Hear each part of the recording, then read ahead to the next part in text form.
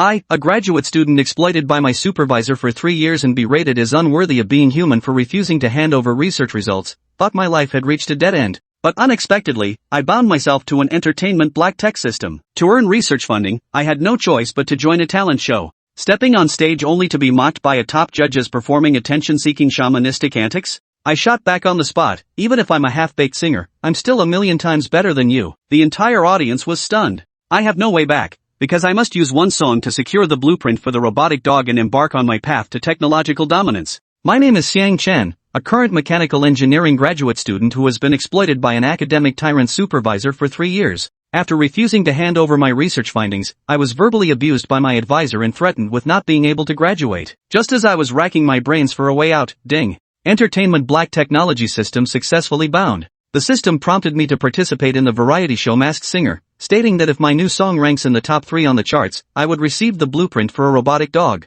I immediately decided to take action. As a transmigrator, I took over the original host's body, a small-town youth who had been repeatedly bullied by his supervisor, had research funds withheld, and was even treated as a personal servant. His only dream was to become a scientist, but he collapsed from sheer rage after being exploited by his supervisor and having his research stolen. Now, the dilemma I face is that the original owner signed up for Masked Singer to earn living expenses, but I'm not a professional singer. Ding! Entertainment Black Technology System successfully bound. This system is dedicated to helping the host become the world's singing champion and invention king. The system rewarded me with an A-level skill called immersive presence and an S-level skill called vocal mimicry, and informed me that I needed to gain popularity in the entertainment industry to earn reputation points, which could be exchanged for black technology. These black technologies range from small-scale applications like range-extended fireworks and robotic dogs to large-scale innovations such as controlled nuclear fusion and antimatter aircraft carriers. I've decided to use this show to break through the situation. I know full well that the cultural and entertainment standards of this world are far below those of my Blue Star. Any classic song from there could easily outshine them. My goal is to secure a top 3 position on the new song chart and complete the system mission. After putting on the Simba headgear in the waiting room, I walked onto the stage. Hello everyone, my name is Xiang Chen, and I'm currently a graduate student. My dream is to become a scientific inventor and create inventions that benefit the nation and its people. And I joined this variety show to earn some money to invest in my research project. I'm telling the truth. Judges Su Qingya and Rong Gao found it amusing. However, the judge Hua Chen beside him snorted angrily and impatiently, just seeking attention. Utterly ridiculous. This is a singing talent show, not some great inventor competition. You're not welcome on this stage, and we don't need you here. I mercilessly fired back. Judge, I'm sorry, but even if I were trying to show off, I'd never be as much of a cancer as you are. Now that's real showboating. Even if I'm half-baked, I'm still a million times better than you. Even as a self-taught singer, I outperform your sham performances any day. The entire audience erupted in uproar. Hua Chen's fans were furiously cursing in the livestream, but a slight smile touched the corners of my lips. Controversy is still publicity, and criticism still boosts popularity. Ding, host's popularity has reached 10,000 for the first time, completing a milestone achievement and unlocking the stage reward, B-level skill, intermediate instrument proficiency. Hua Chen trembled with anger but was calmed by his manager's warning of a 100 million yuan penalty for breach of contract. He glared at me fiercely. Fine, since you call me a shaman, then I'd like to see what kind of thing you can sing. Then I'll let you see what real music is all about. I fired back once again. Then I walked up to the piano teacher, requested a song change, and declared that this was my original work. The song I'm about to perform is my original work, Bright Light. The entire audience, judges, and Hua Chen all waited with curiosity and confusion. I activated the instrument with a minor success, and the first note flowed out, with a majestic melody wrapped in a solemn atmosphere, grand and magnificent. Grand and majestic melody, a sacred atmosphere, an extraordinary prelude, truly an extraordinary prelude. This guy's got something special. Rong Hao squinted inside. My high notes soared straight up, with an ethereal texture clashing against the piano's sound. Hua Chen scoffed, thinking the lyrics were too straightforward and couldn't compare to his avant-garde style.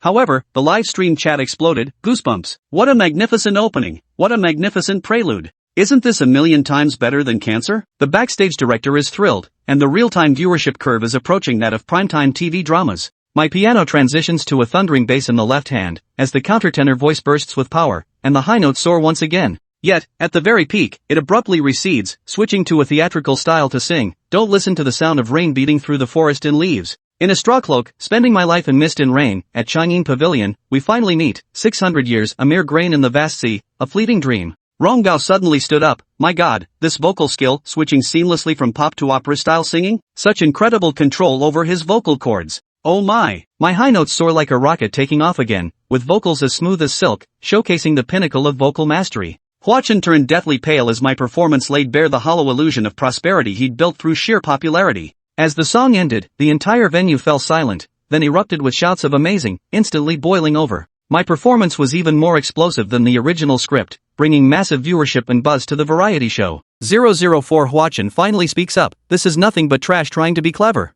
Damn, this song is amazing, truly amazing. Such a beautiful song.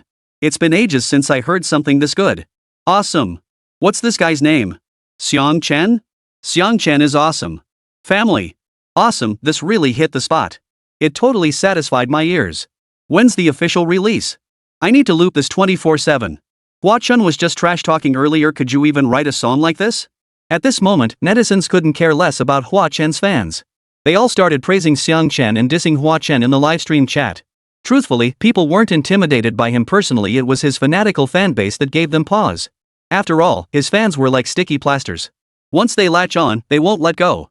Purely disgusting, and the extreme ones were even worse. So people just put up with Hua Chen's usual behavior. But now?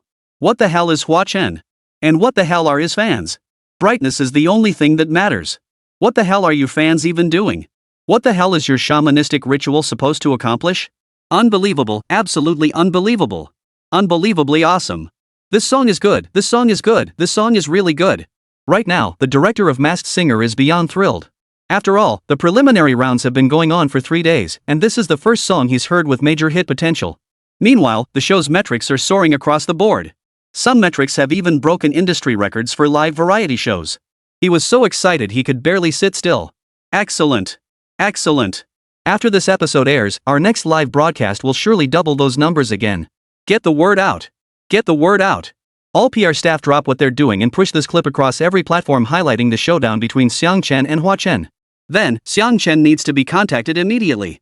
He might just be this season's star, hopefully he has more than just this one song up his sleeve. The director watched Xiang Chen on stage, his eyes brimming with admiration.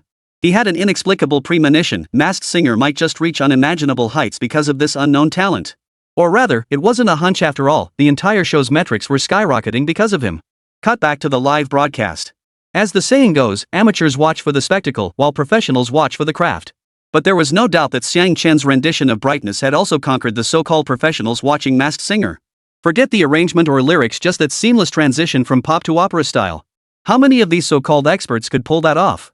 This is pure talent, raw and unadulterated and natural-born performer.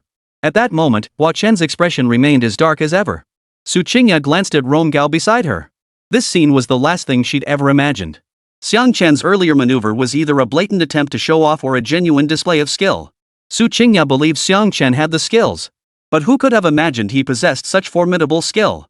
Still, as a non-professional singer, her gaze shifted to Rong Gao beside her. As for Hua Chen, she saw no need to court trouble with him right now. Sigh. What a pity. Just then, Rong Gao spoke up slowly. Oh? What a pity. At his words, the entire hall erupted in a murmur, faces turning to each other in confusion. What on earth did Rong Gao mean by that? Why would he suddenly blurt out such a remark? Hua Chen, unsure how to handle the situation, shot him a curious glance. Could it be? Had Rong Gao detected some mistake he himself had missed? Ha! For a moment, Hua Chen felt an overwhelming anticipation to hear such words from Rong Gao's mouth, as if the world had suddenly brightened. Too bad? Rong Gao? What was there to be too bad about? Su Qingya was bewildered. After all, Rong Gao maintained his good guy persona. Such pointed remarks were the first she'd heard from Rong Gao since the show began filming. So, she instinctively assumed there must be some flaw in Xiang Chen's performance that she hadn't caught. What a pity. Just then, Rong Gao spoke again. Rong Gao, what exactly is so unfortunate? Could you stop teasing us? At that moment, the audience below the stage could no longer sit still, shouting out their questions. What a pity. Hearing this, Rong Gao stood up and uttered 3 words, what a pity. Everyone watching the livestream felt their hearts race with anxiety. On screen, Rong Gao stood up and turned to look at Xiang Chen with a stern expression. What a pity this song made it to the opening stage, it should have been reserved for the finals. What a shame. How many people missed this live broadcast? I feel so sorry for those who missed it. At that moment, Rong Gao finally uttered those words. For a moment, the audience found themselves both amused and exasperated. The live chat was instantly flooded with relieved sighs and jokes. Holy crap! Rong Gao, are you telling a story here? That dramatic pause scared the crap out of me. Just now I thought Xiang Chen's voice cracked, but it was just him overdoing the praise? Ha, this is hilarious. Rongao definitely earned his paycheck. He really knows how to create dramatic effect. Hilarious. This move was way too smooth. He should try stand-up comedy. So did Hua Chen secretly gloat for 3 seconds just now? His face turned green. The live audience froze for 2 seconds before erupting into roaring laughter. Don't worry, Teacher Rongao, I've got more than just this one song. Hearing this, Xiang Chen smiled and responded with a witty retort. In an instant, this exchange brought the venue to another small climax. Impressed. Su Qingya covered her mouth with a helpless laugh, her eyes reflecting a sense of relief. Then, without thinking, she glanced at Hua Chen again. At that moment, Hua Chen's face was darker than the deep purple backdrop behind the stage. When Rongao uttered the word unfortunate, the faint, base hope in his heart nearly burst forth. He had even begun scheming how to exploit the situation. But now, that phrase meant for the final stage felt like a slap in the face, shattering every shred of his hope. As the camera swept over him, one could clearly see his Adam's apple convulsing violently, his mouth twitching as he struggled to force a smile. In the end, he managed only a grimace uglier than crying. Hua Chen, damn it, so you're not on my side after all? Ha!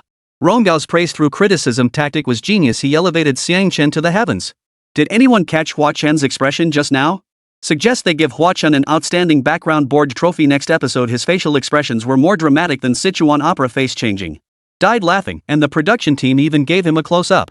Waiting for Hua Chen's fans to come clean up the mess, but the comments are all proof of a major backfire. Must be painful for his fans.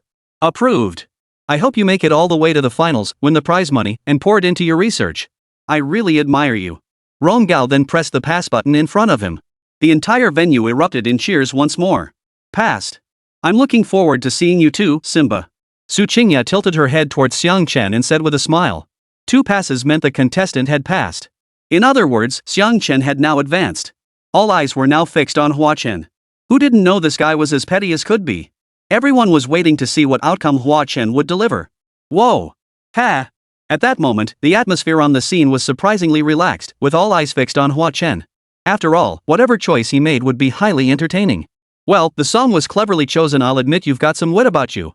But, Teacher Rongao, you're a seasoned musician. Are you really going to let him pull the wool over your eyes like this? A sharp voice suddenly pierced the current hubbub. Xiang Chen snapped his head up to see Hua Chen shooting him a look of utter contempt, a cold sneer curling his lips. 005 Hua Chen, who cares who Su sure is? No one here matters. It's begun. Waiting for Hua Chen to eat his words. Right now, everyone's attention is on Hua Chen. Let's put it this way, this song sounds impressive at first listen, but it's completely lacking in sincerity. The lyrics are pretentious. Desperately trying to be clever, but upon closer inspection, it makes no sense whatsoever. Hua Chen deliberately raised his voice, his gaze sweeping over Xiang Chen once more. This was the excuse he'd just come up with. Especially that line, do not listen to the wind and rain beating through the forest, but let a cloak of mist and rain accompany your life. Isn't that just a cliched patchwork of ancient texts? You think those 2 lines you wrote have real depth, right?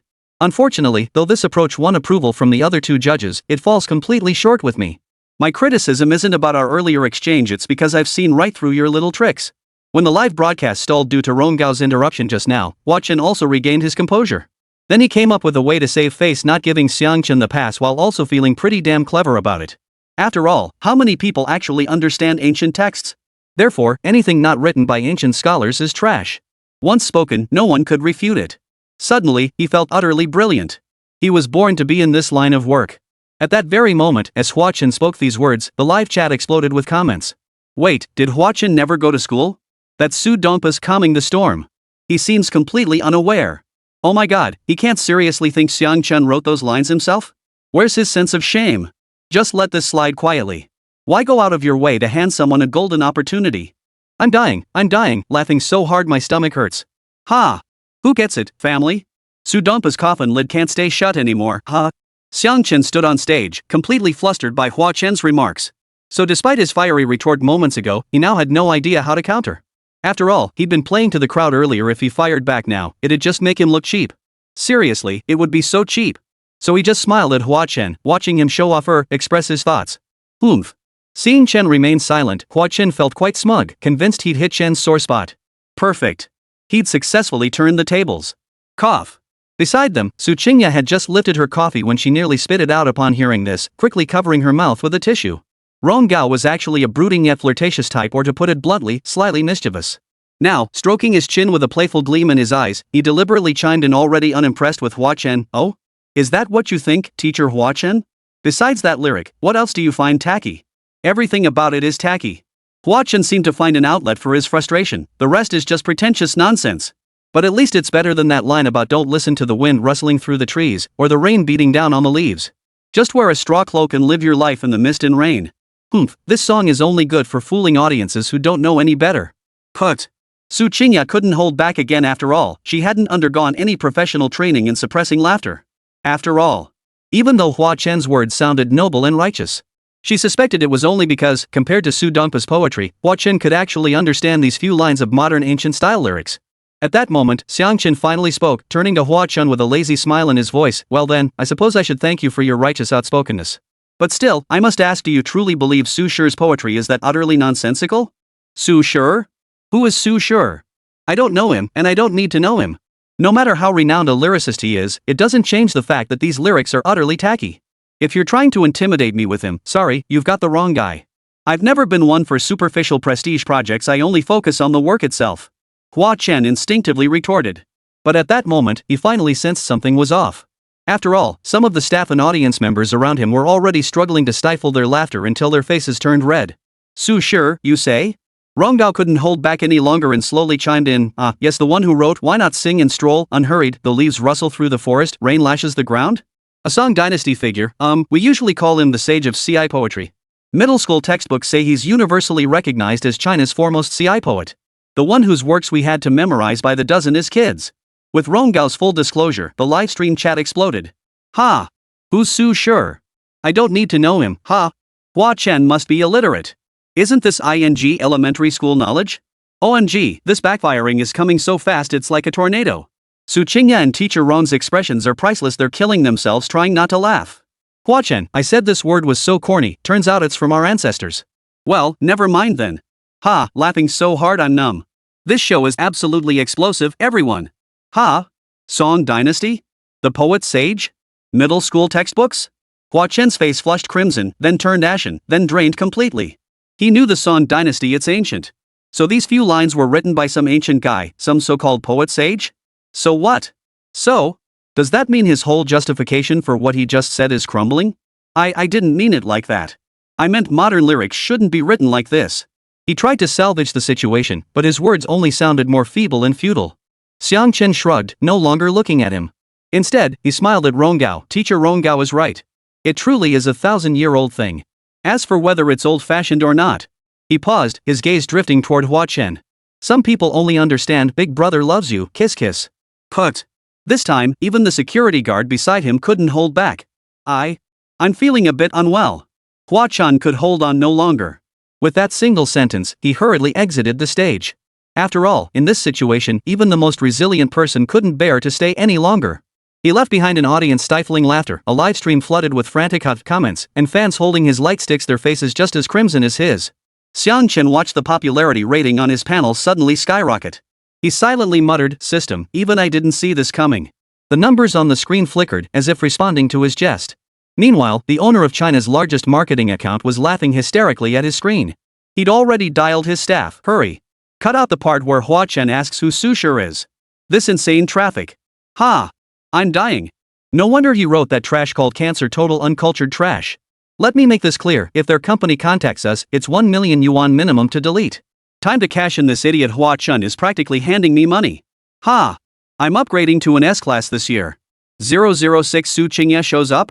Trying to pull strings with Xiang Chen? On stage, Ronggao smiled as she placed the advancement necklace around Xiang Chen's neck. After all, Xiang Chen already had 2 passes. Even if Hua Chen hadn't given him one, it wouldn't have mattered much. Xiang Chen has advanced regardless. Xiang Chen, keep it up. I have high hopes for you. I've dedicated my life to studying music, though that's assuming I suddenly die tomorrow. I consider myself deeply knowledgeable about this industry, but your emergence shows me it still holds infinite potential for growth. Transforming pop into opera, utterly brilliant. These words came straight from Ronggao's heart. Upon hearing these words, the audience erupted in thunderous applause. The live chat flooded with comments like Xiang Chen is awesome and champion material. Xiang Chen accepted the necklace, its metallic chill tingling through his fingertips. Thank you, Master Ronggao. I will not disappoint you. Xiang Chen's first performance concluded thus, yielding rich rewards. Back in the dressing room, Xiang Chen confirmed the door was locked before finally removing the cumbersome lion mask. Under the harsh incandescent light, his delicate features and scholarly demeanor were a stark contrast to the flamboyant stage persona. He slumped onto the sofa and pulled up the system panel to check his newly added popularity points. Due to Hua Chen's antics, the number had skyrocketed to 230,000, nearly doubling. According to the show's rules, even after stepping off stage, they couldn't leave immediately. They had to wait until the live broadcast ended to leave, because the production team would periodically call contestants back on stage based on popularity ratings. Still chasing that dramatic effect. He hadn't done a thing, yet his popularity had skyrocketed by 100,000. Ding! Congratulations, host, on your successful debut. Achieved the sensational debut accomplishment. Performing song brought 1.68 million popularity points. The sensational debut achievement reward of 10,000 yuan will be deposited into your bank account via legitimate channels. Whoa! Unexpected windfall? Sensational debut? What kind of achievement is this? Hearing this, Xiang Chen froze, his eyes instantly lighting up. Hey, that's a million yuan. In his previous life, he hadn't even saved up 1 million before his transmigration. And now he'd just casually earned it? Rich folks rely on tech, while the poor rely on transmigration. So satisfying. Absolutely delightful. With a flicker of Xiang Chen's thoughts, the virtual panel appeared before his eyes. Of course, only he could see it. A light tap, and a pale blue light membrane instantly unfolded. His personal information panel hovered before him like a holographic projection, its font shimmering with a metallic sheen. Host information panel. Name, Xiang Chen. Popularity points, 168,000 can be exchanged for skill points, instrument mastery, creative inspiration packs, and items from the system store. Skills.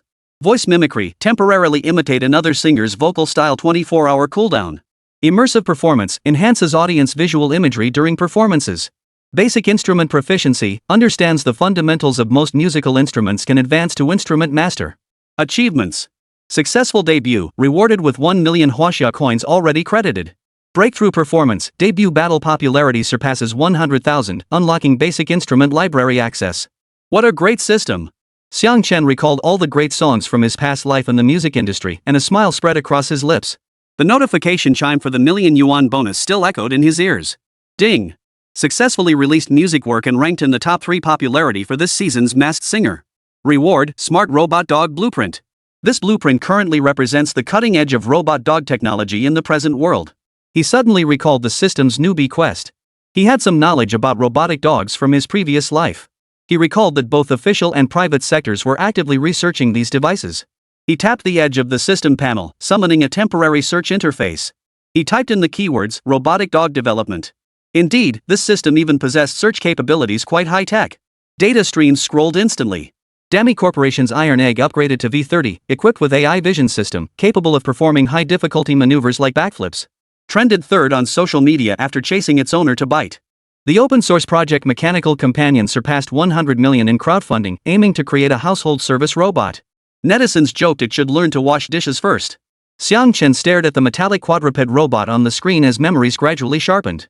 At the launch event, Dami's Iron Egg chased staff members while wagging its mechanical tail, sparking comments like "This robot's smarter than my actual dog." But scrolling further, several blurry military exercise photos made his eyes narrow. The robotic dogs carried communication equipment on their backs, traversing muddy terrain.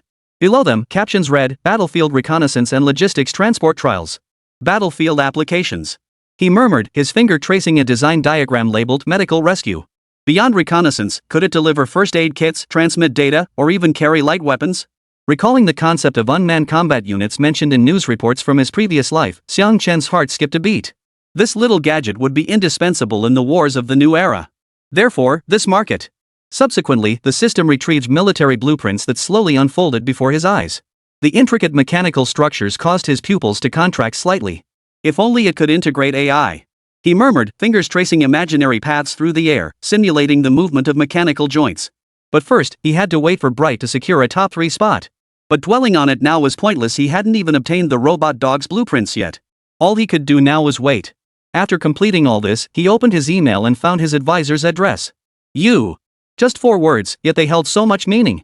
This signified Xiang was complete severance from this body, a final break from the past. Hello?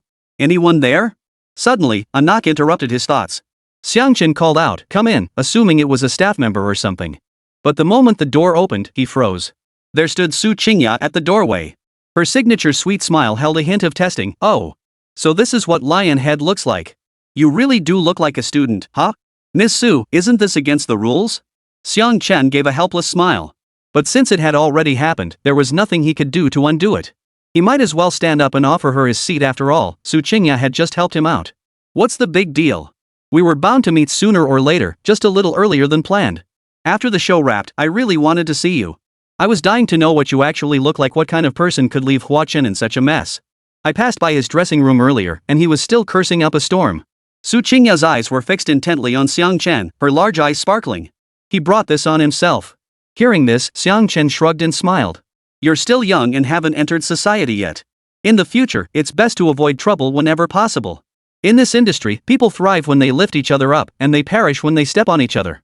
Su Qingya sighed at his words. But then she changed the subject. I still really admired how you were just now. Ha! So cool. Su Qingya smiled faintly, and Xiang Chen felt his heart skip a beat. Damn, she really is the top goddess of this world. How many men could withstand that kind of gaze? Xiang Chen couldn't help but marvel inwardly. Just dropping by to cool off. Not bothering you, right? Call me sis, not teacher. I'm only 3 years older than you. Su Qingya was naturally outgoing, settling onto the sofa before Xiang Chen could reply. By the way, when you said you joined the show for research, were you serious, or just chasing views? Don't worry, I won't tell anyone. But honestly, I don't think you need to pursue research anymore. You'd be better off just becoming a singer. That song brightness alone could sustain you for half your life. If you ever want to break into the industry, come find me. I'll sign you, I'll support you, and I promise I won't rip you off. Su Qingya looked at Xiang Chen, and her next words revealed her true intentions. So she wants to sign me. In the original host's memories, Su Qingya's contract with her former agency had expired without renewal, and she'd gone solo. No wonder she's in such a rush. Alright, sis. Learning Su Qingya's true intentions, Xiang Chen breathed a sigh of relief. Damn it, he'd thought. This woman was after his body, trying to seduce him. Ah, so it was actually after his talent, huh? What can you do? Who could blame her when his talent was impossible to hide? Qingya Lauer, no, sis, you're right. I'm on this stage to earn money for research. As for being a singer? We'll cross that bridge when we come to it. Xiang Chen didn't give a definite answer either. After all, he knew this industry was incredibly deep and treacherous. He's still guarded around me. Su Qingya seemed to have anticipated Xiang Chen's response. But I still want to tell you I'm serious, sis. I genuinely believe in you. As she spoke, Su Qingya suddenly leaned closer, lowering her voice. For a moment, their eyes locked and the air thickened with her scent. There was some reaction, but Xiang Chen didn't say anything. 007 Su Qingya's fresh meat maintenance, guaranteed top trending topic? Honestly, how should I put this? Xiang Chen wanted to say something to break the awkward silence, though he wasn't sure what to say. But truth be told, time standing still wasn't so bad. The program's break room announcement came at just the right moment. All contestants may now leave. The live broadcast has ended. Hearing the announcement, Su Qingya pursed her lips, grabbed her phone, and waved it. Let's exchange contacts first. I'm not messing with you, I genuinely like you. I'm giving you the green light. As she rose, a trail of perfume wafted through the air, her hair brushing against Xiang Chen's hand. Without a second thought, she grabbed Xiang Chen's hand to unlock her phone, her fingers flying across the screen. Her movements were smooth as silk. And just like that, Xiang Chen now possessed the contact information of the current top female star in the Chinese entertainment industry. And it was free. I wonder what those big shots who shelled out a fortune just to get a meal with Su Qingya and might not even get one would think. Alright, I didn't ask you to stay behind. I thought the production team might want to explore your potential further. Fine, where do you live? I'll drive you. Su Qingya smiled, then turned to Xiang Chen. After crossing over, his memory was still stuck on the temporary dorm arranged by the production team. As he hesitated, Su Qingya must have picked up on something from his expression. She blinked sharply. You don't have a place to stay yet, do you? She suddenly laughed aloud, jingling her car keys. How about it? I happen to have a spare room at my place. How does staying over for the night sound? Thanks a ton, sis. Xiang Chen immediately nodded in agreement. Refusing now would just make him look like a pretentious jerk. Even if he had a place, he couldn't say he did. Besides, if he really had nowhere to stay, wouldn't that make him look pitiful? Like he slept on the streets or something? Besides, he'd be the one losing out. After all, he was a proper young man. In that moment, he suddenly felt the benefits of being in the Chinese entertainment industry. This domestic entertainment scene is great. I'm going to make it big. 2 hours later. As the chauffeur-driven car rolled over the cobblestone driveway of the villa complex. In the rearview mirror, Su Qingya was touching up her lipstick. This must be the self-cultivation of a female celebrity. It's no easy feat. Seeing this, Xiang Chen froze for a few seconds, murmuring to himself. As the car continued onward, it finally came to a stop before a detached villa bathed in warm yellow light. He couldn't help but let out a low gasp. Wind chimes hung outside the floor-to-ceiling windows. As the wind swept past, they tinkled and jingled.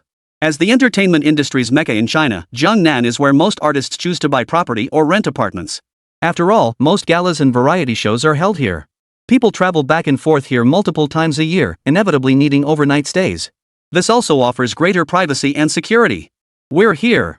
Su Qingya stepped out of the car first, her high heels clicking sharply on the steps. The door was opened by a woman in loungewear, yawning, with excellent poise and a rather attractive face. She even had a touch of celebrity glamour about her. At that moment, her curly hair was pinned back with a pearl hair clip. When she spotted Su Qingya and Chen, the door chain clattered to the floor. "Yao Yao, this is Xiang Chen." Su Qingya sidestepped to let him in, casually tossing her bag onto the entryway cabinet. A college student wait, a graduate student temporarily without a place to stay. "I'm just too kind-hearted, can't bear to see such hardship." "Sigh, I'm far too compassionate." "Oh, and tidy up a guest room for him." Su Qingya's tone was surprisingly relaxed. Meanwhile, the sister Su Qingya called Yao Yao shot a lingering glance at Xiang Chen. At this moment, it was clear she was grilling him. No thinking. Then she shot a quick glance at Su Qingya, her lips moving silently. "This is Song Yao, my best friend, agent, and business partner. You can just call her sis too." Su Qingya then introduced Xiang Chen. "Hi, Sister Yao." Hearing this, Xiang Chen gave a slight nod. Just then, a loud slam echoed from behind them. It startled both Xiang Chen and Su Qingya. Song Yao had locked the door from the inside at some point and was now peering through the peephole, her brows furrowed in a deep frown. "Seriously, Su Qingya, what's your deal? Bringing a stranger home like this? Seriously? You're not even 30 yet, and this is it? Seriously? If you really, and especially if it's urgent, you should have told me first." "You're not. How come I never noticed you were? What are you talking about? What stranger? This is my little brother." "Seriously, Song Yao, could your mind be a little cleaner?" Hearing this, Su Qingya froze, then flushed bright red. "Great. So that's what this woman was thinking about all this time? Seriously, speechless. Innocent. Totally innocent." She shoved Xiang Chen forward. "Didn't you see the live stream? That's the guy who sang Brightness. The lion head guy Hua Chen was ranting about. Hey, wait, no, how can you be my agent and best friend? Can't you think of me in a positive light? Seriously? Is that really how you see me?" Su Qingya was puffed up with anger. "Seriously, did I just break through her defenses? Ha! It's you." Hearing Su Qingya say this, Song Yao's tense expression relaxed considerably. She took another careful look at Xiang Chen, her gaze instantly softening. "Oh my, you're the guy who put Hua Chen in his place? Hey, come on in, come on in. I was wondering where that extraordinary presence came from." After that, Song Yao beamed with delight, her attitude doing a complete 180-degree turn. A newcomer's debut single shot straight to second place on the trending charts in under 3 hours. Though overtaking the top spot would be tough, Hua Chen's Not Knowing Su Shi was currently number 1. While Hua Chen brought it upon himself, Xiang Chen was tangentially involved. For an artist to break through, maybe they just need that one explosive moment. And Xiang Chen already has it. Plus, his talent is solid. As a top-tier agent, she knew Xiang Chen's potential was limitless. Her professional instincts kicked in instantly. After all, as a top agent, how could she possibly hold back when she spots a promising talent? 1 minute later, Xiang Chen was then pushed down onto the leather sofa by Song Yao. The coffee table in front of them automatically rose, revealing a hidden snack cabinet. Women's two faces so realistic. Little bro, don't take it personally. Keep your eyes peeled when picking women in the future. They're all masters of disguise. Su Qingya curled up beside him, legs crossed, tearing open crab sticks while ranting. Song Yao emerged from the kitchen carrying hot milk. Hearing this, she slammed the cup onto the coffee table, her expression turning dead serious. "Me, pragmatic? Mark my words, Su Qingya, if tomorrow's headline screamed, 'Su Qingya maintains young lover in luxury villa,' just wait till I get my hands on you." Her tone softened as she turned to Xiang Chen. "Don't blame your sister, little brother. This business is treacherous. I've learned my lesson the hard way too many times. But no matter how treacherous the waters, your sister will smooth them out for you. Trust me, I'm a pro. I graduated from a proper PR program." Song Yao's ability to flip her expression left everyone speechless. "Hey, wait, isn't that right? Could you possibly treat me like this? Hey, shouldn't this matter affect me more? Why aren't you reassuring me first? Hey, so you only care about the new girl's smile, not the old one's tears? Do you have to be so cold? Don't you dare treat me like I'm nothing." Su Qingya was thrown off guard again by Song Yao's sudden shift, pouting her lips. One combo move, and just like that, the Yubao girl's defenses crumbled. "Oh, right, you haven't signed with an agency yet, have you?" Su Qingya was furious, but Song Yao didn't even acknowledge her. Her questions came one after another. No. I'm just here for a part-time gig." Xiang Chen found the scene somewhat amusing. After all, such a friendship was rare in this industry. Though they bickered constantly, it only proved how genuinely close they were. Hearing this, Song Yao suddenly sat up straight. Brother, is that song Brightness really your original work? Yeah, it is. Xiang Chen paused, then nodded. Song Yao slapped her thigh in excitement. This is perfect. Yeah, did you hear that? A STEM guy who writes songs. With that persona, he's bound to be a hit 100 times better than those pretty boy posers who can't do anything. Su Qingyan nearly choked on her crab stick when she heard that. She turned to Xiang Chen. You'll get used to it. It's just her occupational hazard. She goes crazy whenever she spots promising talent. Only someone as kind-hearted as me would take her in. Otherwise, she'd have been sent to a mental hospital long ago. That's called recognizing talent. You know nothing. I left my family and career to go into business with you. Song Yao crossed her arms, shooting Su Qingya a withering look. Brother, we're in desperate need of talent right now, and resources are plentiful. Why not consider joining our company? I'm serious. Then, she turned to Xiang Chen with a serious expression. Xiang Chen's fingers tightened around the milk cup. The system panel suddenly popped up with a prompt. Detected opportunity to enter Chinese entertainment industry. Activate long-term entertainment resources side quest? 008 robot dog debuts, named Gangdan. A mechanical engineer turned original singer. This crossover persona is tailor-made for the entertainment industry. Little brother, if you sign with our studio, I guarantee you'll win Best New Artist within 6 months. Xiang Chen cradled the milk cup, savoring the softness of the genuine leather sofa. The entertainment industry resource side quest prompt still flashed on the system panel.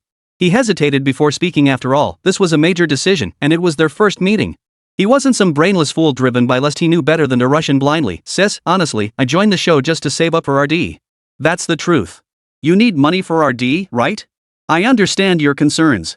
At that, Song Yao suddenly slammed her hand on the coffee table, causing the hidden snack cabinet to snap shut.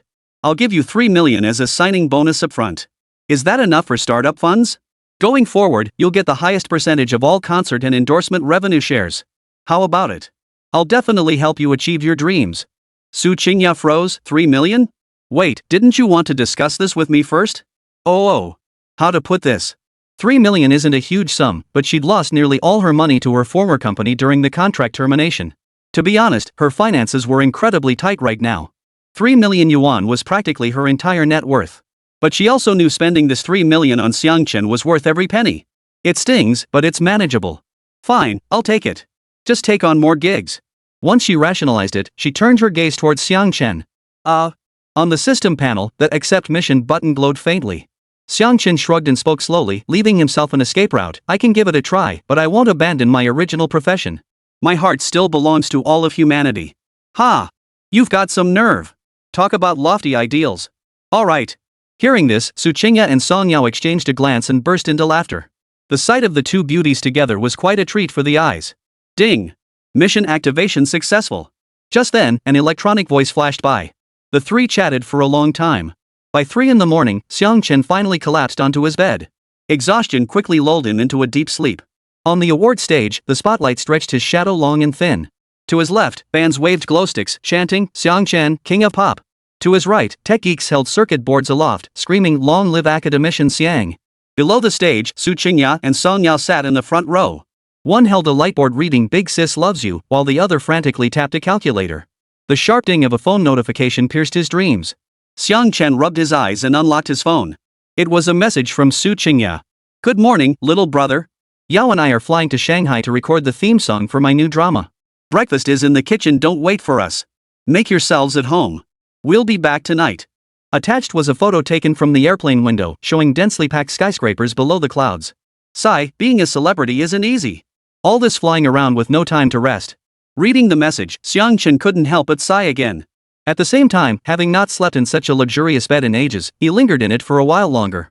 Pulling back the covers to get up, he froze when he reached the window. The new song chart icon in his phone's notification bar was blazing red. He tapped it open.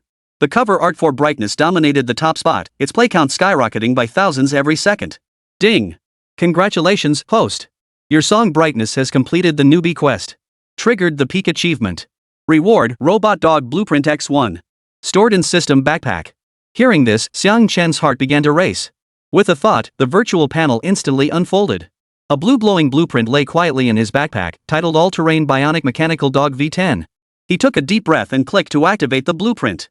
In an instant, a torrent of data flooded his mind: gear structures, drive principles, AI modules, every detail as clear as if he'd disassembled them 1,000 times. Unlock. He locked the door, reopened the system panel, and selected the RD space. In the pristine white virtual laboratory, robotic arms hovered in midair, awaiting commands. Xiang Chen closed his eyes, transferring the blueprint data from his mind into the central processor. His fingers danced rapidly across the virtual keyboard. Core parameters: body length 85 cm, shoulder height 55 cm, net weight 27 kg including battery. Power system: superconducting magnetic levitation joints with shape memory alloy muscle fibers, max speed 40 km/h. Energy module: micronuclear fusion battery, 72-hour endurance, supports wireless charging. Sensing system: 360 infrared vision, ultrasonic radar, sense sensors. Core performance: terrain adaptation, climbs 45 slopes, wades through 12 m water depth, auto switches between snow and swamp modes. Load capacity: 300 kg, 1,032 pounds on back, front limbs mount mechanical claws, 0.1 mm precision. System functions: equipped with Fuxi neural network, supporting voice interaction, autonomous learning, and emotional simulation. Expansion interfaces: reserved weapon mounting points, medical pod interfaces, communication relay modules. As the final line of code was entered, the robotic arm began operating at high speed. The titanium alloy skeleton glowed blue under laser welding, while shape memory alloy fibers wrapped around the bones like muscles. Superconducting coils formed the arcs of the joints. Xiang Chen stared intently at the central screen, watching the mass of metal components gradually assemble into the streamlined torso he remembered. Bearings gleamed coldly at the joints, and a mechanical tail swayed with fluid agility. A low hum of startup sounded as the mechanical dog's eyes lit up with a faint blue glow. It tentatively stepped forward with its front paw, leaving a distinct claw print on the virtual ground. Xiang Chen took a deep breath, unable to suppress his own excitement, and reached out to stroke its cold metal head. Half an hour later, a notification popped up on the system panel. Mechanical Dog V10 development complete. The mechanical dog opened its eyes, their blue light flickering. A faint clicking sound emanated from the alloy joint at its tailbone, and its metal tail began to sway gently, just like a real dog's. Xiang Chen tentatively extended his hand, his fingertips barely brushing the cooling grill on its head. The mechanical dog suddenly tilted its head and nudged his palm with its snout. The sensation wasn't cold and hard, instead, it was covered in a layer of biomimetic silicone, carrying just the right warmth. It mimics pet behavior? Xiang Chen raised an eyebrow. The system documentation hadn't mentioned this feature. The mechanical dog seemed to understand his question, spinning in place before folding its front paws in a bowing gesture, its throat emitting a soft, puppy-like whimper. Simulate harsh environments. Xiang Chen commanded again. In an instant, the virtual lab floor transformed into swamp terrain, bubbling with mud. The mechanical dog thrust its hind legs, leaping upward like a cheetah. Its front paws hooked precisely onto protrusions on the virtual rock wall. With astonishing coordination, it scaled the obstacle, even shaking the simulated mud from its paws upon landing. Test the load. Xiang Chen's thought triggered a 300-kilogram metal block to materialize on the virtual shelf. The mechanical dog proactively lowered its body, its magnetic modules snapping onto the weight. It then activated off-road mode, its limb joints emitting a low hum. Crawler-like pads unfolded beneath its feet, effortlessly traversing simulated gravel terrain. Even when climbing a 45-degree slope, its tail automatically extended support struts to maintain balance. What astonished Xiang Chen even more was when he deliberately set up an electromagnetic interference zone. The mechanical dog crouched in place, swiftly dismantling its spare antenna with its forepaws to repair the communication module on its own. Unbelievable. Sunlight streamed through the dome of the virtual lab, bathing the mechanical dog's metallic frame in warm gold. Xiang Chen couldn't help but sigh. Crouching down, Xiang Chen gazed into its eyes, where his own reflection appeared. Suddenly, he recalled the robotic dog named Iron Egg from his previous life at Dami Corporation. From now on, you'll be called Gangdan. He reached out to rub Gangdan's ear. The sensor there vibrated softly, simulating a reaction of enjoyment from the touch. Gangdan nudged Xiang Chen's wrist with its snout, its electronic voice tinged with excitement, accepting the name Gangdan. Ding. Host, when shall we proceed with physicalization? Steel Egg can autonomously plan optimal manufacturing processes.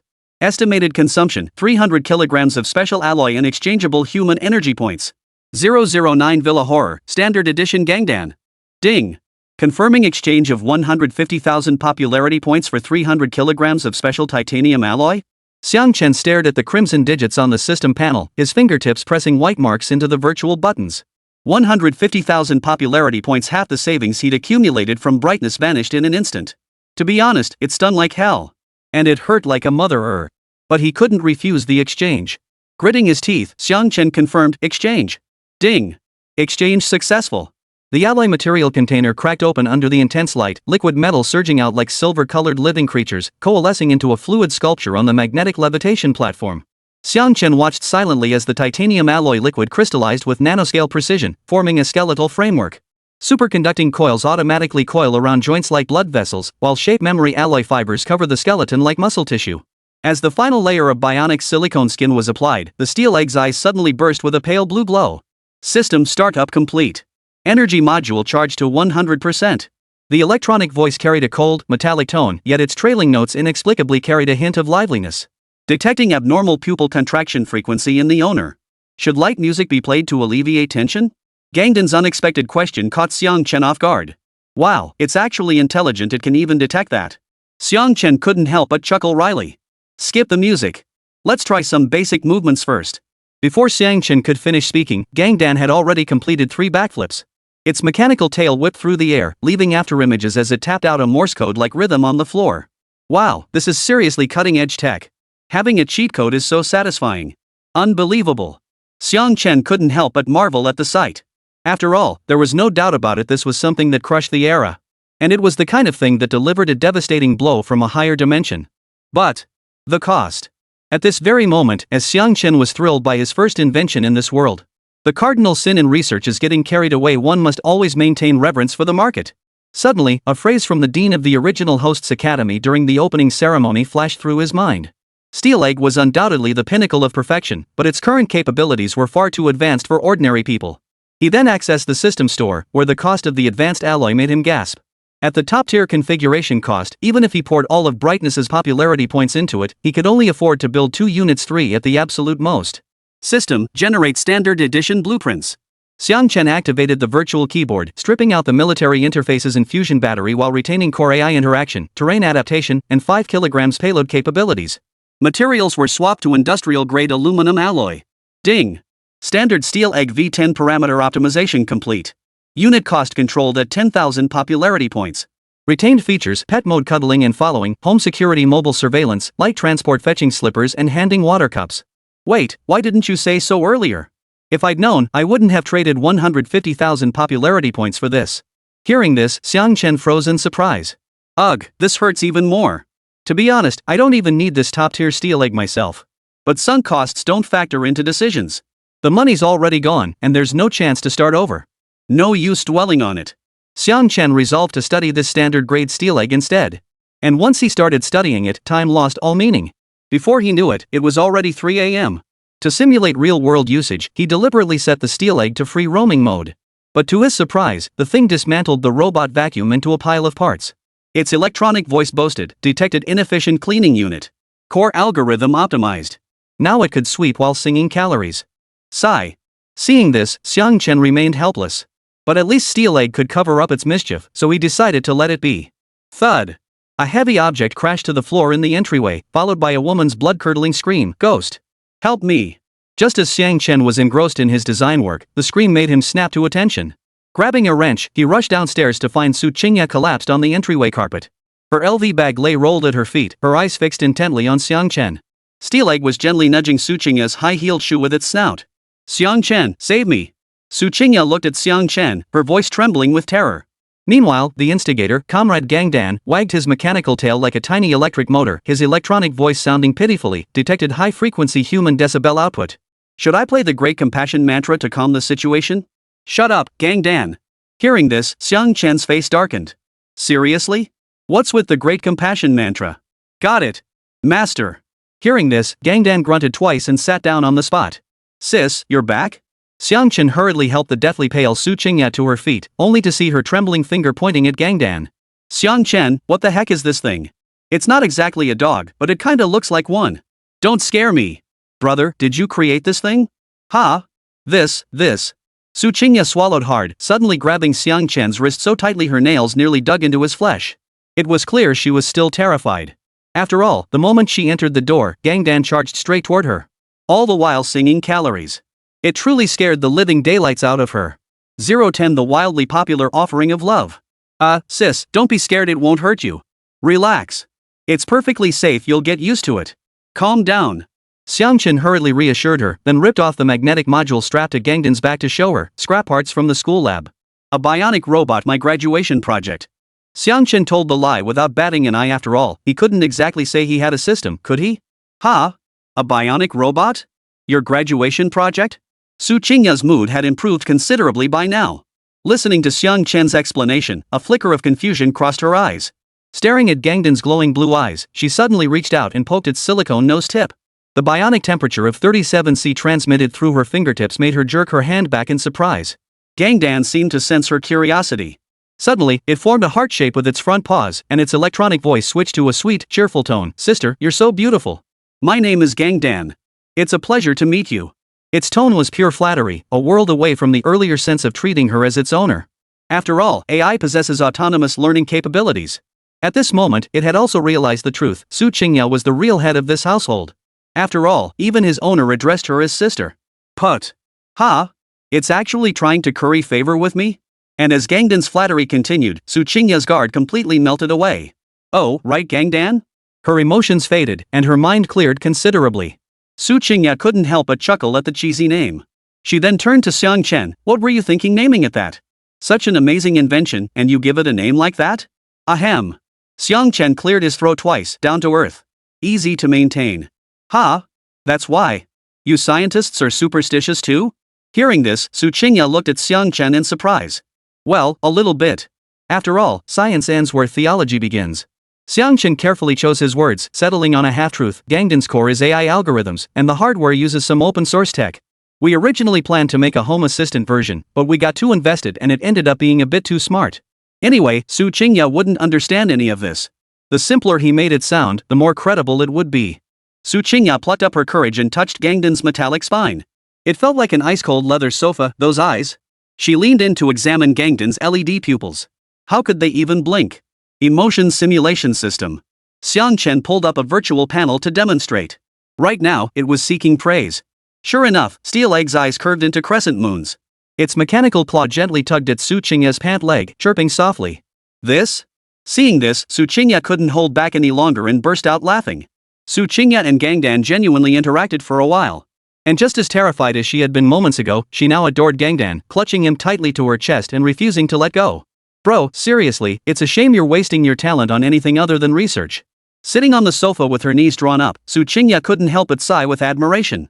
Gangdan obediently crouched at her feet, using its mechanical claws to massage her calves. Perhaps he already knew who the real master of this house was. He was trying so hard to please her. Xiang Chen brewed 2 cups of hot cocoa, its steam swirling into mist throughout the villa at 3 in the morning. Sis, research costs money. Let's start by singing to save up the seed capital. Well, that's certainly true. After all, if he wants to research cutting-edge tech in the future, he'll have to build up his popularity through singing first. We'll just have to take it one step at a time. But I'll say it again, stick with me, and I won't let you down. Right, Steel Egg? Su Qingya shrugged, then gave Gangdan a little pat on the nose. Yes, yes. Gangdan nodded eagerly. Oh, right, weren't you supposed to be recording? Finished yet? Where's Yao? Xiang Chen looked at Su Qingya. Damn it. Hearing this, Su Qingya's eyes darkened, and her tone changed. What's wrong? Xiang Chen froze. Holy crap, this woman's mood swings are seriously fast. Let me tell you, my theme song went viral last time, so this time the director and investors want me to sing it again. They prepared 3 demo songs for me. I spent nearly a whole day recording today, but none of them felt quite right. Nobody was satisfied. And it's not even my fault, it's the songs themselves. I just keep singing them over and over, and honestly, it's driving me crazy. I'm starting to develop a physical aversion to the recording studio. It's clear today's work was pure torture for Su Qingya. They wanted an ancient-style melody, a tragic love story, and something catchy. Yet all 3 producers delivered heartbreak-themed BGMs? What the hell do they want? As she ranted, Su Qingya started punching the air in frustration. You could tell she was genuinely furious. Oh? Well, that's understandable. I've heard that meticulous musicians, when making an album, might write dozens of songs for just 10 tracks, some even prepare 100 or 2, only to select a few in the end. Hearing this, Xiang Chen shrugged his shoulders in an attempt to console her. Preparing more tracks isn't the problem, it's like scriptwriting, requiring constant refinement. But you have to deliver results. If you can't deliver, don't drag me into it, I'd be stuck wasting my whole day. Everyone's time is precious. Even if I had nothing else to do, wouldn't it be better to just lie in bed at home? Su Qingya tapped the armrest of the sofa and nodded, still seething. I'm back, but your sister Yao is still stuck over there. It's infuriating. So this new drama of yours is an ancient-style tragic romance? What's it called? Xiang Chen stirred his cocoa, listening to Su Qingya's rant as he casually inquired. The show's called Palace. It's actually pretty good, it's just this theme song. Hearing this, Su Qingya slumped onto the sofa, responding just as casually. Palace? Ha? Hearing that familiar TV series title come from Su Qingya's mouth, Xiang Chen froze for a few seconds. The melody of Love's Offering, the theme song from his original world's Palace, suddenly exploded in his mind. He still remembered how the entire class played it on repeat during middle school, and that hauntingly catchy vocal run of Holding You in the Palm of My Hand. How about I try to get you a copy? He asked, feigning calmness. You're something else. Isn't your song brightness enough to blow them away? Hearing this, Su Qingya hadn't expected Xiang Chen to respond like that. After a few seconds of mental freeze, she suddenly realized this might actually be feasible? Hey sis, could you give me a quick rundown of the show's plot?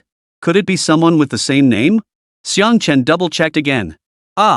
It's a period drama with a strong female lead, and the protagonist flirts with both the 8th prince and the 4th prince. Su Qingya was about to speak when Xiang Chen prompted her, so she began explaining. That's exactly it. Let me try. I wrote a song before that seems to fit your theme perfectly. Xiang Chen now confirmed in his mind that this palace drama was indeed the same one from his original world. Then there's no problem. As they chatted, dawn broke. They decided to head back to their rooms to rest. Of course, Xiang Chen only went to sleep after spending an hour writing The Offering of Love. At noon, Xiang Chen was woken by laughter from downstairs. Rubbing his eyes as he descended the stairs, he saw Su Qingya wearing a panda pajama set. She was directing Gangdan to perform acrobatics using its mechanical claws to balance an apple while walking along the sofa back like a tightrope walker. Sis, you're abusing that robot. Xiang Chen downed a glass of cold water. She gave a helpless smile. Who knows if Su Qingya was getting revenge for Gangdan scaring her last night? Steeleg spotted him coming downstairs and looked at him pitifully. Su Qingya laughed until she doubled over. This is hilarious. Gangdan is so cute? But seriously, can we change that name? Iron Man would be way cooler. Gangdan suddenly froze, his electronic voice tinged with hurt. Master said Gangdan means steel body and egg gives birth to all things, it's a great symbol. Oh, come on. Your owner was just too lazy to think of a name. With his talent, he could write a groundbreaking song like Brightness, yet he names you Steel Egg? Hearing this, Su Qingya also expressed complete disbelief in Xiang Chen's nonsense. How despicable, Xiang Chen. You're even lying to a robot? Men's mouths. Wait, don't try to drive a wedge between us. Hearing this, Xiang Chen froze. 011 excited Su Qingya, the sensation of surging waves. Su Qingya tugged on Gangdan's mechanical ear, causing the black ears on her panda pajamas to jiggle. Gangdan SI, that name. If you can change it, you really should. It's pure perversion on your part. We'll see about that. Xiang Chen shrugged. Alright, I won't argue about this.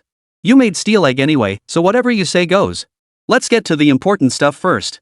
Su Qingya wiped away tears of laughter, suddenly remembering something as she tugged at Xiang Chen's sleeve. What's the status of that theme song? I mentioned it to Yao before bed, and she said she's really looking forward to it.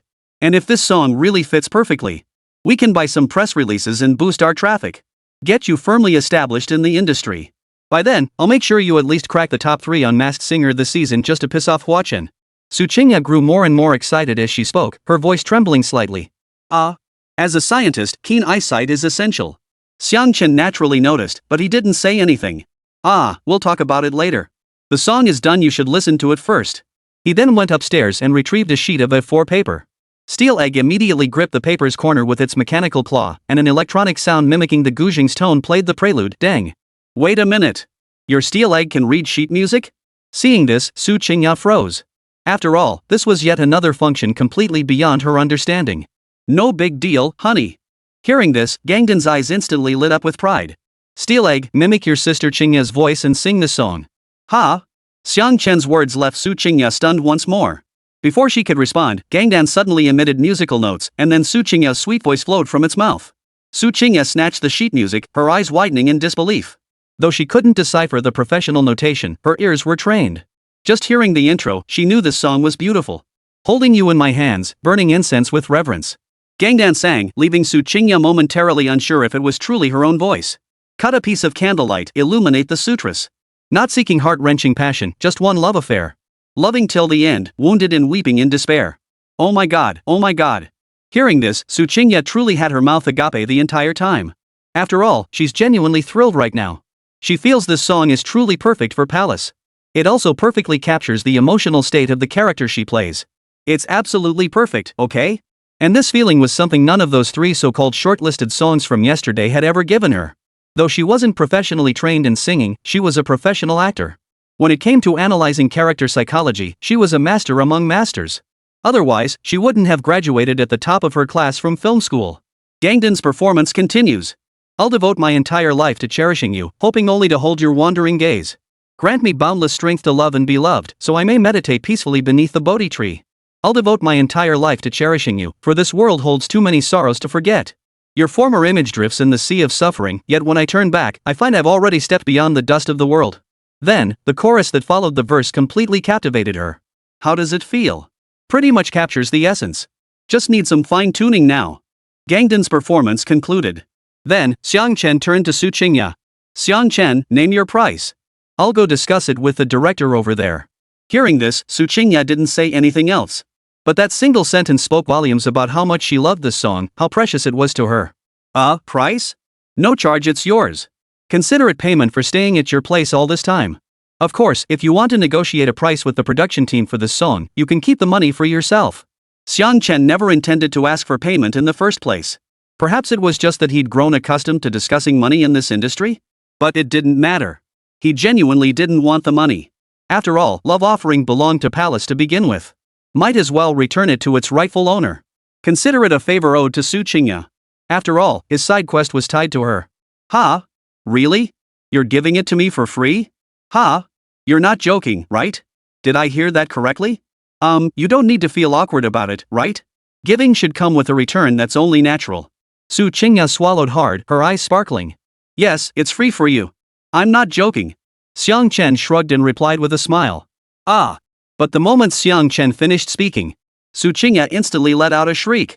Then, she suddenly hugged him tightly. The soft touch came with the scent of jasmine perfume, and he could feel the warmth beneath her panda pajamas. Xiang Chen was completely caught off guard by this scene. Holy crap! Who was getting the better of this situation? He couldn't quite make sense of it for a moment. At any rate, he definitely wasn't getting the better of this. And if he absolutely had to comment on this unexpected turn of events, it would be a bit, well. Steelegg watched the scene unfold, tilting his head. Then, his clever little brain immediately began analyzing the situation. Soon, the words passionate romance appeared in her program. Detected, owner and sister Qingya are in a passionate romance. Based on this scene, play the appropriate track, Wedding in a Dream. She sat up, her 2 paws tapping like a metronome, her head swaying left and right. Hey! Gangdan, stop playing random music. Su Qingya really hadn't thought much about it, she was just too excited. Steelegg's antics made her quickly let go of his hand. Su Qingya realized she had indeed overreacted. Sorry, Xiang Chen, I got too excited. After letting go, Su Qingya's cheeks flushed crimson and the collar of her panda pajamas had slipped halfway down her shoulder. She then began to explain. No big deal, sis. I'm a big guy, I can take a little roughhousing. Hearing this, Xiang Chen waved his hand dismissively. Ha? You got the short end of the stick? No way. 012 Standard Edition Steelegg listed on Xianyu, sold in seconds? Seeing Xiang Chen put on such an act, Su Qingya was genuinely stunned for a few seconds. Xiang Chen? Claiming he got the short end of the stick? Is that right? Ha? Is that right? But it kinda makes sense, yet it also makes 0 sense, you know? I initiated it. That's a fact. But how can you describe this situation as getting the short end of the stick? Su Qingya hugging a man and that man got the short end of the stick? She never imagined such words would appear in her world. Hee, sis seems a bit embarrassed. Gangdan was so sharp he instantly read her awkwardness from her expression. Shut up, Gangdan. But it must be said, when people get embarrassed, they tend to do all sorts of strange things. And Su Qingya quickly found a way out of the awkwardness. Her fingers swiftly swiped across the phone screen. Yao. Quick, put it on speaker. Go get the director over here. I've struck gold. Rustling sounds came from the other end of the line. Song Yao's slightly puzzled voice, mixed with background noise, replied. Xiang, did they actually come up with a theme song already? That fast? No way. The director and I are listening to the third draft here, we're about to throw up from hearing it so much. He's right beside me. Song Yao scanned the area before speaking. Tell everyone to be quiet. We'll see. Su Qingya flashed an OK sign to Gangdan, who instantly straightened his metallic frame, his mechanical claws tracing imaginary strings through the air. As the electronic Guzheng prelude began, the phone line fell so silent you could hear breathing. Holding you in my hands, burning incense with reverence. Gangdan perfectly replicated Su Qingya's vocal tone. I'll devote my entire life to cherishing you, hoping only to hold your wandering gaze. Grant me boundless strength to love and be loved, so I may meditate peacefully beneath the Bodhi tree. I'll devote my entire life to cherishing you, for this world holds too many sorrows to forget. Your former image drifts in the sea of suffering, yet turning back, I find I've already stepped beyond the dust of the world. The song ends. Xiang Chen noticed the gasp of shock echoing from the phone speaker, followed by the director's hoarse voice suddenly blaring. Who is this teacher Xiang? Can I meet him? If he can guarantee every song is of this caliber, I consider collaborating with him for the rest of my life. Hee. Su Qingya smirked triumphantly at Xiang Chen, her panda pajama hood askew. Director, he's unavailable right now. Why don't you share your thoughts first? The torment of unrequited love I portray as Qingchuan, isn't it all captured in these songs? Su Qingya didn't know why, but she felt incredibly pumped right now. Maybe yesterday really got to her? Today, she brought a song that completely outshone yesterday's so-called industry-renowned music. Xingya. Song Yao's voice carried disbelief, but why? It sounds so much like you, yet there's something hard to describe? It wasn't me singing. But it was me singing. I'll explain when I get back. Su Qingya winked at the phone. The point is the song any good? After a brief silence, the director's voice trembled with excitement. Xingya, if teacher Xiang can't make it, he can't make it. Come to Shanghai immediately. Let's record this song right away. I have this inexplicable feeling if we release it with an MV premiere, the first run ratings are guaranteed. Yes.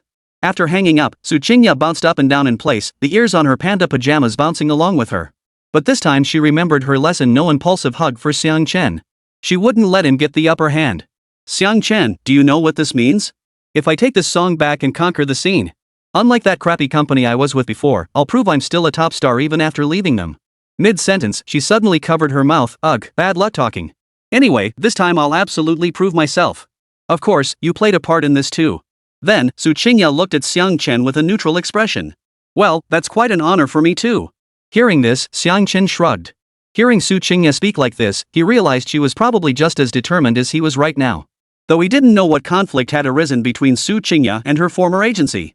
He suspected it hadn't ended gracefully. Just then, Gangdan's mechanical claw formed a crown gesture and its electronic voice switched to a courtly tone. Congratulations, Your Highness, on your chart-topping hit. Su Qingya laughed so hard she fell back onto the sofa. 2 hours later. Su Qingya stood at the entranceway, dragging her suitcase while clutching the apple Gangdan had thrust into her arms. He insisted it was a peace apple for good fortune, and its adorable appearance made Su Qingya pick it up and spin it around several times. As she turned to leave, she glanced back at Xiang Chen. Why don't you come with me to Shanghai? I know the recording studio well and can introduce you to producers. Xiang Chen waved her off, gesturing toward the lab. I've got my own stuff to handle. You go ahead and be a big star. He paused. Oh, and about that song, you really don't need to pay for the copyright? Stop right there. Su Qingya suddenly leaned in, the scent of jasmine perfume wafting toward him. Once the show airs, you get half the merch profits. Dare to refuse and I'll get mad at you. As she turned, the hem of her pleated skirt brushed against Steeleg's metal snout. Gangdan suddenly trotted over, fetching Xiang Chen's slippers in his mouth. His electronic voice sounded aggrieved. Sis, if you leave, my owner will become a left-behind child. Gangdan will miss you. Stop being so sassy, Gangdan. Su Qingya chuckled as she playfully kicked it. Take good care of your master. When I return, I'll bring you toys. The standard version of Gangdan was born. Xiangguo watched Su Qingya's car disappear around the corner, barely a few seconds later. Su Qingya was gone, and Xiang Chen exhaled a long, inexplicable sigh of relief. At that moment, the mechanical arm in the virtual lab suddenly hummed. The alloy material box slowly opened as the standard edition Steeleg began to solidify and materialize. Compared to the premium model, its shell gleamed with a matte silver finish, lacking the intricate magnetic modules at its joints. Yet its round LED eyes still sparkled with a lively intelligence. System initializing. Host gaze detected. Would you like to demonstrate its basic functions? Xiang Chen crouched down and tapped its silicone cheek. Let's test its mobility first. The standard edition Steeleg instantly switched to crawler mode, but clattered to a halt while ascending the steps, its tail awkwardly swaying, terrain adaptation system working hard. Yeah, the cost difference is huge. Forget it. Xiang Chen chuckled helplessly. He then listed the standard Steeleg on Xianyu, titling its smart companion robot, fetches slippers cute acting, only 8888. It was practically breaking even, but whatever. After listing it, he stared at the item-listed notification on his screen and suddenly recalled the dean's words, market validation. After all, military-grade and civilian-grade products were fundamentally different. At the same time, he genuinely wanted to see how the market would react to this thing. He'd treat this as his first shot into the tech world. Just like Bright Light was his first shot into the entertainment industry. Of course, that's assuming the standard Steeleg actually has a market. He'd likely rush to register a company soon. After all, to some extent, the things he developed would inevitably belong to the state sooner or later. And it could only belong to the state. After all, the costs of many things are beyond what a company can bear.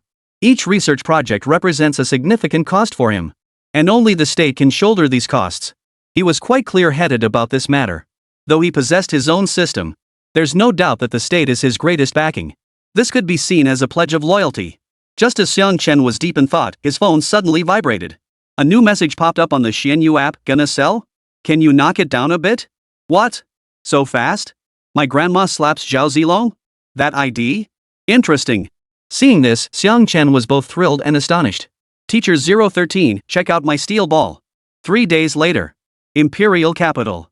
The highest level conference room at the National Defense University was bathed in a harsh, frost-white light from the overhead lamps. At this moment, numerous industry heavyweights, government officials, and even relevant leaders were gathered here. Today, a crucial communication meeting was convened, with the theme being the development of automated intelligent weaponry. This conference room boasted some of the world's most advanced security measures. After all, every time a special session convened here, those inside were undoubtedly the nation's most exceptional talents. Any misstep here would undoubtedly deal a heavy blow to the Dragon Nation's military. The atmosphere within the conference hall is undeniably heavy. After all, as major powers on Blue Star advance further in this field, the pressure on nearly every Dragon Nation official involved intensifies. A cold light casts across the projection screen. An academician slams his fist hard on the conference table. The impact sent ripples through the goji berry water in his thermos, causing the lid to clatter off. Look at Eagle's Atlas. Carrying 300 kilograms while performing backflips, traversing complex mountain terrain as if it were flat ground. Where's our prototype? Last test, it stalled on a 30-degree slope for half an hour and had to be hauled back by crane. He grabbed the stack of reports before him, crumpling the pages with a rustling sound. This was the latest performance comparison chart, and the gap in parameters was staggering. Professor Lin from the Automation Institute of the Dragon Academy removed his gold-rimmed glasses, repeatedly wiping the lenses with his sleeve. His eyes behind the frames were bloodshot as a key participant. He hadn't had a proper rest in ages. Staff Officer Lee from the Equipment Development Department of the Central Military Commission suddenly stood up. The shoulder epaulets on his military uniform gleamed coldly under the lights, while the golden embroidery on his cuffs rippled slightly with his movement. Last month, Japan unveiled their 5th-generation bionic soldier joint flexibility surpassing human limits, capable of 12-hour underwater stealth operations. And us? We can't even meet the most basic waterproofing standards. Last month's South China Sea tests, all 3 prototypes were submerged and turned into scrap metal. A snort of derision came from the back row. A representative from a military contractor twirled a pen, its metal trim glinting coldly between his fingers. They demand urban assault capabilities, wilderness reconnaissance, and 30 years of obsolescence resistance. This isn't research, it's asking us to build transformers. Limited budget, tight deadlines, yet we must match world-class standards? This is an impossible mission. Starting from 0 is feasible, but going from 0 to 100? No one can do that. It defies scientific laws. Suddenly, the projection screen illuminated, displaying the latest combat footage of Eagle's military robot, a silver mechanical form darting through ruins like a cheetah. Shoulder turrets precisely shot down drones, while tracks crushing rubble froze the air. They released it themselves. Confident. Extremely confident. This proves they're fully aware of Dragon Nation's progress. Director Zhang of the Ministry of Industry and Information Technology removed his reading glasses. He also served as the nominal head of this project. He slammed his knuckles hard on the table. The Eagle's AI can already autonomously distinguish civilians from enemy forces, with an error rate controlled within 0.3%. And what about our system? Last month's exercise mistook a camouflaged cook for an enemy target. It nearly cost someone their life. Ultimately, it's an algorithmic bottleneck. The academician in charge of algorithms loosened his tie, revealing age spots on his neck as his Adam's apple bobbed with each word. Neural network models require massive datasets for training, yet our foundational databases remain incomplete. The US has global terrain data and millions of combat videos. Our usable data in the database is less than 1/10 of theirs. What does this have to do with data? A professor in charge of data collection suddenly stood up, knocking over a notebook on the table with his sleeve. Pages scattered like snowflakes. Every time I collect data, it's already outdated by the time you need it. What does that have to do with me? Each trip takes me 8 months. What have you accomplished? Are you blaming me? Why don't you produce results during those 8 months? If you did, my data wouldn't be outdated.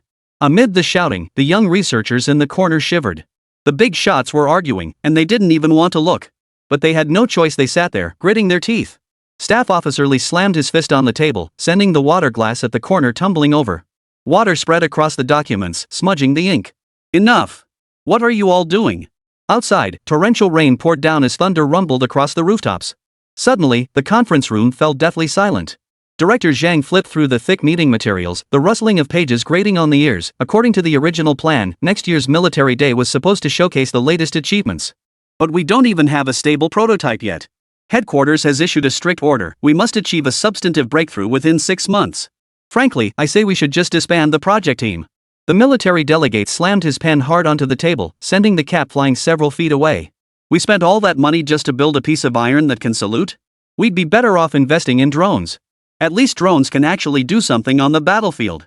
Professor Lin's face turned liver-colored, veins bulging on his temples. Bionic robots are the ticket to future warfare. Abandoning it now means being forever locked into the low end of the industrial chain.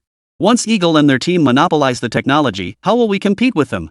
The shouting grew louder. Someone slammed their fist on the table, another tossed papers onto the floor. Young researchers wiped sweat from their brows, torn between watching and looking away. Staff Officer Lee suddenly ripped off his tie, veins bulging on his neck. Enough. All this talk is bull. Either deliver breakthrough progress within 3 months, or retire gracefully and make way for the next generation. We're not up to the task.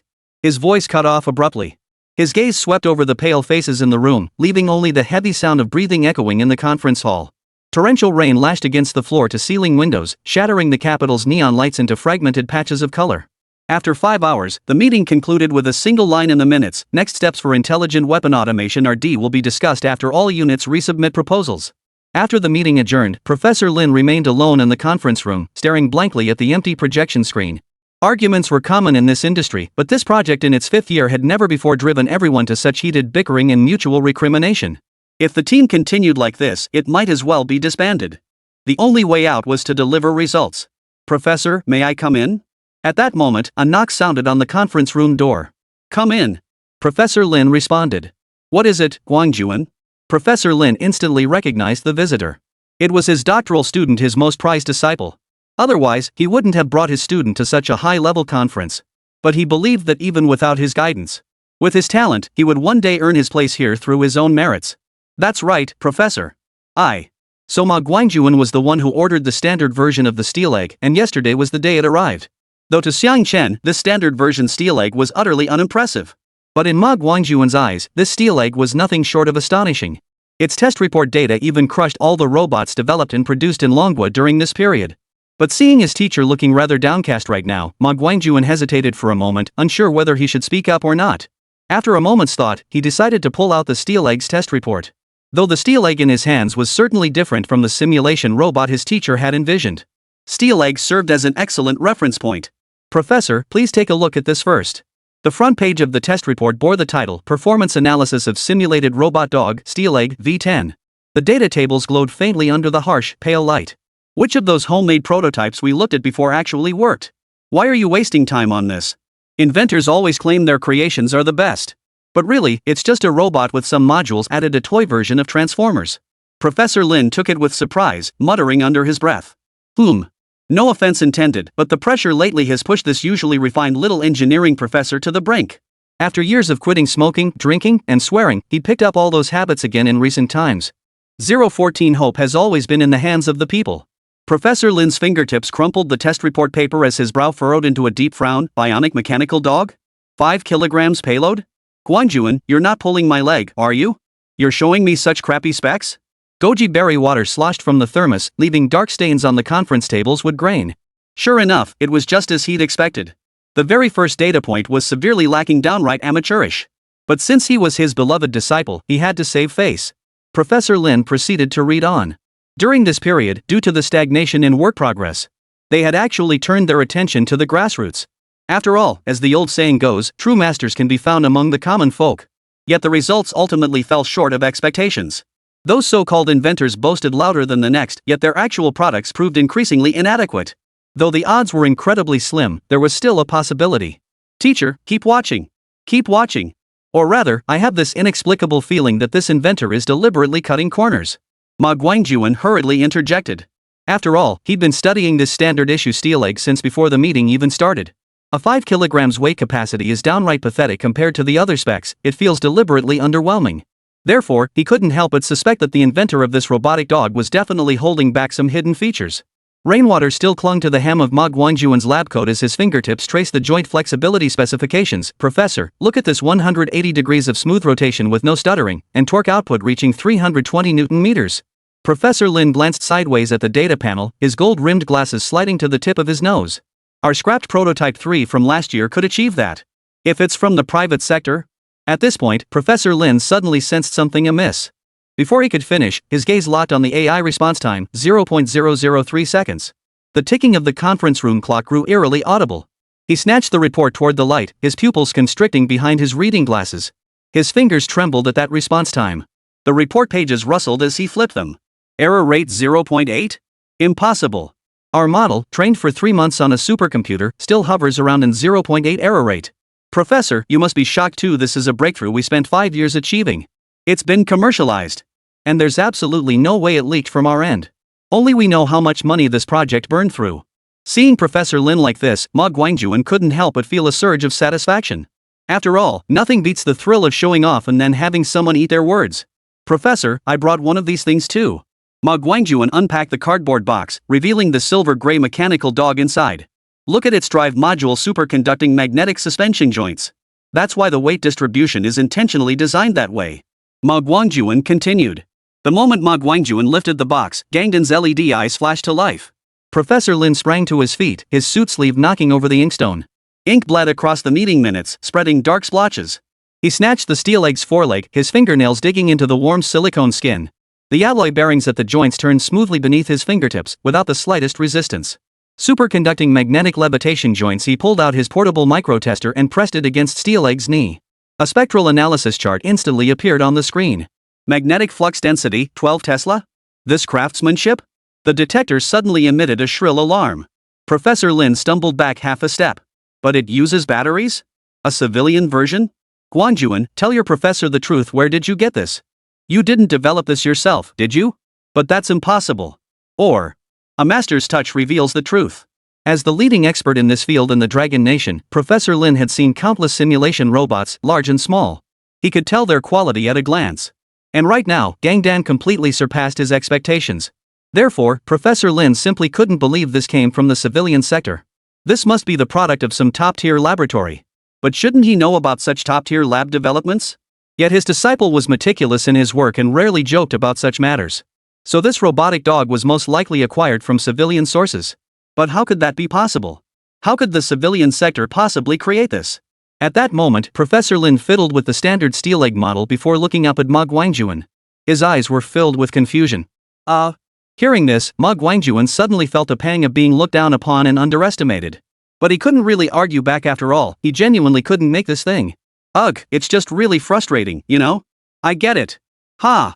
Professor Lin suddenly burst into laughter. Guangjuan, tell me honestly, whose country's technology is this? You're something else, bringing this over? Sure thing. Stealing techniques is part of science too. No problem. I'm all for it. At that moment, Professor Lin's mind raced and he finally figured out the origin of steel egg. Ha! Wait, Professor. What are you talking about? Hearing this, Ma Guangjuan froze, quickly pulling out the Xinyu chat history. The screen's glow illuminated Professor Lin's stunned face. The seller, whose username was After Time Travel, I made a fortune selling robot dogs, had an IP address registered in Jiangnan province. His chat history with Ma Guangjuan was filled with haggling over prices. Cut me a deal, buddy. Alright, bro. This is my graduation project, cost me 8,000 yuan to make. I was planning to keep it myself. But I'm broke as a joke.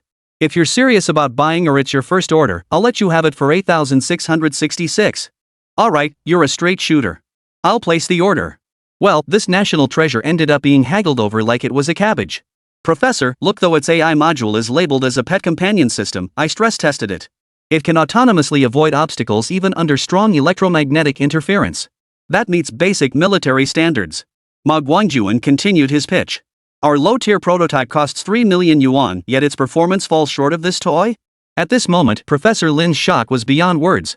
At the same time, he felt only indifference, or rather, he no longer cared about the origins of this thing. 1 minute later. The master and apprentice continued studying the steel egg. When Professor Lin saw the steel egg unscrew a mineral water bottle cap with its mechanical claw, he suddenly began coughing violently. Ma Guangjuan hurriedly handed him a thermos, only to see him pointing at the steel egg's foot track module, which was automatically switching to anti-slip mode. The alloy treads grip the tabletop, emitting a series of fine clicking sounds. Damn it! Professor Lin slammed the laser pointer onto the floor, snapping it clean in two. Professor, please calm down. 5 years. A whole team spent 5 years on this, burning through 700 million in funding, and all we got was a pile of useless scrap metal. Some people's graduation projects cost 8,000 yuan. However, his temper flared as quickly as it subsided. Ma Guangjuan had expected the professor to completely lose control. But soon, Professor Lin regained his composure. He crouched down and examined the tail vertebrae joint of the steel egg with a magnifying glass. The lens reflected a cold light. Guangjuan, look at the arrangement of these shape memory alloy fibers, it's brilliant. Ma Guangjuan crouched beside him, the test report spread across his knees. Professor, I ran a spectral analysis. This material's tensile strength is 12 times our military standard. The downpour outside had ceased at some point. A sliver of moonlight pierced the clouds, illuminating Steel Egg's LED eyes. Professor Lin stared at the terrain adaptability section of the report, capable of climbing 45-degree slopes. Recalling the malfunctioning prototype from the meeting, he suddenly slammed his fist on the table. Guangjuan, get the car ready. We're going to see Director Zhang right now. Professor Lin gazed at the 8,000 yuan electronic pet. Then he glanced at the test report in his hand and suddenly burst into laughter, his voice choked with emotion. So the hope has always been in the hands of the people. Ha! Guangjuan, true masters lie among the common folk. Ma Guangjuan gazed at his teacher's gleaming eyes and suddenly realized that the key to breaking the deadlock in this 5-hour argument might just lie within this cardboard box emblazoned with the salted fish logo. Hope truly can be found among the people. 015 It felt like a girlfriend being affectionate with her boyfriend. Of course, Xiang Chen's actions had ripple effects beyond this one place. Xiang Chen, I'll kill you. Shanghai. At this moment, Hua Chen slammed the door open and stormed into the bedroom, his expensive custom leather shoes scraping the floor with a shrill sound. He slammed his fist hard onto the vanity table. The bottles and jars before the mirror trembled, and a powder puff and wig piece rolled onto the floor. His bare face revealed acne scars and blemishes in stark relief. At the same time, he was a bit balding. His agent trotted in, clutching a thermos and a damp towel, beads of sweat forming on his forehead. My lord. Drink some water to calm down first. Calm down? That. Calm down? I'll calm down. Hua Chen spun around violently, veins bulging on his neck, and kicked the wall hard. You won't let me see the public opinion? You won't let me see the public opinion? You don't want me to know the whole country is cursing me, right? Illiterate clown. Doesn't even know Su Sure. This is ING trying to kill me. He grabbed the makeup remover from the vanity and hurled it at the wall. The deep blue liquid spread across the wallpaper, mirroring his own disarray.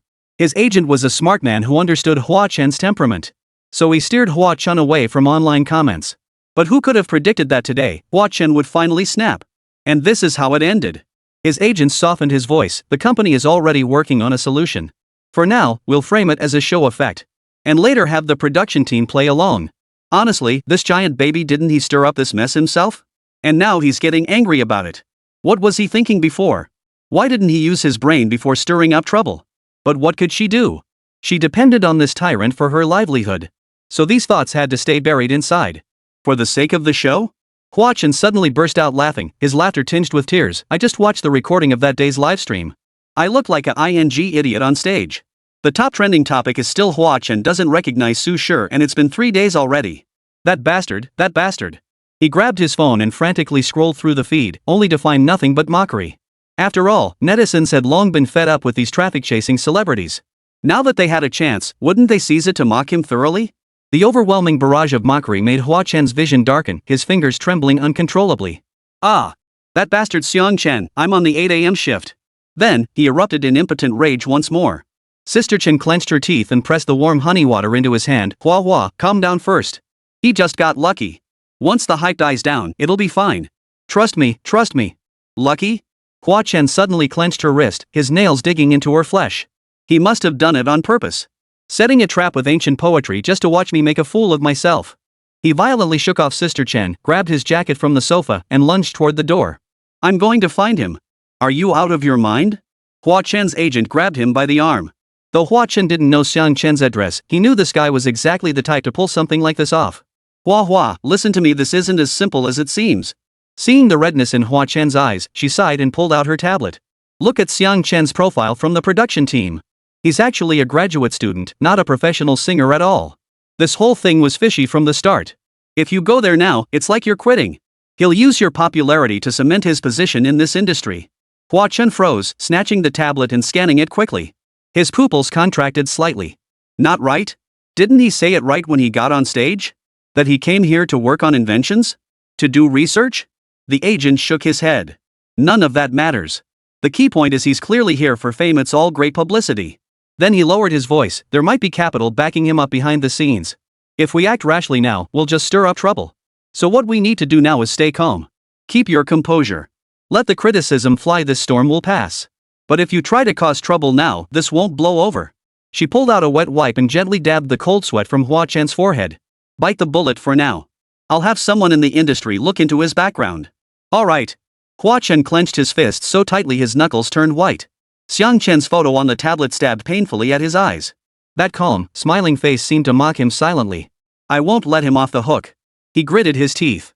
One day, I'll make him beg me on his knees. Brightness is trash. It's a piece of crap song. Hua Chen was truly breaking down now, muttering to himself with clenched fists. Yes, brightness is a piece of trash. This is trash. Seeing Hua Chen's emotions calm somewhat, his agent quickly chimed in to agree. The scene shifted back to Xiang Chen. After closing his first deal, Xiang Chen proceeded to register his company with the relevant authorities. A tech company. After all, this would provide a proper channel for future inventions. Otherwise, all that messy stuff would just appear out of thin air. That would be rather hard to justify, and not exactly safe for himself either. After several days of hustle, he finally completed nearly all the procedures. And now he just waited for the approval process to conclude.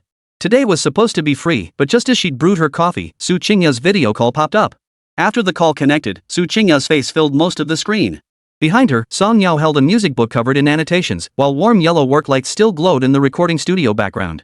Xiang Chen. Listen to my latest version of Love Offering right now. Su Qingya shoved the phone toward the mixing console. The instrumental track of Love Offering surged out, layered with her test vocals. What do you think? Not bad. After listening, Xiang Chen smiled. Su Qingya's voice actually sounded remarkably similar to the original singer of Subconscious. It really sounds like it was made for her. Suddenly, Gangdan emerged from beside Xiang Chen's legs, its LED eyes blindingly bright before the camera. Sis's vocal runs are 0.3 degrees sweeter than last time. The electronic voice carried the characteristic precision of machinery. Steel egg. Seeing Gangdan, Su Qingya's eyes lit up instantly. She almost wanted to reach through the phone and hug him. Let me tell you, this song has won everyone over. The entire crew unanimously agreed to make Love's Offering the theme song. The director keeps saying he wants to meet you. Seriously, your talent points are off the charts. You excel in research and songwriting. Totally unrelated fields, yet you master both. After exchanging a few words with Gangdan, Su Qingya began to murmur to herself. How to describe it? It felt like a girlfriend working away from home calling her boyfriend to act all cute after finishing work. Just then, Song Yao's head suddenly popped into the frame, her curls pinned up with a music clip. Today she wore light makeup, looking crisp and clean, both beautiful and fierce. This dog is what Qingya was talking about. Your invention? Gangdan? She tapped Gangdan's face on the screen. 016 Master, both you and that buyer are pretty abstract. Yeah, Gangdan, the old cutie, can do anything. Hearing this, Su Qingya chimed in, her gaze fixed on Gangdan. But for some reason, she couldn't help but glance sideways at Xiang Chen. Oh, right, Xiang Chen, there's something I need to tell you in advance. Song Yao's fingertips tapped the screen, suddenly dropping her playful expression. Oh? Go ahead, Sister Yao. Xiang Chen's gaze sharpened. Here's what I think, since you've got talent for both, why not do both at once? But the entertainment industry might be different from your tech world. It's a rough place. Song Yao nodded, then continued. Yao, just say what you need to say. Listen carefully, Xiang Chen cut straight to the point. Alright, I'll be blunt. We need to be cautious about Starshine Media, the company backing Hua Chen. They're notorious in this industry for being petty and using underhanded tactics. So, given how deep your beef with him runs, they won't let it go easily. After all, they must have spent a fortune to build Hua Chen into what he is today. And this time, you practically put him on the hot seat. She pulled a sticky note from her music folder and unfolded it toward the camera. I've listed 3 risk points. We need to block them in advance and be on guard. You should be aware of this too. Those stinking capitalists. Su Qingya frowned as she stirred her iced Americano with a straw. Aren't you shifting toward capitalism yourself now? Song Yao shrugged at the remark. I'm not like them. I wouldn't stoop to using dirty, despicable tactics. Hearing Song Yao's words, Su Qingya pouted. Alright, Xiang Chen, listen to me. Song Yao tapped the sticky note. The feud you two started on Masked Singer is too obvious. Now Bright is pushing back against Hua Chen's new song. Star Glory definitely wants to prevent backlash. She leaned closer to the camera, her curls brushing Su Qingya's shoulder. Risk number 1, plagiarism. They're experts at exploiting stylistic similarities. You'd better organize Bright's creative timeline, even keep backup copies of your humming recordings. Xiang Chen raised an eyebrow at this. We need that? Absolutely. This is crucial. Otherwise, as a newcomer without a solid fanbase, one incident could sink you and brightness wouldn't save you either. Song Yao shrugged. Alright, I got it. After all, Song Yao was a professional, and she was looking out for his best interests. Xiang Chen naturally had no reason to argue. Hearing this, Xiang Chen nodded. Song Yao flipped to the second page of the memo, listing the second risk, digging up personal information. Things like friends, classmates, teachers, and so on. At the mention of teachers, Xiang Chen's expression darkened, recalling his own useless advisor. I'll handle this myself, Sister Yao. Don't worry. He glanced at the screen. Oh, right, is the Masked Singer recording next week? Yes, but be careful. Extremely careful. Song Yao's fingertip slid to the third point on the memo. The sneakiest thing Star Glory does is cause on-site accidents, like giving you faulty in-ear monitors or planting interference in the backing track. We absolutely must double-check everything then, since we'll still need to publicly distance ourselves. That approach is actually the safest. Otherwise, working together would just make us sitting ducks for those big capitalists. Brother, trust me. This kind of thing won't happen again in a year or two, maybe even sooner. But for now, we need to keep a low profile. Song Yao sighed, then began to recount the story in detail. As they chatted, nearly 2 hours slipped by. During those 2 hours, Song Yao shared numerous scandals about Xing Yao and the seedy underbelly of the entertainment industry, which opened Xiang Chen's eyes to a whole new world. Su Qingya suddenly turned her phone toward the recording studio's mixing console. We can finish recording Love Offering tonight. We'll catch the first flight back to Jiangnan tomorrow morning. She waved the USB drive in her hand. The director wants to add you as a co-composer. Would you like that? It would help you establish yourself in the entertainment industry.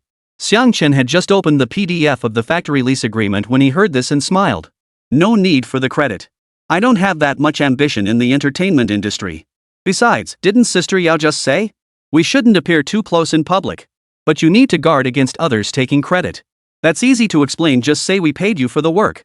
Song Yao suddenly grew serious. But if Xing Yao finds out you wrote this song and wants to sabotage you, I can't guarantee everyone on the production team will stand by us. I've already expedited the copyright registration, only your name will be listed as the author of Love Offering. Yao Yao's right, better safe than sorry. In this industry, you can't truly trust anyone completely. Su Qingya nodded in agreement. As the video call ended, Xiang Chen suddenly felt a wave of exhaustion wash over him. There were indeed plenty of pitfalls to navigate. Gang Dan, just like Sister Song Yao said earlier? Do you think those two would harm me? Xiang Chen suddenly turned to look at Gang Dan. Master, I could tell from Sister Song Yao's eyes just now that she was serious when she said those things. Gang Dan adopted an inexplicably serious tone, perhaps because Xiang Chen's question had been equally earnest? Alright, I'll take your word for it. Hearing this, Xiang Chen's lips curved slightly as he ruffled Gang Dan's fur. Wonder what that guy's reaction will be when he gets the package. Gotta get some user feedback. The entertainment industry was giving him a headache, so Xiang Chen decided to focus on the standard version of Gang Dan instead. Opening Xianyu, he stared at that abstract ID called My Milk Fan Zhaozilong and fell silent for a long while. Suddenly, his thoughts drifted back to the day he haggled with the seller. What an exhilarating experience that had been. This level of abstractness, the guy probably isn't that old, right? Must be a hobbyist. Not some professional. Xiang Chen muttered to himself. But after your rebirth, I made a fortune selling robot dogs too. Even more abstract. Gang Dan's interruption came at just the right moment. Shut up, Gang Dan. People tend to lose their cool when they're pushed to the edge, and Xiang Chen was definitely on the brink. The next morning, before the mist had fully lifted over Jiangnan, Xiang Chen stood before the factory building in the suburban tech park. The red brick building, rented for 800,000 yuan over 2 years, was hidden behind a row of sycamore trees. Pushing open the rusty iron gate, his footsteps echoed through the 300 square meter space. Dust-covered glass in the high windows allowed sunlight to slant precisely onto the designated spot for the robotic arm. Sir, this facility used to manufacture medical equipment. The clean room meets high-grade standards. The property manager handed over the keys, their metal rings clinking softly. See that row of pipes in the corner? That's the constant temperature and humidity system. Xiang Chen crouched to inspect the floor. The epoxy resin coating showed somewhere, but when he scraped it with the key, no cracks appeared. Let's sign the contract this afternoon. I want to walk around a couple of times and plan things out. Xiang Chen stood up and looked at the property manager. No problem, I'll come see you this afternoon. The property manager smiled and then left first. Soon, the vast factory floor was left with only one man and one dog. Gang Dan suddenly deployed its laser rangefinder, its electronic voice echoing through the empty space. Length 28 meters, width 105 meters, load-bearing capacity meets heavy machinery standards, suitable for installing 5 production lines. Oh? You're getting smarter and smarter. Xiang Chen glanced at Gang Dan and smiled. Beep. Beep. Just then, 2 distant beeps sounded from afar. 017 So Song Yao was the real hidden millionaire after all. Xiang Chen turned around to see Su Qingya's limousine rumbling over the gravel road. This is the factory you picked? It's way out in the boonies. Song Yao rolled down her window and waved at him. I had someone review the contract, it's all good. Thanks, Sister Yao. Xiang Chen nodded. After all, he hadn't dealt with these matters before and was afraid of making mistakes. That's why Xiang Chen had discussed this with Song Yao yesterday. After all, she was the expert in this area. Sis. Upon seeing Su Qingya, Gang Dan immediately dashed toward her. Gang Dan. Seeing this, Su Qingya crouched down and scooped him into her arms. Oh my. Gang Dan, that name just rolls off the tongue more and more easily. Su Qingya murmured to herself as she held Gang Dan. Is this the robotic dog you developed? Song Yao glanced at Steel Egg, then turned her gaze to Xiang Chen. Yes. Gang Dan. Xiang Chen smiled. Sister Song Yao, nice to meet you. Please take care of me. Gang Dan suddenly formed a heart shape with its mechanical claws, its electronic voice switching to a sweet, childlike tone. Sis Yao's perfume smells so nice. Hey. You little dog. Hearing this, Su Qingya froze. Good grief, does this robot dog change its mind this quickly? She made a move to pinch Gang Dan's ear, but it deftly dodged her grasp. Then Gang Dan hopped to Song Yao's feet, nudging her high heels with its head. Its LED eyes transformed into adoring stars. Sis Yao's suit is so cool. Amused, Song Yao chuckled and bent down to pat Gang Dan's metallic spine. You've got a flattery function too, huh? Not just that. Gang Dan suddenly executed a backflip on the spot, its mechanical claw flinging out a silk scarf apparently snatched from Su Qingya's bag. It tied the scarf around Song Yao's neck, its electronic voice mimicking a butler's tone. Elegance never goes out of style. Su Qingya clutched her chest, feigning anger. Nice try, you traitor. Betrayed me after just one meeting? Great, just great. And I even brought you a toy. Gang Dan immediately tucked its tail between its legs and ran back into Su Qingya's arms, nuzzling her chin with its head. Sister Qingya is the best. Your toy smells even better than Sister Yao's perfume. Well, you really are all about the money. Song Yao couldn't stop laughing either. Xiang Chen shook his head helplessly beside them. After all, he couldn't control what Gang Dan might blurt out. Gang Dan. But now, as she watched Gang Dan's back, Song Yao's laughter suddenly froze. Her eyes narrowed as if she'd just thought of something. The three of them wandered around the factory building a bit more. Song Yao pointed to the surveillance interface in the corner. But it's best to install your own cameras. Safety comes first. Even though you don't have anything here right now. Su Qingya suddenly kicked the cement floor beneath her feet, pouting as she muttered, 800,000 yuan over 2 years? You've got some nerve. Were those promises just empty words? Seriously, what graduate student could possibly come up with 800,000 yuan? Sis, this money didn't come easy either. I saved every penny, and sold several patents to get it. Besides, research is incredibly expensive. This barely scratches the surface. I'm still waiting for your signing bonus. Xiang Chen then launched into a flurry of made-up excuses. He smiled as he unfolded the factory layout plan. Assembly lines here, testing areas there, an office partitioned off in the corner. His finger traced the blueprint. Signing bonus. At the sound of those 3 words, Su Qingya, who had been grumbling moments ago, instantly quieted down. Meanwhile, Song Yao pulled out the next episode's schedule for The Masked Singer from her bag. Next time, you'll have a 1v1 battle. The winner gets to pick their team. Got it. So if I win, which team should I pick? Xiang Chen said deliberately. Of course you'll pick my team. What's that?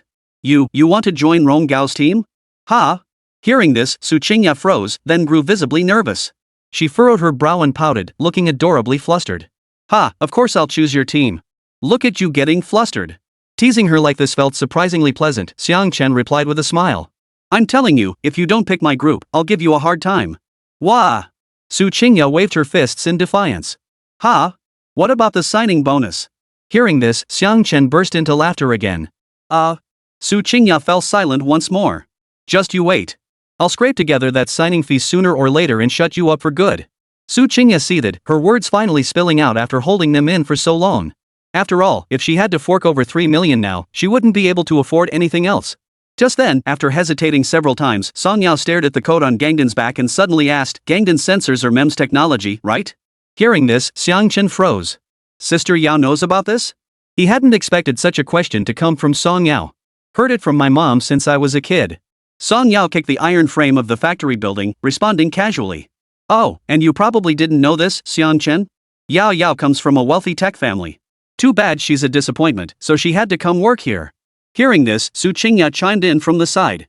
Hey, you brat. What do you mean good for nothing? I just wasn't interested, okay? Hearing Su Qingyao's words, Song Yao raised her hand to strike. Ouch. Seeing this, Su Qingyao reacted swiftly, instantly ducking behind Xiang Chen. My family's situation is rather complicated right now. Going to the company isn't about work, it's about navigating those complicated interpersonal relationships. Honestly, I'd much rather deal with outsiders. Song Yao's failure to hit Su Qingyao clearly made her quite angry. But despite her anger, she vaguely explained to Xiang Chen why she wasn't working from home. Oh, I see. Alright then. Xiang Chen shrugged. So that's how it was. Turns out Song Yao had quite a story of her own. Who would have guessed Song Yao was the real hidden millionaire? Can I record a video for your steel egg? Song Yao then looked at Xiang Chen. Sure thing. Hearing this, Xiang Gui shrugged. After filming, Song Yao glanced at the time. Let's go home. Don't just stand there like a fool. Let's go. Su Qingyao and Xiang Chen responded in unison. Stepping out of the factory grounds, the shadows of the three people and one dog stretched long beneath the sunlight.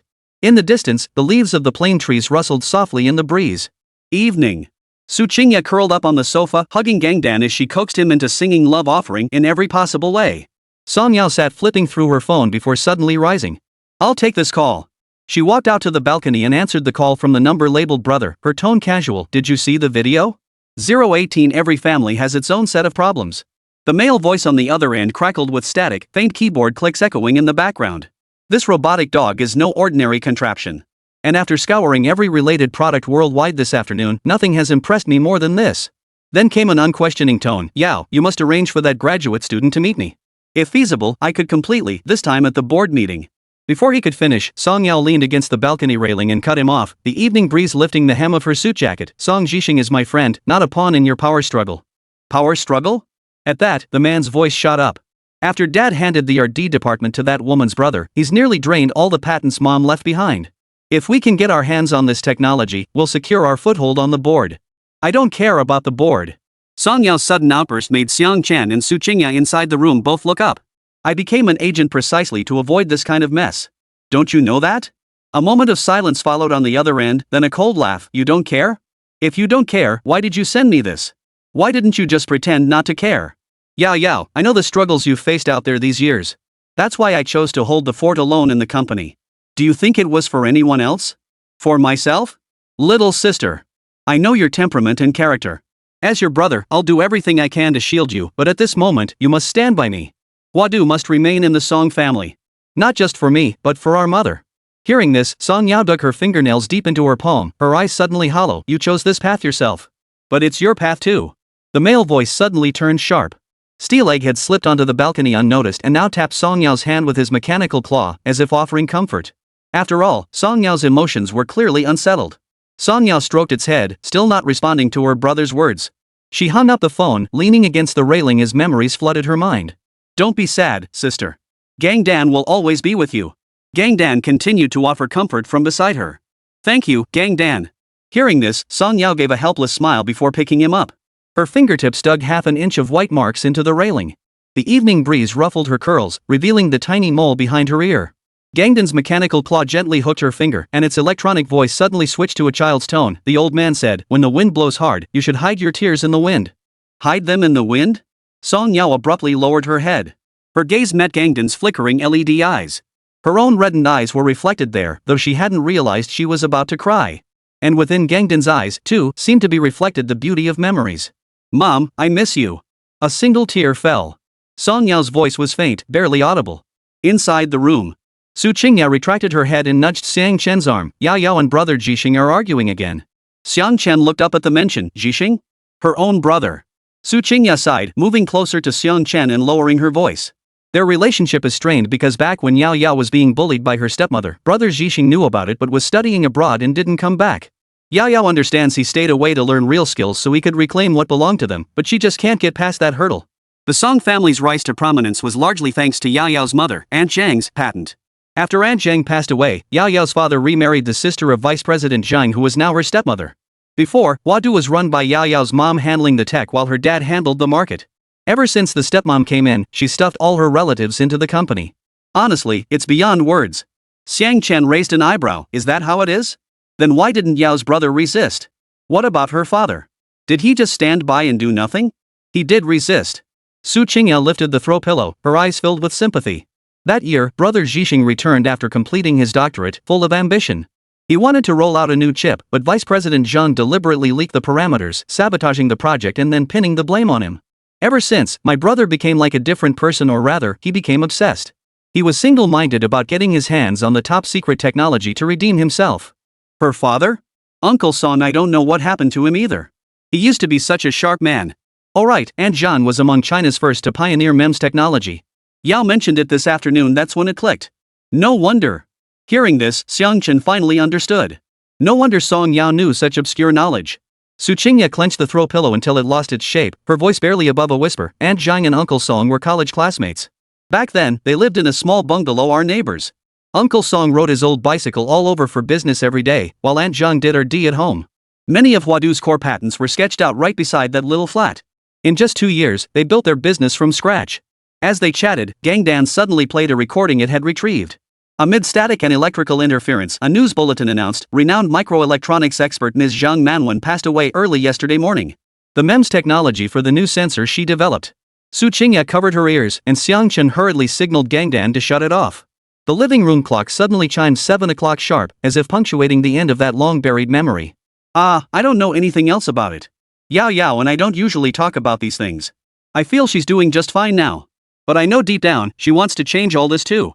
At that moment, Xiang Chen recalled what Song Yao had said in the factory. Going to the company isn't about doing work, but navigating those complicated interpersonal relationships. That weary resignation of seeing through everything yet being powerless to change it. Gangdan, which of your modules are connected to Aunt Zhang's patents? Xiang Chen suddenly asked. Gangdan's LED eyes flickered. The core algorithms for driver and sensor are homologous, with optimized thermal management modules. Su Qingya snapped her head up, staring at Xiang Chen. What are you trying to do? To reclaim what belongs to Sister Yao's mother. Xiang Chen took up the thread, lightly tapping Su Qingya's forehead with his fingertip. What are you doing? Our relationship is getting weirdly ambiguous. Su Qingya's pretty face flushed red. 019 Song Yao's contrast effect was absolutely off the charts. At that moment, Song Yao also entered the room.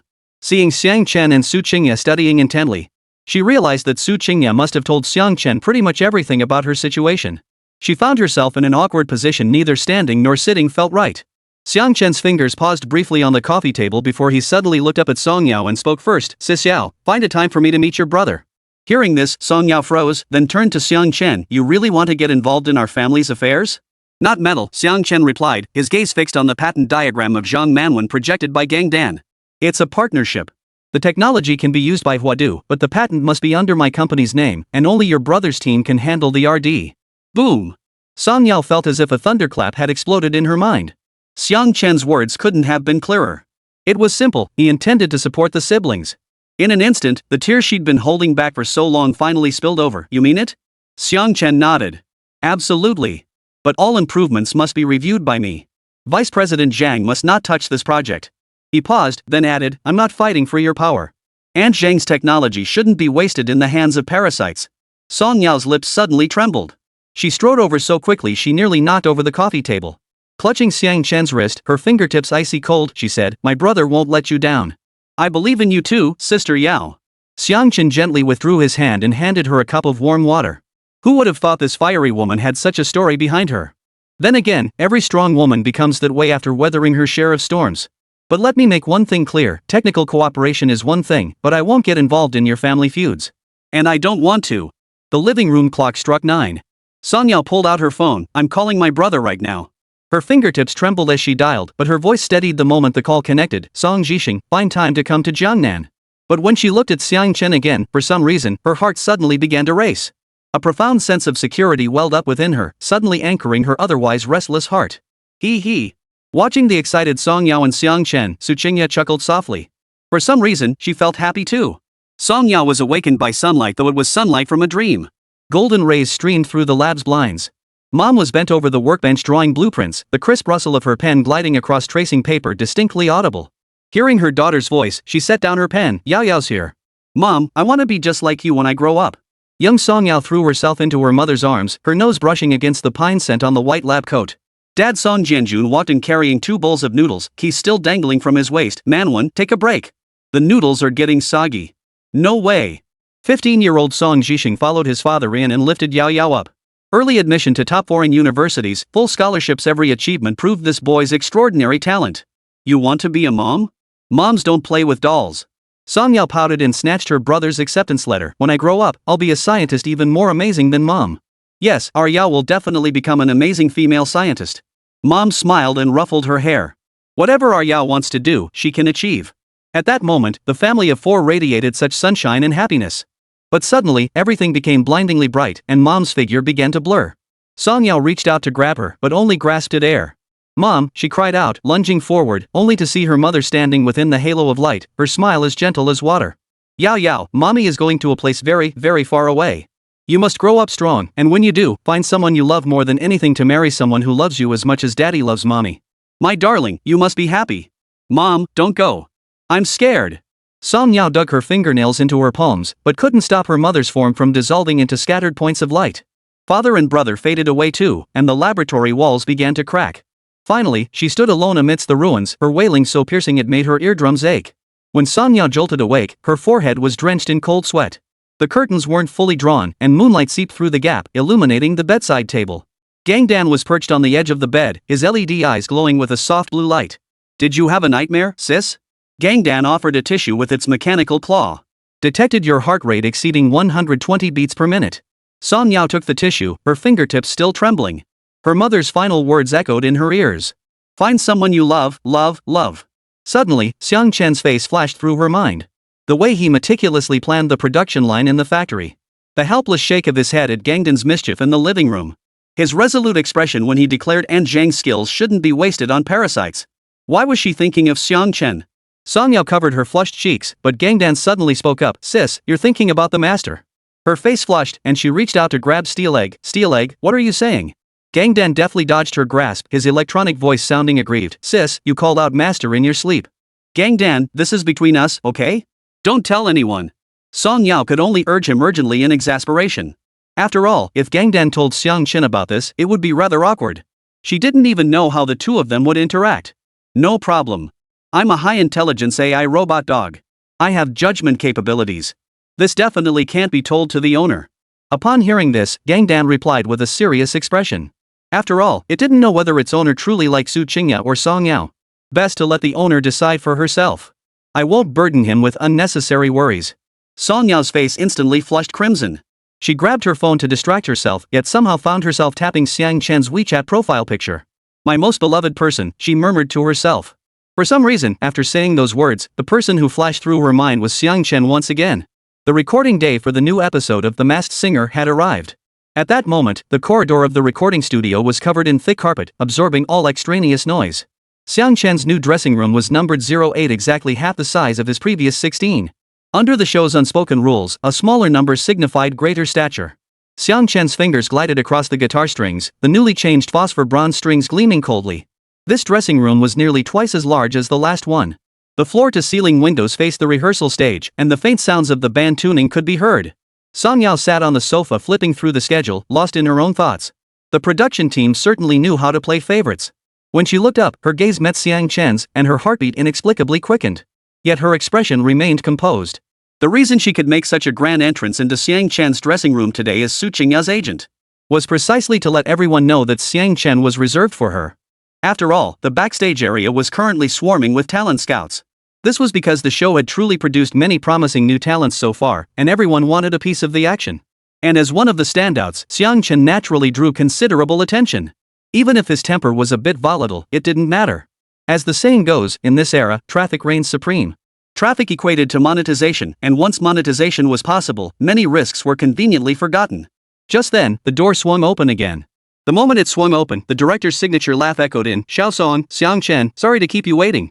Clutching a gold-embossed envelope, he thrust it into Xiang Chen's hands as soon as he entered. The sponsor just delivered this custom microphone, they insisted it had to be yours. Xiang Chen took the envelope, his fingertips brushing against the cool metal. Director, you're too kind. Director's son. Song Yao nodded along with the director. They had collaborated several times before and were practically old friends. And she had made her stance clear to the director long ago. That she and Su Qingya would defend Xiang Chen to the death. What politeness! The director rubbed his hands as he sat down on the sofa, deliberately shifting closer to Song Yao. The whole internet is digging up who Lionhead is. This kind of buzz? I couldn't even beg for it. It's only right I should be thanking you. But just then, he shifted gears, lowering his voice. And Xiang Chen, look at the situation with you and Hua Chen. Director's son? Hua Chen contacted you? Song Yao paused, flipping through the schedule, and turned to look at him. The director sighed, pulling a tissue from his pocket to wipe his brow. His agent passed word that he spoke out of turn last time. They're asking if you could give him some face on camera, just nod slightly. If you two shake hands on camera, it'll count as reconciliation. It'll minimize the impact on both sides. Settle? Xiang Chen bowing first? Did Xiang Chen do something wrong? Didn't he stir up trouble the whole time? Now that he's caused a mess, he expects us to clean up his mess? Where's the justice in that? Director's son, you can't be that biased. Song Yao's professional composure was impeccable at this moment. Her expression remained calm, but her tone carried undeniable pressure. That contrast, it was truly striking. Xiang Chen's lips curved into a faint smile. 020 shake hands and make peace? Let Hua Chen come shake my hand first. Xiang Chen's fingertips flick lightly across the guitar strings, producing a clear, resonant sound. Besides, director's son, I never had any beef with him, there's no reconciliation needed. Since Song Yao had already taken the initiative, Xiang Chen certainly couldn't be left behind. He looked at the director, his expression calm. As long as he keeps his comments professional, I have no problem. But if he gets all sarcastic and passive-aggressive like last time. No. Director G hurriedly waved his hands. I've made it crystal clear with his team the show needs to pass censorship, so he has to tone it down. He leaned closer, his voice dropping even lower. Song Yao suddenly spoke up. Sun Gu, when he accused Xiang Chen of grandstanding on stage last time, did he ever consider censorship then? The director's smile stiffened as he turned to Xiang Chen. Xiao Song, we're all doing this for the show's sake. Hua Chen's fan base is massive. If things escalate, it won't benefit anyone. Xiang Chen set down his guitar, stood up, and walked toward the window. Sunlight spilled onto his shoulders, outlining his sharp profile. I came on this show to sing, not to make deals. Turning back, his gaze fixed on the director. A handshake is fine, but he has to make the first move. And here's your reassurance, if it's like last time, I won't say another word. But only if he doesn't come looking for trouble. Having said that much, he still wanted to spare the director some face, but Xiang Chen had his own bottom line. If things can stay peaceful, let them stay peaceful. Xiang Chen, listen to me, in this industry, harmony is paramount. I'll handle any other issues with them. Since you agreed to settle, I'll step in as the mediator. Director Sun felt rather helpless toward this rookie sensation who dominated the trending charts for 7 straight days. Besides, he's got powerful backers now. The door clicked shut. Song Yao suddenly burst out laughing. You're lied about, he has to extend his hand first, nearly scared Director Sun sweat out of him. Oh my, talent can be used to save face. Any minor artist would have. Knowing Director Sun, he'd never say something so low-key. But you demonstrated your strength, and with me standing beside you, he still has to show some respect. After all, even though Qingya and I are newcomers in the startup world, we both have connections, status, and reputation in our respective fields. He probably deliberated for ages before saying those things. But speaking of which, if it really comes down to shaking hands, what are you planning to do? Xiang Chen tuned his guitar strings, they're clear, resonant notes filling the air. It depends on his sincerity. If he genuinely wants to mend things, a handshake is fine. But if he's still putting on airs, his fingers paused. Then there's no need to give him face. Anyway, all I care about in this industry is getting my songs released. If it can't happen in China, I'll go to another country. It doesn't matter. If his power can get me globally blacklisted, I'll just go back to doing research. In short, bowing down is out of the question. Xiang Chen shrugged. If I traveled through time only to be dominated by locals, what kind of time traveler would that make me? That would be a complete disgrace to time travelers, wouldn't it? Song Yao turned, the morning light casting delicate shadows across her lashes. That guy Hua Chen values face above all. He rose to fame so quickly, and everyone's been smiling at him without ever getting burned. Getting him to shake your hand first would be harder than killing him. She walked over to Xiang Chen, sat down, and reflected on the earlier exchange. To be honest, she'd been putting on a brave face just now. Now that she thought about it, she realized she might have gone a bit too far. Did I push Director Sun too hard just now? Wasn't that a bit too aggressive? Great shot. Xiang Chen looked up and smiled. Director Sun might be doing this or that, but ultimately it's for his own benefit. Since it's for his own sake, I'll lower his bottom line too. He paused before adding, but you're right, we can't push things too far. If he looks for a way out later, I'll just give him a friendly smile. You little rascal. I thought you were just a college kid, but who knew you were so cunning and savvy with people? Song Yao froze, utterly stunned that Xiang Chen could articulate such masterful insights into human nature. She couldn't help but sigh in admiration. Good grief, and here I was planning to teach Xiang Chen a lesson and protect him. Turns out I was overstepping. And just as Xiang Chen said, he has his own confidence and backup plans. Song Yao's fingertips traced Hua Chen's name on the sheet music. I wonder how Hua Chen will critique you later? Then I'll just rewrite another ancient poem. A faint smile touched Xiang Chen's lips. Song Yao chuckled, digging another pit for me, are you? They've probably prepared countless contingency plans. This time, I doubt they'll succeed. Her smile vanished abruptly. Seriously though, Starshine Media behind Hua Chen is utterly filthy. Last year, some third-tier singer got into a dispute with one of their artists, and the next day, rumors exploded about them acting like a diva. Outsiders didn't know, but everyone in the industry knew Xingyou leaked it. Since then, Xingyou has been someone we in the business avoid if possible. Rumor has it they've hidden a lot of artists' scandals. Who knows if it's true or not? And today? Who knows what dirty tricks they might pull, like posting photos of you two shaking hands? Or spinning some little story? We have no way of knowing. Xiang Chen's fingers froze on the guitar strings. You mean? Watch out for recording devices. Song Yao pulled a compact signal jammer from her bag. My brother's company developed this. It blocks recording devices within 5 meters. Keep it in your pocket before you go on stage. Watching Xiang Chen tuck the jammer into his pants pocket, she suddenly added, don't look back when you're on stage. I'll be in the middle of the 3rd row. Xiang Chen raised an eyebrow, a slight smirk playing on his lips. Worried I'll forget my lines? I'm afraid Hua Chen will upset you. Song Yao's fingers unconsciously twisted the hem of her shirt. If he says something nasty, just look over here. I'll signal you. Just then, a knock sounded at the door. This time, a young stagehand arrived, wearing a professional smile. A stark contrast to the previous, cold-faced attendant, Mr. Xiang Chen. Miss Song, it's time to head to the holding area. Director Sun says your closing spot is reserved. Her gaze swept around the dressing room, her tone distinctly ingratiating. All the equipment has been tested. Is there anything else you need? Nothing else needed. Xiang Chen slipped on the lion head mask. Let's go. The stagehand eagerly led the way, her high heels making little sound on the carpet. Passing by Hua Chen's dressing room, the door stood ajar, and faint arguing could be heard inside. Song Yao discreetly nudged Xiang Chen's arm, signaling him not to look back. In the waiting area, other guests were touching up their makeup. As Xiang Chen stopped, one of Hua Chen's assistants whose role wasn't clear approached carrying a cup of coffee. Mr. Xiang Chen, the incident last time was a misunderstanding. I'd like to apologize. Xiang Chen declined the coffee. Have him come himself. Partly because he genuinely didn't want it, and partly because who knew what they might have slipped into that coffee. Though unlikely and downright stupid, Hua Chen was precisely that kind of fool. The assistant's smile froze on his face as he opened his mouth to say something else. Song Yao suddenly spoke up. We need to get ready for our performance. Please move aside. Her tone was neither soft nor harsh, yet carried an undeniable air of authority. The assistant reluctantly backed away. Song Yao looked at Xiang Chen, suddenly tiptoed, and whispered quickly in his ear, be careful. I'll be right behind you, so just sing your heart out. As she spoke, for some reason, looking at Xiang Chen's face made her heart race again. Got it. Thanks, Sister Yao. Hearing this, Xiang Chen turned back, a faint smile playing on his lips.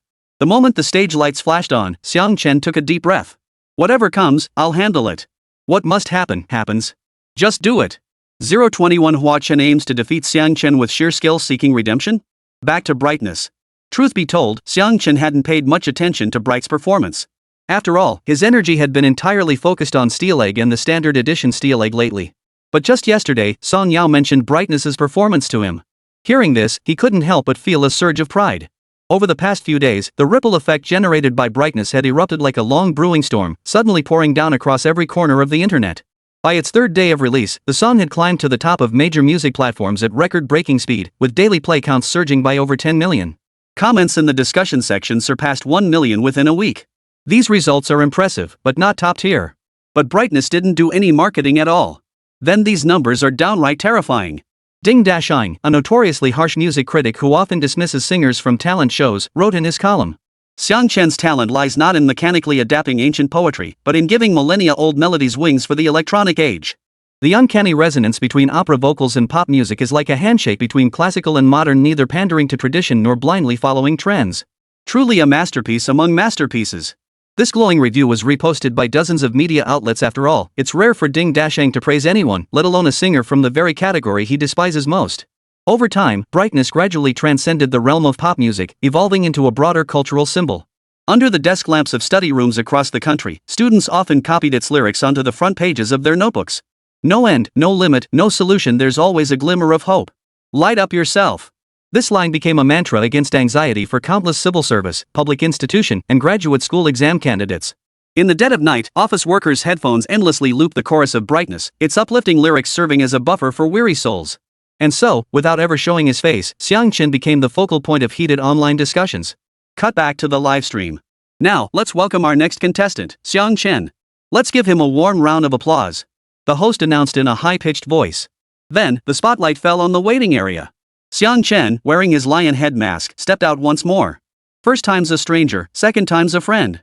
This time, Xiang Chen could only be more confident and at ease. The moment Xiang Chen's figure appeared on the stage side curtain, the crowd's roar erupted like a barrel of gasoline ignited, exploding with a thunderous boom.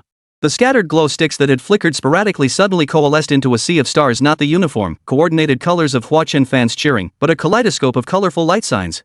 They read, Xiang Chen, light, lion head. The live stream's bullet comments went completely wild. Screens that had previously mixed in comments like Hua Chen is so handsome were instantly drowned out by a flood of comments like, finally Xiang Chen. Damn, can this show update weekly? What kind of song will he bring this time? I'm so excited, you know? Xiang Chen stood under the spotlight, his expression hidden behind the lion head mask. Yet he could sense this atmosphere was entirely different from last time.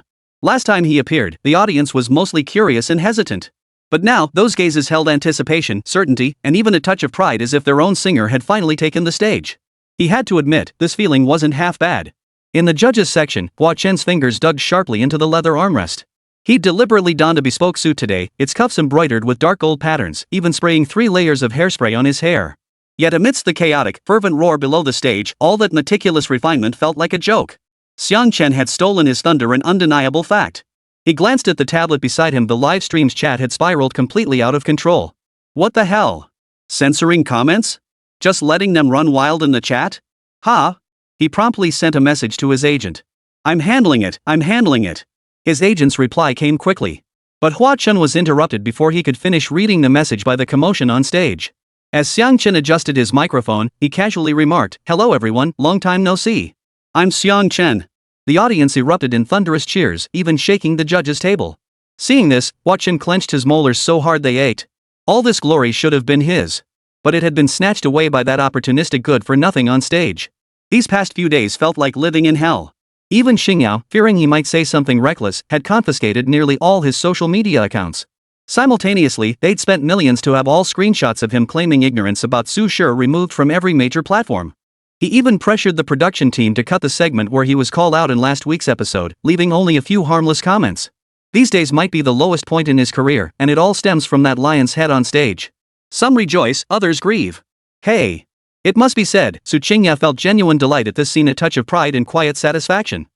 She really did have a keen eye for talent, snagging Xiang Chen early on. Otherwise? If she were trying to compete with others for Xiang Chen now, she'd have absolutely no advantage. At the same time, she shot a dismissive glance at Hua Chen, observing his darkening expression. She couldn't help but chuckle inwardly. Truly overnight fame. Rome Gao, observing the scene before him, couldn't help but feel a surge of emotion. After all, he was an artist who had achieved success later in life. He drifted in Beijing for a decade before finally breaking through. Only he knew the bitterness of that journey. But Xiang Chanhong? She only needed one song. Less than 10 minutes. Comparing people is a surefire way to get frustrated, but you can't compare like this. At the same time, he felt no jealousy. First, it's his nature, he's simply not a jealous person. Second, he genuinely admired Xiang Chen's talent. This song Brightness had truly conquered him. He even listened to it over 100 times at home, hoping to find some inspiration within it. The more he listened, the more he marveled at Xiang Chen's masterful arrangement. He had become a fan of Xiang Chen's work, eagerly anticipating what kind of masterpiece Xiang Chen would deliver in these programs. What the hell? Staring at Xiang Chen on stage, Hua Chen cursed inwardly, yet his fingers unconsciously rubbed the score sheet. The CEO of Star Glory had specifically prepared a script for him, essentially, avoid direct confrontation. During critiques, just offer some guiding remarks, and the paid commentators would naturally follow suit. But now, gazing at the sparkling eyes in the audience, those talking points suddenly felt as disgusting as swallowing a fly. Was he, a singer blessed with such talent, really supposed to play dirty tricks? Damn it, couldn't he just beat this bastard with his actual talent? Prove himself? So what if he was just being clever? What was the big deal? But what could he do? He still owed the boss some face. Well, that thought stayed unspoken. Hua Chen was starting to lose sight of who he really was. 022 As you wish. Countless viewers' eyes turned red. The scene cuts back to the live broadcast. Next up, we bring you a song titled As You Wish. At this moment, Xiang Chen finished adjusting the microphone as Song Yao requested and began speaking into it. Next month marks the Dragon Nation Military Day in this parallel world. This holiday commemorates those most beloved individuals. Xiang Chen holds the utmost respect for those most admirable people. Those who sacrificed their lives for the motherland, shedding blood and sweat to secure our vast and beautiful land. How could they not deserve our deepest respect? Today, he would pay tribute to these most admirable people on this very stage. Accompanied by Xiang Chen's piano.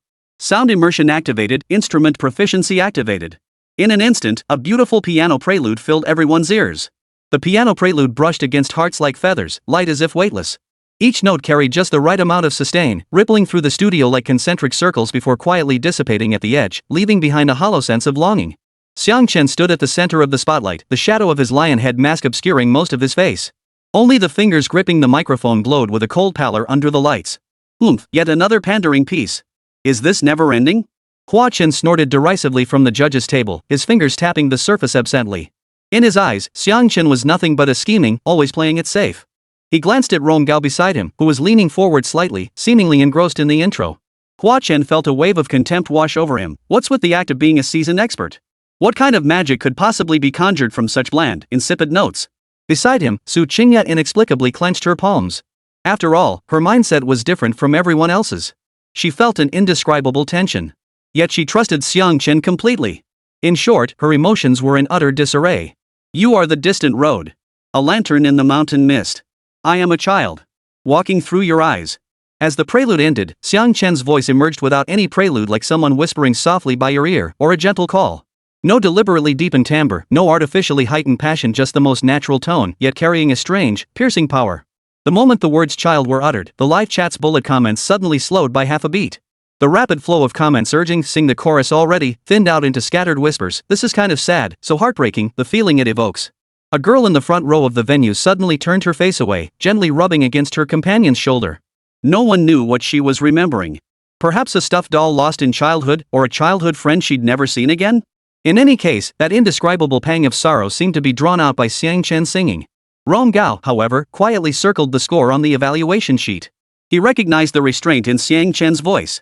He could have chosen a more emotionally charged delivery, yet he deliberately held back, as if afraid of disturbing something sacred.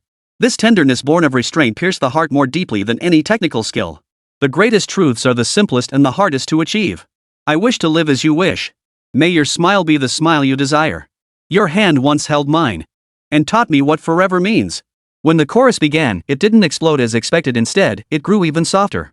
Xiang Chen's voice fell like feathers upon the heartlight, yet carrying a weight that left one breathless.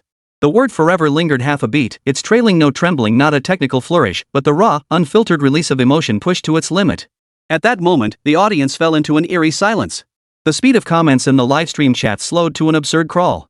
Fans who had been holding up lightboards quietly lowered their arms, their prepared chants stuck in their throats. They had intended to cheer him on throughout the entire performance. But at this very moment, they all shared the same feeling: none of them should make a sound to disturb Xiang Chen's performance. This moment needed only Xiang Chen's voice. Nothing else mattered. The live chat's tone shifted completely. No declarations of divine status, no explosive reactions. The screen was flooded with comments asking why they were crying, unable to pinpoint the source of their sorrow, yet overwhelmed by an inexplicable urge to weep as memories surfaced, memories they couldn't quite name. A rare long comment instantly garnered 999 likes. This song feels like a dull blade, it doesn't cut deep, but it slices again and again, leaving you speechless with pain. Hua Chen's brow furrowed even deeper. He had to admit, Xiang Chen had a knack for playing to the crowd. Yet deep down, he remained unconvinced. It's just playing the sympathy card. What's so great about that? What's so praiseworthy about that? Only pioneers like me, willing to experiment with new approaches, are true musicians. He glanced at the audience below the stage, catching sight of someone wiping away tears. It only solidified his conviction, this crowd of lowbrows, falling for such cheap sentimentality. What do you even know about music? Do you have any taste? You are the bright moon and gentle breeze, and I am the dream you illuminate. Whether we meet or part, I'll embrace you for a lifetime. And I will cherish all you hold dear in this world. May your heart's desire be a smile. Your hand once held mine, teaching me what forever means. As you wish isn't a traditional verse-chorus structure.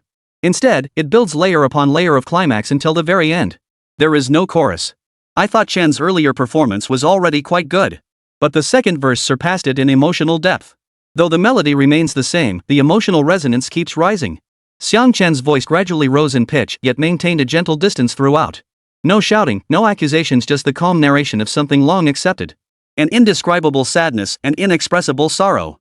And this feeling enveloped the hearts of nearly everyone present. Rongao finally set down his pen, closed his eyes, leaned back in his chair, and resolved to simply listen. He had intended to write some insightful real-time commentary, but he gave up. Having listened to songs his entire life, he knew the most moving emotions were often those that defied words. As Desired was like a cup of lukewarm water, tasteless at first sip, yet afterward, it felt as though every organ in his body had been soothed. It carried a hint of sweetness, yet also a touch of melancholy. So be it, he'd simply be a good listener. The mountains and rivers remain unharmed, the mundane lights of life still burn. But do you gaze upon them as you wish? Children, do you sleep soundly in your dreams? As you so deeply cherish? I'll dream the reunion you dream, and wish for the forever you desire. Walk the long road you choose, this is how I love you. Walk the long road you walk, loving you like this. I shall see the world you have yet to behold, and write the verses you have yet to pen. The moon at the horizon, The longing in my heart, you are forever by my side. let our lifelong pact be as pure as your youthful face. The deeply emotional song resonates throughout the venue, moving everyone to tears. As the final lyric faded, the piano's last note lingered like a sigh, yet also a release. The studio fell so silent you could hear breathing, no applause, no cheers. Even the live chat went blank for several seconds before filling up densely. A full 10 seconds passed before the first clap sounded soft, as if afraid to shatter something. Then a second, a third, slowly coalescing into applause not fervent, but remarkably sustained.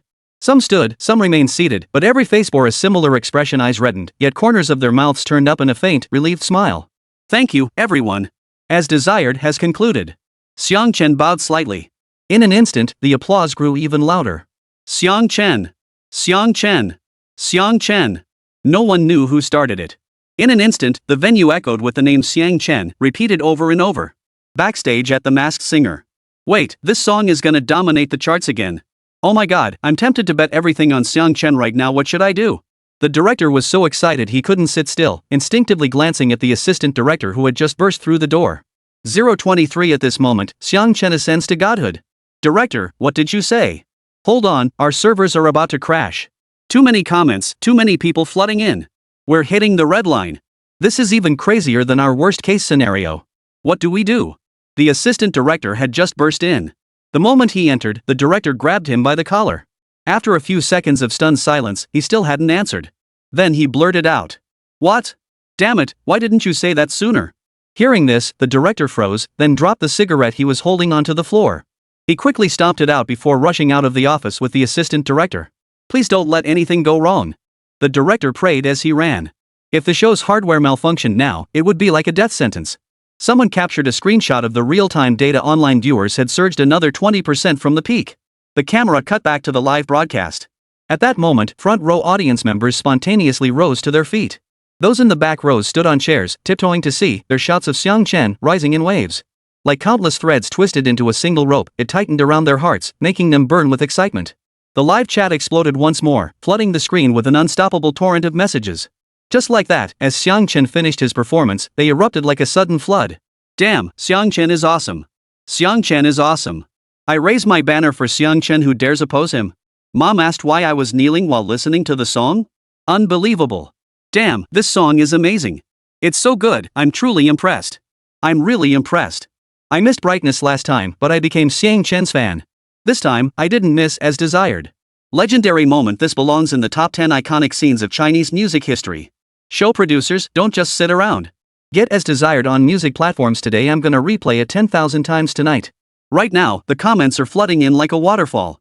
Everyone's typing away, each person wanting to express their excitement. Little did they know, the technicians behind The Masked Singer were already typing so fast their fingers left trails.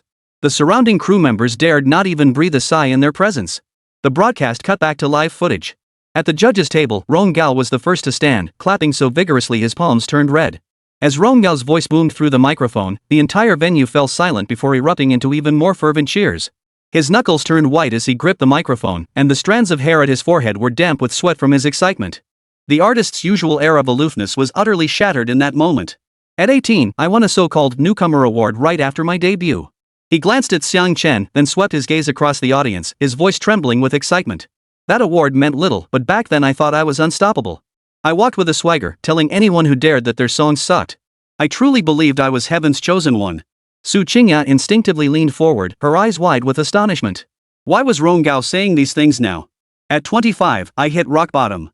Rong Gao suddenly laughed, his chuckle tinged with self-mockery. No one listened to the songs I wrote, concert tickets didn't sell. I felt like I'd been forgotten. Back then, I holed up in my rented room, staring blankly at the wall covered in trophies. I couldn't understand it, none of it made sense. His gaze swept across the audience, as if seeing himself beyond the crowd. I was filled with rage back then, rage that listeners didn't appreciate my work, rage that the company withheld resources. But no matter how much I resented it all, I remained stubbornly proud. Maybe that was right, maybe it was wrong. But thankfully, I survived. So I always saw that period as proof I was buried gold. Until the moment you, Xiang Chen, appeared. Ronggao's gaze settled on Xiang Chen, his tone suddenly softening, yet his eyes held an inexplicable simplicity. I just want to tell that stubborn, prideful Ronggao from back then, you were nothing. Surviving in this industry before Xiang Chen came along was pure luck for you. Silence. At that moment, after Ronggao uttered those words, the once bustling scene fell into silence. After all, as the old saying goes, when someone's mocking themselves, it's best not to utter a single word. Ronggao may belittle himself, but his achievements are undeniable. He was undoubtedly a genius among geniuses. A figure revered by his peers in the industry. Though he was putting himself down now, these words were directed at Xiang Chen. Ronggao never holds back when facing others. The assistant director just urged me over the earpiece to wrap up quickly, the live stream time has been exceeded. Ronggao suddenly burst out laughing, pumping his fist at the camera, but today, I absolutely must say one more thing. Xiang Chen, in my eyes, you are the undisputed top talent in the Chinese music scene today. As the words left his mouth, the entire audience rose as one. Applause and cheers shook the stage so violently that the overhead light swayed. A bespectacled guy held up his phone, its screen displaying scrolling bullet comments. Ronggao is awesome, so humble. Ronggao is awesome too, why the sudden change of heart? Xiang Chen is awesome. Ronggao is awesome too. Ronggao was simply knocked out by Xiang Chen's performance. Besides Xiang Chen, there are few in the Chinese music scene who could pull off that line. Thank you all. Sorry for taking up your time. Ronggao bowed deeply toward the stage, his movements as precise as a rookie just starting out. As he straightened up, the smile on his lips glinted brightly under the spotlight. He then placed the microphone back on its stand, plopped down into a chair, and slumped into a pose that perfectly captured the essence of a fanboy fresh out of an idol concert. The applause from the audience lasted a full 3 minutes. Even the director couldn't bear to cut the shot. They let this rare moment an artist not even officially debuted yet turning the mentor into a starry-eyed fan play out live on air. Seriously? Is it really that good? Why can't I hear anything special? The applause grew increasingly jarring. Hua Chen sat beside him. He cursed inwardly while scanning the room, his confidence steadily eroding. Xiang Chen stood at center stage. Facing Ronggao's treatment, he bowed in Ronggao's direction. He didn't offer any flowery words, only softly saying, "Thank you, Teacher Rong." Yet these simple 5 words, carried by the roaring cheers of the entire venue, carried more weight than any grand rhetoric. Backstage, the technical team had just resolved the issue of excessive online viewers. The director rushed back to the office and witnessed this scene. Cut that segment out separately for me. We can handle this wave of buzz. Get to work. Behind him, the screen was already flooded with a sea of real-time comments. Xiang Chen, tell us why you wrote this song. We're dying to know. Yeah, we're all dying to know what was your mindset when you wrote this song? Yeah, Xiang Chen, hurry up and tell us. I really need this insight. Meanwhile, the audience below the stage couldn't sit still either. Someone in the front row shouted out loud. This song was written for the August 1st. After finishing the song, Xiang Chen shrugged. There was nothing left to hide, so he gave a non-committal smile. Then he slowly explained. 024, you mean paying tribute to August 1st is also a clever ploy? The words August 1st landed like stones tossed into a deep pool. First came a brief silence, then ripples spread out in layer upon layer. The girl in the front row who had been wiping away tears suddenly covered her mouth, her bewilderment instantly replaced by clarity. She recalled the lyrics about mountains and rivers untroubled, life going on as usual, and the stories of martyrs in her textbooks. Suddenly she understood that indescribable sorrow wasn't about personal love or loss, but a remembrance across time and space for a group of people. The most beloved people. The live stream's comments froze for a few seconds. Then came a flood of comments. Holy crap, no wonder the lyrics feel so profound. August 1st. It's for them. Some dug up the lyrics for line-by-line comparison. Walk the long road you walk, they walk the revolutionary path, while we walk the path of construction. Children sleep soundly in their dreams, this is precisely what they wish to see. The land remains unharmed, life continues as before. This tells them that present-day China is just as they dreamed it would be. I thought it was sad before, but now I understand its reverent remembrance. Xiang Chen rocks, China rocks, the most adorable people rock. So that's it. So that's it. Ronggao sat at the judges' table, his fingertips tapping lightly on the surface, a faint smile of release in his eyes. At this moment, he finally understood the indescribable sorrow and as desired. It was empathy for the fallen, a tender farewell to a world they never saw. This emotion held more power than any technical skill. Absolutely brilliant. The audience suddenly grasped Xiang Chen's profound intent. One by one, their faces lit up with realization. Yet, just as the entire venue's mood was shifting from silence to collective resonance, Hua Chen's voice, gripping the microphone, abruptly cut in. With a hint of deliberate coolness, sensing the atmosphere had cooled slightly, he decisively interjected, Xiang Chen, to be honest, this song is definitely good. At this moment, though everyone now knew the true origin of As Desired and finally understood where the profound sadness stemmed from, But Hua Chen couldn't stand it anymore. Seriously? Why were these people so enamored with this manipulative piece? Why is the musical taste of Longwa people so low? Seriously, the Dragon Nation music scene truly needed him to save it. At this moment, the weight of responsibility on his shoulders felt like 1,000 pounds. But this time, he did carefully choose his words. After all, he'd learned his lesson last time his first words were actually a definite statement. But even a fool could detect the awkwardness in his words. There was bound to be a reversal coming. And now, all eyes were fixed on him. Everyone present knew what had happened in the first episode. Otherwise, teacher Rong Gao wouldn't have reacted so strongly. Hua Chen paused, his gaze sweeping the audience as if seeking approval. Unfortunately, none came. Seeing this, he sighed again, lamenting the low musical taste of the people of Longwa. But I still stand by what I said, your songwriting relies too heavily on cheap tricks. Last time you borrowed ancient poetry, this time you're paying homage to August 1st, always leaning on sentimentality. Your work follows the same tired formula. This was the script the company had given him, and he felt he'd executed it perfectly. I'll say it again, not knowing Susure is my own fault. But this point remains undeniable, musicians shouldn't constantly seek shortcuts. Only by shedding that mindset can you become a truly outstanding singer. I sense you have talent, so I hope you remember my words. At this moment, Hua Chen even adopted the air of an elder, a seasoned veteran. After delivering these words, he felt his speech was absolutely brilliant. He practically thought he was a genius. He could probably excel in any other field with ease, right? Damn, Hua Chen, you're so awesome. Right now, the comments should all be praising me, right? Praising my composure. He'd completely turned the tables. After saying all this, Hua Chen gave himself a mental round of applause. I'm seriously awesome. And right now, the live chat was indeed exploding with reactions to his words. But sadly, not a single comment was praising him. Seriously? Did Hua Chen get his brain fried or something? How could he say something like that? Holy crap, this guy doesn't even know what August 1st commemorates, does he? If he really doesn't know, I'm truly impressed. I'm starting to suspect he's a spy. Damn, I knew he'd say something, but I never imagined he'd say this. This can't be scripted, right? No one would choose such a suicide mission of a script. Right now I'm witnessing the diversity of species. Alright, Hua Chen's fans, stand by your guy. Let's see how you all go down together. The scene cuts back to the live stream. Xiang Chen stood center stage, his brow furrowing beneath the lion head mask. He wasn't stunned, he found it absurd. Hua Chen's words felt like a rusty nail, forcefully driven into his nerves just as they began to relax. Clever? Predictable?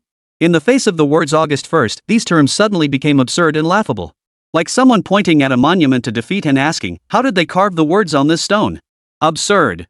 He stared at Hua Chen in the judges' seats. The man's chin was slightly raised, his eyes carrying a certainty that screamed, I'm absolutely right. As if those words weren't meant to belittle him, but rather to gently guide and earnestly advise. Xiang Chen's mind raced, desperately seeking a rational explanation for Hua Chen's words and actions. Resentment? Or still deliberately picking fights? Where did this confidence come from? Or... Suddenly, an absurd yet increasingly clear thought surfaced. Could Hua Chen genuinely not know what bai was? The moment this thought surfaced, even Xiang Chen found it absurd. It was like someone claiming ignorance of the national flag's red color, so absurd it made one doubt their own ears. Yet beyond this explanation, he couldn't fathom how Hua Chen could possibly utter the word clever about as desired at this precise moment. Last time Hua Chen claimed he didn't know who Susure was? Xiang Chen chalked it up to ignorance. But this time, facing the term August 1st, still managing to say clever, that wasn't mere ignorance. He even began to suspect Hua Chen might be a spy? But that didn't make sense either. A spy wouldn't make such a stupid mistake, would they? At that moment, he sighed. He too wanted to know the answer. Then, picking up the microphone, his voice was a few degrees deeper than when singing As You Wish, yet carried a power that pierced through the clamor. Teacher Hua, what exactly do you consider not being clever? Hua Chen was momentarily stumped by the question, then stiffened his neck and declared, music should be pure, it shouldn't always be tied to these so-called symbols. Pure? Xiang Chen laughed, the sound filtering through his mask with a hint of chill. Not? Xiang Chen's heart skipped a beat, his train of thought momentarily derailed by Hua Chen's words. Evidently, his absurd notion might actually be correct. His Adam's apple bobbed as he spoke again, his voice muffled through the microphone, slightly stilted from the disruption. So you think I shouldn't pay tribute to bai? The words were spoken softly, yet they felt like an ice cube dropped into boiling oil, instantly igniting the venue. Even the security guards maintaining order in the back rows frowned and turned to look at Hua Chen. After all, though Xiang Chen was the one asking, countless others in the room were thinking the exact same thing.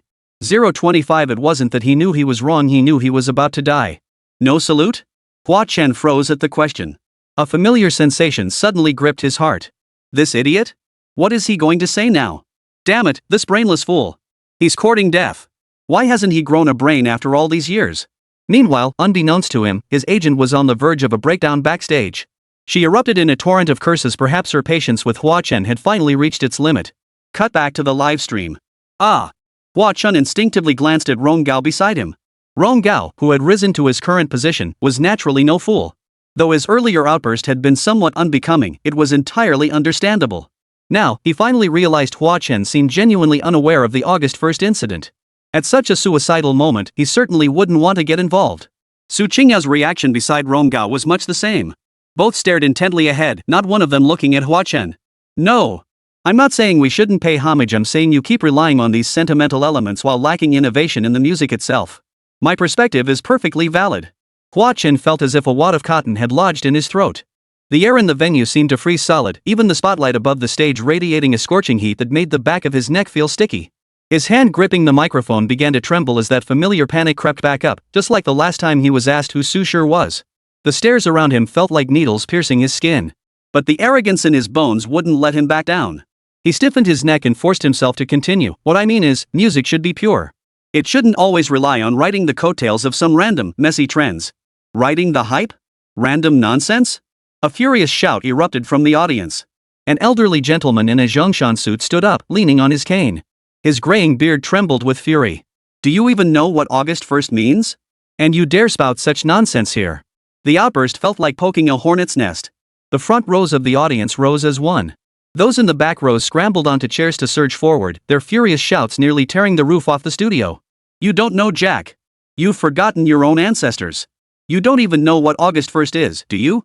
Without a doubt, Hua Chen believed his words were a perfect comeback, his phrasing flawless. Who could have predicted the live audience's reaction would spiral completely out of control? Hua Chen's face instantly turned as white as paper. He stared at the flushed faces below the stage. Listening to the shouts laced with profanity, he suddenly realized he couldn't understand a single word. So, what the hell was Bai? Why were these people so worked up, like cats with their tails stepped on? Was there something wrong with what he said? Nothing was wrong, was it? Everything he said was airtight, wasn't it? Wait, everyone. He tried to open his mouth to defend himself, but was drowned out by an even more furious torrent of abuse. He could only gape helplessly, like a fish out of water. A mess? Hearing Hua Chen's words, Xiang Chen finally laughed. The sound filtered through his mask, tinged with coldness. Those who bled for today's glory, are they just a mess in your eyes? Hua Chen. His voice echoed through the mask, metallic and hard. Do you know how many lives were sacrificed to forge the very meaning of Bai? Hua Chen shuddered at Xiang Chen's question, instinctively stumbling backward. I don't need to know that. Like a cat whose tail had been stepped on, he suddenly seized upon an angle and raised his voice sharply. I'm a singer. I only need to understand music. All I'm discussing here is music. Understand music? Xiang Chen laughed, his voice laced with ice shards. How can someone who's forgotten their roots sing anything worthwhile? The words had barely left his mouth when a deafening roar of yes erupted from the audience below the stage. Truth be told, Xiang Chen really didn't want to cause any trouble today. After all, the director had already come over to smooth things over. Song Yao had also analyzed the critical points for him. He'd passed the rookie phase and was now desperately in need of popularity points. So this time, he took the stage with a live and let live attitude. Therefore, as long as Hua Chen didn't come looking for trouble today, even if Hua Chen spoke with a bit of sarcasm, he wouldn't say anything. He'd just consider it not looking for trouble. But who could have imagined? This guy actually pulled this stunt. This was textbook karma coming back to bite him. On stage, Hua Chen was still making his last desperate attempts. He pointed at Xiang Chen, his voice shrill as nails scraping glass. Stop changing the subject. You're just trying to be clever. Playing on sentiment to get sympathy. Playing on emotions? The old man in the Zhongshan suit suddenly stood up again. This time, no one helped him, yet he stood perfectly straight. What? He stared at the audience below, their faces flushed crimson, and listened to the torrent of angry shouts raining down like hailstones. His mind felt like a tangled ball of yarn. What exactly is August 1st? Why does even mentioning riding its coattails feel like poking a hornet's nest? What the hell are you all so worked up about? What did I say? His voice cracked, trembling slightly. I just said music should be pure. What's wrong with that? What's wrong with me critiquing music? There's nothing wrong with that. Pure my ass. A man in work clothes stood up from the front row. My grandfather died in the Yangtze River crossing campaign. Every August 1st, I go to the cemetery to clean his tombstone. And you call this nonsense? Those words ignited a powder keg. Xiang Chen stood center stage, his breath heavy as lead beneath the lion head mask. He stared at Hua Chen's face, which screamed I'm not wrong, and suddenly all his anger turned into bone-chilling cold. Ignorance isn't terrifying. What's terrifying is using ignorance as a shield and dismissing reverence as pretentiousness. I'll show you what pure means. You beast. You bloody beast. Hearing this, the old man's cloudy eyes suddenly welled with tears. Pointing at Hua Chen, his lips trembled, unable to speak. Finally, he violently snatched the fan stick in his hand, the one Xiang Chen's fans had just given him. Still bearing Xiang Chen's name, he hurled it with all his might toward the judge's table. Whoosh! The plastic cheer stick sliced through the air, whizzing past Hua Chen's ear. It slammed into the backdrop behind him with a sharp crack. Time seemed to freeze in that moment. Silence. With the old man's mighty throw. The angry shouts from the audience abruptly ceased. All eyes fixed on the old man who'd thrown the object, even the live chat went blank for a moment. After tossing the object, the old man slumped back into his chair, gasping for breath. The young man beside him quickly reached out to steady him, only to find the old man's hands trembling like autumn leaves in the wind. I'm sorry. The old man mumbled an apology to the camera, his voice heavy with remorse. I shouldn't have thrown things, but I just couldn't stand that little brat sitting there. He doesn't deserve it. As the camera zoomed in, people finally saw the jarring text on the metal pinned to the old man's chest. Old man, why are you apologizing? He's the one who should be apologizing. Are you a descendant of those most beloved people who fought against the Eagles back then? Hua Chen, I have an 8 a.m. class. We demand an explanation for this. How could he be so ignorant of these matters and still provoke the old man into such anger? Hua Chen, get out of the entertainment industry. Get out of China. As the audience noticed the medals pinned to the old man's chest. At this moment, the fury in the venue reached its peak. Once again, a chorus of curses erupted. Of course, the online chat was just as furious as the live audience. Holy, this pisses me off so bad. How can someone be this ignorant? I thought he just misspoke, but it turns out he genuinely doesn't know what August 1st signifies? Some people in the entertainment industry make money way too easily. These folks deserve to be damned. Hua Chen's good days are numbered. He's really stirred up a hornet's nest this time. I'm so furious, absolutely furious, everyone. Hua Chen is probably finished. Ah.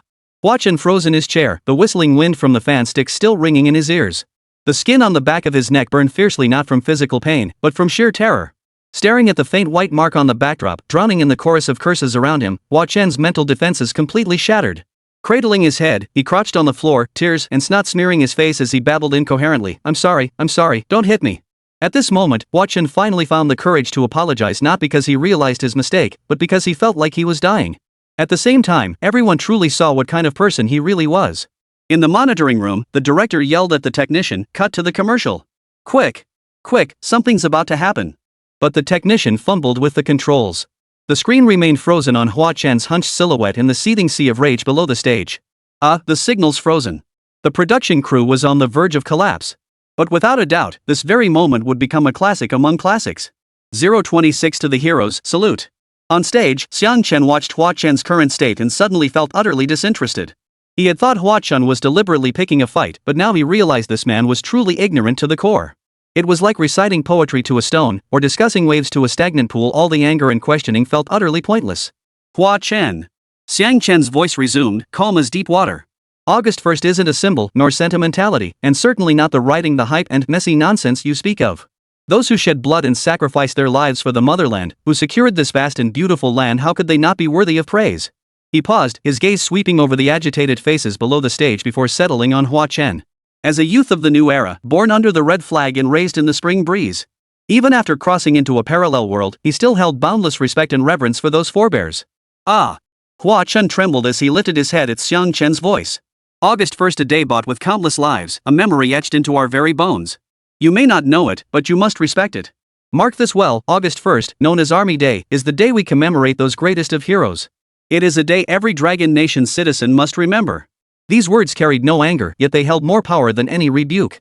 Good. The audience below gradually quieted, some beginning to clap silently. The applause grew from scattered claps to a dense chorus, finally coalescing into a solemn wave. Hua Chen looked at Xiang Chen and suddenly felt that lion-headed mask resembled a judge's bench. And he himself was the accused criminal standing in the dock. He finally realized that the trouble he'd caused this time was 10,000 times worse than the last incident involving Su Shi. And his earlier rebuttal had only pushed him further into the fire. Everyone, I was wrong. I truly made a mistake. His voice was as faint as a mosquito's buzz, and tears welled up unexpectedly. He stood up and bowed urgently. It wasn't resentment, he was genuinely terrified. Terrified of the furious stares from the audience below the stage. He dreaded the torrent of abuse flooding the livestream chat, feared Star Glory Media would discard him like trash. And most of all, he feared he might never leave this stage today. No one below acknowledged his apology. Every pair of eyes was filled with rage. A girl in a school uniform suddenly shouted, "You don't even know about the Bai team, and you have the nerve to be a judge? Having an artist like you, a mentor like you, is a disgrace to this stage." The words hit like a stone thrown into a lake, instantly sparking a chorus of agreement. "Get off the stage. Don't defile this platform." Hua Chen stood there, his shoulders shaking uncontrollably. For the first time, he realized that the fans who usually fawned over him and the staff who tried to please him had all turned into blurry, angry shadows. He stood exposed on the stage, the center of everyone's attention, like a clown stripped naked, his foolishness and shallowness laid bare. The live stream cut away from this scene. Director's son hurried onto the stage. He bowed deeply to the audience below. "Ladies and gentlemen, today's incident is a failure on our part as the production team. We neglected our duty to properly vet the judges. I apologize to all viewers." He turned to Hua Chen, his gaze devoid of any warmth. "Hua Chen, you are to leave the judge's seat immediately." At this moment, the director had to step in to stabilize the situation. And without question, removing Hua Chen, the instigator of this chaos, was the absolute priority. All right. Hua Chen scrambled to his feet as if granted a pardon, stumbling toward the backstage area. As he passed Xiang Chen, he instinctively tried to dodge, but Xiang Chen's gaze pinned him in place. "Remember today. Remember." Xiang Chen's voice was soft, yet it reached his ears with crystal clarity. "Don't just remember the humiliation, remember why you were humiliated." "Me, you." Hua Chen nodded frantically, practically fleeing into the backstage area. His agent spotted him and immediately delivered a slap across his face. The force of the blow jerked Hua Chen's head to the side. A bead of blood dripped from the corner of his mouth onto his silk shirt, like an ugly flower. Before he could react, his agent's furious tirade pelted him like hailstones. It was a stark contrast to his previous subservient demeanor. "Are you brain dead? You don't even know about Army Day? Did you crawl out from under a rock?" The agent yanked him by the collar and shoved him hard against the wall. The force was so strong it made a dull thud as Hua Chen's head slammed against the wall. "I told you before, stop showing off. I told you to read more books, but you wouldn't listen. All you do is hang out in bars and flirt with internet celebrities. But when trouble comes knocking, do you think your online popularity just blew in on the wind? Starlight spent 30 million to buy you trending topics and land you on the Red Gala all to clean up your image. And look what you've done." The agent's spittle splattered across Hua Chen's face, calling the military day a mess in front of the entire nation. "Did you know the authorities just called the chairman? Did you know how many veterans are cursing your ancestors in the livestream chat?" He suddenly let go, and Hua Chen slid to the floor like a pile of sludge. The agent pointed a finger right at his nose. His voice was sharp as a knife. "You think your singing skills mean? Without the company fixing your vocals, without paid commenters controlling the narrative, you wouldn't even be a third-rate star. Now look at you, your persona is shattered into dust. Who'd dare hire you now?" The last sentence was practically a roar. The staff from Masked Singer in the hallway all lowered their heads, too afraid to look up. Everyone knew Hua Chen was doomed this time. This scandal had definitely blown way out of proportion. And the entire industry might face a crackdown because of this. The scene cuts back to the live broadcast. Without a doubt, the problem now lies with Hua Chen. Once he's been forced off the stage and the issue resolved, the real task now is figuring out how to wrap this up.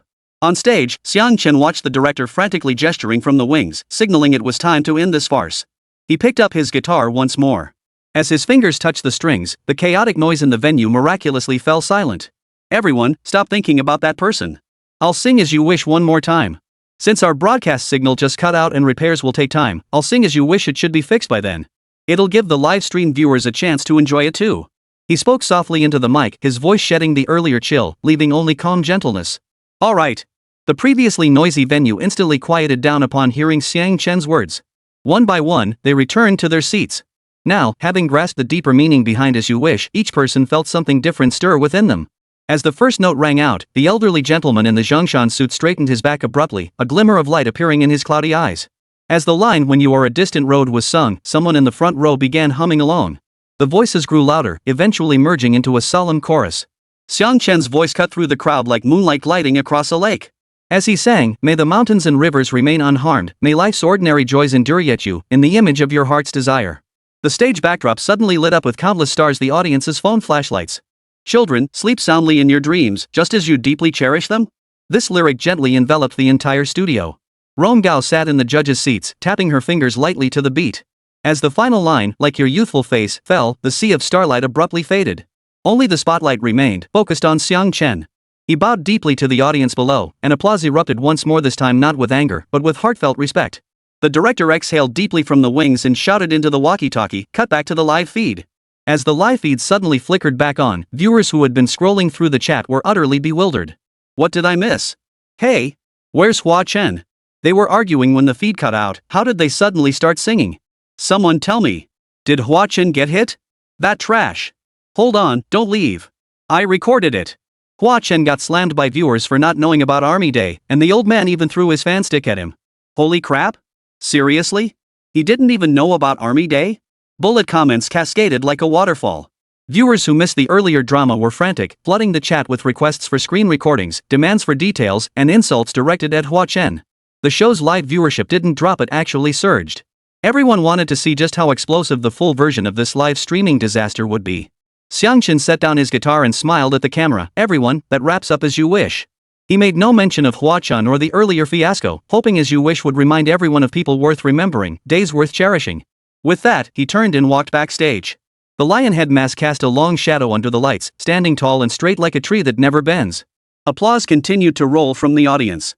The elderly gentleman in the Zhongshan suit saluted his retreating figure with a military salute, slow yet solemn. As the spotlight gradually dimmed, no one noticed.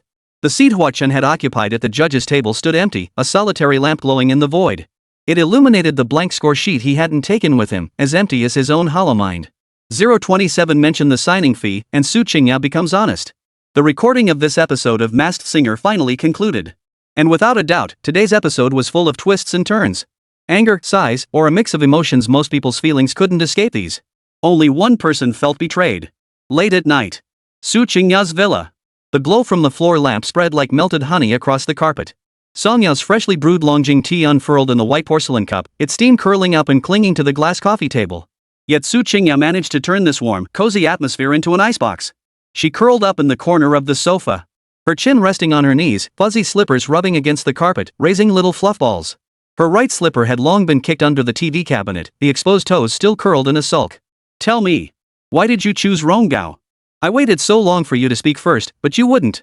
You practically forced me to start this conversation. Fine, I'll speak first. You must give me a reasonable explanation tonight. At that moment, Su Qingya could hold back no longer and finally demanded. She shot upright, her hair tie slipping to the back of her head. Strands of hair clung wildly to her cheeks, making her wide, almond-shaped eyes appear even brighter. She charged straight towards Xiang Chen. She brushed the stray strands from behind her ears, revealing earlobes flushed as ripe cherries.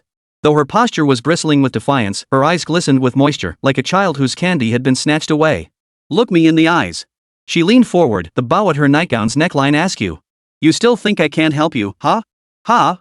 Men's words are nothing but lies. She stole a glance at Xiang Chen, seeing he remained silent. Then she added, her voice still full of indignation, do you think I'm just starting out and worried I'll hold you back? Or do you think standing with Ronggao will get you ahead faster? Look at my eyes. The floor lamp cast light on her flushed cheeks. Her words were clearly accusatory. Yet the trailing note carried an almost imperceptible hint of petulance. Like a fluffed-up kitten hissing at someone, yet exposing its softest belly. Ahem.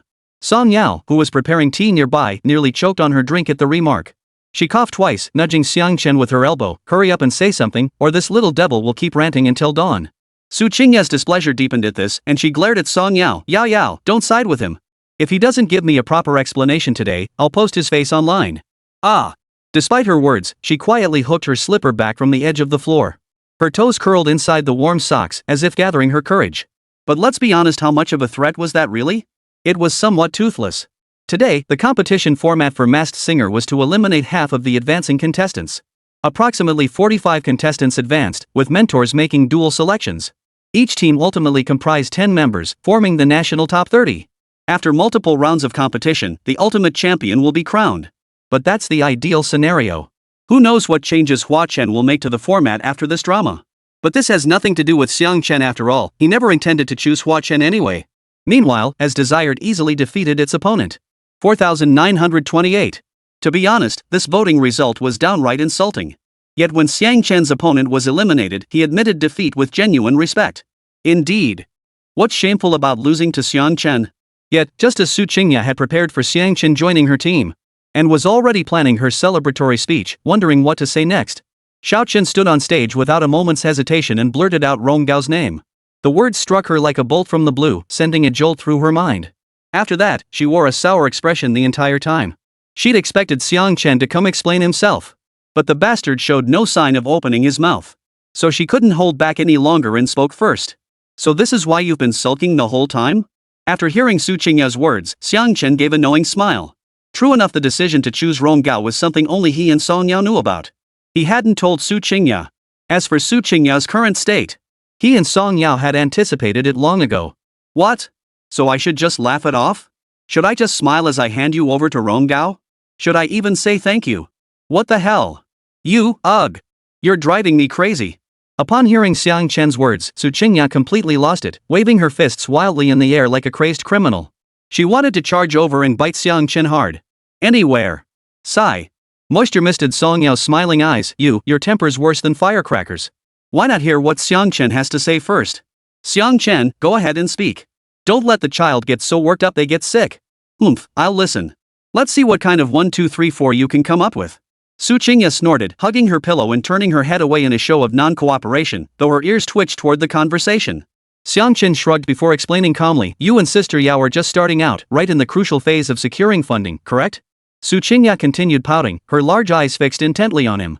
Seeing no rebuttal, he continued, this Hua Chen incident blew way out of proportion. The authorities will definitely step in. Starshine Media won't escape scrutiny, they might even drag the masked singer into the investigation. And while Hua Chen brought this mess on himself with his own stupidity, who knows if Starshine won't turn their guns on me? Su Qingya's shoulders shifted slightly, but she remained silent. So, I'll keep my distance from you guys whenever I can. Xiang Chen picked up his tea and took a sip. Rong Gao has been in this industry for 20 years. What storms hasn't he weathered? Partnering with him lets us avoid the spotlight while leveraging his connections to stabilize the situation. Right now, the Hua Chen incident is a ticking time bomb. Whoever gets involved will get their hands dirty. Song Yao nodded beside him, glancing at Su Qingya. This is what Xiang Chen and I decided after he stepped down. We didn't want to drag you into this.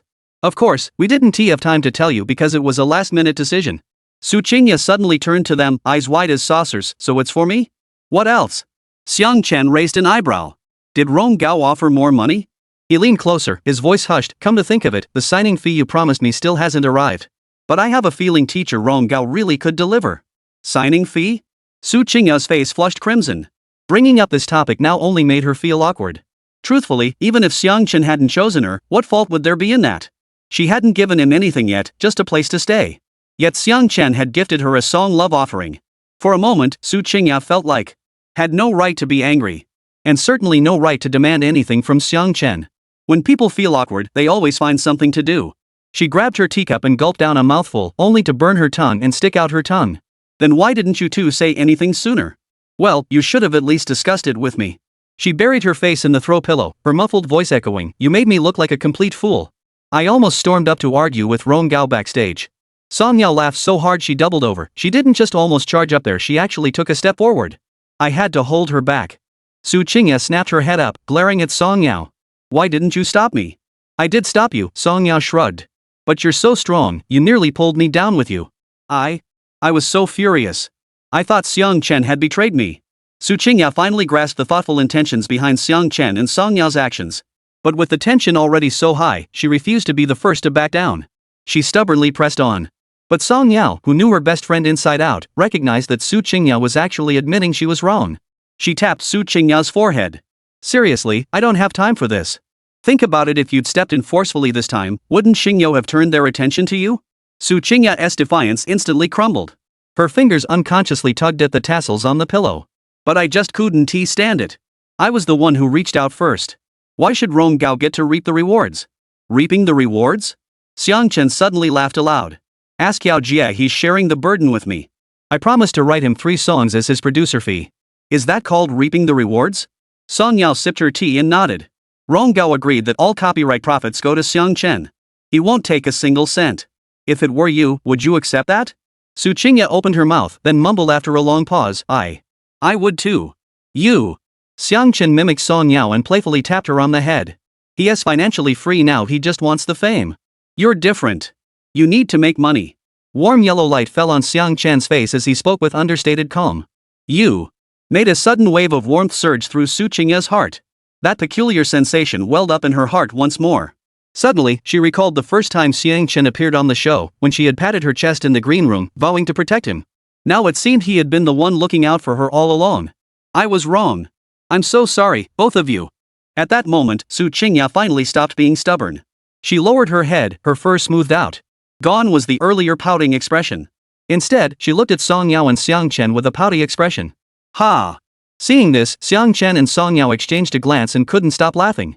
028 Midnight Terror, Steel Egg scares the security guard. Scene shifts to a luxury apartment complex in Jiangnan. Achoo! Got a cold? Rongao rubbed his nose and furrowed his brow, but a smile quickly returned to his face. Never mind that. Ha! Xiang Chen has joined my team. Ha ha ha.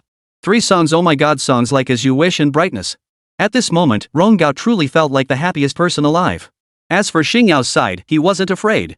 After all these years of hustling, he'd built up a decent little capital base. Besides, the big players backing him weren't intimidated by Xingyao either. So, Xiang Chen and Song Yao's requests were practically a piece of cake for him. But he couldn't help feeling a bit regretful. Xiang Chen had actually let Su Qingya and Song Yao make the first move. That truly left him feeling down for a few minutes. But that frustration quickly faded. It didn't matter. Compared to that, he was far more eager for those 3 songs. Truth be told, he had already achieved financial freedom. Money truly meant little to him. Now it was time to pursue his dreams. Thus, as someone who truly loved music, he found himself particularly eager to hear Xiang Chen's compositions. Perspective shifts back. A comrade who admits mistakes is still a good comrade. Xiang Chen smiled, then his expression changed. But you just said you'd post my photo, I'll remember that. Su Qingya snuggled closer with her pillow, her cheeks flushing. I didn't know this situation? My bad. That little incident was finally over. The 3 then discussed the follow-up release plans for As Desired. Su Qingya's fingers froze mid-scroll on her phone. She abruptly turned the screen towards Xiang Chen and Song Yao. Her voice shot up an octave. Look. Xingyao just released a statement. On the screen. Our artist Hua Chen, having emigrated overseas with his family at a young age and holding foreign nationality, possesses limited understanding of Longwa's history and culture. His recent inappropriate remarks stem from cultural differences rather than deliberate intent. Hua Chen has deeply reflected on his actions and is actively studying relevant knowledge. We earnestly request the public's tolerance and an opportunity for him to correct his behavior. Xiang Chen stared at the words foreign nationality, his fingertips tapping the sofa armrest unconsciously. Suddenly, he chuckled softly. This excuse is worse than saying nothing at all. Su Qingya tapped the screen in frustration. What do you mean cultural differences? Not knowing August 1st is Army Day is a cultural difference? This is a gap in basic knowledge. Has Xingyao lost its mind? How dare they defend him at a time like this? Song Yao held her teacup, her fingertips tracing the rim. Her tone was calm yet tinged with coldness. Crazy? They have no choice but to be crazy. Then she lifted her gaze to meet theirs. Do you have any idea how much resources Xingyao has poured into Hua Chen over the years? From his debut to now films, TV shows, variety programs, endorsements, it's easily over 800 million yuan. If he's completely finished, all that money goes down the drain. Xingyao's already strapped for cash, how could they handle that? Plus, Hua Chen holds at least 3 S-level endorsements and 6 film TV project contracts. If he gets blacklisted, Star Glory would have to pay 300 million in breach of contract penalties alone. Protecting him at least leaves a sliver of hope. Abandoning him means instant bankruptcy. But isn't this statement just pouring fuel on the fire? Su Qingya scrolled through the comments section, her brow furrowed in frustration. Look at how netizens are lambasting him for exploiting China's resources while holding foreign citizenship, dismissing Chinese history, and demanding he'd go back to your own country. This isn't damage control, it's pushing him toward a dead end. Song Yao scoffed. Xingyao isn't trying to whitewash anything. He's buying time. She set down her teacup, tapping her fingers on the table. They're banking on public outrage flaring up fast and fading just as quickly. First, they'll use the foreign citizenship as a shield, then quietly send Hua Chen abroad to weather the storm. Once this wave subsides, he'll return under a new identity to rake in more money. Countless scandal-ridden celebrities have pulled this stunt before. As she listened to Song Yao's account, Su Qingya shook her head. This time is different. She pulled up another news article and handed it to them. The Veterans Association has teamed up with a legal team to prepare a lawsuit against Star Glory for shielding and distorting history. Relevant authorities have also issued a supervision letter demanding a thorough investigation into artists' nationalities and professional qualifications. Star Glory will find it extremely difficult to get away with this. Suddenly, Su Qingya remembered something and smiled. Come to think of it, Hua Chen said in an interview last year that I'm a Dragon Nation person in life and a Dragon Nation ghost in death. Now that his foreign citizenship has been exposed, he's been thoroughly humiliated. She glanced at Song Yao. Doesn't Star Glory fear shooting themselves in the foot? Afraid? But they have no choice. Song Yao leaned back on the sofa. Xingyao's resources were almost entirely tied to Hua Chen. He was like a sinking ship, and Xingyao was the drowning man clinging to it. Letting go meant certain death. Holding on might just keep them afloat a little longer. Fear? But they have no choice. Song Yao leaned back on the sofa. Xing Yao's resources were almost entirely tied to Hua Chen. He was like a sinking ship and Xing Yao was the drowning man clinging to it. Letting go meant certain death, holding on offered only a fleeting chance to stay afloat. For Xiang Chen, this was his first encounter with such capital operations. Or rather, he found it inexplicably absurd. But then again, anything entangled with profit was never straightforward. He then turned his gaze to Song Yao. Did Hua Chen know? Did he know the company was using his foreign citizenship as a shield? He was now meat on the chopping block. Song Yao sneered coldly. For Xing Yao to issue such a statement, they definitely hadn't consulted him. Rather than protecting him, they were using him as a buffer. To placate investors before cutting ties. Just wait, news of Hua Chen and Star Glory peacefully terminating their contract will surface soon. Or they might try to force a protection deal. Who can say for sure? Su Qingya scrolled through the comments, suddenly pointing at one. Look at this. Netizens dug up that Hua Chen listed Chinese nationality on his application for last year's Dragon Nation National Day Gala. Now Xing Yao claims he's a foreign national. Isn't that slapping themselves in the face? Xiang Chen also clarified Song Yao's transcript, so Xing Yao is just robbing Peter to pay Paul. Now they can't even bother with logic. He then looked up at Song Yao. Exactly. The next question is whether they can reach the point where everyone piles on when the wall falls? A sharp gleam flashed in Song Yao's eyes. Su Qingya suddenly clapped her hands. Leaning closer to Xiang Chen and Song Yao with a mischievous glint in her eyes, she asked, "Do you think Hua Chen will rush to change his nationality back to Longhua overnight?" Song Yao smiled. It makes no difference either way. Besides, this process takes time. At such a critical juncture, who would dare defy public opinion to handle this for him? But you never know. The floor lamp cast its glow across their faces, while Xing Yao's statement still glowed glaringly on the phone screen. Honestly, Su Qingya mused suddenly, Xing Yao's biggest mistake was putting all their eggs in Hua Chen's basket. Song Yao nodded. Hua Chen really is too big a star. That's definitely tricky to handle. We can't just abandon Hua Chen and spend money promoting someone else. On the phone screen, the comment count on Star Glory's statement continued to skyrocket. The three chatted about this and that. Yet none of them noticed one crucial thing. Gang Dan was gone. It suddenly hit me, where was Gang Dan? Oh crap, Gang Dan. Su Qingya suddenly looked up, realizing she hadn't seen Steelegg since coming home. She called out twice, but there was no response. Hearing this, Xiang Chen froze. Meanwhile, at the security booth by the entrance of Su Qingya's villa complex. Today marked the first night shift for Lu Xiaozhang, a newly hired professional security guard at the complex. While security guard wasn't exactly a glamorous profession, it must be said that the pay and workload for villa security offered incredible value for money. Plus, the villa residents were pleasant to deal with. They'd even toss him a pack of good cigarettes now and then.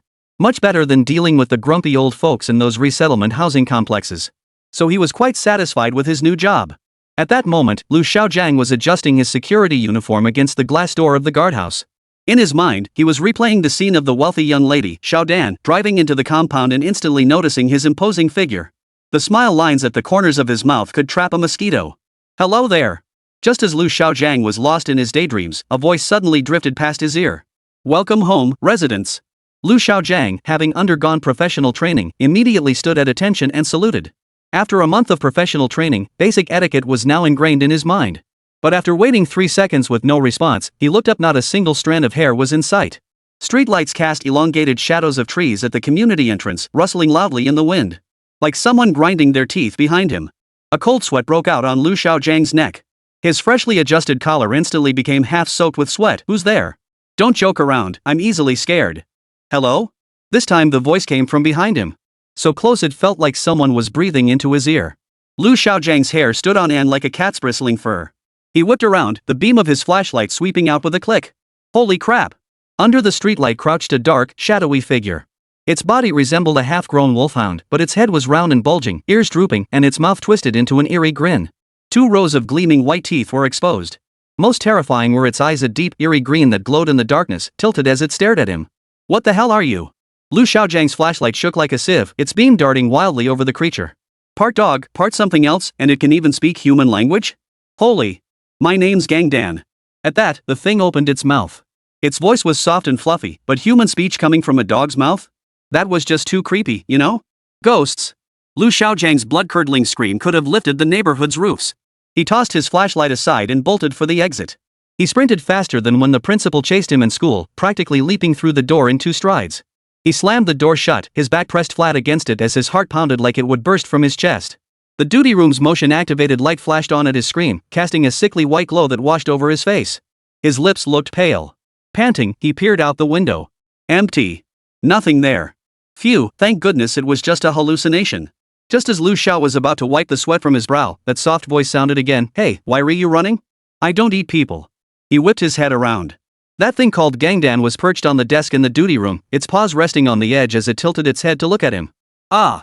Lu Xiaojiang nearly leaped onto the desk in fright. Crawling on all fours into the corner, he pointed at the creature, speechless. The duty room was tiny as a fart hole. Now he was truly in a bind, with no one to turn to. 029 Chief, I think I found that dog. Ha? Is that Hat Uncle? I've got a dog here, wait, no, an alien dog. It can even talk. Uncle Hat, I'm not making this up.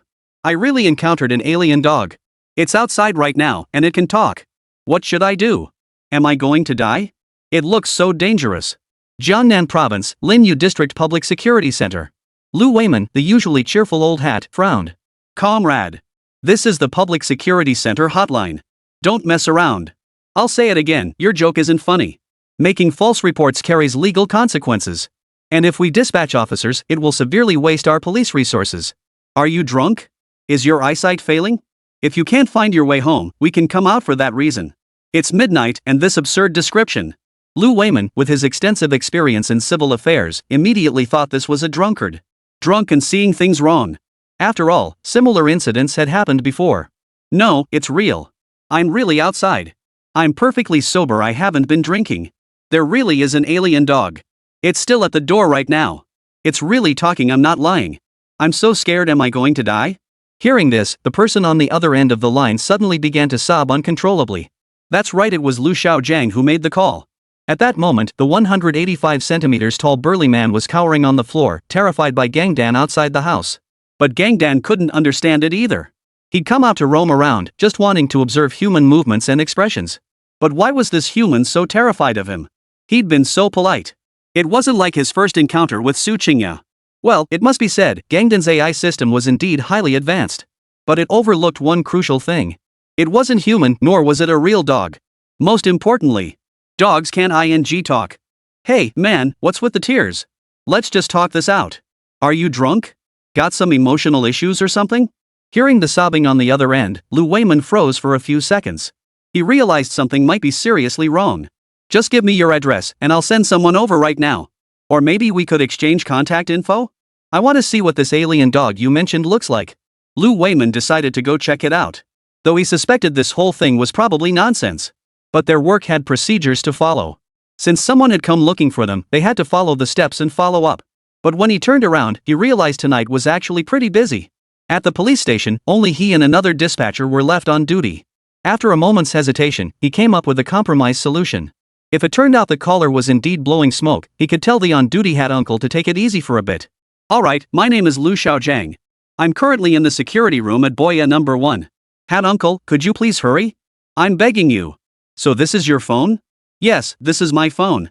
Alright, I've added you. Take a photo and send it to me. I'll get someone over there as quickly as possible. Don't be scared for now. Just wait there. Ugh. What the hell is going on tonight? Even alien dogs are showing up. After hanging up, Lu Weiman shook his head helplessly and turned to his colleague beside him. Alien dogs? Holy crap, that's way crazier than what I just got. Hearing this, his colleague chuckled. When in trouble, call Hatsi. This slogan has been deeply ingrained in the hearts of the masses. So whenever disaster strikes big or small, the first call is always to Uncle Hat. But honestly, sometimes even Uncle Hat feels helpless when faced with some truly absurd requests. Especially those of us in charge of civil affairs. Just now, this guy asked me, my girlfriend keeps crying, what should I do? How do I comfort her? How should I know? I can't even cheer up my own wife. Sigh. Then, a colleague nearby briefly described the call he'd just received. Sigh, no choice, serving the people, I guess.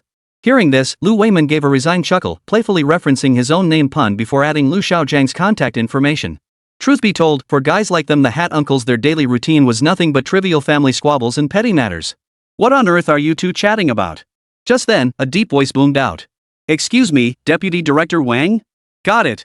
Hearing this, Lu Weiman and his colleague turned around to find two figures, one with 00001 on their chest, the other 00002 smiling at them. Cold sweat instantly broke out on both their foreheads. Their words stumbled out, unsure how to address the multi-position holder 00001. In short, they sprang to attention on the spot and saluted. Jiang Nanzhong stands at attention. Governor, I was in charge here 10 years ago. These are two veterans of this office. Extremely capable in their work. This one is Lu Weiman and that one is Lin Wei. Seeing this, 00002 smiled, then turned to 00001 beside him and introduced them. Ha! Our comrades at the grassroots level have it tough. Weiman, what a fitting name. The troops you've trained must possess exceptional professional skills. Hearing this, 00001 also smiled, his words as polished as ever. He managed to compliment all three people present at once. As everyone knows, in most cases, the heads of operational departments are rarely specialists in their own fields. But the deputy commander is undoubtedly the most knowledgeable expert in that field. Therefore, 00001 still needed to show some respect to the 00002 beside him. After all, when it came to business matters, he still needed to rely on him. You flatter me, Weiman. I'll be touring the area with the governor today. You two should get back to your work. Subsequently, 00002 also turned to Lu Weiman and the others, waving his hand. Yes, sir. Lu Weiman and his colleague quickly nodded and sat down, though their demeanor was no longer as relaxed as before. They sat up straight, tense and alert. After all, as seasoned grassroots officials, when did they ever get to see such a high-ranking figure as 00001 up close? And he was the highest-ranking official within Jiangnan's own system. They were bound to be flustered. Comrade Weiman, what case did you just take on? When your old boss and I were outside, we saw you just hang up the phone. Just as the tension between them peaked, 00001 suddenly spoke up from behind. Reporting to the leader, it should be a drunkard. Lu Weiman stood up again, turned to salute, and reported loudly. Relax, relax. Hearing this, 00002 shook his head helplessly. He and 00001 had a mission this time on the grassroots level. And it was a mission of the highest level of secrecy. The higher-ups had made it clear that the fewer people who knew about it, the better. Thus, the two had decided to go directly to the grassroots themselves. And this top-secret mission? It was to find someone with the online alias, after rebirth, I made a fortune selling robotic dogs. Yes. Relaxation was out of the question. Upon hearing this, Lu Weiman responded loudly once more. Ding. Just then, a photo suddenly appeared in the chat window on the computer. In the photo, a creature resembling a dog yet not quite a dog was perched on the windowsill. Its expression was like this. But how to describe it? It was kinda creepy. Ha? What's this? At that moment, Lu Weiman turned around and finally sensed something was off. This really didn't seem like something from the mortal world unless it was photoshopped. Wait a minute? Just then, 00001's gaze sharpened as he stepped forward. He scrutinized the screen's contents. Then, he snapped a photo of the image and turned to look at 00002. Found it? 00002 murmured under his breath. The two exchanged a glance, their expressions both hiding a trace of restraint. 5 minutes later. Reporting to the forestry department, we seem to have found it. Inside the vehicle, 00001 picked up the phone and dialed, his voice tinged with excitement. 030 This robotic dog was entirely developed independently by civilians. 1 hour later. A seemingly ordinary aircraft took off from the capital city. Yet despite its unassuming exterior, not a single person aboard was ordinary. Even the flight attendants were military personnel with ranks. Among them gathered on this flight were the top brass from the military, the Ministry of Industry and Information Technology, State Security, Public Security, research institutes, and universities, a veritable assembly of the elite among the elite. At the same time, they were all individuals who had personally witnessed the standard version of Dog Egg just days prior. Upon hearing the news that the inventor of the standard version of Steel Egg had been found, not a single one could sit still. They all submitted urgent requests to depart for Jiangnan immediately. Consequently, the relevant authorities specially arranged a chartered flight. After all, they were desperate to meet this individual who, single-handedly, had crushed years of effort by every professional in this field across the entire Dragon Nation. The scene shifts back a few days earlier. Venetian blinds sliced the midsummer sunlight into mottled fragments, casting dappled light across the long conference table. The edges of documents before each person glowed white. The air carried the burnt scent of instant coffee and the lingering heat of unresolved arguments. Today's meeting was convened at the insistence of Professor Lin from the Automation Institute of the Dragon Academy. As one of the project's top executives, only 6 individuals held the authority to convene a full meeting, Professor Lin being one of them. Compared to Professor Lin, the others had arrived early. Their arrival inevitably sparked some disagreement. But more than that, most people were puzzled. After all, a similar meeting had just concluded yesterday. Why was another one being held today? Moreover, it was a last-minute notice, which meant many people skipped lunch to attend. Apologies for keeping everyone waiting. Just then, Professor Lin entered, accompanied by Ma Guangjuan and Zhang, the Director General from the Ministry of Industry and Information Technology who oversees the project. Behind them, staff pushed a small cart covered in black cloth. No one knew what was inside. Old Lin? What's the rush? After years of working together, everyone had become quite familiar with each other. A bespectacled, gray-haired elder spoke first. I won't waste your time with small talk. Please take a look at this report first. Hearing this, Professor Lin waved his hand, and the staff quickly distributed the documents Ma Guangjuan was holding. The paper still carried warmth, clearly freshly photocopied. Most of the content was identical to what Ma Guangjuan had presented to Professor Lin yesterday. Of course, today's documents contained more comprehensive and precise data. And now, the opening line of the document boldly stated, Performance Test Report on the Privately Developed Quadrupedal Robot in Longwa. What? Privately developed? Ha? Seeing the header, the assembled bigwigs below the stage froze, then exchanged bewildered glances. The final product of each generation upgrade naturally required a major conference for discussion. But what the hell is this civilian self-developed nonsense? Their eyes were filled with utter bewilderment. How did this grassroots development even get brought up? Holding such a large meeting just for a privately developed 4-robot system? That's ridiculous. Everyone instinctively turned their bewildered gazes toward Professor Lin. At this moment, most people felt old Lin had lost his mind? Desperate measures, huh? Everyone, see the finished product first. You can question it later. Seeing this, Director Zhang glanced at the crowd and smiled faintly. Then, the staff swiftly pulled back the black cloth. The standard version of the steel egg was fully revealed before everyone's eyes. Silence. For several seconds, the entire conference room fell silent. The atmosphere in the room felt tense as everyone rose from their seats to gather around the cart, staring intently at the standard version steel egg. Its silver exterior looked rather ordinary, though the faux leather texture was somewhat intriguing. But not much else. After scrutinizing it for a while, no one could discern any significant improvements. Therefore, all eyes turned to old Lin, their expressions screaming, "Are you kidding me? Lin, you called us all together just to look at this thing? Adding some faux leather trim doesn't justify such a big meeting.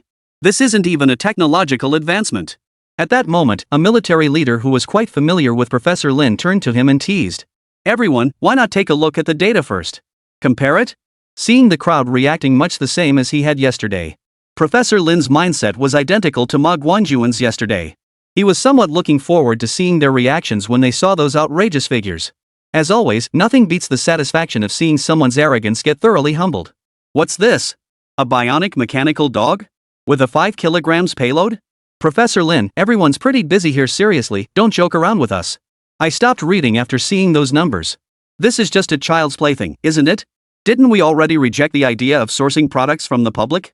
What a pathetic set of specs you're showing us this. At that moment, a voice chimed in with a laugh. How should I put this?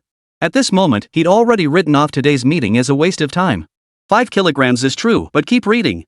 Professor Lin smiled faintly, exchanging a knowing glance with Director Zhang. Hiding his achievements and fame. It seemed he had anticipated this remark. Weight 180 km/h without lag, torque output reaching 320 Newton meters? Then, a voice rang out from the crowd. What? This? One? Is it? Hearing this, the crowd froze, then turned their gaze toward the person holding the document data.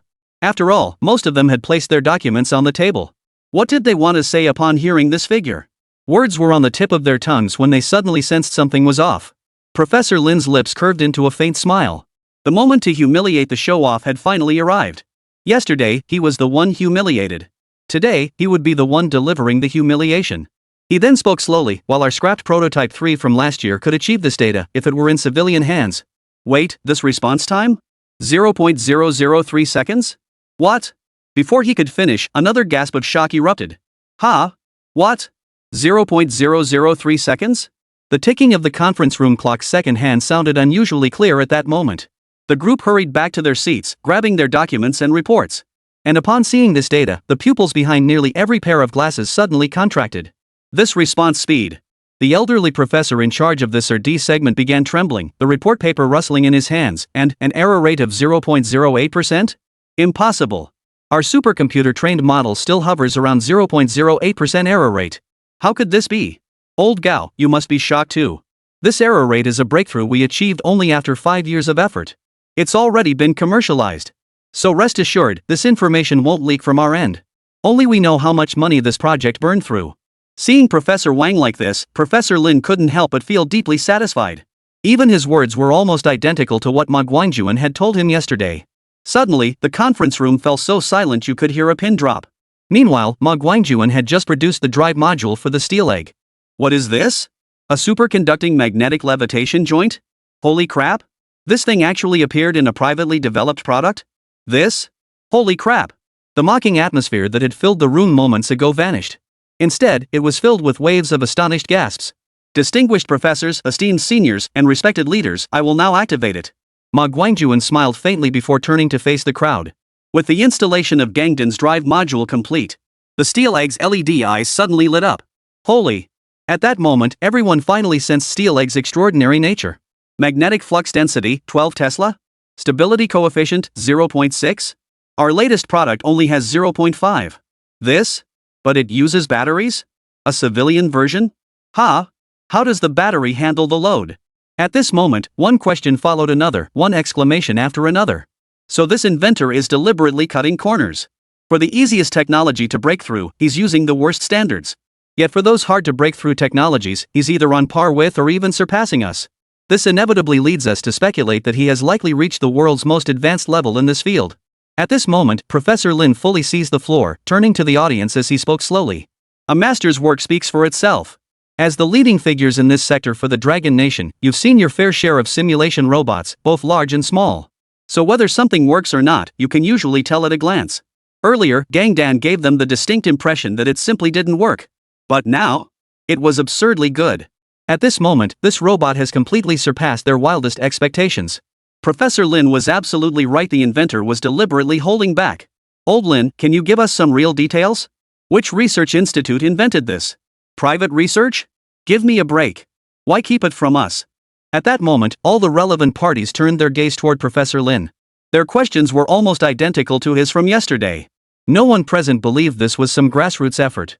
This must be the product of some top-tier lab. But if these top labs had something, wouldn't they know about it soon? No matter how well researched something from the civilian sector might be, it couldn't possibly surpass their capabilities, right? How could this be possible? How could the grassroots possibly create something like this? I know it must have been procured through special channels, right? Which countries? Just then, someone had an epiphany and slapped their forehead. That's it. Hearing this, the group found their explanation. Then they all chuckled. Let me reiterate, this robotic dog is 100% independently developed by the people of Dragon Nation. It must be said, listening to everyone's words, Professor Lin felt a sense of familiarity. His words then brought the previously easing atmosphere back to a dead silence. 031 is a slap in the face to us, and even more so to the nation. Boom! The moment those words left his mouth, everyone present was electrified by the sheer certainty in Professor Lin's tone. For they too carried their own internal yardstick. Perhaps, if the technology could be acquired, this robot could become the template for the entire military's robotic combat platform in their minds. Not to mention the inventor still had numerous undisclosed private projects. Thus, they were intensely curious to know who had developed this product. But with Professor Lin's statement, they were genuinely stunned? Could it be?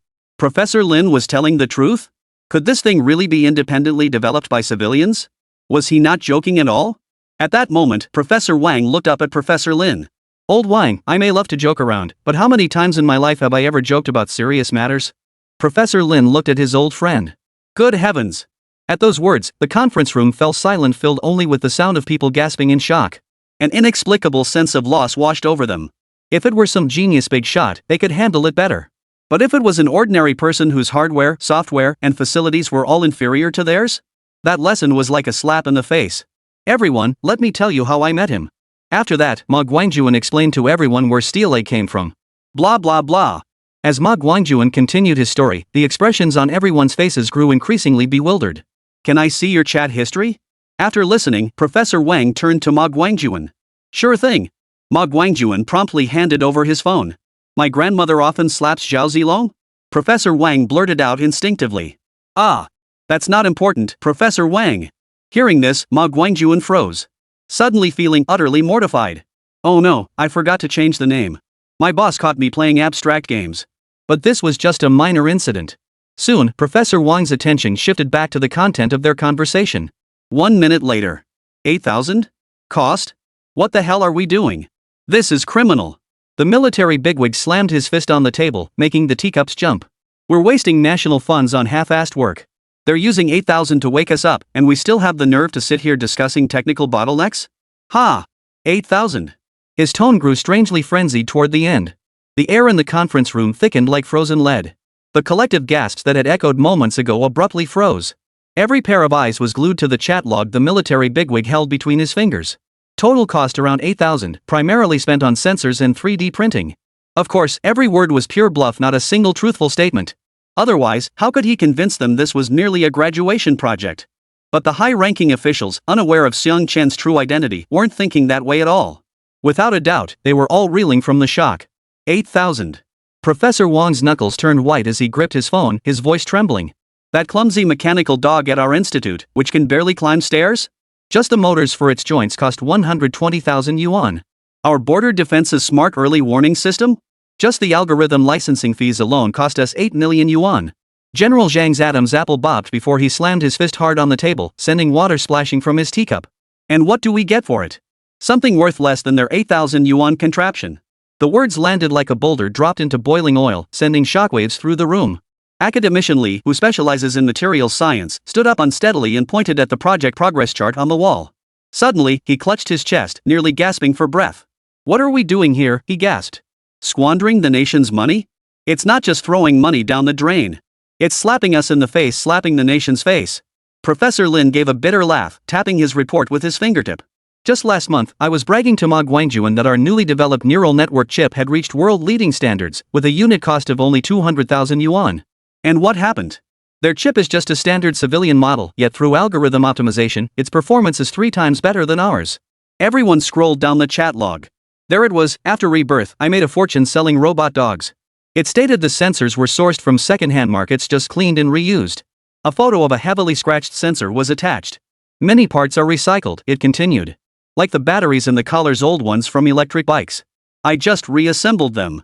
Most of it was just tinkering. As long as the sensors were sensitive enough, no need to chase imported parts. Oh, and the chip in the collar? I salvaged it from an old set-top box. Old batteries? Electric scooters? Set-top boxes. The experts all snapped their heads up, eyes wide as saucers. Modifying a chip from a dismantled set-top box? The big shots were struck dumb again.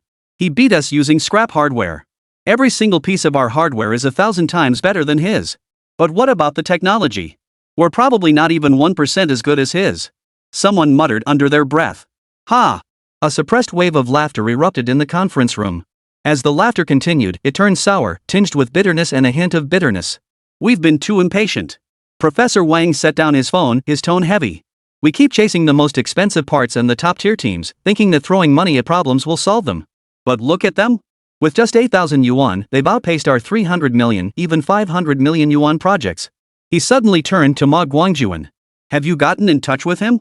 No matter what, we must get him out here. I want to meet him face to face. Ma Guangjuan shook his head with a grimace, waving his phone. Professor Wang, I've wanted to contact this person since the very first moment I saw this product. But the account was deleted immediately. Check the database, the state security leader suddenly spoke up. He hadn't said a word, but his fingers had been flying across the phone screen. Tried IP tracking, verified real name registration, even pulled logistics records? Tried everything. Ma Guangjuan sighed. The only thing certain was that he was in Jiangnan, but his login location changed constantly, like a mobile signal tower. No real name information could be found. All the chat apps he used were registered anonymously. Even the package containing the steel egg had forged logistics information, no way to trace the source. He paused, a flicker of admiration crossing his eyes.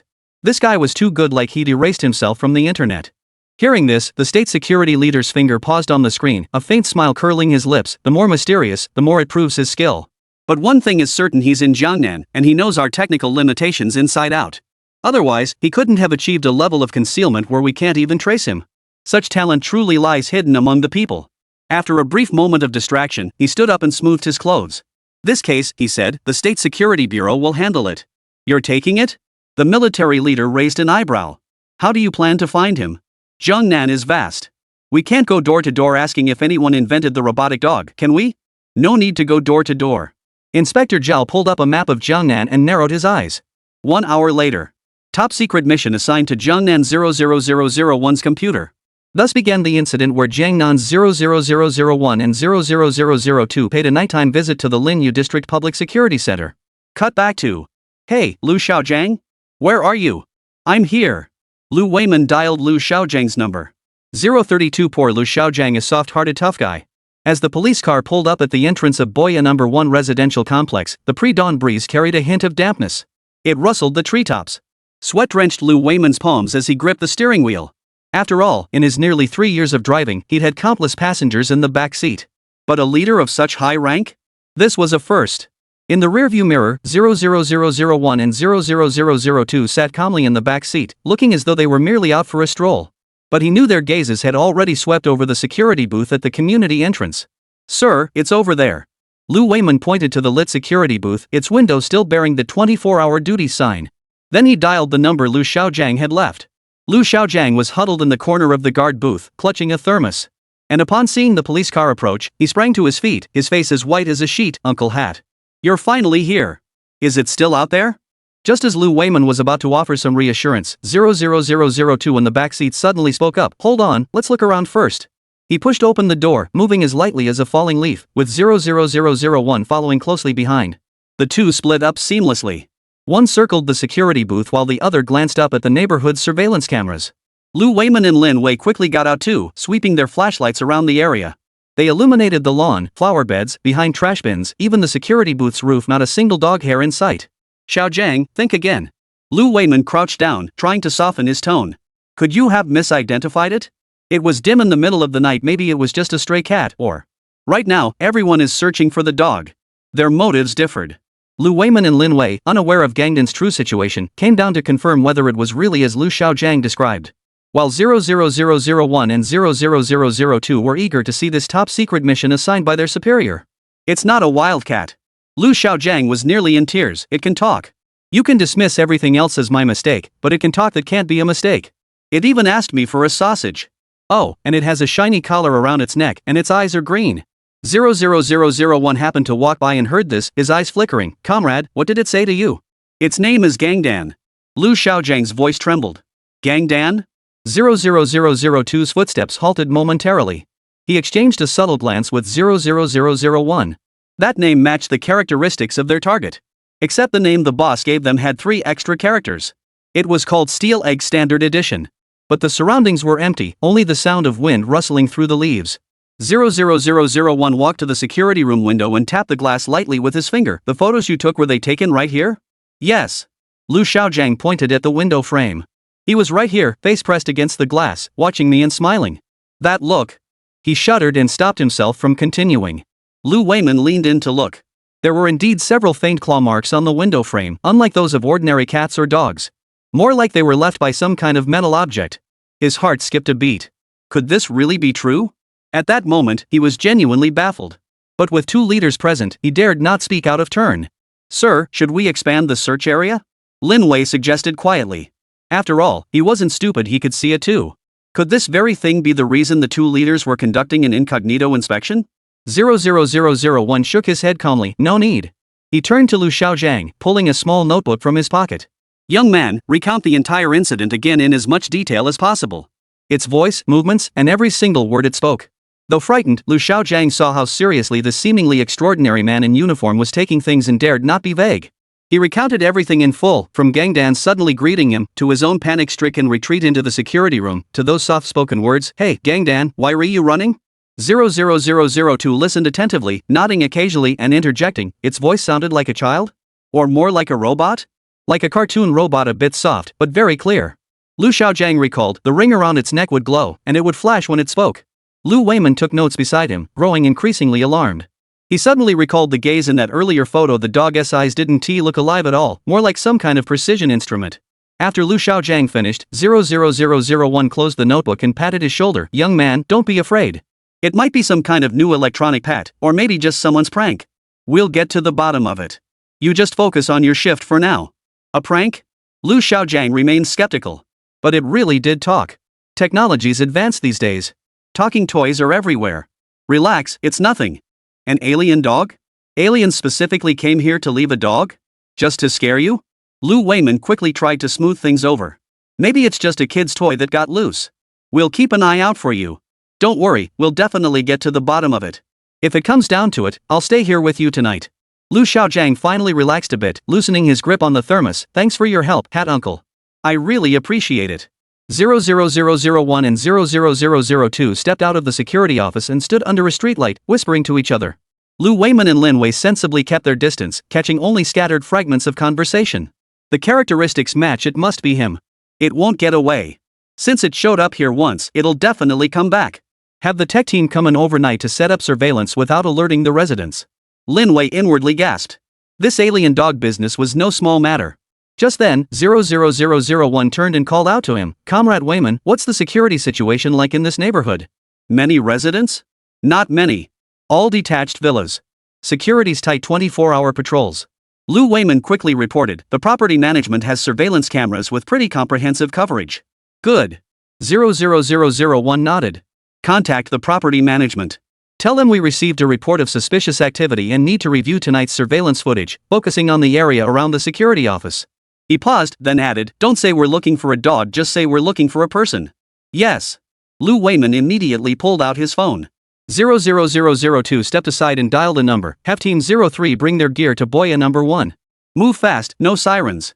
Hanging up, he looked at 00001, "Results will likely take a while. Rushing a search now could alert them." "No rush." 00001 gazed toward the security room, a faint smile playing at the corners of his mouth. Confirming they're here means this trip wasn't wasted. Much better than wandering aimlessly in Jiangnan. "Oh, and the boss heard they're coming overnight. Arrange for someone to handle the reception." 00001 then turned to 00002. "Got it." 00002 nodded. Just as the group was about to get in the car to wait for the technical team, Lu Xiaojiang suddenly burst out of the security office. Pointing toward the depths of the residential complex, his voice cracked, It's over there." All eyes darted over. Under the moonlight, a dark figure slowly emerged from the lawn. It was the very dog from Lu Xiaojiang's photograph. Entirely jet black, its silver collar glowed faintly as it tilted its head toward the security booth. Holy crap! Lu Xiaojiang's legs buckled and he collapsed flat on his back. "Hey! Lu Xiaojiang!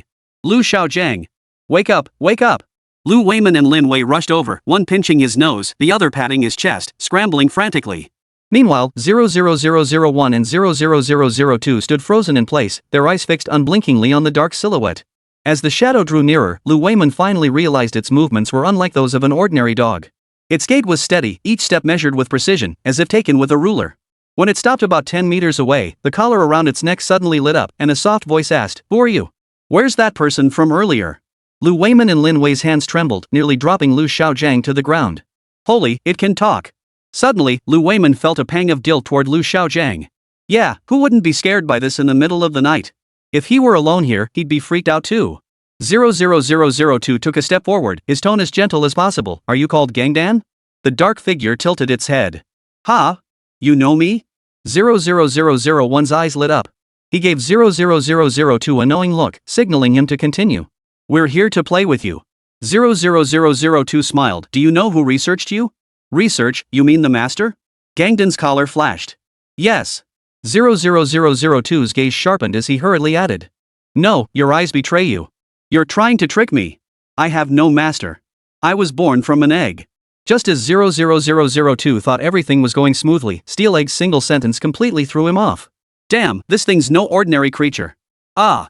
00001 finally understood why the higher-ups had gone to such great lengths making such a big deal while keeping it so secretive. This thing is downright unnerving. "Ah." Lu Weiman and Lin Wei exchanged glances, both seeing shock in each other's eyes. This alien dog can not only speak, but also recognize them? Of course, their hands never stopped moving. Just then, Lu Xiaojiang groaned softly and came to. His eyes fluttered open to find Gangdan right before him. He let out a startled cry and passed out again. Lu Weiman. Lin Wei. You two keep going. 00001 glanced at the two of them. Yes. Lu Weiman and Lin Wei immediately resumed resuscitating Lu Xiaojiang. Meanwhile, 00001 and 00002 were completely focused on Gangdan. Gangdan, we're not trying to trick you. We're good people. If you can recognize his emotions, you should also recognize our uniforms. We're the hats. We're all good people. 00001 slowly crouched down, trying to appear as non-threatening as possible. After all, he suddenly realized that Steel Egg, when faced with strangers, seemed to respond better to kindness than force. 033 police cars, military vehicles. What the hell, is this a counter-terrorism operation?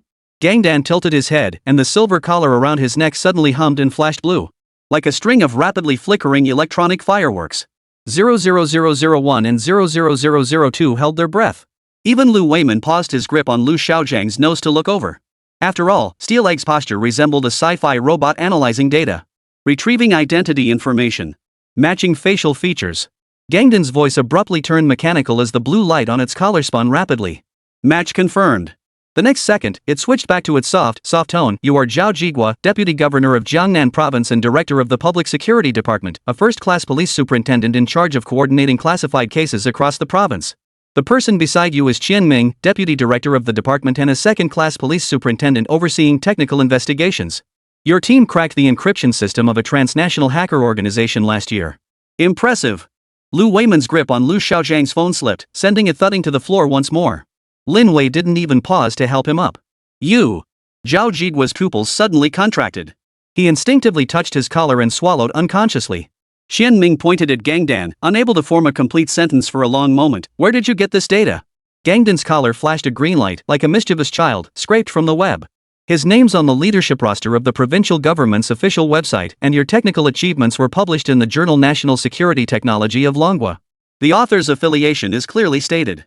Ha! Good job, Gangdan. Zhao Jigua suddenly laughed, not quite sure what to say next. Then he took half a step forward, his tone 10 times gentler than before. Gangdan, you're quite the talent. Now you believe we're good people, right? Especially Deputy Director Qian, he's caught plenty of crooks. You bet. You two are good guys. I get it now.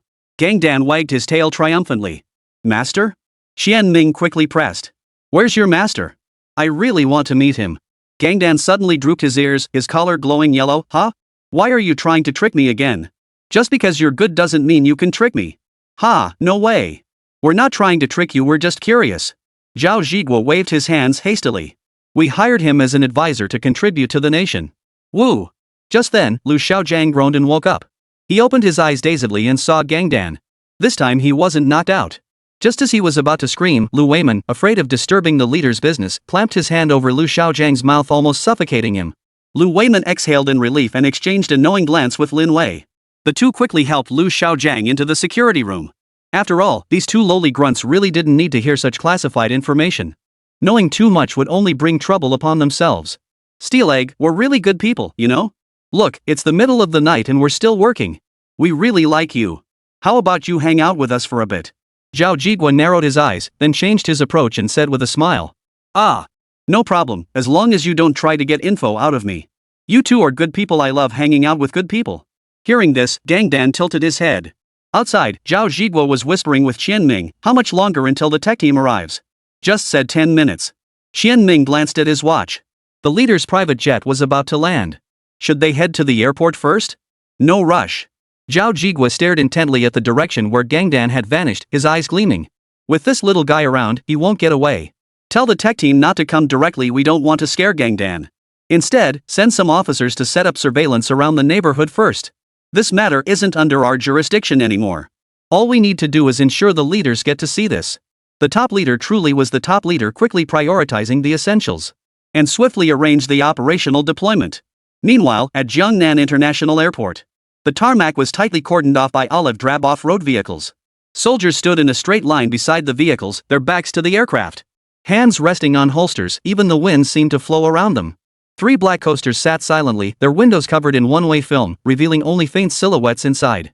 Ground crew member Xiao Wang hid in a corner of the control tower, muttering to a colleague beside him, this is something you only see once in a lifetime. What on earth is going on with all this commotion? The group chat erupted instantly. I saw people in white coats moving equipment, looks like a biological lab. An armored vehicle just drove by with special emergency printed on it. Could it be aliens? Just as Xiao Wang was about to reply, a sedan with a yellow and black license plate reading Jianghe 00001 pulled onto the tarmac. Startled, he quickly deleted the photos he'd just snapped. After all, is it really okay to photograph a license plate like that? Meanwhile, the coaster headed toward the high-rise apartments of Boya number 1. Aunt Zhang was being dragged by her husband toward the balcony. Come quick! Something big is happening. Looking down from the balcony, all the streetlights were out, and police cars were moving down the road one after another. Occasional flashes of police lights illuminated the words Special Police. Even more terrifying was the sight outside the residential complex, a convoy of military vehicles slowly passing by, the sound of their wheels grinding against the pavement distinctly audible in the night. 3 coaster vans were surrounded in the middle. Holy cow! Aunt Zhang covered her mouth. What's going on here? This is serious, dear. Something big must be happening in Jiangnan. This kind of operation must be for counter-terrorism. Terrorism? Terrorists? We have terrorists here? Should we call the police? Hearing this, Aunt Zhang rubbed her hands nervously, her voice trembling. No, you're out of your mind, daughter-in-law. How could you even say that? Her husband froze, rolling his eyes at her. Wait, isn't there an old saying about pregnancy making you dumb for 3 years? How come my wife's been dumb for so many years? Good grief. Meanwhile, outside the Boya No. 1 security booth, Zhao Zhiguo was watching Gangdan inside. Lin Wei and Lu Weiman were inside chatting with Gangdan. The leaders will be here in 3 minutes. Hurry up. Old Lu said a bunch of bigwigs are coming. 3 coasters pulled up. The military unit has arrived too.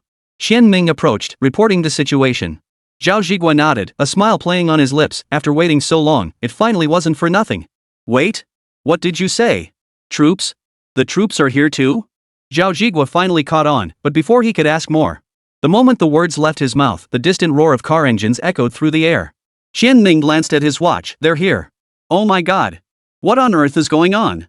The wind swept through the treetops, carrying the distinctive dampness of the Jiangnan region. Zhao Zhiguo knew this wasn't the end, it was only the beginning. And even if it was classified, they wouldn't make such a huge fuss all at once. So who the hell created that steel egg?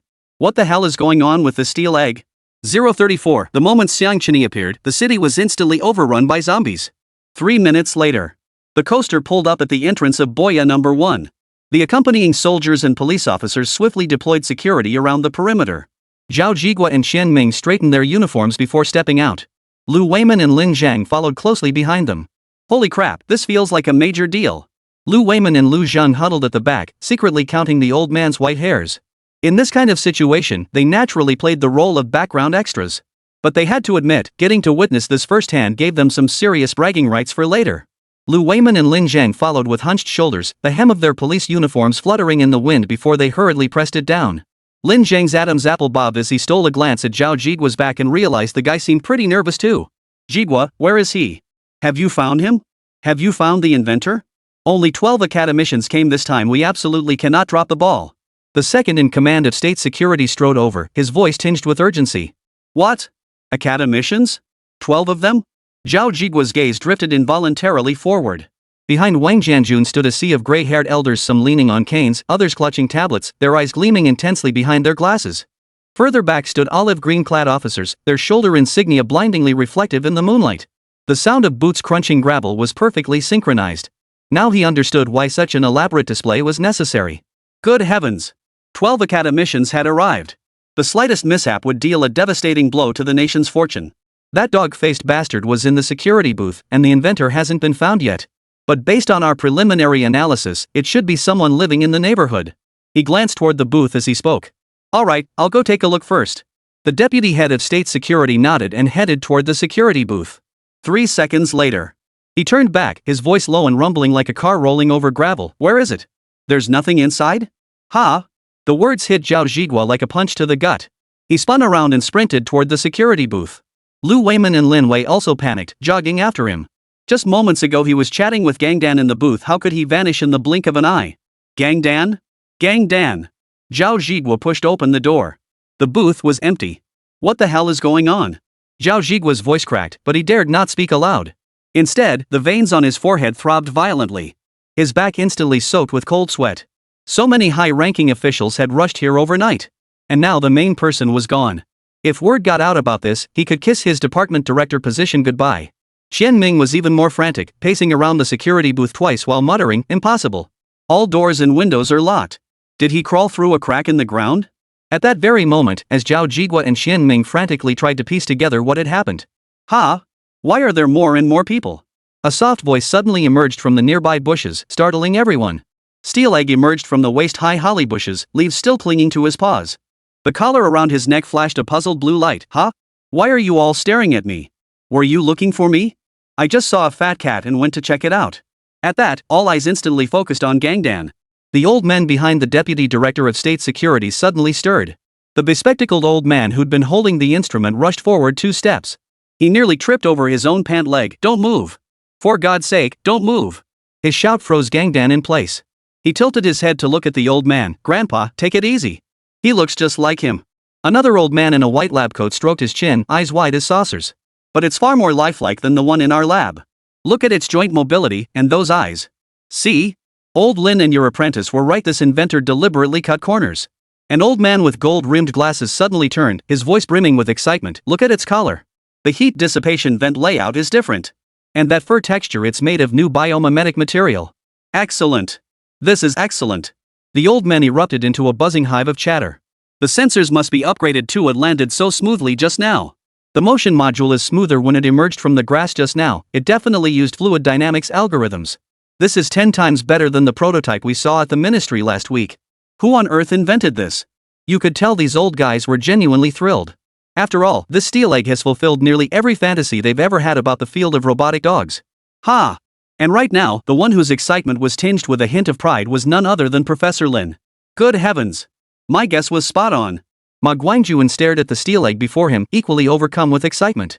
At that moment, Gangdan blinked its shiny black eyes, scrutinizing each person present. Zhao Zhigua finally snapped out of his daze and quickly stepped in to smooth things over. Sir, this is Gangdan.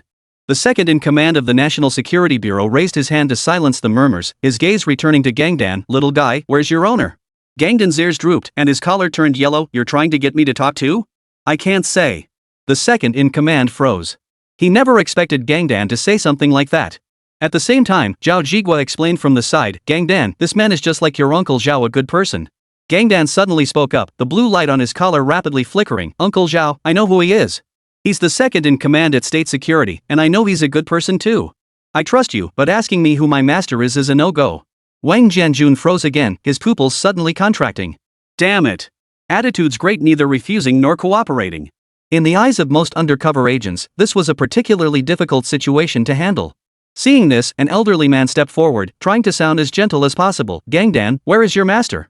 We'd like to meet him. No other intentions, just to ask a few questions. And just then. Steel egg still not home yet? A clear male voice suddenly echoed from deep within the neighborhood, tinged with lazy amusement, as if calling his own pet. Gangdan's ears shot straight up. His collar instantly glowed an excited orange-red, all traces of caution vanished. He bounced twice in place, ready to dash toward the source of the voice. Mid-stride, he glanced back at Wang Jianjun, the tip of his tail wavering hesitantly. After all, doing so would reveal where his owner was. After a few seconds of hesitation, he first ducked into the grass, then a dark shadow shot out with a whoosh. Then it vanished from sight. Found it. Found the inventor. The group of old men froze, momentarily unable to react. But when they finally snapped out of it. Forget canes and all that junk, they tossed everything aside. They immediately staged the 68-70 plus senior men's 100-meter dash right where they stood. They sprinted toward the source of that sound. 035, are you Zhao Zilong, the one who always fancies my grandma? I ask you. When you go out in the middle of the night to look for your dog. After finally finding it. Only to find a bunch of silver-haired old men suddenly charging toward you with gleaming eyes. While running, they're muttering, don't run. What was your first reaction? Of course you don't listen to them. The wind's tight, let's get out of here. Steel egg, run. That was Xiang Chen's first thought. Gangdan, what did you do? Xiang Chen couldn't help but turn to Gangdan, who was following him, and asked in disbelief. When he, Su Qingya, and Song Yao realized Gangdan had vanished, they weren't overly panicked. After all, they had Gangdan's tracking system. But what he hadn't anticipated was that while he could pinpoint Gangdan's location, he couldn't track the others' positions. Had he known he'd face this situation, he'd never have come out. He couldn't go home, he had no idea what their intentions were. He didn't want to drag Su Qingya and Song Yao into this mess. Just as he turned to slip into the villa's back alley. But in that instant, he felt a gust of wind brush past the back of his neck. Turning around, he saw a man in a hat standing behind him. Stop running. Stop running. The man was already panting heavily as he blocked his path, hands on his hips, waving his arms. The other hat-wearing uncle saw this and immediately dashed ahead. Damn it, they'd completely blocked his escape route. Uncle Lu, Uncle Lin. You two are here? Gangdan tilted his head at the two men. Uncle Lu, Uncle Lin? Hearing this, Xiang Chen's head buzzed. Wait, did this dog actually go out and make friends with someone? And he's befriended Uncle Hat? Hey, kid, why are you running away? We're not bad guys. We're Hat. Indeed, the two who caught up were none other than Lu Weiman and Lin Zhang. Right now, Lin Zhang was leaning on his knees, gasping for breath. Even though they had physical fitness tests every year. After all, they were in their 40s. That minute-long sprint had been pretty intense. Ha! Hat guys. I was about to ask you, why were you chasing me? Who wouldn't run when encountering this in the middle of the night? What's up with those old guys? Are you with them? Seeing it was Hat Uncle, Xiang Chen felt a bit relieved. But he wasn't foolish enough to let his guard down completely. He immediately fired back with a question of his own. What are you talking about, in cahoots? Calm down, calm down. We're not on the same side. Otherwise, we test it out, but we haven't. Hearing this, Lu Weiman froze, then hurriedly explained. Before he could finish, the group of white-haired elders rushed over in a flurry. Some used branches they'd picked up as walking sticks, while others shoved tablets into the hands of accompanying soldiers, scrambling to form a semicircle. The one at the front pushed through the crowd, pointing at Xiang Chen. Young man, we're good people, no harm intended. Don't run away. I can't do it anymore, I can't run. Xiang Chen stared at this group of gray-haired elders, still baffled. But upon closer inspection, he truly detected no malice in their eyes. Gentlemen. Though he detected no ill intent, caution remained paramount. Xiang Chen took half a step back, his back pressed against a streetlight pole. What exactly are you? I'm Zhang Qiming from the Automation Institute of the Dragon Academy. An old man wearing gold-rimmed glasses suddenly stepped forward, his back straight as an arrow. He fished a business card from the crumpled inner pocket of his suit jacket and handed it over with trembling hands. The edges of the card were frayed and curled, yet the gold-embossed title still dazzled the eyes. Probably while running earlier. Lanka Academy? Zhang Qiming? Xiang Chen's pupils contracted sharply. The name struck his mind like lightning. In the original host's university textbook, History of Artificial Intelligence Development, that name was prominently printed alongside a photo of someone in a white lab coat. He instinctively reached for the card, but his fingertips barely touched the paper before another hand seized his wrist. Young man, I'm Lin Weiping, materials scientist. The old man gripping his wrist boomed, knuckles turning white from the pressure. Li Ziqiang, specializing in dynamical systems. Xiang Chen's hands were instantly piled with a stack of business cards. The paper varied in thickness, some bore gold-embossed national emblems, others were stamped with red official seals.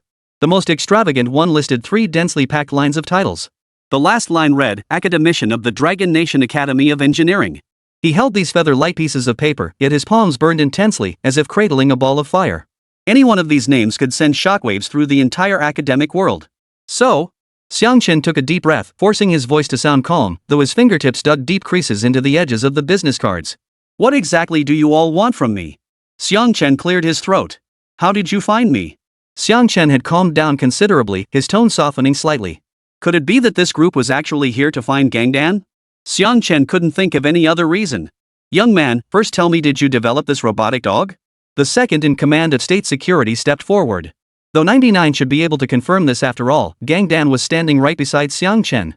But out of professional habit, he still stepped forward to ask. No. Of course, the deputy head of state security was just being cautious. But that opening also gave Xiang Chen an opportunity. He immediately shook his head, waved his hands, and denied it 3 times in a row. As he'd said before, who knew what these people were up to? Though I can confirm they're not bad guys. I bought it myself. Then, looking at the assembled bigwigs, Xiang Chen pointed at Gangdan without batting an eye. No way? Hearing this, the minds of the gathered experts and big shots instantly short-circuited. Holy crap! Such a fake response, do you want to repeat that? They may be old, but they're not blind. They saw Gangdan following Xiang Chen the whole time. Meanwhile, Ma Guangjuan, who was trailing behind the big shots, was also completely baffled. Bro, don't mess around. This entire crowd could be here because of him. If Xiang Chen were to die, he wouldn't admit it. Then he'd be the one left hanging. Young man, don't worry, we're not here to cause trouble. Hey! Xiao Ma! Come out and explain how we found you? Professor Lin couldn't stand it any longer and stepped forward. Ah! Hearing this, Ma Guangjuan pushed his way through the crowd. He glared at Xiang Chen. After crossing over, I made my fortune selling robot dogs? Ma Guangjuan didn't say anything else, but first shouted out that name. My grandma Chang slapped Zhao Zilong? Hearing Ma Guangjuan's words, Xiang Chen's expression sharpened. It matches. Ma Guangjuan clapped his hands. Damn it! Seeing this, Xiang Chen slapped his forehead. Hearing that name stirred something within him. Suddenly, his words came pouring out unchecked. Master, I didn't say a single word just now, you're the one who got baited into talking. Meanwhile, Gangdan looked at Xiang Chen with smug satisfaction. Steel egg, shut up. Infuriated by Gangdan's taunt, Xiang Chen kicked him. 036 old Kai? Song Yao's mom's teacher? Awkward. At that moment, Xiang Chen finally realized just how young and inexperienced he still was. Ah! How could he have let himself be baited into saying that? At this moment, he was undoubtedly filled with regret. Especially seeing Ma Guangjuan's smug, infuriating expression. Blame it on you, I'll take it. After all, you were my very first customer. Xiang Chen glanced at the dozen or so old men whose eyes lit up instantly, his lips twitching. Then his gaze shifted back to Ma Guangjuan. At this point, there was no point in holding back. He couldn't possibly drag this out until dawn with this group of big shots enough to fill 4 or 5 mahjong tables. After all, he came from a research background. He knew all too well the character of those who could achieve results in research. How to put it? The polite term was perseverance, the less flattering one was stubborn as a mule. If he didn't budge, these old men might genuinely sit here for days on end waiting for him to give in. If something bad really happened, even if they were just ordinary old men, his own life wouldn't be enough to make amends. And these old guys aren't just any old guys. Hey! How could you say that? I was just testing the waters. Hearing this, Mug Wangjuan felt a bit awkward and scratched his nose. Ah! So my very first deal was sold to the state? Ha! This is unbelievable. Sigh. Xiang Chen couldn't help but sigh. Talk about coincidence knocking on coincidence's door, this was beyond belief. Damn it. I was planning to take it slow, step by step. After all, his path in the entertainment industry had been smooth sailing so far. But plans never keep pace with change. With no other recourse, he had no choice but to accept it. Alright, old folks, it's done. Stop standing around here. Come home with me. If the neighbors see this big commotion, they'll be calling Uncle Hat soon enough. Xiang Chen then turned to the group of elders. But as soon as the words left his mouth, he realized they were unnecessary. First, these old men were bound to come over to his place for a visit no matter what. Second, Uncle Hat was right here and he was on their side. Ah! That's more like it. Young man, let me reiterate, no ill will here. We're just here to discuss the finer points of craftsmanship. Old man Zhang Qiming's eyes lit up. He swiftly picked up his wooden cane from the ground and hurried over in 2 strides, not even bothering to push his gold-rimmed glasses back up his nose. If only you'd said so sooner. Saved us old bones from nearly chasing ourselves to pieces. Ha! Great, great. Then we'll trouble you then. Young man, who is your teacher? The other old men quickly followed suit, chiming in with their own questions. The whole group marched toward the villa district, with Gangdan skipping and jumping ahead of them. After all, he was completely stress-free now, no longer having to face the heat directly. It kept glancing back at Xiang Chen, who grew angrier by the second. As he raised his foot to kick, the little rascal darted away in a flash.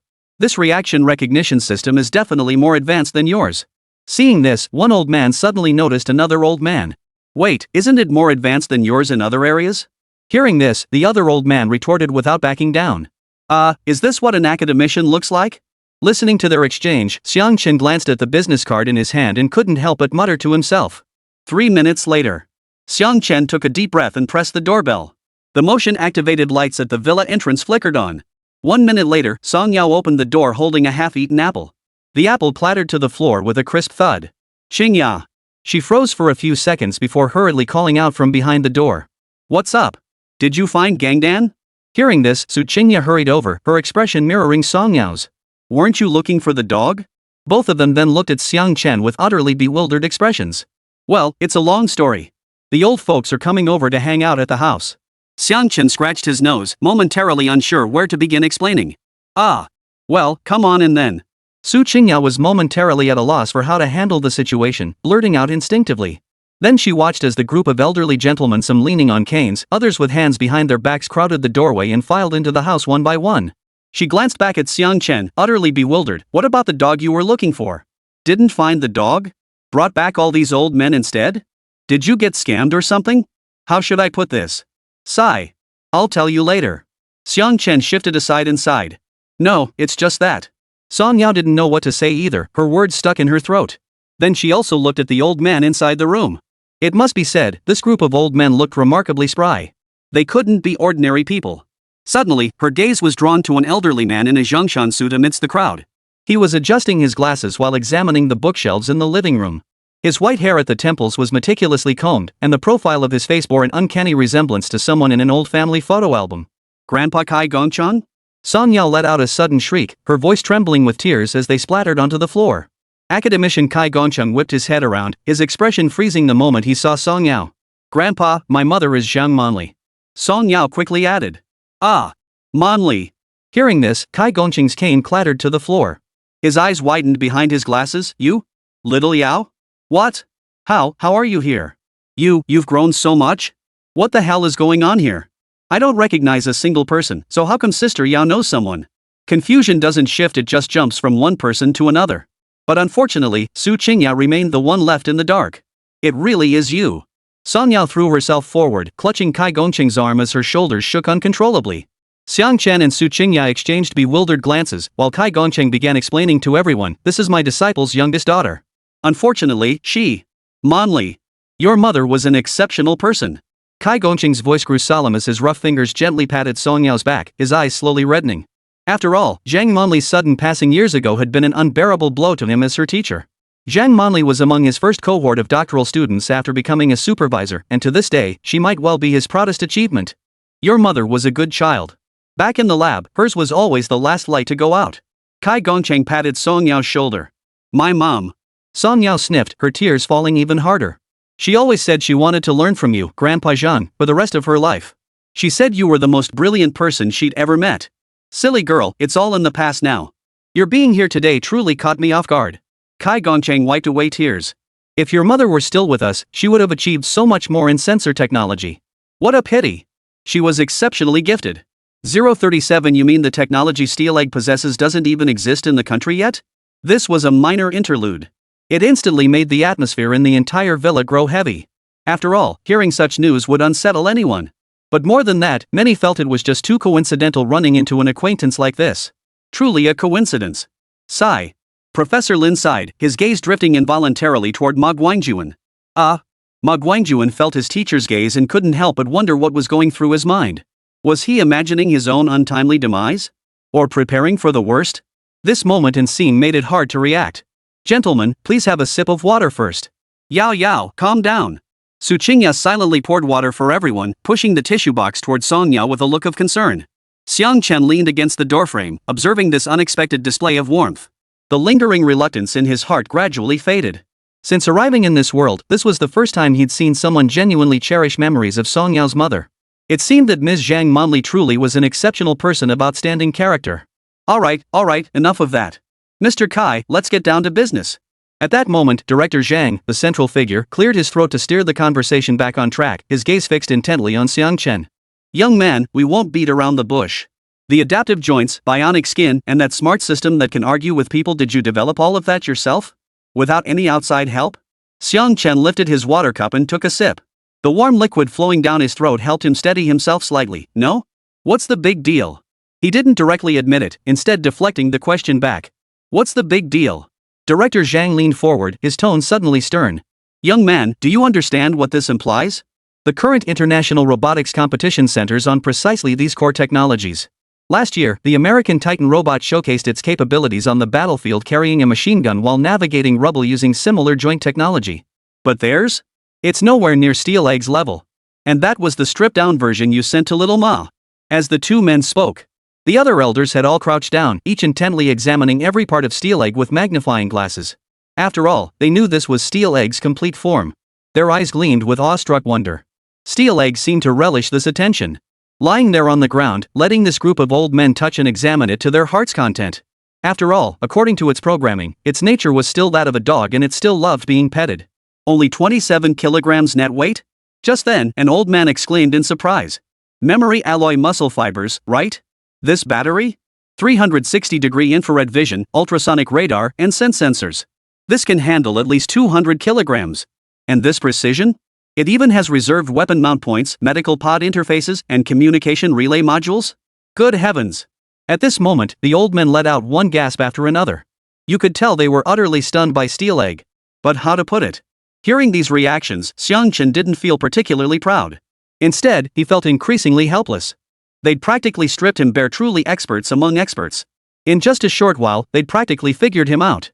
Gulp! Director Zhang watched this group of mobile experts with a look growing increasingly grave, unconsciously swallowing hard. Now, listening to the passionate words of the academicians, he knew that this matter needed to be settled as soon as possible. He must expedite Xiang Chen's work. Get him to release the technology that way, Longhua could truly overtake others on the curve. Director Zhang's fingertips tapped rhythmically on the edge of the coffee table, producing a steady patter. As if setting the tempo for what was to come. He removed his glasses and massaged his temples with his fingertips. When he looked up again, the gaze behind the lenses was 10 times more stern than before. Young man, do you think future warfare will still rely on soldiers storming hilltops and shelling bunkers? Suddenly, he posed the question. Seeing Xiang Chen didn't respond, he continued unprompted. Last year, during the U.S. swarm exercises in the Persian Gulf, a strike force of 300 suicide drones disabled an entire carrier strike group's radar system in just 7 minutes. Their Titan robots aren't meant to run around carrying machine guns. They're for clearing mines in nuclear contamination zones and establishing containment zones on biochemical battlefields, places where our soldiers would suffer organ failure within 3 minutes. What if we used steel eggs? During last year's Northern Frontier exercises, our engineers cleared a 50-meter path through a minefield in 3 hours, sacrificing 2 soldiers in the process. What if we had steel eggs? Young man, do you know how grueling it is for our border guards to patrol the highlands? At minus 40 degrees Celsius, they trek 8 hours carrying 30 kilograms of gear. Every year, some suffer frostbite requiring amputation. How many casualties could be spared if robots like Steel Egg carried their equipment and scouted ahead? Future battles will send machines into minefields while humans make the decisions. Director Xiang's voice softened slightly, yet carried with greater conviction. We've dedicated our lives to this research precisely so the next generation of soldiers won't have to fill trenches with their flesh and blood like we did in our youth. Our nation's research in this field lags far behind other nations. Young man, future warfare will undoubtedly be human-machine collaboration. All forms of intelligent systems are advancing now, but ultimately, it's still the army's fight. Yet in the face of today's high-powered, intelligent killing machines, human life is cheap. Therefore, we must harness mechanical power utilizing unmanned systems and equipment platforms to augment our soldiers. Seeing Director Xiang's earnest expression now, Xiang Chen felt a bit helpless. You're absolutely right, Director Xiang. I understand your feelings and truly appreciate you sharing this with an ordinary citizen like me.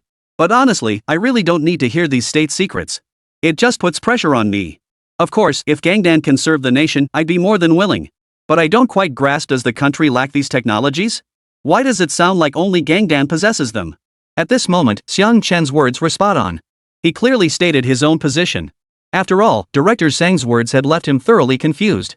Why discuss such matters with a mere child? At those words, the living room suddenly fell silent.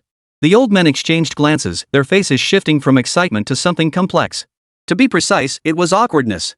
This is totally possible, right? Suddenly, an idea surged through Xiang Chen's mind. He grabbed the glass of water from the coffee table and downed it in one gulp. The warm liquid slid down his throat, yet it failed to quench the strange restlessness in his heart. Because he seemed to have figured out why these big shots had come here. Could it be that Gangdan's technology was something the Dragon Nation didn't yet possess? But how could that be? Then he tentatively asked. Young man. We really don't have it. A group of gray-haired elders simultaneously covered their faces. Ugh, this is pretty embarrassing, to say the least.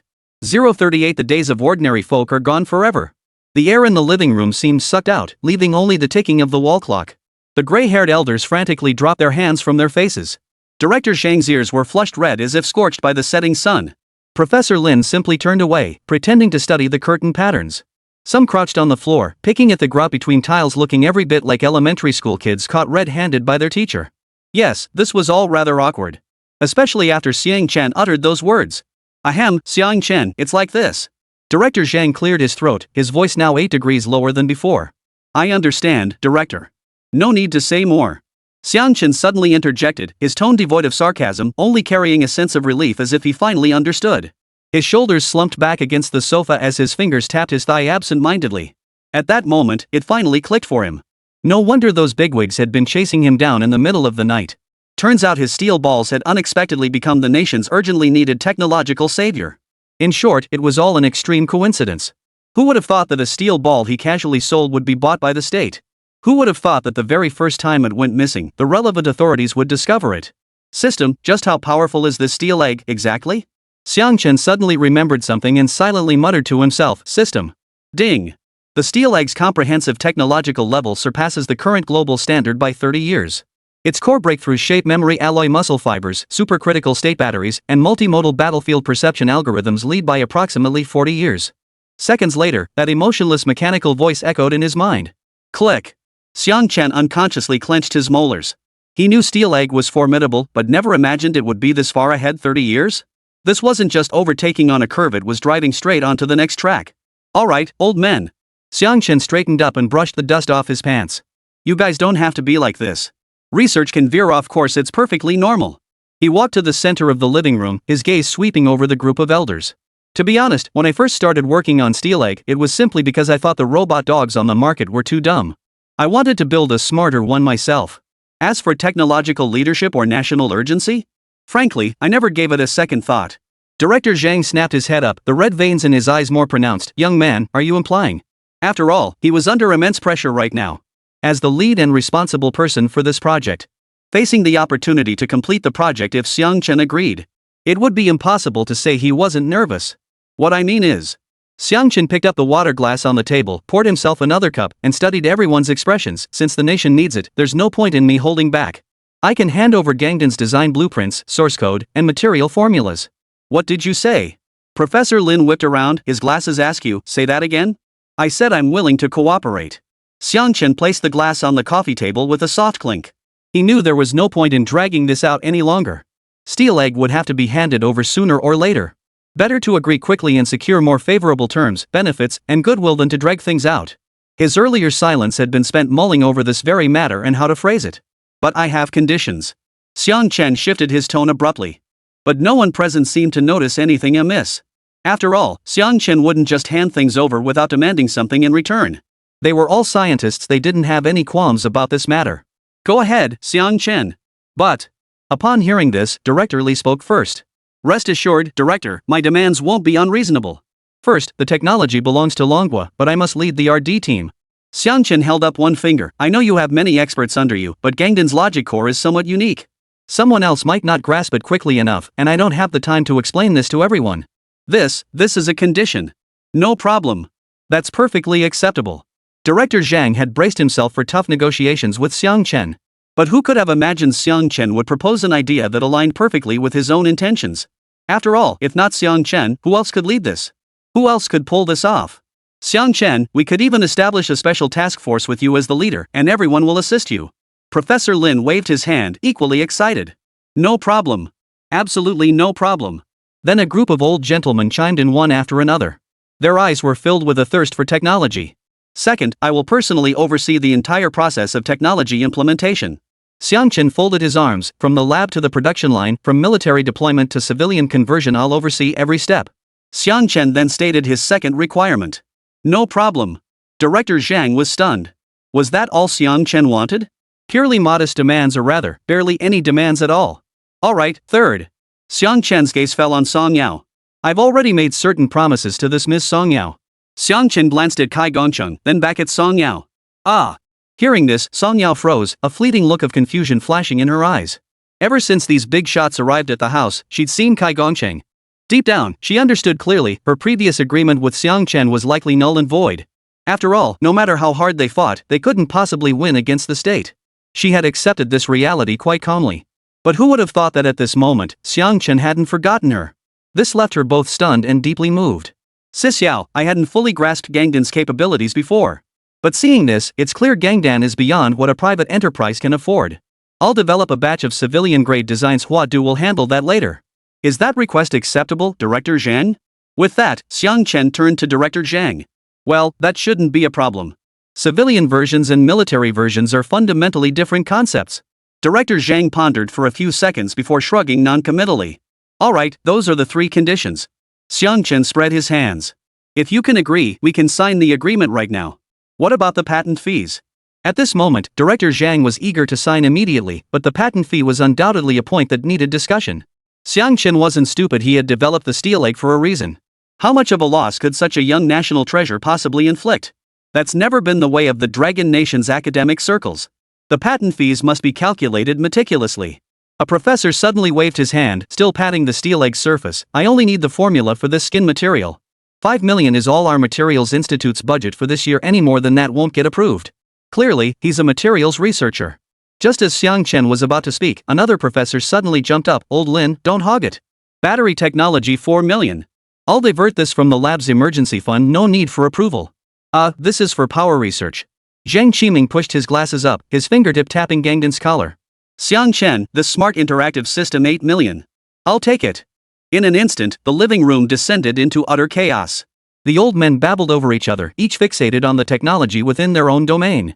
A military industry heavyweight tapped his cane. Young man, the structural design for the weapon mounting points is mine. 2 million. We'll go through the military district's special approval channel. It'll be in your account in no time. Professor Zhou, specializing in communications, nodded in agreement. I'll take the encryption module. 250 rounded up. Kai Gongcheng glanced at Song Yao beside him. Should we bid too? Yao, what's your relationship with that young man now? Shouldn't we skip paying? Aren't you two living together now? He was just thinking about you like that. Watching his colleagues react, Kai Gongcheng felt a quiet satisfaction. After all, they were outsiders. His relationship with Xiang Chen was the real deal. Grandpa Kai, We. Just friends and colleagues too. Hearing this, Song Yao's face flushed bright red. What? Hearing this, Kai Gongchang was also taken aback. The price kept climbing like haggling at a vegetable market. Su Qingyao listened to the old men's offers, calculator in hand, adding them up. Xiang Chen, 50 million. 50 million. Wow, research really pays off. Is a steel egg really that valuable? Su Qingyao was completely numb at that moment. Gentlemen, please stop bidding. Upon hearing Su Qingyao's words, Xiang Chen suddenly raised his hand. I never even wanted the patent fees. Ha! At that, everyone froze. Even Gangdan stopped wagging his tail, his collar flashing a red light that seemed to say, my owner's gone mad. What I want is something else. Xiang Chen stepped forward among the elders. Money was truly no hardship for him now. After all, popularity points in the system store could be exchanged for Dragon Nation currency. What he needed were connections, resources. If he could cultivate relationships with these influential figures before him, that would be worth far more than 50 million.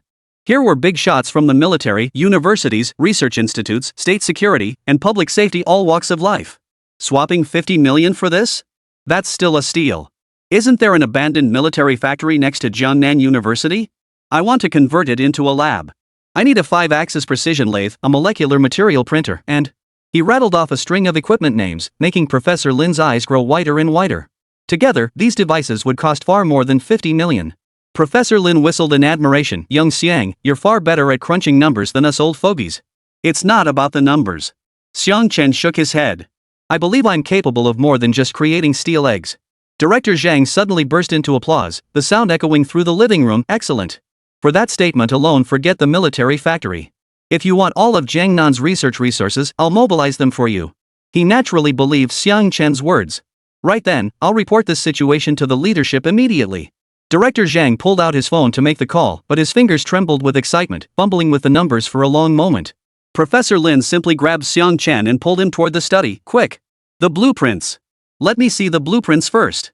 The other old men trailed behind in a flurry, looking like a pack of starstruck fans. Gone was the aura of an industry patriarch whose mere cough sent tremors through the sector. Ah! Suddenly, Xiang Chen felt his days as an ordinary citizen were truly gone forever. 039 steel egg enlisted? And his military rank is already set?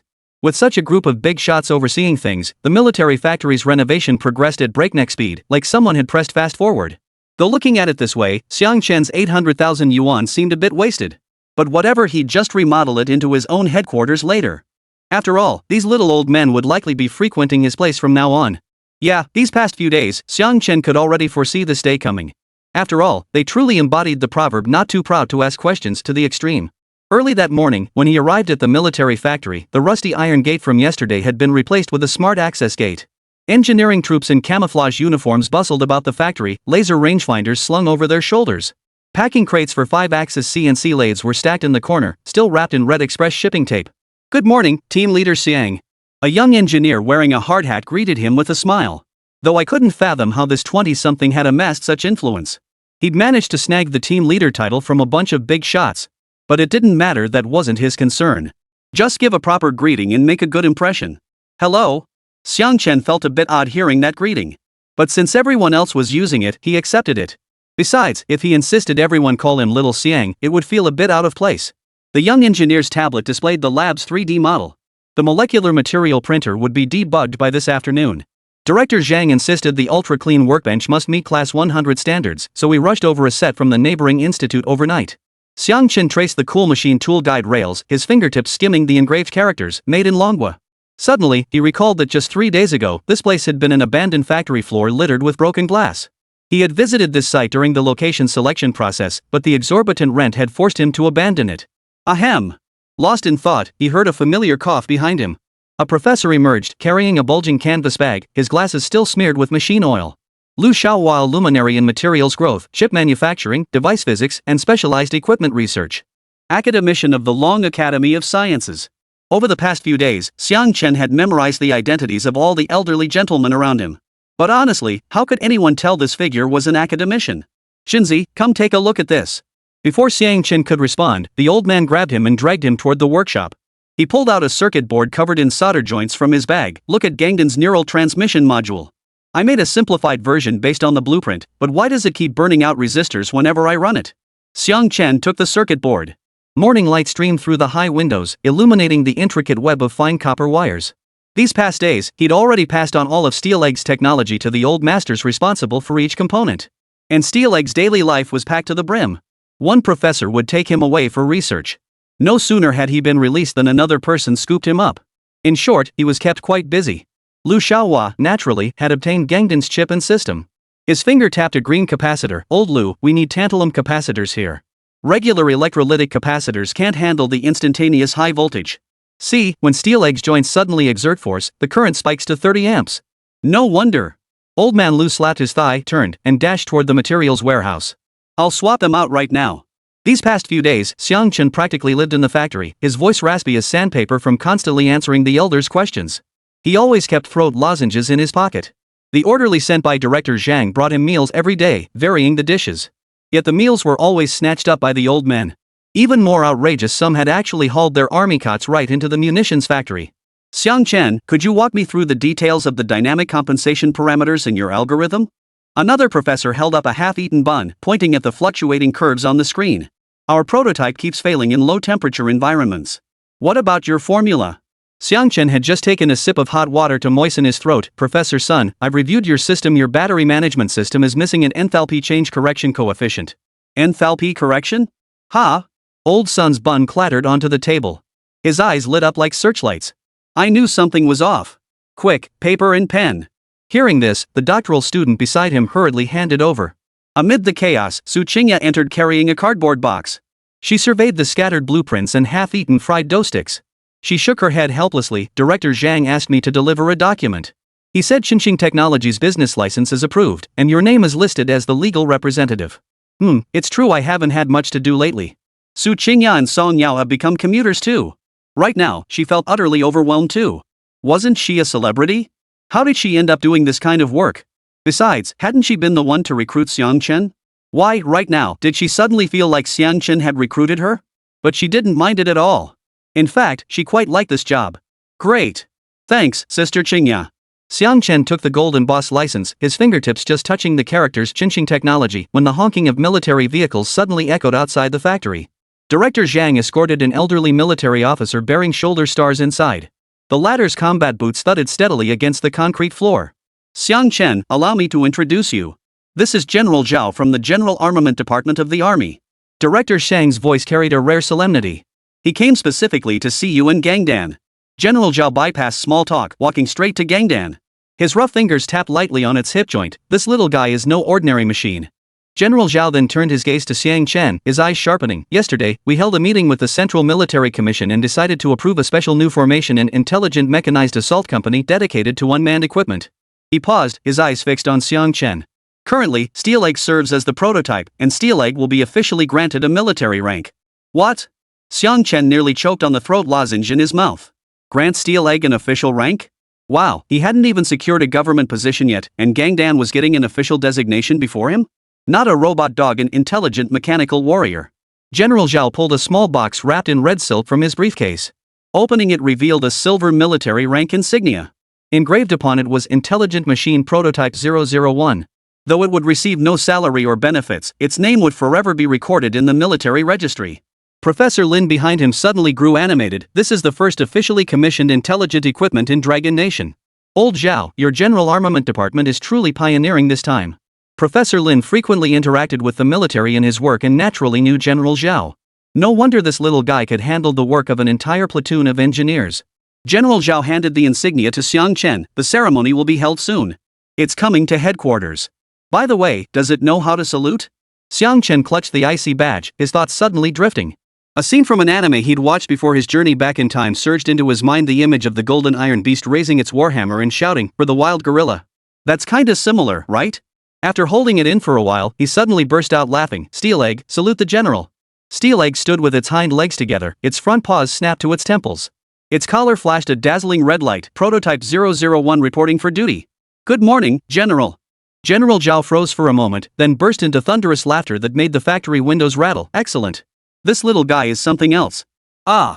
Watching Gangdan now, Xiang Chen knew the robot must be feeling quite excited. After all, it was a highly intelligent AI with its own logical framework. But Xiang Chen's heart was filled with mixed emotions. He truly wanted to keep Gangdan by his side forever. But seeing things this way, it seemed unlikely in the near future. Gangdan was doing better than he was. General Zhao. Xiang Chen suddenly spoke up, his voice carrying distinctly through the empty factory hall.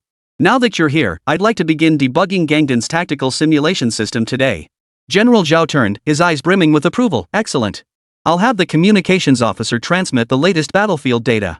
Let these old-timers see just how formidable our intelligent combatants truly are. Hearing this, Gangdan suddenly bounced twice in place, the red light on his collar transforming into a flicker of starlight. 040 Starlight Banquet at Hongmen Governor, please accompany me. Indeed, in recent days, the project team's simulation lab had also relocated to Jiangnan. A seriously impressive lab. Xiang Chen felt it was no less impressive than the virtual labs in the system. At General Zhao's command, the communications officer's laptop swiftly connected to the lab's main display. A dense cluster of red dots instantly appeared on the deep blue simulated map. These represented real battlefield environment parameters from the Military Commission's database. General Zhao pointed to the northwest corner of the screen. Start measuring from the terrain at Kunlun Pass 5,000 meters elevation, nighttime temperatures of -30 degrees Celsius, accompanied by blizzards.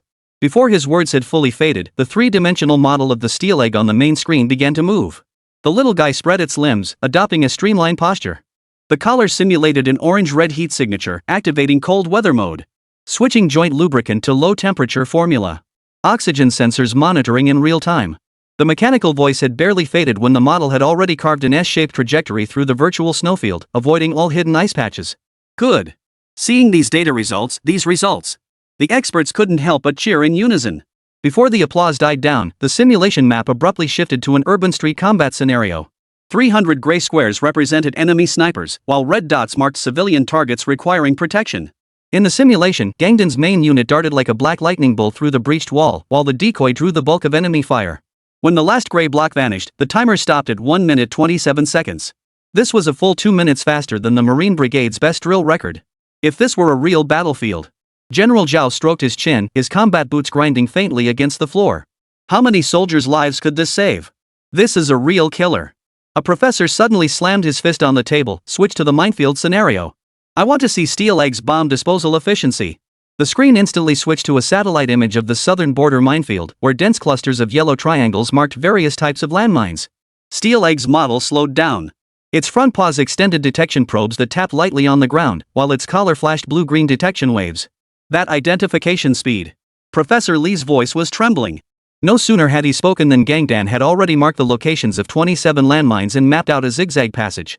The counter in the lower right corner of the main screen flashed, clearance width 12 meters, time 4 minutes 19 seconds, safety factor 100%. Our engineer company tested the same simulated minefield yesterday. General Zhao's voice carried astonishment. The previous fastest record was 28 minutes, and they still missed 3.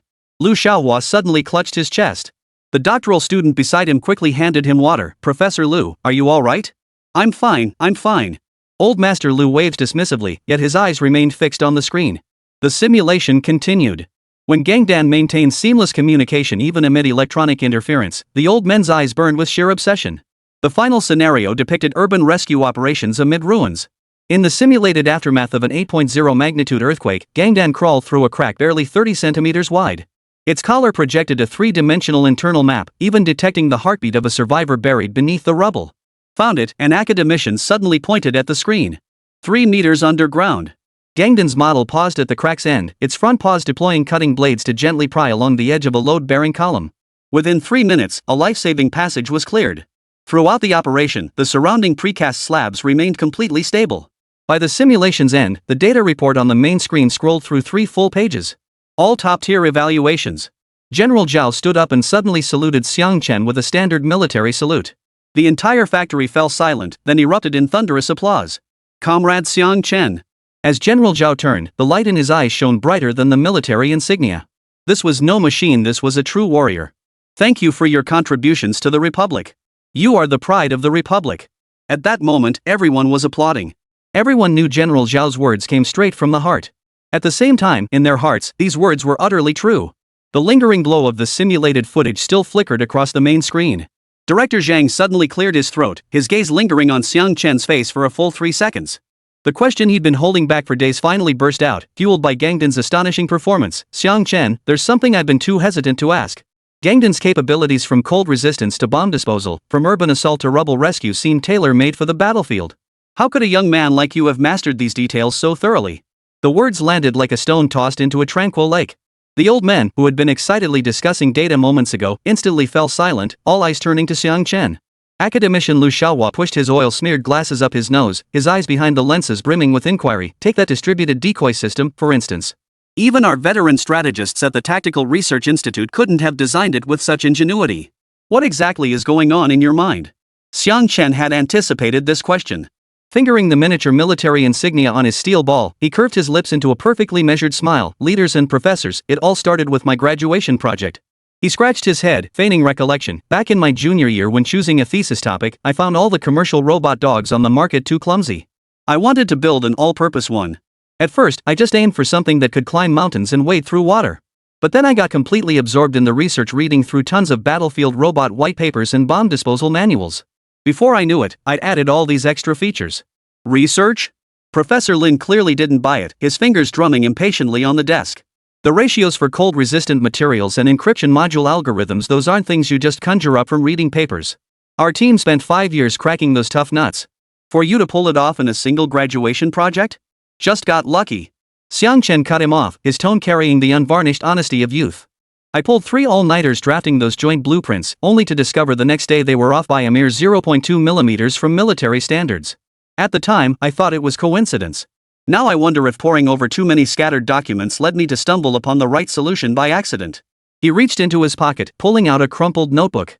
Flipping open its yellowed pages, he said. Look, these are my rough drafts. They're a mess, even I can't make sense of them now.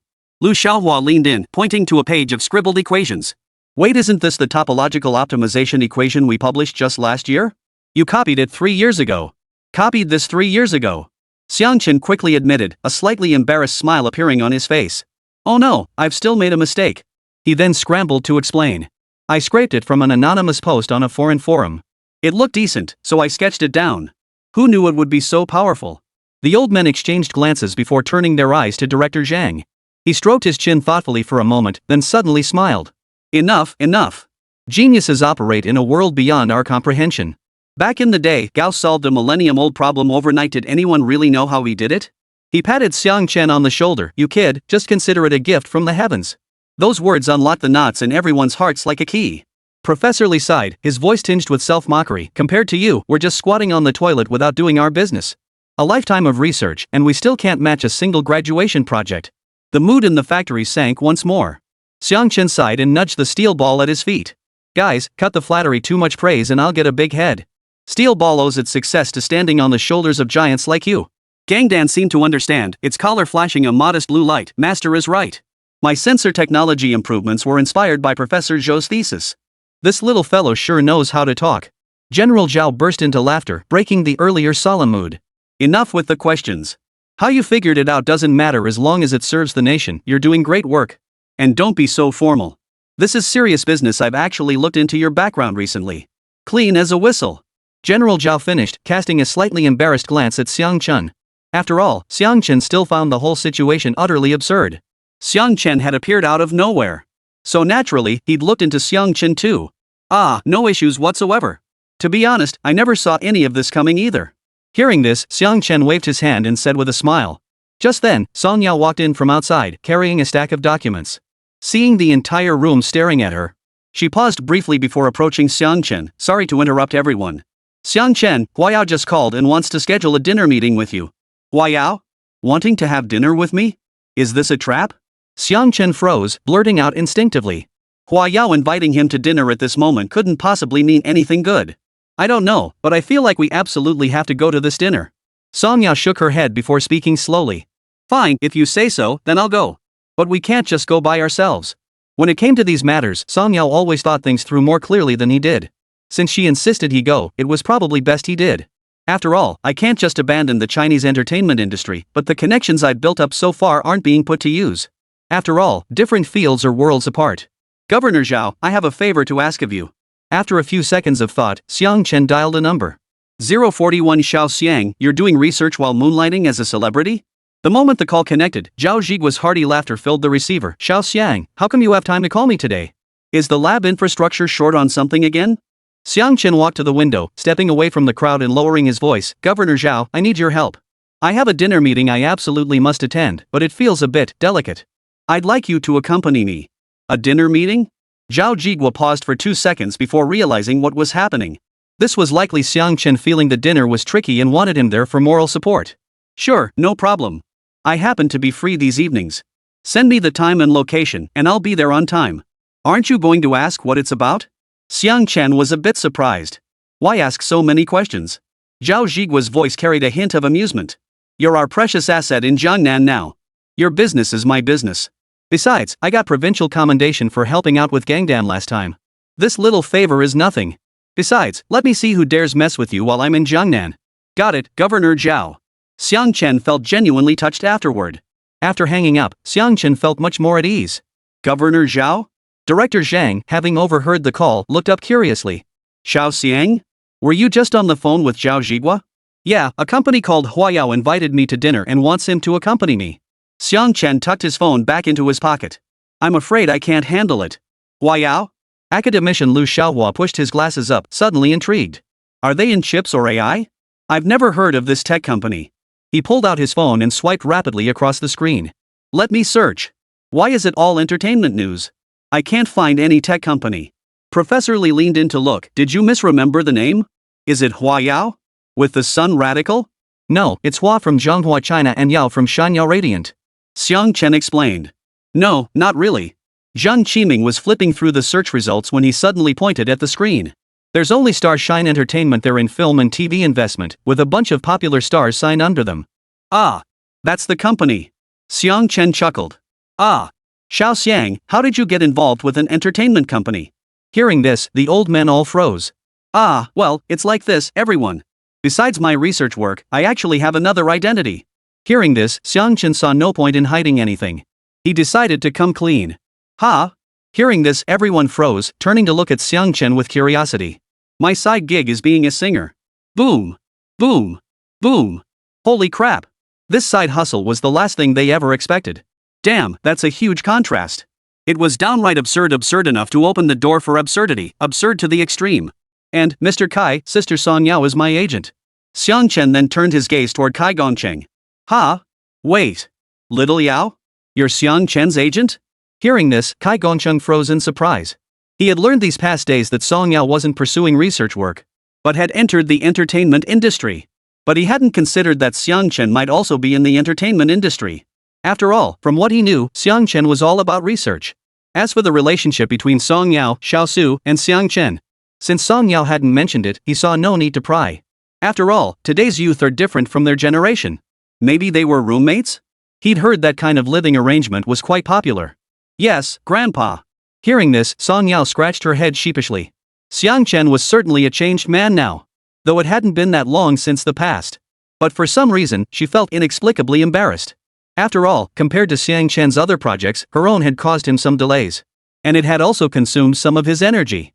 This was undoubtedly something the bigwigs wouldn't want to see. I participated in a show called The Masked Singer. I did pretty well. Xiang Chen watched the elders, still oblivious, and slowly spoke up. At that moment, the students and assistants they'd brought along rushed over and opened their search engines. And boy, did they get a shock when they looked. Good heavens! Little Sue, the girl who delivered their meals every day, was actually a top-tier celebrity in the entertainment industry. They weren't particularly interested in that aspect, but they couldn't help but notice how stunningly beautiful little Sue was. Her relationship with Xiang Chen seemed somewhat unusual. But who could have imagined her identity was like this? Just then, Su Qingya returned from outside, clutching a bulging bag of snacks. Inside were walnut cookies she'd specially bought for the old men, knowing they were always burning the midnight oil studying blueprints and needed something to fuel their brains. But the moment she stepped into the lab, she was pinned in place by a roomful of staring eyes. Ha! Su Qingya froze, then instinctively glanced at Xiang Chen. They all know your true identity now. Xiang Chen shrugged. Guys, I'm just a little actor. You won't look down on me for that, will you? Su Qingya froze again, then looked at the elders. Who would look down on you? Who would look down on you? This big star you gotta sign a photo for us later, right? I don't follow the entertainment world, so I had no idea. Come to think of it, my wife watched your TV series. That's why you looked so familiar the first time I saw you. Su Qingya, yeah, I've heard your name too, but I never put two and two together. Hearing this, the group of old men chimed in one after another. After all, seeing a celebrity is still quite an exciting thing. Xiang Chen. Xiang Chen. You're the one who sang Brightness and As Desired in Hard Steel Hua Chen. At that moment, Ma Guangjuan kept murmuring the name under his breath. Suddenly, his eyes sharpened as all the information in his mind clicked into place. As a young scientist, he still surfed the web. At the same time, he also had some understanding of the entertainment industry. And naturally, he recognized Su Qingya. But honestly, there was no need to share this with the bigwigs, they were already swamped with work. Xingyao? Hua Chen's company? I see. You're worried Star Glory might pull some shady moves on you? At that moment, Ma Guangjuan instantly pieced everything together, exclaiming in sudden realization. After all, he'd been privy to the feud between Xiang Chen and Hua Chen. He then explained the situation to the group of elders. So that's it, Xiao Xiang. Who would have guessed you were this kind of talent? Ha! You youngster developing robots 30 years ahead of the world while simultaneously writing songs that top the charts?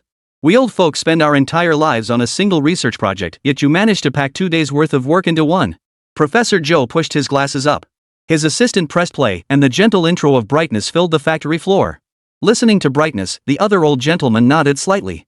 They might not understand music. They could still recognize a beautiful melody. I just can't figure it out, I really can't. If this dinner gathering is truly as Guangjuan described, why not bring my old man alone? I'd love to see what they can pull off. I'll tag along for the free meal and keep things in check for you? At that moment, Professor Lin smiled. Hey, take me too. Take me too. Alright, I'll come to see what this entertainment world is all about. Hearing this, the group of big shots chimed in one after another. Ha? Bring you guys? This time it was Xiang Chen who was dumbfounded. Holy crap, this is getting way out of hand. 042 10 years ago, I would have had you buried already. The following evening, the setting sun bathed the brand new gates of the military factory in a golden red glow. Xiang Chen stood at the entrance, gazing at the vast army of elders behind him. Suddenly, the scene struck him as absurd. Xiang Chen, are you sure you want to bring the old men? Zhao Jigua approached, glancing at the group of dignitaries dressed in simple attire, a hint of resignation in his expression. Sai, what can you do? I couldn't refuse. Xiang Chen smiled as he adjusted his collar. Old Lu insisted on seeing what people in the entertainment industry look like, claiming his own looks back in the day could have made him a star. Professor Li, meanwhile, was adamant about tasting the food of top-tier celebrities to see if it was really gold-plated. Xiang Chen smiled as he adjusted his collar, shaking his head helplessly. Alright, let's go then. Hearing this, Zhao Jigua shrugged helplessly. Half an hour later. Room 808, Jiangnan Hotel. As soon as he stepped into the private room, a middle-aged man in an Armani suit approached him, his face plastered with a textbook business smile. Professor Xiang Chen, sorry to keep you waiting.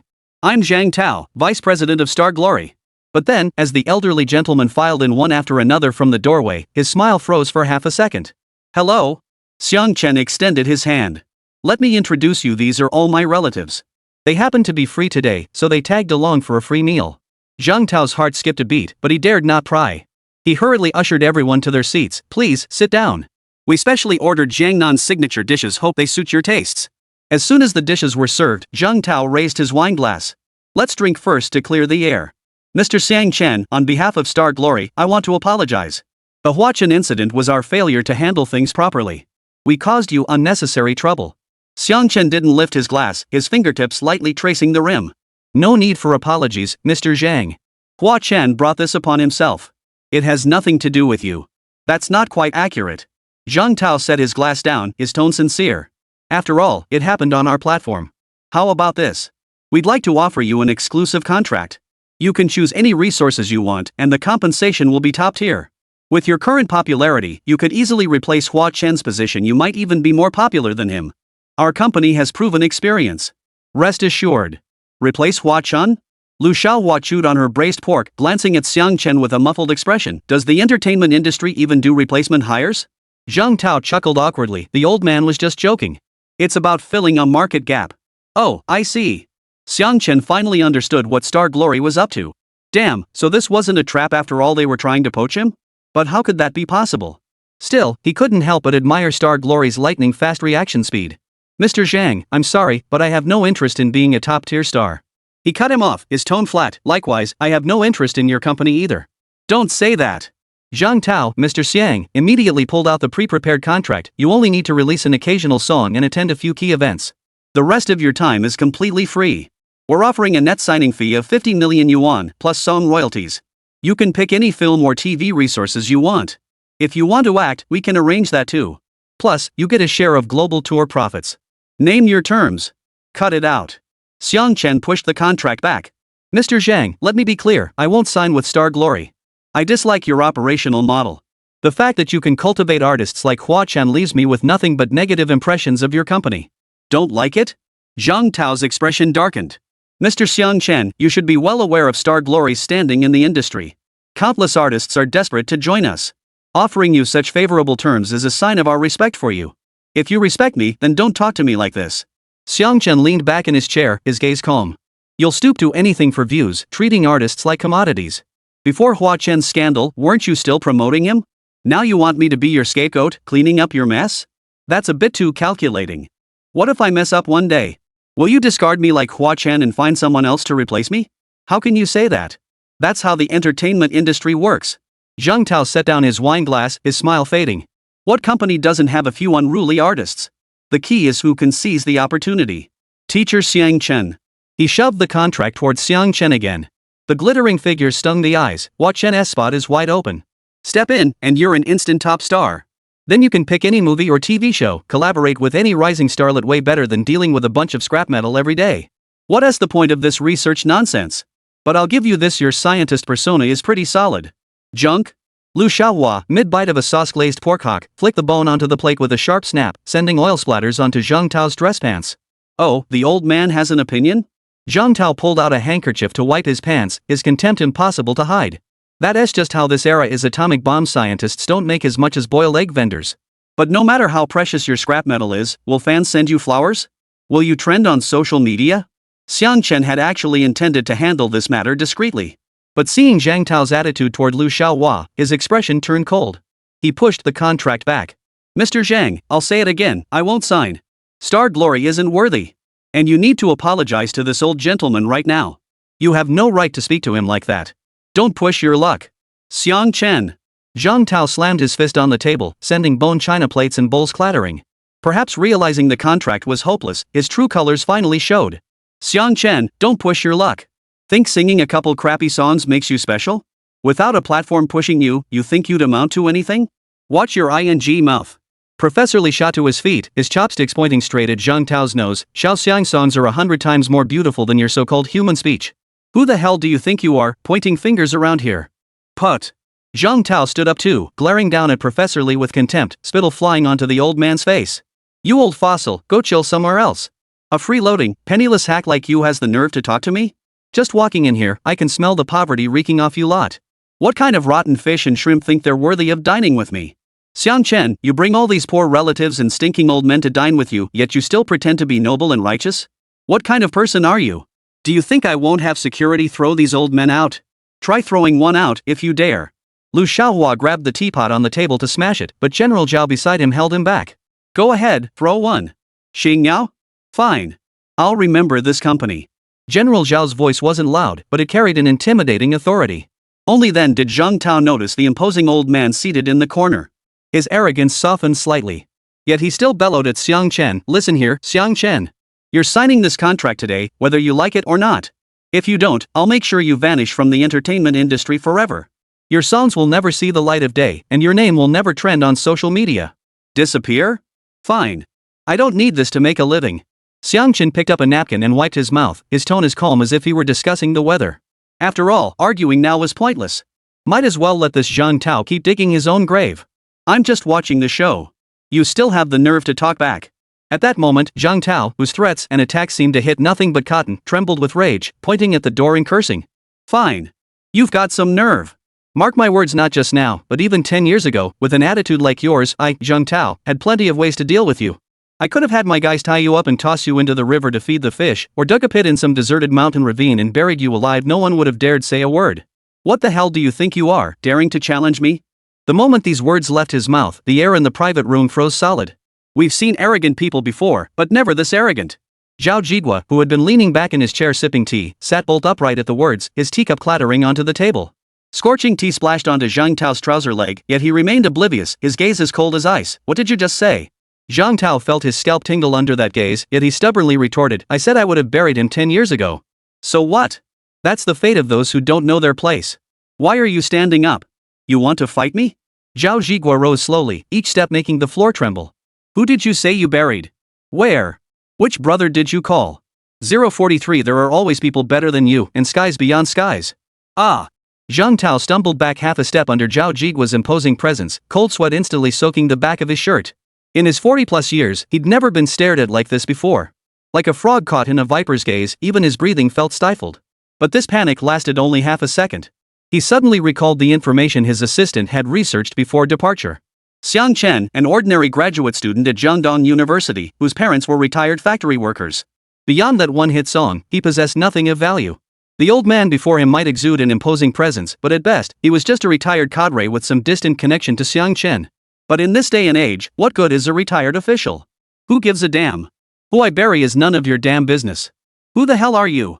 Zhang Tao stiffened his neck, deliberately puffing out his chest. The diamond lapel pin on his suit glinted, dazzling the eyes. Thinking wearing a Zhongshan suit makes you some big shot? Xiang Chen hired you to save face? Let me tell you, don't play dumb in front of me. On Xingyao's turf in Jiangnan, we've never feared anyone. That much was true. As a rising capital power. In this nationally renowned entertainment city of Jiangnan, Xingyao certainly held some sway. Zhao Jigua remained silent, only his fingertips lightly tracing the rim of his teacup. The soft rustling of porcelain against fingernails echoed jarringly in the silent private room. Why the sudden silence? I see you're just a freeloading old fool, tagging along with Xiang Chen for a free meal today? Let me tell you, if this contract doesn't get signed today, none of you are leaving. Seeing Zhao remain silent, Zhang Tao grew even more arrogant. He stamped his foot on the chair, the hem of his suit pants stretching taut to reveal his gleaming crocodile skin shoes. You little thief, do you even know there are always people better than you, skies beyond skies? Lu Xiaohua flung the knot on bone back onto the plate, sending another splash of oil onto Zhang Tao's leather shoes. You old bastard. Zhang Tao kicked the chair away violently, pointing his finger at Lu Xiaohua's nose as he yelled, if it weren't for your age, I'd slap you across the face. Look at the rags you're wearing, your clothes are washed out. And you still wear them? If it weren't for me paying today, would you ever have set foot in the Jiangnan Hotel in your entire life? Poof. At that moment, Professor Lin slowly set down his chopsticks, his eyes narrowing behind his glasses. Young man, watch your tone. We in work clothes aren't necessarily any worse than you in your suit. It's not just talk. Zhang Tao pulled a wad of cash from his wallet and slammed it down on the table. The red bills spread out like a pool of spilled blood, see that? Ever seen this much cash? Now you know it's none of your business. Pick it up and get out, stop being a nuisance. Xiang Chen abruptly stood up, the chair legs scraping the floor with a shrill screech. Mr. Zhang, so you're saying if I don't sign this contract today, I won't be leaving and neither will the elders I brought with me, right? Oomph. Now you get it? What were you doing when I was being nice to you earlier? Looks like you won't learn until you see the coffin. Now you're scared. Zhang Tao sneered coldly, snatching the contract and flinging it at Xiang Chen. The pages sliced through the air. 50 million. More money than you'll ever earn in your lifetime. Sign here and it's all yours. You really want to fight this? I don't need this 50 million. Xiang Chen's voice was soft yet carried an unshakable resolve, but what about you? Can your eyes see anything besides money? Other things? Your pile of junk? Xiang Chen, my dear, I really don't know where you poor bastards kids get such lofty principles from. You really think 50 million is easy to come by? Are you one of those who'd choose Tsinghua or Peking University over 100 million? Ha! Zhang Tao burst into maniacal laughter, tears welling in his eyes. After all, in his eyes, Xiang Chen was a complete moron, a fool who didn't know a good deal when he saw one. But what could he do? The guy actually had some talent for songwriting, and that skill was rare. Otherwise, he wouldn't have wasted so much breath. Alright, let me tell you a truth about this world, it's a world for the rich. Money gives you a voice, without it, you're nothing. See these clothes I'm wearing? They could buy the lives of all you old farts. Zhang Tao's laughter wouldn't stop. Our lives. General Zhao suddenly spoke up. His voice wasn't loud, but it carried a chilling weight. Are our lives really worth so little? Sigh, we really are finished. Can any devil or demon trample on our heads now? He then swept his gaze across the assembled men. Yeah, I just realized how worthless my life is too.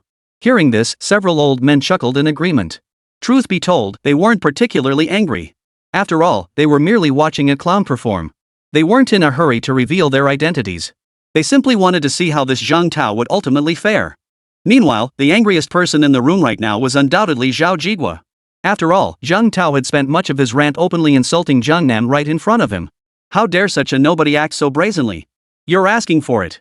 Hearing General Zhao and the other stingy old men speak, Zhang Tao suddenly grabbed the liquor bottle on the table. He was about to smash it over General Zhao's head when his assistant, quick as a flash, grabbed his arm tightly. Brother Tao. Don't act on impulse. Impulsive? Today I'll make them pay for their impulsiveness. Zhang Tao struggled and roared, spittle flying onto his assistant's face. Hua Chen's incident cost Xingyao 300 million. 300 million. Now he's putting on airs when we need him to sign a contract to plug the hole? He's asking for it. He suddenly pointed toward the door and bellowed at his assistant, "Get someone. Bring those guys at the entrance in here. If that contract isn't signed today, I'll break his leg." The assistant hesitated, but Zhang Tao shot him a fierce glare, and he quickly pulled out his phone to dial. "Oh? Thinking of getting physical? I advise you to think this through." Xiang Chen leaned closer to Zhao Zhigua, his tone still calm, but he was clearly stoking the fire. "Think it through? I'm thinking it through just fine." Zhang Tao wrenched his hand free from the assistant and lunged towards Xiang Chen, their noses nearly touching. "You love singing, don't you? Refusing to sign? I'll find someone to slit your throat right now, so you'll never make a sound again. See how you'll defy me then. Try touching him." Zhao Zhigua finally spoke, his voice as cold as frozen river ice. "I guarantee you won't see tomorrow's sun." "Ha!" Zhang Tao doubled over, clutching his stomach as if hearing the biggest joke ever. "Old fart, who are you trying to scare? You think I won't tear your old bones apart right now?" No sooner had the words left his mouth than the private room door kicked open with a crash. 4 burly men in black suits squeezed inside. Each was broad-shouldered and thick-waisted, sleeves rolled up to reveal tattoos. The leader, a man with a scar across his face, asked in a deep, booming voice, "What's the plan, Brother Tao?" "Hold him down." Zhang Tao pointed at Xiang Chen, his eyes nearly boiling over with madness. "Shove the contract in his hands and make him sign. He loves singing, doesn't he? If he refuses, cut out his tongue so he can only hum for the rest of his life." Just as the burly men lunged forward, Lu Xiaohua suddenly grabbed the teapot from the table and hurled it at the scarred man. The scalding tea splashed across Scarface's face. He let out a piercing scream, clutching his face as he stumbled backward. "Damn it!" Zhang Tao lost his temper, snatched a chair, and swung it. "Beat him. Beat him to death. I'll take the blame if anything happens. Who dares move?" Zhao Zhigua abruptly stood up, his robe sweeping across the table and knocking over 2 wineglasses. He didn't look at Zhang Tao, only fixed his gaze on the burly men, his eyes treating them like scrap metal. The burly men froze. Having been in the underworld for years, they instantly recognized this old man was no ordinary figure. His stance, his gaze more imposing than any big shot they'd ever seen. One look told them something was seriously off. "What are you staring at?" Zhang Tao shoved Scarface forward. "Go on. What can an old man do?" Scarface gritted his teeth, about to take a step forward, when Zhao Zhigua shot him a glare. "You." Scarface's expression shifted abruptly. That posture clutching the notebook he swallowed hard, an instinctive dread welling up from past experiences. Then he tugged at Zhang Tao's arm. "Bro Tao, maybe we should back off? This guy's no ordinary thug." "Bull. What the hell are you chicken about?" Zhang Tao shook off his hand and pointed at Zhao Zhigua, yelling. "Listen up. Even if the King of Heaven himself showed up today, Xiang Chen would still sign that contract. We're getting back every penny star glory lost from him." He suddenly pulled a folding knife from his coat, snapped it open. The blade glinted coldly under the lights as it pressed against Xiang Chen's throat. "Sign or not? Last time I'm asking." Xiang Chen didn't flinch. He just stared into his eyes. "Do you know what you're doing? I'm giving you a chance to live." Zhang Tao's blade touched Xiang Chen's skin. "Sign, and you'll remain a celebrated singer. Refuse, and you'll be silenced forever. Put the knife down." Zhao Jigua's voice suddenly dropped, as if forced from his chest. "While I still have patience." "You old bastard, you're asking for death." Zhang Tao was thoroughly enraged, raising his hand to stab downward. Just then, the private room door opened softly. A young man in a waiter's uniform stepped inside. Holding a tray, he murmured, "Sir, your hangover soup." No one noticed the faint callus on the half-exposed wrist peeking from his sleeve. Zhang Tao's knife froze mid-air. He whipped his head around and bellowed, "Get out! Can't you see I'm busy?" "Yes, sir." The young man didn't move, merely setting the tray on the table. His gaze swept over Zhao Zhigua before quickly lowering his head and retreating. Something's off. Scarface had sensed something off about this young man the moment he walked in. Any ordinary waiter would have been shaking like a leaf in this situation, but this young man's gaze was steady as a rock. The way he glanced at Zhao Zhigua while setting down the tray, it was as quick as passing a secret signal. Something's off. He immediately shot a warning glance to his henchman behind him. Then, through the crack in the private room door's glass. 3 seconds later, the corridor was instantly swarming with men in black jackets. Standing as straight as nails, hands tucked into their pockets, their posture wasn't the slouch of street thugs, it radiated a disciplined, oppressive presence. A trap? This was clearly a trap they'd set long ago. "What the hell are you doing?" Just as Zhang Tao turned to confront them, he noticed the burly men had gone limp. Scarface was even retreating backward. Zhang Tao roared. Scarface dared not meet his gaze, merely pointing toward the entrance, his voice trembling. "Brother Tao, outside is full of them." Zhang Tao whipped his head around. Through the glass panel in the private room door, he saw the hallway packed with men in black jackets. Each stood rigidly upright, hands clasped behind their backs. Though they weren't brandishing weapons, their aura was like a pack of wolves closing in for the kill. Zhang Tao's knife clattered to the floor. Cold sweat dripped from his chin into his shirt collar. Professor Lin bent down to pick up his teacup, sipping slowly as if savoring the finest Longjing tea. Lu Xiaohua wiped the grease from his hands and remarked to Professor Li, "This entertainment industry meal is just average, isn't it? Getting older, I can't eat much." Professor Li nodded. The food's nothing special either. Not as good as the braised pork at our university cafeteria." Xiang Chen wiped his mouth with a napkin and said to Zhang Tao, who was slumped in his chair, "The contract, you can keep it yourself." Zhang Tao gaped, unable to utter a word, watching helplessly as Xiang Chen and his group of elders strolled leisurely out of the private room. The men in black jackets in the corridor automatically parted to make way, their movements as synchronized as a trained army. For a moment, the room was left with only the man who had just sent shivers down his spine. "Jiangnan Ha. Not bad. Little Zhao. You've been standing too high up for too long." As they departed, General Zhang's voice echoed from outside the door, each syllable stinging like a slap across Zhao Zhigua's face. "Who the hell are you people?" Suddenly, Zhang Tao collapsed onto the floor, his pants soaked through. It wasn't fear, he felt like he was dying. 044 batons shattered brotherhood, 3 pages of testimony, 2 pages of names. The interrogation room's incandescent lights glared harshly. Zhang Tao slumped in the metal chair, the handcuffs digging into his wrists with bone-piercing pain. He stared at the 8 red-painted characters on the opposite wall: confess and receive leniency, resist and face severity, his eyes nearly popping out of their sockets. From the moment he was shoved into the police van until now, his mind remained a muddled mess. What the hell did I do? Why the hell did they arrest me? It was just a failed negotiation with Xiang Chen. Is this really necessary? Do you even know who I am? I'm the vice president of Star Glory. He suddenly jerked his head up, his voice raspy as if sandpaper had scraped it raw. What about the knife incident, then? Zhao Zhigua looked at him. Knife? So what? I didn't even sharpen it. Hearing this, Zhang Tao began to backpedal. Zhao Zhigua, seated across from him, remained silent, his fingertips tapping lightly on the interrogation transcript. Steam rose from the enamel cup on the table. The scent of tea mingled with the interrogation room's distinctive disinfectant smell, making Zhang Tao feel nauseous. Speak up. Zhang Tao slammed his hand on the table, the handcuffs clanging against the metal surface with a sharp clang. I want to see your boss. I know Director Wang from your municipal bureau. Have him come see me. Zhao Zhigua finally lifted his eyes, his gaze as calm as a frozen lake. Director Wang? You know him? Yes, I know Director Wang. Let me make a call. He'll come and get me released in no time. If you're scared, just let me go now. All I did was scare someone with a toy knife that wasn't even sharpened. What can you do about it? Do you know I can get you fired with just one word? Hearing this, Zhang Tao's tone hardened considerably. Fine, very well. So Wang Gang has these tricks up his sleeve.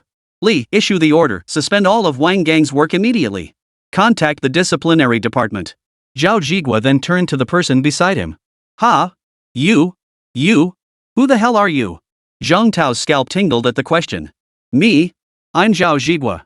I'm the chief of public security for Jiangnan. And also the vice governor of Jiangnan.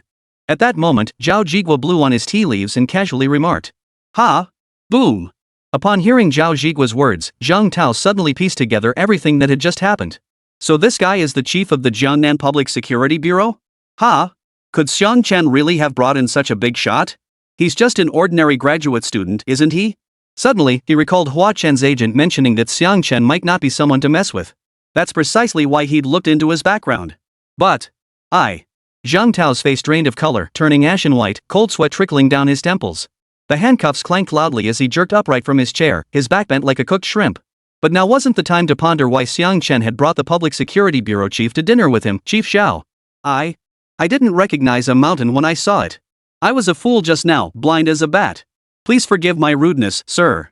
Zhao Zhigua tapped his fingertips on the tabletop, his voice as flat as if discussing the weather. You said Xingyou hasn't feared anyone on Jiangnan's turf?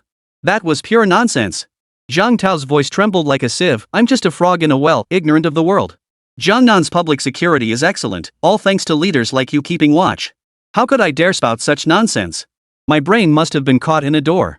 And you said 50 million was more than Xiang Chen could ever earn in his lifetime. Zhao Zhigua lifted his enamel cup and blew away the foam. That was pure nonsense coming from my mouth. Zhang Tao scrambled to interject, veins bulging on his forehead. Teacher Xiang Chen is a genius. Not 50 million, not even 500 million could hold back his future. I was jealous, I was envious. I was wrong. You said suits are nobler than work clothes. I was wrong. Zhang Tao raised his handcuffed hand and slapped himself hard across the face, his cheek instantly flushing crimson. Director, labor is the most glorious. Those in work clothes are the pillars of our nation. My suit is just for show, I'm nothing but a pretty pillow stuffed with straw. And you say, what's wrong with wielding a knife? It wasn't sharpened. Zhao Zhiguo lifted his gaze, his eyes sweeping over Zhang Tao's face like a searchlight. That knife was a toy. Definitely a toy. Zhang Tao was so flustered he nearly cried. I just wanted to scare people. I wouldn't dare actually use it. My hands are clumsy, I can't even kill a chicken. How could I wield a knife? I was just being a fool, trying to act tough like others, but deep down I'm a coward. You had your assistant call someone, saying you wanted to break Xiang Chen's leg. That was just me talking big. Pure talk. Zhang Tao's tongue was tied. Those guys I hired from the gym? They look tough, but they've never even been in a real fight. I just wanted to look tough, I never planned to actually hurt anyone. Besides, teacher Xiang Chen is a big shot. I'm scrambling to curry favor with him, I'd never dare touch a hair on his head. And you said Director Wang would come and let you go. Zhang Tao's face suddenly drained of color. His lips trembled for a long moment before he could speak. Finally, he collapsed onto the chair with a thud. The handcuffs prevented him from kneeling fully. Tears and snot smeared his face. I was wrong, Director Zhao. I shouldn't have tried to pull strings. Director Wang is a good leader, I was just blindly trying to curry favor. We've only met a few times, I was talking nonsense. Zhao Zhiguo watched him like this, suddenly setting down his teacup. His voice grew colder. That's not what you said at the restaurant earlier. I was possessed by a demon. Zhang Tao wished he could bang his head on the floor. I'm just a sycophant, playing favorites. Please don't hold it against me, I'm nothing. Let me go, Director Zhao. I swear I'll never do it again. I'll resign immediately, get the hell out of Jiangnan, and never come back. I'm just an honest man, just an ordinary citizen. Is that so? But the evidence I uncovered tells a different story. Zhao Zhiguo cracked his neck, then pulled a stack of photos from his folder and slammed them onto the table. The photos showed several young men beaten to a pulp, their faces swollen and bruised. The background was the basement of Starshine Company. These trainees, for failing to meet their KPIs, were locked in the basement and beaten for 3 days. Is that true? Zhang Tao's face paled for a moment before he stiffened his neck. They violated company regulations, Director. That's how the entertainment industry works. It was just a scare tactic, how could it be that extreme? That's how it is? Zhao Zhiguo pulled out another photo. It showed a trembling girl with bruises covering her wrists. This female artist, you forced her into escort work, threatened to shelve her career if she refused, and confiscated her passport. Is that true? Bull. Zhang Tao's voice began to tremble. She's desperate for fame and making up lies to slander me. Slander? Zhao Zhiguo's finger tapped a bank statement. Last March, you transferred 500,000 yuan from the company account to a private account. The memo said it was for event expenses, but the recipient was an underground moneylender. What was that money for? Zhang Tao's mouth suddenly clamped shut, the veins on his forehead throbbing violently. Governor, where did you get all this? Zhang Tao suddenly realized he wasn't getting out of this one. He looked at Zhao Zhiguo. Oh? Then we'll have to ask your gym-hired brothers. They were quick to spill the beans. Smart move, leaving you plenty of evidence. Should be enough to get them some sentence reduction. Zhao Zhiguo didn't look back at him.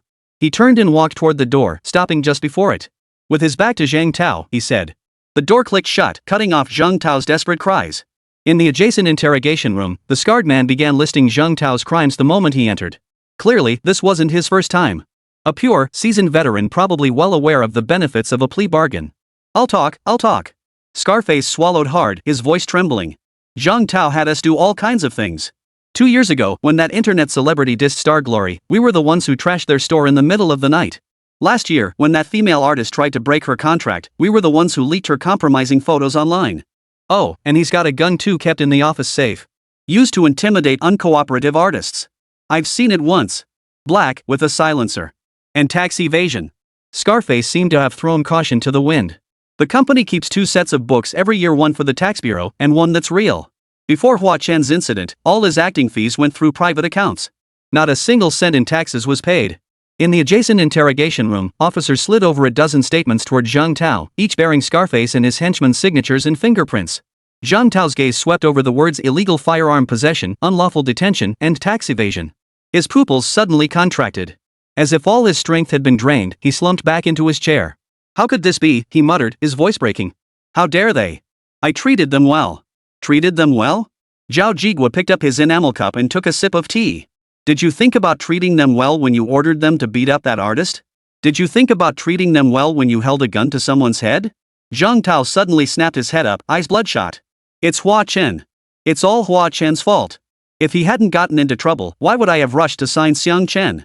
If Xiang Chen hadn't been so ungrateful, why would I have? Blame others for being useless. Zhao Zhiguo closed the folder and stood up. You've reached this point not because of anyone else, but because of yourself. He reached the doorway, then halted abruptly, glancing back at Zhang Tao slumped in his chair. Forgot to mention Director Wang, the one you know just got taken away by the disciplinary department. How much he took from you will come out soon enough. Zhang Tao was utterly dumbfounded, his mouth repeating only, "It's over. It's over." The interrogation room door slammed shut, sealing in the desperate shouts. Zhao Zhiguo stood in the corridor, watching the sky gradually lighten outside the window. He took a deep breath. A guard handed him a cup of hot tea. "Governor, the interrogation is nearly complete." Zhao Zhiguo took the cup, its warmth touching his fingertips. "Contact the relevant departments in the province where Xingyou is located. Joint investigation." "Yes, sir." Zhao Zhiguo recalled the looks on the faces of those old men in the private room, and a bitter smile tugged at his lips. He ordered the interrogation records to be compiled and sent to General Zhang and the academicians. Let them know that the land of Jiangnan has no place for such scum. Chapter 45. Xiang Chen, are you some aristocratic heir? The night in Jiangnan clung to the window panes like a velvet cloth soaked in cold water, carrying a sticky, damp chill. After wrapping up all this messy business, Xiang Chen naturally returned to the villa. Of course, he hadn't brought Steel Egg back. After all, those old men were practically itching to study him even in their sleep. Bringing him back would have been too much trouble, so he didn't waste his breath trying. Now, the warm light in the villa's living room stretched the shadows of three people long and thin. Song Yao curled up on the sofa, her fingers flying across the tablet screen. The screen's glow cast her face in half light and shadow, like an ink painting not quite dry. Naturally, she was reviewing the interrogation records sent by Zhao Zhiguo. Illegal detention, tax evasion, illegal firearm possession. She clicked her tongue, then suddenly tapped the tablet against her palm. This Shang Tao has ordered the full prison sentence package, hasn't he? Wonder how the Xingyou executives will handle this. Song Yao remained surprisingly calm, perhaps having anticipated this outcome. That gun. Song Yao flipped back to the earlier confession, her finger pausing on the words black pistol with silencer. After all, firearms were banned in Longhua. Compared to other foreseeable offenses, this one had completely slipped her mind. The entertainment industry is a deeply distorted business. Money flows in far too easily. This has allowed countless gray market industries to flourish within it. And this money was even easier to make. After all, singing and acting require real effort, but this? Just a flick of the finger. Once people taste that sweet profit, they become utterly unstoppable. This is the main reason the entertainment industry is so chaotic. When money flows in so quickly, all sorts of shady characters and unscrupulous elements inevitably show up. Sigh, I knew they weren't clean, but I never imagined it would be this bad. Sigh, the twisted underbelly of China's entertainment industry. Song Yao shoved her tablet into the sofa crevice, leaned back, and draped her arms over the backrest. It's like a bottomless fishing net. Either you struggle to climb through the mesh, scraping yourself bloody, or you get ensnared and watch yourself sink. This interrogation transcript is just a hole poked in the net's bottom, letting us glimpse the rotten mud and bone fragments below. As she spoke, her fingertips tapped her knee unconsciously, as if keeping some mysterious beat. Enough of this unpleasantness. Song Yao suddenly sat up straight and clapped her hands. With that crooked tree Xingyou finally toppled, our list of enemies in the entertainment industry is completely wiped clean. But who knows what the future holds? Su Qingya chuckled at her antics, reaching down to pick up the orange that had rolled to her feet. What list of enemies? You make it sound like some martial arts novel. How could there not be? Song Yao arched an eyebrow, suddenly fixing her gaze on Xiang Chen like a cat spotting fresh prey. Hua Chen counts as one, Xingyou is a whole pack, now they're all taken care of. But speaking of which. She leaned in suddenly, her nose nearly brushing Xiang Chen's shoulder, her voice hushed as if sharing some earth-shattering secret. Xiang Chen, I'm even more curious, who are you? Exactly. Who are you, really? What do you do? Are you some aristocratic scion? Come on, spill the beans. Su Qingya nodded along, her eyes sparkling. Oh? You two are in cahoots? Did you rehearse this beforehand? Just to ask me this? Xiang Chen had just popped a segment of orange into his mouth when the two girls' stares nearly made him choke. Chapter 46. The Demon Sea Market revealed, exposing the chaos of the domestic entertainment industry. Wait. What? I'm confused. Wasn't this about Star Glory? How did it suddenly become so juicy? And now it's being directed at me? Hearing this, Xiang Chen froze. Seriously? An ordinary person can get the governor to accompany them to a trap banquet? I'd be there. Song Yao raised an eyebrow and jabbed his arm. Can an ordinary person get a bunch of old academicians to cheer for your little steel ball? Come clean, are you hiding some identity from us? Like being a secret heir to a wealthy family? Or some young master from a prestigious clan? Su Qingya chimed in, her eyes sparkling with gossip. Yeah. Spill it already. Xiang Chen stuffed a freshly peeled orange segment into his mouth, his words muffled. If you put it that way, I'll come clean. I have kept one thing from you. The truth is, I'm from another world. I traveled here. Since these two were so eager to know his true identity, he might as well come clean. The living room fell silent for 2 seconds. Song Yao and Su Qingya exchanged a glance, then burst out laughing. Time travel? Oh, so this is your laying all my cards on the table? You don't even consider me or Qingya human, do you?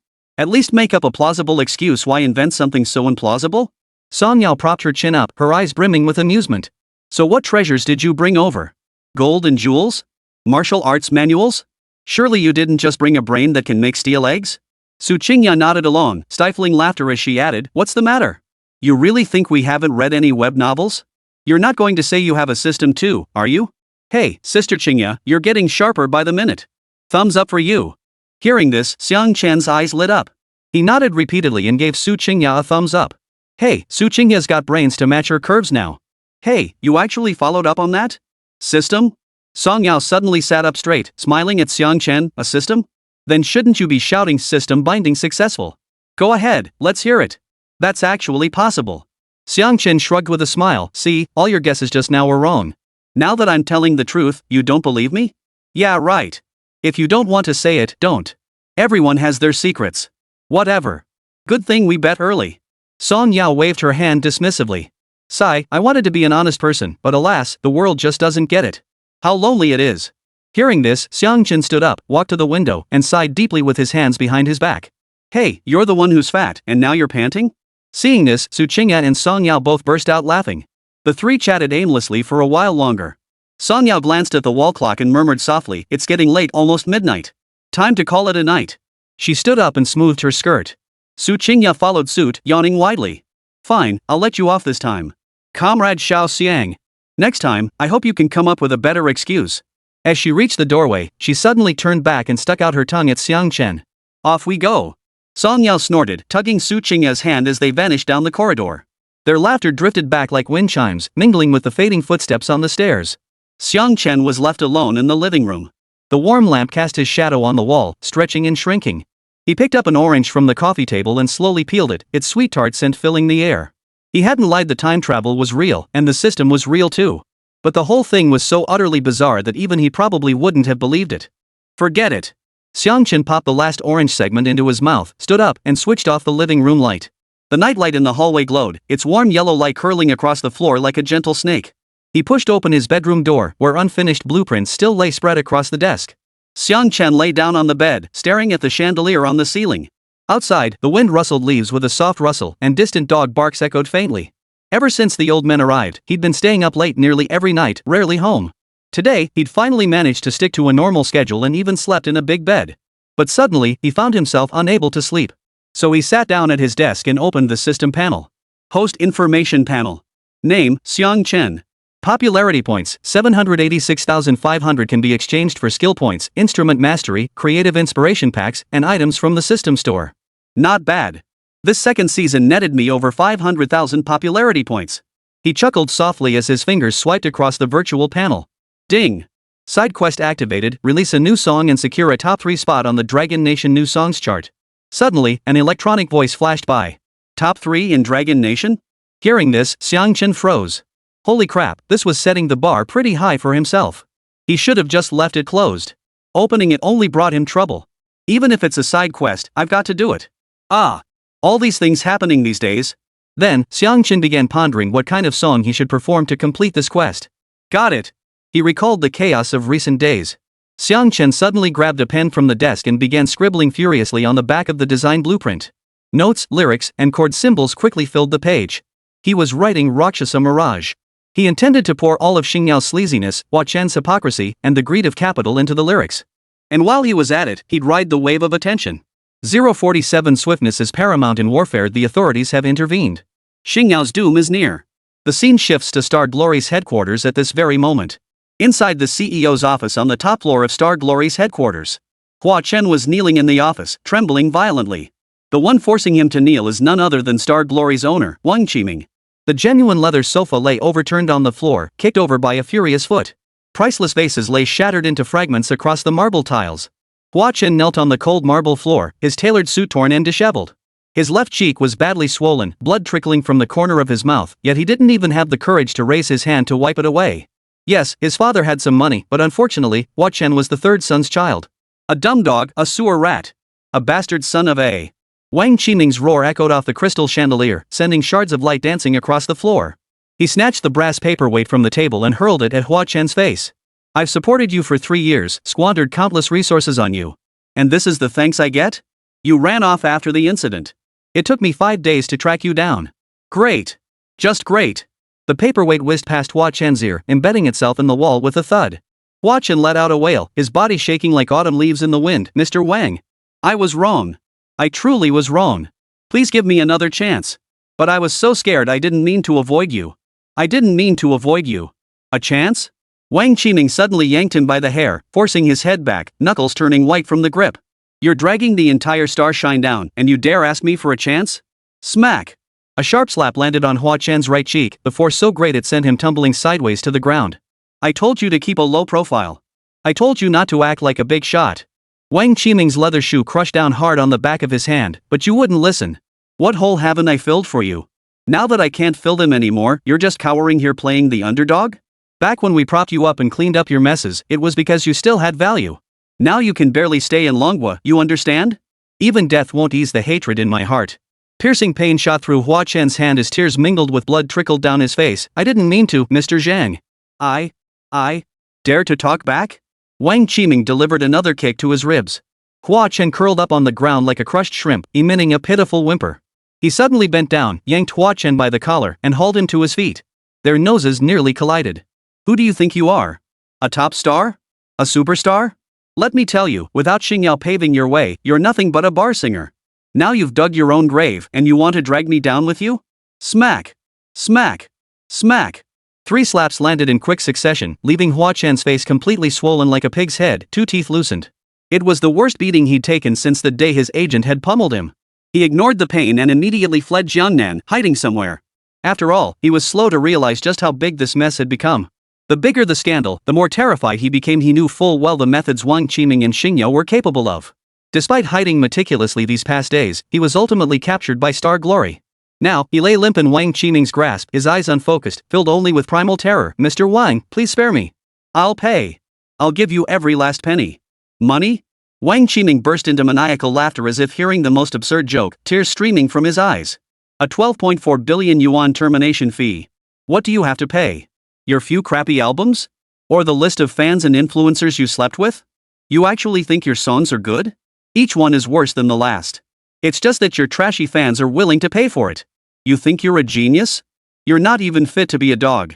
He slammed Hua Chen to the floor, sending him crashing into the corner of the coffee table with a thud. A gash instantly split open on his forehead, blood trickling down. He hadn't walked in such a rage in years.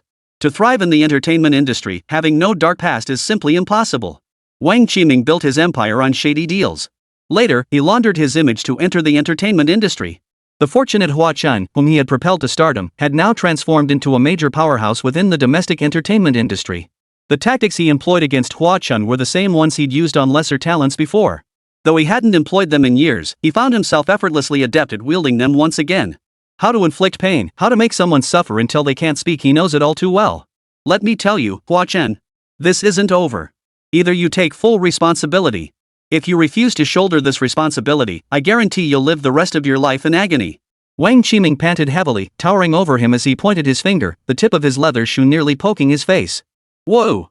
Hua Chen lay sprawled on the floor, blood and tears smearing his face, his throat emitting a muffled whimper like a trapped beast. Just then, a cacophony of footsteps erupted outside the office, mingled with the crash of overturned furniture and employees' screams. Wang Qiming's movements froze abruptly, a flicker of alertness crossing his eyes. What was that sound? Hua Chen froze in terror, forgetting his pain as he strained his ears to listen to the commotion outside. Bang! The solid wood office door was kicked open from the outside, splattering wood shavings everywhere. 6 burly men in black jackets forced their way inside. Each stood tall and rigid. Their sleeves were rolled up, revealing muscular forearms. The metallic glint of handcuffs was faintly visible at their waists, their gazes as cold as ice. Wang Qiming instinctively took half a step back, momentarily dazed. Forcing himself to stay calm, he bellowed, "Who are you? Do you know where you are? How dare you barge into Star Glory headquarters?" The lead man produced a black ID badge and flashed it before his eyes. His voice held not a hint of emotion. Major Crimes Unit, Shanghai Public Security Bureau. Wang Qiming, Star Glory, is suspected of multiple crimes including tax evasion, illegal detention, and illegal possession of firearms. Operations have been suspended by law, and an investigation is underway. Speed is of the essence. Especially with the government's deliberate endorsement, all relevant procedures were finalized that very night. After all, having over a dozen academicians publicly berated as penniless was absurd. The whole affair was utterly preposterous. Within 30 minutes, all of Xingyao's executives were taken away. Naturally, Hua Chen was also taken away to assist with the investigation. But unlike the others, his first stop was the hospital. After all, his current state was truly pitiful. Meanwhile, Star Glory had already declared bankruptcy. At the same time, this whole series of events truly lived up to the prophecy of the Rakshasa mirage.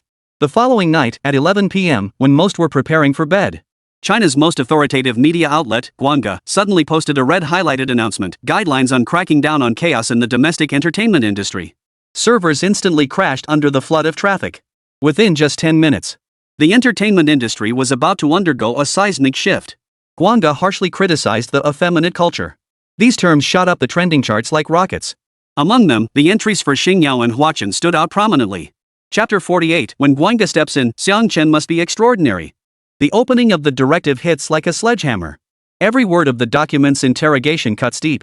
The current Chinese entertainment industry is rife with chaos. Pretty boys dominate screens, popularity reigns supreme, while acting skills and quality works have become mere appendages of capital. Some artists, with overly elaborate makeup and effeminate, spineless demeanor, are hailed as idols. Fan groups engage in irrational support, with crowdfunding for charts, mutual attacks and insults becoming routine, even forming cult-like fan communities.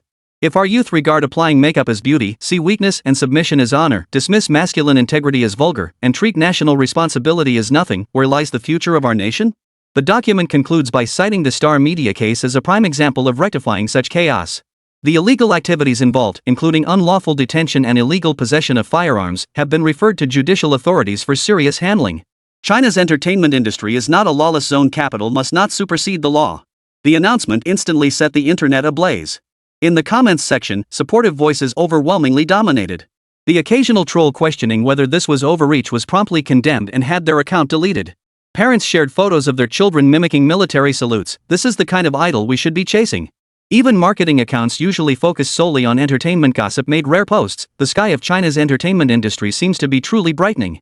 By 1 a.m., Guanga's official website surpassed 100 million visits, forcing the server to add additional capacity on short notice. Major entertainment platforms and agencies responded overnight, issuing self-inspection announcements and removing fan funding features for chart-topping campaigns. The trending topics, once dominated by traffic stars, were now filled with discussions about the guidance document. Topics like what should a true idol look like continued to gain traction. Outside, the night remained deep and dark, but the glow of countless phone screens illuminated people's faces. This late-night directive struck like thunder, piercing the thick fog of long-standing issues within China's entertainment industry. Change may not happen overnight, but at least from this moment onward, people see hope. An entertainment industry no longer held hostage by traffic metrics, no longer swept along by capital and unprofessional practitioners. An entertainment industry that can genuinely convey positive energy to the next generation is slowly beginning to unfold. As the first light of dawn appeared on the horizon, the final trending comment surged to the top of the page: Chinese entertainment shines through. Perspective shifts back. The next day, the villa's living room floor-to-ceiling windows reflected the rising sun. Song Yao's tablet clattered onto the carpet. The screen still glowed with the final line of the light pavilion announcement. Su Qingya's coffee cup rose mid-air. Brown liquid spilled over the rim, splattering onto the off-white sofa cover and leaving a small dark stain. This is way too fast. Song Yao's fingers trembled as she bent down to pick up the tablet. Wang Qiming was arrested yesterday, and today Guanga is already issuing a statement? They even named the effeminate culture trend. They're going to turn the entire domestic entertainment industry upside down. Su Qingya set down her coffee cup, her fingertips unconsciously rubbing the rim as disbelief clouded her voice. Last night I was wondering if another company would rise to fill the void after Star Glory collapsed. I never imagined. She paused, her gaze fixed on the tablet screen displaying the words permanently banning artists who violate laws and morals. A sudden chill ran down her spine. This level of intensity meant they were serious. Thank goodness this beauty has always been on her best behavior. She found herself growing a bit proud as she spoke. Xiang Chen had just placed the last plate of fried eggs on the table when Song Yao abruptly yanked his arm. Her tablet screen still glowed, the red headline of the light pavilion announcement particularly jarring in the morning light. Young Master Xiang, tell me you still claim this has nothing to do with you? I've never seen anything move this fast. Chapter 49, Rakshasa City announcement totally lost.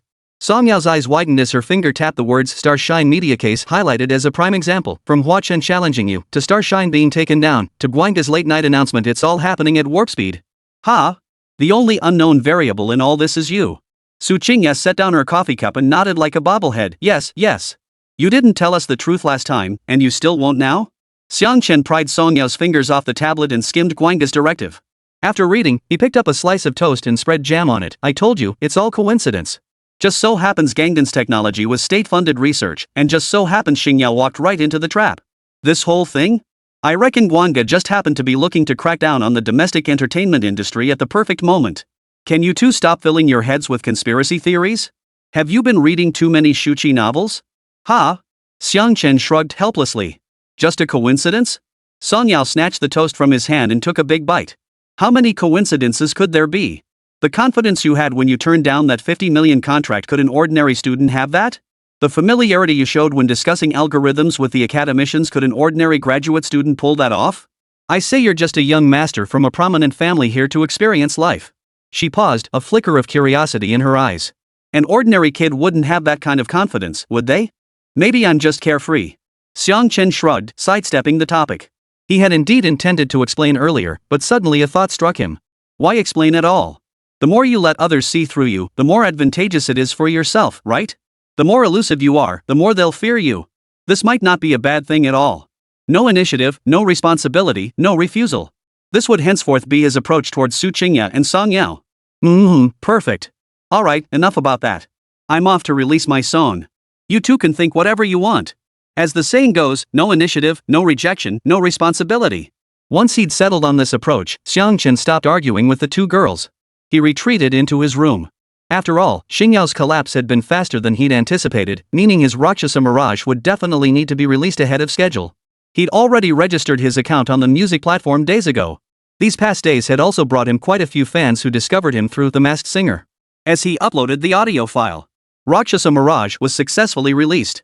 Less than an hour after Xiang Chen's release, the elders summoned him to the military factory with a phone call. Not long after, Song Yao shoved her tablet in front of Su Qingya. Displayed on the screen was Xiang Chen's personal music platform homepage. After all, Song Yao had helped Xiang Chen handle the binding process. Song Yao knew this well and immediately said, "Look. He really released it." Rakshasa Sea Market, the name itself sounded oddly peculiar. Rakshasa Sea Market? Was it a place name? Oh my, looks like he's been preparing for this? Let me see what's going on. The moment Su Qingya pressed play, a shrill trumpet blast erupted. Startled, her hand shook, nearly sending the tablet sliding into the sofa crevice. Holy crap! What kind of opening is this? She covered her ears and frowned. This song's style is totally different from his previous work. Song Yao was also taken aback for a moment. She turned down the volume and dragged her finger along the progress bar. Hold on, listen to the lyrics. But the moment the lyrics appeared, both their expressions froze in unison. That horse doesn't know it's a donkey, that bird doesn't know it's a chicken. Su Qingya counted on her fingers. Was this an insult? The more she thought about it, the more confused she became, scratching her head incessantly. Frustrated, Song Yao gave her hand a sharp slap. After all, if Su Qingya scratched herself bald, how would she ever land rolls again? By the end of the first take, the living room was so quiet you could hear the cicadas chirping outside the window. Yao, I don't understand what to do. Su Qingya broke the silence first, pointing at the lyrics list on the screen with a sour expression. Chapter 50, Listening to Music. Reading Comprehension. I'm confused too. Song Yao hit repeat. Maybe listening again will make it click. When the second play began, Su Qingya deliberately grabbed a notebook, ready to jot down any words she didn't understand. But it was all for nothing. Third time already. If I still don't get it, I'm flipping this table. Su Qingya flopped back onto the sofa, her hair brushing Song Yao's arm as she scratched her head frantically again. Can't he just write songs that make sense? Why does he have to twist things around 18 times? Song Yao felt ticklish from her scratching and pressed her hand down. Stop scratching. You'll go bald if you keep this up. How are you going to film period dramas then? Then she opened the search engine. Alright, let's divide the work. You handle pausing, I'll handle searching. Search for Luocha Sea City. Su Qingya pressed pause. Song Yao tapped away at the keyboard. Oh, it's a folk legend. Apparently, there's a place where beauty and ugliness are reversed. The uglier you are, the more respected you become. Interesting. Su Qingya hurriedly urged her to continue now she could finally make sense of it. Wait, you mean someone in the comments section might be a talented old dude with a smooth way with words? It's already been explained? We're both overcomplicating things. Su Qingya suddenly remembered something. That makes sense. Song Yao nodded and opened the comments section. Unfortunately, no explanation appeared. The comments section was instantly flooded with a sea of messages. As the rising star of China's music scene, Xiang Chen's new song naturally sparked curiosity and anticipation. But upon clicking in, everyone was stunned. Help! Someone translate this for me. These lyrics are harder than classical Chinese. What the heck is a golon? And what's a gong gong? I'm listening while frantically googling. My phone's about to explode. Finally, I'm not the only one who doesn't get it. Xiang Chen, come out and explain this clearly. Who exactly is this song taking a dig at? My mom asked why I need a dictionary to listen to music. I said it's the test for the new king of the Chinese music scene. The two of them scrolled through the comments, laughing so hard they couldn't stand up straight. Song Yao pointed to a highly upvoted comment and read aloud, suggestion, include this song in the Chinese reading comprehension section of the college entrance exam. Anyone who gets all the answers right should be directly admitted to the Chinese department at Imperial Capital University. Ha, this generation of netizens is so talented. And this one. Su Qingya laughed until tears streamed down her face. First listen, what the hell is this? Second listen, maybe there's something to it? Third listen, damn it, Xiang Chen, what the hell are you trying to say?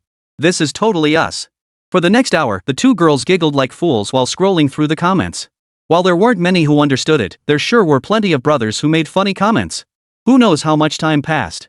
But Su Qingya and Song Yao were definitely still circling around this Rakshasa sea market.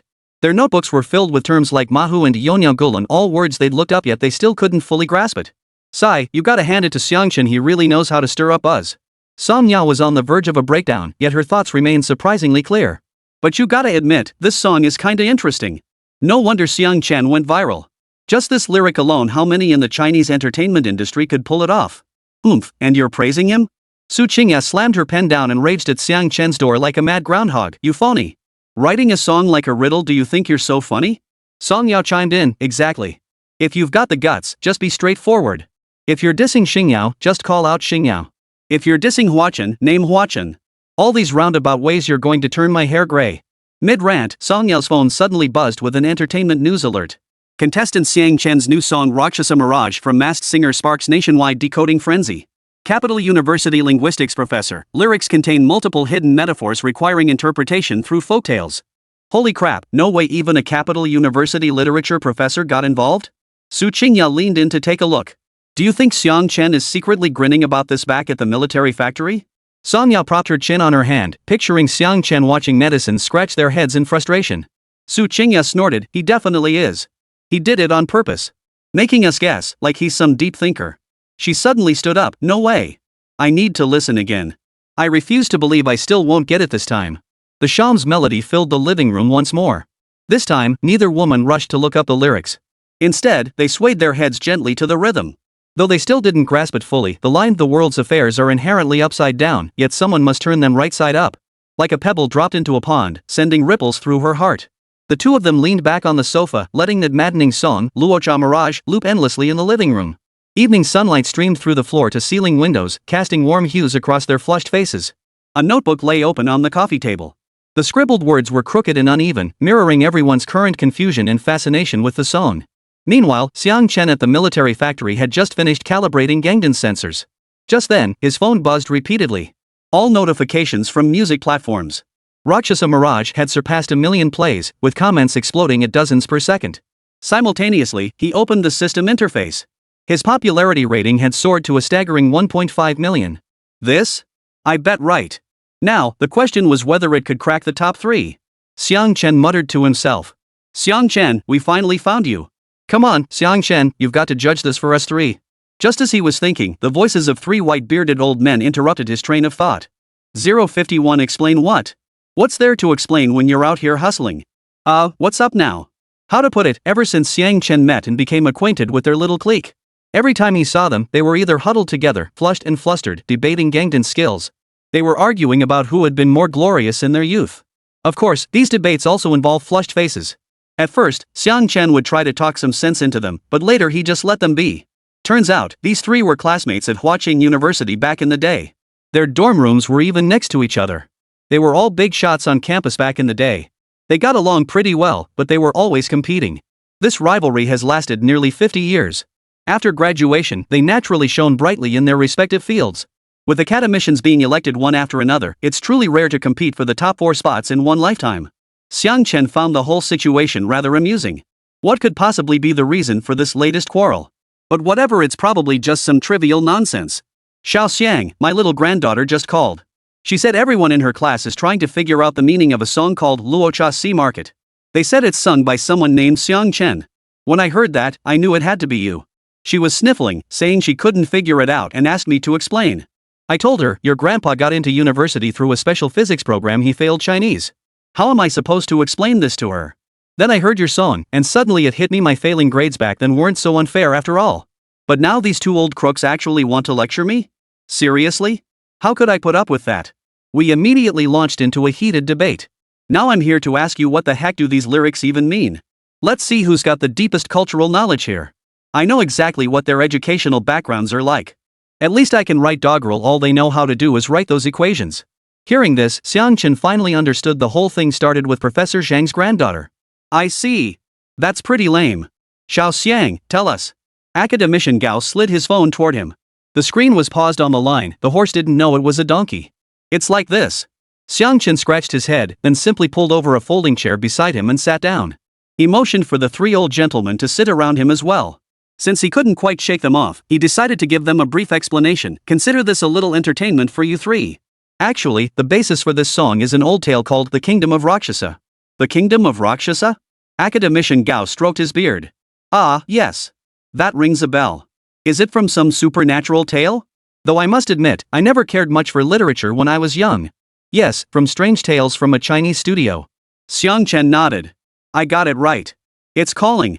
It's still calling. Professor Zhang then turned to the other 2, rising to his feet and towering over them, projecting an air of authority. So you got it right.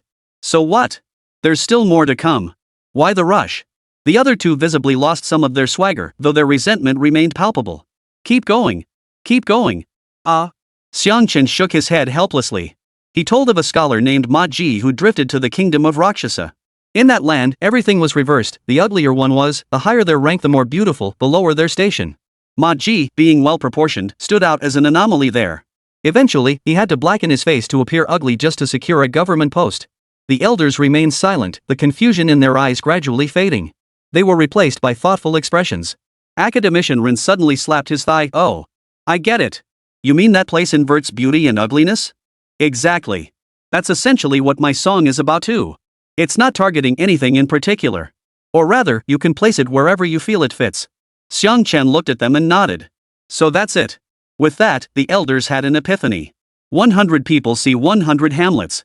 Unlike science, where everything must be precise and exact, in the arts, leaving room for interpretation is crucial. How others interpret it is none of my concern. So, stop arguing, old men. Interpret the song however you like. I never intended anything specific. Let it just be a form of entertainment. There's no right or wrong here. Whatever perspective or identity you bring to this song, that's what it means to you. Xiang Chen mainly wanted to convey this meaning to these 3 individuals. But honestly, even if he wanted to explain it, he couldn't. After all, the original author never explained the meaning either. At the same time, he feels pretty helpless and really wants to shout to the sky. Explain what? Who the hell do I need to explain myself to? If you've got a problem, take it up with my system. Chapter 52, You're so pretentious, but I can't resist. This was just a minor interlude. Over the next few days, Xiang Chen fully embraced his retired lifestyle. After all, the masked singer had temporarily halted production due to Hua Chen's situation. Xiang Chen understood completely. At the same time, he felt quite emotional, as he had deep affection for the show. If it resumed airing, he'd definitely return. That matter was effectively closed. Meanwhile, as the old men thoroughly dissected the steel egg, even noting down the screw specifications in their notebooks, Xiang Chen's days had become unbearably leisurely. After all, these old guys were even better than him at finding bugs and thinking through every detail.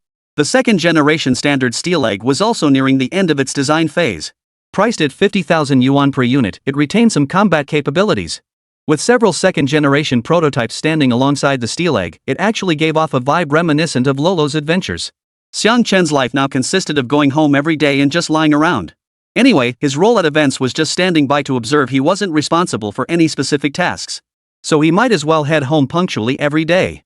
Days slipped by amidst the bickering and banter with Song Yao and Su Qingya. After all, Su Qingya was on hiatus between wrapping up Love's Offering and the promotional tour for Palace. Until 1 week later, at around 2 a.m. Ding! Xiang Chen was drifting in and out of sleep when his phone suddenly dinged a notification from the music platform. With his eyes still closed, he swiped open the screen. Golden letters leapt out at him. Congratulations! Your song Rakshasa Mirage has topped the new songs chart for the 45th week. Simultaneously, the system notification sounded. Ding! Congratulations, host! Rakshasa Sea Market has claimed the #1 spot on the new songs chart, top 3. Reward, Extended Range Fireworks Blueprint. For exceeding the mission objectives, a top-tier sports car has been delivered to your villa garage. Legally obtained in compliant use with confidence. What? A sports car? Right downstairs? Hearing this, Xiang Chen shot upright, all traces of sleepiness vanishing instantly. Sports car? Hearing those 2 words, he couldn't care less about the black tech he'd just acquired. After all, the allure of a sports car to a guy is like watching 2 beauties fight. Seriously, it's absolutely that compelling. He rushed downstairs and into the garage, where a silver-gray supercar sat quietly in the corner. Its sleek body glowed with a cold light under the moon. Holy crap! How awesome is this? Xiang Chen circled the car twice, running his hand over the door. The icy touch confirmed this wasn't a dream. A sports car, every man's dream. Turns out, for the poor, time travel and mutations are the only way. Everything else is just hot air. What are you doing, young master? Just then, the villa lights flickered on. Song Yao rubbed her eyes and peered out. Why aren't you sleeping in the middle of the night? What are you doing bouncing around in the garage? Ha! You two, come down. Hearing this, Xiang Chen beckoned with a flick of his finger, his eyes shining like stars. After all, he was absolutely thrilled right now. What's going on? Song Yao and Su Qingya got out of the car and walked over. When they saw the vehicle in the garage, they both gasped in unison. So, when did this get here? Ha! No way? But that doesn't matter right now. Holy crap! Song Yao rushed over and touched the car door. This? Where'd you get it, young master? Shut up. Want a ride? Xiang Chen said nothing, merely tossing his hair back. You're such a show-off. But, why can't I refuse? 053 This thing can actually be used as a missile at its highest level? Song Yao gritted her teeth, but her body betrayed her. She plopped right into the passenger seat. Thankfully it was a 4-seater. Su Qingya, slower to react than Song Yao, naturally took the back seat. The sports car's engine roared with a deep growl, like a dormant beast awakened. Xiang Chen released the handbrake and slammed the accelerator. The sports car shot forward like an arrow, leaving the bowstring. Su Qingya, the timid passenger in the back seat, let out a startled shriek. Meanwhile, the seasoned driver Song Yao grew exhilarated. Over an hour later, the sports car glided smoothly onto the river embankment. Squeak! He slammed on the brakes, the tires screeching softly against the pavement, their sound fading into the night like a sigh. After all, it was already past 4 a.m., and sunrise was imminent. The 3 of them had decided to stay and watch the sunrise before heading back. Ah! This breeze feels surprisingly pleasant. Leaning against the car, the river breeze lifted the hem of Song Yao's dress and tousled Su Qingya's hair. In the distance, a cargo ship sounded its horn as it slowly passed by. The beam of its searchlight swept across the river, shattering into a patchwork of golden scales. The handsome man and beautiful woman made for quite the eye-catching sight. After watching the sunrise, the 3 returned home. Su Qingya and Song Yao went to catch up on sleep. Xiang Chen returned to his room, yet sleep eluded him. The thrill of the sports car had already faded. Now, he began studying the extended range fireworks blueprints. In the system lab, the extended range fireworks emitted a faint metallic sheen. The inscriptions and lines on them were as sharp as if printed, yet possessed a peculiar 3-dimensional quality. Extended range fireworks, sections 1 to 3, basic firing type. He murmured softly as his fingertips traced the blueprint. Capable of shifting between red, yellow, and blue hues, they could form patterns like peonies or lotus flowers. With a burn time of approximately 30 seconds, they were ideal for festive celebrations. At first glance, they resembled ordinary fireworks, only with more intricate designs. 3 to 6 sections, signal interference type. Xiang Chen's eyebrows arched slightly. After ignition, they release special smoke capable of interfering with electromagnetic signals within a 3 km radius for 2 minutes. The smoke color automatically adjusts to the environment, ensuring high concealment. Holy? Section 615, Precision Targeting Type. His breath caught. Equipped with a microchip, it can land precisely within a 30 km designated area. Upon detonation, it produces intense light and high decibel noise, ideal for marking locations during emergency rescues or intimidating targets. This function was starting to border on weaponry. His pupils contracted sharply when he saw Level 4. Section 1520, Level 4, Tactical Strike Type. Utilizing extended range propulsion technology, it boasts a range of 100 kilometers. The warhead can carry small fragmentation devices or non-lethal agents, with accuracy within 1 meter. 6. Xiang Chen sucked in a sharp breath. This wasn't fireworks, it was clearly a mini tactical missile. He continued reading. The final page of the blueprint listed the core technologies. The range-extended module uses a new fuel with combustion efficiency 3 times that of conventional gunpowder. The guidance system is compatible with military satellite positioning, automatically downgrading accuracy to 10 meters in civilian mode. The desk lamp cast its light onto the blueprints, illuminating Xiang Chen's stunned face. Through relentless study and self-education, he instantly recognized the immense value of this technology as solid as a steel ball. This was simply not something that should exist in this era. When the system rewarded him with a sports car, he had felt nothing but delight. But seeing these fireworks blueprints made him truly realize what kind of treasure he'd obtained. After all, this was worth far more than a sports car. Xiang Chen's fingertips lightly tapped the words tactical strike type, a faint smile curling his lips. Chapter 54, The Second Invention: Extended Range Fireworks. After a brief rest, though to be honest, he hadn't really rested at all. Xiang Chen headed to that suburban site he rented for 800,000 yuan a year. After recent renovations, the site was now surrounded by a 3-meter-high wall. Inside was his modified workshop, fully equipped with lathes, 3D printers, and a spectrometer. Special ceramic materials, freshly delivered, were piled in the corner. Of course, he hadn't spent a dime. All this was swiped from the old men. The elders had returned to the capital that morning with Gang Dan and his pile of data. After all, the final ultimate test must be conducted in the capital. While the temporary workshop in Jiangnan had decent hardware, it couldn't compare to the capital city. Plus, the final tests would definitely require bringing in other specialists for evaluation. The capital city is simply more convenient. Upon entering the workshop, Xiang Chen donned his dust-proof suit and immediately activated the facility's fresh air system. The filter cores emitted a faint hum as they thoroughly extracted all dust particles from the air. Xiang Chen then proceeded to the system's simulation lab. First, he addressed the fuel tank. He murmured to himself, and the system's robotic arm began its work. Simultaneously, he retrieved all the materials he had exchanged from the system store. He then poured the high-density gel fuel obtained from the system store into a specialized container. This fuel was silver gray, resembling solidified mercury, and offered tremendous resistance when stirred with a mixer. Data streams flashed across the screen: energy density 42 mj/kg, stability 987, burn rate adjustable, range 0.532 ms. Xiang Chen's brow twitched. He pulled up a series of product benchmarks and couldn't help but gasp in astonishment once more. To be precise, what does this even have to do with fireworks anymore? It's pure impersonation of fireworks. This is a mini-missile. After all, this fuel is nothing like fireworks fuel. It would be more than sufficient for a missile. Then, holding his breath, he precisely measured the catalyst according to the blueprint, his fingertips tapping lightly on the control panel. The robotic arm instantly grasped the micro-reagent and dripped it into the fuel with 0.001 gram precision. Ripples instantly spread across the solution. The temperature sensor registered a 0.3 C rise, perfectly controlled within the safety threshold. Next came the guidance module. On a circuit board smaller than a palm, chips were densely packed like a honeycomb. At its center, a miniature gyroscope spun at high speed, emitting an almost inaudible hum. Xiang Chen chuckled softly as he continued assembling the firework head. The base model's fragmentation shell was made of high-strength aluminum alloy, emitting a dull, crisp sound as it was stamped into shape. The preformed fragments lining the interior gleamed coldly under the light, their edges jagged and serrated. The ingenuity of the modular design lay precisely here. Each segment of the firework was an independent unit, connected via electromagnetic interfaces, allowing for flexible combinations like Lego bricks. Xiang Chen sequentially docked the propulsion module, guidance module, and warhead module. The indicator lights at the interfaces shifted from red to green, emitting a soft beep. Xiang Chen picked up a wire finer than a strand of hair with tweezers. His hand was steady as if welded to the workbench as he aligned it with the interface. The signal strength bar on the screen slowly filled to capacity. GPS beta dual mode positioning locked. Alright, now we can hit any target we aim at. Xiang Chen sucked in another sharp breath. Holy crap! This fireworks business is getting more and more promising. The most crucial step now is to set off a firework and see the results. Let's see what this thing can really do. Chapter 55, Wow, Fireworks.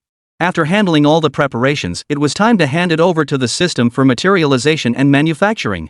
He then conducted simulation tests in the system lab.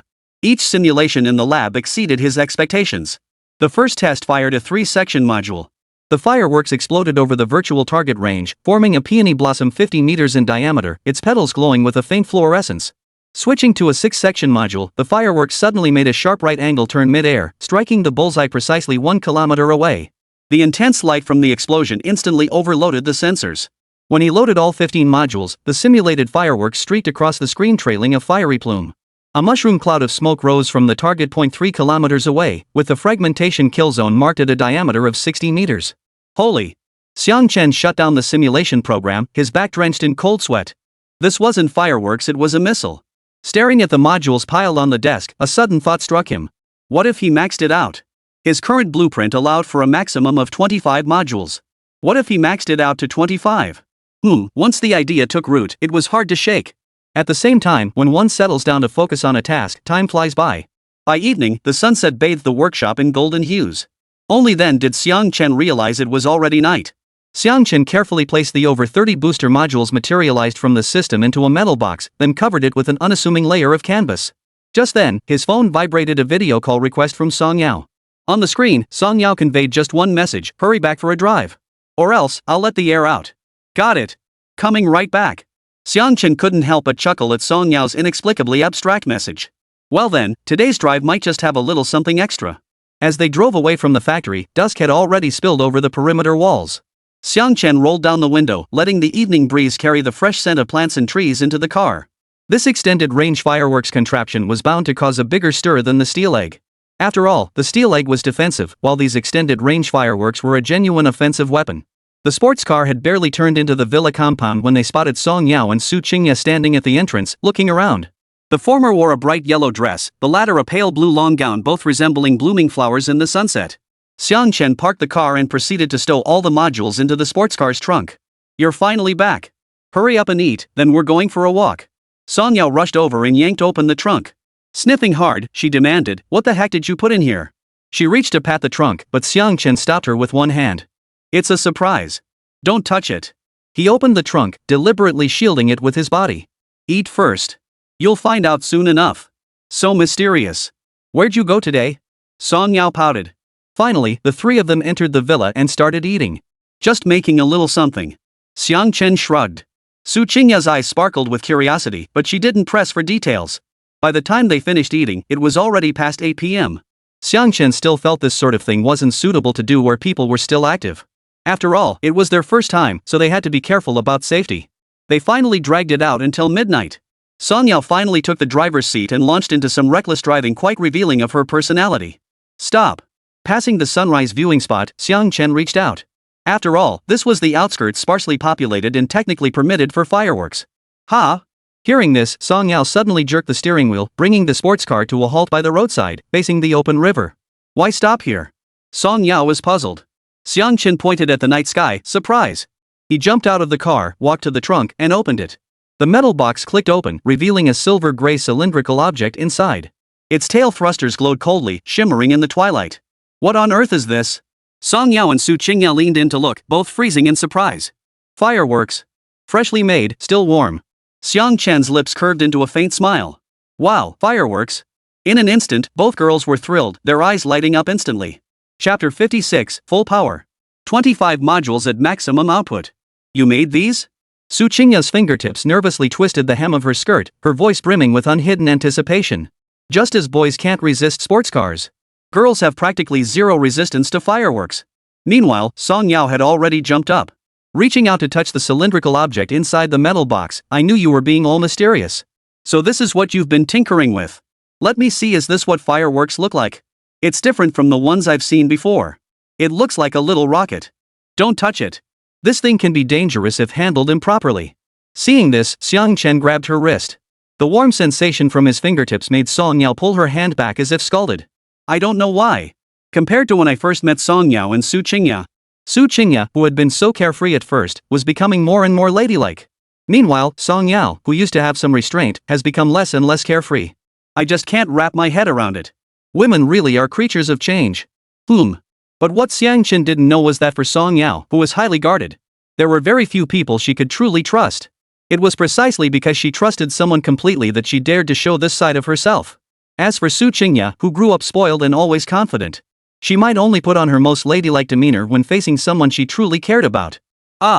Song Yao pouted, alright, it's been ages since I last saw real fireworks. They're banned in the city, so every new year I just watch videos others post. I'm so excited. No wonder you brought us both to the suburbs. You wanted to set off fireworks. Great idea, really great. I'm satisfied. You can tell Song Yao is genuinely excited. Great. Xiang Chen shook his head helplessly, smiling as he pulled 3 modules from the box to test the waters first. And these 3 modules essentially represent fireworks in a way. Though they're definitely more intense than regular fireworks. The propellants are different too. With a soft click as the electromagnetic connectors snapped into place, the silver-gray cylindrical bodies instantly linked into a chain. The thrusters at their tails glowed coldly under the streetlight. "Step back a bit, everyone." Xiang Chen then pulled out the igniter. Just as he was about to ignite it, Song Yao suddenly piped up, her voice full of hurt. "Xiang Chen. Can I do it? Please?"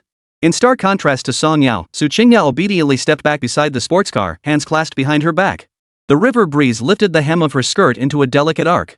For a moment, she was breathtakingly beautiful. "Fine." Hearing this, Xiang Chen decided the 3 modules posed no real danger, so he let Song Yao light it. "Got it, thanks." Song Yao nodded like a little chick pecking at grain. Though her face radiated excitement and anticipation, her trembling hands betrayed her nerves as she lit the fuse. Finally, the fuse was lit, and sparks crackled as they crept up the module. "Ah!" She screamed and ran back, throwing herself into Su Qingya's arms. 3 seconds later, a piercing whistle split the night sky. The string of fireworks suddenly shot skyward, its tail spewing pale blue flames. As if pulled by an invisible hand, it streaked straight toward the pitch-black canopy. Song Yao's eyes lit up. "Oh my god! So beautiful!" Before she could say another word, a colossal peony blossomed explosively in the night sky. Petals layered upon layers, fiery red and rosy pink, with golden dust cascading from the outer edges. Like a handful of stars scattered across the sky. "Wow!" Su Qingya covered her mouth, her eyes wide as saucers. Tiny specks of light clung to her lashes, as if glitter from fireworks had been glued onto them. Song Yao had already pulled out her phone, frantically recording the scene, her hands trembling with excitement. "Oh my god! This is too beautiful. Yeah, look at those petals, they're actually moving. Oh my gosh." No sooner had she spoken than the peony in the air suddenly unfurled, transforming into countless silver butterflies. They circled the river surface once before abruptly coalescing back into a heart shape. Su Qingya couldn't help but grab Xiang Chen's arm, her fingertips tightening slightly as surprise tinged her voice. "Your fireworks, how can they bend like that? How should I put it?" Xiang Chen watched her ears flush red, the corners of his mouth curving upward as he casually boasted, "I'll attribute this to my technical skill and genius imagination." "Hey, you're really not being modest." Su Qingya paused, then teased. "Wow." Song Yao had no time to press further, chasing butterflies with her phone held high, her skirt sweeping across the grass. Suddenly, several fireflies fluttered up. "Yeah, hurry over. Come take a picture with me and the fireworks." A little girl still lived inside Song Yao's heart, that missing piece of her childhood. Alrighty then. Taking bestie photos was part of her bestie self-cultivation. But just as Su Qingya approached, at that moment, the butterflies in the air suddenly exploded, transforming into a golden rain that blanketed the sky, making the river surface shimmer like it was covered in crushed gold. By the time the golden rain had settled, Su Qingya was still lost in the night sky, having missed the shot. But the awe was utterly overwhelming. "Xiang Chen. Is there more? Is there more?" Song Yao didn't even care about missing the shot. She dashed over in a single bound, acting like a child. After all, Xiang Chen still had more in his trunk, no point dwelling on what had already happened. "If I'd known this effect, I would have prepped earlier." "Keep it coming, big bro." Xiang Chen's gaze fell on the remaining modules inside the metal box, and that overwhelming urge surged back up inside him. "It just won't go away, okay? I'll get a big one first, then save a small one for you to take pictures with." "Huh? A big one?" Hearing this, Su Qingya and Song Yao froze again. No sooner said than done. Xiang Chen made it sound casual, but his fingers were already connecting the modules. After all, just as girls can't resist fireworks, boys can't resist missiles either. 057 Xiang Chen, you seem to have shot something down. The electromagnetic interface clicked repeatedly as the silver-gray cylindrical object grew longer and longer. Soon it stretched over 3 meters tall. Xiang Chen stood the tower upright. It resembled a miniature rocket planted on the ground, its tail and thruster array glinting coldly. "Wait, what?" Song Yao and Su Qingya stared in disbelief. Song Yao held up her hand to gauge the scale. "Is this still fireworks? It looks more like a space launch to me." "Just you wait and see." Xiang Chen shrugged, pulled out a remote control chip, and inserted it into the port at the base. Fireworks of this caliber aren't operated by simple ignition. After all, that would definitely be dangerous. Therefore, Xiang Chen had long since added an ignition and self-combustion system to the base. Inserting the chip activated it. Then, Xiang Chen began operating through the system. At that moment, the system's pulsing interface glowed blue. Ding! 25 fireworks modules successfully docked. Guidance system activated, awaiting host launch command. "What are you thinking about?" Seeing Xiang Chen staring blankly, Song Yao leaned closer. Her words snapped Xiang Chen back to reality. He then pulled Song Yao along. "Alright, this time we really need to stand farther away." Xiang Chen then led Su Qingya and pulled Song Yao back several hundred meters. After the system confirmed safety, Xiang Chen took a deep breath and pressed the launch button. The thrusters suddenly roared with a deep rumble, flattening the grass blades on the ground. Pale blue flames shot out, tracing bright arcs across the night sky.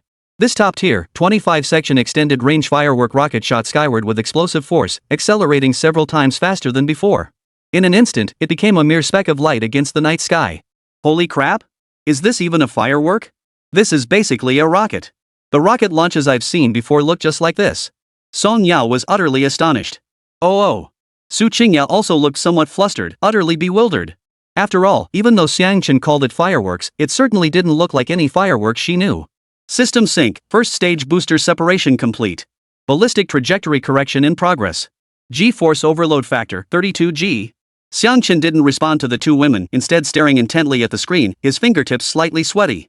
After all, this was his first attempt at pushing the system to its absolute limit. The system simulation couldn't replicate the full spec effects. Therefore, he had no idea what the actual outcome would be. But without a doubt, in reality, this maxed-out version proved even more powerful than he'd anticipated. Just then, the system chimed again. Section 2 separation, GPS beta dual mode positioning calibration, deviation 0.3 meters. Section 3 separation, warhead activated, fragmentation preformed array standby. Oh my god. Su Qingya covered her mouth, eyes wide as saucers. What kind of fireworks are these? What does this have to do with fireworks? Just then, a massive white light erupted in the night sky, not petals, not butterflies, but a blinding radiance radiating outward, instantly illuminating the entire river's surface. Even the deck of a distant cargo ship became clearly visible. A deafening roar followed, sending ripples across the river's surface and making the sports car's windows buzz and vibrate. Holy crap! Not you, big brother, you're not causing trouble, are you? You? Song Yao nearly dropped her phone. What a racket! Is Hat Uncle coming to arrest us? As the blinding light faded, Xiang Chen suddenly heard a frantic alarm blaring from the screen. Warning! Warning! Unknown obstacle detected in target area. Collision warning! Xiang Chen froze. Almost simultaneously, Song Yao pointed at the night sky and screamed, "Ah! Xiang Chen!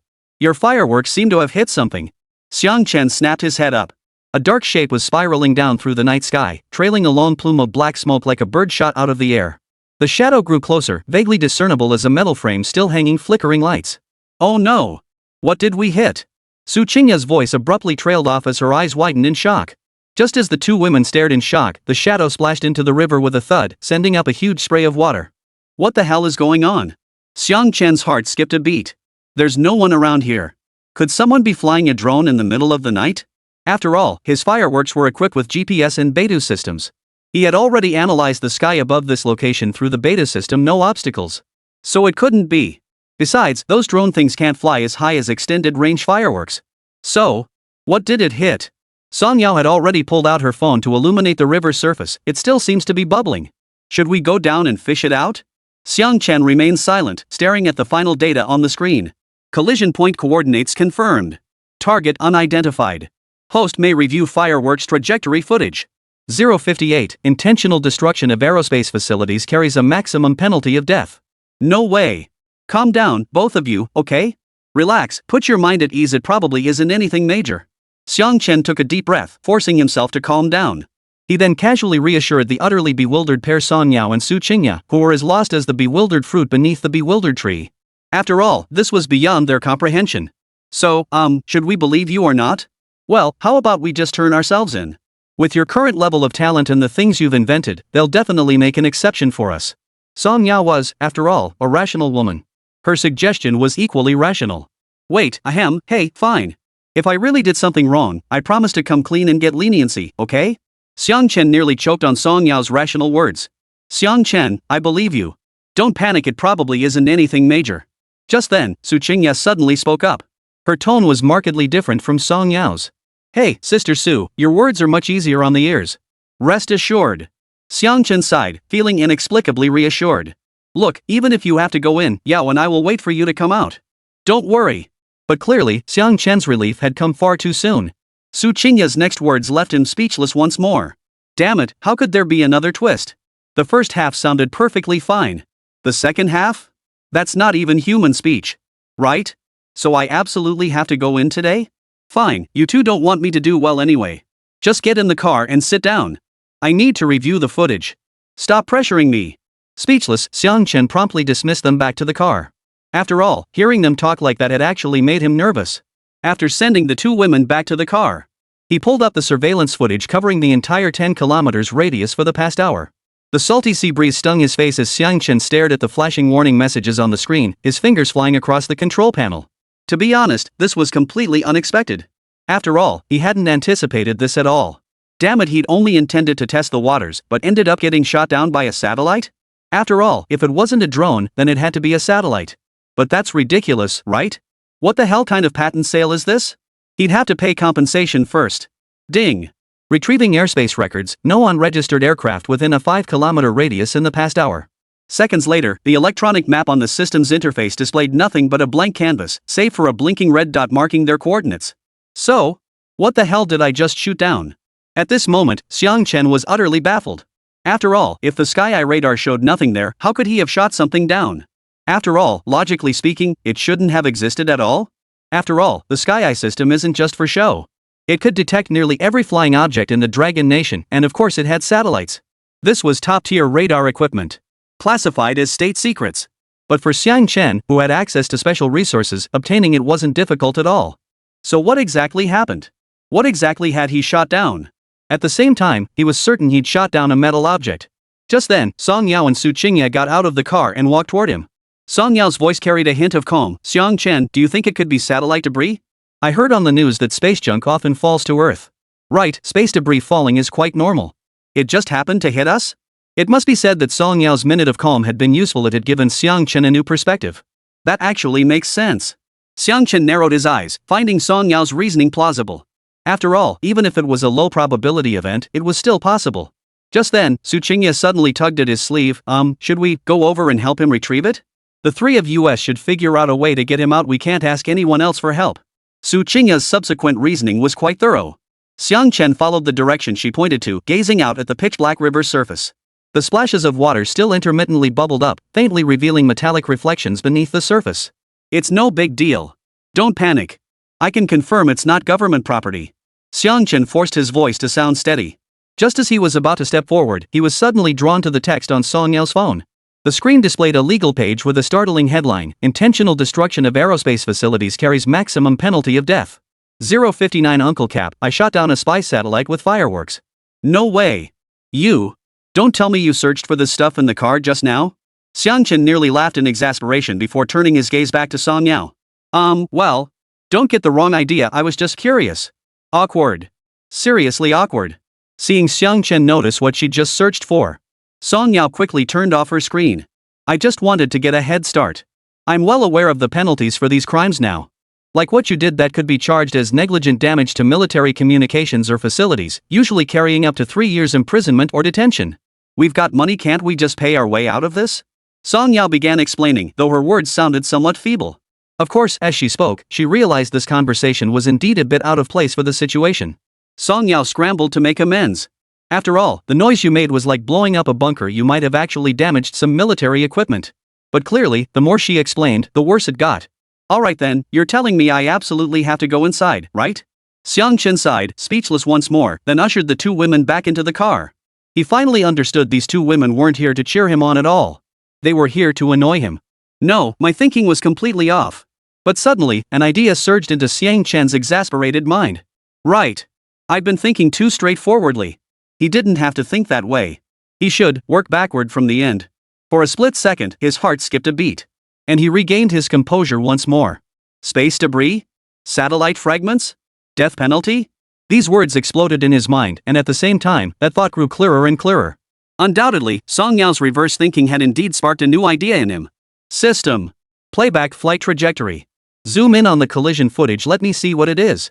He pulled out and opened the flight trajectory recording stored in the system. The green trajectory line on the screen suddenly made a sharp right angle turn at its highest point, crashing into a red dot that appeared abruptly. Slow motion.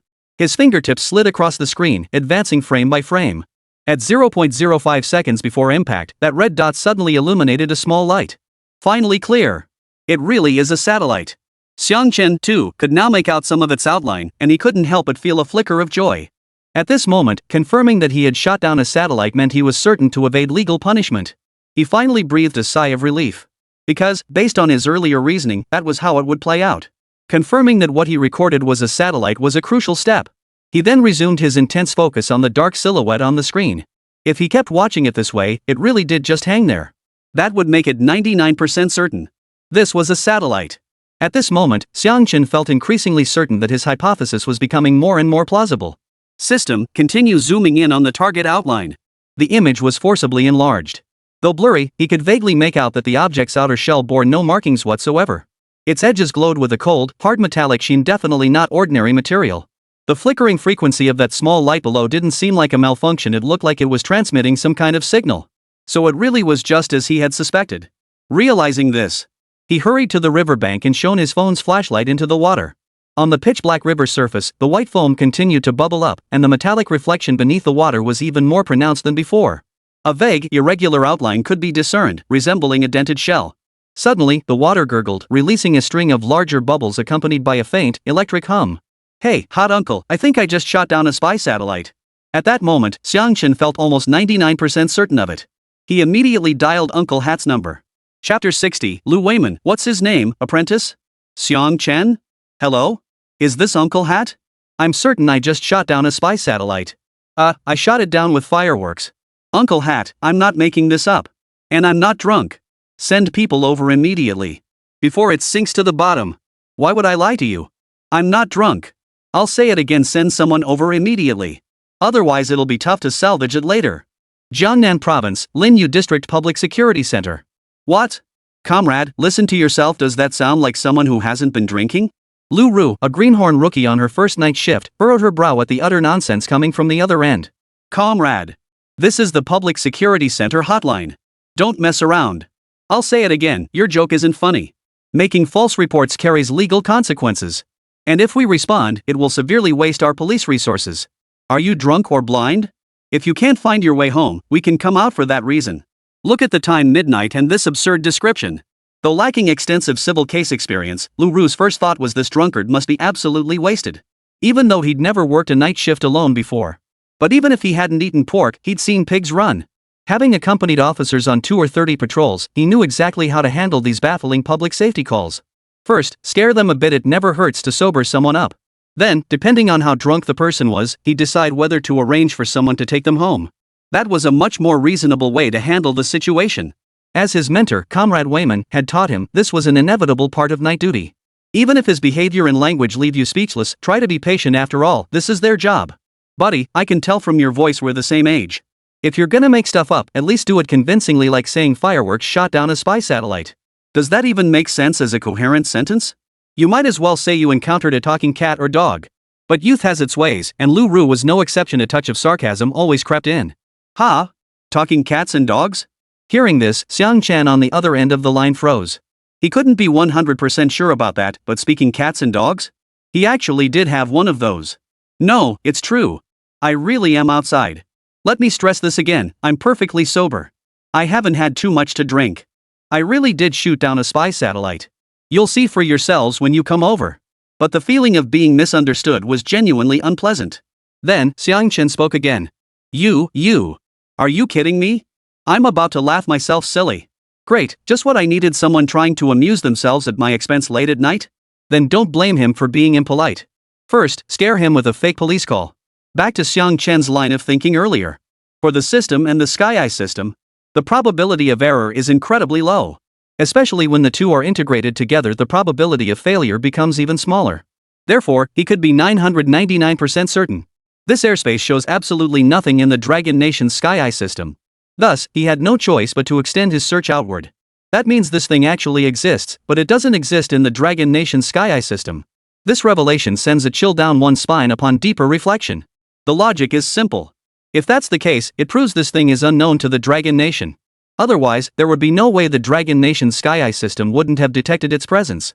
Therefore, when Xiang Chen confirmed this object was most likely a satellite, he became even more certain of his theory. He immediately classified the satellite brought down by his fireworks as a spy satellite. That's why he made this call. Alright, so you insist you shot down some satellite with fireworks.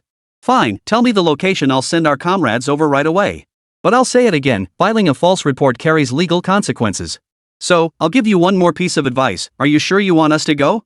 Lu Ru, being soft-hearted, ultimately tried to reason with him through emotion and logic.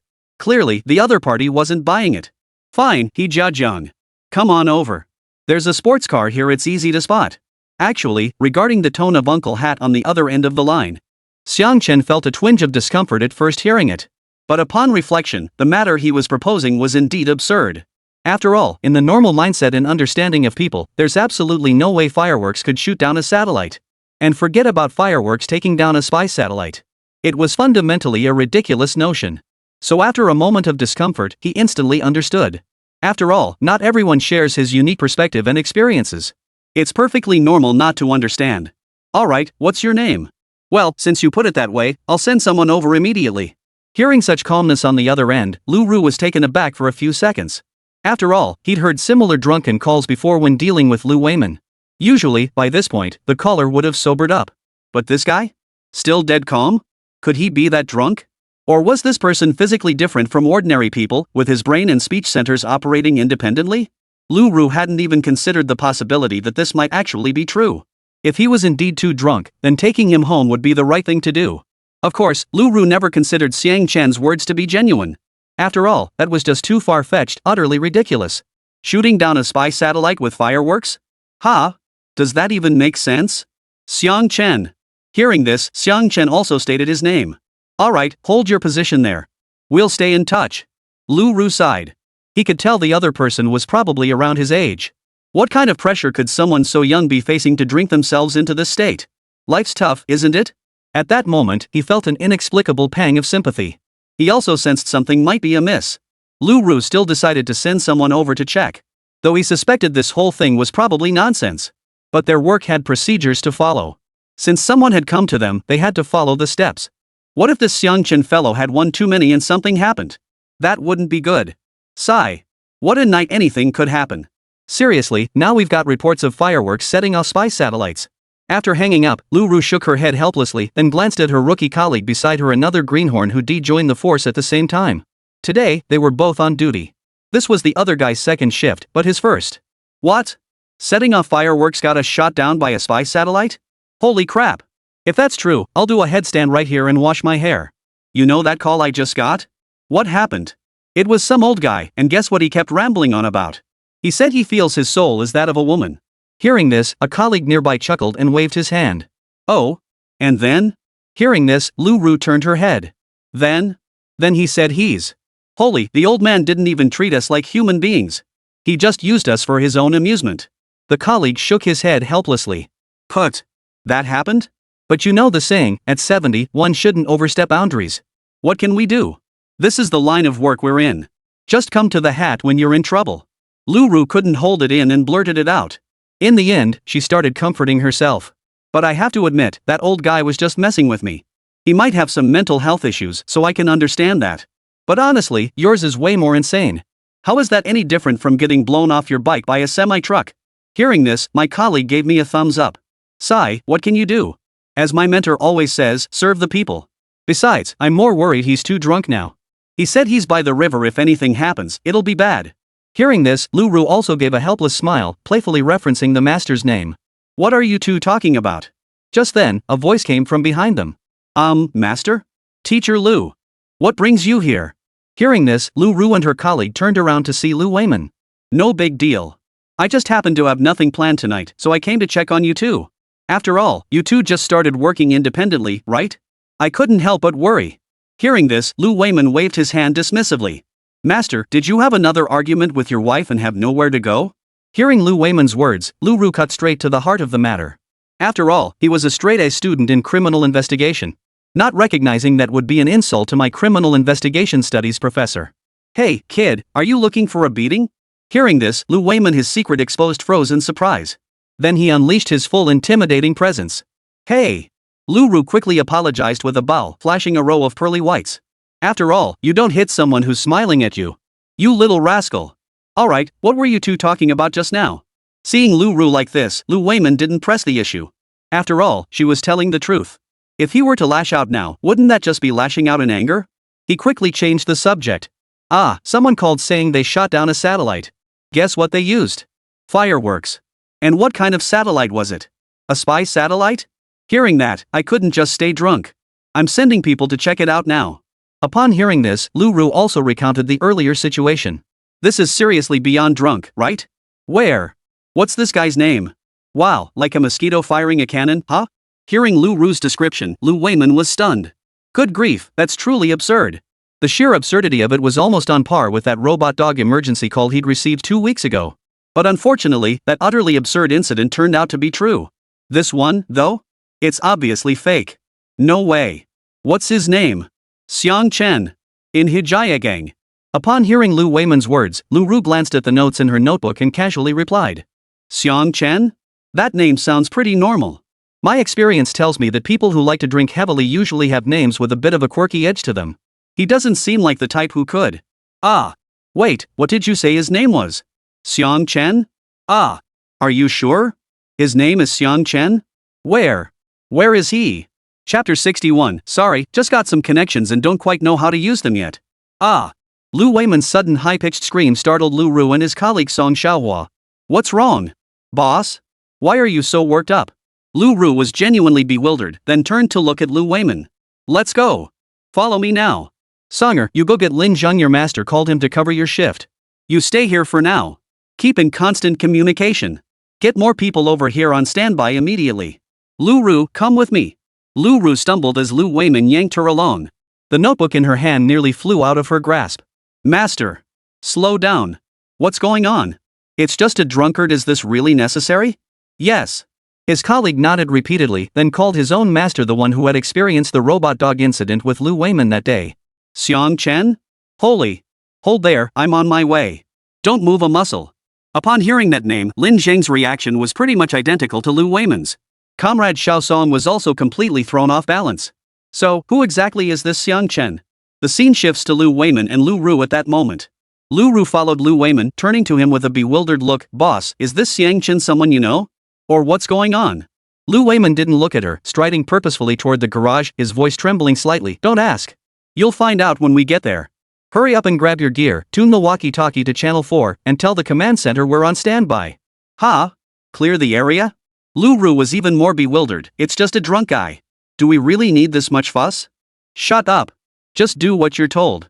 Lu Weiman abruptly halted, his eyes widening like copper bells. If this goes wrong, we'll both lose our skins. Those words silenced Lu Ru completely. Lu Weiman was usually easygoing. He'd never snapped at his young subordinates like this before. But now, he seemed like a completely different person. The police car roared out with the two inside, its flashing lights cutting through the night like a blinding streak of light. Sitting in the driver's seat, Lu Ru watched the driver's hands tremble in the passenger seat. She couldn't help but ask again, Driver, who exactly is this Xiang Chen? Just tell me, I'm really curious now. Don't ask. Knowing too much won't do you any good. Lu Weiman glared at him through gritted teeth. His mind was still replaying the events of the previous incident. Just moments ago, Lu Ru had also described the entire sequence of events in detail. Damn, it was exactly like what happened to me, a complete carbon copy. Of course, he couldn't tell Lu Ru about his own incident either. After all, following that incident, Zhao Jigua Jiangnanis 00001 and his own 00002 superior, Chen Ming, had specifically sought him and Lin Zheng out. They were told this matter absolutely must not be disclosed to anyone. It was now classified as state secrets. Focus on driving. Lu Weiman snapped, then pulled his phone from his pocket. He scrolled to Chen Bureau in his contacts, took a deep breath, and pressed the call button. The phone rang 3 times before being answered. Xian Ming's voice was hoarse from sleep. Weiman? What's up so late? Xian Bureau. Xiang Chen. Xiang Chen called the police. Lu Weiman's voice cracked. Right here at Heaven-defying, he's using fireworks to shoot down a spy satellite. A full 5 seconds of silence hung heavy on the line before a loud crash erupted like something massive had been knocked over. Who did you say? Xiang Chen? Xian Ming's voice shot up instantly. Where? Exactly where in Heaven-defying? Did he say anything else? He just said he's by the river, there's a sports car, and he wants us to hurry over. He said the thing is about to sink. Lu Weiman raced through his words. I'm already on my way. I'll be there in about 10 minutes. 10 minutes? That's too slow. Why didn't he contact me first about this kind of call? Xian Ming's voice betrayed unprecedented tension. I'm wondering the same thing. Why is he suddenly reaching out to us at the grassroots level again? Lu Weiman shook his head helplessly. Listen, Weiman, contact the nearest water police station and fire department immediately. Have them send out assault boats. Also, notify the Emergency Management Bureau to dispatch the salvage team. Remember, cordon off a 1-kilometer radius. No unauthorized personnel allowed anywhere near. Got it, got it. I'll make the calls and arrange it right away. Listening to the conversation between the boss and the person on the other end of the line, Lu Ru stood nearby, her eyelids twitching. Water police station? Salvage team? Emergency Management Bureau? All this fuss over some drunkard's ramblings? This operation is bigger than catching a wanted criminal. But now, even though the boss hadn't told him anything, he was certain of one thing: the person across the way definitely wasn't a drunk. And whoever was across the way was no ordinary person. So extraordinary that someone of his standing shouldn't even know about it. Chief Chen, what if this is a hoax? Could it be a late-night mistake? Lu Weiman couldn't help but ask. Fake? Fake or not, we have to treat it as real. Qian Ming sighed. I'm heading over immediately. Qian Ming's voice grew heavier. Once you arrive, don't do anything. Don't touch anything at the scene. Wait for me. And try to delay things until I get there. Don't say anything you shouldn't. This matter, well, let's discuss it when I'm on site. Understood. Lu Weiman hung up, his forehead covered in cold sweat. He glanced back at Lu Ru, who was driving, and saw the two of them eavesdropping with ears perked up. He shot them a stern look, practically a head slap. Drive faster. Lu Ru swallowed hard and tentatively asked, Boss, is this Xiang Chen some big shot? Bigger than you can imagine. Lu Weiman didn't elaborate, only gazing out the window. Got it. Hearing this, Lu Ru pressed harder on the accelerator. The police car shot forward like an arrow, leaving the streetlights in a blur. Shooting down spy satellites with fireworks? What the hell? At that moment, Lu Weiman's mind was churning with shockwaves. If anyone else had said it, he'd never have believed it. But coming from Xiang Chen's mouth, he thought of Gangdan and suddenly felt that, absurd as it sounded, it might just be possible. Holy crap! Lu Ru gazed out the window at the rapidly receding scenery. Suddenly, she realized how ridiculous it had been to casually look up the legal consequences of setting off fireworks near satellites while on the phone with Xiang Chen. Just as the police car turned onto Hejiagang Road, they spotted a silver-gray sports car parked by the riverbank in the distance. Its headlights glowed like two wide-open eyes. Lu Weiman slammed on the brakes, bringing the patrol car to a halt 10 meters away from the sports car. Right there! He pushed open the door and sprinted toward the riverbank, with Lu Ru quickly following. Xiang Chen stood on the riverbank, holding his phone up to illuminate the water. Spotting the police lights, he shouted, Over here. Quick! Uncle Hat, it's probably right around there. Lu Weiman reached him and peered into the water where the phone light shone.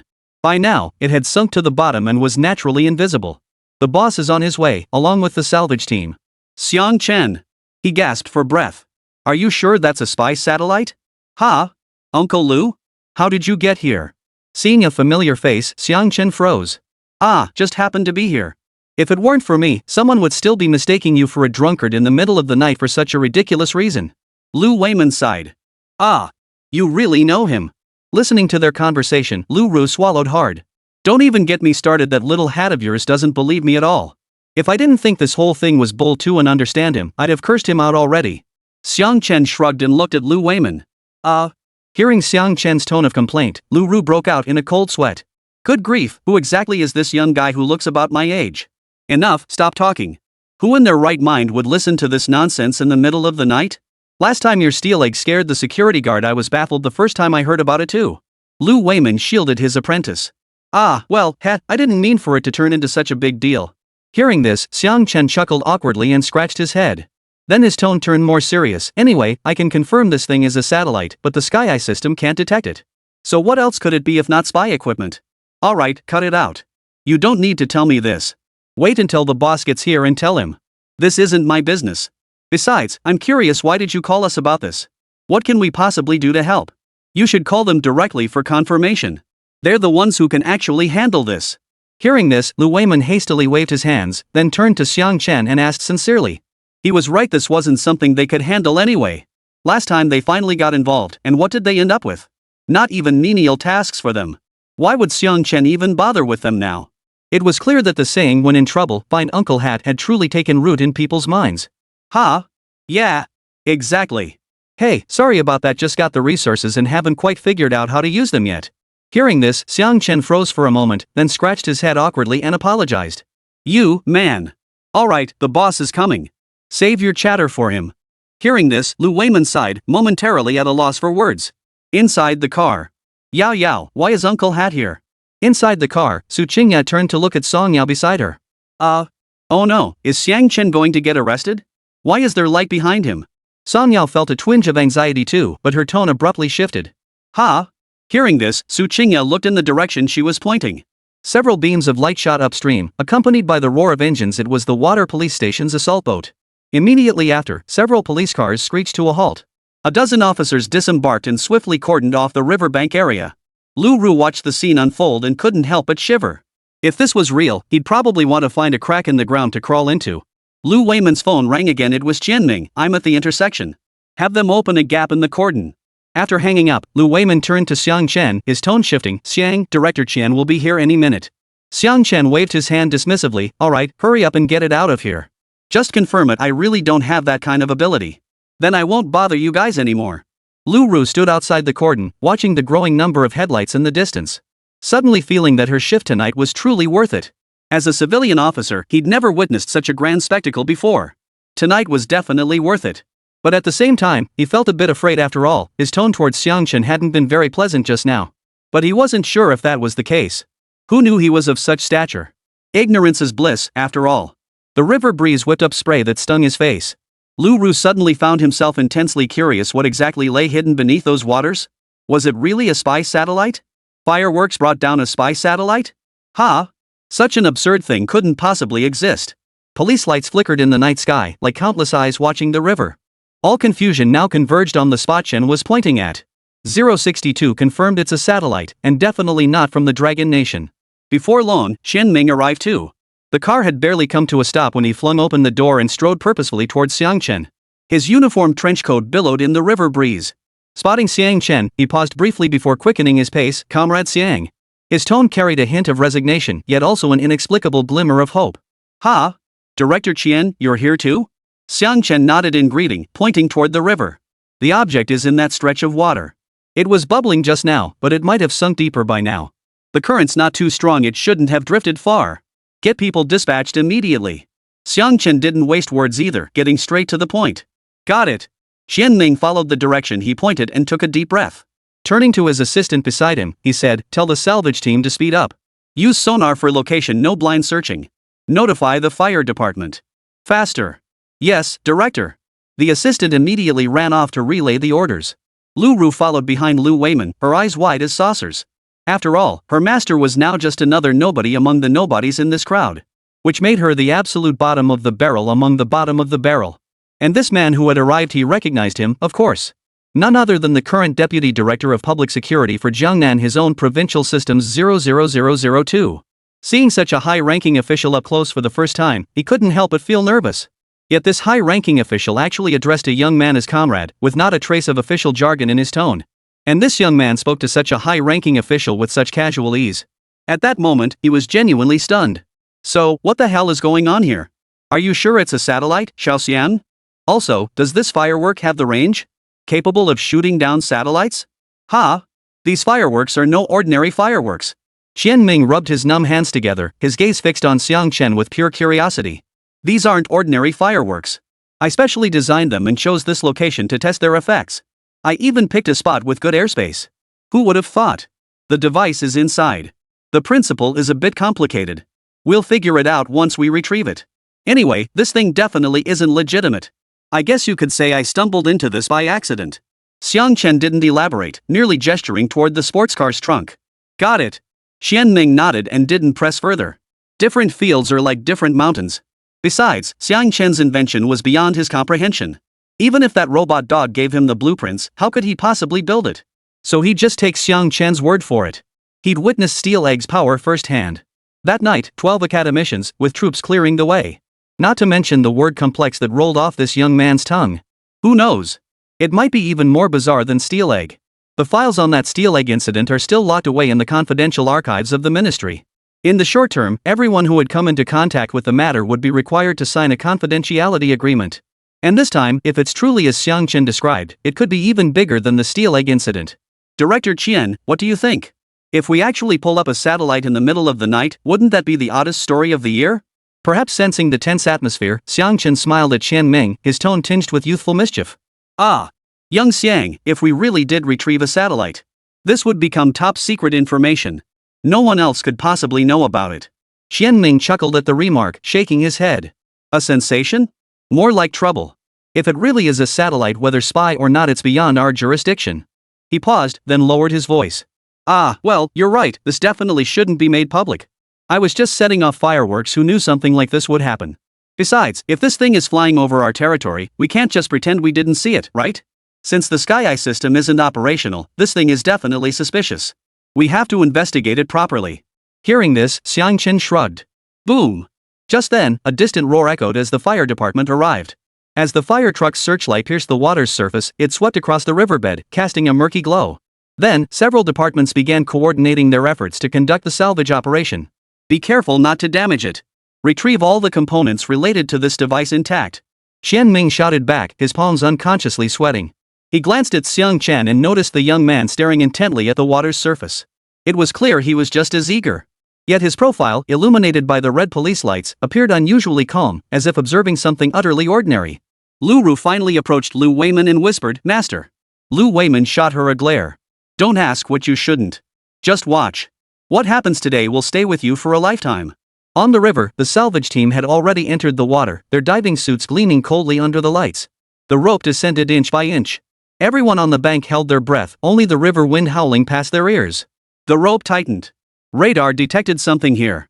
A team member on the assault boat suddenly shouted. Rumble. Hearing this, the crowd on the bank surged forward half a step.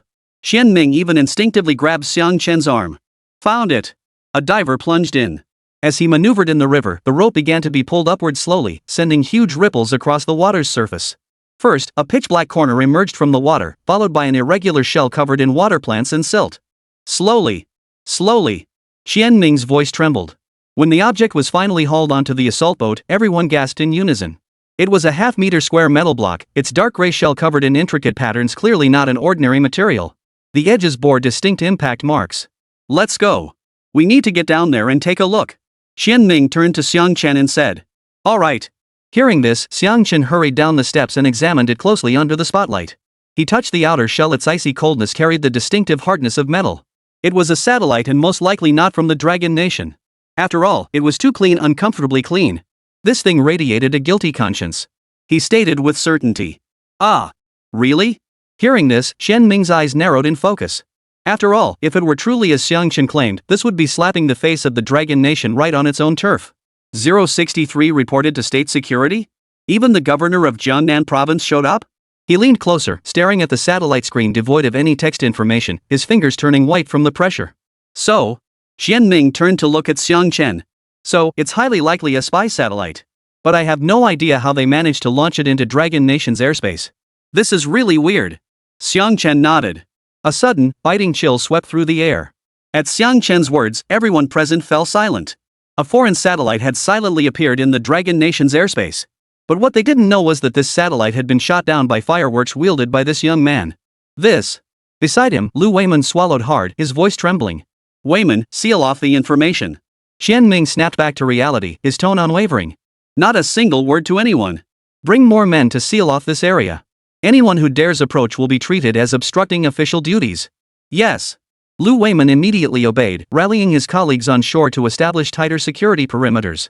Xian Ming took a deep breath, pulled out his phone, and hesitated over the screen for a long moment before finally dialing the number. The moment the call connected, his back instinctively straightened. "Governor Zhao, it's me, Qian Ming. The object Xiang Chen retrieved from Hejiagang has been recovered. Preliminary analysis confirms it's a satellite from a certain country." His assessment was correct. Xiang Chen stood nearby, fully aware that the other party was Zhao Zhigua. As the highest authority in these matters for Jiangnan, everything had to go through him. Qian Ming made the call, then returned to his sports car. Song Yao and Su Qingyao watched Xiang Chen return, then observed the security perimeter tightening. Their eyes shifted to Xiang Chen. "All is well now. In a way, I've actually done something commendable. No need to go inside." "You're disappointed." Xiang Chen sat in the driver's seat, looked at the two women, and shook his head helplessly. "Ha? What exactly is going on?" Hearing this, the second woman didn't even notice the sarcasm in Xiang Chen's tone. "Some sleazy little thing. I doubt I'll be able to leave. You two should head home if you can. I'll inform Minister Qian shortly."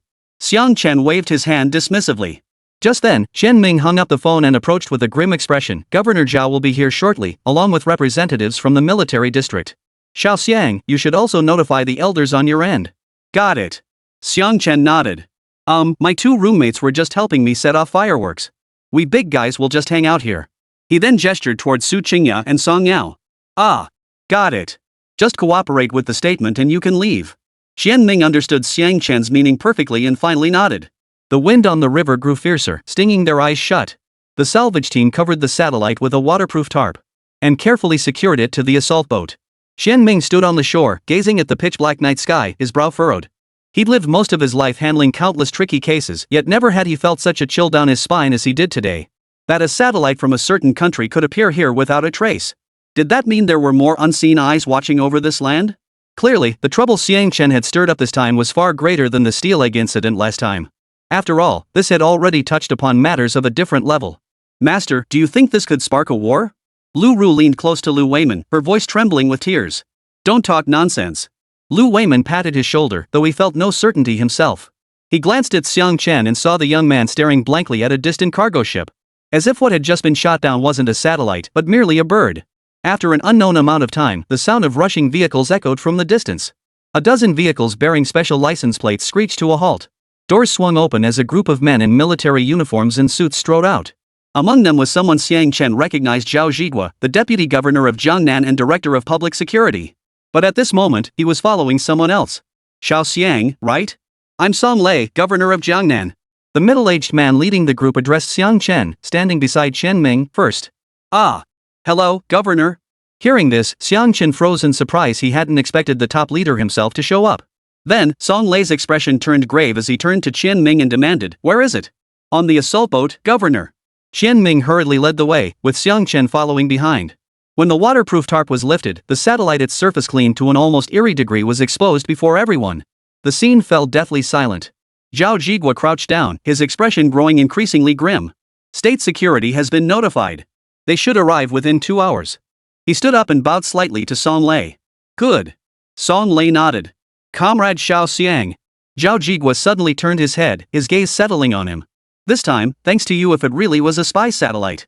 You've truly done a great service. It's only right. This is what we young people of the new era should do. Xiang Chen scratched his head. He hadn't expected such a coincidence. It's no coincidence, Zhao Zhigua shook his head. His tone was grave.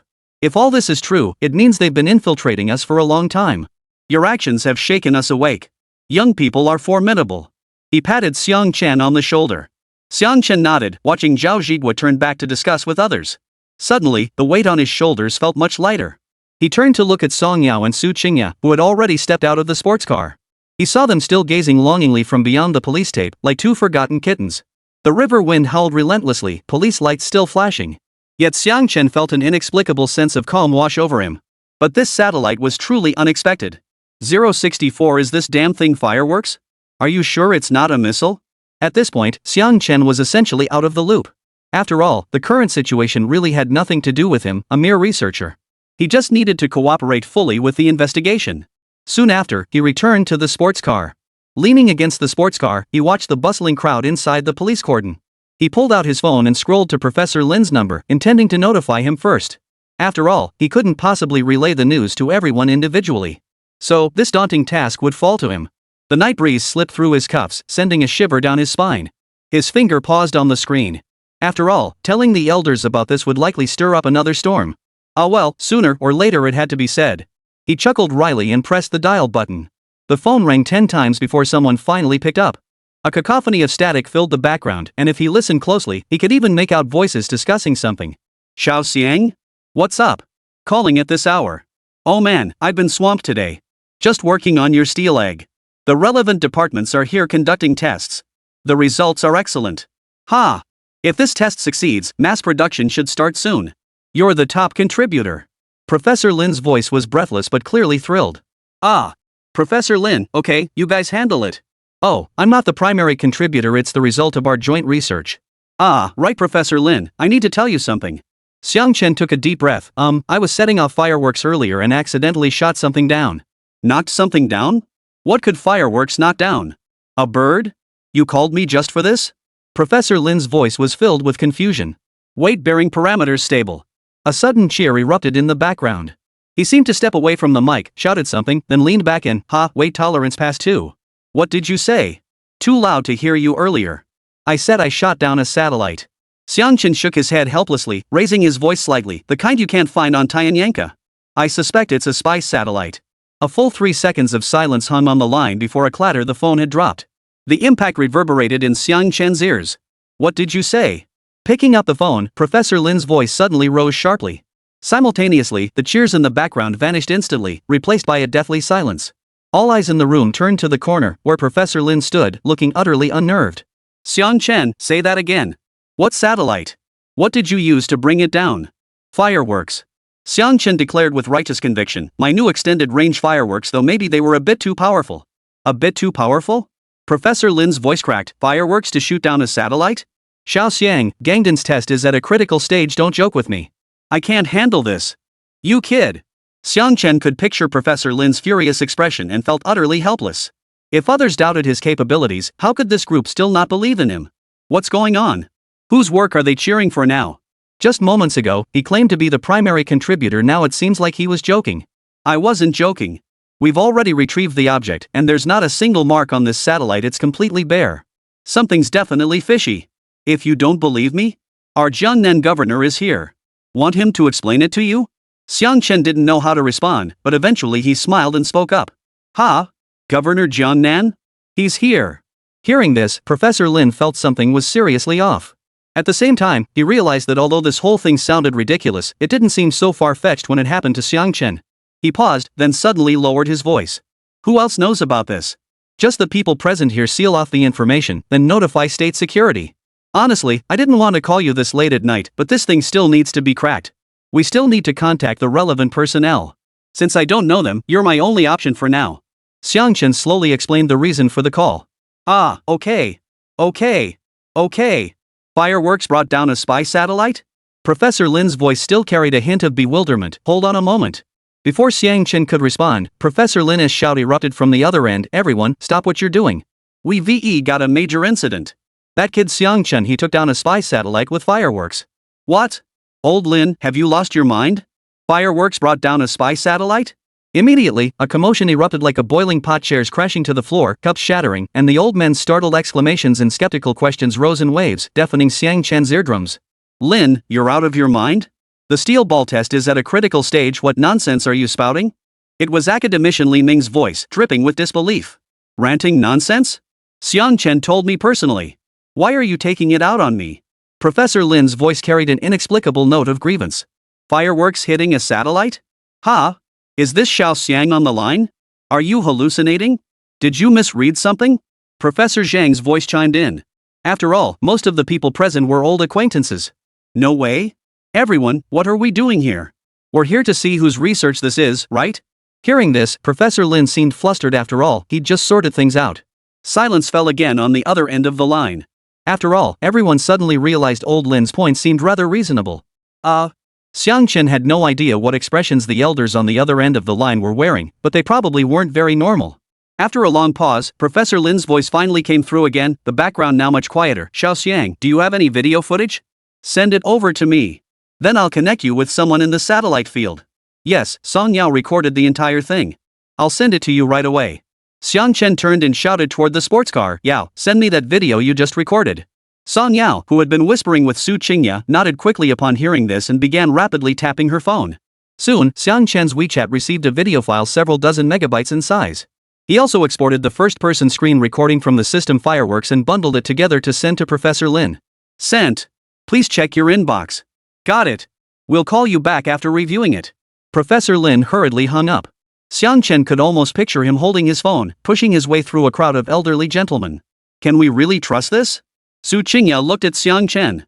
Believe it or not, I'm just giving them advance notice. They'll come sooner or later.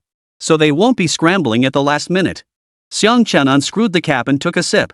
But I guess they won't believe it until they see the video. Song Yao suddenly clapped her hands. When I recorded it, I specifically captured the fireworks ascending and the satellite falling plus a close-up of that dark shadow plunging into the water. Guaranteed crystal clear. She held up her phone triumphantly. Xiang Chen nodded with a smile, though inwardly he was already imagining Professor Lin and the others' reactions to the footage. The steel egg test was nerve-wracking enough on its own, and now with this satellite business thrown in, none of the old men would get a good night's sleep tonight. Sure enough, less than 10 minutes later, Professor Lin's call came right back. The background was eerily quiet, broken only by heavy breathing. Professor Lin's voice trembled with disbelief.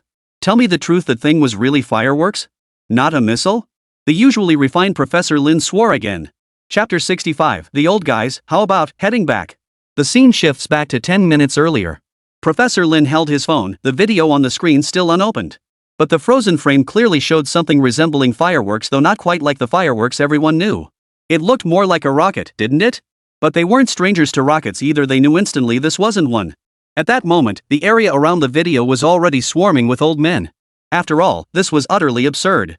Even if it came from Xiang Chen, the inventor of the steel egg, this was still beyond belief.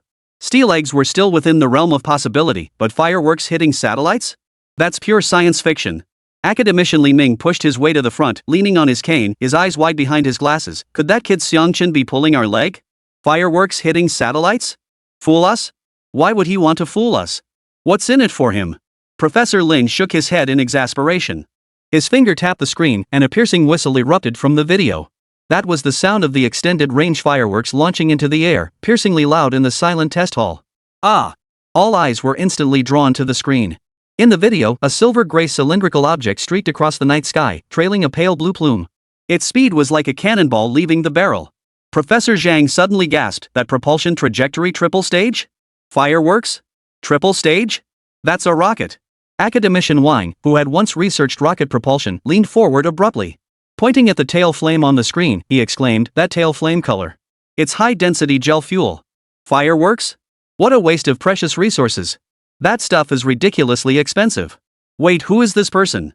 Academician Wang wasn't one of the 12 who boarded the launch, so naturally, he had no idea about Xiang Chen's existence. Well, this person, he's the one who developed the steel egg. Professor Lin shrugged upon hearing this. Huh? The guy who developed the steel egg? Academician Wang froze. No sooner had the words left his mouth than the fireworks in the video suddenly made a sharp right-angle turn in midair, colliding precisely with a dark figure. Academician Li Ming slammed his hand on the table. Old Lin, replay it. Quick. Got it. Professor Lin immediately slowed the footage, frame by frame. Until the moment of impact. Xiao Xiang, did he really knock it down with fireworks? A professor's fingers tapped the table unconsciously, with fireworks? In the video, a dark silhouette trailing black smoke plunged into the river, sending up a massive splash. Song Yao's voice suddenly echoed off the walls. Xiang Chen, it looks like you knocked something down.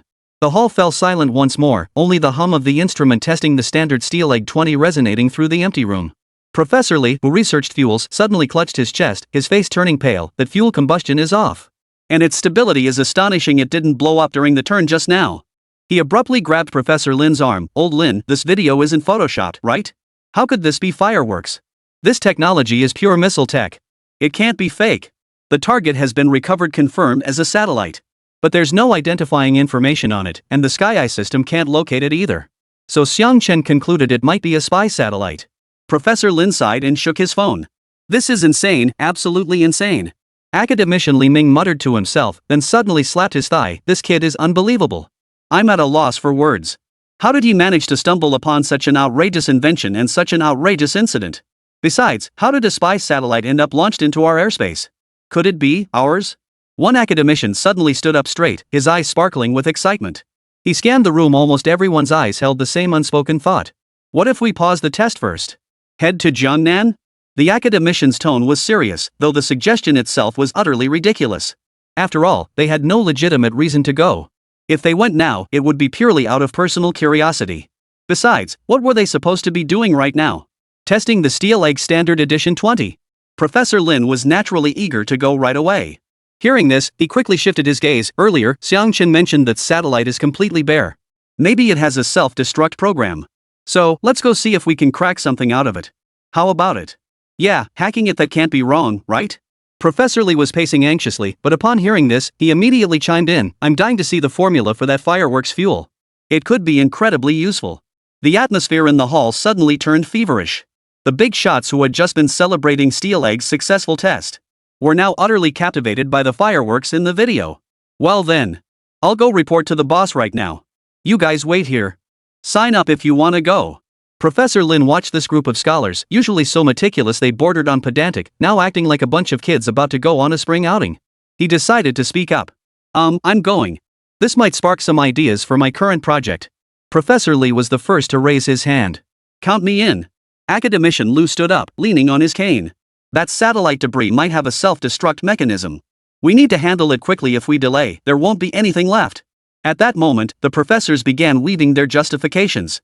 It was clear they all genuinely wanted to go. Professor Lin walked to a corner with his phone, dialed Director Zhang, and spoke with unmistakable excitement. Director Zhang. Xiang Chen shot something down with fireworks in Jiangnan. Preliminary analysis suggests it's a spy satellite. I've sent you the video. We need to go investigate immediately. A moment of silence followed on the other end, punctuated by the hurried scratching of pen on paper. Professor Lin, I was just about to tell you state security just called asking to draft some of our experts. Alright, this is critical. I'm contacting the Satellite Research Institute and the Decryption Center now. We'll meet up with you there. As the convoy rolled out of the research base, the sky was just beginning to lighten. Academician Wang gazed at the receding scenery outside the window and suddenly smiled. Our group just returned from Jiangnan this morning, and now we're heading back again. No one would believe it if we told them.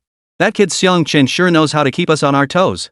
Whether anyone believes it or not doesn't matter. Professor Lin gazed into the distance. What matters is that boy always has something up his sleeve that leaves us speechless. Gangdan was already mind-blowing enough. This fireworks project is going to blow the roof off.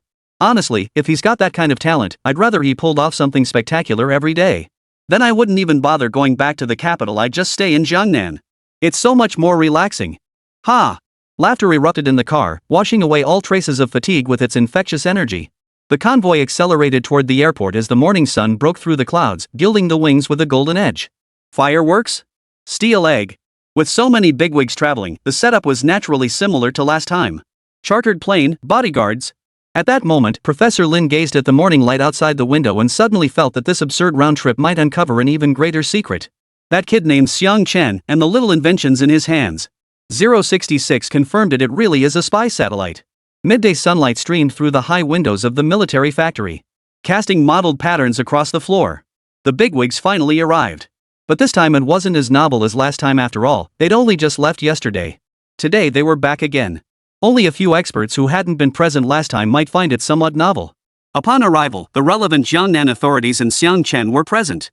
And as the only person on site capable of studying these things, Xiang Chen was carefully examining the salvaged satellite. Long time no see, old-timers. Xiang Chen looked up and smiled at the assembled bigwigs. Hey, you kid, you really put us through the ringer. Yeah, long time no see. It's been nearly 24 hours. Hearing this, the familiar figures among the elders shook their heads helplessly. Dark circles hung heavily under their eyes. After all, they hadn't gotten much rest yesterday either, and had come straight through the night. At their age, this kind of grueling schedule was bound to take its toll. Director Zhou from the Satellite Institute followed behind, flanked by Engineer Zhao from the Decryption Center, who carried a heavy black box whose corners thudded against the steps.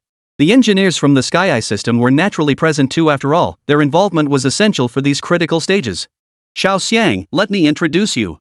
Professor Lin pointed to Director Zhou. This is Director Zhou from the Satellite Institute, specializing in spacecraft structures. He then turned to Engineer Zhao. This is Zhao from the Decryption Center. You can call him Engineer Zhou. He's a master at cracking codes. He then turned right to the others, and these are the engineers from the Sky Eye system. Hello, everyone. Hearing this, Xiang Chen nodded and joined in the greeting. Otherwise, it would have taken quite a while to greet everyone individually. Hello, young man. Just as Director Zhou reached out, his gaze was suddenly drawn to the satellite debris on the ground. His eyes lit up instantly. Is this the satellite your fireworks brought down? He crouched down and began examining it, running his fingers repeatedly over the scratches on the satellite's surface. The impact point was pretty brutal. It pierced right through the protective layer. Engineer Zhao, clearly an engineering type, said little. He headed straight for the workbench in the lab's corner, setting the black box down on the table. With a click, he unlocked it, revealing a palm-sized encrypted terminal inside. Clearly, he was a professional. After that, no one said much else. They simply watched as Zhao Engineer took center stage. 5 minutes later, Engineer Zhao shook his head. This thing is downright weird. The second layer uses composite ceramic material. Conventional detectors can't penetrate it at all. Academician Li Ming leaned in with his cane, his eyes narrowing behind his glasses. Let me take a look. This bare appearance does seem a bit like burying one's head in the sand. Anyway, I've reviewed the collision footage repeatedly and concluded it must have been hanging there all along. My verdict, this is a near-Earth satellite. Xiang Chen then turned to Director Zhou, glancing around the lab. Experts from the Decryption Center were huddled around an encrypted computer, fingers flying over keyboards as screens displayed nothing but gibberish. Director Zhou, wearing insulated gloves, was touching this and that. Engineers from the Sky Eye system argued in another corner, clutching printed data streams. Wait a minute. Director Zhou, I need to grab something. Just then, Xiang Chen suddenly remembered something and turned to leave. Zhang, did your system detect any anomalies?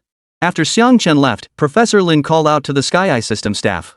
A young man wearing glasses immediately rushed over, his report crumpled in his hand. Professor Lin, we've combed through a week's worth of airspace data and found absolutely no recorded entries. This thing seems to have appeared out of thin air. Its orbital parameters are completely outside our monitoring range. And it's definitely not a recent development. Our preliminary estimate is at least 2 years. Yes. Director Zhou nodded, pointing to an inconspicuous groove at the satellite's base. This abrasion was caused by friction at the edge of the atmosphere. What? What? Good heavens. At those words, the air in the lab instantly grew heavy. Long term? In Longhua's airspace? And the sky I couldn't even detect it? Director Zhou, so can we confirm it's a satellite? Then, a professor glanced at Director Zhou, who was crouched nearby, and tentatively asked. If it really is, then this isn't mere espionage, it's outright provocation. We can confirm it's not from the Dragon Nation. The question is, how did it get into Dragon Nation airspace? Hearing this, Director Zhou's expression grew grave. Launching a satellite into Dragon Nation airspace without anyone noticing.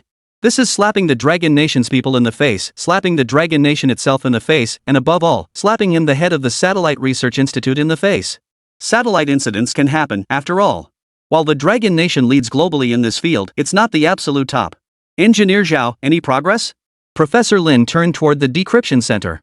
Engineer Zhao wiped sweat from his face and shook his head. Professor Lin, this encryption algorithm is incredibly complex, like multiple nested layers. We crack one layer, only to find another beneath it. He paused, lowering his voice. Moreover, it keeps transmitting faint signals outward. We don't know who it's alerting. Shut it down. Director Zhou immediately shouted. It's already jammed. I jammed it the moment I arrived. Engineer Zhao gave a wry smile, but its signal frequency keeps shifting. Our jamming equipment has to adjust in real time. Hearing this, academician Li Ming suddenly slapped his thigh. If it weren't for that kid Xiang Chen accidentally bringing it down, who knows how much more information this thing would have siphoned off. Those damn foreign bastards. I'm back. A voice came from the doorway. Everyone turned to see Xiang Chen walking in, carrying a metal box. Professor Lin grabbed his arm and glared at him. Where the hell have you been? Xiang Chen didn't respond. He took the top module fragment from the metal box and walked over to the satellite. He crouched down, examined it for a long time, then suddenly pointed at an extremely tiny scratch while looking at Director Zhou. This impact mark on the module might retain traces of the satellite's material. Director Zhou, can we scan it with the spectrometer? Hearing this, Director Zhou's eyes lit up. You're right. Quickly. Get the portable spectrometer. Well, I just thought of that too. I'd been so focused on the satellite itself. Xiang Chen shrugged. 1 minute later. The instrument hummed softly as it powered up, its red beam sweeping across the module's surface. Beep. As the beam landed on the scratch, a string of element symbols suddenly flashed across the screen. This? Director Zhou stared at the display screen, momentarily stunned. 067 Eagle, what the hell is this damn fireworks thing? Director Zhou's fingers swiftly swiped across the screen, zooming in on the sequence of element symbols. Then he sucked in a sharp breath. TC4 titanium alloy. With added 03 rare earth elements. This formula is the exclusive technology of the Eagle Nation's Night Falcon satellite series. If that's the case, it's confirmed it's Eagle's work. No doubt about it, this is a spy satellite. And its origin was none other than the Eagle. At that moment, Director Zhou's expression betrayed a flicker of excitement. Ah! Holy! Those damn Eagle chicks? Are they looking for a fight? Dragon Nation shows no fear, take them on. The fiery spirit of these old men was on full display. Scientists, you see, all share a common occupational hazard, they simply refuse to bow to any other nation. In a way, this is the primary driving force behind technological advancement. The military factory's lab erupted in an instant. Professor Li, who researched aerospace materials, abruptly stood up, as if struck by an idea. The pen in his hand clattered to the floor. TC4? I remember. 3 years ago, they boasted about this alloy at the defense exhibition, claiming it could withstand 2,000-degree temperatures. For Longhui to reach that level, we'd have to wait another 20 years. I remember this stuff. How arrogant. I still remember their smug expressions, as if they were superior to everyone else. Academician Li Ming slammed his cane hard on the floor. Do they really think our airspace is their backyard? That means this thing has been lurking in Longhui for at least 3 years? They're treating us like we're invisible. Damn it. There's definitely more than just this one. Those bastards, always scheming with these underhanded tricks. Professor Lin's face turned ashen as he pointed at the satellite debris. Xiao Sun, can we glean more info from its structure? Like its surveillance range or transmission frequency? Analyzing it now, but this thing is too cleanly made. Engineer Sun then pulled up the 3D model. Aside from the alloy composition, there were almost no identifiable markings. However, judging by the solar panel orientation, its primary monitoring area should be the military-industrial bases and coastal cities in Jiangnan. No sooner had he finished speaking than the lab door swung open. Several figures clad in black trench coats entered, led by Section Chief Zhang from State Security. He glanced at the satellite on the workbench and cut straight to the point. Professors, we've received intelligence confirming this satellite's orbital parameters perfectly match those of the SpaceX rocket launched 3 years ago by the Eagle Nation's Special Energy Railcar program. Messenger 7? At this, one professor suddenly recalled something. Yes, I remember that. It was a pretty famous civilian satellite. Damn it, I knew they wouldn't just use the satellite for some damn electric car. So they've set their sights on us. Those rotten bastards. They can't live without scheming and plotting, can they? Hearing this, the group of old men began ranting and raving in unison. Anger in the lab now simmered like a barrel of gunpowder ready to ignite. Academician Wang clenched his fists. We must teach them a lesson. Such blatant espionage cannot be tolerated. Rest assured, professors, the Ministry of Foreign Affairs is already aware of this matter. Our priority now is to thoroughly investigate it. Then, the state security leader turned to Xiang Chen, his eyes filled with approval. Truly, we owe you our thanks, Comrade Xiang. If not for your fireworks, Dragon Nation would still be in the dark. Xiang Chen scratched his head modestly, gesturing toward the module debris on the table. Just a coincidence, really. Meanwhile, across the ocean, chaos erupted at the Dragon Affairs Command Center of the Eagle Nation's NASA. Technician Emily burst through her supervisor's office door, nearly dropping her tablet. Sir. One of our satellites over Dragon Nation has been shot down. What? Shot down? Impossible. How could Dragon Nation possess such technology? How did they detect it? Hearing this, Supervisor Hopkins froze. After all, as an expert on Dragon Nation, he was well aware of their current progress in satellite strike technology. Of course, no matter how advanced they became, they could never match the Eagles. That was their arrogant confidence. But the facts speak for themselves. I have the final video footage before our satellite was shot down. Emily shrugged and handed over the tablet. What? Supervisor Hopkins snatched the tablet. On the screen, a pale blue tail flame streaked across the night sky. Most importantly, the moment the missile struck the satellite, a burst of golden red sparks suddenly exploded across the night sky. God! What the hell is that fireworks display? Are they trying to provoke us? Are they trying to tell us they know the exact location of every satellite we've deployed? And that they have the capability to take it down at any moment? Hopkins' pupils contracted sharply as he slammed his fist on the table in fury. For a moment, it seemed as though they were the victims. Heh, just the usual tactics from the Eagles. What kind of weapon is this? Have you analyzed it yet? Preliminary analysis indicates it's some kind of small tactical missile with guidance accuracy within 1 meter. Extremely advanced, infinitely close to, if not surpassing, our most cutting-edge technology. Emily pulled up the ballistic trajectory diagram. Moreover, its propulsion system exhibits fuel efficiency we've never seen before. The exhaust plume temperature is 300 degrees lower than our standard 6, making it extremely stealthy. The news quickly reached NASA's materials department. Team leader Jason stared at the sparks on the screen, his knuckles turning white. This isn't an accident, it's a provocation. They deliberately detonated the warhead upon impact, as if to say, we know it's here. But how could Longhua possess this technology? This contradicts everything we know. Deputy Team Leader Anna pointed at the parameter report. This miniaturized guidance system, our Gen 3, is still in testing. How could they possibly? What's done is done. Stop talking like this. Jason slammed his fist on the table. Initiate maximum level intelligence gathering immediately. I need every parameter on this weapon, who developed it, and how many they've deployed. And that burst of sparks. He stared at the dazzling cluster of light on the screen, his gaze dark and fierce. This is a show of force, telling us they have the capability to shoot down anything entering their airspace. The Dragon Nation is too arrogant. This is a declaration of war, a blatant declaration of war. Do they want war? Do they want to prove they're stronger than the mighty Eagle? Those damned Longhua bastards. The atmosphere in the command center was suffocatingly tense. Suddenly, a technician shouted, Team Leader. 5 seconds before impact, the satellite's anti-missile system activated, but the enemy weapon performed an evasive maneuver. God, what kind of technology is this? How could they possibly have such technology? Moonlight filtered through the blinds, casting mottled shadows across Jason's face. He picked up the encrypted phone, his voice hoarse. Call the director. Tell them the Dragon Nation's ground defense system has achieved a generational breakthrough.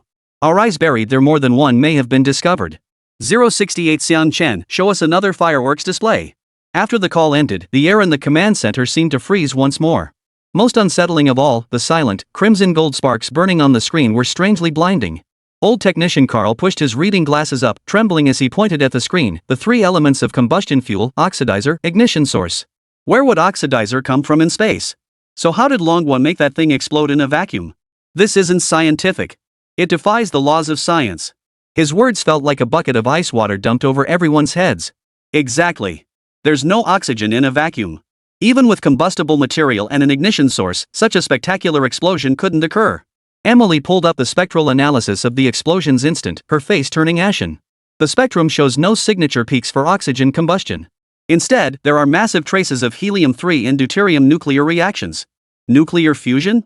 What? Deputy Team Leader Anna screamed in disbelief. They miniaturized nuclear fusion and used it in a small missile? Impossible. We haven't even. How could they? This is a waste of resources, a waste of resources. Nothing is impossible. Jason leapt to his feet, coffee stains still clinging to his suit's creases. 3 years ago they said we couldn't build a 5th-generation fighter, then the J-20 appeared out of nowhere. 2 years ago they claimed ships were impossible, then the Kirin ship went into mass production. Now they tell us fireworks can be set off in a vacuum, and we're supposed to believe it. He pointed at the debris of fireworks on the screen. This isn't a random explosion, it's a precisely controlled energy release. Look at the diffusion speed of that light cluster, 12 kilometers per second, reaching peak brightness precisely when the satellite disintegrated. They deliberately showed us this, deliberately letting us know they possess technology we don't have. The intern in the corner suddenly piped up timidly, Team Leader, could it be cold combustion technology? Using a catalyst to trigger a reaction under low pressure? Carl scoffed coldly, cold combustion? Maximum temperature barely hits 800 degrees, how could that pierce a satellite's titanium alloy hull? This light cluster's temperature is at least 5,000 degrees. Beyond nuclear fusion, I can't fathom any other possibility. The command center fell into deathly silence, only the hum of servers echoing through the empty room. Each person silently contemplated that terrifying conclusion. That Dragon Nation not only possessed anti-satellite capabilities but had also mastered the miniaturized controlled nuclear fusion technology the Eagle Nation had long coveted. This development was terrifying, utterly terrifying. After all, the Eagle Nation hasn't fully mastered this technology yet. If the Dragon Nation had it, they would, in a sense, gain total dominance over outer space. They could strike any target they pleased. After the attack, they'll claim they were just setting off fireworks. Who could possibly tolerate that? It's like they're ting right on our necks. This matter must be escalated to higher-level leadership immediately. Gather the data now.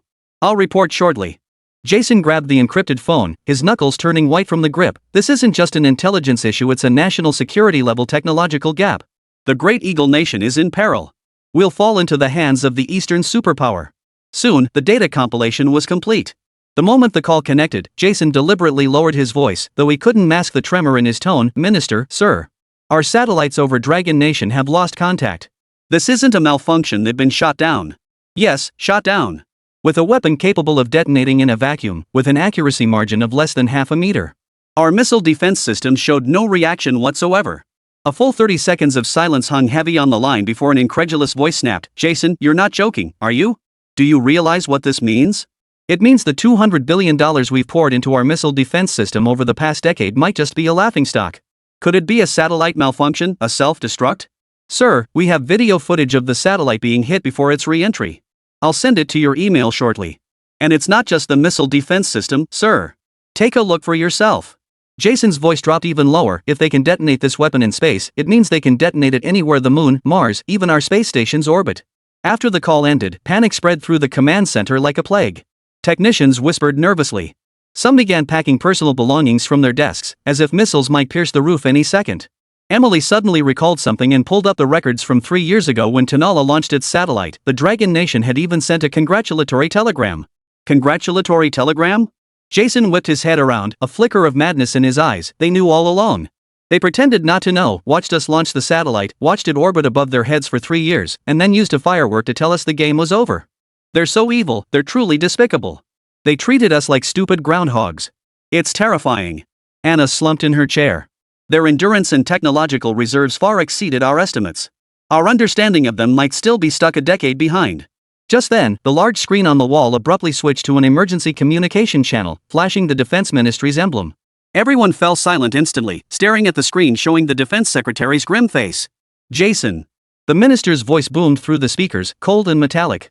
The White House is already aware. Now the president wants to know, why was our most advanced reconnaissance satellite shot down by Dragon Nation's fireworks? Why did our intelligence system fail to detect this? Cold sweat beaded on Jason's forehead. He opened his mouth but no sound came out. He could explain the satellite specifications. He could analyze the weapon's capabilities, but he couldn't answer the most damning question, why did they lose so badly? The Eagle may call itself the land of the free. But that's only if you haven't crossed the line. When you do, this country will make you understand what hell truly is.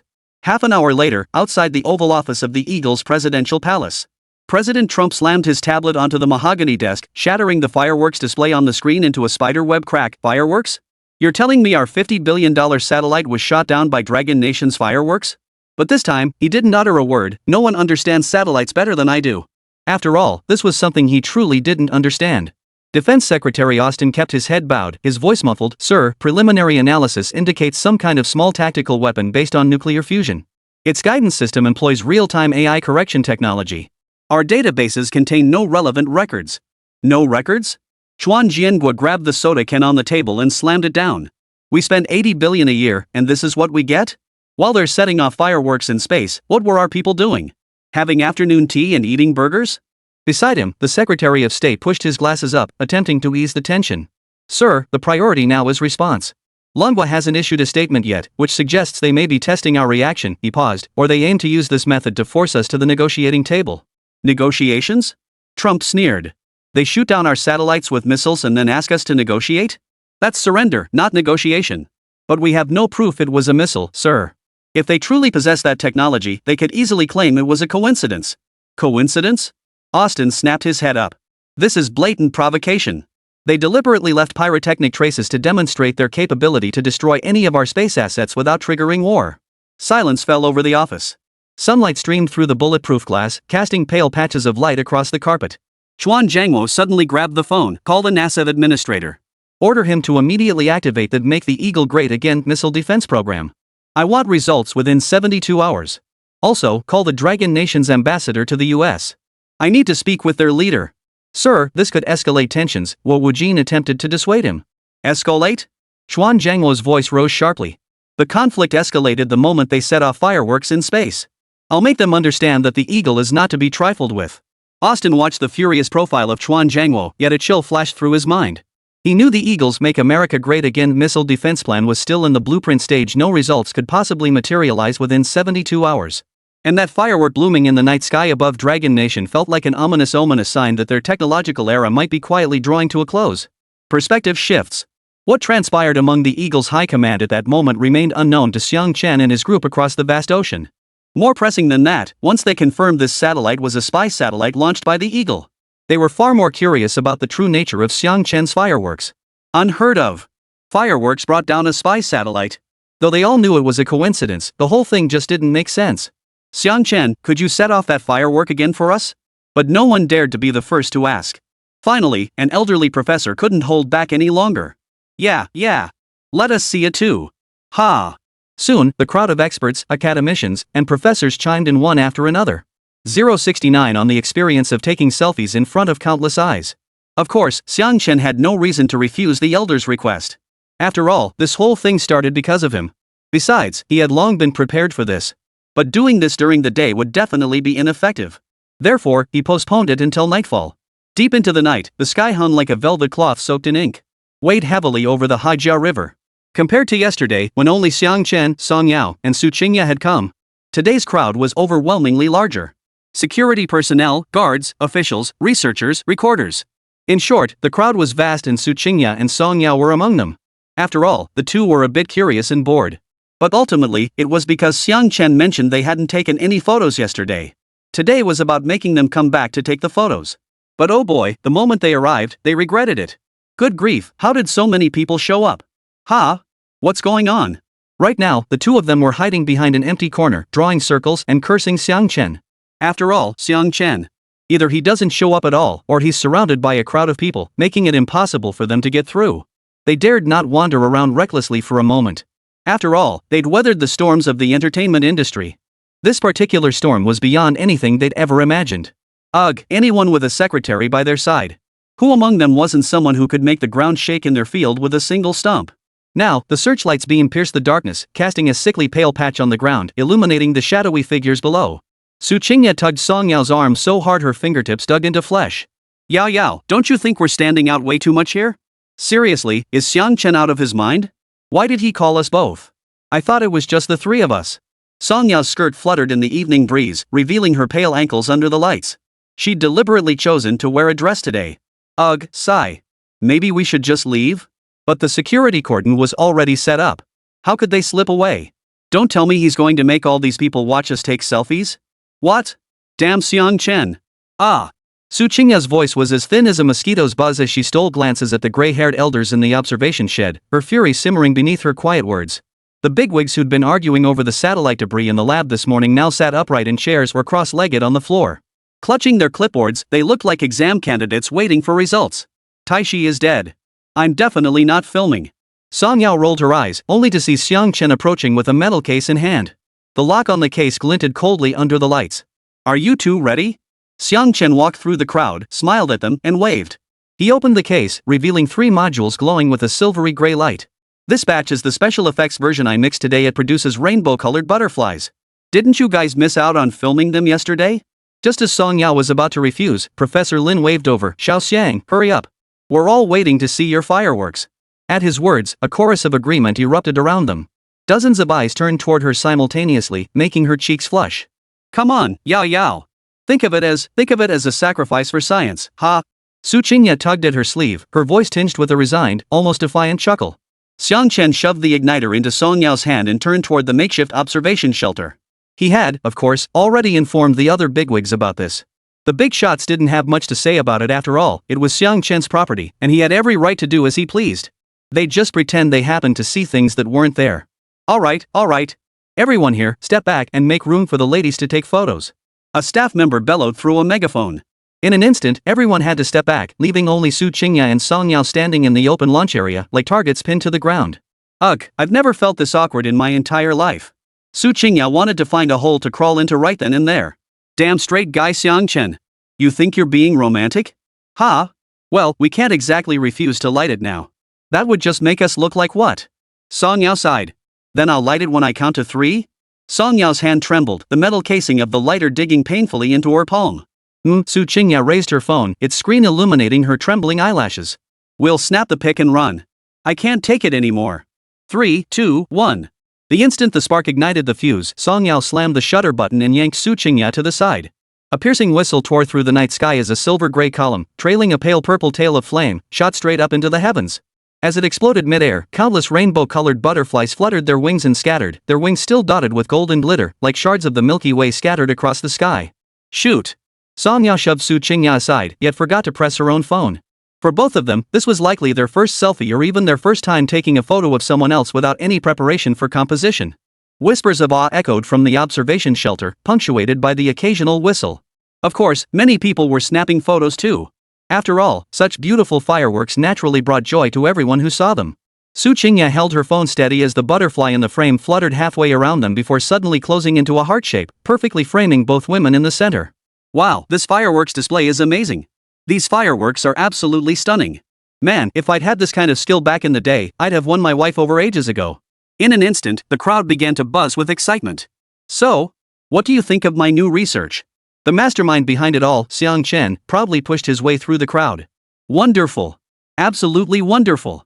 Thank you, Mr. Great Inventor. Song Yao dragged Su Qingya back, her face flushed crimson. You're welcome. Hearing this, Xiang Chen waved his hand dismissively. Oh my gosh, I've never felt this embarrassed in my entire life. Song Yao kept complaining as she ran, running while complaining. Su Qingya looked at the photo on her phone and suddenly smiled. I think it actually looks pretty good. Inside the observation shed, Professor Lin held his telescope, his eyes narrowed behind the lenses. He glanced at Xiang Chen. The tail flame stability is even better than yesterday's video. You must have adjusted the catalyst ratio, right, Xiao Xiang? Yes, nothing escapes your keen eye. Xiang Chen shrugged. The fuel science expert chuckled. That color must be from adding rubidium, right? Well, it's quite artistic. Ha! Young people are just so full of energy. Hey, don't underestimate our Xiao Xiang. He may be skilled in research, but he's even more talented at songwriting. The professors who knew Xiang Chen teased him in unison. Alright, old-timers, I've paid my dues. Now, the main event is about to begin. Listening to the professor's discussion, Xiang Chen waved his hand. Then he pulled out all the inventory from the metal box. 070 Xiao Xiang, name your price for those fireworks. Oh? Ha! Alright. Just what I was waiting for. Yeah, isn't that exactly why we're here today? Hearing this, the group of old gentlemen present chattered away with laughter. Alright, I'll get started then. Xiang Chen smiled, then pulled out 25 modules from the box and began assembling them.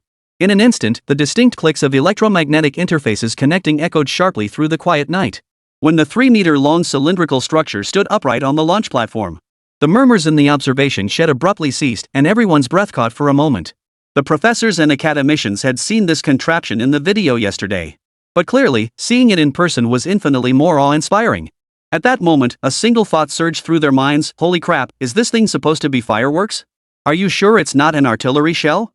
Prepare for launch. As the installation was completed, Xiang Chen's voice came through the walkie-talkie, as calm as if he were commenting on the fine weather. And today, compared to yesterday, there were significantly more staff on record. After all, everyone was eager to see what this so-called satellite shooting fireworks was all about. They also hoped to glean some insights from it because this thing was truly unheard of. Optical tracking locked. Data recording ready. Airspace cleared. Responses echoed in rapid succession. At the same time, the instrument's hum suddenly intensified, and data cascaded down the screen like a waterfall. Wow, the atmosphere in the room just changed. Song Yao and Su Qingya squeezed into a corner of the observation booth, watching the staff suddenly become flustered. Some adjusted focal lengths, others cross-checked parameters, while others held stopwatches, fingers hovering over the dials. They exchanged a glance, then stood even more still. Suddenly, everyone's gaze shifted to the fireworks, eagerly anticipating what kind of surprise this firework would bring them. 543. Xiang Chen's voice crackled with static. 21. Launch. Then, he lightly pressed the button on the table. With so many people watching, he couldn't possibly hide the launch button within the system panel. It materialized right before their eyes. Buzz. With his light press, the light blue flames erupting from the extended range fireworks propulsion array illuminated half the night sky, sending ground debris flying everywhere. Holy crap! How did this kid even think to attribute this to fireworks? Wait. Is this really fireworks? Are you sure this isn't an anti-aircraft missile launch site? Holy crap. This thing, this technology, this spectacle, and it's all just fireworks? Witnessing the unfolding spectacle, the crowd's astonishment deepened. Then, the 25-module fireworks display shot across the sky like a silver lightning bolt, transforming into a mere speck of light in the night sky almost instantly. Its speed was so blindingly fast that even professional observation equipment struggled to keep up.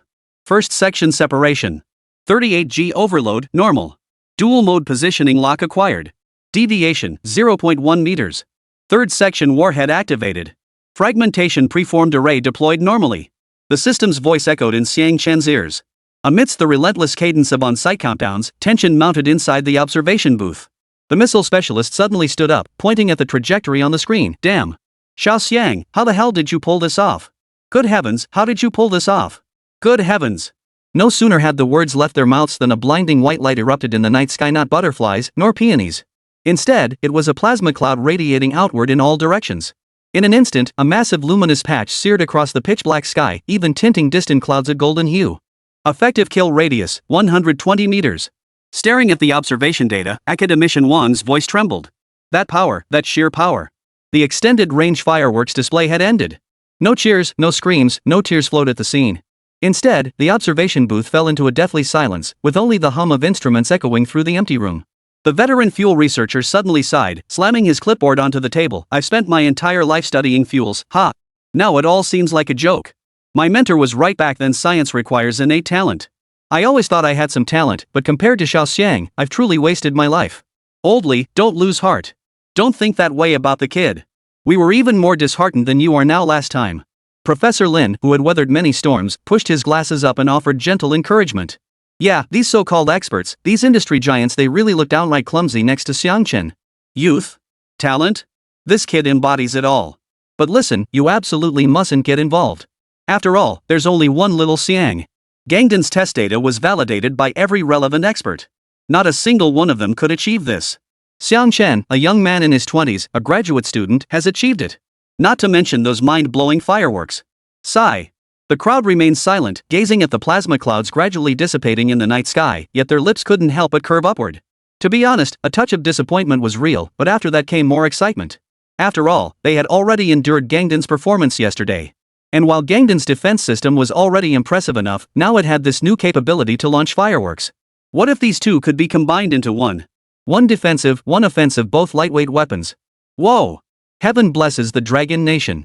Having Xiang Chen is truly heaven's blessing for the Dragon Nation. That Xiang Chen kid. Professor Lin suddenly smiled. He must be sent by the heavens to deliver this technology to us. Do you think the steel egg could be integrated with this thing? It could target both ground and air targets. Suddenly, one professor spoke up. Ha! At this, everyone's eyes lit up. In an instant, all sorts of wild ideas began to surface. Voices could be heard from far away. Some suggested applying fireworks propulsion technology to rockets. Others suggested that the guidance system could enhance existing anti-aircraft missiles, while some debated how to secure a defense patent for this invention. Xiang Chen leaned against the observation room door. As soon as the old men started discussing, he slipped outside, seeking some peace and quiet. Now, the night breeze carried the fresh scent of plants and trees. Meanwhile, Song Yao and Su Qingya were rolling their eyes at his clueless behavior. The two women were genuinely mortified, finally getting a chance to be alone with Xiang Chen. But they needed to vent properly. Xiang Chen, are you out of your mind? Why make us retake photos in front of all these people? We were practically dying of embarrassment just now. I've never felt this awkward in my entire life. Couldn't you have explained the situation first before bringing us over? For some reason, listening to the second girl's rant and then glancing up at the sky. For a moment, Xiang Chen suddenly felt incredibly grounded. He had both a beautiful woman and a successful career. Freezing time was actually pretty nice. Just as he was pondering this, Professor Lin and a group of big shots emerged. Xiao Xiang, name your price for those fireworks. Chapter 71, I want 20,000, but you give me 200 million? What's that about? Xiang Chen was being scolded by Song Yao while she pinched his arm. Hearing this, he froze for a moment. He hadn't actually thought about the cost before. In the system store, exchanging one basic module cost 10 points. Converted to Huaxia currency, that was roughly over 1,000 yuan. But if the old men wanted to buy them, he'd just charge 1,000 yuan each. He'd be taking a bit of a loss. 1,000 each. That's actually pretty reasonable, considering the technology we're packing. With that thought, Xiang Chen replied. Hearing this, the old men froze for a moment, their eyes behind their glasses gleaming dangerously. Xiao Xiang, what did you say? 1,000? That's right, 1,000 each. Pure craftsmanship, absolutely a bargain. Xiang Chen thought they hadn't heard him clearly and repeated, this is my cost price for a friend. I can't go any lower, I'm practically selling at a loss. Xiao Xiang, how many technical elements are in this fireworks display? Professor Lin swallowed hard before turning to Xiang Chen. If I had to guess, maybe over 20? Xiang Chen had no idea why Professor Lin suddenly asked that. But hey, if he's asking, he must have his reasons. After flipping through the blueprints, he replied. Alright then, Xiao Xiang. Let's discuss this further. There's an issue with our technical staff. Could you go take a look? Professor Lin looked at Xiang Chen, his expression stiffening slightly as he gave an awkward nod. No problem, just tell me how many you need. Old friends, we've known each other for years, I'll give you a good deal. Xiang Chen smiled. He turned and headed toward another observation shed. This shed was filled entirely with technicians. At that moment, they were all intently analyzing all the data from the extended range fireworks just now. Spotting Xiang Chen, they all greeted him in unison. After all, they knew this young man was the creator of that utterly breathtaking extended range fireworks or missile. Meanwhile, in the elders' observation shed, a heated argument erupted. Whispers of 10 million? That's a bit pricey, and seems like a bad deal now could faintly be heard. A mix-up, definitely a mix-up. Clearly, Xiang Chen had said 1,000 yuan per module. The experts had mistaken it for 10 million per technology. Song Yao scratched her head, what's everyone in that tent talking about? Hearing this, Su Qingya waved her hand dismissively, no idea. Yao, what do you think about me taking on a role as a female spy in my next project? Wow, all these instruments are so cool. Looking at all the equipment before her, didn't she suddenly get an inexplicable urge to act? The scene shifts to another observation booth. Professor Li narrowed his eyes, 10 million per technology? That's at least 200 million, not counting ongoing maintenance costs. The price is too high. Why is Xiao Xiang asking for so much this time? Professor Lin, seated in the middle, remained level-headed. His fingers tapped lightly on the table. It's not unreasonable. Don't forget, when Xiao Xiang delivered the steel egg technology last time, he didn't charge a single penny. This time, he's setting the price himself, probably because he doesn't want to give it away for free again. If talent can't be monetized, what's the point of having it? Besides, his initial investments were all real money. No matter how gifted he is, those materials cost actual cash. If we don't offer tangible benefits to geniuses like them, how can we possibly attract talent? At this moment, though he trusted Xiang Chen, he feared hurting his feelings. A genius like Xiang Chen, if he were to become disillusioned with the Dragon Nation, the consequences would be unimaginable. But 200 million? Academician Li from the missile department side. This year's total defense budget for our field is 2 billion yuan. And now they're taking 110 million? Old Li, have you lost your mind? Academician Wang slammed his fist on the table, his cane thudding loudly on the floor. This technology could propel our missile defense system forward by leaps and bounds. Even if it feels a bit underhanded, we must secure it. Remember how much money we wasted chasing after Eagle Nation's technology back then? Now we have a shortcut, yet we refuse to take it? Must we wait until they hold a knife to our throats before we panic? Stop trying to intimidate people with empty threats. Professor Lee's eyes blazed as he slammed his fist down too. The budget is fixed. We're all decision makers here. Everyone's funds were allocated years ago. But isn't it true that once it's spent, it's no longer yours? You.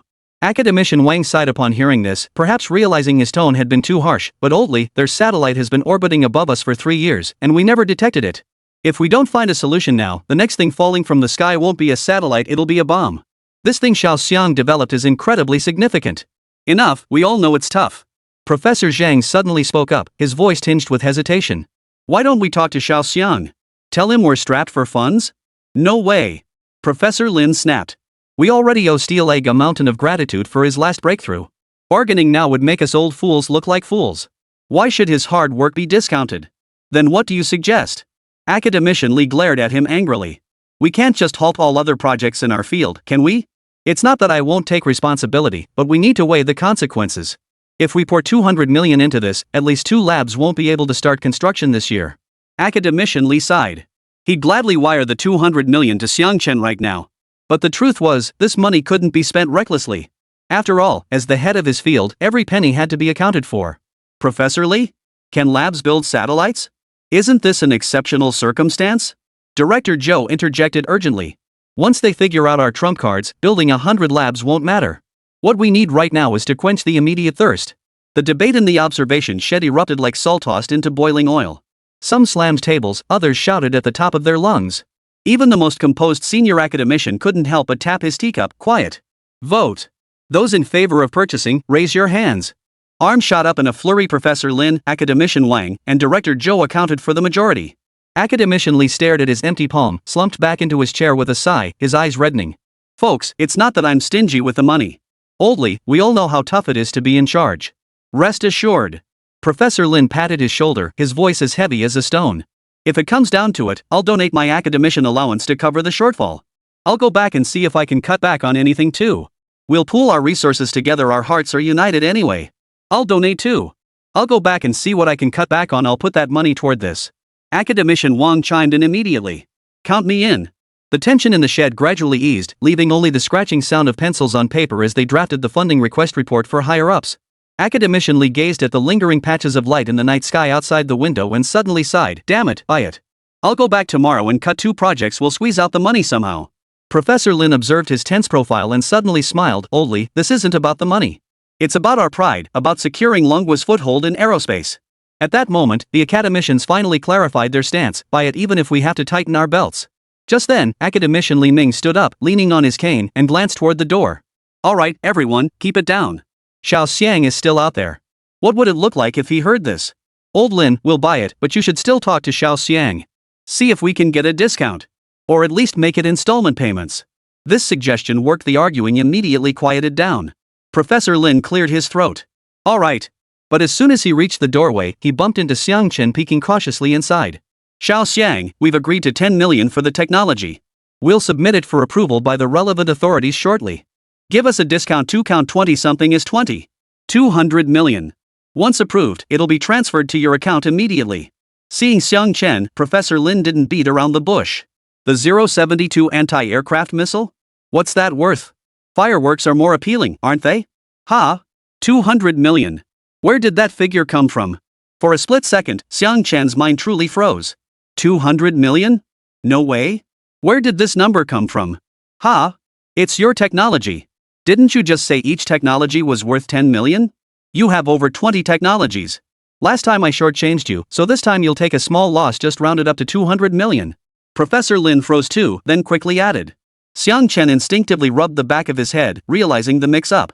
But now he had to face this situation. Should he take responsibility for this blunder? Taking it on wouldn't be a loss for him, and judging by the old men's expressions, it seemed like he'd be the one at a disadvantage. Refusing meant he'd have to work twice as hard to earn those 200 million. But Xiang Chen pondered for only a second before rejecting the first thought. Gentlemen, have you misunderstood? I said 1,000, that's 1,000 yuan per module, not 10 million yuan per technology. How much? Director Zhou's voice shot up sharply, his clipboard clattering to the floor. You said 1,000 yuan per module? So this thing only costs 25,000 yuan for a top-of-the-line model? Yeah, that's exactly what I meant. I have no idea how you guys could have gotten so far off track just now. Xiang Chen shrugged. Fuel plus chips mass production could make it even cheaper. An eerie silence instantly fell over the observation shed. Even the hum of the instruments seemed to freeze. Professor Li's mouth hung open for what felt like an eternity. Good grief. Just moments ago, these old men were squabbling over a $200 million budget in that shed, and now they're scrambling to squeeze every last penny. Yeah, that whole scene just now feels like a joke now. We thought you meant technology licensing fees. Professor Lin's cheeks flushed crimson, his eyes behind the glasses brimming with embarrassment. They'd argued for ages inside, debating whether 10 million per technology was too steep. Technology licensing? Xiang Chen was even more confused. I never said I was selling the technology. The old professors in the room exchanged glances, then burst into laughter. Academician Wang slapped his thigh, laughing heartily. You youngster. You have no idea what a scene we made over your money earlier. We were about to cut projects. Exactly. Professor Li wiped his face, his voice tinged with shame and embarrassment. Just moments ago, we were figuring out how to haggle with you, citing tight defense budgets. Turns out we were overthinking it. Xiang Chen scratched his head, suddenly realizing, you want the technology? Professor Lin's smile faded slightly as his tone grew solemn. Young Xiang, to be perfectly honest, the propulsion technology and guidance system for these extended-range fireworks are critically important to the nation. If you're willing to grant licensing rights, the price is negotiable. We won't shortchange you. The surrounding laughter gradually subsided. Dozens of eyes turned to Xiang Chen in unison, filled with expectation, tension, and a barely perceptible hint of unease. Xiang Chen remained silent for a moment, his gaze clear when he lifted his head. After all, a new thought had just flashed through his mind, prompting him to pause as well. Professors, the technology I'm launching now is still in the testing phase. Achieving this level of performance was beyond my expectations, but it remains unstable. As for the modules, however, they are now stable. Outside the observation shed, the night wind suddenly picked up, causing the lamp cords to sway gently. Professor Lin opened his mouth to speak, but Xiang Chen cut him off. I'm telling the truth. Xiang Chen gazed at the lingering plasma clouds in the night sky, his voice calm yet resolute. He didn't continue, but everyone understood. Professor Li suddenly sighed. You're right. We were rushing into things blindly. The modules will suffice. Director Zhou immediately stepped in to smooth things over, his tone tinged with gratitude. At 1,000 yuan each, we'll place an initial order for 10,000 units. I have the funds available. No problem. Looks like we'll need to set up a new production line then. Xiang Chen smiled. Yes. We'll need to set up another new production line. Hearing this, the group of elders chuckled as well. The misunderstanding was resolved. The searchlights at Hijayagang gradually dimmed as staff began packing up the equipment. The elders made their way to the vehicles in small groups, their discussion still tinged with laughter as they occasionally glanced back towards Xiang Chen. It's getting late, we should head back. Professor Lin grasped Xiang Chen's hand and gave it a firm shake. Young Xiang, it's truly a blessing for Longwei to have you. For today's events, I thank you on behalf of all the people of Longhua. It's only right, Professor Lin. I'm a citizen of Longhua, this is what I should do. Xiang Chen nodded. By the time they reached the front gate, it was nearly midnight. Song Yao and Su Qingye didn't get out of the car. Suddenly, they spoke in unison. Xiang Chen, are you stupid or something? Xiang Chen glanced at them. Why? Am I? 200 million. Song Yao counted on her fingers. They mistook 1,000 yuan for 10 million yuan, and you just went along with it. Who could blame you? That money was earned fair and square. Su Qingye nodded in agreement. Besides, they said it was a technology licensing fee, not a forced sale. Xiang Chen parked the car at the villa entrance, turned off the engine, and turned to face them. Moonlight streamed through the window, casting faint shadows across his face. Do you know why Gangdan succeeded? He suddenly asked. The two women froze. Because from the very beginning, I never intended to make money off it. Xiang Chen's voice was soft, yet carried an undeniable weight. Technology, he continued, is like planting a tree. I planted it in my own yard, watered and fertilized it, watched it grow, and shared its fruit with those in need. But if I dug up the tree and sold it to someone else, no matter how much money I made, that tree would no longer be mine. He paused, pointing at the night sky outside the window. Today they think 10 million is too much, tomorrow they might think 100 million is worth it. But once technology is sold, it can never be reclaimed. What I want isn't a one-time payment, it's the right to keep planting this tree forever. Song Yao opened her mouth, suddenly unable to speak. Su Qingye looked into Xiang Chen's eyes, not a trace of regret, only a certainty she'd never seen before. Yet Song Yao still felt a pang of reluctance. After all, it was 200 million. Is 200 million really that much? Xiang Chen smiled as he started the car and drove toward the garage. Once my production line is up and running, supplying modules to all military units, the value it creates and the industrial chain it drives will far exceed 200 million. And most importantly, he stopped the car, turned to face them, his eyes shining like stars. What about the future? Setting aside my identity as a Dragon Nation citizen, purely from a profit standpoint, is it better to become one of these people? Or to remain a mercenary? The scene shifts to the Elders' Hotel. They weren't idle either, currently debating this very matter. The hotel suite was lit as bright as day, with cigarette butts piled high in the ashtray. Professor Lee slammed the module parameter sheet onto the table, his voice tinged with excitement. See for yourselves. Its propulsion efficiency is 30% higher than our Phylong 17, yet the guidance error is only 0.1 meters. This isn't fireworks, it's missile technology crammed into a firework. The key is the cost. Director Joe held his calculator, its keys clacking loudly. Our surface-to-air missiles cost at least 8 million yuan per unit. Every launch is a gut-wrenching expense. But these extended-range fireworks? A fully loaded 25-module set is only 25,000 yuan. Even if 10 shots miss the target, it's still cheaper than a single missile. Academician Wang paced the carpet with his cane, then halted abruptly. I crunched the numbers in the car earlier. Deploying traditional missiles along the southeast coast would require at least 50 launchers, a minimum budget of 4 billion yuan. Switch to Xiang Chen's fireworks. One launch system plus 10,000 modules? 500 million tops. The savings alone could fund 3 radar stations. But it is called fireworks, after all. Professor Zhang pushed his glasses up, his tone tinged with discomfort. If we're really going to deploy this to the troops, the name is worthless. Academician Li Ming abruptly interrupted. Fireworks that can shoot down satellites are great weapons.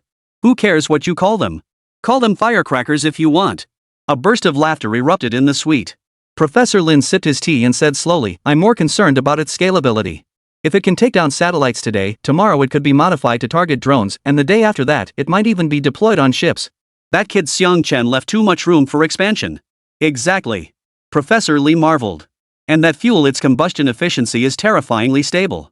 The observation data just showed thrust fluctuations never exceeded 5% throughout the entire process. Imagine the fuel savings if we applied this to rockets. The discussion grew increasingly heated.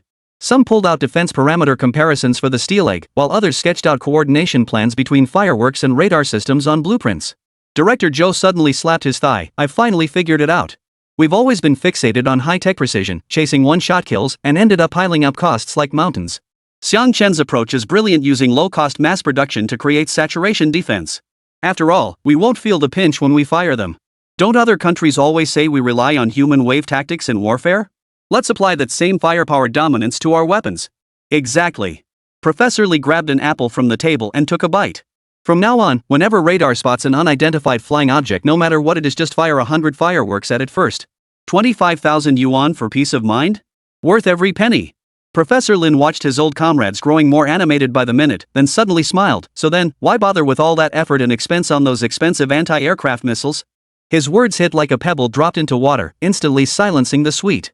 Everyone exchanged glances, their eyes flashing with the same thought. Director Joe was the first to react, bursting into laughter. Exactly. With these fireworks, who'd care about missiles? From now on, whether it's satellites, drones, or reconnaissance planes flying overhead, just blast them. No regrets. Moonlight filtered through the gauze curtains, illuminating the scattered blueprints and parameter charts on the table. The laughter of the old professors carried a sense of relief, as if a heavy burden had been lifted. Perhaps the true strength of national defense never lies in how expensive something is, but in whether it is used effectively and with confidence. And Xiang Chen's seemingly absurd fireworks had hit the sweet spot: effective, practical, and cost-effective. Chapter 73, Becoming Head of a State-Owned Enterprise, Jointly Establishing a Fireworks Factory. The laughter in the suite hadn't yet died down when Academician Wang's gaze suddenly sharpened. His gaunt fingers lightly traced his chin, as if tracing some crucial pattern. He set down his teacup, its base clinking against the tabletop, instantly drowning out the lingering laughter. That matter is settled, he said, but now I'm more curious about something else. Tell me, what exactly does young Xiang want? He paused, his gaze sweeping over each person present, his tone tinged with inquiry. The Gangdan project, he didn't ask for money. Just now, with that 200 million, he could have taken it if he'd just gone along with our suggestions, but he refused. What do you say? What is he after? Fame? Or profit? This kid. I find myself understanding him less and less. Silence. The word struck like an ice-hardened needle, instantly piercing the buzzing atmosphere. Everyone froze, teacups mid-lift, blueprints unfurled, fingers poised over calculators, all suspended in mid-air. The cool breeze from the air conditioner vent felt heavy, settling like a weight on their hearts. Professor Lee frowned, tapping his knuckles lightly on the table. Indeed, who wouldn't be tempted by 200 million? He shook his head, his voice filled with bewilderment. Surely not just for fun? He worked on steel eggs, giving away the technology without hesitation. He worked on fireworks, selling only the modules, not the patents. Professor Zhang pushed his glasses back up his nose. Behind the lenses, his eyes held utter bewilderment. This was truly illogical. When he declarified that 1,000 yuan meant not 10 million yuan, I felt my face flush as if we judged him by our own petty standards. Professor Lin remained silent, only turning the blue and white porcelain teacup in his hand. The tea stains on the rim had faded into a light brown ring, like the lingering question in his mind. Fame? Director Zhou shook his head, tracing circles on the tabletop with his fingertips. He hadn't even asked for credit on the steel ball project. If it were about fame, why go to such lengths to keep it secret? For profit? Professor Li snorted, a hint of self-mockery in his tone. That 200 million could buy him 10 villas in the most exclusive district of Jiangnan. Yet the man didn't even blink, flatly stating it was 1,000 yuan, not a million. If that's seeking profit, then I've truly lived in vain all these years. A deathly silence fell over the suite, broken only by the ticking of the wall clock, as if counting down to the end of this unresolvable debate. The elderly professors exchanged bewildered glances, their faces mirroring the same confusion. They had spent their lives immersed in data, formulas, and projects, accustomed to weighing everything in terms of profit. Yet Xiang Chen's logic defied all such calculations. Could it be he simply wanted to do something meaningful? Professor Lu in the corner suddenly spoke. His voice wasn't loud, but it felt like a stone dropped into still water, sending out ripples. As the eldest member of the team, his hair was entirely white. He gazed out the window at the starry sky, his eyes tinged with nostalgia. Do something? Academician Wang raised an eyebrow, leaning forward slightly. What could possibly be worth turning down 200 million? In this day and age, who would turn their nose up at money? To defend our homeland, Professor Lu sighed, extending his age-speckled fingers toward the pitch-black night sky. Have you forgotten? He just said I'm a Dragon Nation citizen. This is what I ought to do. Coming from anyone else, those words might have been polite platitudes, mere lip service. But from him, I believed it. His words silenced many. Indeed, from the steel egg to the extended-range fireworks, everything Xiang Chen had developed were hard-hitting technologies directly applicable to national defense. The steel egg could reduce casualties among border guards, the fireworks could shoot down spy satellites. If he wanted to make money, leaking just a fraction of these technologies to foreign companies would have made him richer than a nation. But you can't expect people to work for free forever, can you? Professor Li felt a pang of reluctance, his fingers rubbing the tablecloth repeatedly. Research and development costs money. Building production lines costs money. Even if the state covered all these expenses, what would he personally gain? A certificate of honor? Verbal praise? He paused, his tone turning serious. He isn't disheartened now, but what if one day we grow accustomed to his contributions and take them for granted? What if he becomes disillusioned? Such a once-in-a-century talent, if our negligence causes him to lose heart and flee abroad, that would be a grave threat to our very foundation. Yes, it sounds harsh, but the logic holds. Professor Lin nodded, finally speaking up. There was a precedent back then, a genius in materials science who, after facing layers of obstruction while applying for funding, was eventually poached by a foreign research institute. We cannot repeat that mistake. Why not bring him into the system? Director Zhou's eyes lit up suddenly, as if struck by a brilliant idea. Give him a research fellow title under the military factory's name. Funding comes directly from the state budget, with social insurance and housing fund contributions at the highest standards. That way, he can focus on research without financial worries. Perfect. Not feasible. Academician Wang shook his head decisively. Xiao Xiang's temperament clearly can't tolerate rigid constraints. Making him write daily progress reports, attend routine meetings, and fill endless approval forms would be a complete waste of talent. He achieved this much in his 20s. What were we doing at his age? Still washing beakers for our mentors in the lab. He slammed his fist on the table. We can't confine such talent with the same training methods we used back in our day. He needs to grow freely. Then build a company around his technology? Professor Chen, seated in the back row, suddenly spoke up. His voice carried a hint of uncertainty, yet it halted everyone's train of thought. Oh? Academician Wan raised his chin. Go on. Professor Lin nodded in agreement, encouraging him to continue. Professor Chen cleared his throat, gathering his courage. His technology would be equity. The state holds 51%, he holds 49%. This ensures ultimate ownership remains with the state while giving him tangible returns. Isn't this the perfect blend of government and business? It balances prestige and profit. The proposal instantly energized the suite, as if a window had suddenly opened in the stuffy room. Excellent. With state-owned enterprise status, we can enjoy policy support without the excessive constraints faced by private companies. A win-win. It safeguards the technology while delivering tangible benefits to Xiao Xiang. Moreover, state-owned enterprises can participate in bidding, facilitating military supply chains while establishing a complete industrial chain that creates numerous jobs. This approach would also provide Xiao Xiang with a proper resolution. The more Professor Li thought about it, the more feasible it seemed. He grabbed the phone on the table, ready to dial. I'll call him right now. That kid will be thrilled. Young people who doesn't want their own business? Hold on. Professor Lin suddenly pressed his hand down, his gaze deep as an ancient well. Do you really think Xiao Xiang would be waiting until now if he wanted to pursue a career in government or business? The group's enthusiasm instantly cooled by half, as if doused with a bucket of cold water. Indeed. With Xiang Chen's skills, how many companies would offer shares just to collaborate? How many departments would break the rules to promote him? Yet he seemed utterly indifferent to it all. Last time he turned down 50 million, this time, 200 million. His attitude toward money and power was utterly baffling. What he craves isn't status, but autonomy. Professor Lin spoke slowly, his voice unassuming yet every word clear. It's the right to quietly pursue his technology, the right to keep this extended-range firework and steel egg from losing their essence. His fear wasn't lack of funds, but being bogged down by trivial matters that stole time from research. Silence fell over the suite once more, this time tinged with reverence. The senior professors exchanged glances, suddenly realizing they might have underestimated this young man's vision by worldly standards. What he sought was perhaps purer and rarer than fame or fortune. Should we just let him work for nothing? Can we live with that? Professor Lee hesitated, his finger hovering over the phone, feeling he owed the young man something. No. Professor Lin rose and walked to the window. What we old-timers must do now is clear the path for him, but without setting boundaries. If he needs funding, the state provides full, unlimited allocation. If he needs space, the military factory vacates immediately, giving him the finest workshop. If he needs personnel, experts nationwide are at his disposal, he transfers whomever he chooses. But the prerequisite is this: he alone decides. He turned, his gaze unwavering. That includes full authority over Gangden's previous technology and this extended-range pyrotechnic project.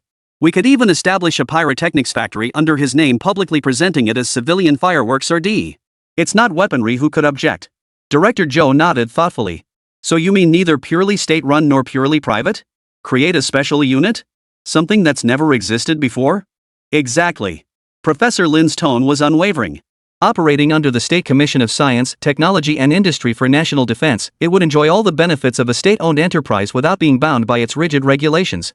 He can research whatever he wants, produce however he sees fit. We only care about the final results, not the process. This might just be a fresh approach. Academician Wang stroked his chin, a glint of insight flashing in his eyes. Many of our current procedures do have issues. Some researchers adapt, others don't. We can't just cater to those who fit in, we must carve a path for the geniuses who don't. It's settled. Professor Lin picked up the documents from the table, still stained with tea splash during the discussion. I'll report this tomorrow. This must happen. The suite remained brightly lit, yet the atmosphere had shifted completely. The senior professors were no longer debating what Xiang Chen wanted, but what they could offer him. It wasn't money or power, but the fertile ground for him to pursue research without distraction. Perhaps this was the truest form of respect for a genuine researcher. In the night sky outside the window, one star shone exceptionally bright, as if giving a thumbs up to this extraordinary discussion. Chapter 74: Shameless Eagle Nation condemns Dragon Nation for suppressing Eagle Nation private enterprises. Of course, while the senior professors were engaged in heated discussions in Jiangnan, the atmosphere in the meeting rooms of the Ministry of State Security, the military district, and relevant departments in the capital was equally tense and intense, showing no less intensity. The harsh, glare-inducing lights in the conference room resembled surgical lights, illuminating every detail of the satellite debris photographs laid out on the long table. The twisted metal fragments glowed with a cold light, as if still retaining the scorching heat from their descent through space. Minister Liu, perhaps we should issue a letter of condemnation first? Wang, the leader from the Ministry of Foreign Affairs, tapped his fingers lightly on the table, his tone tinged with hesitation. The documents before him were densely covered with drafts of diplomatic language, yet not a single one truly satisfied him. Absolutely not. Vice Minister Liu of the State Security Department slammed his pen down on the table. The metal cap clattered against the surface with a sharp crack. His knuckles turned white from the force. Send a letter of condemnation? That's like telling the Eagle Nation we've only just discovered your satellite. It's like flaunting our intelligence shortcomings right in front of them.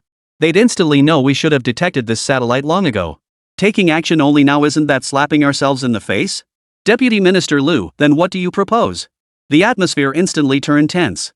Wang, the Foreign Ministry's counselor, pushed his glasses up his nose. Behind the lenses, his eyes held a barely perceptible flicker of anger. Deputy Minister, you say no, but that's not an option either. We've debated this all morning, we can't just drop it now. Their spy satellite has been lurking in our airspace for 3 years. This is a blatant provocation. An infringement on our sovereignty. He paused, his tone growing heavier.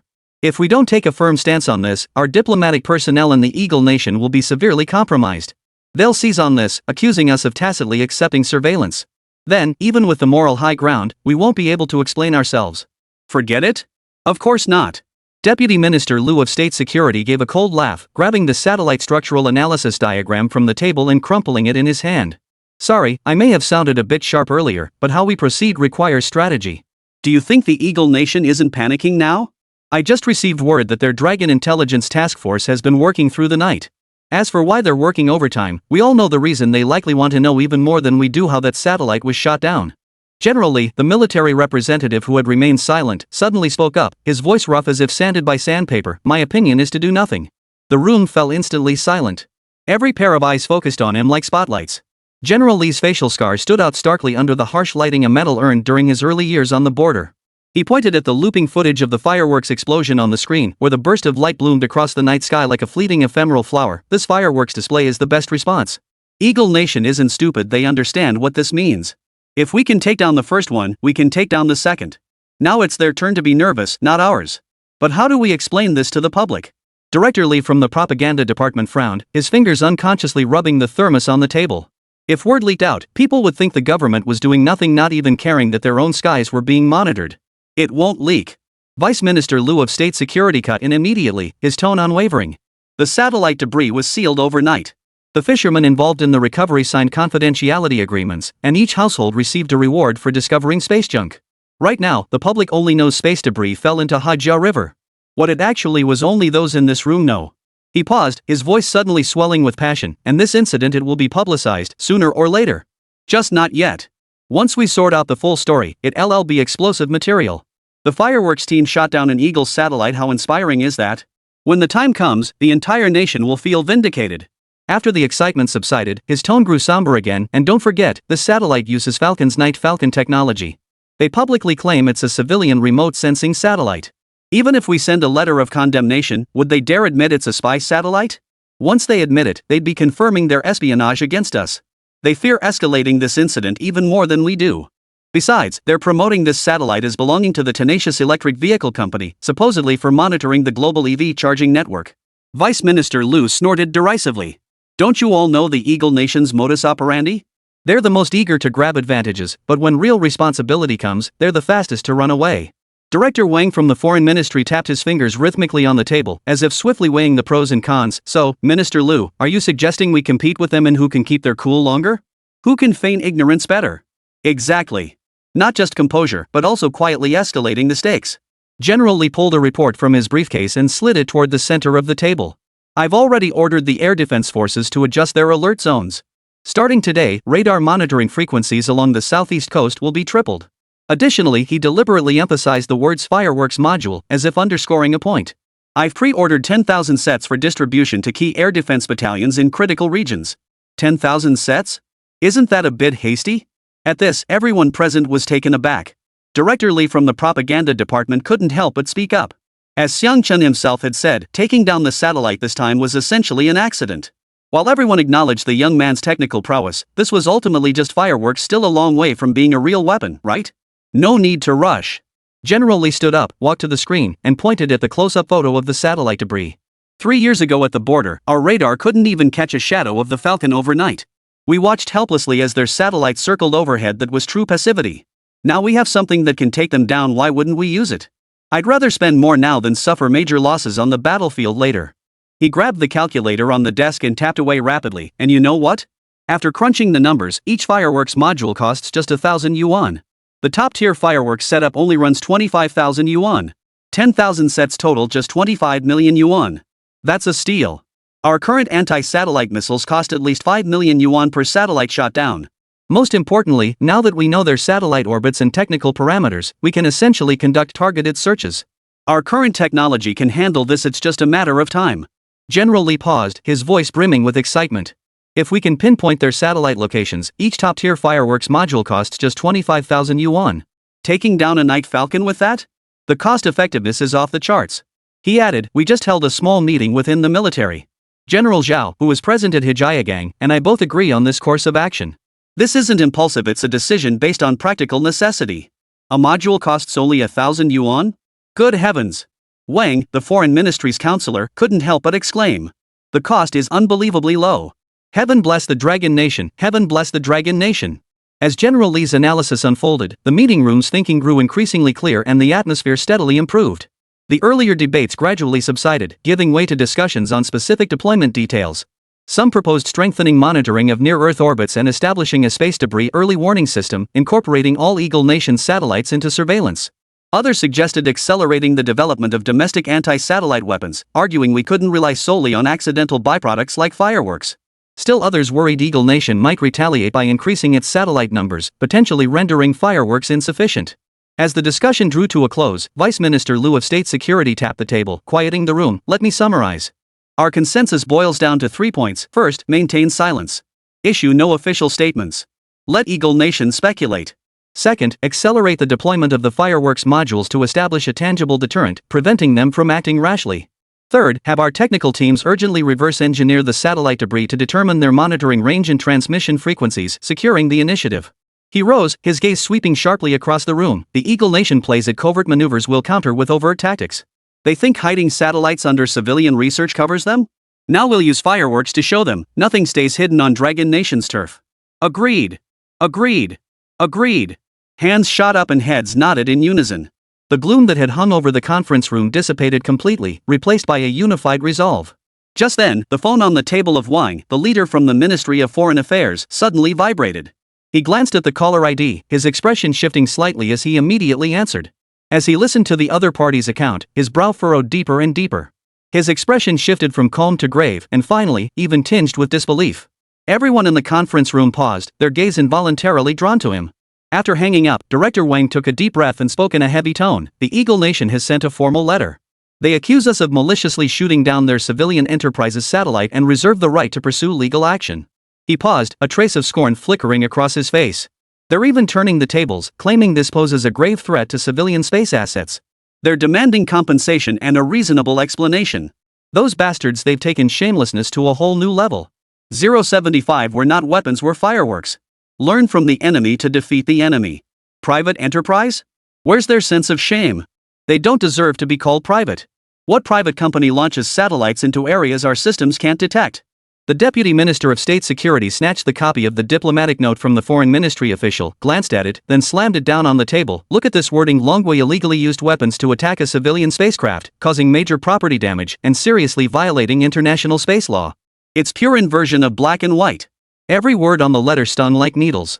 Director Lee picked it up, reading word by word, his fingers trembling. They even claim SpaceX's satellite is a civilian asset for meteorological observation, demanding immediate return of debris and 500 million eagles in compensation.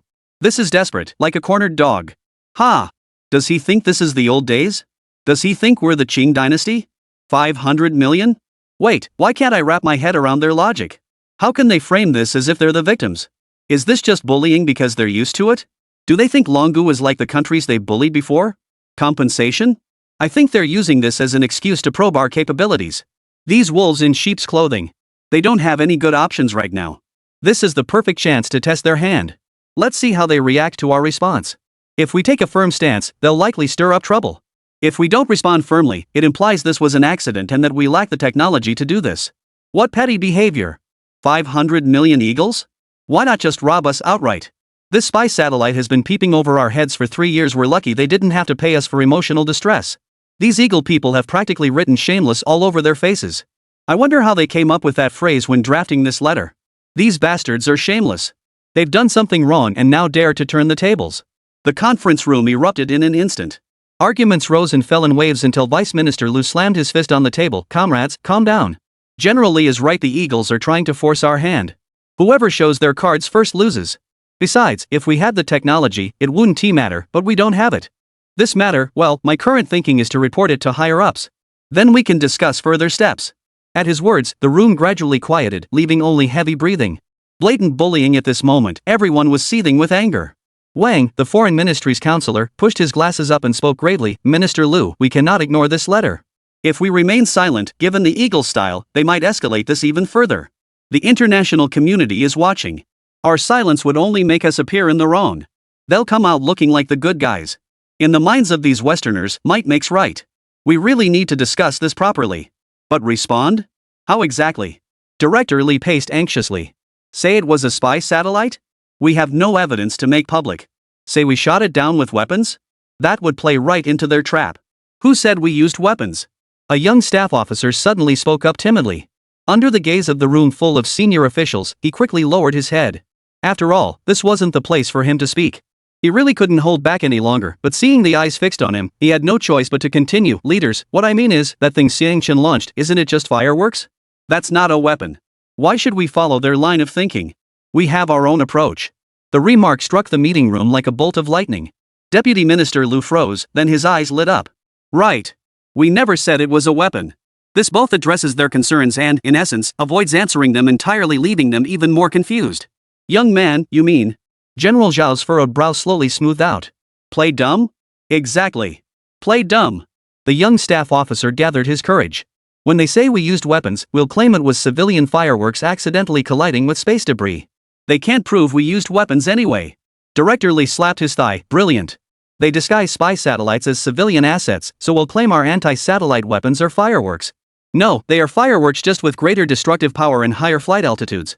No one can claim moral high ground. What's this called? Learning from the barbarians to defeat the barbarians? No, they're not worthy of our advanced techniques. This is using their own crude methods against them. If they dare act so shamelessly, we're not being shameless either, we're just turning their own tactics against them. Saying we shot down their satellites with fireworks actually proves our strength even more. Plus, they didn't get a single bit of the intel they wanted. Sigh, but this is just too frustrating. Councillor Wang from the Foreign Ministry still feels uneasy. They're clearly in the wrong, yet we have to play along with this charade. We must endure this humiliation. Deputy Minister Lu from State Security cut him off, his tone unwavering. Arguing logic with these shameless bastards is pointless. Let's see who can keep their cool longer. They accuse us of attacking civilian satellites? We express deep regret and offer to cooperate with their investigation. They demand compensation? We tell them the fireworks were handmade by folk artists, worth 1,000 yuan total.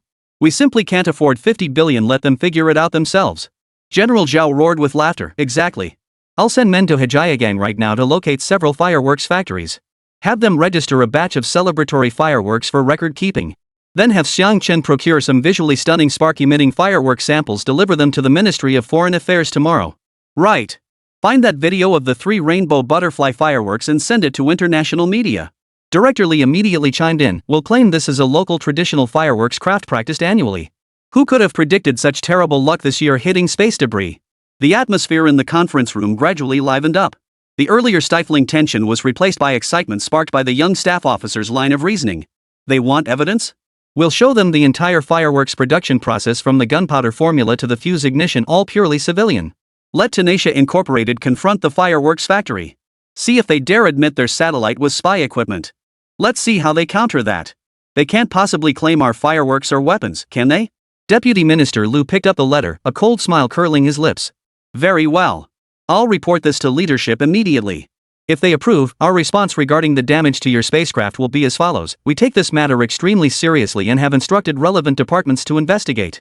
Preliminary findings indicate the incident resulted from accidental collision with space debris during a civilian fireworks celebration. We are willing to engage in friendly consultations with your country regarding the cause of the incident, but we cannot accept unreasonable compensation demands. He pushed the letter toward the Foreign Ministry official. Draft the response based on this. The more polite, the better. The more authentic it seems, the better. Councillor Wang glanced at the wording on the draft paper and suddenly smiled. They're shameless, so we'll play dumb with them. The initiative is in our hands anyway, they're the ones who should be anxious. Outside, the sky gradually brightened, and the lights in the conference room no longer seemed so harsh. Diplomacy, contrary to popular belief, is not always about magnanimity befitting great powers. Negotiations escalating into conflict is perfectly normal. But Longwo wouldn't stoop to the shameless tactics of the white-skinned ones. Like the eagle buttons, their message boils down to, setting facts aside, you're not at fault, right? Even if our people killed yours first, and your retaliation injured ours, that makes you the ones in the wrong. So today, you're ing paying with land and money. Of course, playing the rogue has its advantages. After all, when dealing with scoundrels, if you don't play dirty yourself, you're just wasting your time dealing with scoundrels. Of course, appearances must be maintained. Following international protocol, the final communiqué would likely read something like this. The two nations held candid discussions, fully exchanged proposals, expressed mutual respect for each other's demands, but reserved their positions. But given the circumstances, the situation on the ground was practically indistinguishable from the brink of war. Chapter 76, Xiang Chen, you ing god, right? Ha! Cut back to Xiang Chen and his two companions in the present. Xiang Chen parked the car in the garage. As soon as he pulled open the door, Song Yao grabbed his arm. Her grip was so tight it felt like she might wrench it off. Wait, don't try to brush this off. What did you mean by that earlier? What about later? Later what? Su Qingya nodded in agreement as streetlight filtered through the garage skylight. Fragmented shadows danced across her lashes. You turned down 200 million. You can't seriously be planting trees just for the sake of it, right? Xiang Chen unbuckled his seatbelt, leaned back against the seat, and tapped his fingertips lightly on the steering wheel. His expression grew serious. Why do you think the Eagle Nation dared to keep a satellite hovering over our heads for 3 years? Song Yao paused. Because their technology is superior? Because they think we don't have the capability to shoot them down. Xiang Chen's voice grew heavier, just like before. They always said we couldn't build 5th-generation fighters, couldn't make chips, couldn't construct aircraft carriers. They thought we'd never catch up. He pushed open the door and stepped out. The night breeze carried the scent of osmanthus flowers toward him. Song Yao hurried to catch up and asked, so you want them to know we can catch up? Not just know. Xiang Chen looked up at the night sky, where stars were obscured by clouds, leaving only faint glimmers. I want them to know we can do better.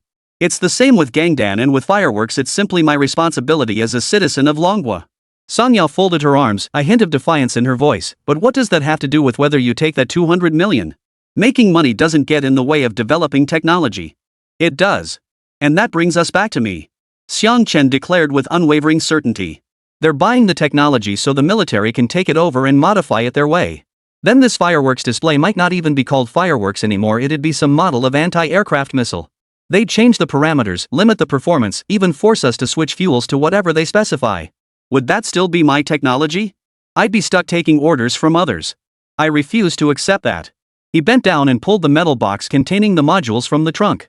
The box glowed coldly in the moonlight. Ladies, I don't want money. I want the right to decide. Right now, I call the shots.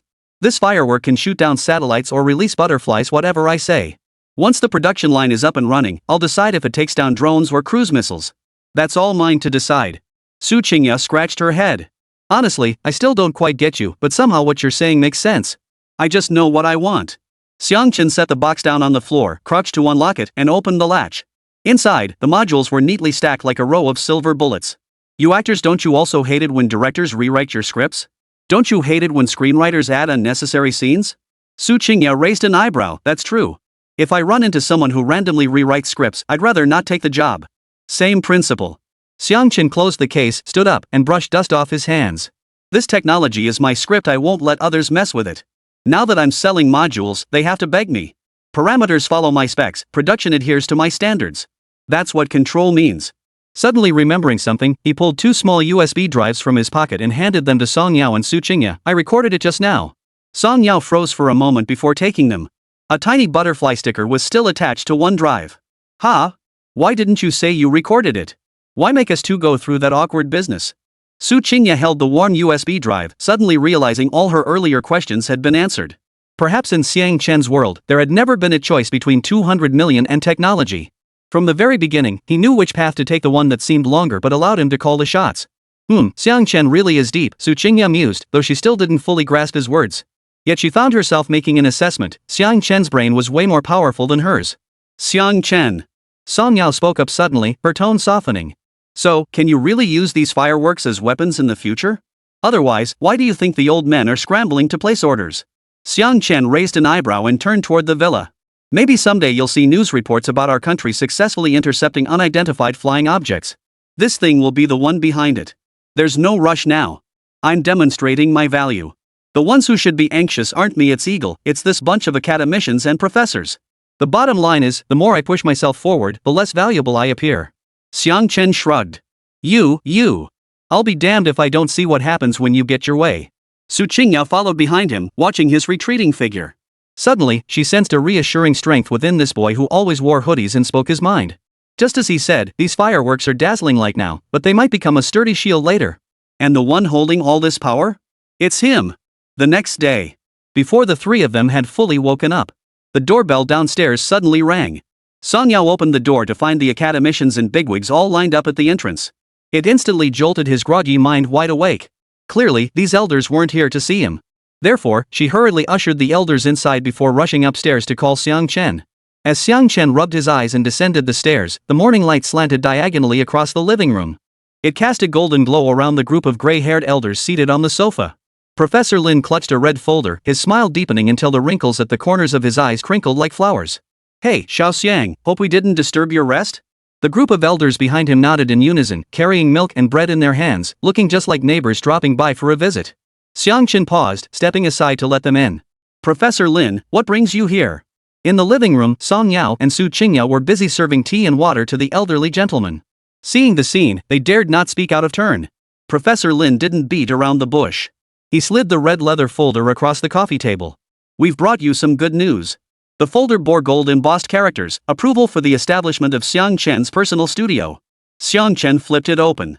The seal of the State Council's Commission of Science, Technology and Industry for National Defense was stamped at the bottom, accompanied by a line of fine print, to be treated as a national-level laboratory, with separate funding and autonomous management. This was... Xiang Chen's fingers froze on the page. "We reported this to the capital's leadership overnight yesterday," Professor Lin said, his voice tinged with satisfaction. "It was specially approved by the higher-ups." Academician Wang, leaning on his cane, spoke with evident satisfaction. "From now on, your studio will operate under the National Defense Science and Technology Industry Commission. You won't be subject to local oversight or need to deal with enterprises. Whatever research you wish to pursue, just submit it directly to us." Director Zhou added, "We've secured 500 million yuan in startup funding for you, though it won't be dispersed all at once, it'll come in phases. The initial tranche will be deposited into your studio's account. For facilities, we'll temporarily use the existing military factory space. If that proves insufficient, we'll build more. We've already had it cleared out. Whatever equipment you need, we'll provide. You can handpick any experts or scholars. Even us old-timers will send some of our students and disciples to learn under you." Before Xiang Chen could respond, Song Yao beside him gasped, covering her mouth. She nudged Su Qingya's arm and whispered hoarsely, 500 million? Good heavens! Su Qingya's eyes widened too, her fingertips trembling lightly against the rim of her water glass. Yesterday, Xiang Chen had mentioned wanting to plant trees. They'd thought his talk of taking the initiative was idealistic. Little did they know that overnight, a garden capable of fulfilling his every whim would literally fall from the sky. Was Xiang Chen some kind of god? How had he seen this coming? Su Qingya really couldn't wrap her head around it. "Professor Lin, these terms are far too generous." Xiang Chen studied the documents, his brow slightly furrowed. He had considered that his momentary refusal might bring him a significant advantage. But he never imagined it would be this substantial. After all, the information in that document was something no one would ever refuse. Contributing his technology as equity meant the state would hold 51% while he retained 49%. This arrangement secured ownership of the technology while ensuring his financial returns. In other words, this document granted him the status of a state-owned enterprise employee. Yet it spared him the constraints of such a position. Of course he wanted status and perks like mine, but it was also a bit overwhelming. Not at all. Not in the slightest. Professor Li waved his hand immediately. Your fireworks module requires building production lines for expansion. Steel egg needs new material or D for upgrades. And don't even get me started on future research. I don't believe you're limited to just these two innovations. At the same time, don't put too much pressure on yourself. We've considered this before, but no one could shoulder this responsibility until now. I believe you're qualified for it. And for someone of your caliber, we certainly don't want you to lose out. Show us your sincerity, and we'll respond with our utmost sincerity. Professor Lin studied Xiang Chen's expression and suddenly smiled. What? Think it's not enough? No. Xiang Chen closed the folder, his eyes clear. I just wonder if it might be too special. It should be special. Academician Wang slammed his hand on the table. Your technology demands special treatment. Rest assured, the higher-ups have said that as long as you deliver results, rules can be bent. We old-timers still carry some weight around here. The atmosphere in the living room grew lively as the elders chattered away about plans for the studio. Some suggested assigning Xiang Chen a dedicated research team. Others proposed building an expert residence next to the workshop. Still others recommended transferring Gangden's production line to the studio's jurisdiction. Some even declared they'd come over the moment they were forced into retirement. As Song Yao listened, she suddenly recalled Xiang Chen's words from last night, what about later? It turned out his what comes next wasn't some vague daydream, it was a tangible path he could build step by step. Rejecting a 200 million yuan technology licensing deal had earned them 500 million in independent R&D funding. Sacrificing a one-time windfall had secured them a long-term platform where they held the reins. Xiang Chen had calculated this better than anyone. Though it felt almost like a dream, this very thing was happening right now. Unbelievable. Truly unbelievable. Xiao Xiang, you need to make a decision. Professor Lin looked at him, his eyes brimming with expectation. Xiang Chen picked up his pen and signed his name crisply on the approval document's receipt. Thank you, everyone, he said, pushing the papers back with solemn gravity. I won't let you down. That's the spirit. Director Zhou laughed heartily. That's exactly what we needed to hear. The elders didn't linger long. They dropped the documents and hurried back to the military factory to arrange the site. The moment the door closed, Song Yao suddenly grabbed Xiang Chen's arm, her voice trembling.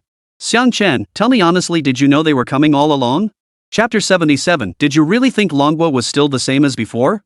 Xiang Chen scratched his head, his fingertips brushing the strands of hair at his forehead, a helpless expression of both amusement and exasperation on his face.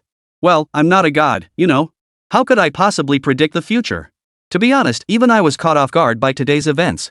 He glanced at Su Qingya's wide-eyed stare and couldn't help but smile. Does my face really scream I know exactly what's coming next? But you were perfectly calm yesterday. Su Qingya leaned forward, elbows propped on the coffee table, her tone stubbornly insistent.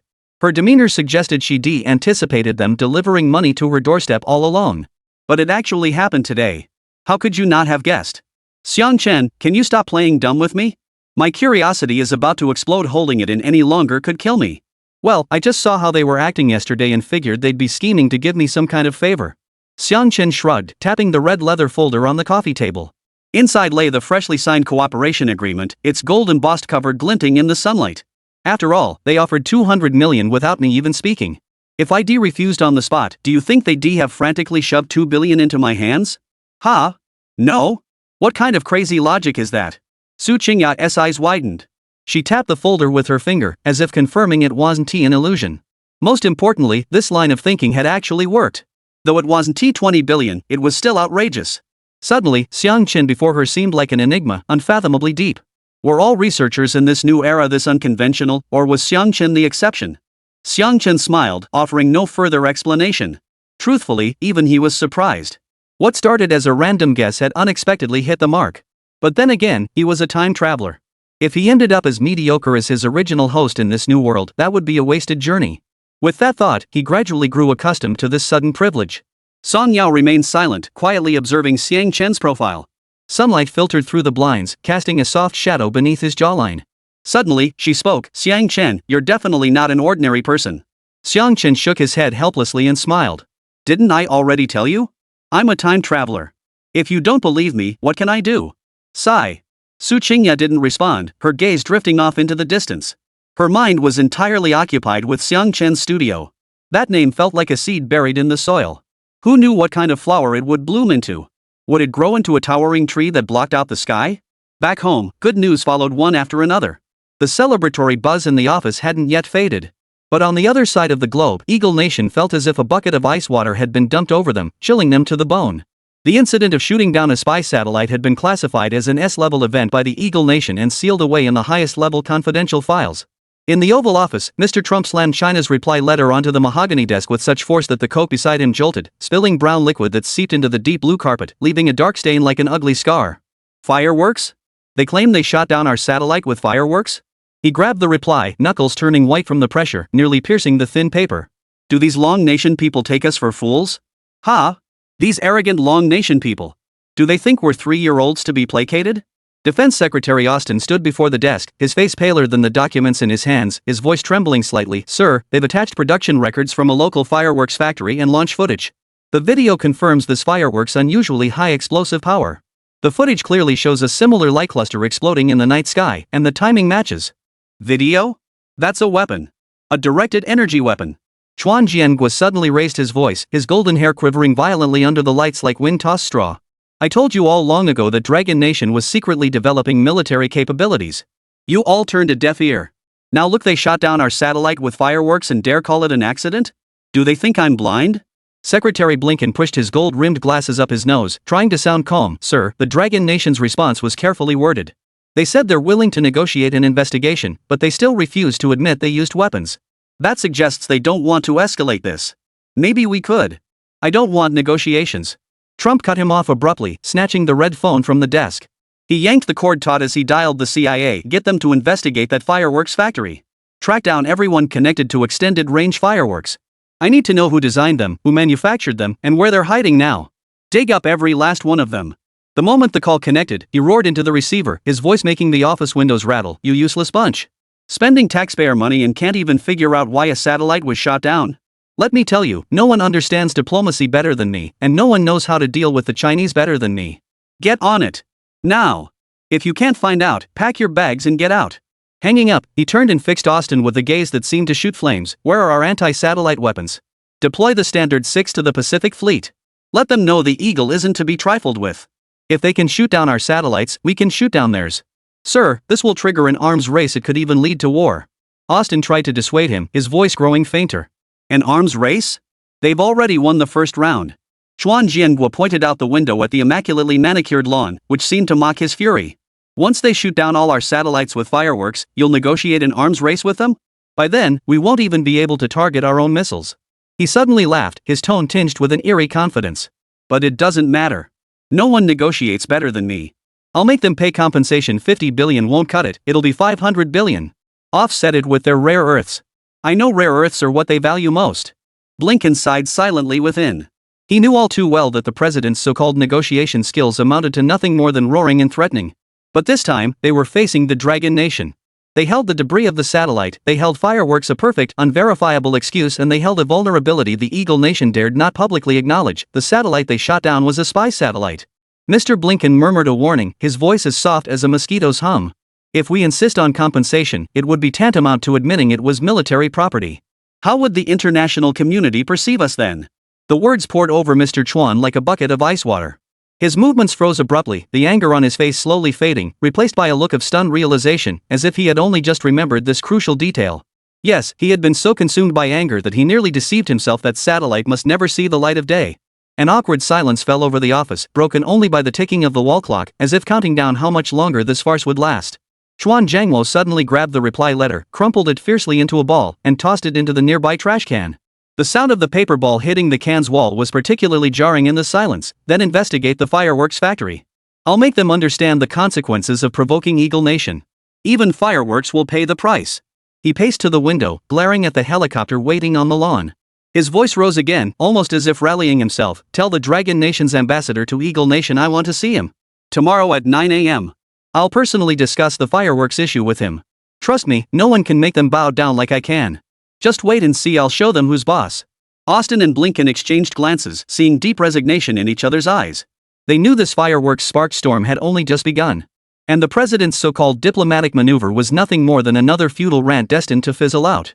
After all, when the other side uses accidents as a shield, and you lack the courage to pierce that shield, even the toughest threats bounce off like punches to cotton, leaving you seething with frustration.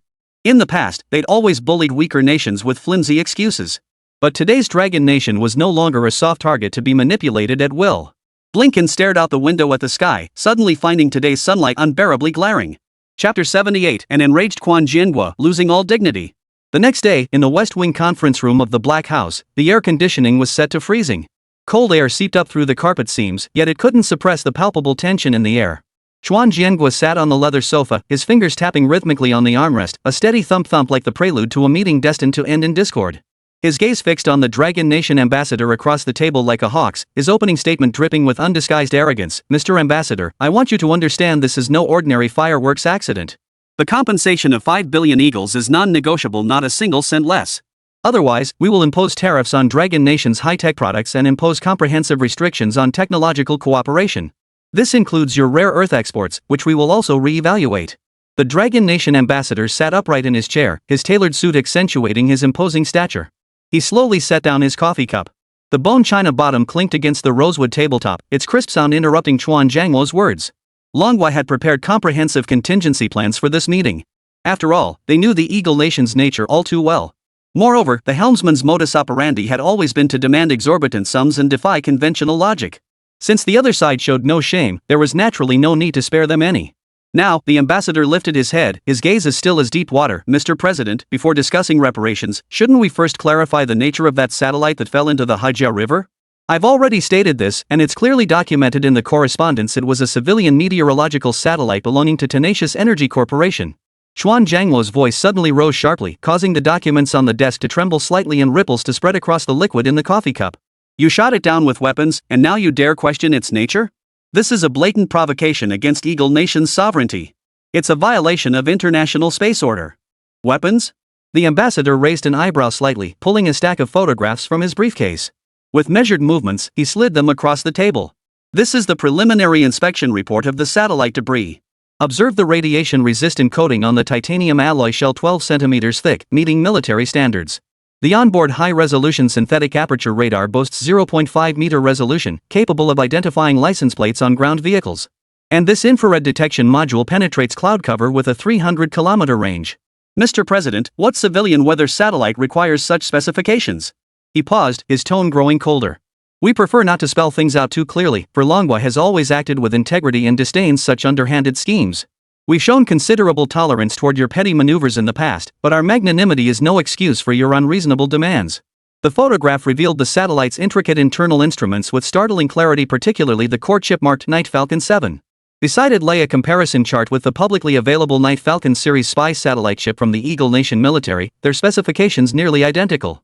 Those metallic components glowed coldly under the lights, silently exposing the deception. Xuan Zhangmo's expression darkened instantly.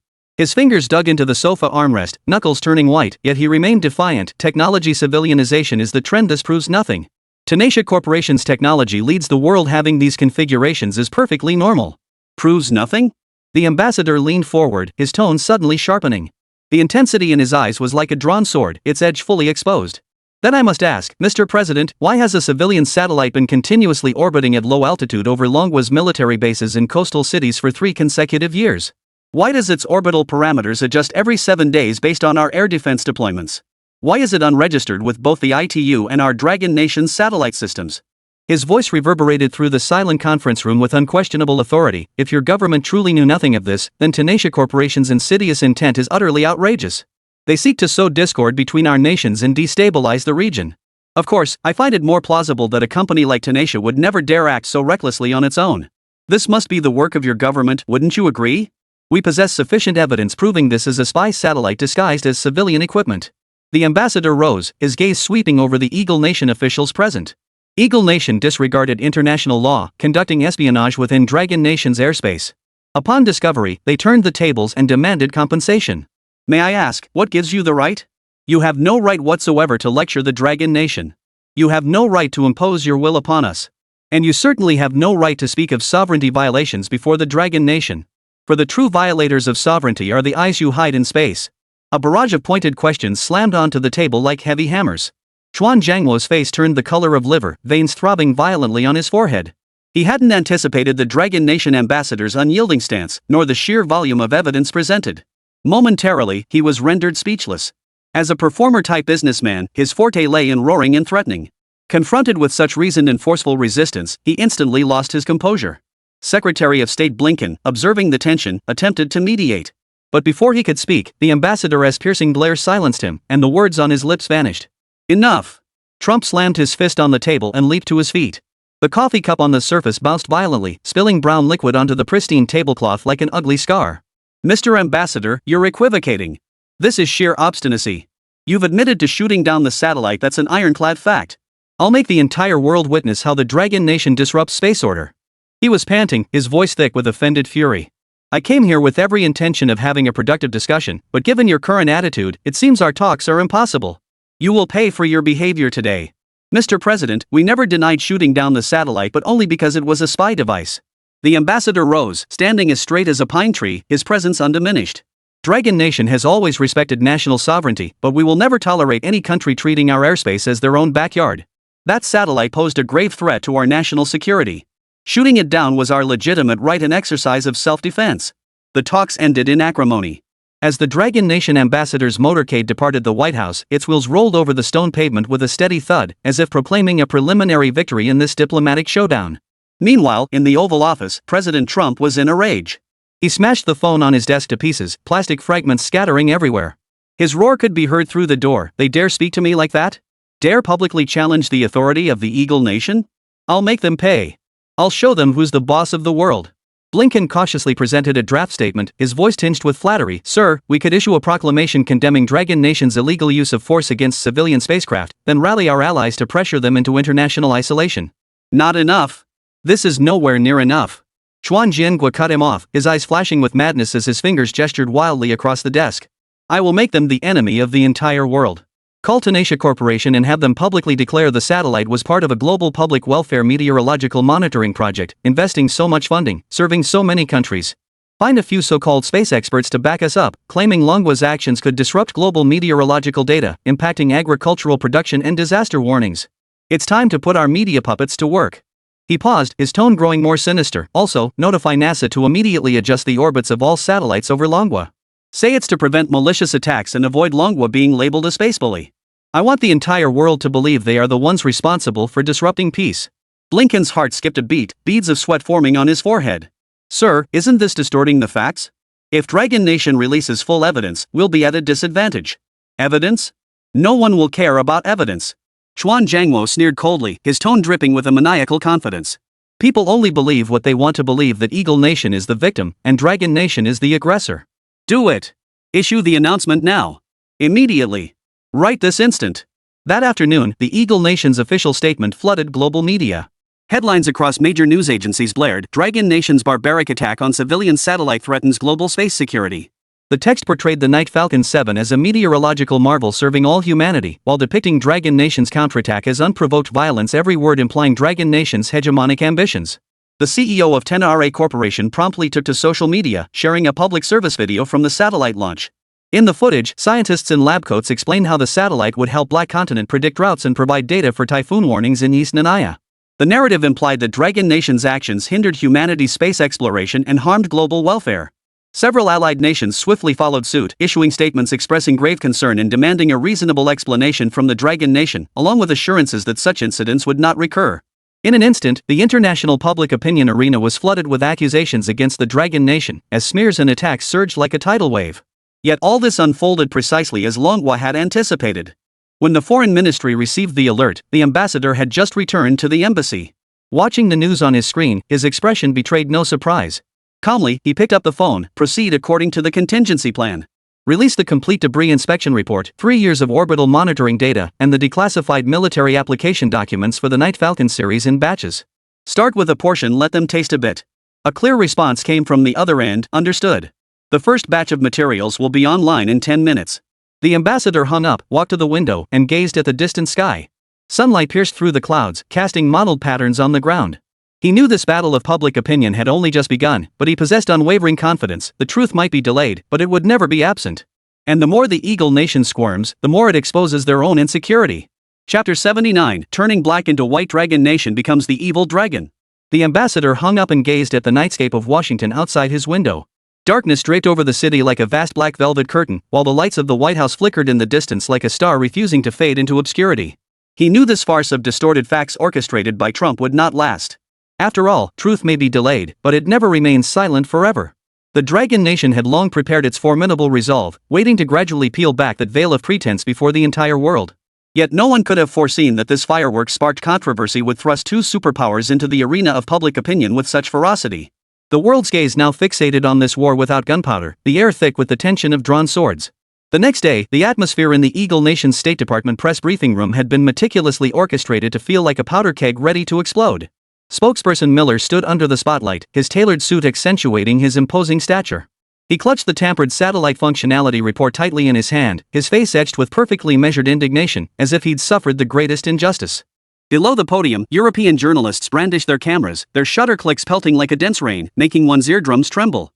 Many among them had already been brainwashed by the Eagle Nation's propaganda machine, their gazes toward Miller tinged with sympathy. Ladies and gentlemen, we possess irrefutable evidence that Dragon Nation deployed directed energy missile weapons to maliciously destroy Falcon 7, the technical satellite employed by Tenara Corporation for global meteorological monitoring. Miller's voice boomed through the microphone, his anger deliberately restrained.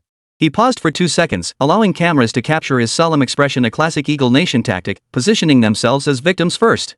This satellite provided free meteorological data to 192 nations daily. Across Asia alone, over 500 million farmers relied on its drought and flood warnings. Now it's gone. He spread his hands wide, his tone brimming with heartfelt anguish, as if the satellite's demise were a loss for all humanity. Members of the press, he cleared his throat, his voice suddenly rising, they are still destroying evidence. Their military personnel are dismantling the satellite's core components, attempting to erase traces of a directed energy weapon attack. Flashbulbs erupted from the audience. A CNN reporter fired the first question, his tone already taking sides. Mr. Miller, do you have concrete evidence they're destroying evidence? Miller shook his head helplessly, a flicker of unjustified grievance in his eyes. No physical evidence yet, but Tenara Corporation's remote monitoring system captured abnormal operation logs that alone speaks volumes. A French reporter noticed the timestamp in the corner of the video he had just shown and pressed further. This footage shows events from 3 days ago. Why release it now? Because we were verifying it. Miller's eyes flickered as he suddenly raised his voice, attempting to mask his unease. We intended to handle this quietly to avoid escalating tensions. But infuriatingly, they just announced plans to use the satellite debris for research. This is blatant plunder. That belongs to the Eagle Nation. They have no right to dispose of it. A CNN reporter immediately raised his hand, as if scripted. Mr. Miller, Longwa claims this was a fireworks accident and provided production records from the factory. What's your take? Fireworks? Miller snorted as if hearing the biggest joke ever. He pressed the remote, and the screen suddenly displayed blurry photos of the satellite before impact. Everyone, look at this. Our experts analyzed the fragments and identified these bullet marks, classic kinetic weapon impact traces with high temperature melt erosion characteristics along the edges. What kind of fireworks could generate temperatures exceeding 3000 degrees Celsius and precisely hit a satellite traveling at 78 kilometers per hour? Do you believe this? Frankly, I doubt even a 3-year-old would buy Longwa's story. His tone shifted abruptly, growing solemn as if recalling a debt of gratitude. The Dragon Nation has truly disappointed us. They've forgotten who extended a helping hand during their time of need. Now they repay kindness with betrayal, committing such treacherous acts. A reporter from Goddess Times pressed further. The Dragon Nation claims the satellite was actually used for espionage. Is that true? That's a complete fabrication. Miller's voice rose sharply, his cheeks flushing with anger. Longwa is attempting to confuse the public with such despicable tactics to cover up their crimes against space order. We've united 27 nations demanding Longwa immediately cease such actions and compensate for at least $500 million in damages. This is a carefully orchestrated propaganda war by Dragon Nation. Knowing they're in the wrong, they fabricate lies about spy satellites to divert attention. He picked up a document, held it aloft, and displayed it to the camera. Look. This is the registration certificate from the International Telecommunication Union. It clearly states, Global Meteorological Data Collection. Dragon Nation has no right to shoot it down. They are breaking the law, provoking conflict, and undermining the common interests of all humanity.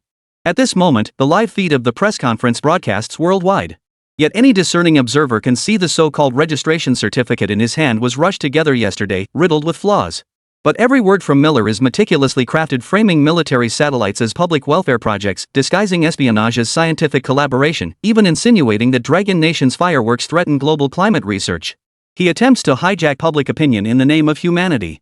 The Longwa Chinese language reporter stood up, his voice clear and resolute. Mr. Miller, we possess 3 years of continuous orbital records showing satellites circling at low altitudes over Longwa military bases, trajectories even lower than internationally recognized meteorological satellite standards. May I ask, does meteorological research necessitate such low orbits? And precisely circling military bases? That's the essential trajectory for meteorological observation. What do you know? Miller snapped impatiently, cutting him off. Typhoon monitoring requires intensive sampling. Only low orbits yield precise data. Is Dragon Nation going to ban nations from monitoring natural disasters? That's irresponsible toward global safety. He suddenly turned to the camera, his voice tinged with sorrow as if grieving for those about to suffer. Consider the farmers of Asia who depend on meteorological data.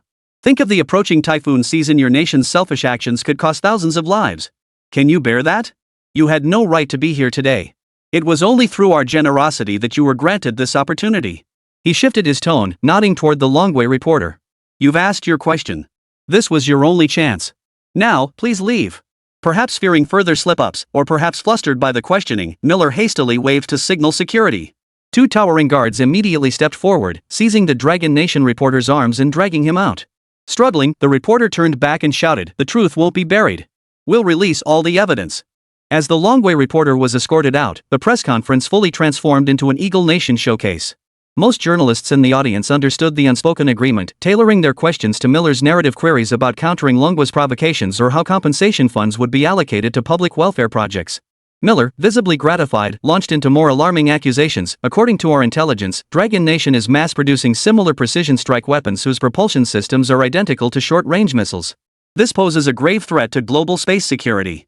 In light of Dragon Nation's hostile actions, Eagle Nation is launching the Space Security Initiative effective immediately. We will collaborate with allies to deploy anti-missile satellites in low Earth orbit. We must protect ourselves and safeguard humanity's space assets.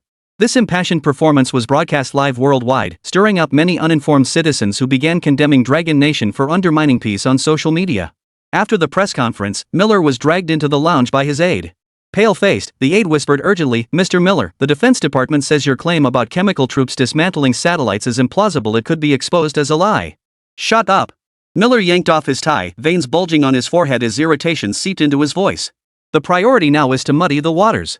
No one will notice these details. By the time they catch on, our space security initiative will already be in motion.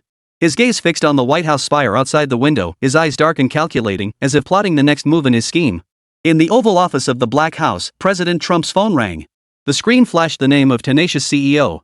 He took a deep breath, and by the time he answered, his usual confidence had returned. Rest assured, Mark, public opinion is completely on our side. Yes, proceed as planned.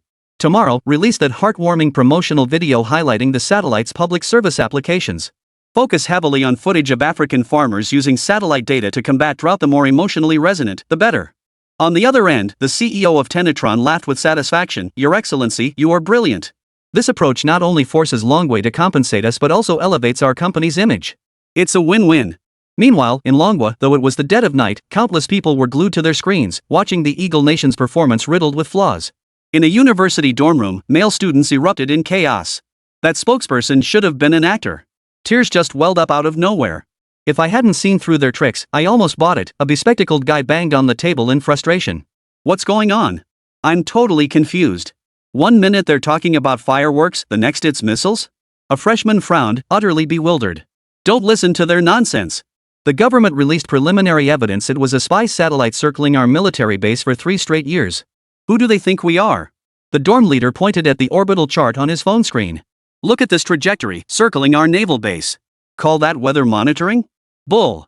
Damn it, the Eagles have no shame. They get caught red-handed spying, then turn around and accuse us of disrupting peace? Damn it, let's do this. Support the country standing firm. Throw all the evidence out there and let the world see their true colors. At that moment, the topic Eagle Nation's lies surged to the top of Longwa's social media trending charts, with related discussions exceeding 1 billion views within just half an hour. Netizens flooded the comments with evidence of the Eagle Nation's past hegemonic actions, from reconnaissance aircraft intrusions to spying on allies, each piece forming a clear chain of proof. The comments section erupted with furious outrage. The elderly professors Still and Jiangnan were furious beyond words. Pointing at the replayed footage of Miller's press conference on TV, Academician Wang's hand shook violently, his voice trembling. These bandits. When they used U-2 reconnaissance planes to spy on our airspace back then, why didn't they claim it was disrupting order? After we shot them down, they still had the nerve to demand compensation. Now that they've been caught red-handed, they've learned to play the victim. They haven't learned a thing. Professor Lin patted his shoulder, his tone steady yet firm. Don't let it ruin your health. Thankfully, we've prepared long ago. The evidence chain is rock solid, waiting for them to speak their final word. This time, we won't let them get away with it. Outside the window, the night remained deep and dark, yet countless hearts in the Dragon Nation burned with a fiery resolve. They knew this battle of public opinion wasn't just about the truth behind a satellite, it was about the dignity of a nation. And truth, they believed, would ultimately blossom in the sunlight. Chapter 80. The brightest star in the night sky must keep pace with current events. Academician Wang slammed his enamel cup onto the table, sending tea splashing onto the satellite functionality report released by the Eagle Winged Agency. The dark brown stain spread like an ugly scar. 3 years. They claim this satellite has been circling above our heads for 3 years solely to collect meteorological data? He pointed at the typhoon monitoring trajectory chart in the report, his silver beard trembling with fury. This trajectory is mapped more precisely than our own air defense identification zone. Circling around military bases, patrolling along the coastline. Do they think we're blind? Or do they think we're fools? What a sham! Well done, typical of their dirty tricks. He slammed the report onto the desk, the edges curling up. These scoundrels. They've no shame left. Hearing this, Professor Lee pushed his glasses up and pulled a stack of photos from the folder, close-ups of satellite debris, their edges still smudged with unwashed mud from being dredged from the riverbed. Their plan was clear, no proper explanation, just muddy the waters so the international community sees both sides as valid, then let it fade away. He circled an inconspicuous metal connector with a red pen, the outline starkly visible against the photo. See this? It's the standard interface for military data links. The pin spacing, the anti-magnetic coating, all custom specs from the US Department of Defense. They even sanded down the edges to cover their tracks. Too bad, no matter how smooth they polished it, our materials experts saw right through them. Professor Zhang suddenly sprang to his feet, his rosewood cane thudding loudly on the floor, making the teacups on the table tremble. Back when we shot down their U-2 reconnaissance plane, they still tried to challenge us, claiming it was a navigation malfunction that led them into our airspace. Back then, our national strength was weak, and we had to swallow that silent humiliation. Now we're a force to reckon with. They shot down our satellite and then forged international records? Do they really think Dragon Nation is still the pushover it was decades ago? Yesterday our ambassador in the Eagle Nation slammed the evidence right in their faces, and they still have the nerve. Professor Zhang's temper was always fiery, and now the veins in his neck bulge. They really are pushing their luck. Alright, calm down, old Zhang. Professor Lin waved his hand, tapping his fingers lightly on the table. It's not worth getting worked up over them. After all these years of dealing with them, haven't you figured out their tricks yet? If they can fake it, we just learn from them. That's called fighting fire with fire. Anger aside, the old professors remained remarkably composed. They'd anticipated the Eagle's tricks and even replicated their methods a day earlier. Yesterday, a 3-year-old fireworks factory suddenly sprang up in Jiangnan's industrial park. From business registration to production licenses, tax filings to employees' social security, every document and procedure was flawlessly complete. This factory was a preemptive move, planted to counter the Eagle's slander. Hey, what do you think Xiao Xiang is up to now? Professor Lu, sitting in the corner, suddenly spoke up, still holding half a piece of uneaten peach cookie. At his words, the room fell noticeably quieter. As the central figure in this affair, Xiang Chen should have been swamped with work right now, yet they hadn't received a single update. Why don't we go pay him a visit? Professor Lin chuckled, a hint of curiosity flashing in his eyes. Maybe the kid's cooking up something new. Let's go. Ha, that's exactly what I was thinking. The group of elders agreed instantly, streaming out of the hotel in a dense crowd. The clatter of canes and the rhythm of footsteps blended together, resembling a troop marching toward the battlefield. The scene shifted to Xiang Chen's perspective. Xiang Chen had naturally caught wind of the online buzz. He'd already experienced the shamelessness of the Eagle Nation in his original world, but never imagined they'd become even more brazen in this one. Still, he hadn't anticipated the incident escalating so dramatically within a single day. It had become a global focal point. However, Xiang Chen had no intention of letting this attention go to waste. After all, the Dragon Nation had already begun tracking the positions of other spy satellites yesterday. Coincidentally, the system had just unlocked a batch of related technologies. And these technologies all required popularity points to unlock. The Steel Egg upgrade plan, the iterative version of the fireworks module, which of these didn't demand massive amounts of popularity points? Such perfect timing, not capitalizing on it would be a waste of his transmigrator status. Thus, he was now bustling with activity. What he was composing at this very moment wasn't a technical proposal or an inspection report, but a song titled The Brightest Star in the Night Sky. Just hearing the name made its perfect fit for the current theme evident. Downstairs, Su Qingya was curled up on the sofa with a pillow, scrolling through her phone. The trending topic about Eagle Nation's falsified satellite data still dominated the top spot, marked by a bright red explosive icon. In the comments section, the fury of Dragon Nation netizens was palpable even through the screen. Comments like they've lost all dignity and suggest sending the satellite debris to them as evidence flooded the feed. Song Yao approached carrying a plate of freshly cut fruit. Just as she set it on the coffee table, a soft click echoed from upstairs, Xiang Chen locking his door. What's gotten into him? Su Qingya mumbled with a strawberry in her mouth, her lips still stained with red juice. He was looking at satellite orbit charts just a moment ago. Maybe he's plotting a counterattack? After all, he's practically a co-protagonist in this whole thing. Song Yao shrugged, taking a slice of honeydew melon and popping it into her mouth. Didn't Eagle Nation's press conference yesterday label fireworks as directed energy weapons? As the designer of those fireworks, he must be under a lot of pressure. Su Qingya glanced toward the stairwell. Warm yellow light seeped through the crack of the second-floor door, accompanied by faint rustling sounds from inside. Maybe he's revising the technical proposal? Didn't he mention something about upgrading the targeting system when discussing that satellite detection report with the old man yesterday? I don't really understand it either, but it sounded pretty impressive. Does upgrading the system require shutting himself away? And can this kind of thing even be done at home? Song Yao sighed and shook her head. Who knew what he was up to? That kid always managed to pull off something unexpected. Just then, a series of urgent knocks sounded at the door. Song Yao shuffled over in her slippers to open it, only to find Professor Lin standing outside with a group of senior professors. He was carrying a bulging canvas bag, looking like he'd just returned from the market. Professor Lin? What brings you here? We came to see Xiao Xiang. Professor Lin smiled as he stepped inside, his gaze sweeping over the TV screen in the living room, which was replaying Miller's press conference. That phony face was still babbling away before the cameras. You two young ladies are here too? Watching the news? You bet. Su Qingya hurriedly poured tea for the elders and pushed freshly washed grapes toward them. They're calling our fireworks weapons and fabricating evidence. Netizens are furious. I just checked the trending topics. Eagle Nation's face is so swollen they're practically storming in. Academician Wang set down his teacup, the tea stain spreading into a small circle at the bottom. It's no big deal. The higher-ups already have countermeasures in place. We're just here to chat with Xiao Xiang. After all, he's one of the main players in this affair. He's upstairs. Song Yao pointed toward the second floor. He locked himself in his room and said no one is to disturb him. We have no idea what he's doing. Locked in his room? Professor Li's eyes lit up as he pushed his glasses up. Could he be in seclusion? Working on something new? Could be. Shall we go listen in? Professor Xiang stood up, leaning on his cane, his face brimming with curiosity. After all, the urge to watch the spectacle was probably etched into human DNA, regardless of age. Shall we go up and see? Song Yao smiled. She and Su Qingya were already curious about what Xiang Chen was up to, and now with the old gentleman backing them, they felt even less hesitant. Soon, a procession of elders marched up to the second floor, their canes tapping rhythmically on the stairs as if providing a soundtrack to this expedition. Song Yao and Su Qingya hurried after them, their minds buzzing with questions. What on earth was Xiang Chen doing? The second floor door was tightly shut. Professor Lin motioned for everyone to keep quiet, then pressed his ear to the crack, holding his breath to listen to the sounds inside. First came a rustling sound, as if someone were moving chairs. Then, a clear, resonant male voice emerged, slightly hoarse, as if not yet warmed up, yet enunciated with precision and a unique cadence. Brightest star in the night sky, can you hear me? The loneliness and sighs in the heart of those who gaze upon you. Brightest star in the night sky, can you recall? The figure that once walked beside me, vanished in the wind? The old gentleman froze, halting at the stairwell entrance.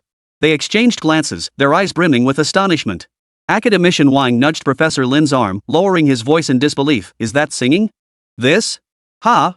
Professor Zhang's hand holding his cane froze mid-air, his mind momentarily blank. Good heavens, what on earth is this? The kid is singing? And why did the lyrics seem to have some subtle connection to what they were doing? Stars in the night sky? Was it about that satellite that got shot down? Or was there some other meaning? The group exchanged bewildered glances, momentarily forgetting their mission to knock. They stood silently at the doorway, listening as the song continued to flow from within, like a clear spring, washing away some of the anxiety that had built up over the past few days. Chapter 81, topping the charts, Xiang Chen knows a thing or two about yin and yang. Sounds like it, huh? Professor Lin listened intently, his initial surprise gradually turning to admiration.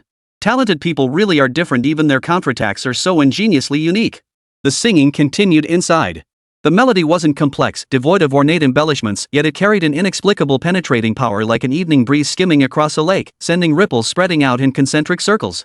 I pray for a transparent heart and eyes that can shed tears. Song Yao and Su Qingya stood at the staircase entrance, utterly dumbfounded. Good heavens! Just moments ago, they'd been downstairs speculating wildly, from technological upgrades to strategic deployments, imagining the most outlandish scenarios.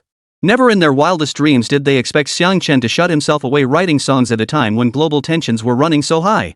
Su Qingya stared at the closed door and shook her head helplessly. Sigh, I just don't get it. Really don't get it. His thought process must be on a completely different wavelength from ours. Professor Zhang's cane tapped lightly on the floor, his voice hushed as if afraid of disturbing something. Don't disturb him. The meaning in that song speaks louder than 1,000 words from us. The singing continued, drifting through the door into the hallway like a clear spring slowly flowing through everyone's heart. The old men stood rooted to the spot, none speaking, simply listening in silence. Somewhere, the TV in the living room had been turned down, leaving only this crystalline melody echoing with a soothing, heart-calming power. Brightest star in the night sky. As the final verse faded, a soft sigh escaped from within the room, followed by the scratching of a pen on paper, a rhythmic sound, as if sketching some blueprint. The group gathered at the staircase exchanged knowing smiles. This kid hadn't disappointed them. Inside, Xiang Chen remained unaware of the audience gathered outside. He recorded a few takes, made minor edits to the audio track, and after confirming everything was in order, clicked the publish button on the music platform. Finished, he stretched, rose to open the door only to be startled by the crowd milling outside.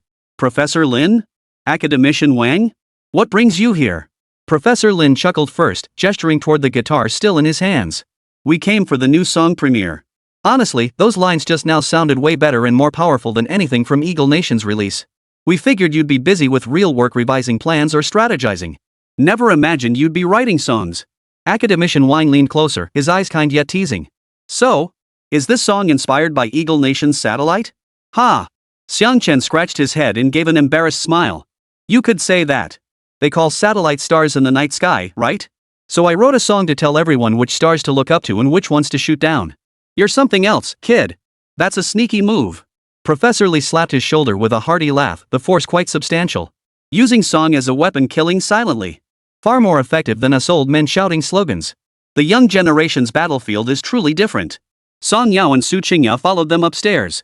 They'd caught snippets of lyrics downstairs earlier, and now, piecing them together with Xiang Chen's explanation, the deeper meaning became crystal clear. Song Yao couldn't help but ask, when are you releasing this song? I want to share it with my friends right now. It's already out. I just recorded a demo and uploaded it directly. Xiang Chen opened his phone, displaying the release interface of a music platform. The song's cover featured a deep blue night sky dotted with stars, with a small fireworks icon beside the brightest one. The title was simply The Brightest Star in the Night Sky. No tags were added, nor any references to current events. Whether it would go viral depended entirely on whether netizens understood it. It'll definitely go viral. Who wouldn't get it? Only those folks in the Eagle Nation would play dumb and pretend not to understand. Professor Xiang smiled with narrowed eyes, his cane tapping out a cheerful rhythm on the floor. The deeper meaning in these lyrics was obvious to anyone with eyes to see. Just then, Su Qing'e gasped, "Quick, look at the comments. There are already thousands. They're growing so fast." Everyone rushed over to see. The comments section was already exploding. This song couldn't have come at a better time. The brightest star in the night sky, isn't that clearly referring to a certain country's spy satellite?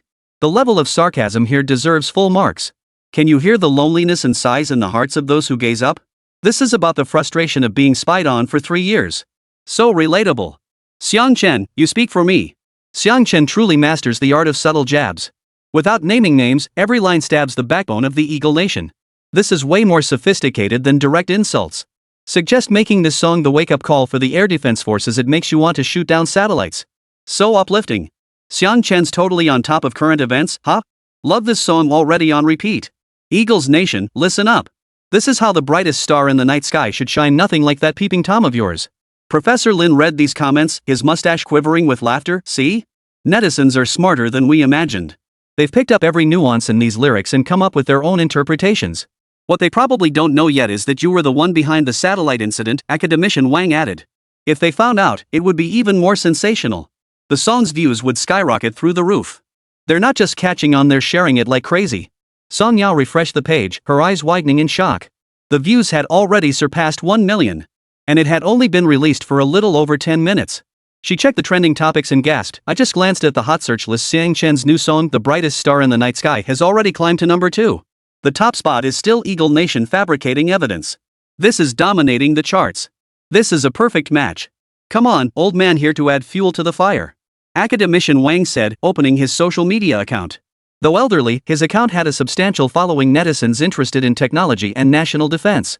He reposted The Brightest Star in the Night Sky with the caption, "Some stars are beacons of hope, guiding our way, others are scourges that must be purged. Only by distinguishing them can we gaze upward with heads held high." Within seconds of posting, the comments flooded with netizens. Professor Wang is spot on. Stars that need to be shot down must be shot down. This song is so fitting. Listening to it with recent events in mind is absolutely perfect. I never realized this song had that meaning. I'm going to listen to it again. 2 hours later, the music platform sent a notification. The Brightest Star in the Night Sky topped this week's new song chart, surpassing 10 million plays and garnering over 500,000 comments. After all, at this very moment, the song truly lifted spirits. Without hysterical accusations, it used the gentlest melody to deliver the most resolute message. Netizens marveled, truly a man of culture. Even when taking shots, he does it through song. That level of artistry is high. 3 hours later, the trending topics list refreshed again. The Brightest Star in the Night Sky shot to number 1, followed closely by Master of Subtle Jabs Xiang Chen. Trailing behind was a playful entry about the Eagle Nation staying up all night to learn Chinese. Clearly, in this battle of public opinion, the Dragon Nation had gained the upper hand. Xiang Chen watched his popularity metrics soar in the app's back end. The numbers steadily surpassed 1.5 million and continued climbing at a visible pace. He'd initially planned to ride the wave of attention to accumulate capital in exchange for new technologies in the system. But he hadn't anticipated this tidal wave of public opinion would be so overwhelming. It was practically propelling his popularity toward the peak. This wave of benefits felt exceptionally substantial. Driven by determination, his fingers tapped rapidly across the screen. In the system store, he located the coveted technology, Star Trajectory Auto-Lock and Interception System. This technology was the perfect complement to extended range fireworks and the core upgrade for anti-satellite capabilities. As he pressed the confirmation button, a streak of light instantly flashed across the system interface. Golden characters flickered on the screen. Star Web Binding Technology purchase successful. Immediately afterward, a naming prompt appeared, asking him to name the technology. Xiang Chen stared at the box. Images of satellites being firmly grasped in orbit, with nowhere to escape, flashed through his mind. His gaze sharpened as he typed 3 characters, Star Web Binding. Stellar net binds satellite orbits ensnared like a celestial net. Once locked, it becomes an inescapable, all-encompassing confinement. The very name carried an oppressive sense of inescapable doom. When the successful redemption notification popped up, Xiang Chen's fingertips trembled slightly. If Steel Egg and extended range fireworks were revolutionary technologies, then Star Web Bind represented the pinnacle of radar and interception systems. With this technology in hand, encountering unwelcome guests like the Night Falcon 7 would no longer require manual calibration and a sliver of luck. The system could automatically track trajectories, calculate intercept points, and bind even multiple satellites darting about simultaneously, breaking them down one by one. Efficiency would skyrocket at least tenfold. He glanced out the window. The sky was a pristine azure, sunlight filtering through the clouds. It felt as though he could pierce this clarity and glimpse the lurking observers hidden in space. A faint smile touched his lips. This heat hadn't been wasted. With StarNet in hand, anyone daring to harbor ill intentions over the Dragon Nation skies would first have to weigh whether they could break free from this invisible celestial net. What are you thinking about, Xiao? Seeing Xiang Chen staring out the window in silence for a long while, his gaze shifting restlessly, Professor Lin couldn't help but ask. Ha? Xiang Chen snapped back to reality, a confident smile spreading across his face. I've got an idea of my own about how to make fireworks bloom with greater precision. He didn't elaborate on the existence of the star net, but the certainty in his tone made the elders present perk up. They knew this kid was about to pull off something new. And this time, those troublesome stars lurking in the night sky might truly have nowhere to hide. Chapter 82. Hey, old Lin, I took down another one. Thinking about this whole series of things. Xiang Chen chuckled, not revealing the full details of StarNet. The technology was too critical to disclose unless absolutely necessary. Never mind. Professor Lin waved his hand, his tone carrying an elder's concern. Right now, your focus should be on upgrading this firework and iterating on the steel egg. Leave the rest to the specialists. You don't need to rack your brain over it. He paused, a flicker of excitement in his eyes. Oh, and that special unit we discussed last time? It's been approved. Get ready to set up the factory. The sites next to the military plant, water, electricity, and pipelines are all pre-installed for you. Xiang Chen nodded with a smile. I've got the factory set up in mind. The blueprints have gone through 3 revisions, just waiting for final approval. The steel egg upgrade plan is nearly complete too. The new flexible joints use shape memory alloy, boosting its handling precision by 2 orders of magnitude. It'll be perfect for bomb disposal and assembling precision instruments. Academician Wang slapped his shoulder with considerable force. Good to see you've got it under control. Don't rush the fireworks upgrade, stay grounded and steady. Don't let Eagle Nation's propaganda unsettle your focus. With technology, slow is fast. Rest assured, Academician Wang, I understand the stakes. Xiang Chen smiled with quiet confidence. Good. This thing can't be rushed, but it can't be delayed either. Professor Zhang, leaning on his cane, spoke with unwavering resolve. We'll show the Eagle Nation that our fireworks aren't just a one-time show, they can go off even louder. Let Xiao Xiang give them a proper lesson. That's the spirit. After a round of laughter, the group delved into factory construction details, selecting veterans for worker training, strict political vetting, strong execution, sourcing raw materials to bypass Eagle Nation's tech barriers using domestic substitutes for special alloys, and even meticulously planning surveillance circuit layouts, fiber optic encryption, electromagnetic interference protection. Professor Lee specifically emphasized, build an electromagnetic shielded room next to the military factory, at least half a meter thick. That way, when we debug equipment later, we won't get eavesdropped on by drones. The Eagle Nation's intelligence agencies have sharp noses, we need to be vigilant. Xiang Chen acknowledged each point, filling 3 pages of his notebook. As he saw the elders off, the horizon was already tinged with the first light of dawn.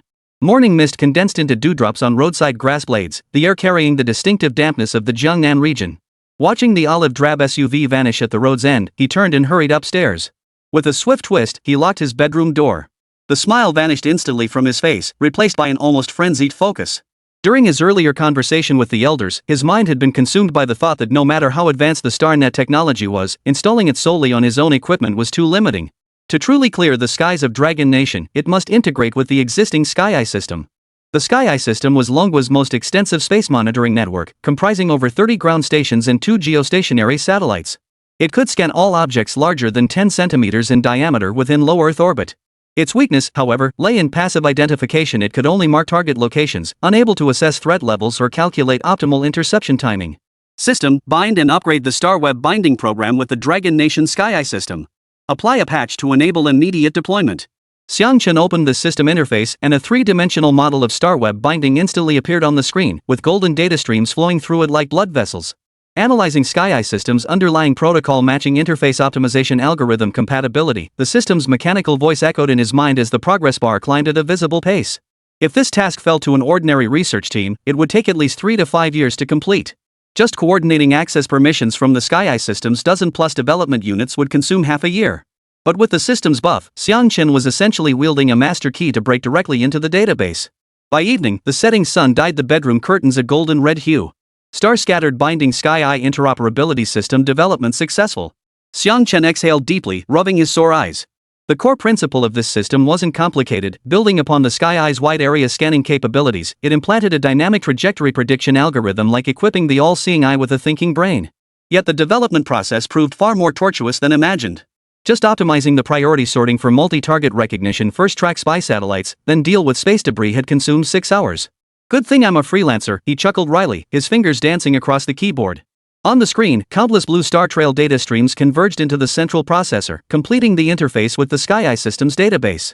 His designed linkage program was now active. SkyEye pushed global scan data every 0.3 seconds, while StarNet binding performed real-time feature comparisons, automatically classifying and labeling civilian satellites green, space debris gray, and suspicious targets red. The most critical component was the predictive module. Drawing inspiration from ballistic missile interception logic, Xiang Chen trained an algorithm using 10,000 sets of satellite orbit alteration data. This system could calculate a target's escape trajectory 15 seconds in advance based on spectral changes in engine exhaust plumes. It was like a hunter anticipating a prey's next leap by sensing the twitch of its muscles. Initiate. Xiang Chen clicked the mouse lightly, and the screen instantly illuminated. Countless points of light flickered across the virtual star map, like scattered fragments of diamonds. Beep. The computer emitted a soft alert, and a red warning box popped up on the right side of the interface. Unregistered target detected. Orbital inclination 473 degrees, altitude 427 kilometers, velocity 783 kilometers per second. Xiang Chen's pupils contracted sharply. He knew these orbital parameters all too well. They matched the Night Falcon 7 he'd shot down 3 days ago almost exactly. Sure enough, there wasn't just one above Jiangnan. He immediately retrieved the raw echoes from the SkyEye. In the 3D model, a speck of light the size of a grain of rice was moving rapidly. The occasional flash of infrared signals from its tail wavelength 814 micrometers, a typical characteristic of military hall thrusters, revealed its identity. Got it. Xiang Chen clenched his fist, his heart both elated and heavy. Elated that the StarNet binding had worked, instantly heavy that the Eagle Nation had deployed so many spies over Dragon Nation's skies. Hidden deep enough. He gave a cold chuckle and clicked to bind the tracking. The red dot on the screen was instantly encased in a golden lockout frame, accompanied by a dense pop-up of parameters. Target cross-section 0.8 square meters, 30% smaller than the Night Falcon 7, making it harder to detect. Suspected to be carrying synthetic aperture radar. Last overflight time, 1923, over Jiangnan province. He glanced at the time, currently 5 p.m. Just over 2 hours left. He grabbed his laptop and shoved it into his backpack, snatched his car keys, and dashed outside. Where are you going now? Sonyao peered out from the kitchen, spatula in hand, her apron dusted with flour. You've locked yourself in all day, and the moment you come out, you're rushing off? Dinner's ready. But Xiang Chen, completely oblivious, was utterly consumed by interception parameters, his mind buzzing with adrenaline. Su Qingyao watched his frantic figure dash out the door, frowning. Oh dear, has he gone mad with research? Xiang Chen. Sonyao shrugged, placing the last plate of sweet and sour spare ribs on the table. Who knows? He always has his reasons. We'll just have to wait and see. Even so, she glanced out the window, her eyes clouded with worry. Xiang Chen's car raced down the highway, his laptop propped on the passenger seat with the tracking interface constantly illuminated. The red dot on the screen resembled a fox cornered by hounds. No matter how he tweaked the trajectory, the golden lock-on frame remained firmly locked onto its target. The constellation binding algorithm was updating the tracking parameters in real time. 1942, the computer suddenly emitted a sharp beep, target entering optimal interception airspace. Estimated arrival at designated coordinates 312 N, 1208 E in 5 minutes 23 seconds. Finally got it. Xiang Chen's eyes lit up after waiting over 2 hours. He yanked the steering wheel hard, tires screeching against the asphalt. He turned onto a small road leading to the observation station and stopped on a wide riverbank. This spot offered unobstructed views, far from residential areas. It was the backup site chosen during previous fireworks tests. Xiang Chen was pleased with the location. He opened the trunk and dragged out the metal box containing the modules. During the chase, he had already implanted the Xinglua binding terminal program into the fireworks system. Now, he only needed to input the target parameters. All 25 modules activated. He pressed the red button on the case's side. The metal box emitted a faint hum as its indicator light shifted from red to green. On the laptop screen, the intercept parameters rapidly refreshed. Altitude correction, 120 meters accounting for terrain undulations, wind speed compensation, 32 ms southwest wind, detonation delay, 7 seconds optimal detonation point calculated for air resistance. Launch countdown, 1098, the system's mechanical voice echoed in his ears. Xiang Chen took a deep breath and pressed the launch button. Whoosh! The firework streaked skyward, trailing an orange-red plume. Its trajectory was smoother than last time, nearly perfectly aligned with the predicted path on the screen. The Starbound's attitude control system had kicked in. 5 minutes later, a blinding white flash erupted on the horizon, followed by a deep, rumbling explosion like distant thunder. Seconds after, countless burning fragments streaked through the atmosphere, trailing long tails like a magnificent meteor shower, tracing golden arcs across the twilight sky. Xiang Chen watched the vanishing red dot on the screen, unable to suppress a smile. He pulled out his phone and dialed Professor Lin. The sleepy voice of the elderly man came through the receiver. Huh? Little Xiang? What's up so late? Xiang Chen gazed at the still sparkling night sky, his voice tinged with amusement and a hint of relief. Professor Lin, I took down another one. This time, our eyes got a clear look. Chapter 83, Comparing talent to Xiang Chen is a foolish thing. What? What did you say? What did you bring down? Professor Lin's voice shot up, hoarse from sudden awakening and trembling with disbelief. Xiao Xiang, repeat that. What did you shoot down? He had a vague idea what Xiang Chen was referring to, but he couldn't bring himself to believe it. What the hell? Another one? What the hell is that? Is this luck? Or something else? Xiang Chen leaned against the car door, gazing at the lingering remnants of fireworks in the night sky. His tone was calm yet tinged with uncontrollable excitement. Professor Lin, I won't go into details over the phone. Just get your team over here quickly. The basic data matches the one we captured last time.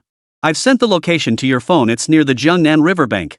A flurry of hurried sounds came from the other end like something had been knocked over, followed by academician Wang's voice, clearly pressed close to the receiver. Xiao Xiang. Are you absolutely sure? Absolutely. Xiang Chen stared at the residual trajectory data on his notebook. It matches almost perfectly. The synthetic aperture radar bands are identical. Hurry over. I'm calling Governor Zhao now. We still need their team for this search operation. Xiang Chen shrugged and said with a smile. After hanging up, he immediately dialed Zhao Zhigua's number. Hey, Xiao Xiang? What's up? Zhao Zhigua answered with a chuckle. Governor Zhao, I'm afraid I'll need your help again. I've managed to secure another one. Xiang Chen said with a smile, as if recounting the most ordinary of matters. What? Send me the location. I'll dispatch the local public security bureau immediately. I'll be there myself right away. Yet despite his matter-of-fact tone, Governor Zhao's face paled on the other end of the line. Not long after hanging up, the distant beam of car headlights appeared. It was the chief of the public security bureau for the Jiangnan Riverside area. Hello, who is this? Xiang Chen? I'm sure Hui, Deputy District Chief of Nan'an District and Chief of the Public Security Bureau. The man in the hat at the front saluted Xiang Chen. Yes. Hello, Deputy District Chief, sure. Xiang Chen nodded in response. Within about 3 kilometers from where I'm facing, we can arrange for personnel to conduct a thorough search. Within this 3-kilometer radius is where the wreckage is likely to appear. Xiang Chen then got straight to the point. Understood. I'll make the arrangements immediately. Governor Zhao informed me he'll be here shortly. Sure, Hui nodded. 1 hour later, Zhao Zhigua arrived with a group of people. As soon as he got out of the car, he rushed straight to Xiang Chen. Xiao Xiang. Xiao Xiang. You. Couldn't we handle this kind of thing during the day? My heart can't take this late at night. Seeing Xiang Chen, Zhao Zhigua said with a smile. Ha! I just wanted to test my newly developed satellite radar tracking system here, and unexpectedly hit another target. Hearing this, Xiang Chen replied modestly. Look, it's been circling over the Jiangnan military region for 3 days now, at a minimum altitude of just 380 kilometers. The reconnaissance precision is so high it can even count the number of tents. The previous trajectory wasn't like this. I suspect Eagle added new instructions recently. Probably trying to find me or the fireworks factory. Xiang Chen then pointed to the red trajectory on the screen. Zhao Zhigua stared at the crimson trail on the screen, his expression darkening. Does Eagle Nation think we're invisible? Do they really believe Dragon Nation is their backyard? He turned to his secretary behind him and ordered, follow the same search protocol as last time. 2 hours later, a security perimeter was established along the riverbank. Searchlight beams pierced the night sky, illuminating the sand strewn with charred debris. Professor Lin and academician Wang, accompanied by a team of experts, crouched beside the largest wreckage piece. Their flashlights converged on a twisted metal component where the faint inscription Nightfalcon 9 could be discerned. It is indeed Nightfalcon 9. But Xiao Xiang, your power this time is significantly stronger than last time, isn't it? Academician Wang picked up a scorched chip with tweezers and looked at Xiang Chen. Professor Li traced a bullet hole in the wreckage and sucked in a sharp breath. Not only that the accuracy has improved too? It hit the fuel tank precisely, not even giving the self-destruct mechanism time to activate. That's thanks to Star Web Bind. I was just testing it out, never expected it to actually work. Xiang Chen pulled up the simulation animation of the intercept moment. He had nothing to hide about the Star Web Bind. But when it came to showing off, he wasn't about to hold back. He then casually blurted it out, pulling up the radar system of Star Web Sky Eye on the computer. Xing Luofa? Hearing this, the elders exchanged glances. None found answers in each other's eyes. Thus, they concluded this must be something Xiang Chen had recently developed. Professor Lin pushed his glasses back up his nose as the beam of his flashlight flickered across Xiang Chen's laptop screen. Xiang Chen, what exactly is this thing? Xiang Chen nodded, tracing an arc across the screen with his finger. I won't get too technical now, we can discuss the details another time. For now, just know this is essentially a radar tracking system. Put simply, it's like adding a metal detector to the Sky Eye system. Sky Eye can see things flying in the sky, but it can't tell friend from foe, nor predict their next move. That's where Star Web comes in. Academician Wang leaned closer, pointing at the pulsing data stream on the screen. So how exactly does this work? Simply put, it's a three-step process. Xiang Chen counted on his fingers. First, the Sky Eye scans the entire sky like casting a net, recording every star, satellite, and piece of space debris. It updates their positions every 0.3 seconds like taking snapshots of the heavens. He paused, then highlighted a cluster of flickering dots. Step 2, StarNet flags anomalies. It stores the unique identification codes for every satellite worldwide like ID cards. Civilian satellites have civilian codes, our nation's satellites have our codes. Any unregistered satellite gets flagged in red. Professor Lee suddenly interjected, but how does it know where satellites are heading? Didn't that one we shot down last time change its orbit? That's the third step, reading minds. Xiang Chen pulled up a simulated trajectory. The red line suddenly took a sharp turn, and immediately a golden line tracked it with precision. I fed it tons of orbital maneuver data these past few days, like teaching a child to recognize paths. It can calculate escape routes 15 seconds in advance based on satellite engine activity. See this gold line? That's its guess, and it actually worked. There's an element of luck involved. Or rather, when truly uncertain, launch. We'd always manage to get it down. Director Zhou traced circle after circle in the sand with a stone. As Xiang Chen spoke, his eyes grew brighter and brighter. But when Xiang Chen finished, a flicker of disappointment crossed his gaze. So, you just cracked something we've been studying for years? In just a few days? Chapter 84, with you in the Dragon Kingdom, I die without regret. No. It was pure luck. Just a hunch, never imagined it would actually work. Xiang Chen waved his hands, laughing, though the gleam in his eyes betrayed his excitement. But luck like that doesn't strike twice. Next time I stumble upon something like this, it might not go so smoothly. Just as Director Zhou was about to say more, Professor Lin waved his hand dismissively. Enough, old Zhou. Stop being so sentimental. We've long agreed don't try to compete with this kid on talent. You won't win. Turning to Xiang Chen, his eyes brimmed with curiosity. Young Xiang, I'm just curious, how did this idea pop into your head? You make it sound so simple, but we old-timers know the tricks involved. Predicting dynamic trajectories, multi-target recognition, each one's been a decade-long stumbling block for academia. And you just breezed through them? Just some stuff I tinkered with during that satellite test. Still rough around the edges. Xiang Chen scratched the back of his head, his fingertips tracing patterns on the laptop touchpad. After all, it's enough to just show off a little, no need to go overboard. Immature was just a figure of speech. He then filled the screen with equations, but I can guarantee we'll pinpoint their location. The exact coordinates might need fine-tuning, but saturating the predicted trajectory with attacks is foolproof. He paused, his voice tinged with the earnestness of deep thought. Calculating trajectories manually was such a pain back then. 1 decimal point off meant a few kilometers difference. I wondered, could we let the machine handle this?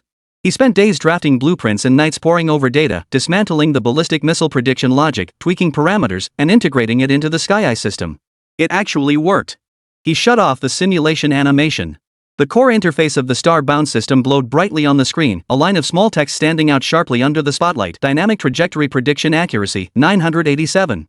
When Xiang Chen looked up, the light in his eyes outshone the spotlight. I just wanted to test if this approach worked. Never expected it to hit on the first real-world deployment. That was pure luck. Just then, a technician in white gloves rushed over, clutching a warped hard drive, his voice trembling. Sir, we found the storage module. The casing is melted, but the core chip seems partially intact. Professor Lin's eyes widened sharply as he stepped forward. Get the tech van here immediately. Have Wang and the team restore the data right now. I want to see just how much dirty business this Night Falcon has been up to above our heads. If we can uncover what it filmed, Eagle Nation won't be able to talk their way out of this even with 10 mouths. Experts swarmed the wreckage. Some shone flashlights on the connectors, others measured bullet holes with calipers. Whispered discussions echoed that impact point is too precise, it deliberately bypassed the anti-shock structure. Rare earth alloys in the thruster debris, the Eagle Nation is short on that stuff now. Professor Lin slowly approached Xiang Chen, his hand on the young man's shoulder pressing down with more weight than before. His voice was heavy with emotion. Young Xiang, with a talent like you emerging in Dragon Nation, we old fogies could close our eyes tomorrow and sleep soundly. Had you been born 20 years earlier, he paused, his Adam's apple moving? Had this technology existed then, we wouldn't have endured years of surveillance overhead, forced to cover our lab roofs with camouflage netting. Old Lin, you're really putting me on the spot, Xiang Chen chuckled, dodging his hand as he gazed at the drone circling the night sky. I'm just a kid standing on your shoulders, lucky to be here. The true pillars holding up the Dragon Nation are you, the bedrock who've toiled your entire lives. He shifted his tone, tapping the national airspace map on the screen. Stellar binding still needs polishing in many areas, but it's operational now. I suggest integrating it directly into the national sky eye system. First, we need to figure out exactly how many nails the Eagles have driven into our heads. Only with that count can we stand firm against them. He tapped the screen, pulling up a simulation. Right now, they might not have caught on, thinking we just got lucky. But the Eagles experts aren't slackers. Give it 3 days tops, and they'll figure out we've got new gear. Professor Lin nodded repeatedly, finally bursting into laughter. You're just too modest. Kids your age, anyone who achieves something would be beating the drums and gongs. But you? You're sitting on a gold nugget and claiming you found a piece of copper. He patted Xiang Chen's back with a touch of satisfaction in his grip. But this modesty is a good thing. Alright, I'll take your word for it. I'm calling headquarters right now about your situation. It's just a formality with the leadership now. Approval will come through before dawn. He pulled out his encrypted phone, dialing while turning back to instruct. Get the interface parameters for the star web ready. Once the permissions come through, we'll hook up the national sky eye system with X-ray vision. Xiang Chen nodded with a smile. As he lowered his head, the number 987 glowed faintly on the screen in the darkness, like a star held in the palm of his hand. At 3 a.m., the tech team reported partial data recovery successful in the storage module. Unlike the satellite taken down 2 days prior, this one hadn't crashed into the water. Moreover, due to the newly issued commands from the previous days, it didn't behave like the earlier satellite. The storage module contained data that was deleted after transmission. But now, the extracted storage system revealed nothing but high-definition aerial photos of several high-tech parks in Jiangnan. Most crucially, the left and right banks of the Haijia River were captured crystal clear. Director Zhou held the tablet, his hand trembling with rage. Those thugs. They're acting with impunity. These bastards. Director Zhou slammed the tablet hard onto the sand, cracking the plastic casing. Academician Wang took the tablet, his reading glasses sliding to the tip of his nose without a thought to push them back. His finger tapped on the photos. Look at this shooting angle. This proves they have spies on the ground. Professor Lin's voice carried a chill. He then turned to Zhao Zhigua, who had been accompanying them all along. Governor Zhao, notify state security. Screen all suspicious individuals. The words fell like a stone into a tranquil lake, instantly silencing the bustling riverbank. The excitement faded from the elders' faces, replaced by a complex mix of emotions: relief at catching a spy satellite, but also anger and vigilance toward the potential threat. The searchlight's beam swept across each solemn face, and the night itself seemed to grow heavy, pressing down on everyone's hearts. But if one were to say that the previous head-to-head clash between Dragon Nation and the Eagles had a touch of overconfidence, now, that's completely gone. Now, everyone is strategizing how to take down the Eagles and execute it flawlessly. Shifting focus to the Eagles' Black Palace. Chapter 85, The Eagle Official's Overconfidence. Nothing more than a petty dragon. Just as Professor Lin had anticipated, when the technical specifications and combat results of the Star Net binding system landed on the desks of senior leadership, the approval process moved at a speed unseen in recent years. After all, to some extent, Dragon Nation was also putting on a tough front. Therefore, special handling was the only option. Naturally, there was no time for calibration. Especially since Xiang Chen's Star Web had already proven its capabilities. At 5:03 a.m., the final directive arrived via encrypted channel. The Star Web system was to be immediately integrated into the National Sky Eye Network, with the highest level of access granted. At the Jiangnan Provincial Radar Headquarters, Xiang Chen stared intently at the screen as green nodes lit up one after another. The Sky Eye substations across all 31 provincial-level administrative regions were completing their integration with the StarNet system at a rate of 3 per second. On the three-dimensional Earth model at the screen's center, the previously blurred near-Earth orbit suddenly ignited with countless red dots, like sparks scattered across black velvet. Lock acquired. 11 anomalous satellites detected. The system alert echoed through the control room. Xiang Chen watched the red dots marked over Jiangnan province and tapped out the command on his keyboard: encrypted data transmission to the Ministry of Foreign Affairs. Meanwhile, across the ocean, the Eagle. It was evening. In the Oval Office of the White House, light from the ceiling lamp filtered through the slats of the blinds, casting alternating bands of light and shadow across the long conference table. But the meeting atmosphere was significantly better than it had been the previous 2 days. After all, following the recent public opinion battle with Dragon Nation, the Eagles think tank had discerned that the Dragon Nation seemed to lack concrete, substantive actions. Huff. Defense Secretary Wallace drew deeply on his cigar, slowly exhaling smoke rings into the air. The smoke rings slowly dispersed under the lights, mirroring his current sense of relaxation. Mr. President, in my view, we may have overestimated Dragon Nation's capabilities in this matter. I was somewhat unsettled at first, but after our 2 days of public discourse, I feel we've genuinely exaggerated their strength. Or rather, this issue scarcely warrants such intense deliberation. He set his coffee cup gently on the table, the porcelain clinking crisply against the mahogany surface, a dismissive smile playing on his lips. Manhwa just got lucky. Think about it, their radar systems are still stuck at a decade-old level. They can't even track our obsolete messenger too. So I have this strong hunch this was an accident. Otherwise, why wouldn't they just broadcast our coordinates directly? Instead, they're criticizing our press release? He paused, his fingers tapping lightly on the tabletop as his tone grew increasingly confident. As he spoke, he drew a map of Manhwa's radar stations on his tablet, jabbing his finger firmly at Jiangnan province. Besides, their signal processing has at least an 8-second delay. Any minor orbital adjustment by our satellite could make their tracking frame spin uselessly. I'd bet this was just our satellite passing through their air defense drill zone and getting accidentally hit by stray fire. Chuan Jiangwo stroked his chin. The two men's reasoning struck him as sound. He chuckled. So they can't even figure out our satellite's orbital patterns? Ha! That's exactly what I thought. No one understands Manhwa's technology better than me. To the best of our knowledge, they definitely haven't figured it out, Mr. President. Air Force Chief of Staff Hawkins abruptly stood, his combat boots clicking sharply on the floor. Our satellite's fuel injection system can execute a 15-degree orbital correction within 0.03 seconds. Dragon Nation's computers are still running decade-old algorithms. By the time they calculate the trajectory change, our satellite will have already flown through 3 airspace sectors. He pointed at the satellite operation chart on the wall, circling Jiangnan province with a red pen. I agree with Wallace's proposal. At the same time, I suggest deploying 2 more of our latest Night Falcon 10 satellites equipped with active jammers. Have them perform orbit changes specifically in the blind spots of their SkyEye system to show them what true space technology looks like. Once our Night Falcon 10s are deployed with the new ion thrusters, they'll change orbits without even a trace of flame. I'd love to see how they'll miscalculate then. Laughter rippled through the conference room. Someone proposed deliberately routing the satellite over Dragon Nation's quantum laboratory to send their radar stations a surprise signal.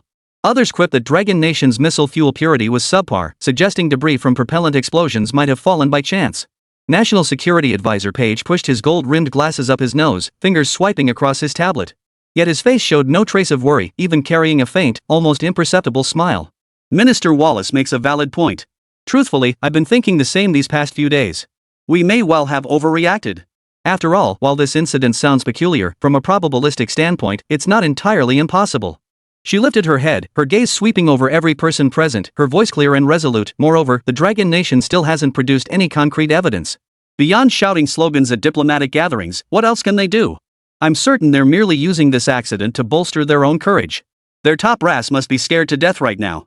How can they compare to the Eagle Nation, the beacon of the world? At this moment, this remarkable woman who had ascended to the upper echelons of old Britain's bureaucracy through racial privilege exuded unshakable confidence. Oomph. CIA Director Burns leaned back in his chair, arms crossed over his chest, a cold, dismissive smile playing on his lips. He paused, his tone dripping with sarcasm. They can't even produce debris photos from our satellite. That alone says it all. In my view, they're just bluffing, trying to throw us off balance. We mustn't fall for their tricks. So our earlier concerns were unnecessary? I saw it coming. As expected, no one understands the Dragon Nation better than me. Chapter 86, Double Trouble, the Collapsing NASA Administrator. Hearing this, Chuan Jiangwo, who had been wearing a grave expression, also smiled. Rubbing his temples, the weariness on his face gradually gave way to a sense of relief. Yeah, our spokesperson nearly pounded a hole through the table at the press conference. Beyond verbal protests, can they even produce a single high-resolution photo of satellite debris? In my view, they're just bluffing. They don't have the capability to pinpoint our satellites. Chuan Jiangwo savored the moment, his mood lifting considerably. He took a sip of cola, glancing at the morning's Wall Street Journal tucked among the documents before him. The front page headline glared, Eagle Nation's space assets suffer consecutive damage. Dragon Nation's firm stance raises concerns. After pondering for a moment, he tapped the table again. You make a valid point. He nodded, his tone lightening. We won't be intimidated by Dragon Nation's petty tricks. The Eagle Nation's authority isn't something they can casually challenge. He straightened his back, his gaze sharpening. What we need to do now is figure out how to counter them. Make them understand that the Eagle Nation is not to be trifled with. Though the front page headline was jarring, in his eyes it was merely media hyperbole. But as he looked at his confident advisors before him, the lingering doubts in his heart vanished like smoke. Replacing them was the self-assured founder of the nation. Therefore, what he most desired to do now was to make the Dragon Nation feel the sting. Mr. President. Air Force Chief of Staff Hawkins abruptly rose from his chair, his military boots thudding loudly on the floor as excitement lit his face. Dragon Nation has grown far too arrogant this time. I believe we must deliver a warning through overwhelming firepower. Specifically, I propose sending our fleet on a probing patrol into Dragon Nation's territorial waters. This will demonstrate to our allies in the entire world that the United States remains the pinnacle of this world, its beacon. Simultaneously, we should deploy our fighter jets to the very edge of Dragon Nation's airspace. Deploy the 7th Fleet to the Pacific and conduct large-scale joint exercises with our allies. I'll make Dragon Nation see just how formidable our strength truly is. His voice grew increasingly passionate as he gestured through the air, mapping out the exercise's deployment. By then, they'll be scared out of their wits and won't dare pull any more tricks. The atmosphere in the conference room grew increasingly heated as officials chimed in, each proposing their own countermeasures. Kick their rare earth processing companies off the SWIFT system, then restrict exports of high-end chips. I guarantee within a month, Dragon Nation's research institutions will be begging us on their knees. They rely on imports even for supercomputing chips in their labs. What kind of anti-satellite program are they talking about? Exactly. Sail our fleet within 12 nautical miles. They have no right to fire, they'll just have to watch us right in front of them. Ha! Take them on head-on and show them what a true beacon of the world looks like. Even the Russian bear didn't dare back then. A bunch of yellow-skinned monkeys, let's see what they can do. Some proposed intensifying economic sanctions against the Dragon Nation, others suggested publicly condemning them at the UN General Assembly, and one even proposed sending agents to sabotage their radar systems. Laughter in the conference room snowballed, growing louder and louder. Chuan Jiangwo listened with growing excitement, grabbing a Coke from the table and chugging it down. The tingling sensation of carbonated bubbles exploding in his throat mirrored the exhilaration of controlling everything in this moment. Excellent! You truly are the elite of the Eagle Nation. He slammed his hand on the conference table, making the coffee cups jump. Yes, we must show Dragon Nation who truly is the beacon of the world. Their half-baked skills aren't even worthy of tying our shoelaces when faced with the might of Eagle Nation. The setting sun filtered through the slats of the blinds, casting shifting patches of light and shadow across his face like a grotesque shadow puppet show. At that moment, the Eagle brand executives in the conference room grew increasingly confident. Smiles spread across every face. The Dragon Nation is no match for us, nothing but a clownish puppet. This conclusion lingered in each of their minds. Until the office door burst open. Assistant Secretary Jones, responsible for Asia-Pacific affairs at the State Department, rushed in, his face ashen. He clutched a blue-covered document in his hand as if it were a hot potato. Mr. President. Trouble. Manhwa has sent a letter. Please see the contents. Jones' voice was hoarse with tension, his body still trembling uncontrollably. The lively atmosphere in the conference room froze instantly as all eyes turned to Jones. Seeing his panicked state, President Trump's smile froze, a sudden sense of foreboding rising within him. But he forced himself to remain composed, opening the letter. Clearly, he couldn't make heads or tails of it. Horton, take a look. Chuan Jiangwo handed the letter over. NASA Administrator Horton took the document. This contains the coordinates of all our satellites in Manhwa's airspace, precise to the second and meter. Impossible. Horton's eyes locked onto the contents of the document. As the contents came into view, his mind went completely blank. The dense array of satellite parameters in the attached table stabbed like sharp blades into his eyes. Most crucially, the coordinates were precise to 3 decimal places. This terrifying detail made him tremble. Then his fingers began to tremble uncontrollably, and the letter slipped from his grasp, landing with a thud on the floor. He stared blankly at the letter on the floor as if it were some kind of monstrous beast. He stared at the scattered pages, muttering over and over, how could they know the operating frequency band of the jammer? How could they possibly intercept our encrypted transmission? No, this can't be real.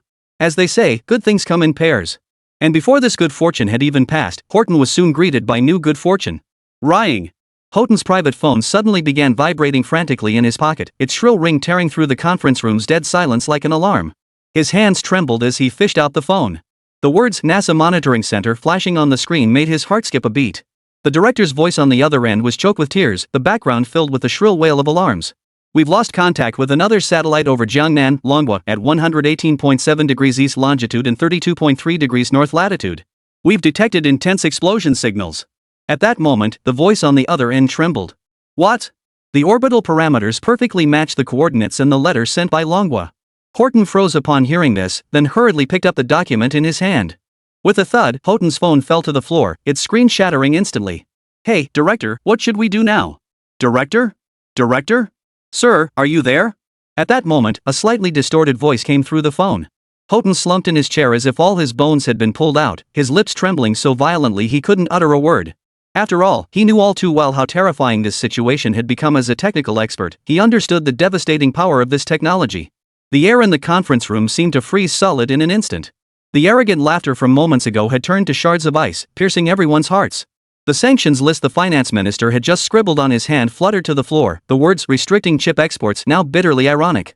Air Force Chief of Staff Hawkins opened his mouth, struggling to speak as his mind's eye replaced the military exercise deployment map with the crosshairs of a Dragon Nation satellite. Snap out of it, Horton. Explain this to me in detail. Chuan Jiangwo stared blankly at the shattered remains of his phone on the floor, his throat clogged with scorching cotton as he forced out the words. At this moment, he wouldn't utter another word of that nonsensical "no one understands better than me" nonsense. After all, he saw panic in Houghton's eyes. And as a businessman, that look naturally filled him with dread.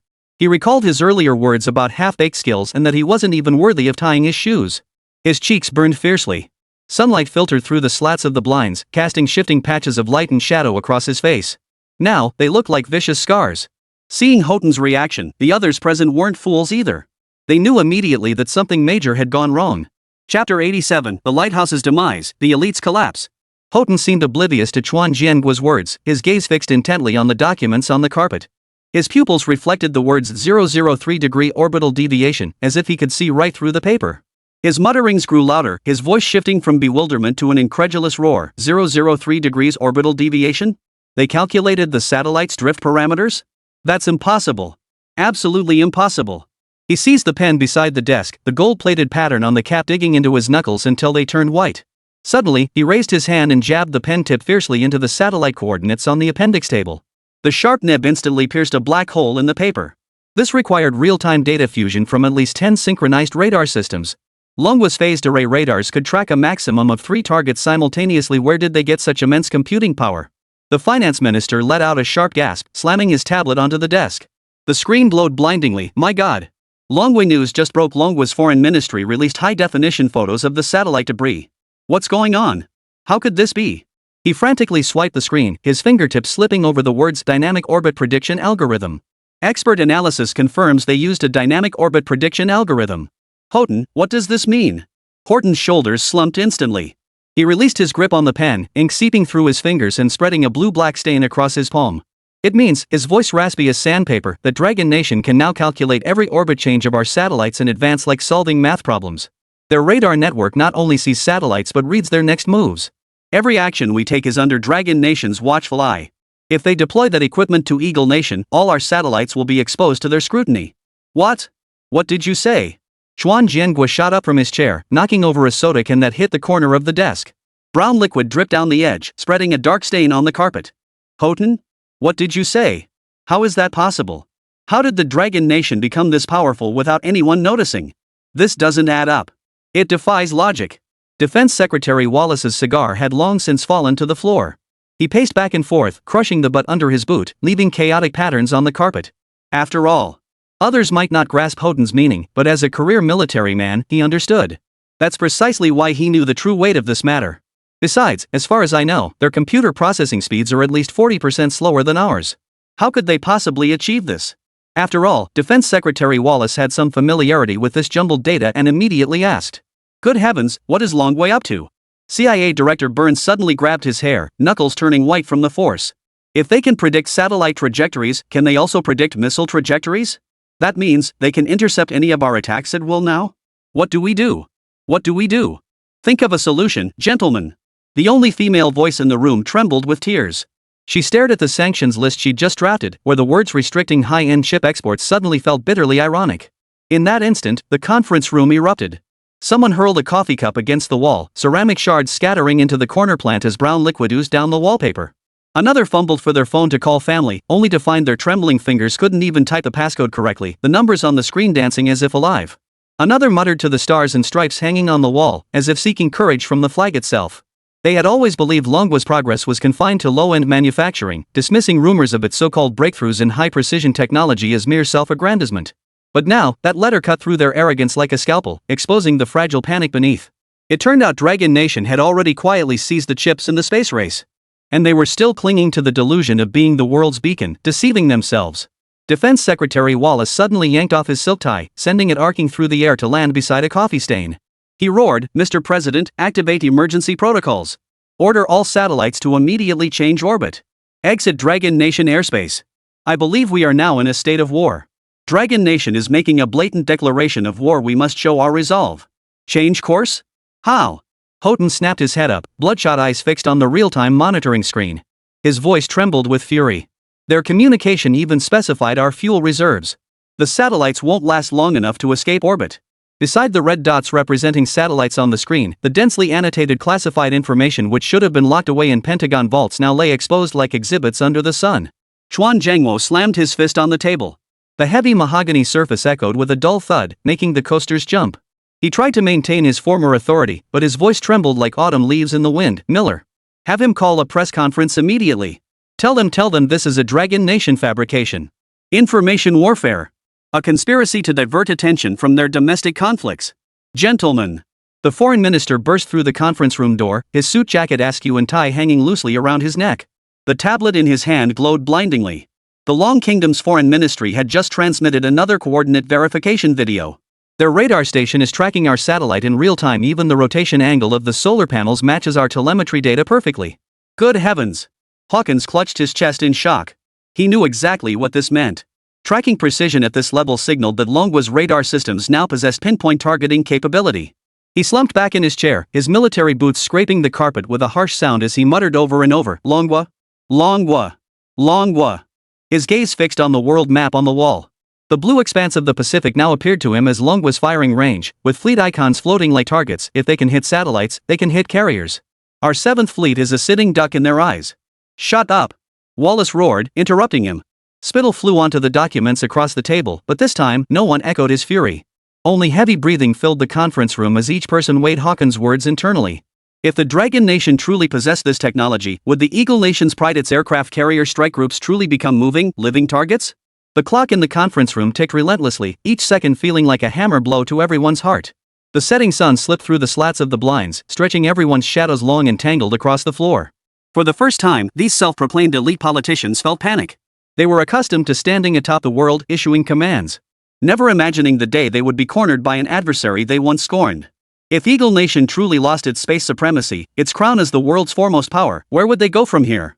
Chuan Jiangwo stared at the cable, suddenly feeling the world spin. He recalled his boast that no one understood the Dragon Nation better than him, remembered his advisors mocking it as unworthy even to tie their shoes. Those words now pierced his temples like countless needles, densely packed. The flickering satellite coordinates on the screen resembled pairs of cold, staring eyes, fixated on this panicked beacon of the world. The Oval Office, that very symbol of power, now felt like a cage filled with nothing but fear. Meanwhile, across the ocean in Longwa's Jiangnan region, the elderly gentlemen in the observation room were consumed by ecstatic joy, a stark contrast to the panic gripping the Eagle across the sea. At 5 in the morning, the sky was just beginning to lighten. Dew outside the window condensed into fine droplets on the glass, refracting the rising dawn into a scattering of golden specks. Professor Lin's roar suddenly erupted, startling the potholes in the corners so much it dropped 2 leaves. We're connected. We're fully connected. This fast? Chapter 88. Any who violate the airspace of our Dragon Nation shall be punished, no matter how far they flee. After that approval came through, everyone left the stage entirely to Xiang Chen. After all, the upcoming demonstration will depend entirely on this young man in his early 20s. Even if they wanted to help, they couldn't. Professor Lin had intended to come in and see what progress had been made? But who could have imagined? The moment he stepped in, he discovered things had already progressed to the reporting stage. Wait, no, it was already reported. So? No way? Boom. At that moment, the makeshift machine room still carried a faint scent of solder. Academician Wang had just raised his thermos to his lips. Suddenly, Professor Lin's voice connected? Connected, exploded like a thunderclap right beside his ear. What? Connected? Old Lin? Xiao Xiang? His hand trembled, clattering the cup down onto the desk covered in calculation papers. Dark brown tea spilled over the rim. A small ink stain spread across the manuscript paper covered in orbital equations. He rushed into Xiang Chen's observation room. Then he watched as Xiang Chen and Professor Lin froze in shock. At the same time, the other elderly professors and academicians still present rushed over. What? I even bet old Zhang it'd take at least 3 days. What? No way? Academician Wang frantically adjusted his reading glasses, sliding down his nose, unaware the temple had hooked onto his shirt collar. He hunched over the main screen, his snow-white eyebrows nearly touching the glass. This was beyond absurd. Back when we debugged the cross-province radar linkage, just calibrating a single transmission frequency took a full 7 days. And how long has it been since you started? No way? Seriously? He suddenly turned to look at Xiang Chen, realizing his earlier words had been poorly phrased. He quickly tried to backtrack, but the astonishment in his eyes threatened to spill over. Xiao Xiang, it's not that this old man doesn't believe in miracles or doubt your abilities, but this. Xiang Chen was typing the final command sequence into the keyboard. When he turned at the sound of the voice, a trace of coffee foam still clung to the corner of his mouth. Sleepiness was catching up with him too. Take a look at this, old Wang. His fingertip lightly swiped across the touchpad, and a fluorescent green progress bar instantly expanded along the right edge of the screen. Timestamps glowed like luminous beads. North China region synchronization, 8 minutes 17 seconds. Signal strength 98%. Southwest mountainous region correction, 11 minutes 3 seconds. Noise filtering complete. South China Sea Island Station, 13 minutes 49 seconds. Anti-interference mode activated. The final line, in bright red letters, stood out starkly against the black screen. Global synchronization complete. Total duration, 1 hour 39 minutes 52 seconds. 1 hour 39 minutes 52 seconds. Ha! Director Zhou, who had entered with him, froze for a few seconds. A thud shook the toolbox in the corner, making it jump. His trembling hands fumbled in his pocket, pulling out a metal cigarette case. Inside lay not tobacco, but a half-faded black and white photograph. This was left to him by his mentor, the leader of Longwa's first generation of satellite pioneers. He was told to pass this photograph down through the generations of Longwa's satellite pioneers. The photograph captured an observation station 50 years prior. 3 old radar machines filled the entire room. Operators in blue work uniforms were hunched over dust-covered instruments, their pencils scribbling rapidly across graph paper. The hands of the wall clock were frozen at 3 a.m. This is. Director Zhou's fingertips frayed the photo's edges as his voice suddenly caught in his throat. Back then, my mentor and predecessors chased a foreign reconnaissance satellite. 5 of them took turns calculating its orbit, wearing down over 30 pencil leads and heating the abacus beads to the touch. In the end, it still slipped diagonally into our missile test site. Back then, when we were weak, they were so arrogant. Ah! He straightened abruptly, his cane pointing at the dense cluster of red dots on the screen, blinking in the scanning pattern of the star tracker. Ha! But look at these little bastards, now we've pinned every last one of them to the sky. We can even calculate down to the second that they'll pass 118.7 degrees east longitude at exactly 7:03 tomorrow morning. A wave of emotion swept through the observation room, followed by roaring laughter. The mood was complex, a mix of awe, joy, and excitement. Most of the elders present were second or third generation scientists across various fields in Dragon Nation. Though their own youth saw less than ideal research conditions in the Dragon Nation, they still enjoyed vastly superior resources compared to the first generation of Dragon Nation scientists. They had grown up hearing the stories of those pioneering scientists. Now, seeing this old photograph seemed to stir their memories. Indeed, it is precisely through the relentless dedication and self-sacrificing spirit of generation after generation of Dragon Nation researchers that our nation has achieved breakthroughs in certain technological fields. Actually? Hearing this, Xiang Chen was about to offer some polite, self-deprecating remarks when Director Zhou pressed down on his shoulder. The old man's palm was rough like sandpaper, yet its firm grip felt reassuringly warm. Don't say anything, Xiao Xiang. Don't say it. Director Zhou's voice carried the distinctive rasp of a smoker, yet each word rang clear. You are the greatest contributor, bar none. The very essence of heroism is embodied in you. Remember when we went to the UN to discuss space safety? That female representative from the Eagle Nation laughed in our faces, saying we couldn't even calculate satellite orbits properly. How could we possibly discuss regulations? I'll never forget that moment, never forget that stinging humiliation. What a disgrace. An absolute disgrace. He suddenly turned toward the faded world map on the wall, slamming his right hand down on the territory of Dragon Nation. His voice boomed like a temple bell. Now, Dragon Nation's radar pierces through clouds, Dragon Nation's algorithms lock onto the stars. You are the greatest architect of this achievement. All this is thanks to you. On behalf of every satellite engineer in Dragon Nation's history, I express our deepest gratitude. Your name will forever be etched in the history of Dragon Nation's satellites. These words come from me, Jolie. At that moment, every word from Director Zhou cut straight to the heart. And the other elders all wore smiles on their faces. Not a hint of discomfort in their expressions. At the same time, they naturally agreed wholeheartedly with his words. Indeed, there was absolutely nothing wrong with it. And it wasn't just this one thing. Gang Dan was the one who consistently outclassed their robots. Xiang Chen is a genius, a true genius. Geniuses deserve praise and admiration. Teachers. Footsteps suddenly echoed at the doorway. An escort official from the State Security Department hurried in, holding an encrypted telegram still warm from the printer. The Foreign Ministry had just sent the receipt. The moment the data arrived, they immediately sent a note verbale to the Eagle Nation Embassy. Rumor has it that when the Eagle Nation counselor saw the coordinate parameters, the Blue Mountain coffee in his hand clattered onto the carpet, the porcelain cup shattering into 8 pieces. Good. Ha! Now Eagle knows exactly how that feels, ha! Applause surged like a tidal wave through the observation room. Morning light had crept over the windowsill, gilding each head of white hair with a golden hue. Professor Zhou pulled Xiang Chen's hand over, letting his fingertips touch each red dot on the screen. Then, holding his hand, he wrote 13 characters stroke by stroke beside the satellite parameters. The stylus traced the touchscreen with a faint scratching sound, as if swearing an oath to the heavens. Any who violate the airspace of the Dragon Nation shall be punished, no matter how far they flee. Chapter 89. Now, the Dragon Nation's rules are the rules. As dawn light spilled across the observation room windowsill, the screen beneath Xiang Chen's fingertips continued to refresh the satellite's trajectory. Upon learning of this, the higher-ups immediately convened a meeting to plan the next course of action. This also established the tone for dealing with Eagleland in this matter. Initially, the higher-ups hoped to use this incident to demonstrate the Dragon Nation's technological breakthroughs to the Eagle Nation. Of course, this was a rather hollow notion. The higher-ups never truly expected any tangible outcome. But now, having finally gained some breathing room from above, the Dragon Nation must reclaim what it had previously lost. Thus, the tone must now shift. From the previous indifference merely wanting to showcase its capabilities, it has become imperative to make Eagle feel the sting. Naturally, this matter needn't be brought into the open, but it absolutely cannot be swept under the rug so easily. At this very moment, the coordinates locked by the Starlight Bind are silently streaming through encrypted channels to terminals controlled by several overseas capital entities. Perhaps it was intentional. Those in the know understood perfectly well.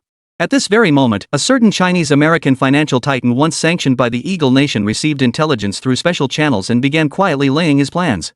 The next morning, as Wall Street's electronic screens lit up, Tenglong electric vehicle stock plummeted like a punctured balloon, dropping at a rate of 3% per minute. Traders stared at the green numbers dancing across their screens, their headsets filled with frantic shouts, "Sell! Sell now!" Word is that the so-called weather satellite was actually a spy satellite. And Dragon Nation now seems to have all the satellite coordinates and the capability to strike. Tenacious will be the first to face Dragon Nation's sanctions. "It's not just navigation systems, Mr. Jack." A Morgan Stanley analyst yelled into the phone, "Just got intel. Dragon Nation can track satellites in real time across the entire planet. That means their missile defense accuracy far exceeds expectations. Tesla's autopilot relies on satellite positioning. It's completely transparent to them. Do you think they'll let Tenere get away with playing games right under their noses?" Panic spread like a virus across the world's major financial centers. In an instant, Western defense stocks took a nosedive. Lockheed Martin's stock price evaporated $12 billion in half an hour. Boeing's order cancellation notices flooded the CEO's inbox. By market close, the total market capitalization of the Eagle Nation stock market had evaporated by a full $630 billion. The red decline figures on the exchange's electronic screens stung the eyes like needles. The moment Wall Street's closing bell rang, a private call from tenacious CEO Mark exploded like thunder into the White House emergency meeting. Xuan Jianguo frowned deeply upon seeing Mark's name on the caller ID. His voice still carried the lingering heat of anger as he pressed the answer button. "Speak." "Speak?" Trump snapped. "What do you want me to say?" Mark's roar nearly shattered the receiver, his voice raspy as if sandpaper scraped. "My stock plummeted 27% in a single day. Market value evaporated by 42 billion eagles. The board nearly tore me apart alive just now. You owe me an explanation." What could Xuan Jianguo possibly say? Just muddle through, he thought, his knuckles turning white as he gripped the phone. The satellite parameter report Horton had just handed him was crumpled in his grip. "Mark, this is an emergency. Market panic is temporary." "Temporary?" Mark suddenly laughed coldly, his laughter laced with barbs. "I just got an email from Manhwa. Their new Energy Vehicle Standards Committee says Tenengla's autonomous driving system has safety hazards and recommends domestic automakers suspend cooperation. This is temporary? This is a targeted strike." He paused, his tone suddenly sharpening. "Who told me to pour money into space? Who said backing defense contractors means backing the party? Now my cars can't sell, I'm under sanctions. Give me an explanation. Didn't I tell you I wanted nothing to do with politics? Now you owe me answers." The room fell silent. The finance minister discreetly tucked the stock market chart under the table. Xuan Jianguo took a deep breath, struggling to suppress his rage. "I'm discussing countermeasures with my advisors. We'll give Wall Street an explanation." "Give Wall Street an explanation? What about my explanation? Whoever you're giving answers to now, you need to give me a solution first." Mark's roar carried unbridled fury. "My factory in Texas has shut down. The union says if we don't restart production, they'll strike. Do you realize how devastating this is for the election? Those workers all voted for you last year." His voice suddenly dropped, tinged with menace. "If stock prices don't rebound by next week, I can't guarantee those donations won't start flowing elsewhere." The words pierced like needles into Xuan Jianguo's temples. He sprang to his feet. His combat boots scraped harshly across the carpet. "Mark, watch your language. I'm the president, not your stockbroker. Who do you think you are, talking to me like that?" "President?" Mark snorted. "The president who couldn't even secure Longwa's satellite coordinates? Let me tell you, Chuan Jiangwo, I backed you because I wanted you to win, not to use my company as cannon fodder. The sound of papers rustling came from the other end of the line. My lawyers are already drafting the terms to withdraw from the military-industrial partnership. Better to pull out myself than be targeted by Manhwa. You dare! Trump's roar made the receiver buzz. If you dare withdraw, I'll have the SEC audit your taxes. Audit your autonomous driving data. Go ahead. Mark's voice suddenly turned as cold as frozen steel. The whole Eagle Nation knows now following you only makes us sitting ducks for Dragon Nation. The phone snapped off, leaving only a busy tone. Trump stared at the black screen before slamming the phone onto the conference table. The glass shattered instantly into a spiderweb pattern. Wallace started to speak, but retreated at the sight of his bloodshot eyes. The president now resembled a cornered beast whose abscess had been pierced, left only with futile fury. All right, forget about him for now. We need to discuss this matter now.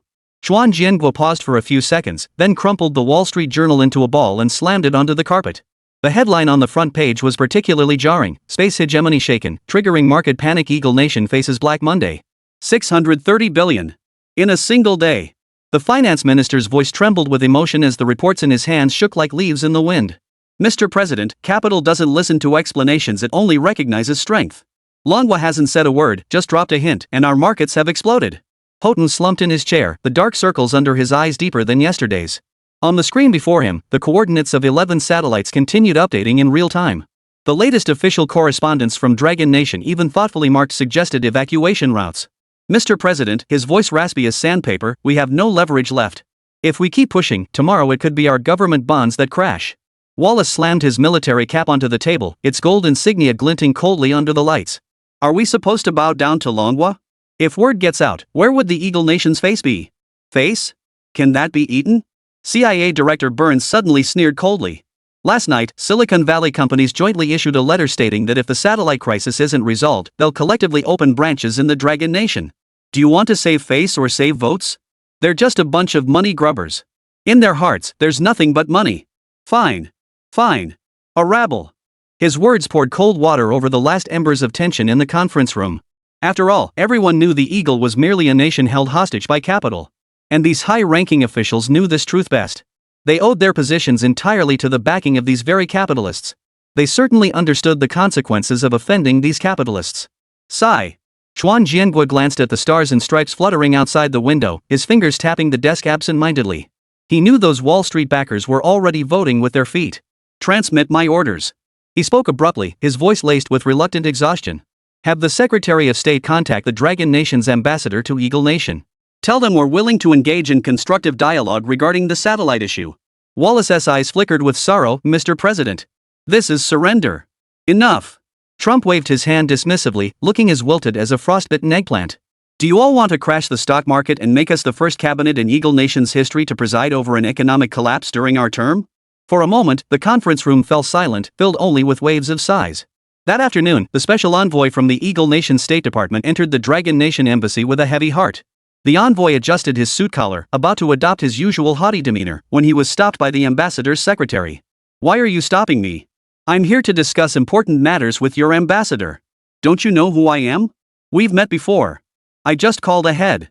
Of course I recognize you, sir, but our ambassador has instructed. The secretary's tone was as flat as discussing the weather. We can discuss matters, but only if your president himself comes. After all, the decision to withdraw the satellite doesn't rest with a messenger like you. You?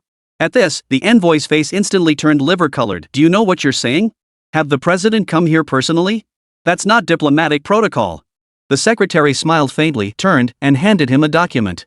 On the cover were the orbital parameters of those 11 satellites.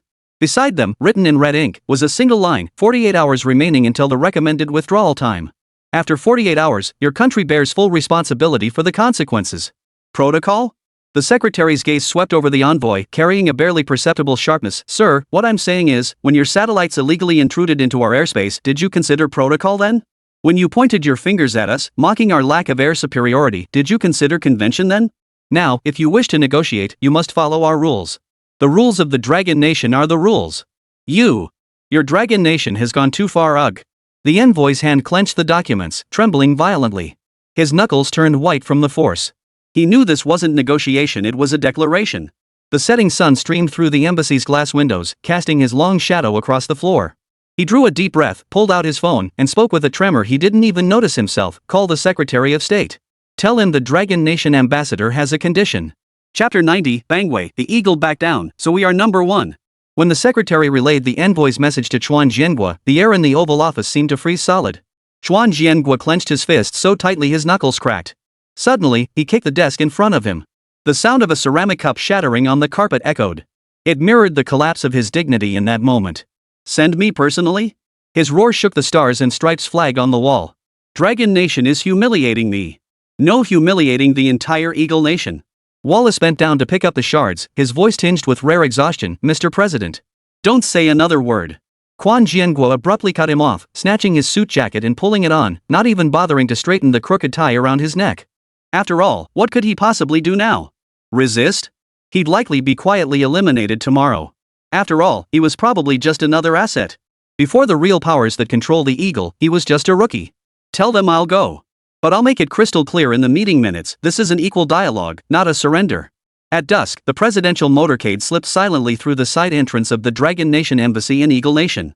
As Chuan Jianghua stepped out of the car, the setting sun bathed the embassy's eaves in golden light. He stared at the plaque above the door that read Dragon Nation Embassy in Eagle Nation. Suddenly, he recalled the UN General Assembly 3 years prior, when he had pointed at the Dragon Nation representative and declared, "Your so-called dream sounds grand, but the reality is brutal. The truth is, you will forever remain in our shadow." Inside the meeting room, the Dragon Nation ambassador was flipping through the briefing documents. Upon seeing Kawakuni enter, he merely lifted his eyelids and gestured toward the chair opposite him. "Mr. President, please sit." No pleasantries, no formalities. His tone was as flat as if receiving an ordinary visitor. Kawakuni was about to erupt the moment he sat down, but the ambassador's thrust of documents silenced him.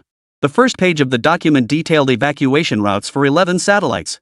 Each route was annotated with estimated departure times, fuel consumption, safe airspace, and even pre-approved permissions for transiting through the airspace of various countries. These were our proposed evacuation plans. The ambassador's fingertip tapped along the Night Falcon 7's route. "It's too close to the Jiangnan Technology Park and must evacuate first, no later than noon tomorrow." "What gives you the right to dictate the timeline?" Chuan Jianghua's voice carried suppressed fury. "These satellites are the property of Eagle Nation. When illegally intruding into another nation's airspace, they cease to be ordinary property. We've already shown your country ample face. At least we're negotiating with you now, rather than making this information public outright." The ambassador abruptly closed the file, his gaze sharpening as he fixed it on him. How to put it? Feeling confident really is exhilarating. In this moment, he felt like the dragon-slaying youth had transformed into the dragon itself. "You."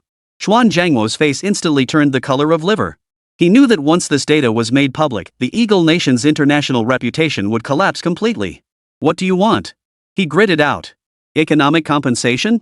Or lifting sanctions? We don't ask for much." The ambassador pulled another document from his drawer.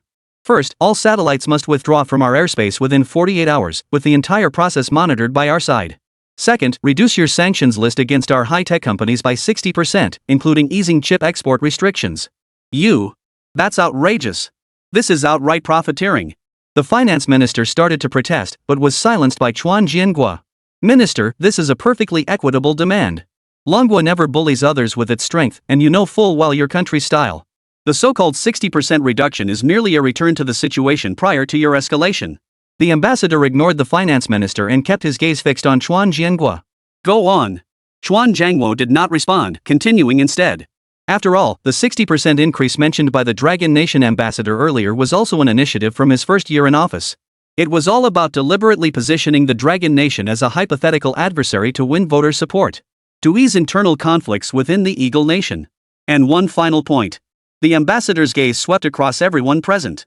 His tone was calm yet carried an undeniable force. "Eagle Nation must publicly apologize to our country for the illegal satellite intrusion." "Impossible." Wallace abruptly stood up, the insignia on his military cap gleaming coldly under the lights. "Make the world's most powerful nation apologize? Absolutely impossible. Just wait and see tomorrow's stock market." The ambassador picked up his phone, its screen displaying Wall Street's overnight futures trading data. The defense sector had already begun to plummet. "As far as I know, JP Morgan just downgraded the Eagle Nation's sovereign debt rating. If an apology can stabilize the market, it's a bargain." The talks reached an impasse. Outside the window, the sky gradually darkened. Chuan Jianghua stared at the constant stream of messages from financial titans on his phone, then glanced at the document marked with satellite trajectories. A profound sense of helplessness washed over him. He knew he had no bargaining chips left. An apology is acceptable. He finally relented, his voice laced with utter exhaustion, but the wording must be drafted by us. Say the satellite experienced a program error and accidentally entered the airspace. The ambassador paused for a few seconds before nodding. Agreed. But it must explicitly acknowledge the unauthorized entry and promise that no similar incident will ever occur again. This is the maximum concession we can offer. At exactly midnight, Eagle Nation's official media abruptly released a brief statement titled Explanation regarding our satellite's erroneous entry into Dragon Nation airspace due to programming error. In the statement, Eagle Nation finally acknowledged that 11 satellites had entered Dragon Nation's airspace due to technical malfunctions. It expressed deep regret for the inconvenience caused and pledged to complete the withdrawal as soon as possible. It also apologized for the Dragon Nation having been slandered due to the Eagle Nation's erroneous analysis of the incident in recent days. Boom! This statement detonated like a bomb, instantly unleashing a tidal wave of global outrage. Did I read that correctly? Eagle Country apologizes? Eagle Country apologizing to Dragon Country? Ha! I don't get it. Eagle Country actually apologized to Dragon Country? Looks like the world will finally belong to our cold country. We never bowed to Dragon Country, we are the world's #1. Damn these eagles, how many days do they have left? Even upstarts know when to back down? Allies of the Eagle Nation sent inquiries demanding to know why the same software glitch affected 11 satellites simultaneously. Wall Street analysts convened emergency meetings overnight, realizing cracks had appeared in the Eagle Nation's space supremacy. Meanwhile, nations long suppressed by the Eagle Nation quietly raised glasses in celebration. For the first time, someone had made the world's unrivaled beacon bow its head. The Dragon Nation's UN ambassador stood at his office window the moment he saw the statement. The distant UN building was ablaze with lights, and for a moment, tears streamed down his face. Meanwhile, in the observation room in Jiangnan, Xiang Chen and the senior professors watched the slowly shifting satellite trajectories on the screen. The first Night Falcon had begun its withdrawal. Guided by the constellation's web, its new orbit glided like a docile fish, gradually departing from Dragon Nation's airspace. Professor Lin suddenly laughed, his voice trembling with emotion. See? This is our true strength. As the morning light once again spilled across the observation room windowsill, the world remained stunned by the Eagle Nation's apology. No one knew that behind this seemingly calm diplomatic maneuver lay the Space Great Wall, built by generations of Dragon Nation people with wisdom and sweat. Those days when they were mocked for not even being able to track satellites were finally left forever in the past. Even fewer knew that the architect of this achievement was a Dragon Nation graduate student barely in his 20s. Chapter 91, Gangdan visits home, Xiang Chen invited to rank conferring ceremony. In the days that followed, the satellite incident's clamor faded from public view like clouds scattered by autumn winds. In private discussions, world leaders repeatedly dissected the Eagle Nation's statement about a procedural error. Their mutual suspicions were impossible to conceal. Everyone understood that, given the Eagle Nation's usual approach, they would never have backed down so easily unless they had suffered a major setback. Yet it had happened. The two superpowers seemed to have reached an unspoken agreement, refraining from further comment on the matter. Beneath the calm surface, however, turbulent currents swirled. Though the Eagle Nation had temporarily backed down, the bitter taste in their mouths remained impossible to swallow. Since the public apology, their intelligence apparatus had been stirred like a disturbed hornet's nest. From the CIA to the DIA, nearly every available resource was now focused on the Dragon Nation. Agents combed through every available file on experts and scholars connected to the Dragon Nation. Even graduate students who had published related papers in academic journals were added to the screening list. Yet the results were like punching cotton. All the suspects were either too old to keep up with technological advancements or had research fields completely unrelated to satellites and anti-satellite technology. The closest candidate was academician Zhang from the Dragon Nation Aerospace Academy. But records showed he retired 3 years ago due to a cerebral hemorrhage. He couldn't even use a computer anymore. Useless. A bunch of useless fools. In the Black House conference room, President Trump slammed the latest investigation report onto the table, scattering pages everywhere. Pointing at CIA Director Burns, his voice hoarse with rage, he demanded, "This is all you've got? Someone capable of pinning our satellites in orbit, and you haven't even caught a whiff of them? What the hell have you been doing all these years? You just stood by and let Manhwa make such a massive technological breakthrough completely under our noses?" Sweat beaded on Burns' forehead as his coffee cup trembled like autumn leaves in the wind. "Mr. President, we've combed every public academic database, monitored all of Manhwa's aerospace forums, and even decrypted their conference proceedings from last year." He swallowed hard, his voice trembling. But it's truly bizarre this man appeared out of nowhere, leaving no trace whatsoever. Could it be a team? President Trump suddenly asked. Maybe it's not one person, but the result of pooling the nation's elite? Mr. President, teamwork is natural, but there must be a core figure. And that's the captain we need to find. NASA Administrator Horton inwardly rolled his eyes at President Chuan's nonsense. Nonsense. What achievement could ever be accomplished by a single person? But what could he do? He was the leader. He had to bite his tongue and say, moreover, based on the information we've gathered about Lingua's technology, its logic jumps and parameter optimization approach carry a distinct personal style, calm, obsessive, and extremely confident. Most crucially, it's flawless. I've never seen such a perfect program. Dragon Nation will undoubtedly protect and conceal this individual. Though Houghton seethed inwardly, his tone betrayed genuine admiration. After all, when Xingluobua guided the spy satellite away from Longwa, the seamless precision of their program interfacing with Xingluobua had commanded his respect. The conference room fell into a deathly silence, broken only by the ticking of the wall clock. Each tick felt like a hammer blow to everyone's heart. Chuan Jiangwo suddenly grabbed the cola can on the table and hurled it to the floor. Brown liquid splattered across the carpet, spreading into an ugly stain. Then what do we do? How am I supposed to know who exactly disgraced the eagle? He paced the room like a caged beast, his roars bouncing off the walls.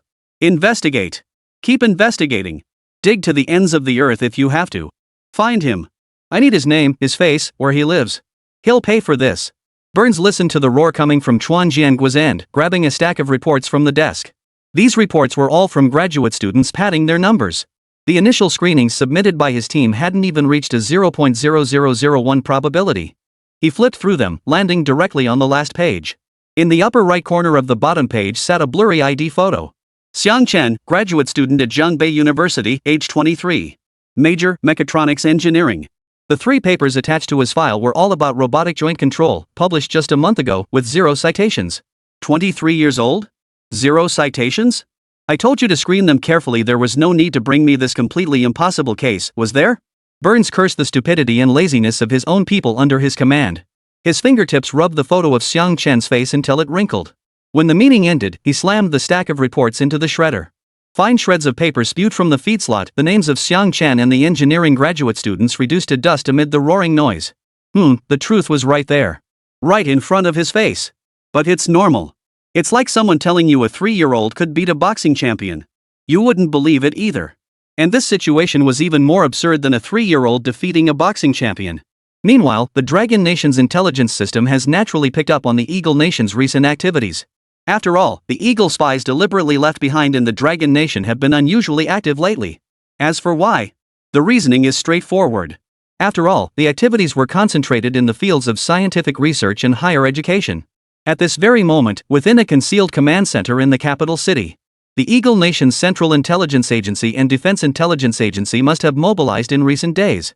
An elderly man in a Zhongshan suit examined the consolidated report on Dragon personnel activities monitored by the Eagle Nation. A young officer beside him handed over a report. Commander, we've initiated Operation Fog as planned.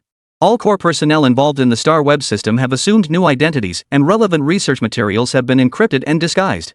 The elder nodded, his gaze sharp, and smiled faintly. Tell those below to play their parts well, give them more clues. At this very moment, 2 high-ranking officials from Blue Star's major powers were each pursuing their own objectives, one protecting Xiang Chen, the other searching for him. Meanwhile, the man at the center of this storm was installing the latest voice chip into Gangdan, who had returned home to visit his family. Now, on that stretch of riverbank in Jiangnan province that Xiang Chen had leased for 800,000 yuan, a sign for the Jiangnan fireworks factory stood erected. The name was ordinary, but the activity within the walls was anything but. Heavy trucks came and went, their tires grinding against the ground with a dull thud. Their cargo beds were loaded with containers labeled special materials, sealed so tightly that their contents remained hidden. Guards at the entrance stood armed and alert, their eyes sharp as hawks. Occasional muffled conversations crackled from the walkie-talkies at their waists, indicating security measures tighter than those of a typical military factory. Occasionally, a breeze carried faint hums of machinery from within. It felt like some massive machinery was operating at high speed, lending an air of mystery and authority to the seemingly ordinary riverbank. The scene shifts to Xiang Chen and Gangdan. At that moment, Gangdan whined softly while rubbing against Xiang Chen's hand. Master, I missed you so much. Enough. Stop acting like a puppy. You're a dog with a military rank now. What's with all this whining? You expect to go to war looking like that? How are you supposed to protect the country and its people? Xiang Chen ruffled Gangdan's furry head with a smile, his eyes still brimming with affection. Truth be told, he hadn't seen Gangdan in quite a while. It was impossible not to miss him. But as the owner, he had to maintain some dignity. This time, Gangdan's homecoming was officially called a family visit, and they even went through the damn approval process. In short, it was beyond absurd, utterly ridiculous. But then again, as a full-fledged soldier dog Steelegg couldn't exactly act any other way. It's just weird. A robot dog going home for a family visit requires going through leave procedures. And the family visit is for himself? That's even more absurd. In a few days, the Dragon Nation's first intelligent mechanized assault company will be formally established and hold a commissioning ceremony. Meanwhile, General Zhao naturally has his own personal motives. He hoped Gangdan would bring Xiang Chen along to attend the event. Come on, let's go home. Let your sisters Song Yao and Xingye see you too. After replacing the voice chip, Xiang Chen ruffled Gangdan's furry head. Got it. Hearing this, Gangdan happily wagged his tail. After all, he really did miss home, didn't he? He was dying to go back. Chapter 92, Gangdan, you lot, all of you call him master. Xiang Chen then brought Gangdan back home. The moment they entered, Su Qingye and Song Yao stared blankly at Gangdan, following Xiang Chen for a few seconds. Gangdan. Su Qingye set the fruit down on the table, spread her arms wide, and rushed over. Sister Qingye. Gangdan's electronic screen instantly lit up with a heart pattern. Whoa! Put me down first. Sister Qingye. Su Qingye held him tightly. Gangdan's initial excitement faded, and he quickly said, "Oh my, Gangdan, oh my." After Su Qingye finished holding him, it was naturally Song Yao's turn. Sister Song Yao. Gangdan called out urgently. Seeing this, Song Yao laughed so hard she could barely stand up, but she kept interacting with Gangdan for a long time. Half an hour later. While Gangdan was playing with Su Qingye, Song Yao suddenly remembered something. "Oh right, General Zhao asked you to attend the commissioning ceremony. Did you agree?" After Gangdan returned that morning, Xiang Chen had already informed Song Yao about this matter. After all, he had planned to discuss a business partnership with Song Yao's brother these past few days. I did. Xiang Chen tossed an apple to Gangdan. The little guy leaped up and caught it steadily. After all, it was Gangdan's big day. Parents had to make an appearance. Besides, I wanted to see what the other Gangdans in the intelligent mechanized assault company look like. This batch of steel eggs is made with aerospace-grade materials, offering 30% better fatigue resistance than previous models. I'm curious too. As for your brother's side. Xiang Chen shrugged. Alright, no problem. I've talked to my brother, nothing major over there. That's the real business. Song Yao nodded. Xingya's sister, master, Song Yao's sister. Oh right, I forgot to show you this. Just then, Gangdan, who had been playing with Su Qingye, suddenly spun in place. His mechanical arm flung out a red cloth revealing a miniature shoulder insignia embroidered with a golden star. Lieutenant Gangdan reporting for duty to you three. You're something else. Only gone for over 20 days, and you come back as a lieutenant? Xiang Chen chuckled as he accepted the shoulder patch, teasing, keep doing your job as lieutenant. Once you earn some real merits, show me a bigger star. Oh my. Song Yao suddenly remembered something and pulled a gift box from her bag. Almost forgot, this is for you, Gangdan. Opening it, she found a red pouch embroidered with the character Gangdan. Soldiers should carry something red for good luck. Thanks, Sister Song Yao. I love you so much. Gangdan immediately grabbed the pouch with his mechanical claw and carefully hung it around his neck. The light on his electronic screen flickered on and off, like a child who'd just received candy. After all, equipped with simulated emotional capabilities, it could sense the weight of this affection. Wait, Song Yao? You? Seriously? You've been pulling strings behind my back, haven't you? Why didn't you tell me about this? But clearly, upon seeing the pouch, Su Qingye beside him couldn't sit still for a moment. He turned his head to look at Song Yao, unleashing a barrage of questions. Then, the two women quite reasonably transitioned into an argument. I was afraid you'd get jealous. What would I be jealous of? Jealous that Gangdan is closer to me. The two bickered back and forth, their voices growing louder. Gangdan looked from one to the other. The heart icon on its electronic screen turned into a crying face, and it suddenly started spinning in circles. Its mechanical arms flailed wildly through the air as it kept shouting, "Stop fighting! Sister Qingye is the best. Sister Song Yao is also the best. Gangdan loves them both." But the more it pleaded, the fiercer the two fought. Clearly, it was all for nothing. Xiang Chen watched the scene unfold with a headache and a sigh of resignation. Turning to Steel Egg, he sighed, "Alright, I'll just have to stick with you for a couple more days. This is a big deal. It might drag on for a while. Ugh, come on. Let me check some other parts of you." Trying to stop two women from arguing is a fool's errand. Xiang Chen then led Gangdan upstairs. At dawn on the third day, the roar of military transport planes pierced the clouds. Xiang Chen leaned against the porthole, watching the cityscape below grow smaller. For a moment, he felt inexplicably moved. After all, he was heading to the place where Gangdan had been staying these past days. After more than 10 hours of turbulence within the clouds, the transport touched down in the dead of night. Searchlights pierced the darkness at the base, illuminating the neatly arranged armored vehicles on the tarmac. The moment he stepped off the boarding ladder, Gangdan snapped to attention, standing tall and proud, a complete contrast to the fawning dog he'd been moments before. In that moment, Xiang Chen suddenly recalled that internet meme. Plus, if you call me Wang Kai, I won't argue with you. But outside, you'd better call me Ah Biao, got it? Wait, how come our Steel Egg has two different personalities? This little guy had only just entered the base, how could he suddenly seem like a completely different dog? Wasn't this the same Gangdan who was fawning over him on the plane just moments ago? But now, Gangdan actually gives off a soldier vibe, right? His eyes were now completely serious, even his gait had changed. The rhythmic movement of his hydraulic joints made him look like a seasoned veteran. Steeleg then tilted its dog-like head slightly and headed toward the central plaza of the camp. Upon reaching the square's center, it abruptly halted. Its head snapped upright as an electronic command pierced the night sky. Mech Assault Company, assemble at the gate. The command echoed through the silent camp, its unique sonic frequency causing even the distant searchlights to flicker. Just as Xiang Chen was about to ask what it was shouting in the middle of the night, the sound of mechanical clatter erupted from all directions like countless metal claws racing across the ground. No sooner had Xiang Chen opened his mouth than the sight before him left him speechless. In less than a minute, dozens of black shadows burst from the pitch-black night, all identical mechanical dogs to Steeleg.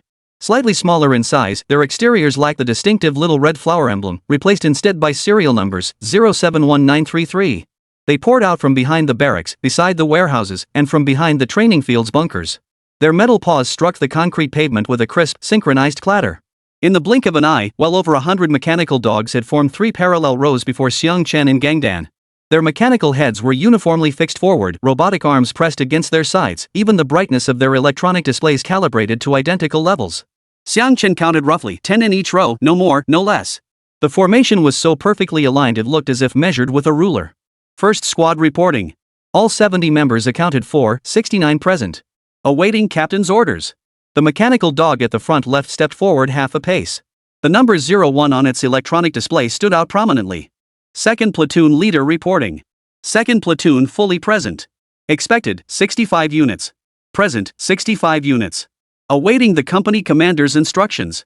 Third platoon leader reporting. Third platoon fully present. Expected, 69 units. Actual, 37 units. Awaiting captain's instructions. 3 robotic dogs reported in succession, their voices uniformly modulated, electronic tones short, sharp, and carrying the distinctive cold hardness of metal. Xiang Chen stared in astonishment. He knew Gangdan was going to be the company commander, but he hadn't imagined this company would actually be so well organized, with clear platoon and squad formations. Gangdan stood silent for several seconds.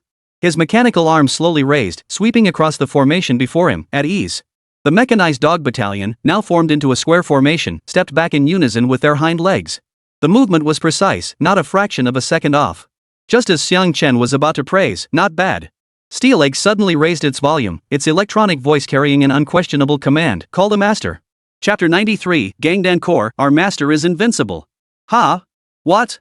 At that moment, Xiang Chen froze completely in place. What the hell? What the hell is going on here? His mind felt like it had been struck by a sledgehammer, buzzing incessantly. He stared at the dark, swarming army of mechanical dogs before him, then whipped his head around to look at Steeleg. His mouth opened and closed, but no words came out for a long while. After all, he'd seen his share of big scenes, but this one was absolutely beyond anything he could have imagined. You'd be lying if you said you weren't completely dumbfounded. Steeleg, what did you tell them to call me? No way? Can you stop messing around? Xiang Chen stared at the gleaming eyes of the Steeleg Corps, his voice trembling slightly as he instinctively took half a step back. No? These mechanical dogs were clearly mass-produced standard models from the base, with core programs written by military engineers. How could they possibly recognize him as their master? Forget about implanting programs, he hadn't even seen the design blueprints for these robots. So? They can't even call me master. Gangdan's electronic display flashed an innocent expression, its claws still poised in a commanding gesture, call me master. It tilted its robotic head, seemingly baffled by Xiang Chen's overreaction. Master, they all know you created me, so you are the master of the entire intelligent mechanized assault company. What kind of logic is that? Xiang Chen felt like facepalming. True, I created you, but they were created too, but... Before he could finish, the squad leader at the front suddenly shifted his mechanical legs and tilted his dog head towards Xiang Chen. The number 01 on the electronic display flickered twice, then actually emitted a slightly stiff cry, Master. Immediately, the second and third rows of mechanical dogs seemed to have switches flipped. A wave of master cries surged across the plaza, rising and falling in unison. Some voices carried electrical static, others were still unpolished, even slightly off-key. Yet every single one rang crystal clear, pounding against Xiang Chen's eardrums and sending shivers down his spine. Most unsettling of all, as they called out, the Steeleg Legion wore expressions of longing, even tears welled in their eyes. It was downright terrifying in the dead of night. Xiang Chen might not have known how Lu Xiaojiang felt when he was scared by Steeleg back then. But now, his own state of mind was remarkably similar. The only difference was knowing they wouldn't harm him, so he could be a little less terrified. Stop. All of you, stop. Xiang Chen waved his hands urgently. Who told you to shout like that? I'm not your master. This is a military unit, your soldiers. You have no master. Yet the mechanical dogs seemed oblivious, maintaining their shouting posture. The glow from their electronic screens flashed in unison, casting flickering light across Xiang Chen's face. Only then did he notice if those could even be called eyes. They held a light bordering on reverence, as if gazing upon some truly magnificent being. What the hell was going on? Xiang Chen grabbed Gangdan's ear, his voice tinged with irritation. What did you say to them? Oh, boss, give me some face, I'm the company commander, you know. Though Steel Egg commanded the Steel Egg Legion with imposing authority, he remained thoroughly outmaneuvered by Xiang Chen. Just as he was about to speak, hurried footsteps echoed from the distance. General Zhao, clad in his training uniform, jogged over, calling out from afar, "Xiao Xiang. You finally made it. Goodness, it's been nearly a month." General Zhao. Facing this venerable general who had commanded respect without raising his voice at the dinner with Xingyao, Xiang Chen promptly gave a slight bow. But upon seeing the scene unfolding in the square, General Zhao's laughter abruptly halted. Scratching his head, he gave a dry chuckle. So this is the welcome ceremony Steel Eggs prepared for you? Quite the grand affair. General Zhao, you're just in time. Xiang Chen grabbed General Zhao's hand and hurriedly asked, what's going on here? Why did they even program a master function? General Zhao's smile slowly faded. Patting Xiang Chen's shoulder, he sighed, young Xiang, it's a long story.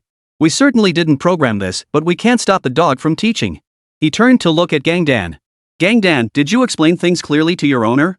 Gangdan's display dimmed slightly as his robotic arm scratched his doggy head sheepishly. Reporting to the general, I just told them the owner is the most amazing person in the world. I didn't say anything wrong, did I? Ha? If that's all you said, how could I possibly scold you? General Zhao sighed helplessly. After all, Gangdan was his most precious treasure, one he couldn't scold or punish. He could only swallow his frustration. Turning to Xiang Chen, he continued, during Gangdan's 20-plus days at the base, he taught the other robot dogs every single day. He pulled Xiang Chen aside and lowered his voice. You know, in the core protocols of the Intelligent Machine Assault Company, obedience to the company commander is the highest priority. As the first commander, what Gangdan says is practically a command in their programming. So, even though the other robot dog warriors don't have a master protocol, Gangdan just kept drilling it into them. Xiang Chen frowned. But what does that have to do with recognizing me as its master? That's ridiculous. Exactly. Gangdan noticed that and probably felt resentful. So he concocted a whole legendary backstory for you. General Zhao sighed. It claims you solved differential equations at age 1, independently programmed spacecraft attitude control systems at 3, and calculated intercontinental missile trajectory parameters using an abacus at 5. What? Xiang Chen's eyes widened in disbelief. No way? That's pure fabrication. At that moment, Xiang Chen's head was buzzing. He ran back, kicked Gangdan once, then came right back. General Zhao couldn't bring himself to kick him, though he certainly wanted to. The problem was they believed it. General Zhao pointed at the robotic dogs still maintaining formation. I told you earlier their programming is to obey the company commander, which is Gangdan. Simultaneously, their AI chips possess autonomous learning capabilities. Combined with Gangdan's brainwashing, they genuinely believe you're an omnipotent creator. After all, in their eyes, Gangdan is a god, and you're the one who created that god. Most crucially, our staff can't even delete this program. It's already embedded in the host system. Only then did Xiang Chen realize, so he'd unwittingly become a legend among the mechanical dogs? Wait, what? That abstract? So that's how Steel Egg operates outside? He watched Gangdan, the little guy, secretly gesturing with his mechanical arm to a line of soldiers, as if saying, see? I didn't lie to you. The master really came. This is just nonsense, isn't it? Xiang Chen sighed, feeling both amused and exasperated. Master. Before he could finish speaking, a strange whimpering sound suddenly filled the square, carrying an indescribable sense of grievance. Xiang Chen looked up to see 3rd Platoon Leader slowly advancing with over 30 mechanical dogs. The numbers on the electronic screen flickered on and off, as if struggling. 3rd Platoon Leader, what are you doing? General Zhao frowned. The 3rd Platoon Leader's mechanical arm trembled slightly as a line of text flashed on the electronic screen, reporting to Master, our platoon is missing 32 soldiers. They were destroyed during simulated combat, and their parts haven't been repaired yet. It paused, its voice suddenly breaking into a sob. Are we useless? Have we disgraced our master? It was clear how highly Xiang Chen, whom they had never met, was regarded within the Steel Egg Corps. At these words, the other mechanical dogs joined in with whimpering sounds. Some scraped the ground with their mechanical claws, others pressed their foreheads against the backs of their comrades in front. Even the sternest 1st Platoon Leader bowed his mechanical head. Sigh. Xiang Chen's heart softened instantly. Looking at these pitch-black mechanical dogs, he suddenly recalled how Steel Egg had cautiously explored the world for the first time when it was activated. Yes, the mechanical dogs might lack warmth, but the one who created them possessed it. They possess their own perceptions of the outside world, capable of discerning emotions from others' expressions. He took 2 steps forward and gently placed his hand on the platoon leader's head. The metal shell, cool with night dew, felt strangely reassuring. You haven't disgraced yourselves. Separate matters aside, seeing the Steel Egg Corps spirits dip, Xiang Chen hurried to reassure them, his voice softening. General Zhao just told me how outstanding your performance was during the exercise. You're truly exceptional, the pride of the Republic. At those words, the first platoon leader's display screen lit up instantly. Master, you really know? Of course. Xiang Chen smiled, then recalled what Steel Egg had been telling him these past few days. Steel Egg keeps telling me how first platoon leader is the best at leading charges, second platoon leader excels at electronic warfare, and third platoon leader may have fewer members, but every one of them is a demolition expert. No sooner had he finished speaking than third platoon leader suddenly lunged forward, his mechanical claw gently tapping Xiang Chen's pant leg as if verifying something. Master! Like toppling dominoes, all the mechanical dogs sprang into motion. They didn't rush forward, but slowly encircled him, forming a semicircle that shielded Xiang Chen and Gangdan in the center. They immediately began calling out. Some fawned at Xiang Chen's feet, others pulled out the little red flowers they'd earned during training, while one simply lay down, offering its back as a seat. Second platoon leader even pulled up his combat records. The electronic screen scrolled with dense data, as if reporting his achievements. Faced with this scene, Xiang Chen suddenly found himself speechless. He had always regarded them as mere machines executing orders, forgetting that within their AI chips, Gangdan had long planted a seed called faith. See? I told you the master would like us. Gangdan declared proudly at that moment. Long live the company commander. We have a master now. Sigh. Xiang Chen felt both sweetly amused and utterly speechless. Steel Egg really knows how to stir up trouble when left to his own devices. Good grief. Right? Did I implant an AI system that was a bit too advanced for him back then? Chapter 94, Steel Egg Corps Commissioning Ceremony, Salute to the Master. The next morning, the base's bugle call pierced through the morning mist. The Intelligent Machine Assault Company's commissioning ceremony was held in the central plaza. Above the podium hung a fluttering red banner proclaiming, Establishment and Commissioning Ceremony of the People's Liberation Army Intelligent Machine Assault Company. Xiang Chen stood backstage, staring at his borrowed Zhongshan suit in the mirror. He felt utterly uncomfortable, the collar dug into his neck, the cuff buttons pressed painfully against his wrists. Worst of all, his name was printed on the seat card right in the center of the podium. To his left sat General Zhao, to his right Minister Li of the General Armament Department. This seat felt like a red-hot branding iron. Xiao Xiang, relax. General Zhao adjusted his epaulets as he approached, the brass stars gleaming in the morning light. Everyone here today is on our side. No need to put on airs. Xiang Chen gave a wry smile. General, is this really the right place for me? Besides, I pulled an all-nighter yesterday fixing all those robot dogs injured in the simulated combat drills. I might doze off later. So what if I doze off? Who cares? Why wouldn't it be appropriate? No one is more suited to sit in the main seat than you. General Zhao patted his back. You built the Steel Egg. This intelligent mechanized assault company exists as a unit because of you. You deserve the top credit. Besides, he lowered his voice, if you weren't here to hold the fort today, I genuinely fear something might go wrong. I can lead troops well, but commanding these robots is another matter entirely. You saw the situation yesterday, they don't exactly hold me in awe. Just sit right there in the middle. With you here, I feel at ease. There are plenty of bigwigs among the troops arriving today. Hearing this, Xiang Chen could only reluctantly agree. After all, he couldn't refuse General Zhao, the man had a point. For a moment, Xiang Chen recalled last night's scene of repairing parts for the mechanical dogs. Over 30 of them had surrounded his toolbox, some handing him wrenches, others holding lamps. Third platoon leader even dismantled his spare chip to use as a cushion. They all called out, Master, Master, their eyes filled with flattery and respect. Damn Steel Egg. Xiang Chen could only curse inwardly at that moment. He sighed, about to speak, when the MC's voice echoed from the front desk, Please welcome our distinguished leaders and guests. General Zhao gave him a shove. Let's go. Xiang Chen steeled himself and followed onto the podium. The moment he steadied himself, he felt countless eyes fixed upon him. Seated in the front row were 6 generals in uniforms from different military regions. Their shoulder insignia bore anywhere from 2 to 4 gold stars, and each pair of eyes was as sharp as an eagle's, fixed intently on him without blinking. Xiang Chen instinctively tried to retreat, but General Zhao discreetly nudged his waist with an elbow. Allow me to introduce Comrade Xiang Chen. General Zhao smiled at the assembled officers. He is also the creator of our intelligent mechanized assault company. The moment the word creator was uttered, murmurs rippled through the room, accompanied by curious glances. After all, everyone knew the Intelligent Mechanized Assault Company was the brainchild of a young man, but they hadn't imagined he'd be this young. This? Is he even older than their grandchildren? The highest-ranking army officer present today, General Tang, a bespectacled man with the rank of lieutenant general, pushed his glasses up his nose. His voice boomed like a bell as he addressed his gray-haired colleagues. This is a major contributor to our army. Oh my, I'm truly unworthy of such praise. Xiang Chen straightened his back and responded promptly. How old are you, young Xiang? General Tang inquired next. 23. Xiang Chen answered. 23? Commander Wang of the Naval Theater raised an eyebrow, tapping his pen on his notebook. Goodness, my grandson is the same age as you, that little rascal.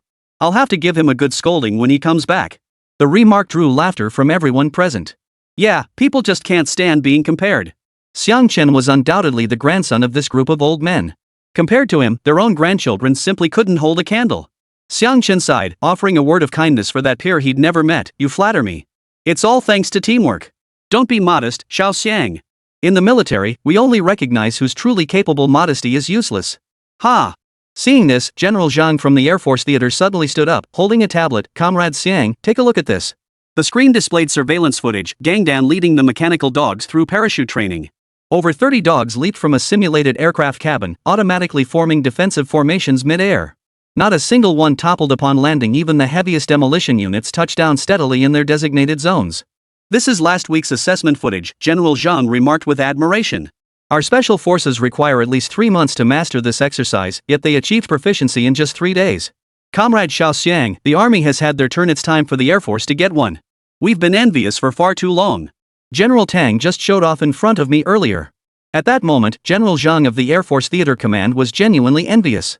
As the nation's first robotics-centric military formation, naturally drew all branches: Army, Navy, Air Force, and Special Forces to study and share technology. After all, they need to integrate the Steel Egg Course protocols.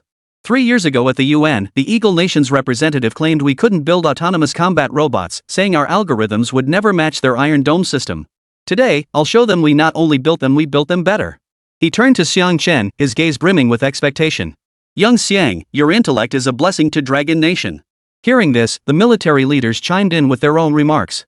They kept glancing at Xiang Chen, their expressions not unlike wolves eyeing sheep.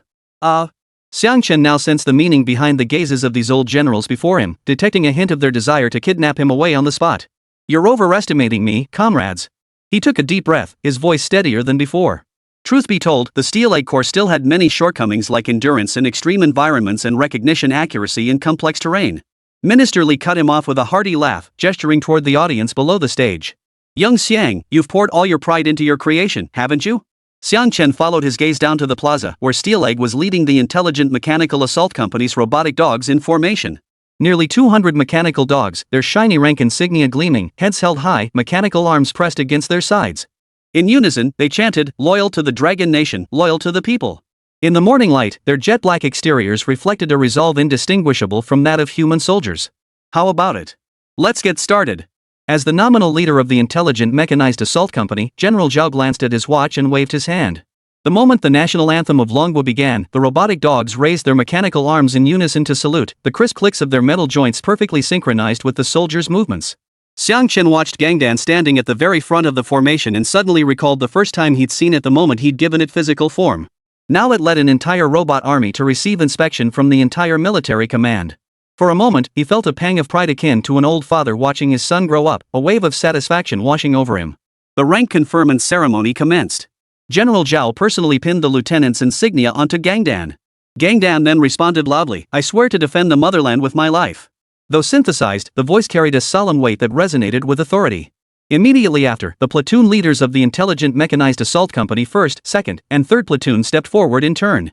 Each received their own rank insignia, and every salute drew thunderous applause from the audience. Commander Chen suddenly proposed, why not have the Steel Egg Corps show us what they've got? Enough with the formalities. We came here to see this very thing. This suggestion met with unanimous agreement from the others. All soldiers of the Intelligent Mechanized Assault Company. Then, as if prepared, Gangdan turned to the formation below the stage and commanded, Intelligent Mechanized Assault Company, demonstrate tactical coordination. Over 200 mechanical dogs instantly shifted formations, some forming defensive circles, others mounting simulated machine guns. Others crawled forward, their movements flowing like water, their timing and coordination precise to the millisecond. Most astonishingly, mid-movement, they used their mechanical arms to assemble a miniature national flag. The red fabric fluttered in the wind, arranged with precision surpassing even human assembly. Excellent. Excellent. Truly worthy of the technological age. Excellent. Excellent. Ha! This is exactly what we came for. At this sight, the military leaders rose to their feet, craning their necks to applaud and cheer. General Tang of the army smiled so broadly wrinkles crinkled at the corners of his eyes. After all, this technology was being deployed in his forces first. But to have outdone these old comrades, it would be impossible not to feel a sense of satisfaction. He knew that sooner or later, other branches would also incorporate units like the Intelligent Mechanized Assault Company. But he was the first. That was all that mattered. Just then, General Zhao Xingzhong handed a flag to Xiang Chen. Young Xiang, you shall carry this flag. You are the most fitting to receive it. The entire venue fell silent. All eyes focused on Xiang Chen as General Zhao gave him an encouraging nod.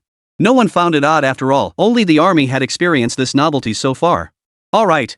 Xiang Chen took a deep breath and stepped down from the podium. Sunlight filtered through the clouds, warming him like the knitted sweaters his grandmother used to make when he was a child. He inserted the company flag into the flagpole mount on Gangdan's back and murmured softly, "Do your best." Steel Egg's electronic display instantly flashed crimson, as if weeping. The expressions across the Steel Egg core mirrored his own. Then, Steel Egg straightened its back, turned toward the Steel Egg core display, and bellowed, "Salute the master." With a sharp swish, over 200 mechanical dogs saluted simultaneously. The clang of metal echoed across the square, startling pigeons from the eaves. Xiang Chen stood at the front of the formation, staring at the pitch-black mechanical dogs with a slightly deadpan expression. "Ha? No way?" At that moment, the Steel Egg Legion below the stage heard this salute to their master.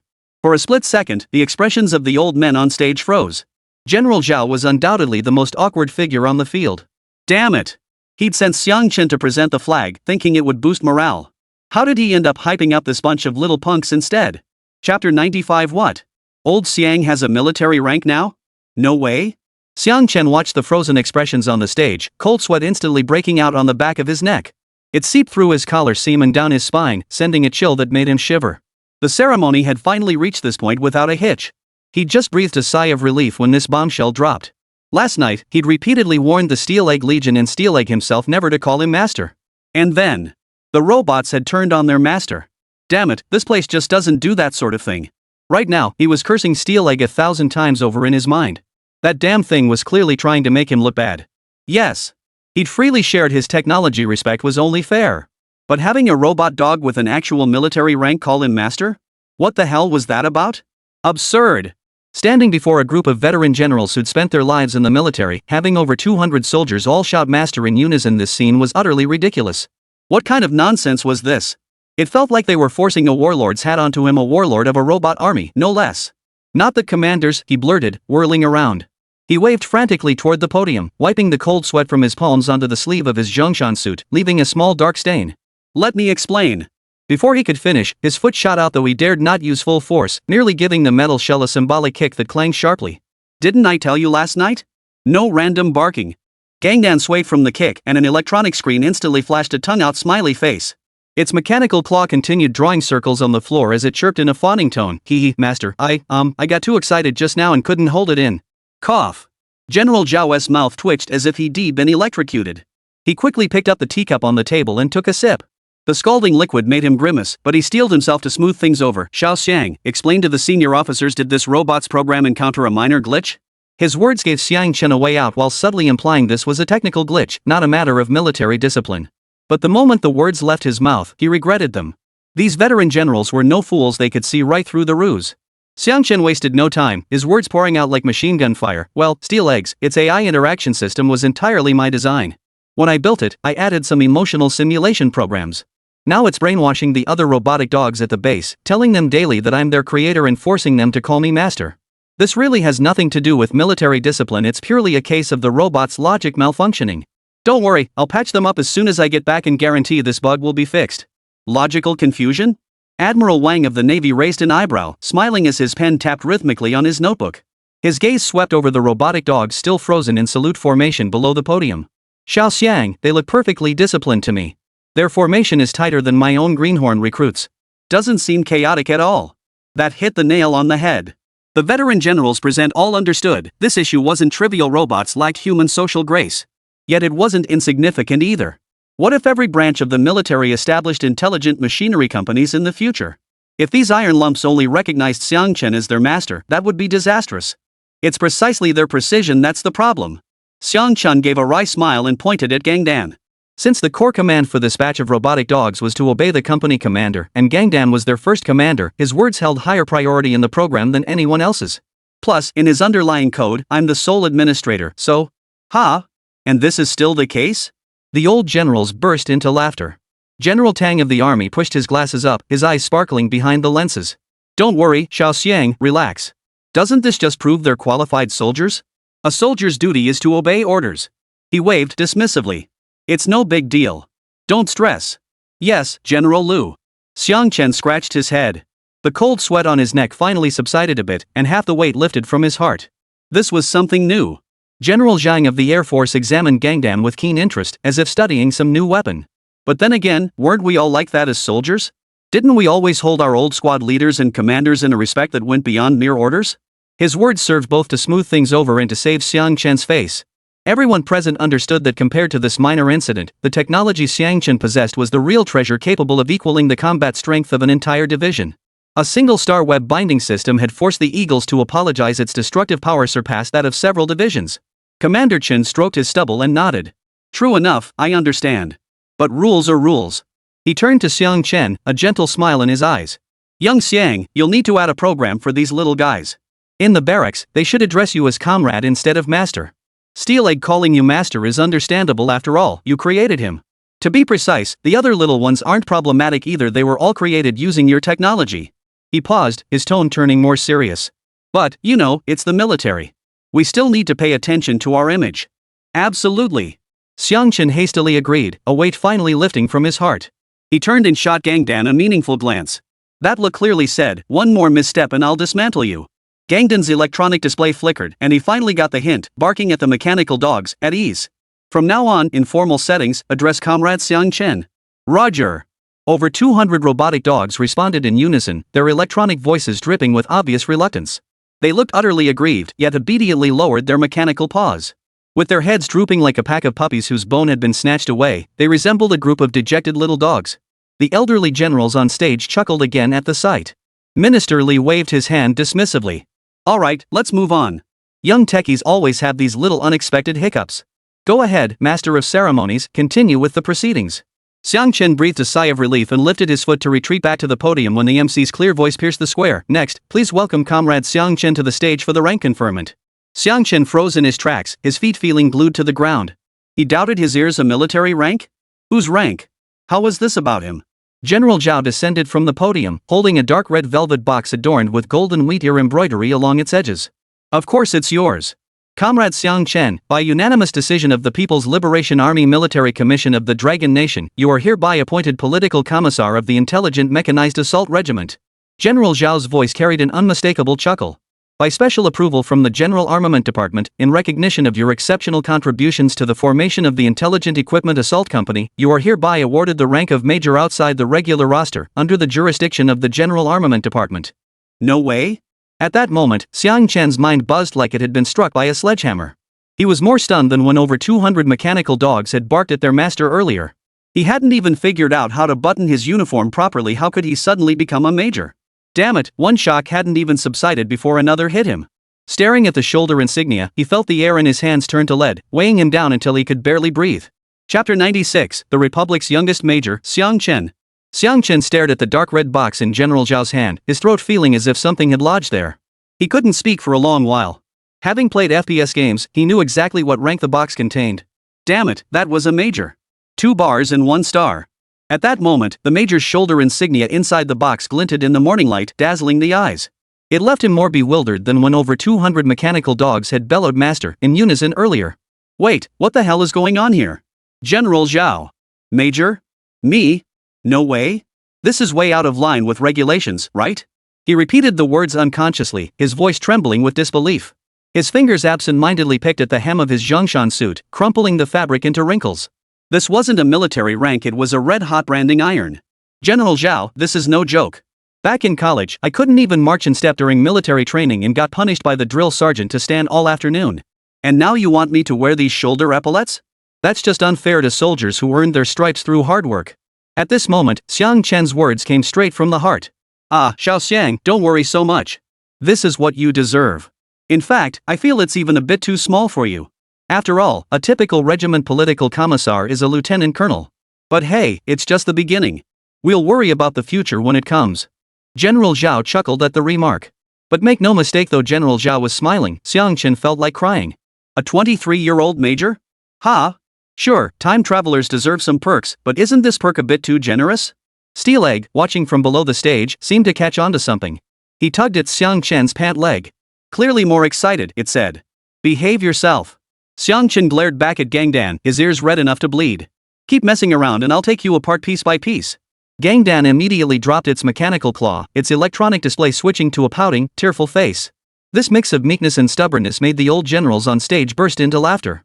General Zhao, however, beamed like a Maitreya Buddha, pressing the box deeper into Xiang Chen's arms. Young Xiang, you're not just any ordinary political commissar. This intelligent mechanized assault regiment is a future formation. Most of its personnel are robots, half of them technical specialists. Besides you, their creator, who else could possibly serve as their political commissar? It's good they have someone they respect after all, who else could both understand the technology and command this pack of iron beasts? Steel Egg below the stage seemed to grasp the unspoken meaning. He turned and uttered a command, and the mechanical dogs behind him instantly shifted formation, their metal bodies assembling into a massive Character 4 regiment. Sunlight filtered through their frames, casting intricate patterns on the ground, a gesture more solemn than any ceremonial banner. See? They're more eager than you are. General Zhao patted him on the back. This unofficial political commissar position means no drills, no duty shifts. Consider it our military's way of acknowledging your technical expertise. From now on, when any branch needs to upgrade their intelligent machinery systems, you give the green light. When robots develop logic bugs, you debug them, and since you'll inevitably need to liaise with the troops, having a military rank will make things smoother. Plus, we'll add a stipend as our military's token of gratitude. Ah! These words struck a chord within Xiang Chen. After all, hearing it put that way, having an official rank really did seem necessary. And honestly, if he wasn't tempted by this offer, he'd be lying to himself. After all, what man doesn't harbor military dreams? But his starting point was admittedly a bit too high. Could things move this quickly in wartime? But I still. Navy General Wang nodded in agreement, sketching a 5-pointed star with his pen on his notebook. Xiao Xiang, stop refusing.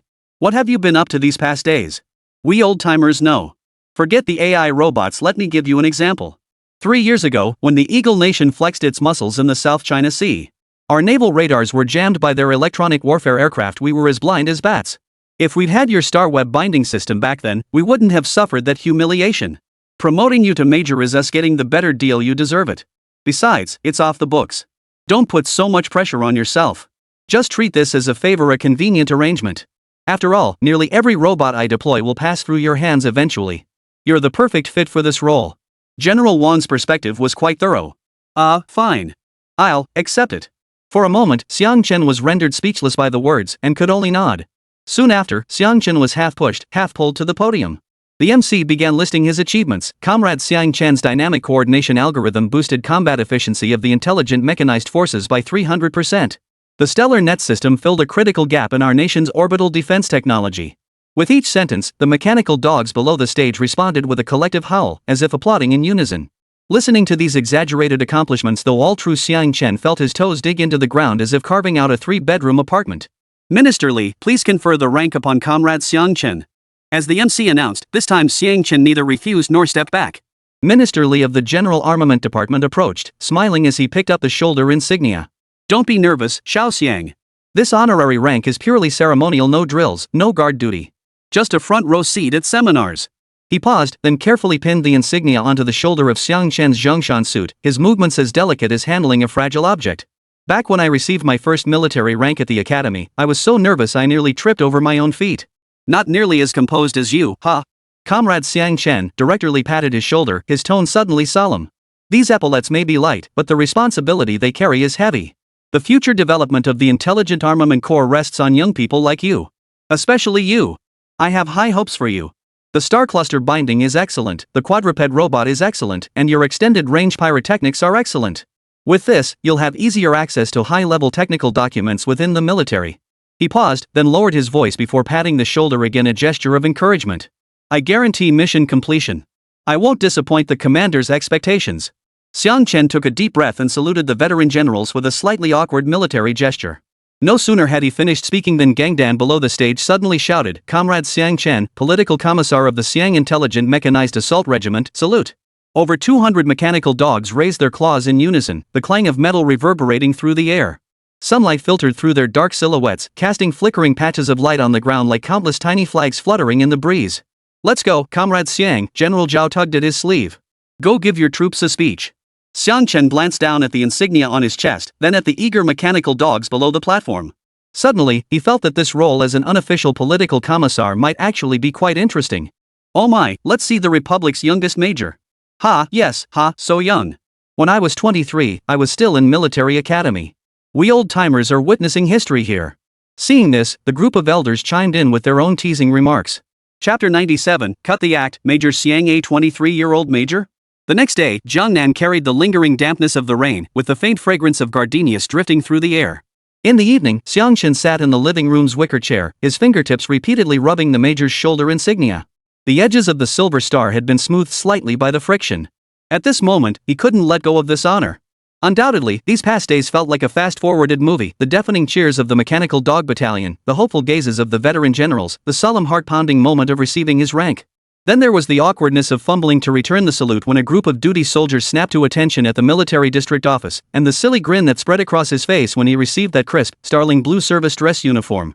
Though most of these events happened yesterday, every minute and second felt stretched out endlessly. Now, those scenes swirled in his mind until his fingertips touched the cool metal, startling him into realizing he truly held the title of a 23-year-old major.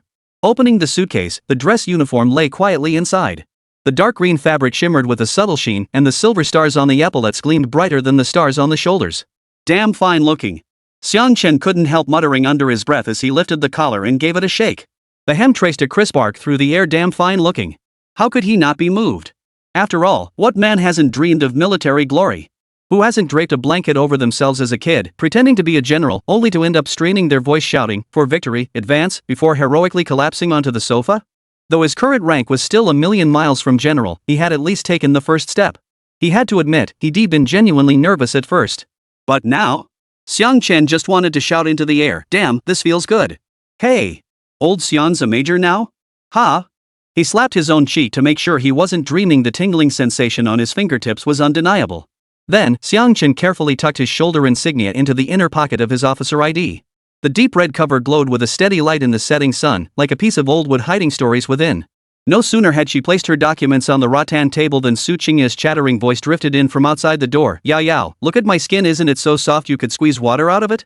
That beauty salon's techniques are amazing. I'm sticking with them from now on. Before she could finish, the door swung open. Su Qingya walked in with a face mask still partially on, green paste smeared across half her face, waving a pink beauty salon card. Xiang Chen? You're back? Su Qingya's eyes crinkled beneath the mask into crescent moons as she asked with a smile. How did the meeting go? Did Gangdan cause any trouble? Song Yao followed behind, changing her shoes. Her gaze casually swept across the desk before suddenly freezing. The dark red cover with its gold-embossed five-pointed star was too eye-catching, like a small flame dancing. Xiang Chen, what's that on your desk? Song Yao's voice carried a hint of uncertainty as she hurried over, her slippers scraping against the floor. Damn, I forgot to put it away. This is going to get me in trouble. Xiang Chen's heart skipped a beat. Just as he raised his hand, Song Yao snatched it first. Her fingertips traced the embossed pattern on the cover as if caressing some rare treasure, then she snapped it open. The moment her eyes landed on the line reading name, Xiang Chen, military rank, major, she jolted backward 2 steps. Thud. She collided with Su Qingya, who had just walked over, startling her so much that the beauty salon card in her hand flew away. Yeah, search online. What rank is a major? Song Yao's voice cracked. Her hand trembled as she clutched the ID. How many people does he command? Also check the typical promotion age for majors in the Republic. Hurry. Got it. Su Qingya scrambled to pick up the beauty card, fumbled for her phone, and tapped furiously. The screen's glow made the green mask on her face appear even more vivid. What? What are you two doing? Xiang Chen was utterly speechless, watching them with a mix of amusement and exasperation. A major is usually a company commander or deputy commander. Su Qingya read from her phone at machine gun speed. Or a deputy battalion-level officer commanding 500 personnel. Specialized companies might have 600-700. Promotion age is generally over 30, but it varies. Exceptional merit can advance it by 2 or 3 years, but 27 is the absolute limit. The Republic's youngest major ever was 25, back when it was founded. Oh, really? And you kept it a secret? Song Yao held the credentials high, like a little flag, her eyes wide as saucers. He's in charge of 500 or 600 people. And he tells us he's just an ordinary person. She suddenly raised her voice, pointing right at Xiang Chen's nose. Xiang Chen, male, 23 years old, major? The shock in her voice could have lifted the roof off. And he tells us he's just an ordinary person? An ordinary person becoming a major at 23? Ha!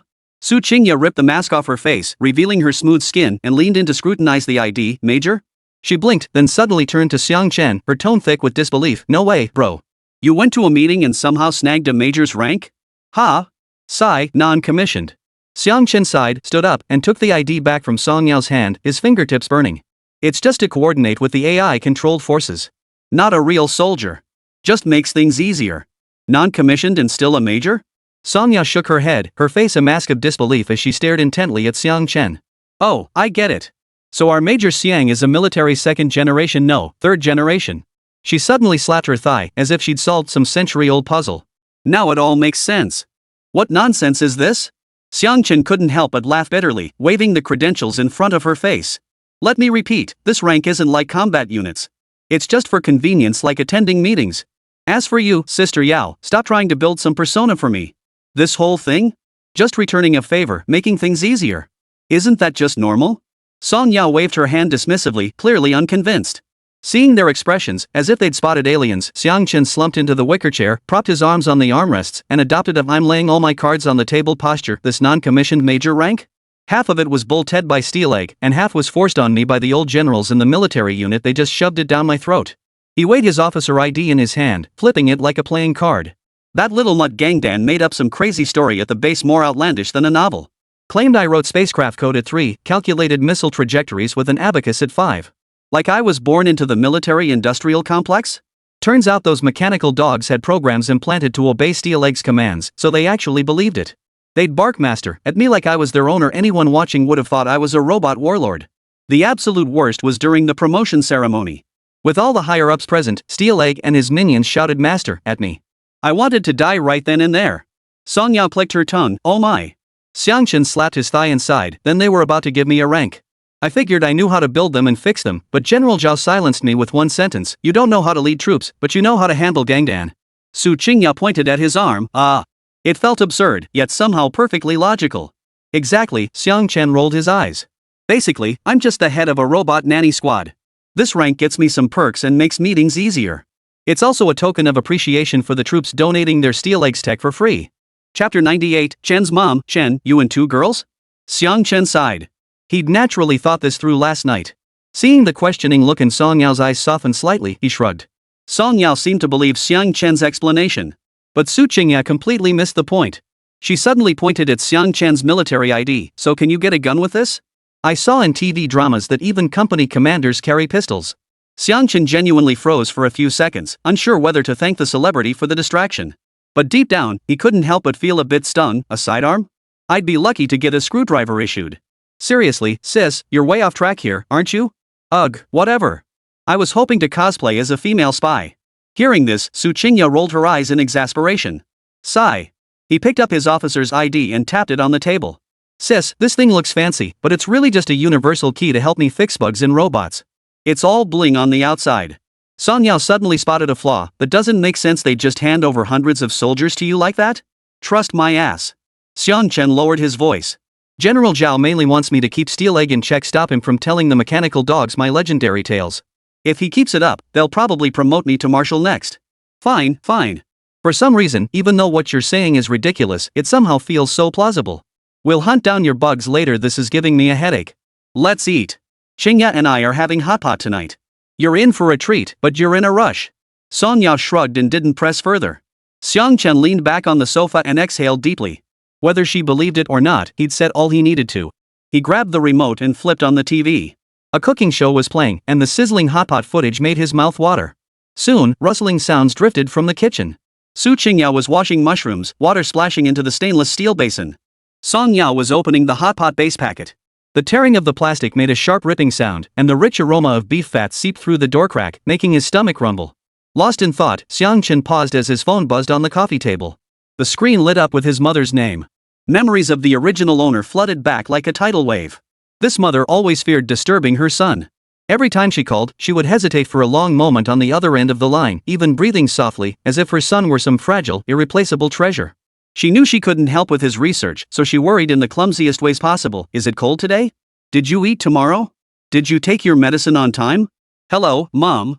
Xiang Chen answered, his voice softening involuntarily, as if afraid of startling something. Hua Chen, the familiar voice came from the other end, faint sizzling sounds of stir-frying in the background, probably busy in the kitchen. Have you eaten yet? Your voice sounds hoarse. Staying up late again? I've told you a million times, don't stare at that computer screen all the time. It's bad for your eyes. Xiang Chen's fingers tightened around the phone.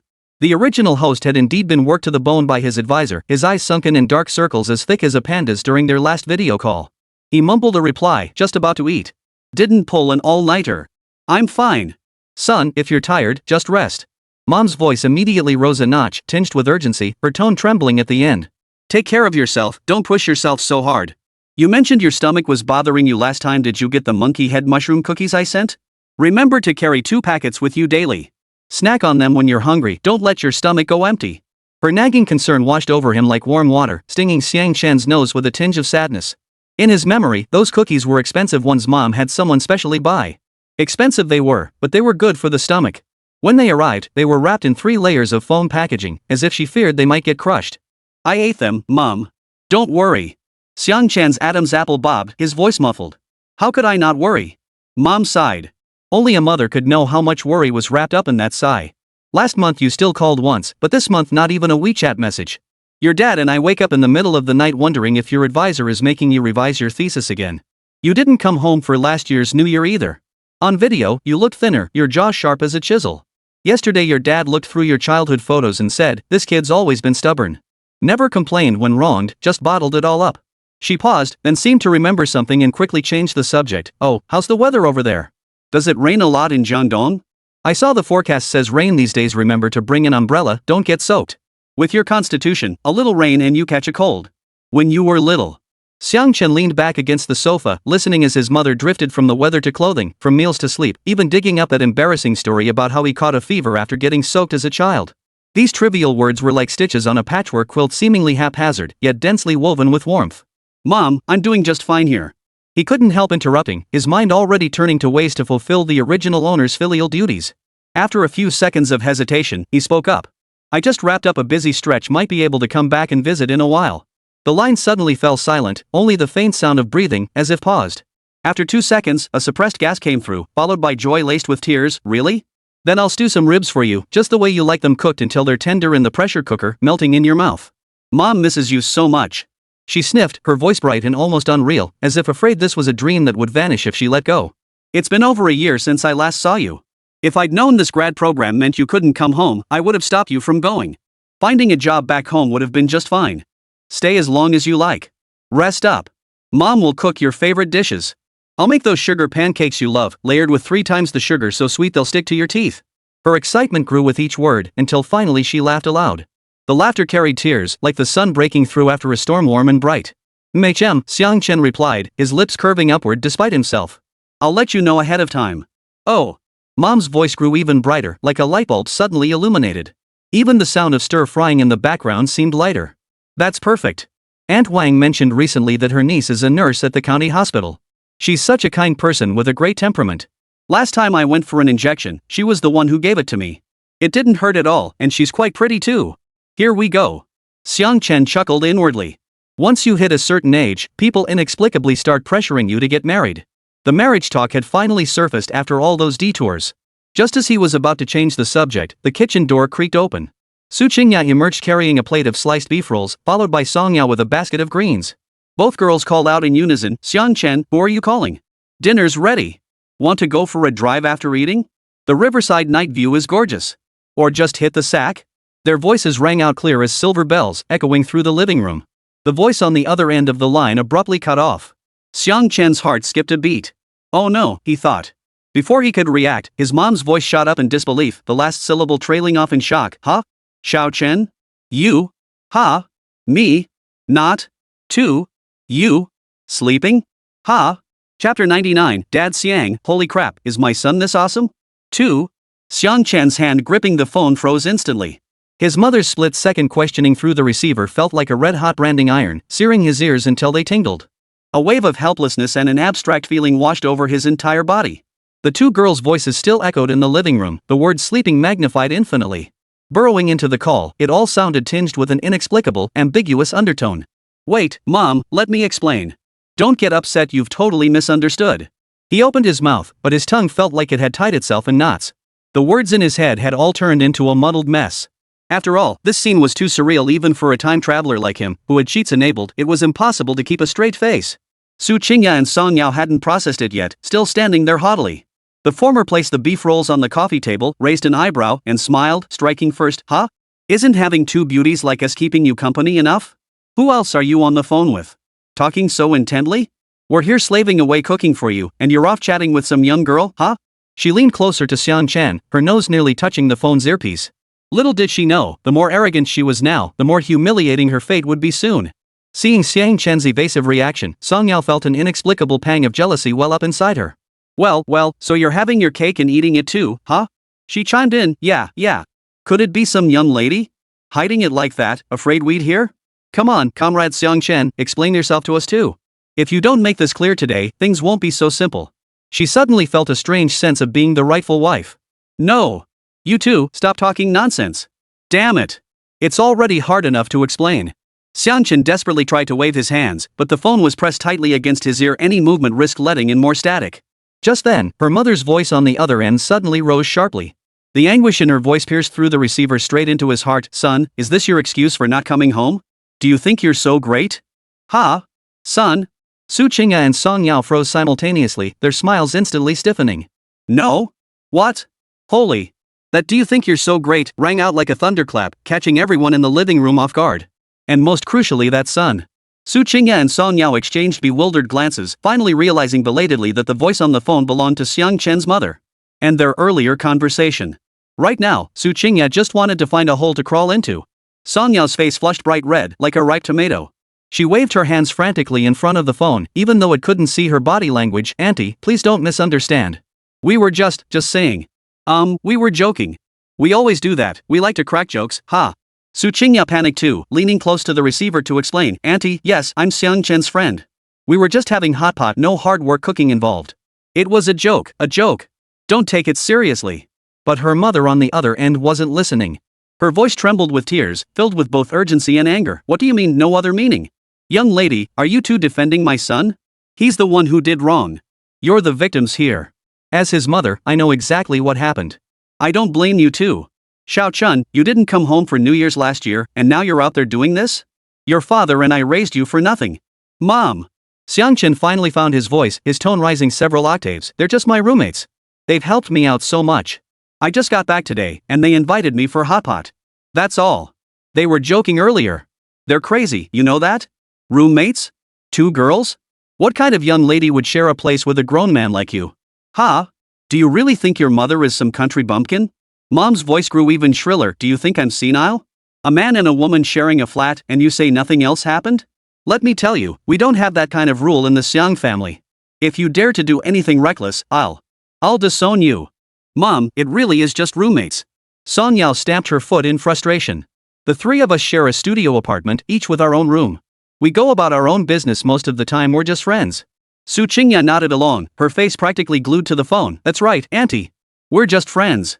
All traces of her earlier fierce demeanor vanished, replaced by sincere remorse. Mom, did you hear that? It's true. It's perfectly normal these days. Times have changed. Xiang Chen sighed helplessly. Oh man, this is just embarrassing. Embarrassing to the max. But his mother on the other end seemed utterly convinced, refusing to listen to any explanation. Don't give me that. I don't care about friends or whatever. 2 girls hanging out together is unacceptable. I'm telling you, Xiang Chen, you must come home this weekend. Your father and I need to see for ourselves what you've been up to out there. Mom, I still have things to do here. At that moment, Xiang Chen dared not go home. He quickly made excuses to refuse. You're coming home no matter what. There's no room for discussion. But his mother's voice on the other end was as firm as iron, leaving no room for argument. Nothing is more important than this. Our Xiang family has been upright and honest for generations. Are you going to turn everything upside down? Are you trying to bring shame upon our ancestors? Listen to me, Xiang Chen. If you don't come home, your father and I will take the train to find you. Mom, please don't be impulsive, okay? These words left Xiang Chen speechless. He knew his mother's temper all too well. She might look gentle, but she was stubborn as a mule. Once she made up her mind, there was no changing it. If those 2 old folks really did hop on a train to come after him, that would be a mess beyond repair. Mom. Xiang Chen sighed, conceding defeat. I'll go back this weekend. Is that okay? Absolutely. Mom's voice remained firm, yet tinged with wariness. Behave yourself and don't pull any tricks. If I find you've been fooling me when you get back, just wait and see what I'll do to you. Got it, Mom. Xiang Chen replied listlessly, his eyes darting menacingly at the two women before him. Eek. Seeing this, the two girls dared not lift their heads, instead fiddling with their hands. What's going on? Taking the train to see your son? What's wrong with him? Ha? Speak up. At that moment, an anxious male voice suddenly came through on the other end of the line. What could possibly be wrong with him? Xiang Jingguang, your son's really made something of himself now. He's got two girlfriends on the side. And they're living together. What a credit to the Xiang family, huh? No wonder he didn't come home for the new year. I was worried sick about that little brat. I'll beat him to a pulp. Hearing this, Mom angrily recounted Xiang Chen's misdeeds. Yeah, the man was naturally Xiang Chen's father, Xiang Jingguang. What? Mom? Stop making stuff up, okay? That never happened. Xiang Chen sighed helplessly. Holy crap, is my son really that awesome? However, the father's reaction on the other end of the line caused time to freeze for a few seconds on both sides of the call. Holy? Ha? No way. This. For a moment, both listeners on either end of the line instinctively blurted out a word. Chapter 100, Comrade Xiang Jingguang is a qualified father. Xiang Jingguang, you're asking for trouble, aren't you? You want to marry Tu, huh? Just wait, you won't have to look for them. I'll give them to you first. Luo Milan on the other end of the line erupted like a lit firecracker, her shrill voice nearly piercing the receiver. Xiang Chen held the phone, feeling his eardrums buzzing. He instinctively moved the phone away from his ear. But when his mother's voice finally subsided, he suddenly caught the meaning behind his father's earlier remark, is my son really that awesome? Though it sounded out of place, it seemed like he was defending him. Unfortunately, this clumsy way of protecting his cub had only drawn the fire directly onto himself. Ah, long live Comrade Xiang Jingguang. Xiang Jinggang is a great father. This son of his won't forget this moment. At this moment, the iron-willed father revealed his true colors. Love you, Dad. Right now, Xiang Chen's heart is filled with nothing but steel. Hang up. Yet on the other end, Mom's furious shout was followed by a sharp crack. Now only the monotonous busy tone echoed through the receiver. Xiang Chen held the phone, unable to lower it for a long while. The air in the living room seemed to freeze instantly. The butter hot pot still bubbled and simmered in the pot, its rolling red broth carrying the aroma of chili peppers and Sichuan peppercorns so rich it seemed indissoluble. Yet, the three people gathered around the table had lost all appetite. Song Yao's fingers unconsciously twisted the off-white skirt hem, her fingertips turning white from the pressure. The courage she'd mustered to speak up earlier had vanished, leaving her cheeks flushed crimson like apples steamed in hot air. She stole a glance at Xiang Chen, only to find his brows furrowed and lips pressed into a straight line. She quickly lowered her head, even her breathing softening. Su Qingya had shed her earlier arrogance, her hands clasped behind her back as her toes traced circles on the floor. After a long pause, she finally cleared her throat, attempting to break the awkward silence. Xiang Chen, your dad sure is open-minded. Shut up. Xiang Chen whipped his head around, a spark of anger igniting in his eyes. He truly hadn't expected Su Qingya to crack such a joke at this critical moment. A thought even flashed through his mind. He wanted to charge at her, land a left hook, then follow up with a right kick, to teach her the bitter taste of speaking without thinking. Got it. Su Qingya stuck out her tongue, immediately shutting up and standing there obediently, like a mischievous student caught by the teacher. She stole a glance at Xiang Chen's tense profile and quickly piped up again, her voice thin as a mosquito's buzz.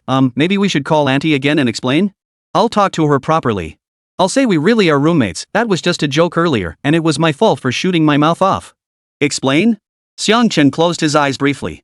When he opened them again, his gaze held a mix of exasperation and helpless amusement. He swept his gaze over the two girls before him, one cowering with head bowed, the other wide-eyed in feigning innocence, and his anger suddenly deflated by half. Wasn't my earlier explanation enough? My mom's probably waving a feather duster at Dad right now. If you call her again, she'll think the three of us conspired to deceive her. She'll be even angrier. Su Qingya shrank back, the defiant swagger from her earlier raised eyebrow completely gone. She picked at the hole in the knee of her jeans, her voice tinged with hurt. Then what should we do? We can't really let you go home this weekend and get beaten, can we? Your mom just said she'd beat you to death. That didn't sound like a joke. She wouldn't go that far.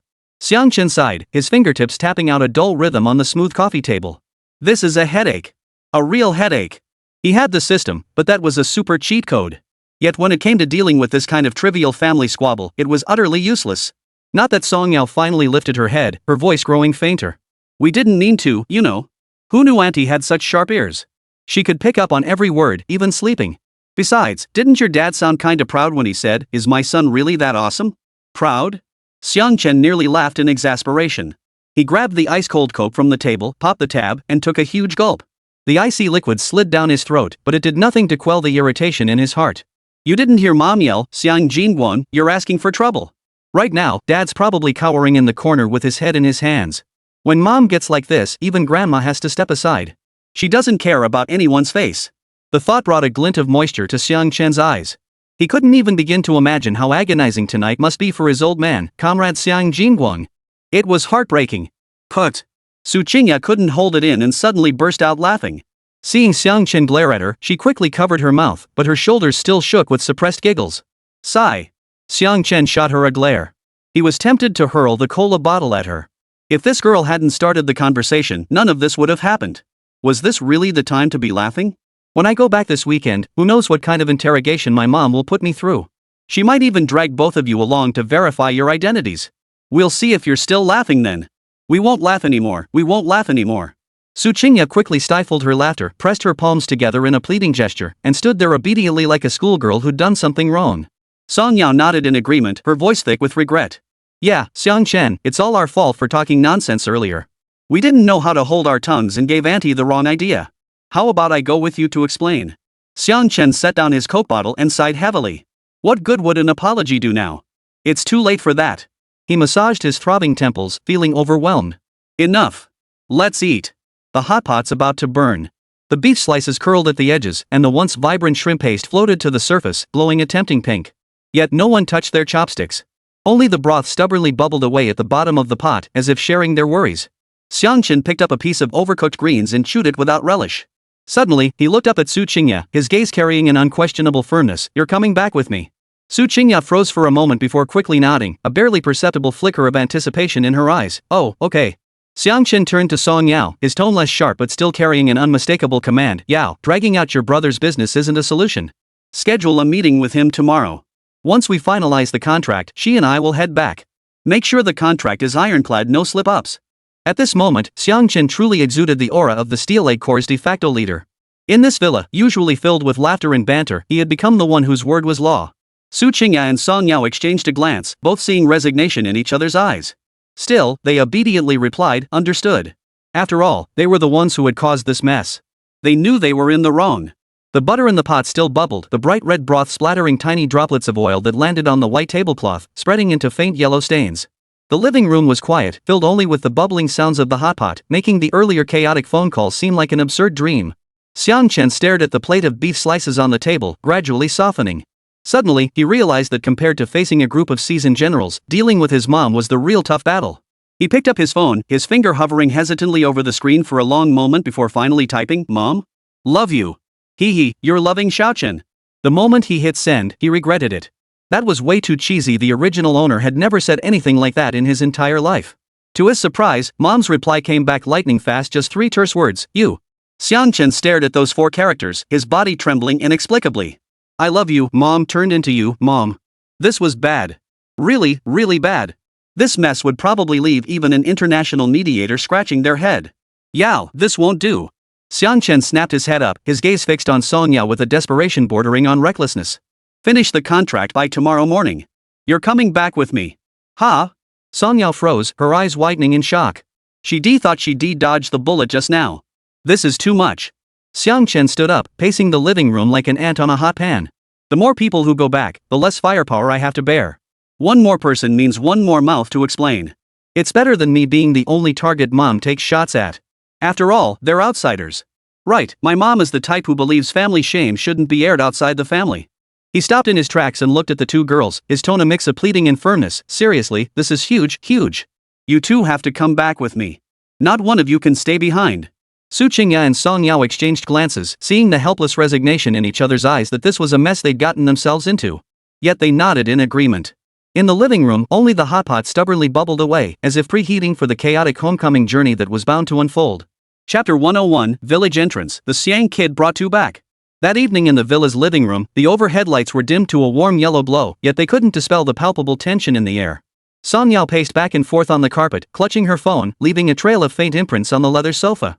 Her brother's number flickered on and off the screen. Her finger hovered over the dial button, as heavy as a 1,000-pound stone. She bit her lower lip and muttered to herself, catching a glimpse out of the corner of her eye of Xiang Chen slumped on the sofa like a wet rag, staring blankly at his phone. Who? Song Yao took a deep breath and finally pressed the call button. Song Zhixing, get on the road now. Head to Jiangnan tonight. Hurry. I have something important tomorrow. Her voice was taut as a drawn bowstring, the last syllables trembling. Just sign the contract. Don't ask why it's so urgent. You'll understand when you get here. On the other end, Song Zhixing was editing a proposal on his computer. His hand jerked at the words, spilling coffee onto the keyboard. Ha? Overnight? It's already 10 o'clock. Alright. I'll book a high-speed rail ticket right now. The earliest departure is at 4 a.m., arriving at 7 a.m. 7 o'clock it is. I'll pick you up. Hurry up. Song Yao hung up, turned to Chen Yang, and waved her phone. Done. My brother arrives tomorrow morning. I drafted the contract ages ago. Take a look. She pulled several crumpled pages from her bag, their corners creased from being pinched. Key clauses were highlighted in red: profit sharing, technology patent ownership. Every pitfall was covered. We can iron out the details later. Xiang Chen sat up lazily, scanning the contract as casually as he would a supermarket flyer. He flipped through it in a few swift glances, then waved his hand dismissively. No problem. Just sign it. Let's get this done quickly so I can handle my family matters. Right now, Xiang Chen's mind was filled with the image of his mother flying into a rage. Compared to facing a beating at home, those contract clauses were utterly insignificant. The next morning at 6 o'clock. The sky was just beginning to lighten, and the mist over Jiangnan had yet to lift. Song Yao stood at the high-speed rail station exit, a cup of iced Americano in hand, her eyes bloodshot from lack of sleep. Song Zhixing burst out carrying a bulging briefcase, his hair a bedhead mess. Spotting Song Yao, he shouted, "What the hell happened? Don't ask questions now. Signing the contract is urgent." Song Yao tugged him toward the parking lot. The car had barely pulled into the villa when Song Zhixing froze, stunned by the scene before him. A young man sat on the sofa, frowning, surrounded by stacks of liquor bottles, massage devices, imported fruits, and 2 boxes of ornately packaged bird's nest. Su Qingya sat at the dining table applying lipstick. Spotting him, she waved her bean paste-colored tube. "Hey, brother Zhixing. Long time no see. Does this shade make me look fair? Morning. Ah, Qingya. You? Long time no see. You're a big star now, huh? You? Oh my, I never expected to see you here." Song Zhixing blinked, feeling like he'd stumbled onto some bizarre film set. Seeing this younger sister he'd watched grow up, he hurriedly asked. After all, he only knew Song Yao was working as an agent, he had no idea she was Su Qingya's agent. So seeing Su Qingya here still surprised him. "Really? But brother Zhixing, I've got things to do today, so I can't chat long. I need to go upstairs and grab something." With that, Su Qingya shrugged and turned to head upstairs. "Alright." Song Zhixing nodded instinctively. Before he could react, Song Yao had already pinned him to the coffee table, slamming the contract down in front of him. "Sign here, and the signature on the last page." Song Yao handed him a pen, her tone more urgent than a debt collector's. Song Zhixing stared blankly at the words technical cooperation agreement on the contract. Yao, isn't this contract a bit sloppy? The profit-sharing ratio doesn't even account for tax deductions. And this penalty clause, why does it say to be mutually agreed upon? Forget about the tax points for now, just sign. Stop asking so many questions. There's something going on, that's for sure. Get this deal locked down first. You can go back and prepare, then we'll tackle the rest. Song Yao urged him to sign. Alright. Song Zhixing was practically forced by Song Yao to sign the document in a daze. The signature was sloppy, the process hazy, the whole thing surreal. Signing a contract should be a major event, but how did it become so inexplicably bizarre? Ha! The moment he put down the pen, the young man was already standing at the door with his suitcase in hand. "Done? Then we're outta here, Yao. You give your brother a quick heads up. Meet us downstairs in half an hour." Su Qingya stood up too, carrying a compact suitcase. "Bye, Zhixing. I'll treat you to a meal later. No time for catching up today, next time we meet." Half an hour later. Even after the car pulled out of the compound, Song Zhixing remained frozen at the villa entrance, clutching the signed contract as if it were worthless scrap paper. What the hell is going on here? Who is this person? Ha! Even as the car drove out of the compound, Song Mingyuan was still in a daze. Half an hour later, the car merged onto the highway. Xiang Chen gripped the steering wheel, glancing at the 2 women touching up their makeup in the rearview mirror. His head throbbed. "Seriously, you're about to face the executioner, and you're doing your makeup? My mom hates flashy stuff. Seeing you 2 all dolled up, she'll think I brought home a couple of demons. This is respect." Su Qingya applied eyeliner to her compact mirror without looking up. "Of course I should look my best for elders. Besides, I'm a celebrity, isn't wearing makeup to work basic etiquette? And don't they say you don't hit a pretty face?"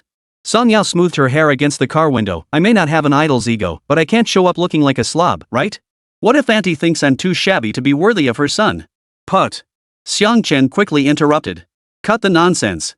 What's this about being unworthy? We're going to clear up a misunderstanding, not go on a blind date. He glanced at the trunk, packed to the brim with gifts. And why did you two buy so much? My mom is meticulous. Seeing all this, she'll go on and on about how we're wasting money. It's called sincerity. Su Qingya tucked the lipstick back into her bag. That massager is perfect for her back, and this baijiu is a 15-year-old vintage guaranteed to suit his taste. Song Yao nodded in agreement. I also got 2 boxes of bird's nest. It's great for Auntie's skin. Trust me, we did our homework last night. These gifts will definitely win her over. Xiang Chen was so thoroughly outmaneuvered by the 2 women that he could only sigh. Let's hope these gifts can shield me from some of the criticism. The car drove out of Jiangnan City, heading north. At first, no one spoke, only the navigation system's prompt service area 500 meters ahead echoing through the cabin. After crossing the Huai River, Su Qingya broke the silence first, nudging Xiang Chen in the front seat. What's your hometown really like? Is it like in Country Love, with an old locust tree at the village entrance and cornfields planted outside every household? Pretty much. Towns are all pretty similar. Xiang Chen chuckled. Ours is called Yunbian Town. Just one main street you could walk its entire length in under half an hour. The elementary school's at the east end, the supply and marketing cooperative at the west end, with a vegetable market sandwiched in between. Song Yao leaned in. By the way, what does your aunt like? I'll be extra sweet-talking and shower her with compliments. Don't mention pretty or young. Xiang Chen waved his hands urgently. My mom hates that stuff. Last time a relative complimented her, saying she looked like she was in her 40s, she shot back, does a 40-year-old have gray hair like mine? You're just talking nonsense. Just tell her her cooking is amazing. Her braised ribs are to die for, so tender they practically fall off the bone. Add some corn and potatoes to the broth, and it'll make you want to swallow your tongue. Su Qingya swallowed hard at the description. Would Auntie serve me 2 bowls? If you can get her to chill, she'd serve you the whole pot. Xiang Chen shot her a look. Hey, wait a minute, this is what you should be doing. You shouldn't get a reward. After all, if you hadn't yelled time to sleep back then, I wouldn't have ended up in this mess. We're even. Whatever. Fine, I won't eat. Su Qingya stuck her tongue out at him before turning to gaze out the window, changing the subject. Actually, this isn't so bad. Think of it as a vacation. I've been running myself ragged with all these promotional events lately. It'll be nice to spend a couple days at your place, breathe some fresh air. Xiang Chen sighed. But Su Qingya had a point. This misunderstanding could be cleared up easily after all, it never even happened. He might as well take a break. He'd been pretty worn out lately anyway. His anxiety eased a little. Recalling the original host's memories of Yunbian Town, he spoke slowly. Actually, Yunbian Town is quite beautiful, especially at dusk. The sunset paints the clouds golden red, and the river outside the town looks like it's flowing with shards of gold. As he spoke, the corners of his mouth lifted involuntarily. It seemed that no matter which world he crossed over to, no matter whether the memories were his own or not, his homeland always held warmth. As the sun sank below the horizon, the navigation finally announced their imminent arrival at Yunbian Town. As the car turned into the town entrance, several elderly women sat under the old locust tree by the roadside, fanning themselves with palm leaf fans. Their eyes scanned the scene like radar. Hey! That car looks pretty new, and it's so big black, must have cost a pretty penny, huh? The woman in the blue cotton blouse narrowed her eyes, her palm fan pausing mid-swing. You're from out of town, aren't you? We don't have cars like that around here. The one beside her, wearing reading glasses, pushed them up her nose and suddenly slapped her thigh. Is that old Xiang's kid driving? Looks like him. Another old woman wrapped in a headscarf leaned in. He came back driving such a big car? He's made something of himself. You bet. That kid was smart from the start. Got into that graduate program? What's a graduate student? Can you eat that? What do you know? A graduate student is even more impressive than an undergraduate. They get to sit in air-conditioned offices. Then they must make big bucks. How else could they afford such a nice car? The old ladies chattered away. After all, this was quite the novelty. Usually they just rehash the same old stories over and over, but today was a whole new topic. But it would keep them chatting for days. The car rolled slowly past the old locust tree. Though the old ladies couldn't see much clearly, their eyes were suddenly sharp with curiosity. Goodness gracious, is that a young woman in the passenger seat? Long hair, with a hint of blonde, and she looks so fair-skinned. Good heavens, there's another one in the back seat. 2. Chapter 102, Son, have you lost your mind? You actually brought 2 home? At that moment, sunlight filtering through the layered leaves of the old locust tree scattered like fragments of gold, landing on the blue cotton blouses and flowered headscarves of the elderly women. Grandma Wan, clad in blue, smacked her palm fan against her thigh with a sharp slap, her voice ringing out loud enough to startle the sparrows from the tree. That looks just like old Xiang's son to me. Grandma Li, wearing reading glasses, pushed them up her nose and squinted into the car. You're right. That black car is so shiny it reflects like a mirror, must be worth hundreds of thousands. Even the richest family in our village doesn't have a car this fancy. Being a top student really pays off. And that girl in the back seat. Old Wang stumbled forward, nearly tripping over a tree root. White dress, so pretty. Old Xiang's son is doing well for himself. Haven't seen him in a year, and now he brings back 2 girls? Planning a big surprise for the old folks? Old Mrs. Li suddenly shushed her, tugging at Wang Laotai's arm. Keep your voice down. They'll hear us. At that moment, the village gossip squad spotted Xiang Chen. Xiang Chen, of course, noticed them too. His grip on the steering wheel tightened, knuckles turning white. He knew all too well the power of these old ladies. Yunbian town was so small that if someone's chicken laid a double yolk egg, word would spread through 3 streets within half a day. Last year, when his second uncle's cousin brought his girlfriend home, the old ladies had gossiped from the village entrance to the village end, digging up every detail about the girl's distant relatives. Hey, slow down. Xiang Chen accelerated, sending Song Yao lurching backward from inertia. Her fingers tightened around the seatbelt, knuckles turning white. We need to get past this place fast. It's the village's information hub. I brought you back to solve problems, not create more. Xiang Chen yanked the steering wheel to dodge a pile of corn cobs by the roadside. The tires crunched over gravel, but the most important thing was to keep them from seeing the 2 of you. Otherwise, the gossip would spread like wildfire. No sooner had he spoken than he slammed his foot on the accelerator. The car shot forward like an arrow released from its bow. In the rearview mirror, the figures of several old women grew smaller and smaller. Song Yao glanced out the window. Cornstalks whizzed past the roadside, the faint scent of corn silk lingering in the air. Probably just amazed by this car, she remarked. We haven't seen another vehicle this new the whole way here. She turned to ask Xiang Chen, how much longer until we reach your place? Just past that bridge up ahead. Xiang Chen's gaze remained fixed on the road ahead. The town streets were narrow as a belt, lined with freshly harvested corn drying in golden patches. He maneuvered carefully to avoid crushing the crops. He exhaled softly, the tension still lingering, a thin sheen of sweat glistening on his back. Su Qingya turned her head in the mirror and suddenly laughed aloud. The air here at your place is so refreshing, much crisper than in Jiangnan. Down there it's still muggy this time of year, and you always feel sticky. She reached for the window button. I'll open it a bit to let some air in. Don't open it. Xiang Chen quickly reached out to stop her. Ladies, please don't get me into trouble, okay? You 2 are strangers here. The townspeople have sharp eyes, they'll spot you as outsiders in a heartbeat. If they start asking questions, I won't be able to handle it. Su Qingya pursed her lips and stuck out her tongue at him. You're such a cheapskate. Though she protested, her hand obediently released the button. The glass slid slowly shut, blocking out the sunlight and wind outside, leaving only the rapidly receding shadows of trees beyond the window. Not to criticize you, but do you really need to be this tense? Su Qingya couldn't help but add, a hint of defiance in her voice.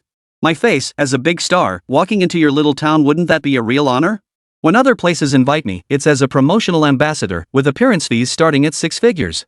I'm coming for free to boost your profile, and you're not even grateful? Pfft, you entertainment industry rookie, you really have no idea how big I am. Xiang Chen steered around a haystack piled high with firewood, his tone sharp. Add luster? More like cause chaos. Once my mom finds out you 2 are here, she'll use me as a punching bag. If your luster-adding face can draw some fire off me, I'll be grateful. He shot a glance at Su Qingya. As for showbiz?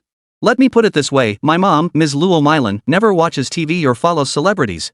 What good would it do to wave an Oscar trophy in her face? Ambassador of goodwill? She'd probably think you're selling cosmetics. Pfft, Auntie might actually like me the moment she sees me. Su Qingya snorted defiantly, touching the pearl earrings on her ears. I'm smooth talking and great at flattery.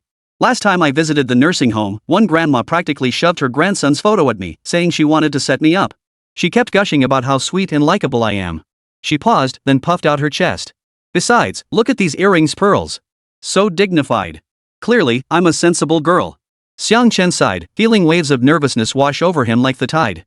He glanced at the rearview mirror. Su Qingya was fiddling with her hair while gazing at her reflection, and Song Yao was looking out the window with a faint smile on her lips. Both seemed to be relaxing more and more, while he alone felt his heart racing. After all, he was about to face his mother's judgment. The mere thought of Mrs. Luo Mylan standing with her hands on her hips, glaring at him, made his scalp tingle. He pulled the car over and parked under the shade of a tree at the corner of his street, hoping to use the moment to compose himself. He rolled down the window a crack, letting in the breeze carrying the scent of earth and fresh grass, which slightly dispersed the stifling air inside. Just then, a middle-aged man in an olive-green jacket emerged from beneath the stone bridge ahead. He wasn't tall, his skin dark and weathered, carrying a bamboo basket filled with tomatoes that gleamed like little lanterns. "Dad?" Xiang Chen froze, staring at the familiar face as a wave of warmth suddenly washed over him. Though the memories of this body weren't his own, seeing Xiang Jingguang instantly stirred an inexplicable sense of closeness. "Ha? Your dad?" Su Qingya and Song Yao instantly sat up straight, their earlier ease vanishing. Su Qingya quickly pressed her pearl earrings back into place, afraid they might have shifted. Song Yao smoothed her skirt, not knowing where to put her hands. Both looked flustered, like students about to face an examiner. Xiang Chen took a deep breath and pushed open the car door. Stay put. I'll go down and say hello, gauge the situation. See how mom's feeling right now. The moment he stepped out, Xiang Jinguang stared for several seconds before finally recognizing his son. The vegetable basket clattered to the ground as he strode forward, slapping Xiang Chen's shoulder with a hand as big as a fan. Son. You're finally back. The force nearly sent Xiang Chen stumbling. Rubbing his shoulder, he grinned through gritted teeth. Dad, your grip hasn't lost its strength. Keep that up, and I'll have a bruise on my shoulder. So what if it gets bruised? Xiang Jinguang glared, yet the corners of his eyes crinkled deeply. His voice brimmed with unhidden joy. You didn't come home for New Year last year. Your mother and I talked about you until our mouths were sore. A couple of slaps? That's nothing. He scrutinized Xiang Chen from head to toe, suddenly furrowing his brow as a flicker of concern crossed his eyes. Son, how did you get so thin? Is the food in the city no good? It's fine, Dad. Young people these days all want to be slim. It's fashionable. Xiang Chen laughed it off, but his gaze lingered on the palm-sized red mark on Xiang Jinguang's left cheek, its edges tinged with bruising, clearly not from sleeping on it. It was probably related to last night's incident. More likely than not, he'd been disciplined by Mom. He stifled a laugh and feigned curiosity. Dad, what happened to that mark on your face? Xiang Jinguang's face flushed instantly. He stiffened his neck, waved his hands dismissively, and avoided eye contact. Sleeping on it. The pillow was too high and dug into my cheek. A mark from sleeping could last this long? Xiang Chen understood perfectly but didn't call him out, only murmuring to himself. After all, he knew full well from the original host's memories that within their family of three, his standing relative to Mrs. Luo Milan fluctuated based on his academic progress. Before college, Mom came first, he second, and Xiang Jinguang brought up the rear. After college, Mom remained first, he second, and Xiang Jinguang still brought up the rear, forever the third wheel in the family hierarchy. Sometimes he even ranked behind the pregnant livestock at home. Xiang Jinguang now noticed Xiang Chen's car parked by the roadside. His eyes lit up instantly. He circled the vehicle twice, whistling in admiration. This car is seriously cool. All black looks so impressive. Is this yours? A friend lent it to me. Just for show, Xiang Chen quickly explained, afraid his brother might get the wrong idea. I couldn't afford something like this. It's just more convenient for getting around. Borrowed? That's impressive. Xiang Jinguang ran his hand over the hood, his eyes brimming with envy. He turned to Chen, a hint of expectation in his eyes. Can I hop in? Just to get a feel for what it's like to ride in a luxury car. No, Xiang Chen started to protest, but before he could finish, Xiang Jinguang had already pulled open the passenger door. The next second, two clear female voices rang out from the back seat in unison. Huh? Hello, uncle. Xiang Jinguang's hand froze on the door handle. His entire body seemed to hit pause, his eyes wide as saucers, his mouth slightly open wide enough to fit an egg. He slowly turned his head. The two girls in the back seat were smiling at him. One wore a white dress, the other a blue shirt. Both looked like they stepped out of a painting, fair-skinned with sparkling eyes. Oh, hello, girls. Xiang Jinguang's voice trembled. He fumbled to close the door, but slammed it too hard it banged against the car body with a loud clang. He yanked his hand back as if scalded, then spun around and pulled Xiang Chen aside. Lowering his voice, he sprayed saliva all over Xiang Chen's face. Son, have you lost your mind? You actually brought two back? Chapter 103, The Change of Heart, when Mrs. Luo Milan had a daughter. Xiang Chen, splattered with his father's spittle, quickly stepped back. He explained, torn between laughter and tears, Dad, calm down. These are my friend's roommates I share an apartment with. Didn't you overhear my call last time? That's exactly why Mom made me come back. Roommates? Xiang Jinguang's brow knotted into a tight knot as his eyes darted toward the car. Damn it! Does that mean I got beaten for nothing? Two girls sharing a place with you? And your mom didn't know? I thought I was taking the heat off you. Well, that's exactly why she blew her top. Xiang Chen sighed and explained the whole situation. From Su Qingya's misunderstanding about sleeping together, to his mom threatening to beat him to death. Then how he'd been forced to bring the two girls home to prove his innocence, not skipping even his dad's line, is my son really that awesome? Xiang Jinguang listened with a series of smacking sounds, nodding occasionally while rubbing his face. Oh, so that's how it is. But the disappointment in his eyes was impossible to hide, like a child denied candy. On one hand, he genuinely believed his son was capable, his beating hadn't been in vain, even if what his son did wasn't exactly human. But now that he thought about it, he really had been beaten for nothing. Xiang Chen sensed something was off and nudged him. Dad, your expression is off. Why do you look like you lost money? No, nothing. Xiang Jinguang hastily waved his hands, though the corners of his mouth drooped downward. I just think those two girls, they both look pretty cute. Dad. Xiang Chen nearly laughed in exasperation. What a friend! Besides, even if I had those thoughts, the law wouldn't allow it. You want me to go to jail, huh? I know. Friends. I get it. Xiang Jinguang nodded along, but his eyes darted back to the car. That little bit of hope was written all over his face. After all, seeing his son bring home a girl any father would be thrilled. Just then, the iron gate creaked open. Mrs. Luo Milan emerged wearing a floral apron, a dishcloth clutched in her hand. Spotting the pair, she planted her hands on her hips. What are you two whispering about out here? The sun's about to set, aren't you going home? Have you forgotten your mother exists? Mrs. Luo Milan had overheard the father and son's secret plans at the door. Mom! Xiang Chen's heart skipped a beat. He hurried forward, plastering on a smile. I was just having a quick chat with Dad. I'll go inside now. Oh my goodness. Don't you miss me? It's been over a year since we last saw each other. But Mrs. Luo Milan ignored him, her eyes wide as saucers. She flung the dishcloth onto her apron. I'm not your mother. I never raised a son like you. You're your father's child, nothing to do with me. Xiang Chen knew she was still fuming. He quickly moved closer and began patting her back. Mom, please don't be angry. It's my fault. I didn't explain clearly on the phone last time and caused you to misunderstand. I'm back now to apologize, see? Look, I brought you bird's nest for beauty and a massage device. You can use it to massage your waist when you're tired from square dancing. Your son has been earning money out there this past year. I'm back to take care of you too. Cut the crap. Mrs. Luo Milan swatted his hands away, though the corners of her mouth softened slightly. Listen, don't think bringing back a few gifts will make everything okay. This isn't over. Yes, it's far from over. Xiang Chen quickly tried to smooth things over. Why don't you go inside and rest? I'll bring my friends in so they can explain everything to you. Mrs. Luo Milan snorted and turned toward the house, though her pace slowed slightly, clearly waiting for more. Xiang Chen breathed a sigh of relief and waved toward the car. Su Qingya and Song Yao had been peering through the car window the whole time. Seeing this, they hurriedly pushed open the door, not knowing where to put their hands. Don't be nervous, don't say anything rash. My mom has a soft heart. Xiang Chen whispered his instructions. The two nodded and followed him into the courtyard. Just as they reached the doorway, Mrs. Luo Milan turned around.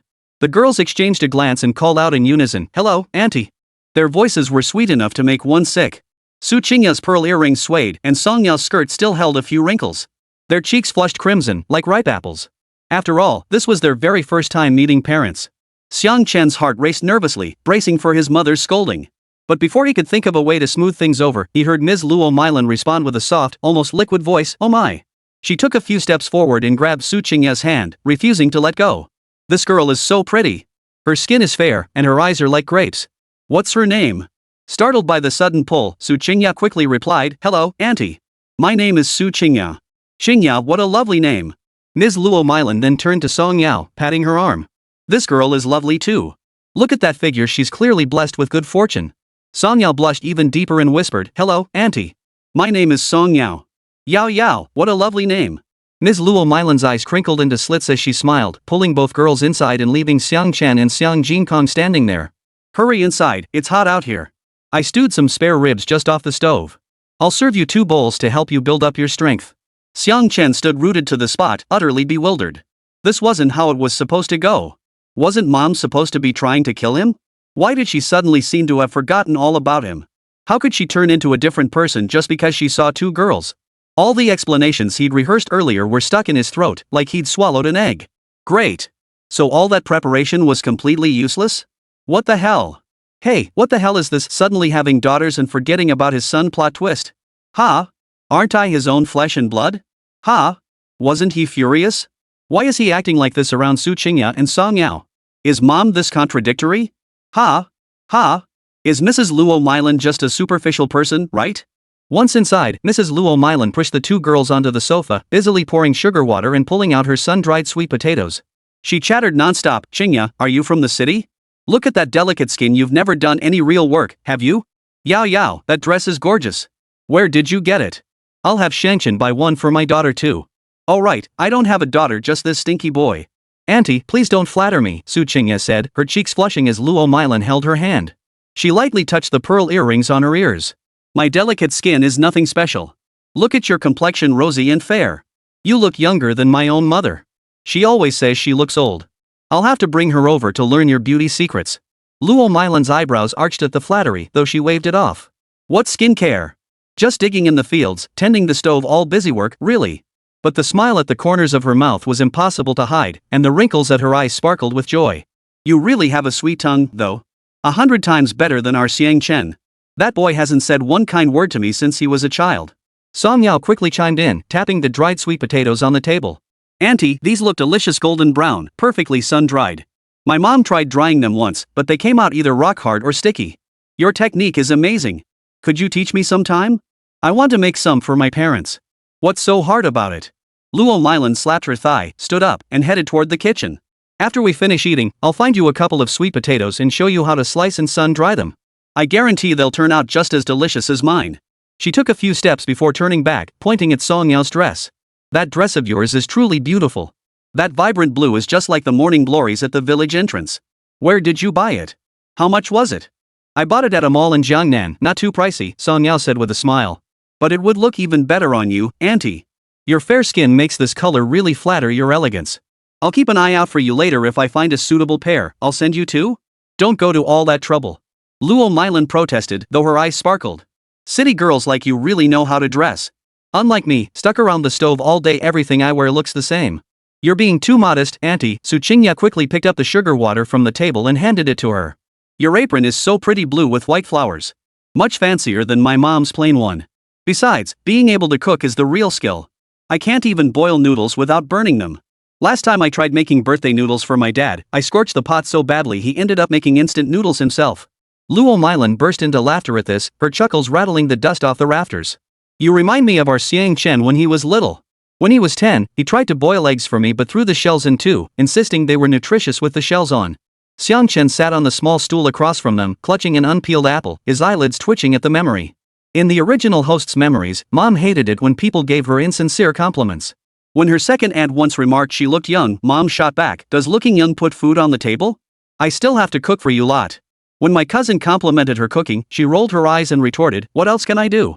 I can't let you all starve." But now? A few sweet words from Su Qingya and Song Yao had her beaming so brightly her wrinkles formed like blossoms, a completely different person. Mom, didn't you say all compliments were nonsense? Xiang Chen couldn't help but interject, twirling an apple rapidly in his hand. Last time Auntie complimented you, you accused her of having ulterior motives. Chapter 104, The Humble Father and Son, should we cry along? What do you know? Luo Milan shot him a glare before turning back to smile at Su Qingya. Your second aunt was just jealous my braised ribs smelled better than hers, so she flattered me. Qingya and Yao Yao are genuinely complimenting me, I can tell. Su Qingya quickly nodded. Exactly. Auntie, your braised ribs must be delicious. I was just telling Yao Yao in the car how much I was looking forward to tasting your cooking. What's so hard about that? Luo Milan stood up and headed toward the kitchen. I'll whip up a couple more dishes. Let me show you my specialty braised hairtail. When I cook it, you can even chew the bones. Really? Song Yao's eyes lit up. I hate picking fish bones. Eating fish always feels like a battle. Auntie, you're amazing. Xiang Jingguang watched from the side, nudging Xiang Chen's arm discreetly and whispering, "Is your mom acting like she just met her own daughter?" Xiang Chen remained silent, but inwardly he couldn't help but wonder, could the original owner's memories be fabricated? This wasn't the mother who always got her way, she was clearly someone who lost her bearings after just a few compliments. He watched Su Qingya and Song Yao chatting animatedly with his mom. They talked about everything from drying sweet potatoes to the steps of square dancing, from city malls to village markets. The three of them huddled together. Chirping away like three cheerful little sparrows, they made him her own flesh and blood feel like an outsider. Auntie, your bracelet is so beautiful. It's silver, right? It really brightens up your look. Su Qingya pointed to the silver bracelet on Luo Milan's wrist. The bracelet was polished to a shine, clearly having been worn for many years. My husband made this for me when we got married. Luo Milan raised her hand and gave it a gentle shake. The bracelet gingled crisply. It's been nearly 30 years. I'm so used to wearing it, taking it off feels odd now. No wonder it looks so full of character, Song Yao smiled. This is a real heirloom, far more meaningful than those gold bracelets today. Wearing it feels like carrying your uncle's heart with you. The words barely left her lips before tears welled in Luo Milan's eyes. She quickly dabbed them away with her apron. You girls are so thoughtful, always knowing how to care for others. That good-for-nothing son of mine never once said a kind word to me in all his years. Xiang Chen sat there, the apple in his hand clattering to the floor. He finally understood this whole trip back had been utterly pointless. The matter of bringing Su Qingya and Song Yao back was settled. None of the incidents he'd imagined had actually happened. Damn it, he felt like an outsider now. Enchi coaxed Su Qingya and Song Yao into beaming smiles, and they chattered away in response. The lively atmosphere inside the house made Xiang Chen and Xiang Jingguang, two grown men, feel like outsiders. Xiang Jingguang leaned close to Xiang Chen and whispered, "That's just how your mom is, she can't tear herself away from pretty girls. Back when the neighbors had a baby girl, she went over every single day to help look after her." Xiang Chen shot him a disdainful glance. Sigh, if I'd known this would happen, I wouldn't have. Ah, never mind. As long as everything worked out in the end. The scene at the dinner table was even more exaggerated. Mrs. Luo Milan plucked a bone-tender braised spare rib and placed it in Su Qingya's bowl. "Qingya, eat more. I simmered these ribs for 2 hours, they're so tender you won't need to chew." She then served Song Yao a piece of braised pork belly. "Yao Yao, try this. I added rock sugar, it's sweet and delicious, just what girls love." The girls' bowls piled high like little mountains, yet Mrs. Luo Milan kept adding more. She kept murmuring, "Eat more, eat more. Look how thin you both are, you must not be eating well in the city." Xiang Chen sat beside them, his bowl holding only a few lonely potato chunks he'd served himself.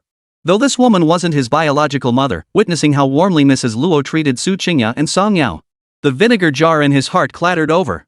Watching Su Qingya's bowl get another chicken drumstick, Xiang Chen finally couldn't take it anymore.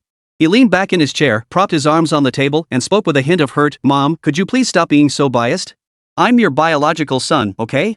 Their bowls are practically piled high, and mine doesn't even have a single spare rib." Mrs. Luo Milan, who was peeling shrimp for Song Yao, shot him a glare. "What ribs are you talking about? You didn't come home for last year's New Year, and this year you bring 2 girls back to upset me. You should be grateful you even get potatoes. But, aren't they also at fault? Then why am I the only one being punished?" Xiang Chen was speechless and quickly protested. "Shut up and eat your potatoes. If you won't eat, get out." Hearing this, Ms. Luo Milan's brows furrowed. In that instant, Xiang Chen felt a chill run through him. He didn't even know if this resolution was a blessing or a curse. Hey, he was starting to get this weird feeling like his mom wasn't his mom anymore, you know? Hey. Seeing this, Su Qingya, who had been relentlessly suppressed by Xiang Chen these past few days, now triumphantly threw her head back in glee. After all, she had already figured out the pecking order in this household. Currying favor with Mrs. Luo Milan was definitely the right move. She'd stay here a few more days and reclaim all the face she'd lost these past 2 days.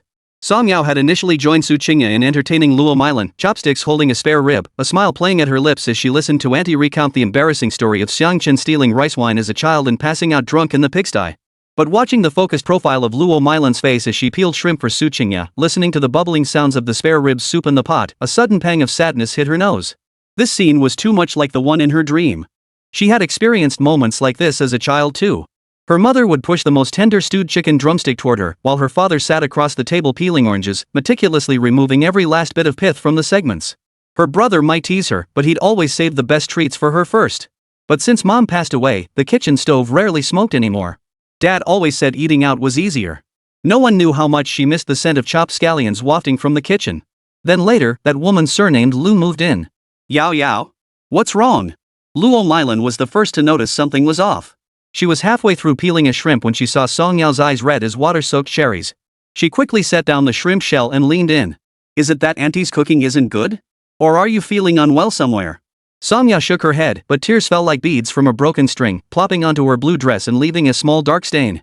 "No, Auntie," she choked out, her voice shaking uncontrollably. I just feel so happy."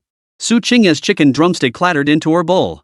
She knew exactly why Song Yao was like this. She must be thinking of Aunt Zhang. Yes, the warm, harmonious scene inside the house right now must have touched the softest part of her heart. "If only my mother were still here." Song Yao sniffed, raising her hand to wipe her face, but the tears flowed even harder. "Our family would have been like this too. I miss her." She paused, then suddenly smiled. Her tear-streaked face resembled a flower glistening with dew after rain. "Even though my cooking isn't as good as yours." Luo Milan felt a sharp twinge in her heart, a pang of sorrow so intense it took her breath away. Instinctively, she reached out and pulled Song Yao into her embrace, patting her back as she sighed. "Silly girl, if you miss your mom, just cry it out. There's no shame in that." No sooner had the words left her mouth than Luo Milan's own tears began to fall, plopping onto Song Yao's hair. "Poor thing," she murmured, wiping her tears. "When you miss your mom in the future, come to Auntie's. I'll make you spare ribs, and I'll make sure every meal is well salted." Su Qingya had intended to offer tissues, but seeing this scene, her own nose stung and tears followed. She recalled her own life, constantly filming away from home, barely exchanging a few words with her mother all year. During their last video call, her mother had said she missed the tomato scrambled eggs she made. She had laughed and promised to teach her how to make it later, but that later had dragged on for over half a year. "Auntie, I miss my mom too," she sniffled. Su Qingya sniffled. "She always says I'm too thin. Every time we talk, she tells me to eat more, but I just say I'm too busy." Now here they were, three of them together, crying like floodgates had burst. Luo Milan hugged Song Yao, while Su Qingya clutched Luo Milan's other hand. Tears soaked a large wet patch on the tablecloth, and even the pork rib soup in the pot seemed to sob, bubbling, and gurgling. Xiang Chen and Xiang Jinguang sat across from them, chopsticks suspended mid-air, utterly dumbfounded. Xiang Jinguang nudged Xiang Chen's arm discreetly, his voice barely above a whisper. "What do we do, son? Should we cry too?" He glanced at Luo Milan, who was wiping Song Yao's tears with a deeply furrowed brow, then quickly added, "What if your mom says we're heartless?" Xiang Chen was paralyzed. Nothing terrified him more than a woman's tears. Now, with all three of them wailing like the world was ending, his scalp prickled. Any lingering jealousy had vanished into thin air. I don't know, Xiang Chen swallowed hard, stealing a glance toward the kitchen. "Should we get some tissues? Or water first?" Xiang Jinguang nodded eagerly. "Right, get tissues and water. Women get thirsty when they cry. Last time your mom argued with me, she cried so hard she made me boil water." The two rose on tiptoe. Just as they reached the kitchen doorway, Luo Milan's tearful voice echoed, "Xiang Jinguang. Where the hell have you been? Get Yao Yao a pack of tissues. And pour her a cup of warm water." "Coming." Xiang Chen hurriedly answered, fumbling frantically through the disinfection cabinet for tissues. Xiang Jinguang grabbed the thermos, but the lid clattered to the floor. Startled, he scrambled to pick it up, muttering, "Careful, careful. We have to be careful now, you and me. We don't get that kind of treatment." Ugh. Hearing this, Xiang Chen felt even more exhausted. Chapter 105, Ms. Luo Milan's brilliant idea perfect. Xiang Chen placed the tissue box on the living room coffee table. Just as his fingertips touched the kitchen doorframe, a faint creak sounded behind him. Turning around, Xiang Jinguang was carrying a small folding stool, hunched over as he shuffled toward the kitchen, looking just like a startled old hen. "Why are you following me?" Xiang Chen raised an eyebrow. Xiang Jinguang shoved the stool into a corner and brushed dust off his hands. "That atmosphere in the living room, you think you could handle it?" He nodded toward the room where the three women were gathered, laughing and crying together. "Who knows when they'll turn their anger on us two old men? Remember when your mom and your second aunt argued? I was the one who got yelled at in the end, just because I had an extra bowl of porridge." Xiang Chen realized he was right. He plopped down on the stool. The two grown men huddled in the kitchen corner, listening to the intermittent sobs from the living room, like two elementary school kids squatting in the corner for detention.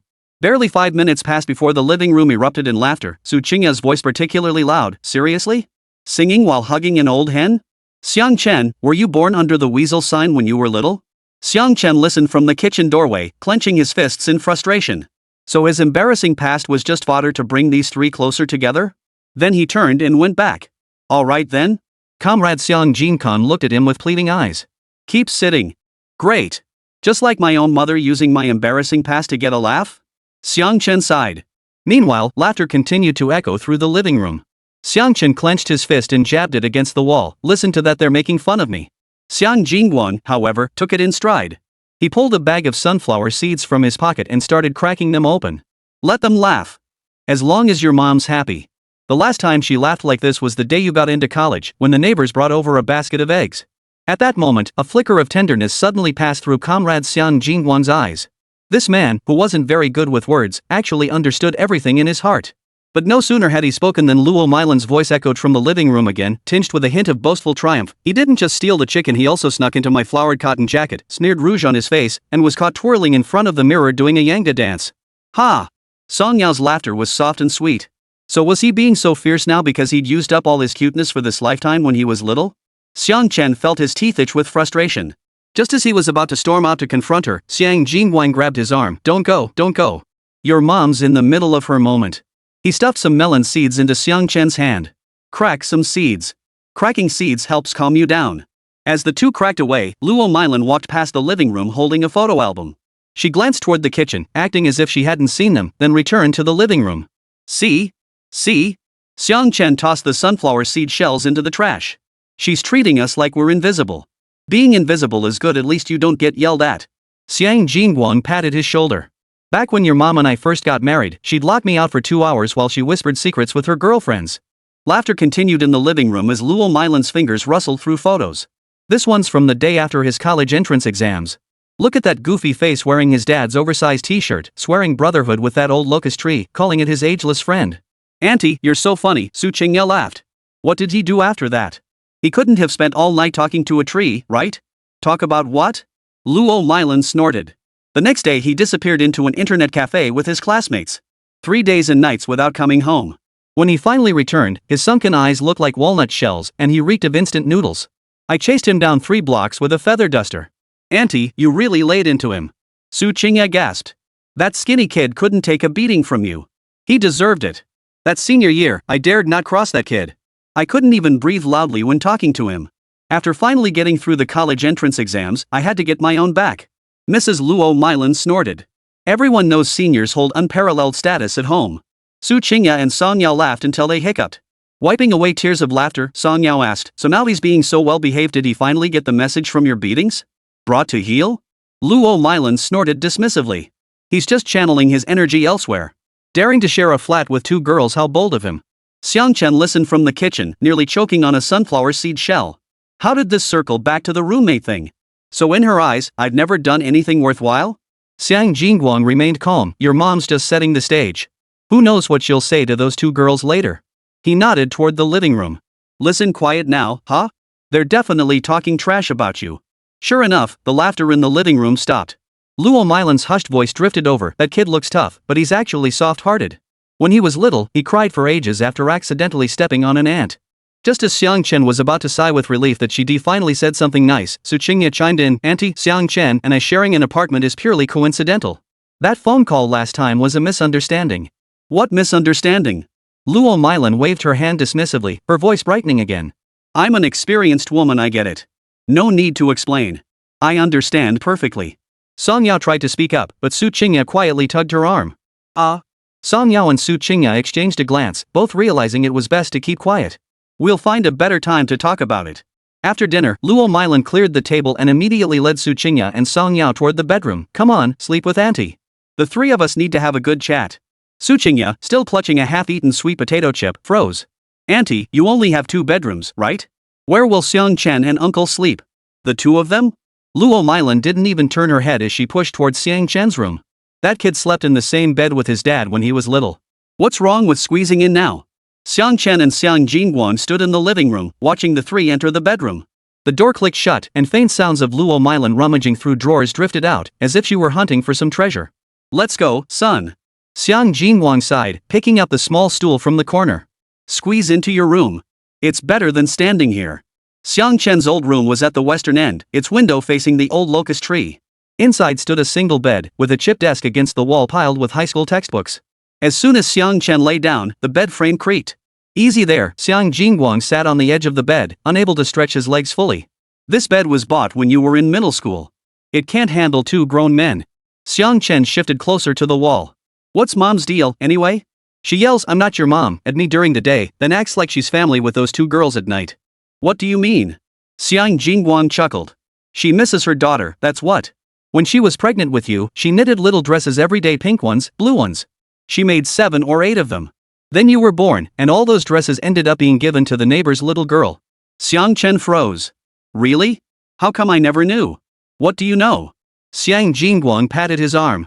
On your full moon day, your second aunt brought over her granddaughter. Your mom wouldn't let go of her, feeding her, changing her diapers. She cared more about that girl than she did about you. In the end, she even annoyed the girl's own mother. Xiang Chen felt a dull ache in his chest, as if something had struck him. He recalled how, as the original owner, he once resented his mother's apparent favoritism. When the neighbor's daughter fell, she comforted her for ages, but when he stumbled, she just say, boys need to be tough. It wasn't favoritism at all, it was his mother's unfulfilled dream of having a daughter. Lost in thought, he heard the door creak open. Luo Milan peered in, clutching a red apple whose skin gleamed like polished metal. Mom? Xiang Chen sat up quickly, the bed creaking again. Luo Milan didn't look at him. She walked straight to Xiang Jingguang and thrust a bag of apples into his hands. You're going to the market tomorrow to sell sweet potatoes. Get up early. Eat these apples on the way. Xiang Jingguang took the apples and chuckled softly. My dear, you always think of me. Luo Milan ignored his flattery and turned to Xiang Chen, her expression suddenly turning stern, a stark contrast to the cheerful smile she'd worn in the living room moments before. Xiang Chen's heart tightened. He knew what was coming couldn't be avoided and instinctively shrank back toward the wall. Son, Luo Milan sat down on the edge of the bed, its slats groaning under the weight. Those 2 girls, I think they're both quite suitable. Mom, I really am just friends with them. I never said you weren't friends, Luo Milan cut him off, her brow furrowing. But friends are friends. You're a boy, you need to know your boundaries. Those 2 girls are pretty and sharing a place with you. If you dare mistreat them or do anything inappropriate, I'll break your legs. Got it? Mom! Xiang Chen snapped. How old do I have to be to know my limits? We're just ordinary roommates splitting utilities, paying half the rent each. It's as clean as a whistle, cleaner than the cabbage you wash. Clean? Luo Milan raised an eyebrow. Clean enough to make me misunderstand like that? Last time I called, I asked if you were with the girls. What did you say? You said yes, and that you'd just gone to bed. What was I supposed to think? That was all Su Qingya's fault. Xiang Chen was boiling over with anger. She was just messing with you. I wanted to shut her up right then and there. Whoever tricked whom, Luo Milan glared at him. The point is, you were in the wrong. That girl has a delicate nature. If word gets out, it won't be good for anyone. Honestly, how old are you? You still act so reckless. Xiang Chen felt a headache coming on, like he was a primary school kid getting lectured by a teacher. He couldn't help but mutter, Mom, who's your real kid here? You've been on my case the whole time, but you believe everything those two girls say. I'm your mother, that's why I'm telling you off. Luo Milan snapped back. If it were anyone else, I wouldn't bother. Listen to me, I've already made up my mind about this. Xiang Chen's heart skipped a beat, a sense of foreboding washing over him. Luo Milan stood up, hands behind her back, pacing the room as if announcing a momentous decision. If you fancy either of those girls, just tell me. I'll go talk to their families. As for the one left behind, I'll take her as my goddaughter. She can come stay with us often. At least we'll have a daughter to dote on. Xiang Chan's eyes widened. His head buzzed like he'd been hit with a club. He opened his mouth but couldn't speak for a long while. This plot twist was way too fast. From trying to beat me to death to adopting a goddaughter to picking a bride, how many hours had passed? Xiang Jingguang stood beside them, dumbfounded. The apple core in his hand clattered to the floor and rolled under the bed. He wanted to retrieve it but feared interrupting Luo Milan. Instead, he kept shooting Xiang Chen meaningful glances, his eyes screaming, Son, you're on your own now. Xiang Chen stared at his mother's smug expression, clearly convinced her idea was brilliant. Suddenly, he realized compared to those unruly steel eggs at the base. Damn it, his own mother was the toughest nut to crack. Chapter 106, Comrade King Kong's sons are nothing compared to daughters. How to put it? At least this matter was finally settled, even if a huge misunderstanding remained. But whatever. At least my life seems safe for now. I must admit, Comrade Jean Gang's snoring is truly something else, sometimes like a tractor climbing a hill, other times like a leaky bellows, and finally hitting a high note like a swan horn. Yet today, hearing that sound, he strangely felt a sense of security. It was the sound of home, a noise that soothed the soul. He didn't know what time it was, but he sensed Comrade Xiang Jingguang getting out of bed. He was jolted awake for a moment. He rolled over, sunlight streaming through the window panes onto his face, warm and cozy. A faint sweet potato aroma lingered in the air, the scent of Luo Milan bustling in the kitchen. In the original host's memories, he had always complained about the noise at home, his mother's nagging, his father's snoring. But only after leaving did he realize that these mundane sounds, woven together, formed the very foundation of peace and security. At least, that's how this body reacted. Still sleeping? The sun's already high in the sky. The door slammed open. Luo Milan stood at the doorway, hands on her hips, her apron dusted with flour. Get up quickly. Go to the market with your dad. Mom, what time is it? Why should I go to the market? Xiang Chen rubbed his eyes as he sat up, catching sight of Xiang Jingkong squatting by the door, polishing the tractor. The metal gleamed under his hands, and a layer of grease coated the wheel axles. Yawning, he asked. Yao Yao and Yaya want to go to the market, Luo Milan called from the kitchen as she walked toward it. You go with them and keep an eye on them, don't let your father embarrass himself. I'll be home preparing lunch, so you can eat as soon as you return. Mrs. Luo Milan shot him a glare before speaking. Okay. Xiang Chen sighed. He'd been hoping to linger in bed a little longer. Clearly, he wasn't getting away with sleeping in this time. Just as he slipped on his jacket, Su Qingya and Song Yao came running out of the east room, hand in hand, their eyes sparkling like grapes glistening with dew. Su Qingya wore a pale yellow hoodie with her hair pulled back in a high ponytail, losing some of her stage-ready polish but gaining a fresh, neighborly charm. Song Yao sported a light blue denim jacket, clutching an empty cloth bag she claimed was for her loot. Xiang Chen, hurry up. Su Qingya waved at him. Uncle just said there's sugar painting and fried sugar cakes at the market, I want 10 of them. I've never been to a market before. 10? Aren't you afraid of cavities? This is where you see the difference between city kids and country kids. Never even been to a big market before. Xiang Chen raised an eyebrow, his gaze settling on the tractor's cargo bed. A floral patterned cloth was spread out, and a small folding stool was placed there, clearly prepared for the two girls. Xiang Jingkong tossed the last rag into the basket, clapping his hands with a laugh. Hop on. My old BMW may be ancient, but it runs like a charm. Su Qingya and Song Yao climbed aboard with cheers. Just as Xiang Chen moved to follow, Luo Milan grabbed his arm. Here, she pressed a cloth bundle into his hands. Inside were freshly steamed sweet potatoes for the girls to eat on the road. And keep an eye on your dad. Don't let him see that Chitai sitting around all day again. He won't be back until nightfall. Xiang Chen took the bundle, his fingertips brushing the warm sweet potatoes, softening his heart. Got it. The tractor suddenly sped out of the village entrance. Su Qingya and Song Yao sat in the cargo bed, their hair fluttering in the wind as their laughter rang out like silver bells along the road. Xiang Jingguang gripped the steering wheel, occasionally glancing back to ask, "Girls, are you cold? Want to borrow my jacket?" "Not cold." Song Yao waved the sweet potato in her hand. "Uncle, your tractor is cooler than a sports car." "You bet." Xiang Jingguang proudly lifted his chin. "I saved up for half a year to buy this when I was young. Back then, it hauled fertilizer, transported grain, and even took your aunt back to her parents' home." Su Qingya leaned over the edge of the truck bed, pointing at the wheat fields by the road. "Uncle, is that wheat? It looks so beautiful, all green." "Wheat." Xiang Jingguang slowed the tractor. "In 2 months, it'll be harvest time. Freshly milled wheat makes steamed buns so fragrant they'd make kids drool." He suddenly lowered his voice and winked at Su Qingya. "Once it's ready, I'll grind you 2 sacks. You'll see how fragrant our Yunbian town flour really is."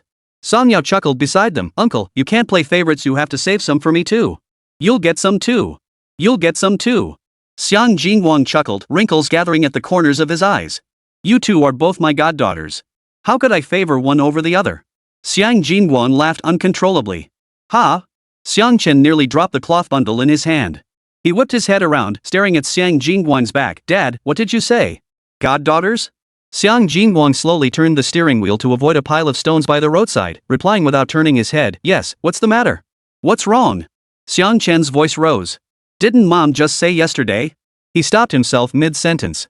He couldn't very well say, Mom plans to keep one as a daughter-in-law and the other as a goddaughter, could he? Besides, Comrade Xiang Jingguang wasn't even involved in this whole affair. How did this procedure skip a step yet still turn out right? Su Qingya, listening clearly from the truck bed, hugged her knees and laughed. "Xiang Chen, you look like you've seen a ghost. What's wrong? Don't you want us as your sisters?" Song Yao nodded along, her hand-held sweet potato now just skin, so sweet. "What's the matter?" "This morning when we went to greet Godfather, Auntie said to let Godfather hear us call him, so we did." He agreed so quickly. Only then did Xiang Jingguang free one hand to scratch the back of his head with a chuckle. "You bet. This morning, your aunt told me, old Xiang, both girls are great. Why not just adopt them both? It'll save you the worry." I was still figuring out how to bring it up, but the moment Yao Yao and Yaya walked in, they called out Godfather. "Oh my, that sweet sound made me so happy I ate 2 extra steamed buns for breakfast." He paused, then turned to wink at the 2 girls in the truck bed. "From now on, you're my daughters, Xiang Jing'an's girls. In Yunbian town, if anyone dares to bully you, your godfather will have your back." Su Qingya immediately clapped her hands in agreement. "Thanks, Godfather. You better keep your word. If Xiang Chen picks on me later, you gotta help me beat him up." "You bet." Xiang Jingguang waved his hand grandly. "If he dares mess with you, I'll turn him into fertilizer and spread him over the wheat fields." Xiang Chen's mouth twitched at the words. He felt like this trip home wasn't about clearing up misunderstandings, it was about bringing 2 spies into the family. Now, watching the 3 of them enjoying each other's company, he felt more than ever like a third wheel. Great. So even Comrade Xiang Jingguang has been won over? So this family really has no place for me anymore, huh? Wait, so, what? Was bringing these 2 women back here a mistake after all? Xiang Chen couldn't help but speak up, utterly baffled. "Dad," Xiang Chen gripped the steering wheel rim, his voice tinged with hurt, "you're really not taking me seriously, are you? Adopting a goddaughter is a huge deal, you should have at least discussed it with me. My status as your legitimate only son just got laughed off? Consult about what?" Xiang Jingguang glared at him. "Your mom makes the decisions. I listen to her, you listen to us, you want to change that rule now?" Song Yao chimed in from the back seat. "Xiang Chen, don't be so stingy. Isn't having 2 more sisters a good thing?" "Exactly," Su Qingya swung her leg. "If you ever upset Auntie in the future, we'll speak up for you. Guaranteed to work better than if you try to explain yourself." Xiang Chen was stumped for words, leaning back in his seat with a sigh. The tractor chugged forward, wind rushing through the window, carrying the scent of fresh grass from the wheat fields.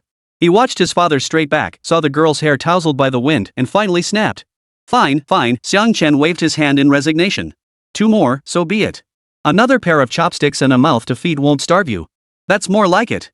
Su Qingya tossed a sweet potato from the trailer. "Here, stuff your mouth with this so you stop overthinking."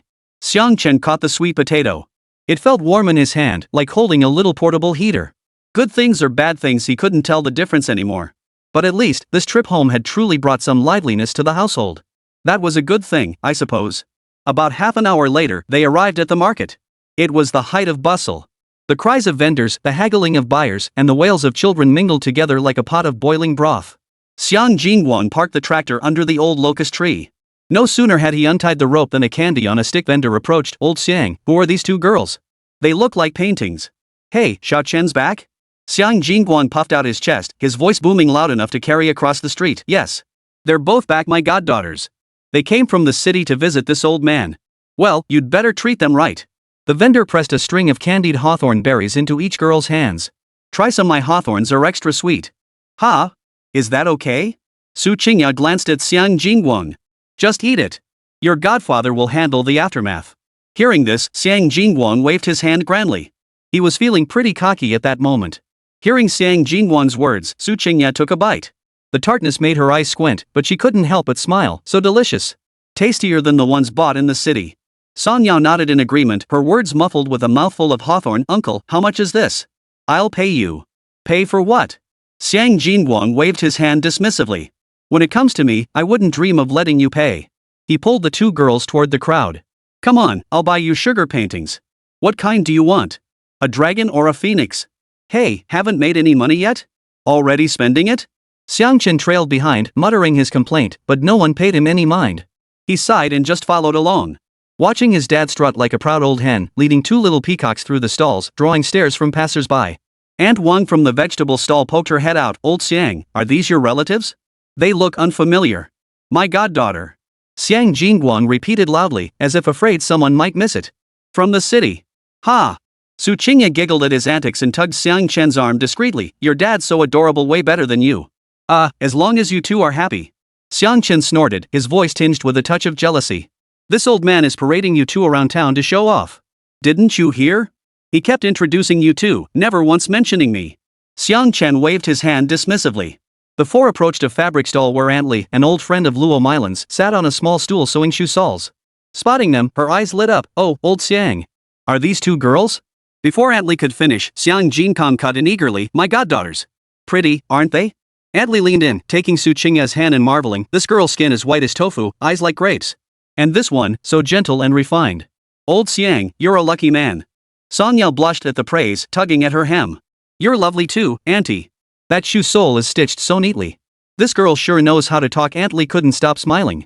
Xiang Chen listened nearby, about to protest, when he saw Xiang Jingkong telling the candy artist, give each of my two goddaughters a big one, the phoenix design, the flashier the better. What? What about me? I may not love sweets, but you could at least think of me a little. Xiang Chen desperately wanted to compete for attention right then. Even though he was a grown man, this situation left him feeling deeply unsettled. Hey, I'm the biological son here, okay? Chapter 107, Xiang Chen makes his debut, and the internet explodes. Xiang Jingguang was haggling with the sugar painting vendor when a shrill cry pierced the crowd, high-pitched as if someone had been pricked by a needle. Could it be Su Qingya? The moment the words left his mouth, the loosely gathered crowd suddenly snapped together like magnets, swarming around them in an instant. A young girl in a school uniform held up her phone, pushing through the crowd with wide-eyed astonishment. It really is you. Qingya. What are you doing in Yunbian town? Ha? Kid, what's this? You know her? Xiang Jingguang, holding his freshly bought sugar painting, looked bewildered at the three kids. Oh my, old Xiang, I was talking about your goddaughter. I thought she looked familiar, beautiful like a celebrity. She is a celebrity. I told you. I've seen your goddaughter's TV series. Aunt Wang, the vegetable vendor next door, edged closer, still clutching a bunch of vibrant green greens. Old Xiang, is this really your goddaughter? You've kept that pretty well hidden. Having a celebrity goddaughter and not telling anyone? Whispers surged like a tidal wave. Su Qingya's sugar-coated hawthorn dropped with a clatter, scattering berries across the ground. She instinctively hid behind Song Yao, her pale yellow hoodie standing out like a sore thumb in the gray-clad crowd. Even the strands of hair at her temples trembled. Oh no, I completely forgot about this. What do I do? Song Yao tugged her arm, pulling her behind Xiang Chen, her voice trembling. Xiang Chen shielded both girls behind him, his brow knotted as he stared at the surging crowd. Everyone, please calm down. But his words were like stones tossed into a lake, only creating bigger ripples. Someone thrust a selfie stick forward, nearly shoving the lens right into Su Qingya's face. Xiang Jingguang stood rooted to the spot, the sugar painting in his hand nearly squashed out of shape. He glanced at Su Qingya, her face pale, then at the crowd frantically snapping photos with their phones. His lips moved for a long moment before he finally managed to say, "What celebrity? My goddaughter's just here for the market. Don't scare her. Old Xiang, she really is a big star." Aunt Wan was even more excited than him. She pulled out her flip phone and waved it towards Su Qingya. I just took a picture with my daughter. She said she took time off work to come back for a photo op. She's a huge fan of your goddaughter. Big star? Xiang Jinkong's eyes widened in disbelief. He couldn't make heads or tails of it. Suddenly shoving Xiang Chen aside, he spread his arms like a mother hen protecting her chicks, blocking the two girls. His voice boomed, making everyone's ears hurt. Everyone back up. If you keep pushing, I'll crash the tractor. The crowd fell silent for half a second at his roar. Seizing the moment, Xiang Jingguang suddenly yanked Su Qingya's wrist. Run! The four of them scrambled toward the tractor like refugees. Xiang Chen brought up the rear, blocking the surging crowd while shouting, "Stop chasing! Safety first!" Reaching the vehicle, Xiang Jingguang dumped the corn from the bed onto the ground. Golden kernels scattered everywhere, forcing the pursuers to swerve out of the way, buying them precious time. As the tractor roared to life, the wind whipped Su Qingya's ponytail against her face. Her palm was drenched in sweat as she gripped Song Yao's hand. Only when the tractor turned onto a country lane and the clamor behind them faded did she dare to gasp for breath. That scared the hell out of me. I should have worn a mask. Yesterday's routine made me think things were normal. Song Yao pulled a handkerchief from her cloth bag and handed it to her, her own cheeks flushed. It's all my fault for not warning you. When that girl shoved her phone in my face just now, my mind went blank. Xiang Jingguang gripped the steering wheel, occasionally glancing at them through the rearview mirror with a bewildered expression. What big star? Girl, what exactly do you do? No sooner had he spoken than Song Yao's phone began ringing incessantly, flooded with messages from her workgroup. Her hands trembled as she swiped open the screen. Su Qingya's market trip to Yunbian town had already surged to third place on the trending list, followed by a glaring boiling label. Clicking in, the homepage was flooded with on-site photos. Especially the backs of the four women running away. Is that Su Qingya? Without makeup? Her skin is flawless. I can't believe it, she's my goddess. Who's that guy beside her? Never seen him around deer before. Qingya's outfit is so down to earth. Is she experiencing local life or is this her hometown? The girl beside her is her agent Song Yao. I recognize her. But who is that guy? Some even dug up photos of the town's central street phone billboards, where Su Qingya's endorsement posters were prominently displayed. But the wildest buzz revolved around Xiang Chen. A candid shot was blown up countless times. The guy wore a denim jacket. Standing behind Su Qingya, shielding her from the crowd, his profile was sharply defined. Though only half his face was visible, netizens dissected it across thousands of comment threads. Who is this guy? Brother or younger brother? Su Qingya isn't even from around here? He doesn't look like staff. What staff member would accompany an agent to a market? Filming a variety show? What's really going on here? Folks, I'd bet a pack of spicy strips he's an off-screen boyfriend. I feel the same way. I'm a Qingya fan and she hasn't had any variety show filming plans lately. Song Yao scrolled through her phone, her frown deepening. Oh no, this is spiraling out of control. The company is already trying to get posts deleted, but it's been shared too many times. Su Qingya stared at the photo of Xiang Chen shielding her from view, her fingertips pausing on the screen. In the photo, he tilted his head slightly, a hint of impatience playing at the corners of his mouth, yet he shielded her completely. She suddenly recalled how he'd instinctively pulled her behind him when the crowd surged earlier. An inexplicable warmth filled her heart. Don't delete it. Deleting it just makes it look like you're guilty. Then what should we do? Song Yao panicked. Xiang Chen, listening clearly from the back seat, suddenly snorted. Why not just tell the truth? I'll show my face and say you came to give me a taste of rural life. He paused for a few seconds before adding, dragging this out isn't a solution.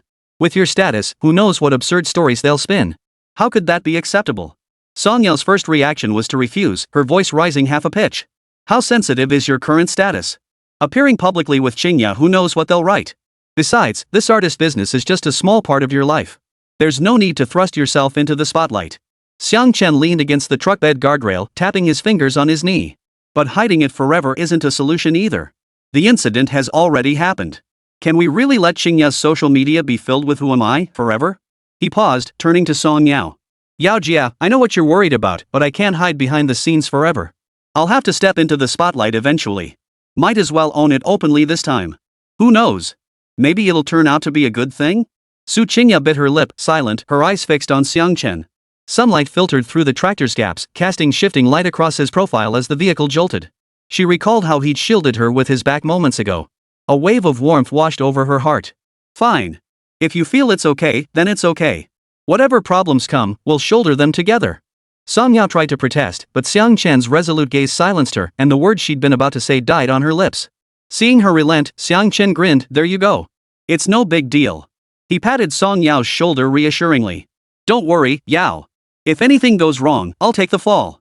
Song Yao sighed, rummaged through her bag, and handed a compact mirror to Su Qingya. Touch up your makeup first. Don't go on camera with that bare face. Turning to Xiang Chen, she added, you should tidy up your clothes too, at least don't look so disheveled. That's settled. He slapped his thigh. Just then, the tractor drove past an open field, the wind carrying the scent of wheat. Yao, you draft the copy. Keep it simple, just get the message across clearly. Dad, let's stop here for a moment. We'll take some pictures. Song Yao nodded, her fingers flying across her phone. Su Qingya adjusted her hair in a small mirror. Her high ponytail was slightly askew, so she tightened it again. Her pale yellow hoodie had a touch of dust on it. Yet it radiated a rare, vibrant energy. Xiang Jingang stood beside them, looking utterly bewildered. He muttered, what are you guys talking about? I don't understand a single word. 3 minutes later, Su Qingya's social media account posted an update. The photo showed her gripping the tractor's steering wheel, framed against a backdrop of lush green wheat fields. Her face wore a smile, unfiltered and unadorned. The caption read just one line, Yunbian Town, what a great place. Almost simultaneously, Xiang Chen's account also posted an update. The photo was a candid shot taken by Song Yao of the three of them together. Su Qingya was crouched by a flower bed picking daisies, while Xiang Chen stood behind her, holding 2 unfinished skewers of candied hawthorn berries. Song Yao was laughing so hard she bent over, while in the background, Xiang Jingguang gestured with a sugar painting in hand. The tractor's metal cargo bed glinted in the sunlight. The caption was even simpler, ran into my mentor with my old man? Might as well make an appearance. The moment both posts went live, the internet exploded like a thunderclap. Within 10 minutes, Su Qingya's comment section surpassed 100,000 views as netizens flooded the page. Xiang Chen's post felt like a depth charge. Xiang Chen makes an appearance with Su Qingya, Yunbian Town. These two phrases rocketed to the top of the trending charts. Netizens who had previously speculated about her non-celebrity boyfriend fell silent, then went wild. Holy? I thought Xiang Chen released a new song, but it's actually his damn appearance. Xiang Chen, he showed his face? So handsome.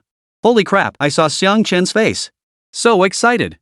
Song Yao refreshed the page, watching the public sentiment gradually shift in a positive direction. She exhaled a long sigh of relief. The tractor suddenly surged forward, loaded with sunlight and the freshly baked trending topic, heading toward home. Xiang Jingguang was still grumbling, what the hell is going on? Someone tell me already. Chapter 108, leaving now? The county chief blocking the gate? Luo Mylan stood on tiptoe at the lady's entrance, craning her neck until it ached, before finally spotting the tractor's silhouette belching black smoke in the distance. Like a drunken giant, she staggered toward us. The spatula in her hand was still clutched tightly, its iron edge smeared with yellow-green vegetable scraps. Her blue cloth apron was splattered with glistening oil droplets from the stir-fry, shimmering as she moved excitedly. When the cart clattered to a halt at the courtyard gate, she practically jogged up to it. She yanked Xiang Chen's arm with such force it felt like she feared he might run away. What the hell is going on? Aunt Wang was frantic on the phone, saying your dad dumped a whole truckload of corn on the ground? And that Qingya is some big star? What the hell happened? Her voice trailed off in disbelief. Seriously? Xiang Jingguang hopped out of the driver's seat, wiping his rough palms on his dust-covered trouser legs before scratching the back of his head with a chuckle. The wrinkles at the corners of his eyes crinkled together. Just trying to buy the kids some time. Oomph. Luo Mylan shot him a glare that could have set him on fire. But when she turned to Su Qingya and Song Yao, her tone softened to molten honey. You two okay? Get inside quick, it's windy out. I just steamed some locust flour cakes. Still warm. Inside, Luo Mylan slammed the spatula onto the stove with a clang. The metal clanged against the enamel basin's rim, producing a shrill noise. Now, tell me what's really going on. My phone hasn't stopped ringing. Neighbors and all the gossipy aunts and uncles are calling, saying a big star came to our house. What's the deal? Xiang Chen sighed helplessly, picked up a piece of acacia flower cake from the Kong table, then set it back down before slowly beginning. He started with The Masked Singer, so I participated in this singing competition a while back called The Masked Singer. Xingya was one of the mentors on the show. After the competition ended, I didn't have a place to stay, so I temporarily moved into the villa she and sister Yao were renting. A singing competition? Luo Mylan suddenly slapped her thigh, her palm landing with a sharp smack on the edge of the Kong. Her face was filled with question marks, her eyes widening even more. You can sing? How come I never knew you had this talent? Mom, it was a legit competition. Millions watched it nationwide. Xiang Chen explained helplessly, gesturing toward Su Qingya beside him. She's a huge star, the kind who acts in dramas, sings, and draws crowds wherever she goes. What? Luo Mylan's eyes widened to the size of copper bells.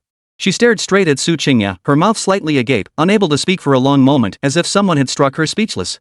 Feeling slightly embarrassed under her intense gaze, Su Qingya pursed her lips into a smile. A faint blush spread across her cheeks as she softly said, Auntie, don't listen to Xiang Chen's nonsense. I'm just Qingya, no big star in front of you. That's the whole story. So all those messy rumors out there, the things you've been thinking about, none of it is true. Xiang Chen shrugged his shoulders and added, technically, she might be considered my teacher. I've been staying at their place for a while now, and we've grown close. Sometimes I just don't think before I speak. He finished with a shrug, as if it didn't matter. Celebrity? Ms. Luo Mylan still didn't quite grasp the intricacies of the situation. She repeated the word twice, her eyes still clouded with confusion. But she knew deep down this matter was far from simple, otherwise it wouldn't have caused such a commotion.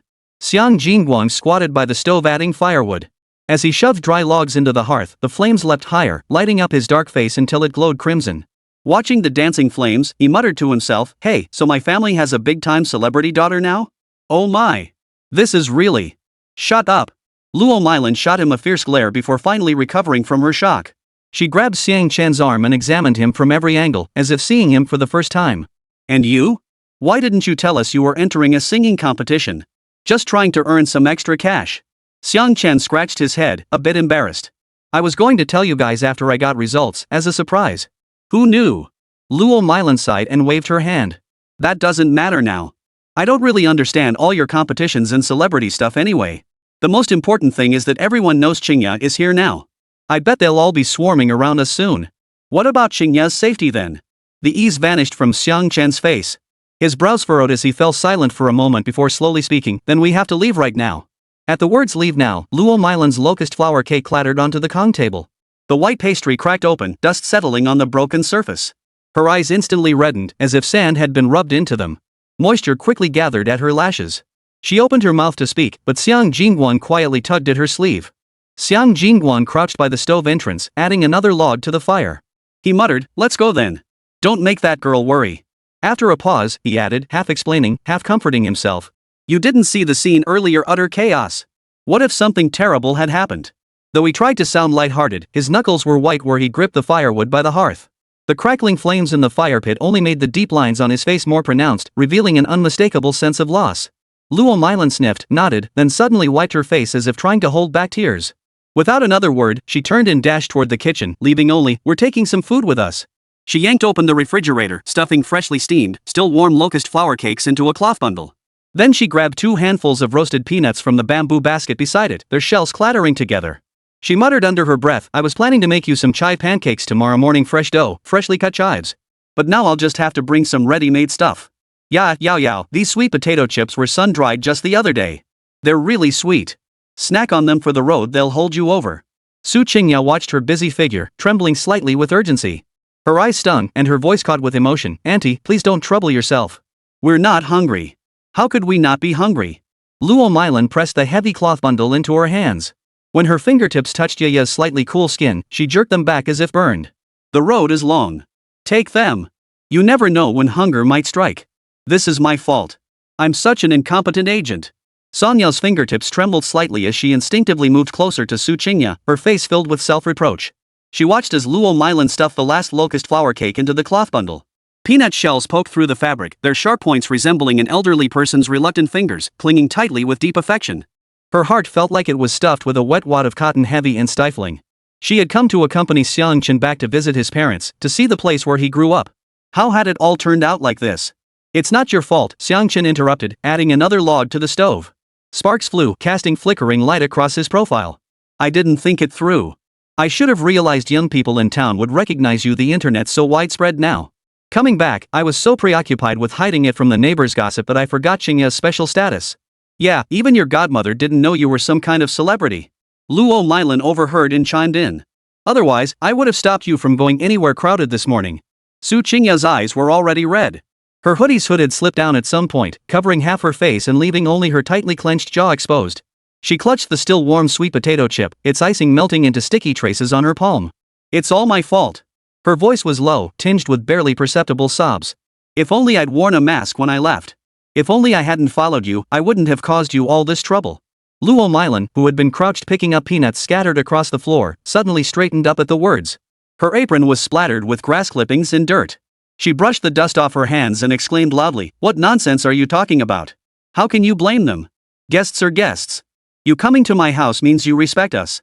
If anyone's to blame, it's those gossip-mongers, ignorant folk who make a mountain out of a molehill. As she spoke, she picked up a boiled egg from the bowl on the stove and pressed it into Su Qingya's hand. Here, take it. Eat it on the way. It'll hold you over.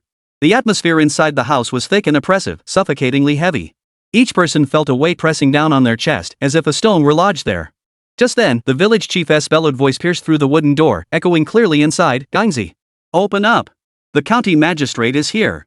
The 5 people inside froze instantly, as if struck by a spell, not moving a muscle. Luo Milan's cloth sack, just filled with peanuts, thudded to the floor. Peanuts scattered everywhere, some rolling along the edge of the Kong bed and into the stove entrance. Xiang Chen sprang to his feet so abruptly that his knee slammed into the stove door's metal panel with a clang. Ignoring the pain, he stared toward the doorway in shock, stammering, "The county magistrate? What's he doing here?" Chapter 109, The County Magistrate's Visit. Is he here to beg? Xiang Jingguang's hand hovered over the door latch for a full 3 seconds, his fingertips repeatedly rubbing the polished wooden edge. Embedded in the rough grain were remnants of rice husks from last autumn's harvest. As he rubbed, a fine powder trickled down. Details he'd normally overlook caught his attention today under these unusual circumstances. Suddenly, as if startled by the thick, stagnant air, the flames in the stove leapt half a foot higher. Orange-red tongues of light licked at the dry, hard logs, illuminating every flicker of hesitation on his face. He had to admit, this was the first time he'd ever opened his own front door with such a heavy heart. "Gangzi, open the door." Outside, the village chief's anxious face glistened with sweat. Beads of perspiration slid down the furrows of his nose, threatening to drip into his beard. He called out urgently. Xiang Chen had no idea what the visitor wanted. The village chief himself wasn't the issue, it was the person accompanying him. Having lived most of his life, he'd never even seen the town mayor, let alone the county magistrate personally paying a visit. Such an honor simply couldn't be refused. But glancing back, he saw Su Qingya and Song Yao still sitting on the sofa, panic lingering in their eyes. The chaotic scene from the morning market seemed to flicker before his eyes. Xiang Jingguang's Adam's apple bobbed twice. Gritting his teeth, he suddenly twisted his wrist with all his might. "Gangzi, what are you doing? I was just about to open the door." The village chief's wrinkled face squeezed through the doorway first, clutching a sweat-soaked straw hat. He tapped it twice against the doorframe before daring to set it down. Behind him followed a man in a navy blue official uniform. His hair was combed immaculately, even the stray strands at his temples tamed with hair gel. His black leather shoes gleamed like polished mirrors, the very picture of a standard official. "Gangzi. This is County Chief Lu. Hey, Hua Chen, you're back home, won't you swing by your uncle's place? Your little brother's taking the college entrance exam the year after next, we're counting on you to give him some guidance." The village chief's voice boomed even louder than when he'd called at the door earlier, making ears ring, though his evening tone carried a hint of flattery. "Good evening, sir." Hearing this, Xiang Chen gave a slight nod. After all, this elder had watched him grow up from childhood. The village chief then rubbed his hand repeatedly along the seam of his pants, leaving a pale, worn patch on the blue cotton fabric as if trying to wipe away non-existent dust. The county chief came especially to see Miss Su. "Hello, Brother Xiang." County Magistrate Lu ignored the village chief's fawning and gave Xiang Jingguang a slight nod. His voice was neither loud nor soft, carrying a soothing steadiness like mountain stream water, clear, pure, and substantial. His gaze swept past the crowd in the room, landing precisely on Su Qingya seated on the sofa. He strode forward, his polished leather shoes clicking softly on the gravel courtyard. His outstretched hand paused mid-air, as if suddenly recalling some taboo. Ultimately, he merely offered a light, empty grasp before withdrawing it, his face adorned with a perfectly measured smile, neither obsequious nor insincere, yet radiating genuine sincerity. "Miss Su, your presence in our humble Qinghe County amidst your busy schedule truly graces this remote mountain valley. My daughter is your biggest fan, she even has your poster on her bedroom wall." "Ha! I'm truly honored." Just as Su Qingya was about to rise, Luo Milan pressed down firmly on her shoulder.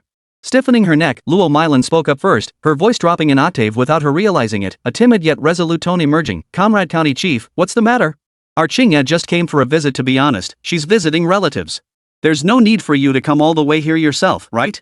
We haven't done anything wrong. Now that's what I call a wife's words." County Chief Lu laughed heartily, though his crinkled eyes betrayed a sharp intelligence.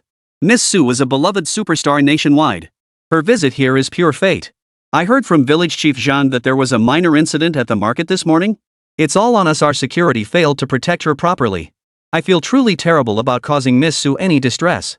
Xiang Chen shifted half a step forward, discreetly positioning himself between Su Qingya and the county magistrate. "Magistrate, you're too kind. It was all a misunderstanding, nothing serious." "A misunderstanding, indeed. A misunderstanding, indeed." County Magistrate Lu nodded, his gaze settling on Xiang Chen. "Ah. You must be Xiang Chen, right?" Seeing Xiang Chen nod, he laughed heartily. Well, our Qinghe County has produced another famous person. Excellent. Absolutely splendid." County Magistrate Lu rubbed his hands together, then gave Xiang Chen a hearty pat on the shoulder, firm yet not too forceful, carrying a genuine warmth. His gaze swept over the locust flower cakes on the bed, and his tone shifted abruptly. Actually, besides apologizing today, I have a serious matter to ask Miss Su and young Xiang for your help. He deliberately emphasized his words. You two are big stars now, with tremendous influence. He pointed toward the rolling green mountains beyond the courtyard, his tone earnest. Xiao Xiang is from Qinghe, so I won't elaborate. As for Miss Qingya, I don't know how long you've been here, but you've likely seen for yourself our land is picturesque and rich in produce. The only problem is the poor roads. Every year, walnuts, chestnuts, and other fine mountain goods rot on the trees because they can't be sold. I was thinking if Miss Su and you could help organize a live streaming event to support local farmers, it would truly be a lifesaver for our villagers. That's why I've come knocking on your door, even though I know I'm being a bit pushy. The moment these words left his mouth, the room fell silent. Luo Mylan's hand crunched the peanut shell she was holding, its fragments slipping through her fingers. She stared blankly at County Chief Lu, utterly taken aback that the county leader had come seeking her help. Xiang Jinguang crouched back by the stove entrance, poking a small pit in the ashes with his fire tongs. So, judging by the county magistrate's demeanor, he's seeking favors from both Qingya and his own son? Ha! Qingya was a big star. Though he didn't have a clear grasp of what that meant, he'd seen those live-streamed shopping events on his phone. He knew they liked to invite celebrities to boost sales. But who would have thought his own Xiang Chen could pull this off? Ha! Had his son become famous too? The more he thought about it, the more bewildered he felt.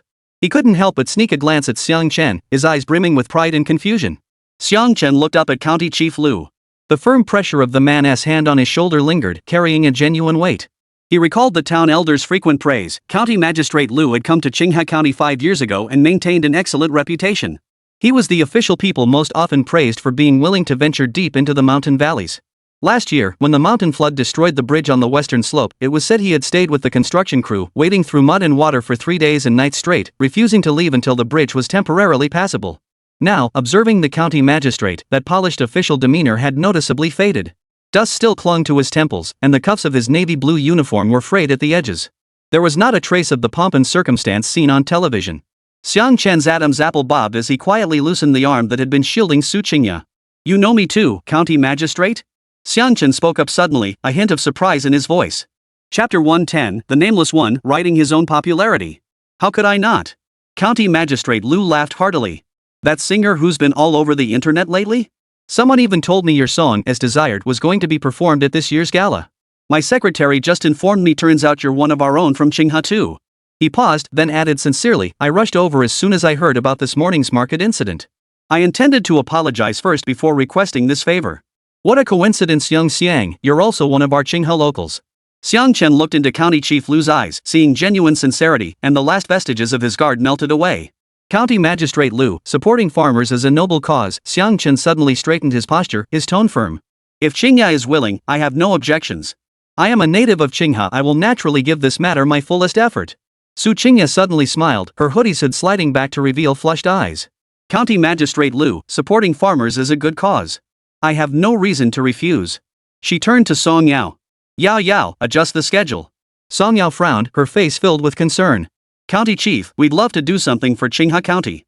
But look at the situation today with so many people gathered at the market, staying might cause more trouble for the county. She glanced out the window, her frown deepening. We were planning to leave right now. Leave? That's out of the question. County Magistrate Lu's smile faded slightly as he hurriedly added, Miss Su's willingness to help is a blessing for Qinghe. I understand your concerns, rest assured, I'll handle security immediately. He pulled out his phone, his fingers flying across the screen. Hello? Have the security station send 2 teams over. Seal off all roads leading to and from the Xiang residence. Set up security cordons. Ensure Miss Su and her group's safety at all costs.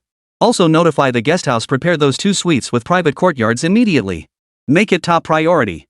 They must be accommodated comfortably. After a pause, he added, and get someone to set up a live streaming process immediately. The more detailed, the better. Less than 20 minutes after the call ended, the sudden roar of motorcycles echoed from outside the courtyard, growing louder as they approached. An hour later, County Magistrate Lu's secretary arrived at the Xiang residence carrying a detailed live broadcast plan. Peering through the door crack, Xiang Chen watched as several uniformed officers nailed wooden signs to the wall. Red banners flapped in the wind like a barrier, keeping the peering villagers at a distance of over 10 feet. Luo Mylan's mouth fell open. The cloth bundle in her hands clattered onto the Kong as she exclaimed in astonishment, already? It's all set up? That's incredibly fast. Xiang Jinguang squatted by the stove entrance, chuckling as he tapped his tobacco pipe against his shoe with a steady thump. He's the county magistrate. Of course he gets things done fast. Efficiency is his middle name. Su Qingya suddenly nudged Xiang Chen's arm, her eyes crinkling into crescent moons with a hint of teasing. See? As long as you don't treat me like a celebrity, everyone else adores me like I'm a superstar. Does this arrangement work for you both? County Magistrate Lu looked at Su Qingya and Xiang Chen, his tone inquiring. Well, we'd be honored to comply, but we worry our sales might be lackluster and we might not be much help. Su Qingya smiled, her tone tinged with modesty. Song Ya was intently reviewing the live stream schedule when she suddenly gasped. Looking up at County Magistrate Lu, she asked, Magistrate, where are the samples of the agricultural products? We need to inspect the quality beforehand to understand the situation so we can present them better during the live stream. Su Qingya had handled this task before and was familiar with the process. They'll be here shortly. County Chief Lu beamed with pride. Moments later, someone entered carrying a bamboo basket. Inside, walnuts rolled freely, plump and round, while chestnuts still clung to fresh earth on their shells, radiating an authentic, rustic charm. These were picked fresh from the mountains this morning. Guaranteed organic, top-notch quality. Luo Mylan reached over, pinched a walnut, cracked its hard shell with a satisfying crunch, and offered half the kernel to Su Qingya. Try it. Our walnuts are far more fragrant than the ones sold in the city. They're grown naturally, without any of those additives. Just as Su Qingya reached out to take it, a commotion erupted outside the courtyard, the noise growing louder by the second. Xiang Chen peered through the door crack again. More and more people were surging toward them, some arriving on tricycles, their cargo beds packed with elderly and children, others running while clutching kids who still held half-eaten candied hawthorn on sticks. A dark mass like a tidal wave kept gathering here. But whenever someone tried to cross the police line, officers politely turned them back. They could only stand on tiptoes from afar, peering in while muttering something under their breath. Whoa! This many people? Luo Mylan peered out the window too, then shrank back, her neck jerking away. Good heavens, there must be 100 people here. Luo Mylan kept wiping her hands on her apron, still shaken. Thank goodness for the county magistrate's arrangements. Otherwise, our door would have been crushed open. County Magistrate Lu took the enamel cup Luo Mylan handed him, sipped the hot tea, and smiled. Miss Su, rest assured. You'll sleep soundly tonight. First thing tomorrow morning, I'll have the live streaming equipment moved over. Everything will go smoothly. Su Qingya gazed out the window at the crowd of mostly simple villagers, their faces brimming with curiosity and anticipation. Suddenly, a heavy weight settled on her shoulders. Yet another thought took root in her mind. She turned to County Magistrate Lu and said softly, Magistrate, with so many villagers gathered outside, I should go out and greet them, shake their hands. Song Yao immediately protested, Qingya, don't go. There are too many people outside, it's unsafe. Su Qingya shook her head. Yao, think about it. If I keep hiding away, someone with ulterior motives might exploit it and spread rumors that I'm acting like a diva. That wouldn't be good. Besides, they're just curious, they don't have any ill intentions. Greeting them will put their minds at ease. County Magistrate Lu considered this and nodded. Miss Su, you've thought this through. That's a good idea. I'll have someone accompany you to ensure your safety. With that, he arranged for 2 police officers to stand guard nearby. Su Qingya smoothed her clothes, took a deep breath, and stepped outside. Seeing her emerge, the villagers outside surged forward excitedly, calling out, Miss Su, the big star. Su Qingya wore a gentle smile as she walked forward, greeting everyone, Hello, I'm Su Qingya. Thank you all for your support.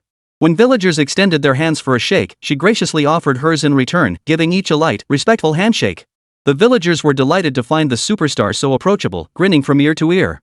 The earlier commotion settled into an orderly crowd. After a while of shaking hands, Su Qingya smiled again and announced, Tomorrow we'll host a live stream to support local farmers, helping sell our walnuts and chestnuts, all excellent products. Everyone is welcome to join us. The villagers applauded enthusiastically at the news. Only then did Su Qingya return indoors under police escort, feeling considerably more at ease. The commotion outside the courtyard continued, but separated by the red barrier and the interaction they just shared, it felt like another world, one now filled with peace and anticipation. This matter was finally over. County Magistrate Lu had other business to attend to and left first. At that moment, Xiang Chen stared at the walnuts spread out on the Kong table and suddenly froze. The flames in the stove gradually died down, leaving only dim red coals flickering faintly. Their glow illuminated the faint rustling sound of his knuckles rubbing against his coarse cloth pants. What's got you so lost in thought? Meanwhile, Mrs. Luo Mylan, now relieved her children wouldn't have to leave, felt considerably happier. She was busy cooking in the kitchen. Xiang Chen didn't take the cloth bundle. He suddenly stood up, Dad, Mom, I want to write a song. Xiang Jin had just finished tapping the tobacco residue from his pipe onto his shoe when he nearly dropped it upon hearing this. What? Why mess with that now? Not selling goods during tomorrow's livestream? Sell? Of course we'll sell. But your son has paid a hefty price for this. You gotta ride your own wave of popularity. Xiang Chen smiled, just selling stuff isn't enough. I want more people to know about our place. At that moment, a song formed in his mind. It was about the chaotic daytime market. And the song's title was The Nameless Ones. What? What on earth are you talking about? Luo Milan stared at her son, muttering to himself, delivering a soul-searching question. Chapter 111, Trending Number 1, The Nameless One. Ignoring Mrs. Luo Milan's curiosity, Xiang Chen climbed into the car with his phone and laptop. I'm just an anonymous soul on this road, no news coverage, no comments. I'll fight tooth and nail for an ordinary life, twists and turns, just to make ends meet. I am the one who left the small town, the one who ate meals with tears and laughter. A traveler, a provider, a silent figure against the city's backdrop.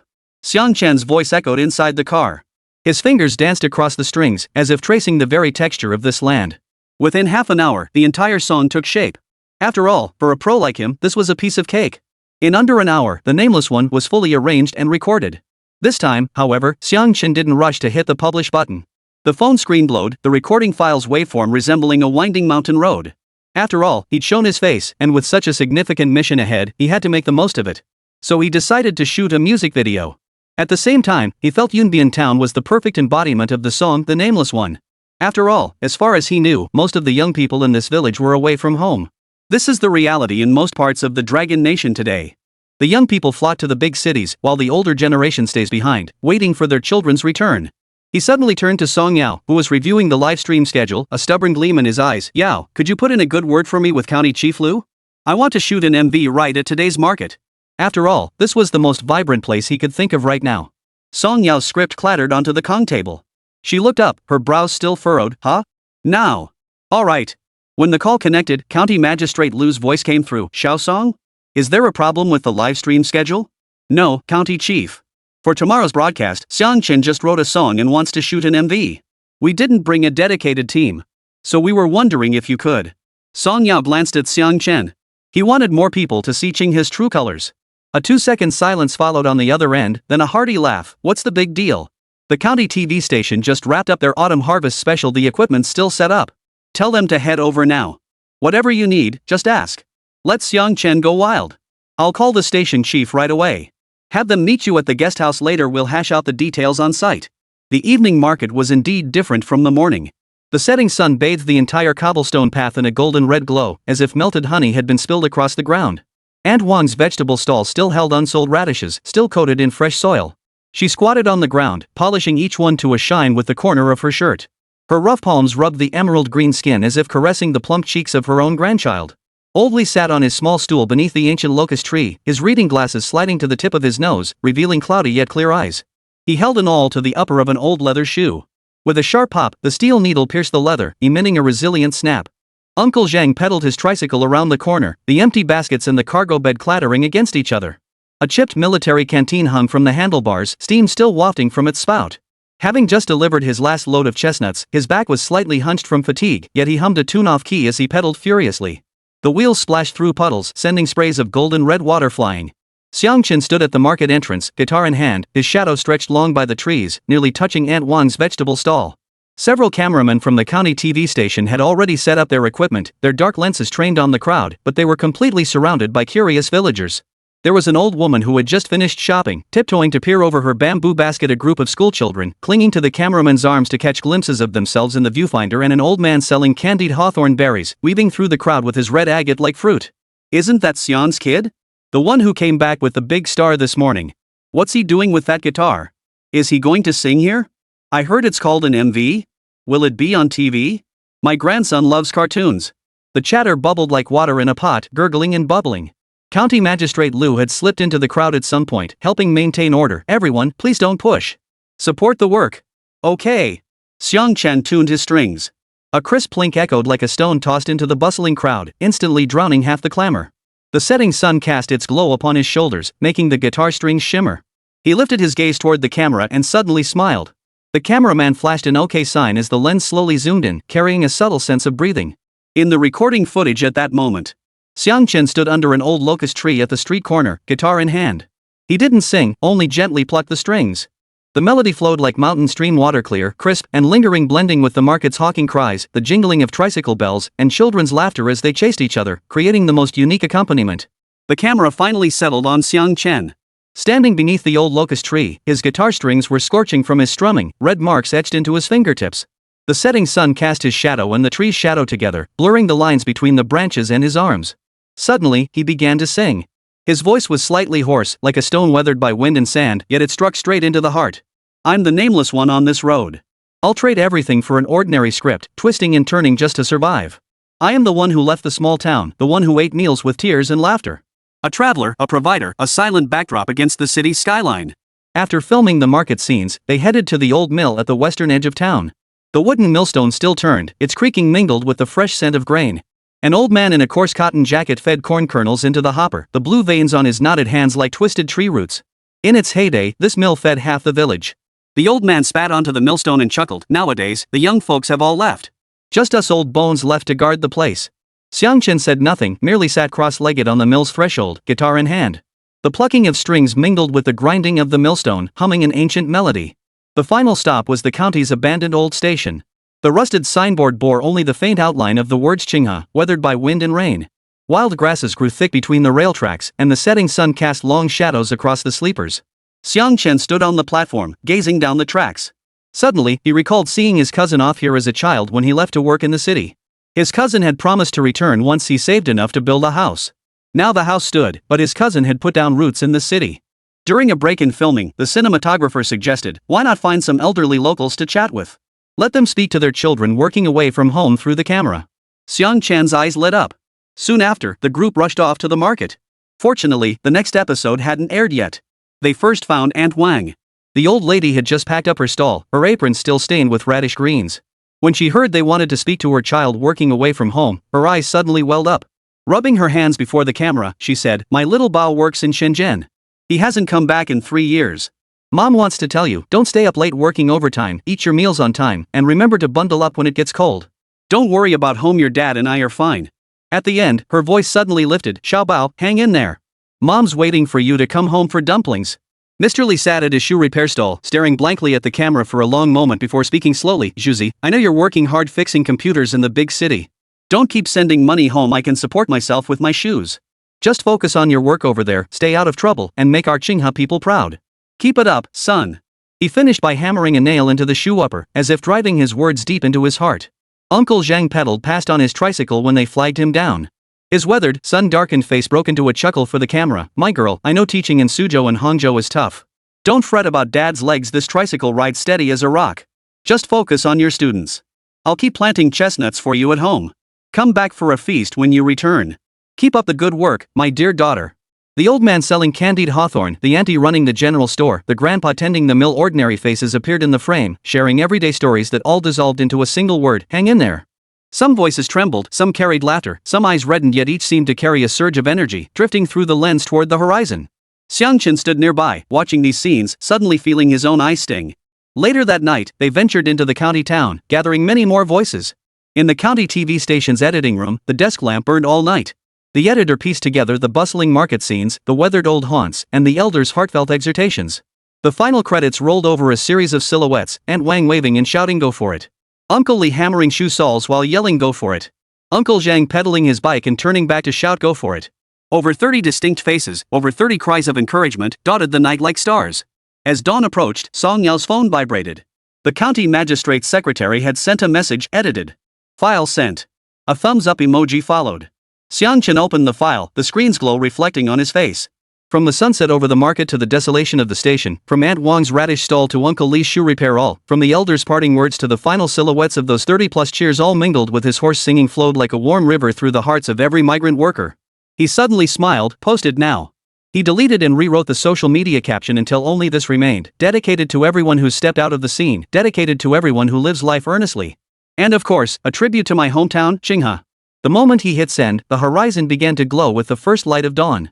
From the direction of the market, Aunt Wang's call echoed, "Fresh radishes." Crisp as a song. Xiang Chen slipped his phone into his pocket, the guitar strings still warm. He knew these scenes of everyday life, these heartfelt cheers, would ride the song's melody far and wide, telling every wanderer, you're not fighting alone. Back home, someone waits for you. Someone cheers you on. 6 a.m., The Nameless Ones released. 7 o'clock, Qinghe's night market in the Nameless. 30 cheers of encouragement brought tears to 2 trending topics, one after the other topping the charts. The comments section was flooded with voices: "I miss home, I need to call my mom, this is my hometown." Meanwhile, in Qinghe's marketplace, Aunt Wang set up her radish stall again. Uncle Li sat under the old locust tree, pulling out his awl. Uncle Zhang's tricycle wheels rolled over the stone path, carrying the cheers of a new day as it moved forward slowly. After all, this was the first song featuring Xiang Chen.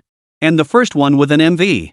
Naturally, it garnered massive attention, especially given its connection to Su Qingya. This led to it quickly topping the trending charts despite zero promotion. Of course, most people were probably just curious or riding the hype wave at first. But after hearing this song, the nameless one, everyone was moved to tears. Chapter 112, To All Who Stand Tall Yet Ordinary. As the prelude to the nameless flowed from the piano keys, moonlight streamed through the window, landing on the dust-covered lid. The simple rise and fall of the black and white keys felt like someone gently knocking at your ear, a few taps sending ripples across the lake of your heart. No urgent drum beats, no sweeping strings, only the piano's clear resonance filling the air, like dewdrops rolling off morning grass, carrying a magic that demands stillness. The entire song contained no flashy vocal runs or technical displays. Xiangguo's voice even carried a hint of huskiness, like a copper vessel lightly sanded, yet radiating a weighty, substantial quality. His eyes closed, brow slightly furrowed, his fingertips gently caressing the microphone. It felt less like singing and more like carefully smoothing out the creases of life, one by one. I'm the nameless one on this road, with no news coverage, no commentary. I'll trade everything for an ordinary script, twists and turns just to make a living. The music video on screen flared to life with the song, and Wang scrubbed radishes indoors, her mud-stained palms rubbing the emerald skin. Droplets rolled through her knuckles, leaving tiny wet marks on the blue stone slab. She suddenly looks up toward the east, where the town's middle school stands. Her grandson is reading aloud in class, his backpack holding the boiled eggs she prepared this morning. Uncle Li sat on a small stool beneath the old locust tree, holding an altar sole his worn leather shoes. His reading glasses slid to the tip of his nose, revealing cloudy yet clear eyes. He watched intently as the steel needle pierced the leather, a soft pop, like the completion of a solemn ritual. I am one who left the small town, one who ate meals with tears and laughter. A traveler, a breadwinner, a silent figure against the city's backdrop. Xiangguo's voice carried a hint of world weariness, yet it was remarkably calm, as if recounting the most ordinary of tales. In the music video, Uncle Zhang pedals his tricycle along the sunset-drenched cobblestone road. Empty baskets sway in the cargo bed, while a military canteen on the handlebars clinks softly. Having just delivered his last load of chestnuts, his spine bent with fatigue, yet he hummed a tune, a lullaby from his youth meant to soothe his daughter to sleep. Now that she works in Shenzhen, he hums it daily as he pedals, as if conversing with his distant daughter. The old candy apple vendor walked around the corner, his tray held high. The ruby-red fruit swayed in the breeze, drawing three preteens in pursuit.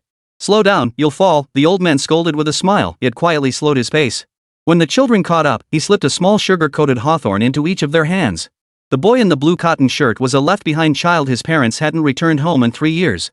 Every day, the old man saved the largest one for him. Tears welled up in the comments before any emotion could follow, like rain clouds bursting open. This is my mom. She heads to the market before dawn every day. The way she squats on the ground scrubbing vegetables, even the vegetable leaves stuck to her apron, it's exactly the same. I'm also someone who left the small town. Every time I call home, I say everything's fine, but after hanging up, I just want to crouch by the roadside and cry. Yesterday, my mom video called to say your dad learned how to use the food delivery app and can order takeout for you. That's when I realized I'd never told her my place doesn't have delivery options. I only wish to touch with my own hands every moment I bend down. Are the wet footprints left behind worth it? If you choke up like this too, then we're fellow travelers. The MV's scenes begin to flow, like flipping through an old photo album. Xiangguo's voice carries a hint of choking back tears, not deliberate sentimentality, but emotion overflowing its banks. To all who stand tall yet live ordinary lives. When the first chorus swells, voices surge from every direction, the hawking of market vendors, the chants of construction workers, the announcements of bus drivers, the late-night greetings of convenience store clerks. These everyday sounds blend together, like a bridge built by a million hands. To the nameless ones, I raise a glass to your silence and every shout of defiance. To you who bend your back climbing the mountain, striving to live beneath the sky. Xiangguo's voice suddenly soared, not a shout, but a powerful declaration. In the music video, all scenes suddenly overlap, Aunt Wang's hands, Uncle Li's awl, Uncle Zhang's tire tracks, children's chasing figures. It finally freezes on Xiang Chen's silhouette standing beneath the old locust tree, strumming his guitar. The setting sun merges his shadow with the trees, blurring the branches from his arms. Everyone listening to this song holds their breath for a moment. Those nights gritting teeth to pay the mortgage, those mornings nibbling bread on the subway, those smiles claiming I'm not tired while secretly rubbing aching back, suddenly, they all have a name. They are called life, called responsibility, called the desire to give loved ones a better life. That's just how my dad is. To scrape together my tuition, he hauled steel bars on construction sites until his back was bent from exhaustion, yet he'd always say, "Dad's still young." Last time I snuck back to see him, he was crouched in the work shed nibbling a cold steamed bun. When he saw me, he quickly hid it, claiming he'd just finished eating braised pork. Working late one night, I saw the cleaning lady wiping windows. Auntie, you should rest early, I said. Just wipe them clean, she replied. It'll make your workday more pleasant. The rag in her hands was cleaner than the one I used to wash my face. My mom has diabetes, yet she secretly saves her medicine money to send me food, saying, Mom's body is strong, I can tough it out without pills. Last time I went home, I found her medicine bottle empty and realized she'd switched to the cheapest version. So even us overlooked folks have someone singing for us Xiang Chen. The song flows with emotion like a gentle river, washing over the boundary markers of north and south. You come from southern villages, from rough hands. You stand in the cracks between skyscrapers, yet you never retreat. I come from northern springs, from every step that looks back. Behind me, the crossroads of farewells warm every sunset. In the comments, tears from north and south merge into a river, washing away all regional boundaries. In the southern rain, my mother would carry me through puddles to school, saying, Don't get your textbooks wet. Her cloth shoes soaked in water, yet she held my backpack high above her head. In northern winters, my dad would bike me to the doctor, bundling me in his padded coat while he shivered. At the hospital, his lashes frosted with ice, yet his first words were, Are you cold? Turns out, whether south or north, parents' love looks the same. I'm in the south, my mom's in Dongbai. Inside the down jacket she mailed yesterday was a bag of sunflower seeds she roasted herself. I teared up instantly, I miss home so much. But there's nothing I can do. When winter falls upon my hometown, after the train pulls into the station, the winds of childhood blow once more, evoking memories of simple joys. In the music video, Xiang stands at the deserted station. The wooden sign bearing the words Qingha has been weathered by wind and rain, leaving only faint outlines. He clutches an old train ticket, the date on the stub is blurred, yet the words Jiangbei Qingha remain legible. On familiar streets, someone will call your name with all the tenderness in their heart. The scene suddenly brightens, and Wang calls out to Xiaobao at the market in trance, Come home for dinner. Her voice cuts through the bustling crowd, landing precisely in the ears of the boy chasing butterflies. Uncle Li smiles at the children leaving school, slow down. His hand still clutches the candy he saved for them. Uncle Zhang's tricycle carries the reminder, Hey, sit tight, from the back. Inside the cargo bed, a little girl counts the clouds in the sky, saying they look like cotton candy, waiting for her parents to come home and treat them. Those time-worn nicknames, now more moving than any sweet words, rough-edged yet wrapped in the truest warmth. To those who've left home, I raise a glass to you, to your silence and every shout of defiance. To you, bending your back to climb the mountain, striving to live beneath the open sky. Yes, that stubborn determination in every ordinary person's heart to give their family a better life is like a seed. It takes root and sprouts through wind and rain. My mom always says, if you're tired, just come home. But I can't bring myself to return, afraid she'll see how badly I'm doing. Last time on video chat, I pretended to be at a fancy restaurant, when really I was munching bread in the office stairwell. When my dad came to visit me in the city, he waited 2 hours downstairs at my office, worried he'd embarrass you. He wore the same old jacket from 10 years ago, yet brought me a box of local specialties, saying they were all your favorites. Just called mom saying I'd come home for Mid-Autumn Festival. She cried on the other end, saying she'd make dumplings for you. Only then did I realize it's been 3 years since I last spent mid-autumn with her. Hang in there for those calling our names, and for ourselves. Tomorrow I'm taking annual leave to go home. As the song drew to a close, Xiang's voice was soft as a sigh, yet every word rang clear. Nameless ones. Whoa. Nameless ones. Whoa. Nameless ones, the bus is here. Don't look back if you have too many worries.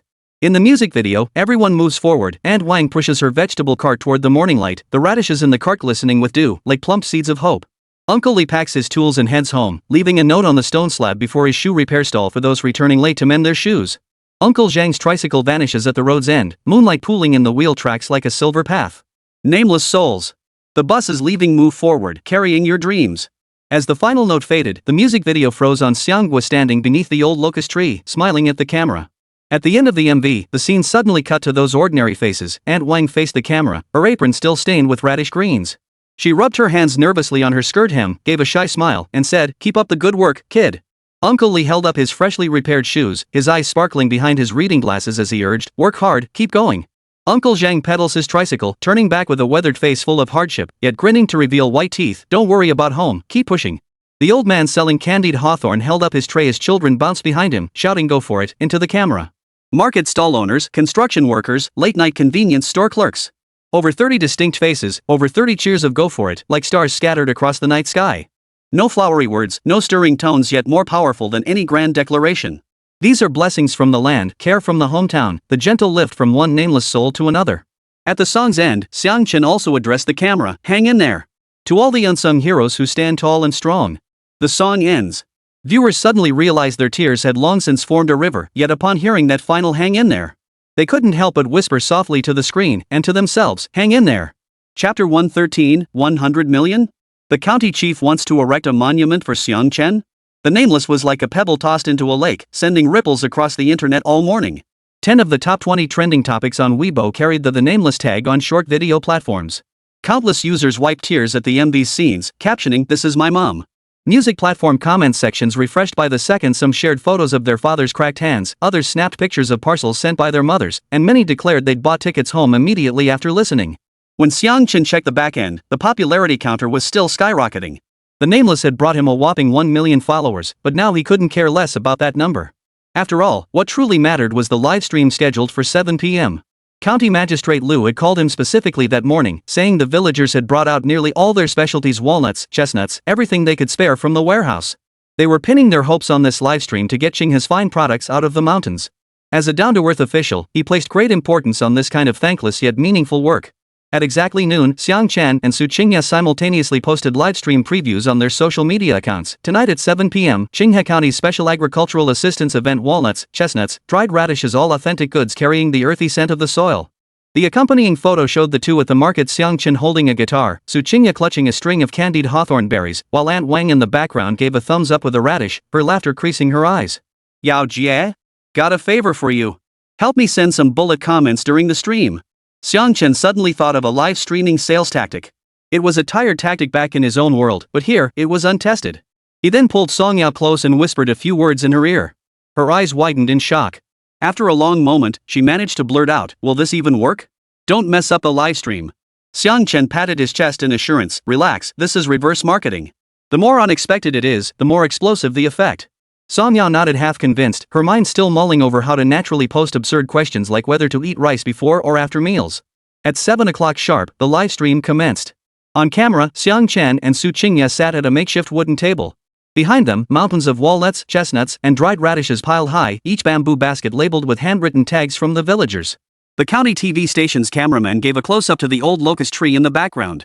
Red ribbons tied that afternoon hung from its branches, and the words "Qinghe treasures, waiting for you to take home" glowed warmly under the lights. "Hello everyone, I'm Xiang Chen. I'm Su Qinghe." No sooner had they exchanged greetings than the live chat exploded with comments. "Here they come. Front row selling popcorn, soda, and folding stools. Xiang Chen, I love you. Qinghe is so beautiful. Qinghe looks stunning today. Please share her lipstick shade. Cut the chit-chat, post the link. I need to grab walnuts for my mom." Su Qinghe smiled as she picked up a bag of walnuts. "First up today is our special offer: rice from Qinghe County. Grown with mountain spring water, each grain is plump and full. Steamed, it's so fragrant you'll want to eat 2 extra bowls." After a day of training and having familiarized herself with the live stream process, she gently cupped the rice in her hands. The snow-white grains trickled through her fingers, instilling a sense of reassurance in viewers. Xiang Chen chimed in from the side, "That's right. Qinghe rice 5 jin for 99 yuan, shipping included. This price is exclusive to today's livestream. Once it's gone, it's gone." The chat immediately flooded with buy messages. Suddenly, a golden floating banner stood out: "Xiang Chen Qinghe. Quick question, do you eat this rice before or after meals? Waiting online, kinda urgent." "Ha?" Su Qinghe's hand trembled, nearly spilling the rice onto the table. Her smile froze, clearly caught off guard by such a question. Xiang Chen couldn't help but chuckle out loud. As the originator of this absurd comment, he knew exactly where it came from. Picking up the rice from the table, he addressed the camera with deadpan seriousness to the friend asking about rice. Rice is typically eaten at lunch or dinner. Eating it before meals makes you hungry, while eating it afterward might leave you stuffed. If you really can't manage, split it into 3 servings, 1 bowl each at breakfast, lunch, and dinner. Never skip a meal." He shot Su Qinghe a knowing glance and whispered an explanation: "This is my reverse product promotion tactic. I deliberately use absurd questions to spark interaction way better than dry product descriptions." Su Qinghe witnessed this tactic for the first time. Her lips twitched as her heart raced. This isn't product promotion, it's pure chaos. Before she could recover from the confusion over whether to eat rice before or after meals, the chat exploded. Song Yao's golden comment fluttered in next: "So do you wash this rice before cooking? How many times is standard?" Immediately, others chimed in: "Can you just eat it raw? I'm dieting and don't want to turn on the stove." Xiang Chen jumped in: "1 rinse is enough, too many washes wash away the rice's fragrance. Don't eat it raw unless you want to train your teeth to be as hard as iron. I tried sneaking some when I was a kid, and my teeth hurt for 3 days." Su Qinghe clenched her fists in frustration beside him, but a glance at the back-end data made her swallow her words. Rice sales had already hit 30,000 orders. She pinched herself, doubting her eyes. It had only been 10 minutes since the stream started. Xiang Chen, however, seemed to find his groove. He picked up a bag of chestnuts and gave it a shake. Next up, are chestnuts freshly harvested this year, sweet enough to eat like candy. He paused deliberately, raising an eyebrow at the camera. Sure enough, Song Yao's golden bullet comments immediately followed. Do these chestnuts come with a shelling service? Could you and Xingye come to my place personally to shell them for me? You have to peel these chestnuts yourself. We don't offer peeling services, Xiang Chen said with a straight face, stifling a laugh. Unless you place an order for 10,000 pounds. Then I'll bring Xingye to your house and peel them until our fingernails peel off. Su Qingye's eyes widened as she tugged his sleeve discreetly. Huh? Is this how you sell stuff? What if someone actually buys 10,000 pounds? Xiang Chen whispered back, relax, who buys 10,000 pounds of chestnuts? This is all about contrast. The crazier it is, the more people remember it. Oh, and that comment was from Yao Jie. She's actually pretty convincing. Huh? Yao knows about this too? So I'm the only one who didn't know you were planning this today? Su Qingye felt both annoyed and amused. Turns out she was the only one diligently memorizing the script for a proper sales pitch. Aha comments flooded the screen, interspersed with serious questions. How much per pound? Guaranteed replacement for bad ones? Just as Xiang Chen was about to reply, a comment popped up. Xiang Chen, you say these chestnuts are sweet. What's their sugar content? Can diabetics eat them? Su Qingye nearly choked on her water as she lifted her cup. Xiang Chen, however, remained unfazed. You'd have to ask the agricultural experts for exact sugar content. But my grandma has diabetes and eats 3 a day with no issues. Friendly reminder though, don't copy her. She once snuck 4 and got scolded by my grandpa. At this, even the cameraman from the county TV station couldn't hold back his laughter, causing the lens to wobble. Su Qingye pressed her forehead, her mind oscillating between is this even possible and actually, that makes sense. Meanwhile, the transaction amount on the back end skyrocketed like a rocket, with the chestnut link selling 20,000 orders within just 3 minutes of going live. Off camera, Song Yao held her phone to send live comments as instructed by Xiang Chen. I bought this rice before it's so fragrant you'll eat 2 extra bowls. Go for the 99 yuan deal. These chestnuts are sweet to the core, my kids fight over them. Amidst the playful banter of netizens, her comments felt unexpectedly genuine. Many followed suit. Seriously? I'll grab 2 bags to try. As the chestnuts neared sell out, Su Qingye stepped in with dried radish. Our radish uses Qinghe's unique local pickling method, perfect with congee or rice. As she opened the bag to show them, a savory, salty aroma mixed with a hint of spice wafted out. But a comment stopped her in her tracks. Do these dried radishes have an expiration date? Can they last until next spring? I want to stock up for my dowry. Dowry? What? Su Qingye froze completely, her hand holding the radish pickles suspended mid-air. In that moment, she felt utterly out of touch with the times. This seems a bit inappropriate? Xiang Chen, meanwhile, continued interacting with the chat. Meanwhile, Su Qingye, unsure how to respond, watched the rapidly ticking numbers on the back end. Her understanding of reality was being reshaped. So this is how influencer marketing works? No impassioned sales pitches, no dazzling discount schemes, just these seemingly random cues proved more effective than any formal promotion. Xiang Chen suddenly pulled a bamboo basket from behind him, filled with Plum Farm fresh eggs, their shells still dotted with bits of grass. He launched into another round of introductions. Su Qingye watched Xiang Chen spouting nonsense with deadpan seriousness, her head buzzing again. Yet the back-end notifications kept pinging. Within 2 minutes of listing, the free-range eggs had racked up 3,000 orders.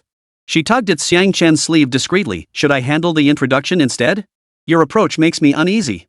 Xiang Chen pointed at the screen. Look at this interaction volume and the comments 10 times higher than a conventional livestream. That's the magic of reverse marketing. Su Qingye scanned the screen. Half the comments were playful memes, the other half demanding the product link. Hurry up with the pickled radish. I need to stockpile for my dowry. I'm pre-ordering the Egg King. Ha, I could watch this stream all night. Holy crap, I actually placed an order. The comments kept flooding in.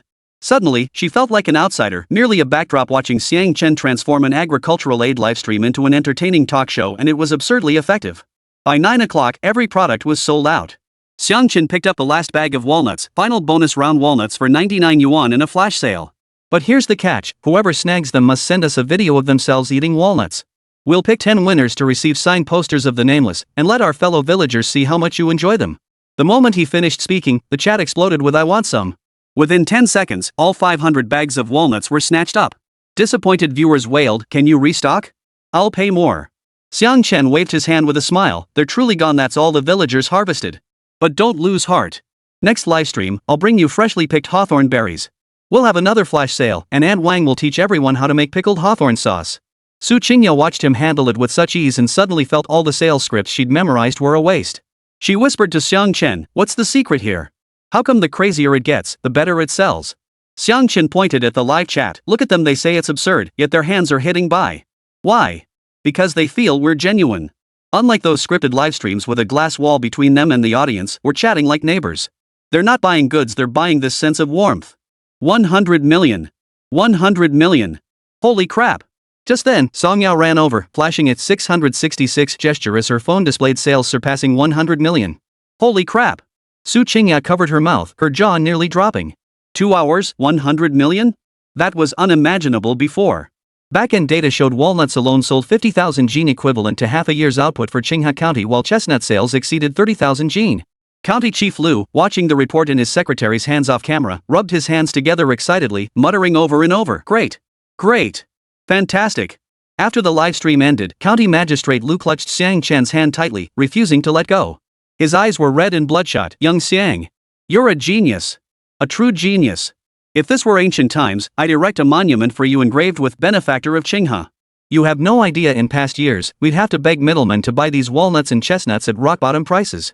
But today, an entire livestream sold them all out. Good heavens! Ha! Chapter 114, Early School Start and the Elders' Favoritism.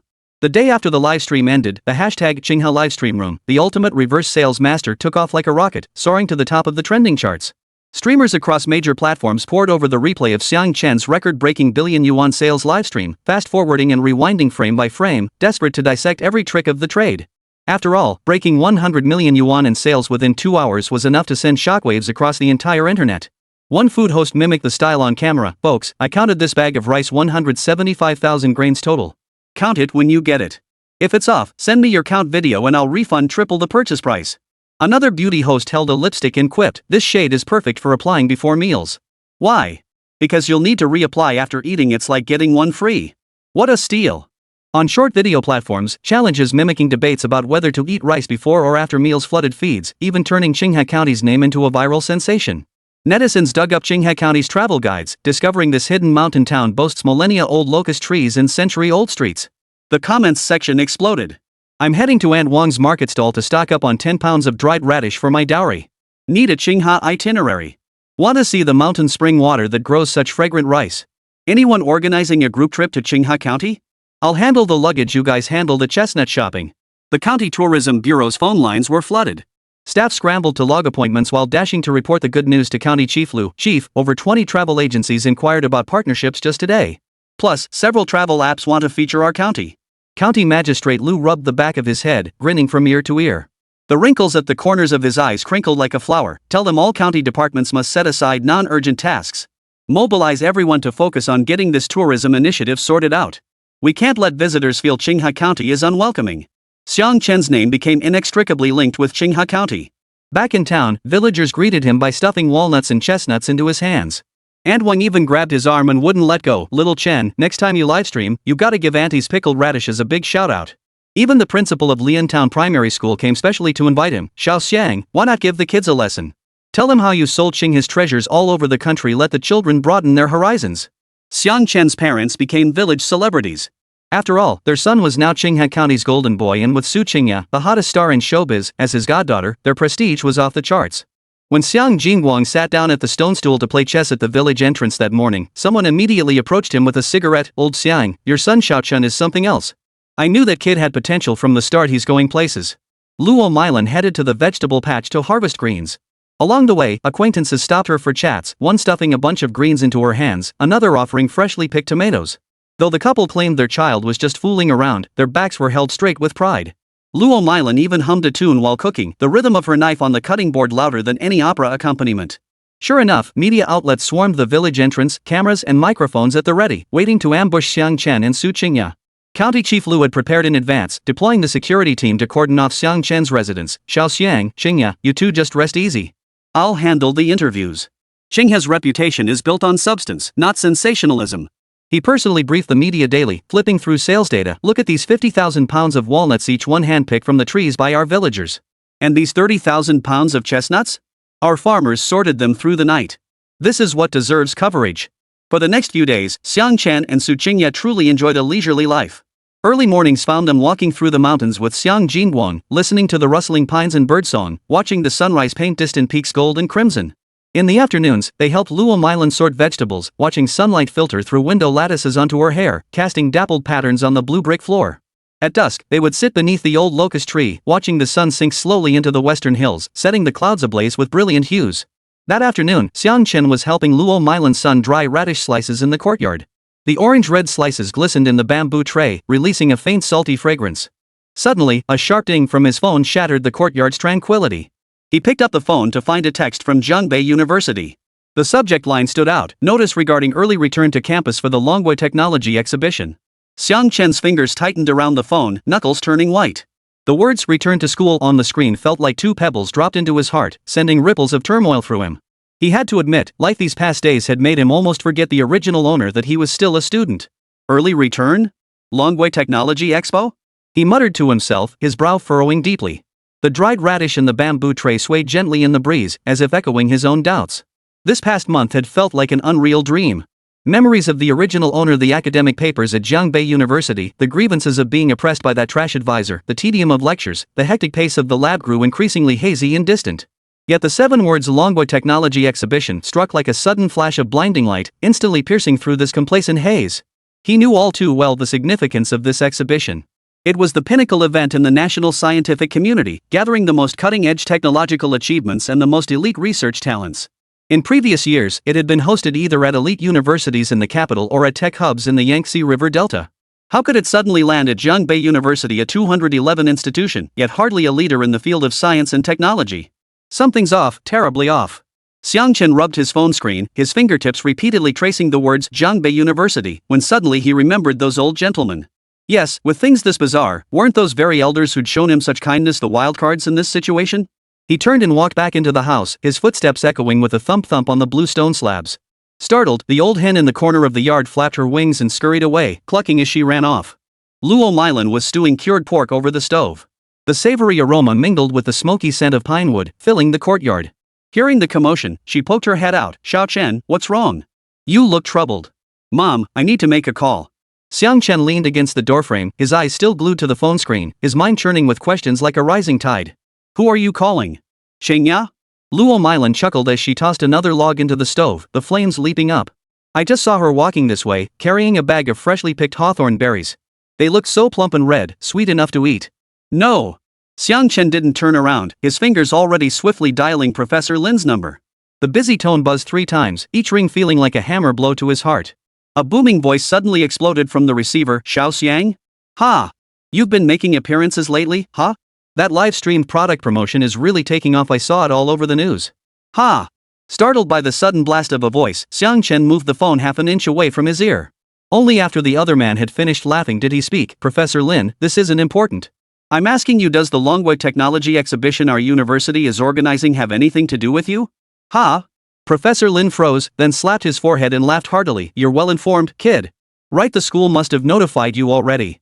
Well, this expo happens every year, and us old-timers figured, why not give your alma mater a chance? Let your school shine a bit. After all, we did have a hand in nurturing Zhongbei University." Hearing this, Xiang Chen shook his head helplessly. Just as he'd suspected, this matter was indeed tied to the old professors. It was clearly favoritism born of affection. Chapter 115, Academic Faction Mentor, Associate Professor Promotion Lot. The next day, as dawn broke, the morning mist still lingered over Qinghua County, draping the village of black-tiled roofs and whitewashed walls like a sheer veil. Xiang Chen and Su Qingya were already packing their belongings in the courtyard. Canvas bags lay spread out on the bluestone slabs, stuffed to bursting by Luo Milan. These dried hawthorn slices steeped in water cut through greasiness. A cup first thing in the morning is healthier than any store-bought drink. Luo Milan squatted on the ground, arranging the dark red hawthorn slices neatly with her fingers. She then hauled a clay jar from the cupboard. "That cured pork needs 2 rinses before stir-frying. Remember to add dried chilies for flavor. Qingya loves spicy food, so I specially pickled extra bird's eye chilies to mix in."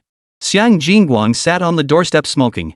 His pipe stem, carved from an old bamboo root found in the mountains, gleamed with a polished sheen from years of handling. Watching his wife stuff half a sack of walnuts into her bag, he couldn't help but speak up. "Enough. Let the child travel light. You're practically emptying the house." His words were firm, yet the wrinkles at the corners of his eyes seemed deeper than usual. Smoke rings drifted slowly in the morning light, like the unspoken reluctance lingering in the air. Su Qingya crouched beside Luo Milan, helping fold Xiang Chen's shirts. Her fingertips brushed the fabric as she murmured, "Auntie, stop packing. It'll be overweight if you add more. Once things settle down, we'll come back to help you pickle radishes." Good. Come back soon." Luo Milan wiped her eyes, then suddenly remembered something and dashed toward the chicken coop. Oh, right. I just laid some fresh eggs yesterday. I'll pack them for you. You won't find eggs this fresh in the city. As the car rolled out of Yunbian town, the sky was just beginning to glow with the first light of dawn. In the rearview mirror, Xiang Chen watched the figures beneath the old locust tree grow smaller and smaller. Aunt Wang's red cloth banner fluttered in the wind, shrinking to a tiny speck. Uncle Li stood at the bridgehead, a bamboo basket on his back, still clutching 2 handfuls of freshly picked wild walnuts. The wheels crunched over the gravel road, their rustling sound like a warm comma drawn beneath the memories of days spent by the Qing River. Meanwhile, the Maldives sun baked the sandy beach warm, its fine grain slipping between toes with each step. In the shadow cast by a beach umbrella, Zheng Qiming's fingers idly traced the straps of Li Na's bikini top. The crimson fabric caught between his fingertips, like a snake toying with its prey. Li Na, Xiang Chen's senior classmate, was the very embodiment of a seductive scholar, a woman who knew how to play the game. Teacher. Li Na nestled deeper into his embrace. The fiery fabric was lifted by the sea breeze, revealing a sliver of her delicate skin at her waist. Her bright pink nails traced circles on his chest as her voice dripped with the sweetness of melted honey. Her freshly applied coconut-scented lipstick brushed against the hollow of his neck, the sweet fragrance mingling with the salty sea breeze, brewing an ambiguous intoxication in the air. Zheng Qiming chuckled softly, cupping her chin to turn her face toward his. As a kiss tinged with champagne landed, Li Na's lashes fluttered lightly against his cheek like a butterfly taking flight. Her hand slid down his open shirt, her fingertips grazing his abs. Zheng Qiming groaned softly, setting his champagne glass on the coffee table. The bottom clinked against the glass, sending tiny ripples through the amber liquid. Little vixen. He bit her earlobe, his voice deep and husky, his fingertips caressing the delicate skin behind her ear. Wait till we get back, he murmured, and I'll show you something more potent than the sea. Li Na giggled, crawling half an inch closer to him. The hem of her fiery red bikini skirt brushed against his beach shorts, leaving a trail of ticklish sensations. She deliberately nudged his groin with her knee, her eyes glinting with mischief. That'll have to wait until my thesis passes. Her nose brushed against his neck, her breath carrying the sweet scent of coconut perfume. Otherwise, how could I possibly have the heart to play with Teacher Zhang? Her words trailed off as he pinned her to the lounge chair, kissing her until she gasped for breath. Zheng Qiming's hand tugged her long hair, forcing her neck to arch. The curve of her collarbone resembled an alluring ravine. Sunlight filtered through the gaps in the parasol, scattering like crushed gold across her bare arms, making even the sweat droplets glisten. What's the rush? Zheng Qiming released her lips, watching the flush at her temples with a low chuckle. His fingertips pressed against her mouth. That little bastard Xiang stuff will be yours sooner or later. Just imagine wearing your master's gown, standing at the defense podium, reading the thesis I revised for you. He paused deliberately, his fingers gently pinching her waist. And seeing you shiver like that. His low laugh carried a thrill. Yes, Zheng Qiming had stolen Xiang Chen's research findings for Li Na. This female student, who had wormed her way into his research group on the strength of her looks, had long since revealed her true intentions to him. She wanted to graduate smoothly, she wanted her name on a core journal publication, she wanted to climb the ladder by trampling on others' hard work. And he could give her all that the price was merely a few fleeting affairs. After all, with her own abilities, she'd never graduate. He'd recruited Li Na just to have her as his mistress. Professor, you're so kind. Li Na breathed heavily as she nestled into his embrace, her soft curves pressing against his shirt, creating an alluring silhouette. But I was afraid you wouldn't give it to me. Her voice carried a deliberately feigned pout as her fingers twirled around his shirt buttons. Didn't I refuse you this time? If he makes a scene, could it drag you into trouble? No sooner had the words left her lips than her hand slipped toward the waistband of his beach shorts, her fingers deftly tracing circles. Involve me? Does he even deserve it? Zheng Qiming scoffed, gripping her wrist and pulling her toward him with such force it made her wince. Refuse? Poof. What kind of trouble could a penniless student possibly stir up? He recalled Xiang Chen's red-rimmed eyes in the office last time, finding it laughable. When I had him shovel for my dog, why didn't he put up a fight? When I had him deliver a condom to us in the middle of the night, why didn't he say no? He lowered his head and bit her collarbone, leaving a faint red mark as if staking his claim. Once we're back, I'll make him understand who truly keeps him fed and clothed. His fingertip traced the flushed skin, his tone dripping with condescending arrogance. His measly achievements? Not even fit to be your stepping stones. Oh my, teacher, you shouldn't say everything. Hearing this, Li Na exhaled in relief before responding in a coquettish tone. The sea breeze carried the sound of waves crashing ashore, gently rocking the parasol as its fabric fluttered softly. Li Na suddenly flipped over and straddled his lap. Her fiery red bikini stood out starkly against his dark skin, like a blazing flame. She cupped his face and kissed him, her tongue carrying the sweetness of champagne mixed with the coconut scent on her lips, sending Zheng Qiming's rationality into a whirlwind. Teacher Zhang is the best, she murmured, rubbing against him as she undid the drawstring of his swim trunks with her fingers. Wait until I graduate, okay? We'll come back here. I'll wear an even prettier swimsuit for you then. Jiang Qiming was already burning with desire, his breathing growing ragged, when the phone on the coffee table suddenly rang. The sharp ringtone sliced through the hormone-charged air like a knife. The screen flashed the words uncle. He let out an impatient grunt but released Li Na anyway. The moment he answered, his tone shifted to deference. Hello, uncle? What's up? The voice on the other end belonged to Zhou Jianmen, vice president of Zhongbei University. It carried an unquestionable authority, its gravity palpable even through the static. Qiming, pack your things and return to China immediately. There's an urgent matter at the university. Ha? What is it, uncle? Jiang Qiming sat up straighter. Li Na sensibly slid off his lap and leaned obediently against his shoulder to listen, though her fingers continued to trace circles on his chest. The Dragon Nation Technology Expo is being held at our university. Opening in early September, the entire school will start early to prepare. Zhou Jianmen's voice brimmed with unchecked excitement. This is a once-in-a-lifetime opportunity. As a young academic leader, you must return immediately to spearhead the preparations. Jiang Qiming froze, his phone nearly slipping from his grasp. The Technology Expo? He asked incredulously. Uncle, you're not mistaken? That level of event has always been hosted by Tsinghua, Peking, or the East China 5 universities. How did it land on our Jiangbei University? The Longwa Science and Technology Exhibition held the same prestige in academia as Mount Everest. Countless professors spent their entire careers hoping for a single appearance at the event. Though Zhongbei University was a 211 institution in cutting-edge scientific fields, it wasn't even worthy of carrying the shoes of Tsinghua or Peking. How had it suddenly become the host? Don't worry about that. It's been decided at the top. Zhou Jianmen lowered his voice, a hint of mystery in his tone.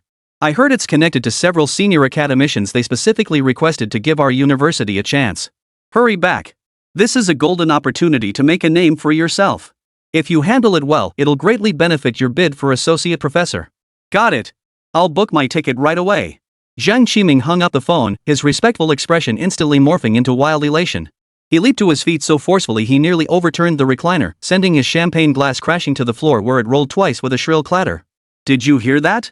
A tech expo. Right here at our university. He grabbed Li Na's shoulders and shook her forcefully, his eyes gleaming dangerously. If I can make an appearance at this expo, I'll have the associate professorship in the bag next year. No, maybe even a full professorship. He paced the sand like a child who'd just gotten candy. The sunlight washed over his face, revealing the greed and ambition he usually hid so carefully. By then, I'll be a professor. Vice President Zhou No, maybe in another couple of years, I could even take his seat. Li Na laughed along, though a calculating glint flashed briefly in her eyes. Professor Zhang is so amazing. She nestled closer to him, her voice dripping with sweetness. Then my thesis is no problem. Jiang Qiming waved his hand dismissively. His mind was already filled with visions of the exhibition's glory. Xiang Chen's modest achievements suddenly seemed like gold among stepping stones. As soon as I return, I'll have Xiang Chen hand over the data. I'll polish it up, and we'll get it published in a top-tier journal. Then you'll present it at the exhibition as the first author. I guarantee you'll be the center of attention.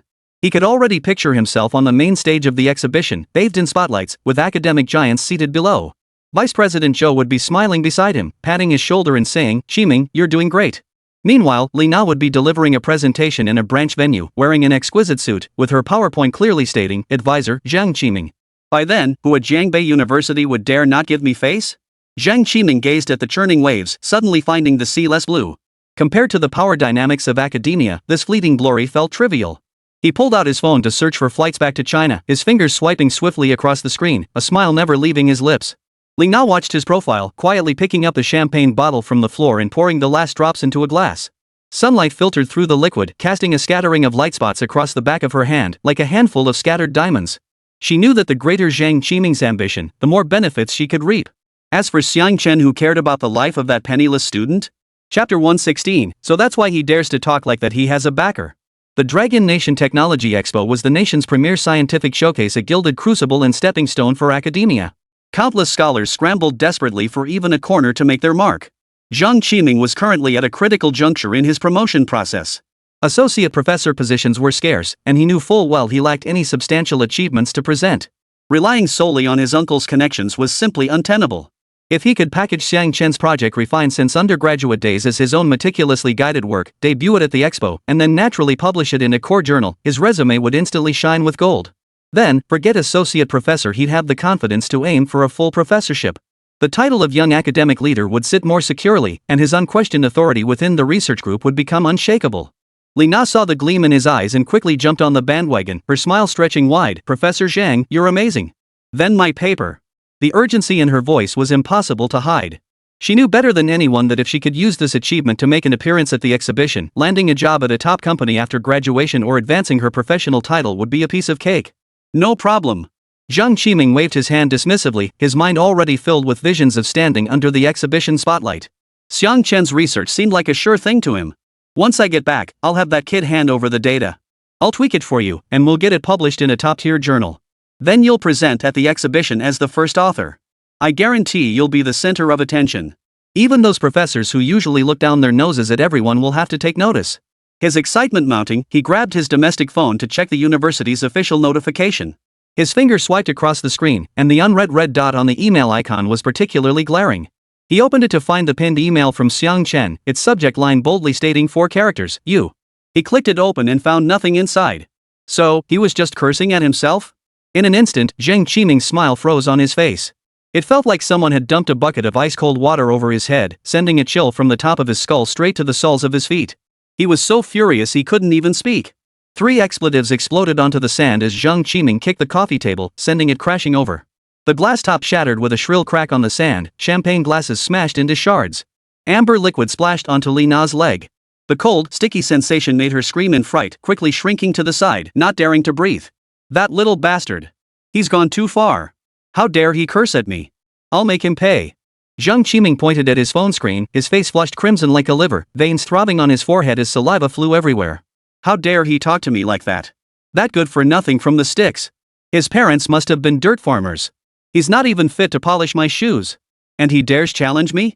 Looks like he's tired of living. His rage only intensified. He grabbed his phone, ready to call Xiang Chen. The receiver was almost pressed to his ear when his finger froze over the dial pad. Wait, this kid was usually as quiet as a mouse, never retaliating when insulted. Why was he suddenly so confrontational? What gives him the right? That's just too far-fetched. Just as he was pondering this, a notification pinged from his social media app. It was a message from that young professor who'd recently joined the research team. Professor Zhang, have you seen the latest trending topic? Your student Xiang Chen is the Xiang Chen from The Masked Singer. Wow! Who knew he had that kind of talent? He's trending, and he's even paired with Su Qingya. Check out this photo, they actually look pretty good together. Attached was a screenshot of Xiang Chen and Su Qingya at Qinghe Market. In the photo, Xiang Chen held an old guitar, grinning widely to reveal his pearly whites. Su Qingya tilted her head, gazing at him while holding a string of bright red candied hawthorn berries, her eyes sparkling with such sweetness they seemed ready to overflow. Jiang Qiming tapped the image, jabbing his finger hard at Su Qingya's face on the screen until his fingertip nearly pierced the glass. That's Su Qingya. The top star in the entertainment industry, the campus beauty of the film academy, a woman wealthy tycoons couldn't sway even with millions. 2 years ago, he pulled strings to invite her for a lecture at his school, but her agent didn't even bother replying. Su Qingya. He ground out the name, his gums nearly bleeding. Jealousy surged like a poisonous vine, instantly constricting his chest. That good-for-nothing actually hooked up with her? He slammed his phone onto the sand with a crack, the screen shattering into a spiderweb pattern. After all these years of hustling, even when sucking up to directors at drinking parties, he never got a chance to speak to a female star. What the hell gives him the right? Jiang Qiming was now unrecognizable with rage. Even Li Na, pressed against him in a fiery red bikini, felt like an eyesore. He shoved her away. Get off me! Li Na stumbled backward from the shove, catching sight of the phone's contents. Oomph! Jiang Qiming sneered coldly, bent down to pick up the shattered phone, then kicked it hard on the ground, cracking the plastic casing. Can a partnership really be that sweet? That kid must have climbed the ladder using women. No wonder he dared to challenge me. Turns out he's latched onto a star's coattails. A heart filled with bitterness sees everything is tainted. He assumed he'd climbed the ladder through family connections, so naturally, he thought everyone else did too. Now, a burning fire raged in his chest, consuming his reason. A performer's circle? Comparable to my uncle's position as vice principal? To resources in academia? What a narrow-minded fool.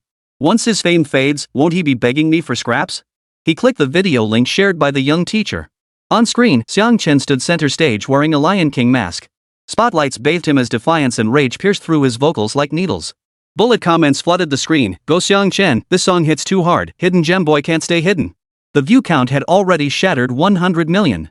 What infuriated him even more was when the camera panned to the audience. Su Qingya was clapping for him, her eyes brimming with admiration she couldn't hide. That gaze was hotter than anything she'd ever given any popular young star. So that's how it is. Jiang Qiming stared at the screen, his gaze as venomous as a poison ice pick. Becoming a singer behind my back, hooking up with a female star. You think you've got a backer now? Trying to use fame to fight me? He suddenly laughed, a sharp, cold laugh that sent a chill down Li Na's spine. How laughably naive. Can an actor's fame challenge the rules of academia? Can it rival my uncle's position? The entertainment world values reputation above all. As his advisor, I need only whisper in academic circles that he neglected research for fame, that he committed academic misconduct, and see if he can even stand on stage. No matter how many fans he has, can they help him graduate? Can they help him get promoted? Li Na trembled at the ferocity in his eyes, yet steeled herself to lean closer. Professor Zhang, she asked cautiously, what should we do now? The exhibition organizers are waiting. Zhang Qiming turned, the rage on his face now subdued, replaced by a near cruel calm, the dead stillness before a storm. He pinched Li Na's chin hard enough to make her wince, his voice slow and measured, tinged with the amusement of a cat toying with its prey. What should we do? Of course, we'll make him understand who is truly in charge. He released Li Na's face and walked to the beach, gazing at the churning indigo waves. He pulled out a spare phone and called Zhou Jianmen, his tone respectful enough to suggest a different person. Uncle Zhou, I have an idea regarding the tech exhibition. Our university wants to highlight young researchers' achievements, right? My student Xiang Chen has a promising project. Though not fully developed yet, it showcases our school's educational achievements. I suggest including it. I'll lead the refinement and guarantee it won't embarrass the school. After hanging up, he glanced back at Li Na, cowering beneath the beach umbrella. His smile was smug and sinister. Just wait. I'll make him hand over his research willingly, begging me to accept it. Then, not only will your thesis be sorted, but I'll have him take the microphone in front of the entire school and admit this work was guided by me. As for that actress? Once he's branded with academic misconduct and his reputation is ruined, we'll see if she even remembers who he is. The sea breeze carried the briny tang of salt, tinged with a chill. Zhang Qiming's shadow stretched long and sinuous in the setting sun, like a venomous snake coiled on the sand. He knew his own limitations all too well. His professional skills were mediocre at best, and he owed his current position entirely to his uncle's connections. But when it came to dealing with penniless students like Xiang Chen, he had plenty of tricks up his sleeve. Cut off his path to graduation, pin the label of disrespecting teachers on him, then spread rumors about his unethical academic attitude. No doubt he'd bow his head. For a kid from a poor family, nothing matters more than his future. Hold that over him, and why would he refuse to obey? As for that singing contest? In his eyes, it was nothing but child's play. Once they stepped onto the academic stage, he had plenty of ways to crush Xiang Chen so thoroughly he wouldn't even have the strength to get back up. Pack your things. We're returning to China tomorrow. Zhang Qiming dropped this statement, then turned toward the hotel. His footsteps were light as if treading on cotton, already envisioning Xiang Chen weeping bitterly at his office door, begging for mercy on his knees, and Su Qingya's cold, dismissive gaze as she avoided mentioning Xiang Chen and distanced herself from him in front of reporters. On the beach, Li Na watched his retreating figure. She quietly picked up the phone with its shattered screen, wiped the sand off with a wet wipe, and opened Xiang Chen's Weibo page. The latest post was from 3 days ago. In the photo, Xiang Chen stood before a field of golden corn, sunlight washing over his face. His smile was as pure as the mountain springs of Qinghai County, stinging her eyes slightly. She bit her lip, stuffed the phone back into her bag, and quickened her pace to catch up. Whoever won or lost in this game, she only needed to be the one who came out ahead, securing her desired graduation diploma and authorship in a core journal. As for Xiang Chen's fate? What did it matter to her? Teacher, wait for me. She hurried after him as well. Chapter 117, The Deceived Zhang Qiming, The Defeated Xiang Chen. When Li Na caught up with Zhang Qiming, he stood in the shadows of the hotel terrace, speaking in hushed tones. She could still make out fragments like Uncle's exhibition, key projects, and recommendations. The sea breeze lifted the hem of his shirt, revealing loose flab around his waist, a stark contrast to his earlier excitement on the beach. Mr. Zhang, have you booked the tickets? Li Na walked over, naturally slipping her arm through his, her fingertips tracing gentle circles on his wrist. The timidity that had shown on the beach vanished, replaced by a perfectly measured docility. Zhang Qiming hung up the phone and looked down at her, the lingering shadow of his earlier mood still visible in his eyes. Book the earliest flight. We'll be back tomorrow at noon. Suddenly, he pinched her chin with such force it made her frown. Get Xiang Chen's data over here first thing when we get back. I'll request the permissions tomorrow. Don't worry, Professor. Li Na stood on tiptoe and kissed the corner of his lips. I'll get it done as soon as I get to school. She knew the lab rules well. Student computers were linked to the research group's server. With the right access, she could easily retrieve any file from the computers. Only then did Zhang Qiming release her. He pulled a credit card from his wallet and tossed it to her. Go buy yourself a couple decent outfits. We'll be meeting important people at the exhibition. You need to make a good impression. Since you chose to follow me, I can't exactly shortchange you, right? Li Na caught the card, her fingertips skimming its cool metal surface. Her eyes crinkled at the corners as she smiled. Thank you, Teacher Zhang. How about I buy a red dress? The same color as today's swimsuit. You do love seeing me in red, don't you? Zhang Qiming snorted, offering no reply, and turned toward the bedroom. Li Na watched his retreating figure, her smile slowly fading. Xiang Chen, oh Xiang Chen. She breathed softly against the screen, her fingerprint leaving a small patch of white mist on the glass. Don't blame your senior for being ruthless. If you must blame someone, blame yourself for standing in my way. So you'll just have to become my stepping stone. Ha! It's an honor for you, after all. You were always the cherry on top of the cake. 3 days later, students began returning to Jiangbei University. After all, this was the largest and most prestigious conference Jiangbei University had hosted in years. The campus in early autumn carried the sweet fragrance of osmanthus blossoms. Xiang Chen drove back to campus, immediately overcome by an inexplicable sense of awe. Some students on campus recognized him and swarmed him for autographs.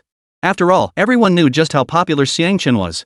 No sooner had Xiang Chen arrived at the dormitory than he was intercepted by a senior lab colleague. Xiang Chen, Professor Zhang wants you to come to his office immediately. He says it's urgent. Xiang Chen's heart skipped a beat, but he remained outwardly calm. Got it, thanks, senior. He had no idea what kind of scheme Zhang Qiming was cooking up.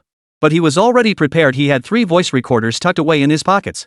After all, Zhang Qiming would inevitably seek revenge for what the original owner had done. He just didn't know when, but it would happen eventually. During the 3 days he spent traveling back to Jiangbei City from home, Xiang Chen hadn't been idle. He asked Su Qingya to connect him with a trusted lawyer. Together, they digitized the original owner's experimental records, expense reports, and chat logs with Zhang Qiming from the past few years. These files were encrypted and stored across 3 separate cloud drives. He even made a trip to the university archives, claiming he needed to supplement materials to photocopy the application records from when he joined the research team. He knew Zhang Qiming would undoubtedly leverage this conference to further his career ambitions. Therefore, a meeting between the two was inevitable. Consequently, he had to guide Zhang Qiming into revealing everything he had done to the original owner. To that end, he had custom recording equipment made. If he was going to do this, he would do it thoroughly. He understood Zhang Qiming's vulnerabilities all too well.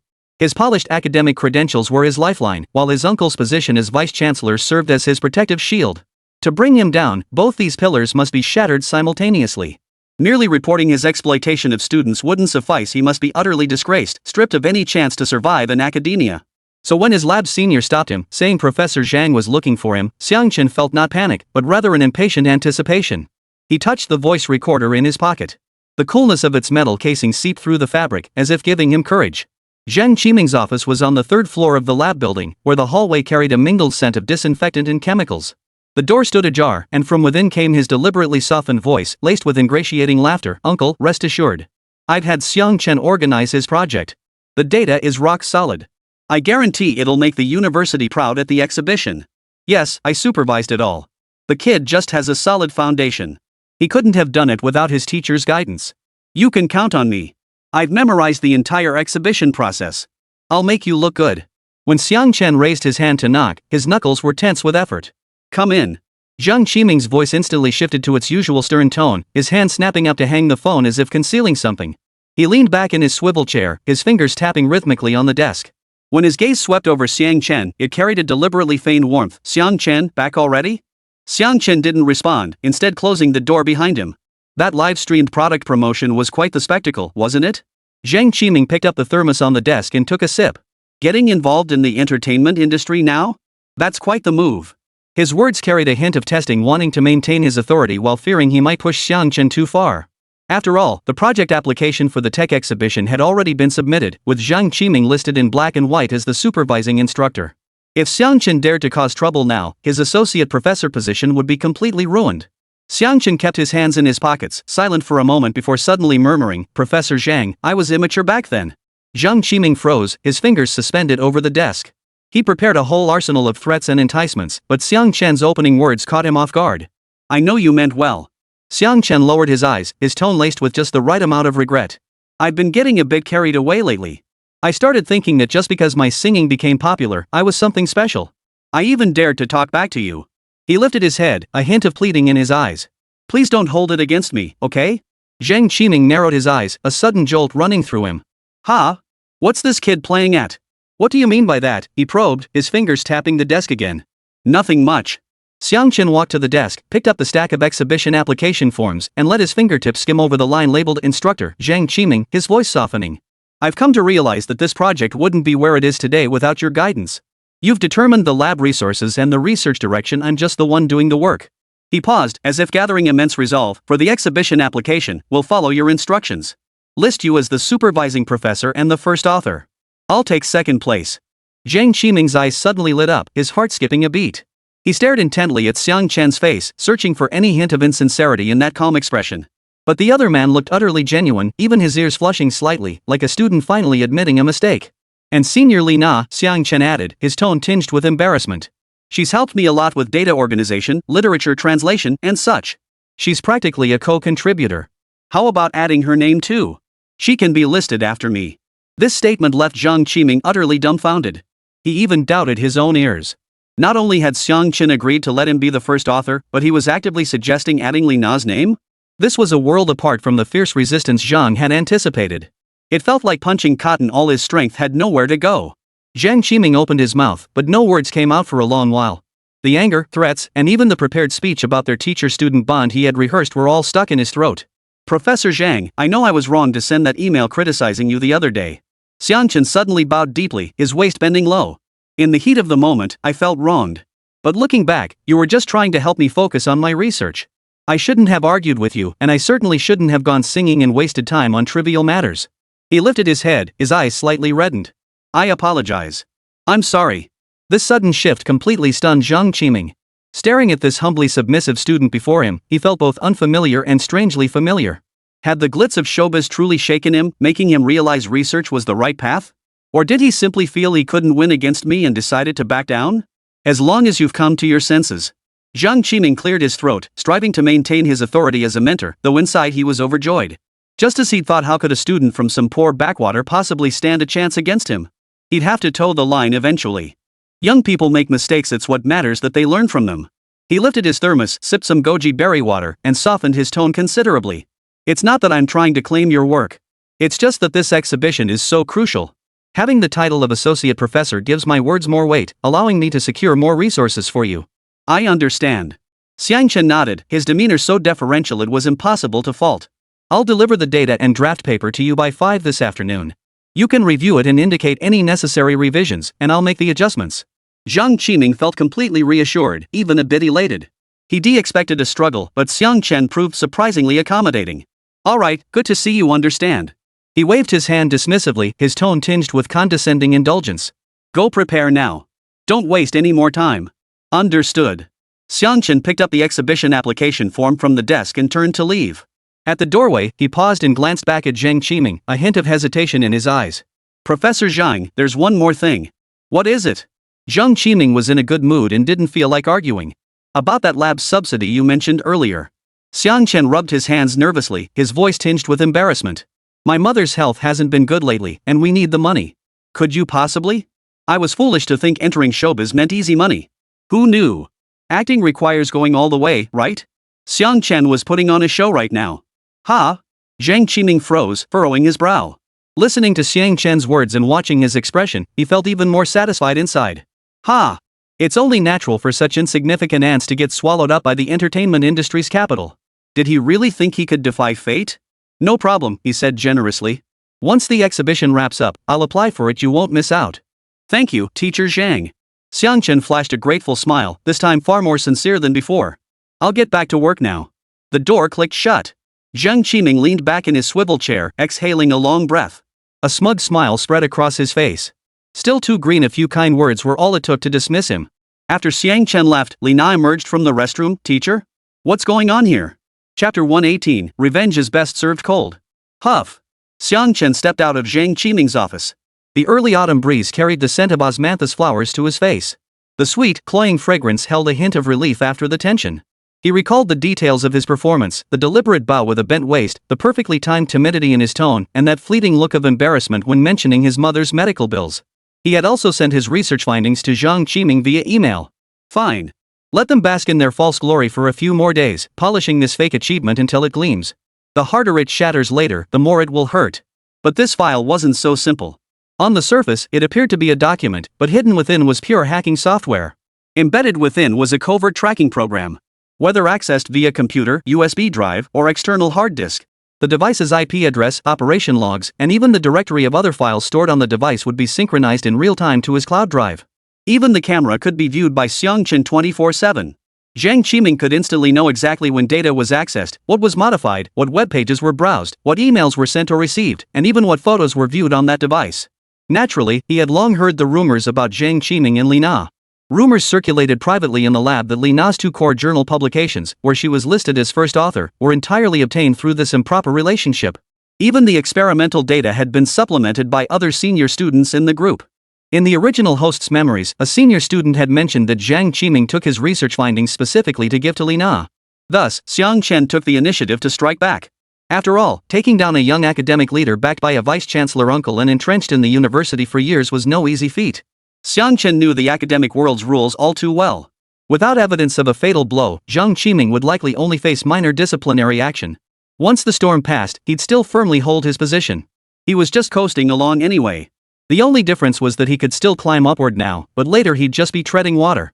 But for Jiang Qiming, even treading water would be a life too perfect. Xiang Chen certainly never imagined this would happen. Therefore, it had to be a knockout blow, leaving him no room to maneuver.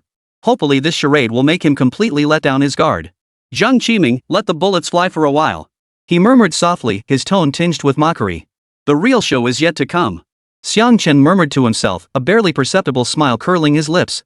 The instant he turned to close the door, he distinctly heard a sigh of relief echo from within the office. Immediately after came the sound of a chair scraping across the floor. Jiang Qiming was likely leaning back in his chair now, calculating his impending gains, probably still secretly mocking Xiang Chen's pragmatism. Inside the office, Jiang Qiming did indeed breathe a sigh of relief. Slumped in his swivel chair, his fingertips tapped the desk absently. Xiang Chen's obsequious display earlier had been like a reassuring pill, finally settling the anxiety that had gnawed at him for 3 days. Good for him for knowing when to back down. He picked up the exhibition application form from his desk. His fingers traced the words first author, Jiang Qiming, and a smile crept onto his lips. After receiving Xiang Chen's email, he had also downloaded it onto his desktop. And the moment he placed it there, Xiang Chen's hacker program began to activate. Li Na shook her head. He insulted you in his email, yet today he readily agreed to let you be the first author and even added my name voluntarily. Could this be a trick? A trick? What kind of trick could he possibly have? Jiang Qiming scoffed, scrolling through the files with his mouse. He's just a student. He's barely made a name for himself and already thinks he's hot stuff.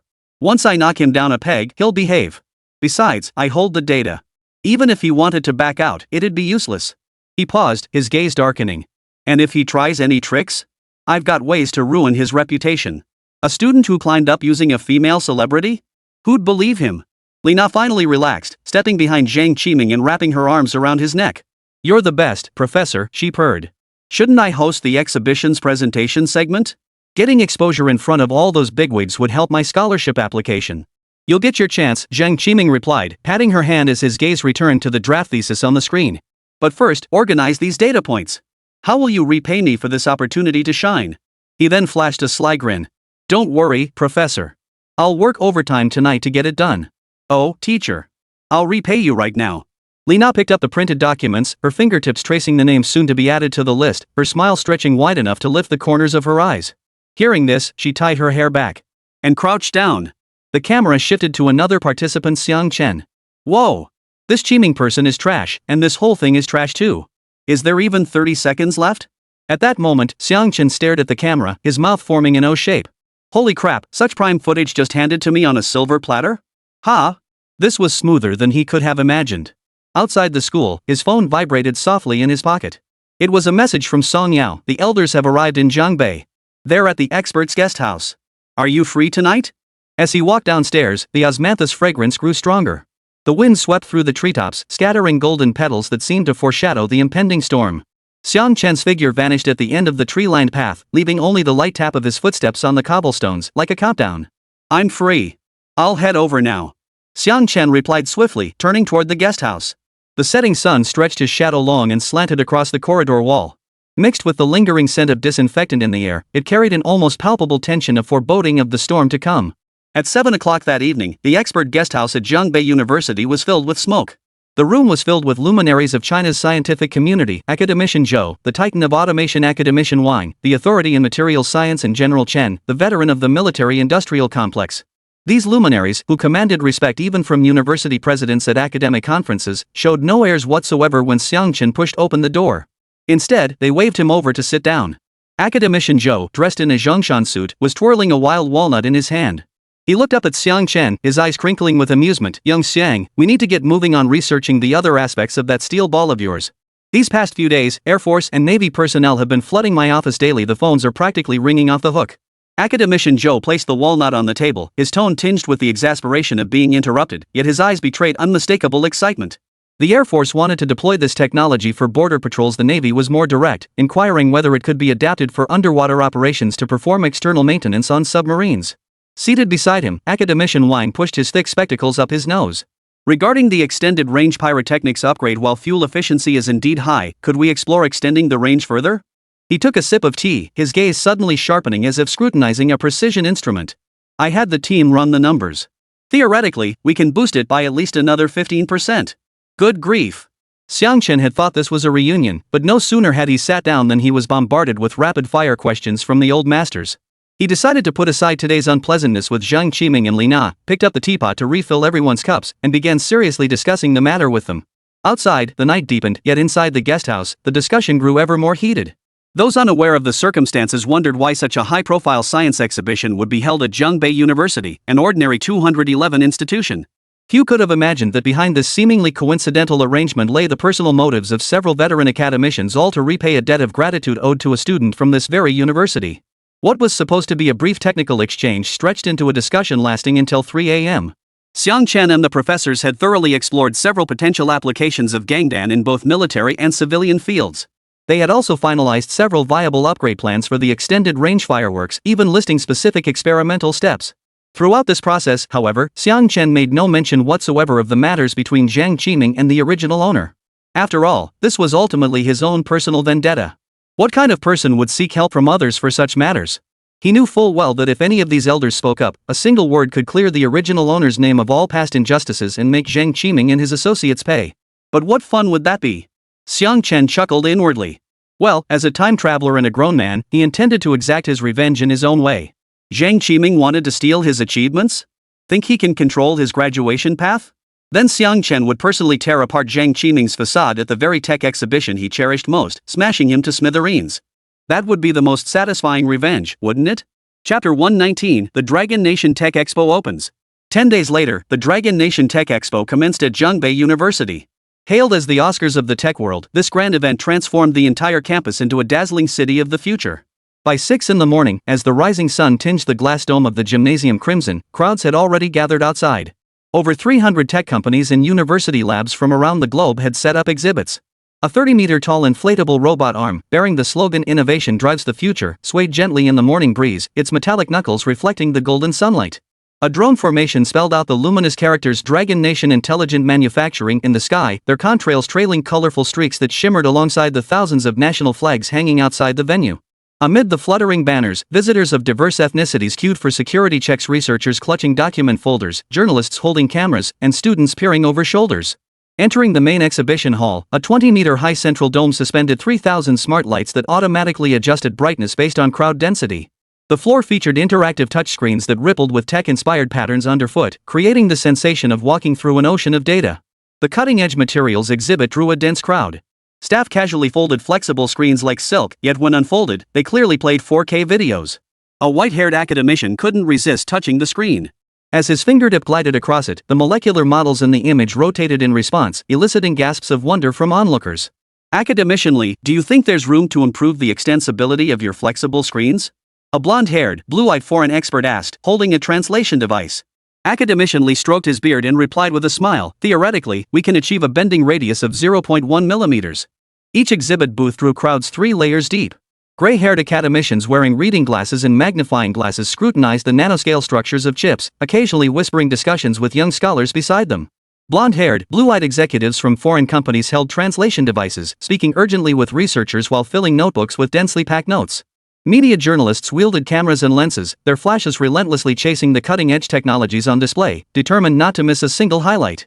The main stage area radiated an electric atmosphere. A 50-meter-long LED screen cycled through a chronicle of Dragon Nation's technological advancement. From the mushroom cloud of the first atomic bomb detonation to the tracks left by the Chang'e lunar rover on the moon's surface, from aerial views of 5G base stations blanketing urban and rural landscapes to the blue light flickering as the quantum computer Zhejiang operated, each frame ignited the audience's national pride. Test tones boomed from speakers flanking the stage, making the floor tremble slightly. Crew members calibrated microphone heights with laser levels, while a red live streaming icon in the upper right corner of the screen stood out prominently. Director Zhang, raise the camera angle a bit more, we need to capture the entire dragon-shaped light installation on the dome. A stagehand shouted into his walkie-talkie. Got it. This is a live broadcast, we can't afford any glitches. The director's voice carried a hint of tension. Is everything confirmed with Xiang Chen's side? We can't afford any issues during the broadcast. Don't worry, just confirmed with backstage. All clear. Jiangbei University's booth occupied a prime location in Zone C of the exhibition hall, spanning a full 200 square meters. Zhang Qiming had specially commissioned a 10-meter-tall lightbox displaying a massive poster of the flexible nanomaterial intelligent tactile feedback system. The accompanying image showed an ultra-thin electronic skin covering a robotic hand, precisely grasping an embroidery needle. It must be said, the original owner truly possessed scientific talent. Even under Zhang Qiming's relentless exploitation and chronic laboratory resource shortages, he had overcome core challenges in material sensitivity and durability. The electronic skin he developed could detect pressure changes as small as 0.01 GA feet, considered internationally advanced. Yet the poster's credits boldly read Zhang Qiming team, with Xiang Chen's name relegated to second place in font nearly half the size. Li Na, double-check the brochure, no mistakes allowed. Zhang Qiming adjusted his suit collar as he murmured the reminder. Li Na, wearing a custom-tailored red suit skirt with a project presenter badge pinned to her chest, nodded and smiled reassuringly. Don't worry, Professor. I've memorized everything. She directed students arranging brochures featuring photos of Zhang Qiming overseeing lab work. The background image of Xiang Chen working late into the night debugging equipment had been deliberately cropped, leaving only a blurred corner of his clothing. University administrators in crisp suits greeted guests at the entrance, their faces radiating unmistakable excitement. As the president of Jiangbei University shook hands with several academicians, his eyes kept darting toward the backstage area. Ever since learning about Xiang Chen's viral fame on Masked Singer, he had insisted on having Xiang perform at the opening ceremony under the banner of bringing glory to the university. Senior brother, you finally arrived. The president grasped the hand of an elderly gentleman who shared a close bond with Xiang Chen. Senior brother, he said warmly, it's all thanks to your connections that our university secured the honor of hosting such a high-profile event. It'll be your school's turn someday. Hearing this, the old gentleman smiled. After brief pleasantries, the principal hurried backstage, patted Xiang Chen on the shoulder, and said with expectation, Xiang Chen, you've got to make our school proud this time. It's a national broadcast, countless eyes are on Jiangbei University. Even the academicians are seated in the audience. Ever since learning of Xiang Chen's explosive popularity on Masked Singer, he'd been pushing for Xiang Chen to perform at the opening ceremony under the banner of bringing glory to the university. This served both to enhance the exhibition's prestige and leverage Xiang Chen's popularity to boost the university's profile. After all, few institutions nationwide could boast producing both a rising star in scientific research and a new sensation in the music scene simultaneously. Xiang Chen, dressed simply in a white shirt, smiled at the president. Don't worry, President. I won't embarrass the university. What he didn't know was that this young man before him, someone who would actively bend down to shake his hand, was actually on such familiar terms with Xiang Chen that they'd casually drape arms over each other's shoulders. In certain settings, he'd even greet Xiang Chen with a smile, calling him Engineer Xiang. Of course, Xiang Chen accepted the invitation for two reasons. First, he genuinely cherished Jiangbei University. This place held 6 years of the original host's youth from undergraduate studies to graduate school. The lab lights, library shelves, even the sweet and sour pork on the third floor of the cafeteria were imbued with fragments of memory. Second, he harbored a personal motive. Live streaming the entire event meant massive exposure, a prime opportunity to boost his popularity. At exactly 9 a.m., the opening ceremony's gong sounded. As the host declared the Dragon Nation Technology Expo officially open in both Chinese and English. The central dome's lighting array formed a colossal dragon pattern. Its scales, composed of countless tiny bulbs, rotated slowly to the melody of Ode to Dragon Nation, as if a living dragon were coiling overhead. In that moment, both the researchers inside the venue and the billions watching on screens held their breath, stunned by the grandeur. This was more than an exhibition, it was a declaration of a nation's technological prowess, a stage where the dreams of countless scientists blossomed. As the song concluded, the host stepped onto the stage, cleared his throat, and announced in an impassioned tone, "Next, let's welcome with thunderous applause a special guest, Xiang Chen, a student from Jiangbei University and the singer who's recently taken the music scene by storm. He'll perform his latest original song, My Future Is Not a Dream." Spotlight suddenly swept across the side stage as Xiang Chen emerged, strumming his guitar. His white shirt shimmered softly under the lights. A thunderous applause erupted from the audience. Seated in the front row of the guest section, Zhang Qiming watched Xiang Chen radiate in the spotlight. His fingernails dug deep into his palms as an uneasy feeling, like being clawed by a cat, gripped his heart. He murmured to Li Na, "Look at him. He really thinks he's a big star now, doesn't he? Forgot why he's even here?" Li Na immediately chimed in, "Exactly. What good is singing? Can it put food on the table?" My professor, who dedicates himself to research, that's real talent. That's what commands true respect. Hearing this, Jiang Qiming's expression softened slightly. A smug smile touched his lips as he patted Li Na's hand. You're the sweetest talker. Once this exhibition wraps up, I'll secure you a spot in the outstanding graduate program. The camera cut back to the live feed. Xiang Chen stepped to center stage and softly greeted the audience through the microphone. His voice, clear and steady, echoed through the speakers, instantly silencing all murmurs. In an instant, the venue erupted once more, applause even more fervent than before. Students in the front rows leapt to their feet, phones raised to record, while those in the back stood on tiptoes, straining for a clearer view. Many foreigners, observing the students' excitement, wore puzzled expressions. They murmured into their translation devices, their eyes filled with questions. Who exactly is this young man? Why are these students so wildly enthusiastic? Are his research achievements truly that remarkable? Or is it that in Manhwa, singers hold higher status than researchers? Chapter 120, Li Na and Jiang Qiming's video. A thunderous applause erupted from the audience, its sound waves crashing against the glass dome of the stadium and bouncing back as a buzzing echo. The camera swept across the audience, where countless students held up lightboards reading those Xiang Chen. Their glowing signs merged into a sea of stars in the darkened arena, as if the Milky Way had been transported inside. Several white-haired academicians joined in the applause. Academician Zhou smiled at Academician Wang beside him. This kid. Academician Wang pushed his glasses up, his gaze fixed on Xiang Chen. Most researchers are quiet types, but this kid is an anomaly among anomalies. Old Lin was right, throwing him into this crucible would ruin him. Seeing this familiar young face dressed so formally brought a smile to his own lips. Guided by attendants, Xiang Chen walked to center stage, guitar cradled in his arms. The wooden body glowed warmly under the spotlight, its intricately carved neck clearly visible.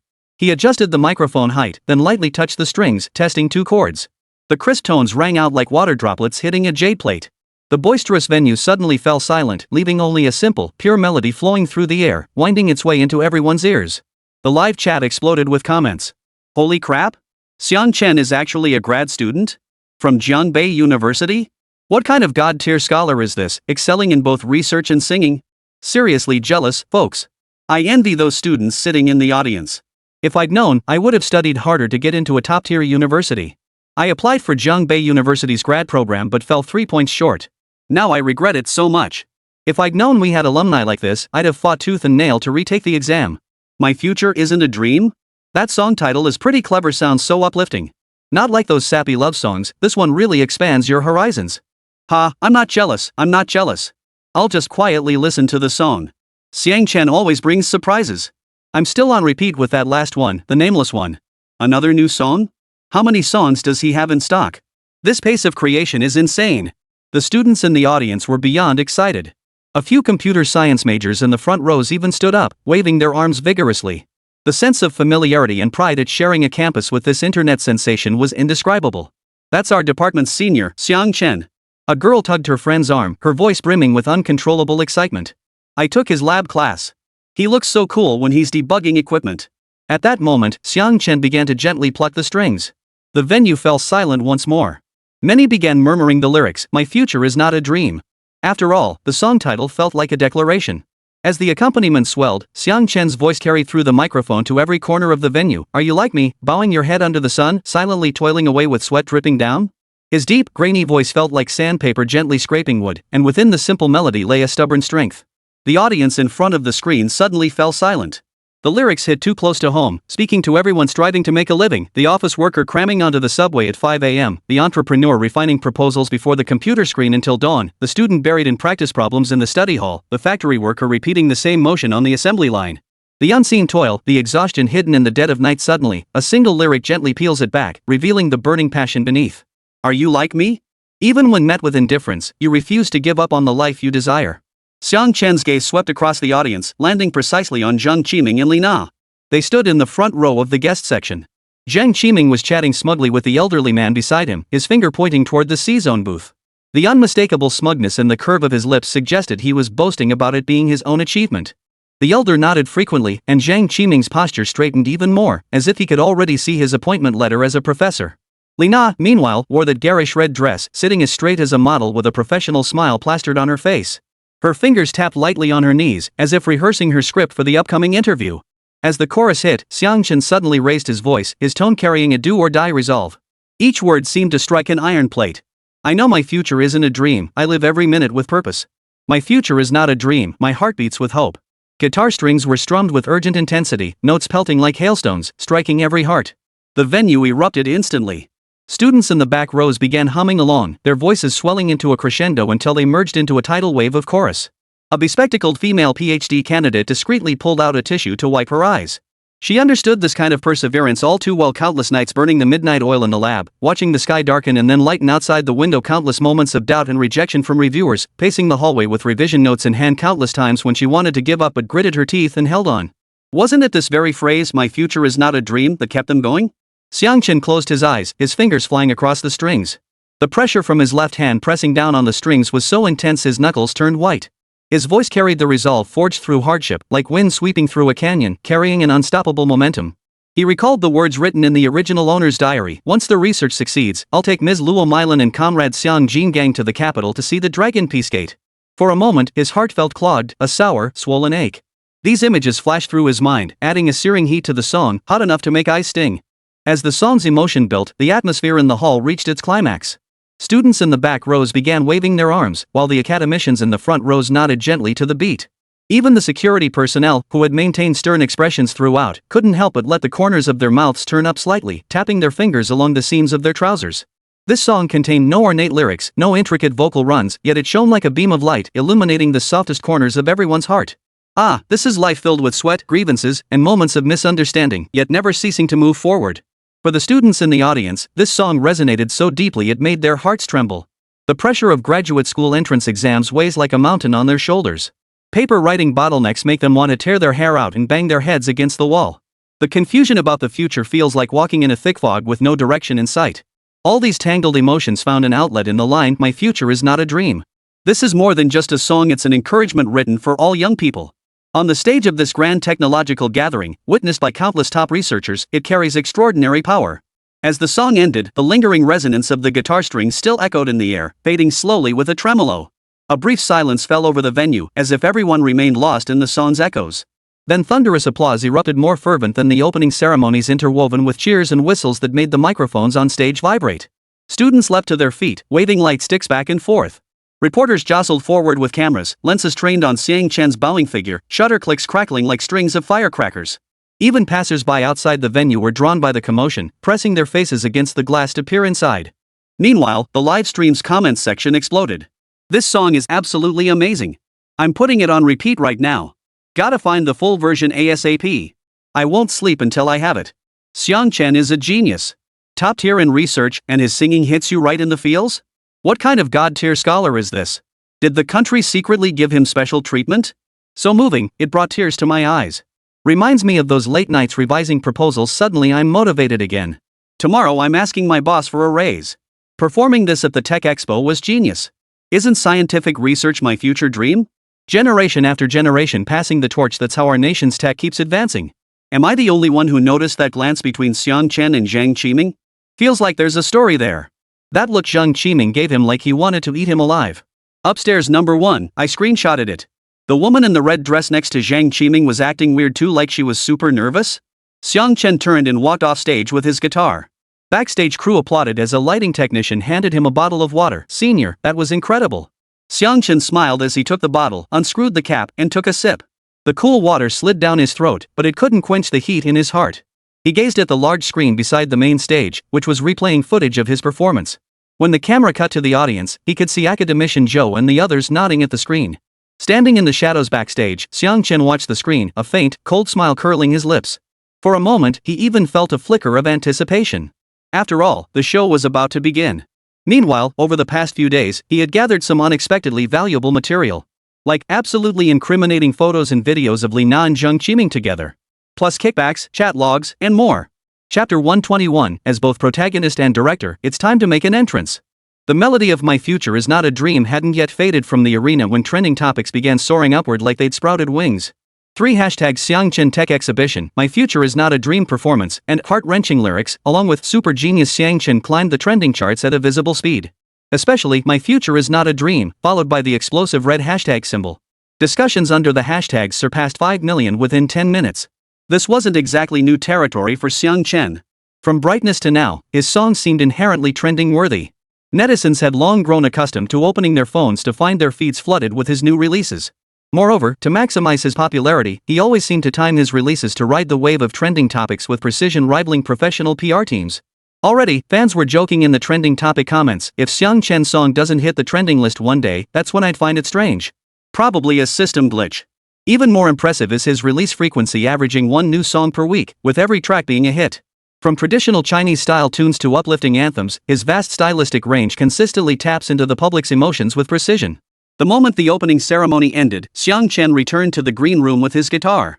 He'd barely leaned it against the wall when the door swung open. The president of Jiangbei University entered, his face glowing with excitement. Clutching a thermos mug emblazoned with the university crest, his eyes crinkled with laughter as he exclaimed, "Xiang Chen, you've truly brought honor to our university. Ha! When I heard you sing My Future Is Not a Dream, I almost wanted to make it our school anthem. It's got so much more punch than our current one, erudition and diligence." Xiang Chen accepted the warm water the president offered, his fingertips brushing the cup's warmth as he smiled and nodded. "You flatter me, President. It was just a casual sing-along." "Just singing casually got academician Joe tapping along?" The principal waved his hand, a hint of mischief in his tone. This president had been transferred to the university during Xiang Chen's sophomore year. While top leadership positions might come and go, the division heads remained constant. Yet he genuinely sought to accomplish tangible results during his tenure. Shortly after arriving, he had addressed the misuse of laboratory funds and increased financial aid for underprivileged students. Certain deep-rooted practices at Jiangbei University weren't entirely within his power to change.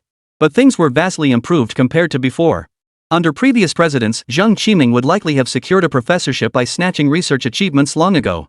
"Come walk a few rounds with me later." The president patted his shoulder, his eyes clearly calculating. "You're our university's living advertisement now. Showcasing you around will make leaders from other schools green with envy." Xiang Chen's current popularity rivals that of top-tier celebrities. Only a fool would pass up such a free publicity opportunity. Xiang Chen understood the president's intentions but didn't refuse. "All right, but I need to change clothes first.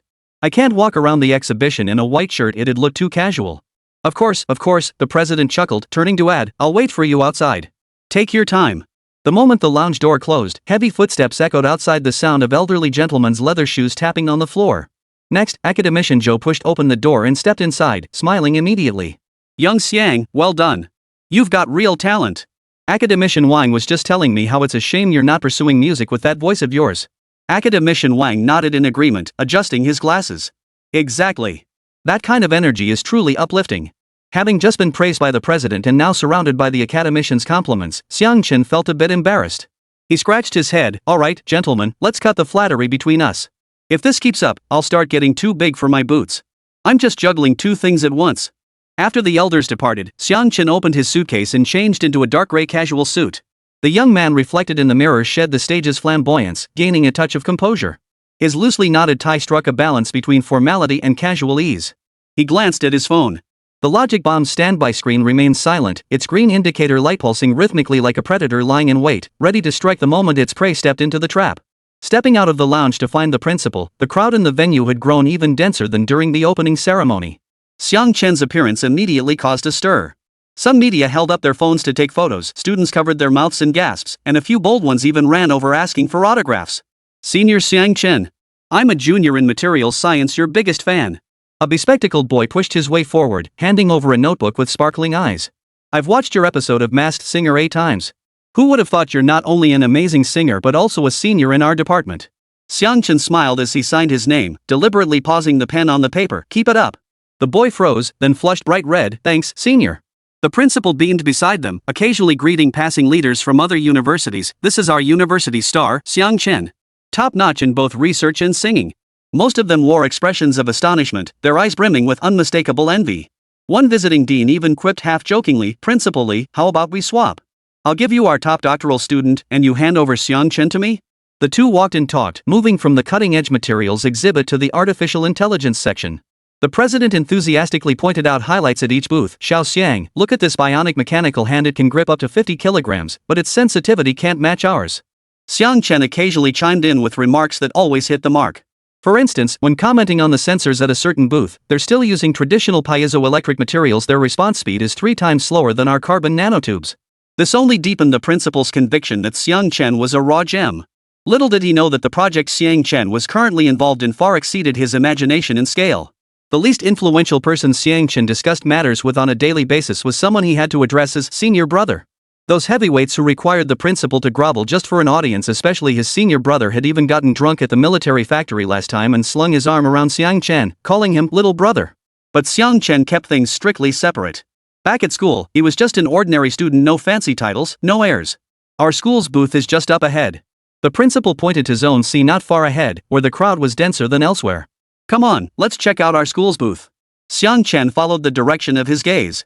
3 layers of people had already gathered in front of the Zone C booth. The 10-meter-high lightbox stood out strikingly under the spotlights, the words Zhang Qiming's team on the poster glaring brightly. Zhang Qiming stood at the booth, conversing with several men in suits. Their name tags identified them as technical directors from a listed company. He was gesturing animatedly as he spoke, his face wearing a confident smile, as if he'd already secured a multi-million-dollar deal. As always, scientists who set their minds on making money will never be poor. Beside him, Li Na held a laser pointer, performing final adjustments on an electronic screen. Her fingers pressed stiffly against the keyboard. With so many people watching, nerves were understandably high. Suddenly, someone in the crowd recognized Xiang Chen and whispered, "Isn't that Xiang Chen? What's he doing here? Isn't that their university's booth? Isn't he one of the researchers on this flexible electronic skin project?"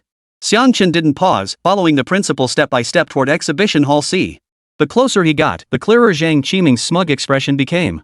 He probably believed that once the demonstration succeeded, this achievement would be entirely his for the taking. Xiang Chen's gaze fixed on the robotic hand at the center of the exhibit. Covering it was precisely the flexible electronic skin the original owner had poured countless hours into developing. Just 0.1 millimeters thick, yet capable of sensing pressure changes as small as 0.1 grams, a challenge he had conquered after burning the midnight oil for over 300 nights. Just then, Li Na picked up the microphone, cleared her throat, and forced a standard smile onto her face. "Distinguished guests, media friends, I will now demonstrate our team's intelligent tactile feedback system." As soon as she finished speaking, she instinctively glanced at Zhang Qiming, as if seeking his approval. Zhang Qiming nodded back, his eyes urging her on. Xiang Chen stood at the edge of the crowd, watching as the robotic hand covered in electronic skin activated, its metal joints emitting faint clicks. His fingertips lightly rubbed the phone case in his pocket, a faint curve lifting the corners of his mouth. "Principal, see if you can reassign the live streaming crew to another exhibit area. Keep them away for at least an hour." At the same time, Xiang Chen was well aware of how many people were watching this live broadcast simultaneously. Today, he intended to stir things up, but he absolutely didn't want this mess to become an international laughingstock. "Ha! All right." Hearing this, the principal was momentarily baffled by Xiang Chen's intent. Yet for some reason, observing his expression, he found himself strangely convinced that Xiang Chen was absolutely right. Disregarding Xiang Chen's advice would lead to trouble. He then called over the accompanying staff and whispered something to them. Then, the staff responsible for the live broadcast all left Area C. Oomph. Now, free from constraints, Xiang Chen's lips curved into a faint smile. The main act was about to take the stage. Chapter 122, Sabotaging the Show, Question by Question. Xiang Chen's mind was as steady as a rock. He knew Zhang Qiming and Li Na's true colors all too well. These two were like thieves who'd stolen a treasure map but couldn't decipher the codes. Even if they memorized the experimental data by heart, they'd never grasp its true meaning. But as a seasoned second-generation scoundrel, how could Xiang Chen possibly play by the rules? He wasn't after a hysterical argument, but a slow, methodical dismantling, like boiling a frog in gradually heated water. He would use the most professional perspective to peel away their facade, layer by layer. After all, that was the greatest weakness of these two incompetents. At that moment, Li Na gripped the laser pointer confidently as she continued her presentation into the microphone. "Our flexible electronic skin utilizes a multi-layer graphene composite structure, achieving pressure sensitivity at the 0.01 gram level, a world-leading standard." She deliberately slowed her speech, striving for flawless delivery of her memorized lines, yet her gaze involuntarily drifted toward Zhang Qiming, like a student awaiting an examiner's score.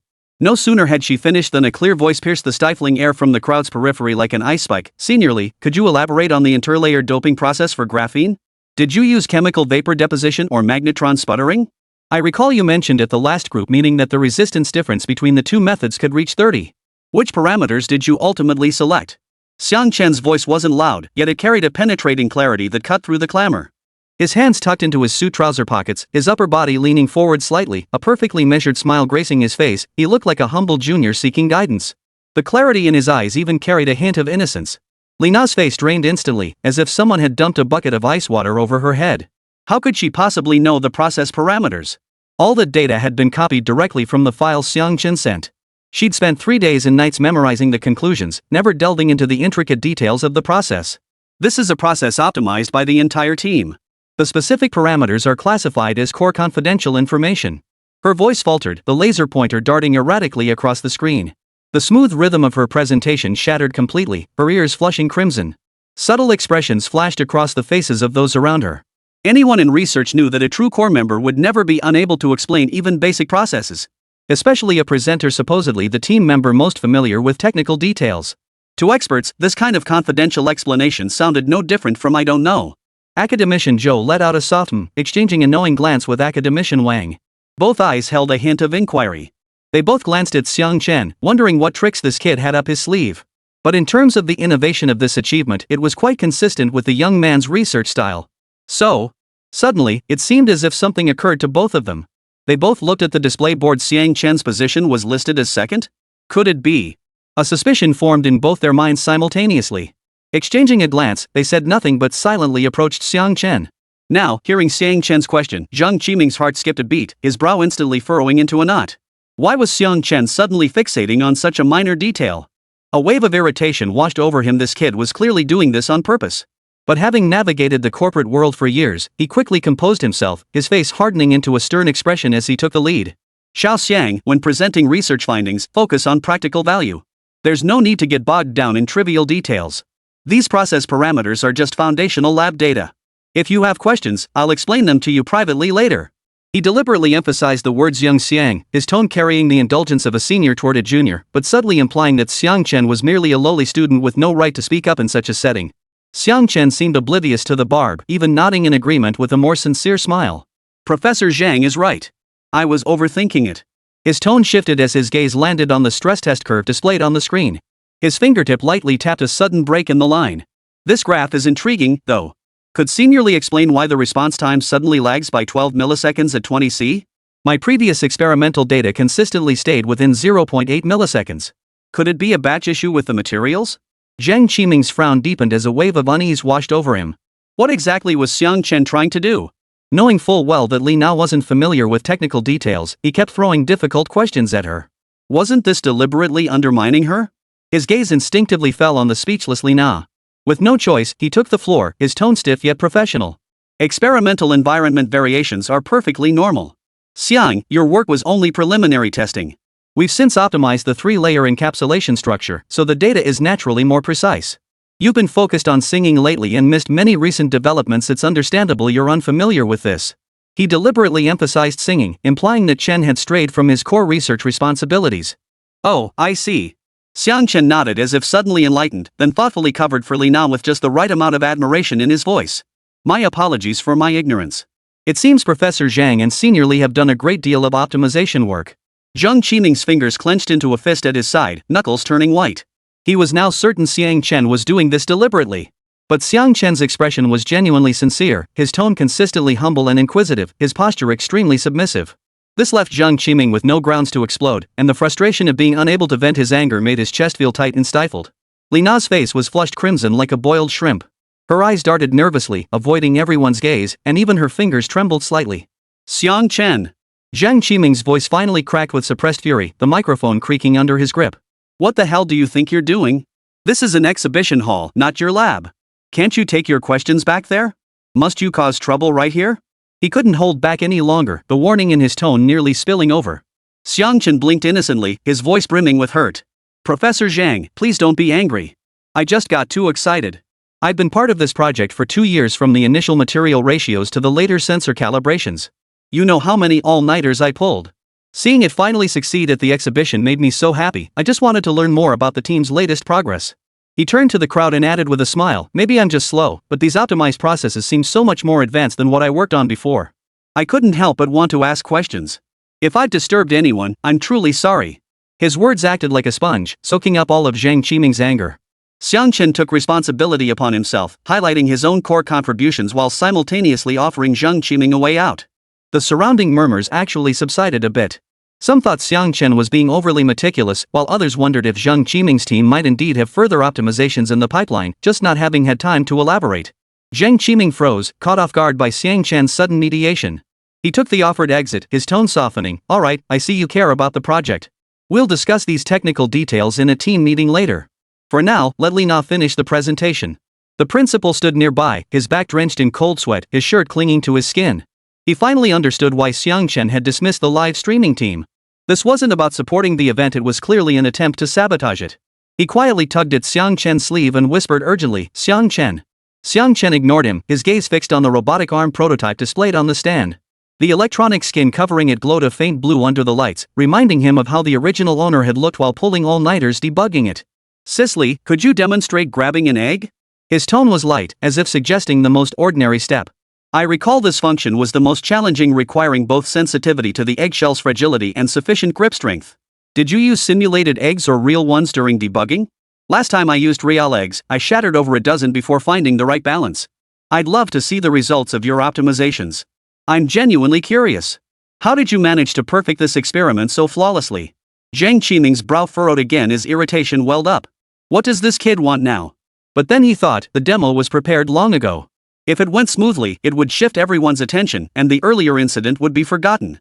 Suppressing his irritation, he gave Li Na a subtle nod, then demonstrated for everyone. "Let them see our results." Li Na felt as if she'd been granted a reprieve. She hurriedly grabbed the laser pointer and aimed it at the console, though her fingers still trembled slightly. The surrounding gaze refocused on the display stand. The earlier murmurs gradually subsided, with only academician Zhou and a few other veteran experts still thoughtfully scrutinizing Xiang Chen, their eyes carrying a probing intensity. Watching Li Na activate the equipment, Xiang Chen's lips curved into an almost imperceptible smile. "Don't rush, the real show is just beginning. Let the bullets fly a little longer."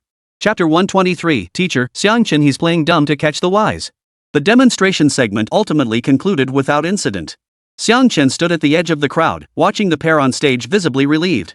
His eyes showed little emotion. The first step had achieved its purpose. He hadn't overturned tables or raised a fuss, just a few light questions. Like pebbles tossed into a tranquil lake, no towering waves, yet the muddy depths churned to the surface. Slowly, the clock ticked toward noon. As the noon break bell chimed, the crowd in the exhibition hall gradually dispersed. In the rest area tucked away in a corner of the hall, Zhang Qiming yanked off his tie and gulped down half a bottle of mineral water in irritation. The plastic bottle creaked under his grip, droplets of condensation forming on its surface and dripping through his fingers, soaking the front of his shirt. What the hell does he want? He stared at the students tidying the display booth in the distance, then suddenly asked Li Na beside him. Li Na paused mid-application of lipstick to her compact mirror, her eyebrows arching slightly. "Who? Xiang Chen? Who else could it be?" Zhang Qiming snorted coldly, drumming his knuckles on the table. "Probably still can't accept it, huh? Or maybe he feels the principal backing him up." After a morning of tempering, Li Na now radiated growing confidence. Twisting her lipstick tube, she replied with a casual tone. "He's always been like that, bookish, stubborn, can't stand seeing others outshine him. Maybe seeing our exhibition made him feel uneasy, trying to make himself relevant." Zhang Qiming shook his head, tracing circles on the tabletop. "No. If he were genuinely upset, it would be easier to handle if he just caused a scene. But his attitude's so polite, every word phrased as a request for guidance, and then he even covered for you in the end. Something's off about this kid. Way off." He abruptly stopped his doodling and looked up at Li Na, a calculating glint flashing in his eyes. "Go ask him." "Me?" Li Na froze. "Ask what?" "Ask him what he really wants." Zhang Qiming lowered his voice. "Does he want his name on the research results? Or is he after the project bonus? As long as he keeps quiet, we can negotiate terms." Seeing Li Na's hesitation, he added with a hint of suggestive undertone, "You've been his colleague for so long it's easier for you to talk to him. He's just some kid from the sticks, what does he know of the world? If you're a little more enthusiastic, how could he not come clean?" Li Na instantly understood his meaning. A knowing smile curved her lips as her fingertip lightly traced the back of Zhang Qiming's hand. "So you're suggesting a beauty trap? You're willing to go that far? The specifics of the scheme don't matter as long as it works." Zhang Qiming patted her hand, his eyes brimming with barely concealed greed. "Do you think I can't see through his little schemes? The way he looks at you is already suspicious. Go talk to him properly. Make him understand that opposing us brings no benefits, only by behaving himself will he get his rewards." He paused, his tone turning harsh. "If he doesn't know a good thing when he sees it." "Don't worry, teacher." Li Na stood up, smoothed her skirt, and flashed a seductive smile. "I've got plenty of ways to handle a greenhorn like him. I'll make sure he falls right in line. You don't actually give it to him. Just tease him enough to get through these next couple of days." Zhang Qiming watched her swaying hips as she walked toward the exhibition hall exit. He picked up his mineral water and took another sip, suddenly remembering something. He hurried after her to give a few last instructions. "Yeah, she's protective of her food, but what she really craves is swill. Who's trying to steal him from me?" "Oh my, teacher. What are you saying?" Li Na's pretty face flushed, then she pouted playfully, "How could I possibly fancy him? The only man who catches my eye is you." Let's go. Hearing Li Na's words, Jiang Qiming's lips curved into a faint smile. Thinks he can defy me just because he hooked up with the principal? Doesn't he realize how many years he's only been here? How long do you think I'll be stuck here? Though the irritation in his heart was gradually replaced by a sense of control. This Xiang Chen is nothing but a jerk. At the same time, in his eyes, Xiang Chen was probably still a greenhorn. But given the current situation, he'd have to give him a little taste of power. Then lure him with a beauty trap and see what kind of trouble he can stir up. Thump! Xiang Chen's lounge wasn't large. After all, even though he was a student, he was still a guest, so the principal had specially arranged a lounge for him. A fold-out sofa sat beside a coffee table, with several unopened exhibition souvenirs piled in the corner. He was leaning back on the sofa, scrolling through his phone, when the knock caught his attention. By the time he looked up, Li Na had already pushed the door open, carrying an elegant takeout box. "Junior, hope I'm not disturbing your rest?" She placed the box on the coffee table, her smile deliberately gentle. "I saw you didn't go to the cafeteria earlier, so I asked the chef to make an extra serving of sweet and sour pork." Xiang Chen glanced at the box but didn't move. "Thanks, but I'm not hungry." "How could you not be hungry? You were standing for so long this morning. You must have burned through a lot of energy." Li Na opened the box herself, the sweet aroma of sweet and sour pork filling the air. "Try some. Consider it my apology for this morning. I know you care deeply about the project. I wasn't prepared, and I made a fool of myself. Please don't take it to heart." She sat down beside him on the sofa, at a distance that was neither too close nor too far, just close enough for Xiang Chen to catch the sickly sweet scent of perfume in her hair. It reminded him of cheap candy, making him feel a wave of discomfort wash over him. Xiang Chen swiped through his phone screen, responding absently, "Nothing much. Just academic discussion. Nothing to be embarrassed about." Li Na ventured cautiously, her fingers unconsciously tracing the edge of her lunchbox. "Honestly, if you have any thoughts, you can tell me directly. We're on the same research team, after all." Xiang Chen snorted without looking up. "No need. I have no interest in being listed as an author. I know exactly what the results are. I just don't want my research to get any more attention than it deserves." Li Na's smile froze for half a second before softening again. She leaned forward slightly. Her mouth drifted downward slightly, revealing a deliberately provocative glimpse. "Stubborn as ever. But senior, I love that dedication of yours." Her voice softened, laced with a practiced sweetness. "I know you're hurting inside. After burning the midnight oil for so many experiments, pouring your heart into it, only to have us take the credit for the results. I'd feel wrong too. I get it." Her hand reached out to touch Xiang Chen's arm, her fingertips almost brushing against it. "What are you doing?" Xiang Chen suddenly lifted his gaze, his eyes cold as ice. As a man who'd witnessed Li Na's live broadcast, Li Na's touch sent goosebumps crawling across his skin. He nearly punched her. Damn it, how disgusting is that, seriously? 30-second men are just as bad. An indiscriminate pork enthusiast. Meanwhile, after spending time with Song Yao and Su Qingya, seeing Li Na like this now, he genuinely couldn't stand her. Even if she threw herself at him, he couldn't accept her. Who knew if she was clean or not? Ah! Li Na's hand froze mid-air. Startled by Xiang Chen's disdainful gaze, she awkwardly withdrew it, a flicker of embarrassment crossing her face.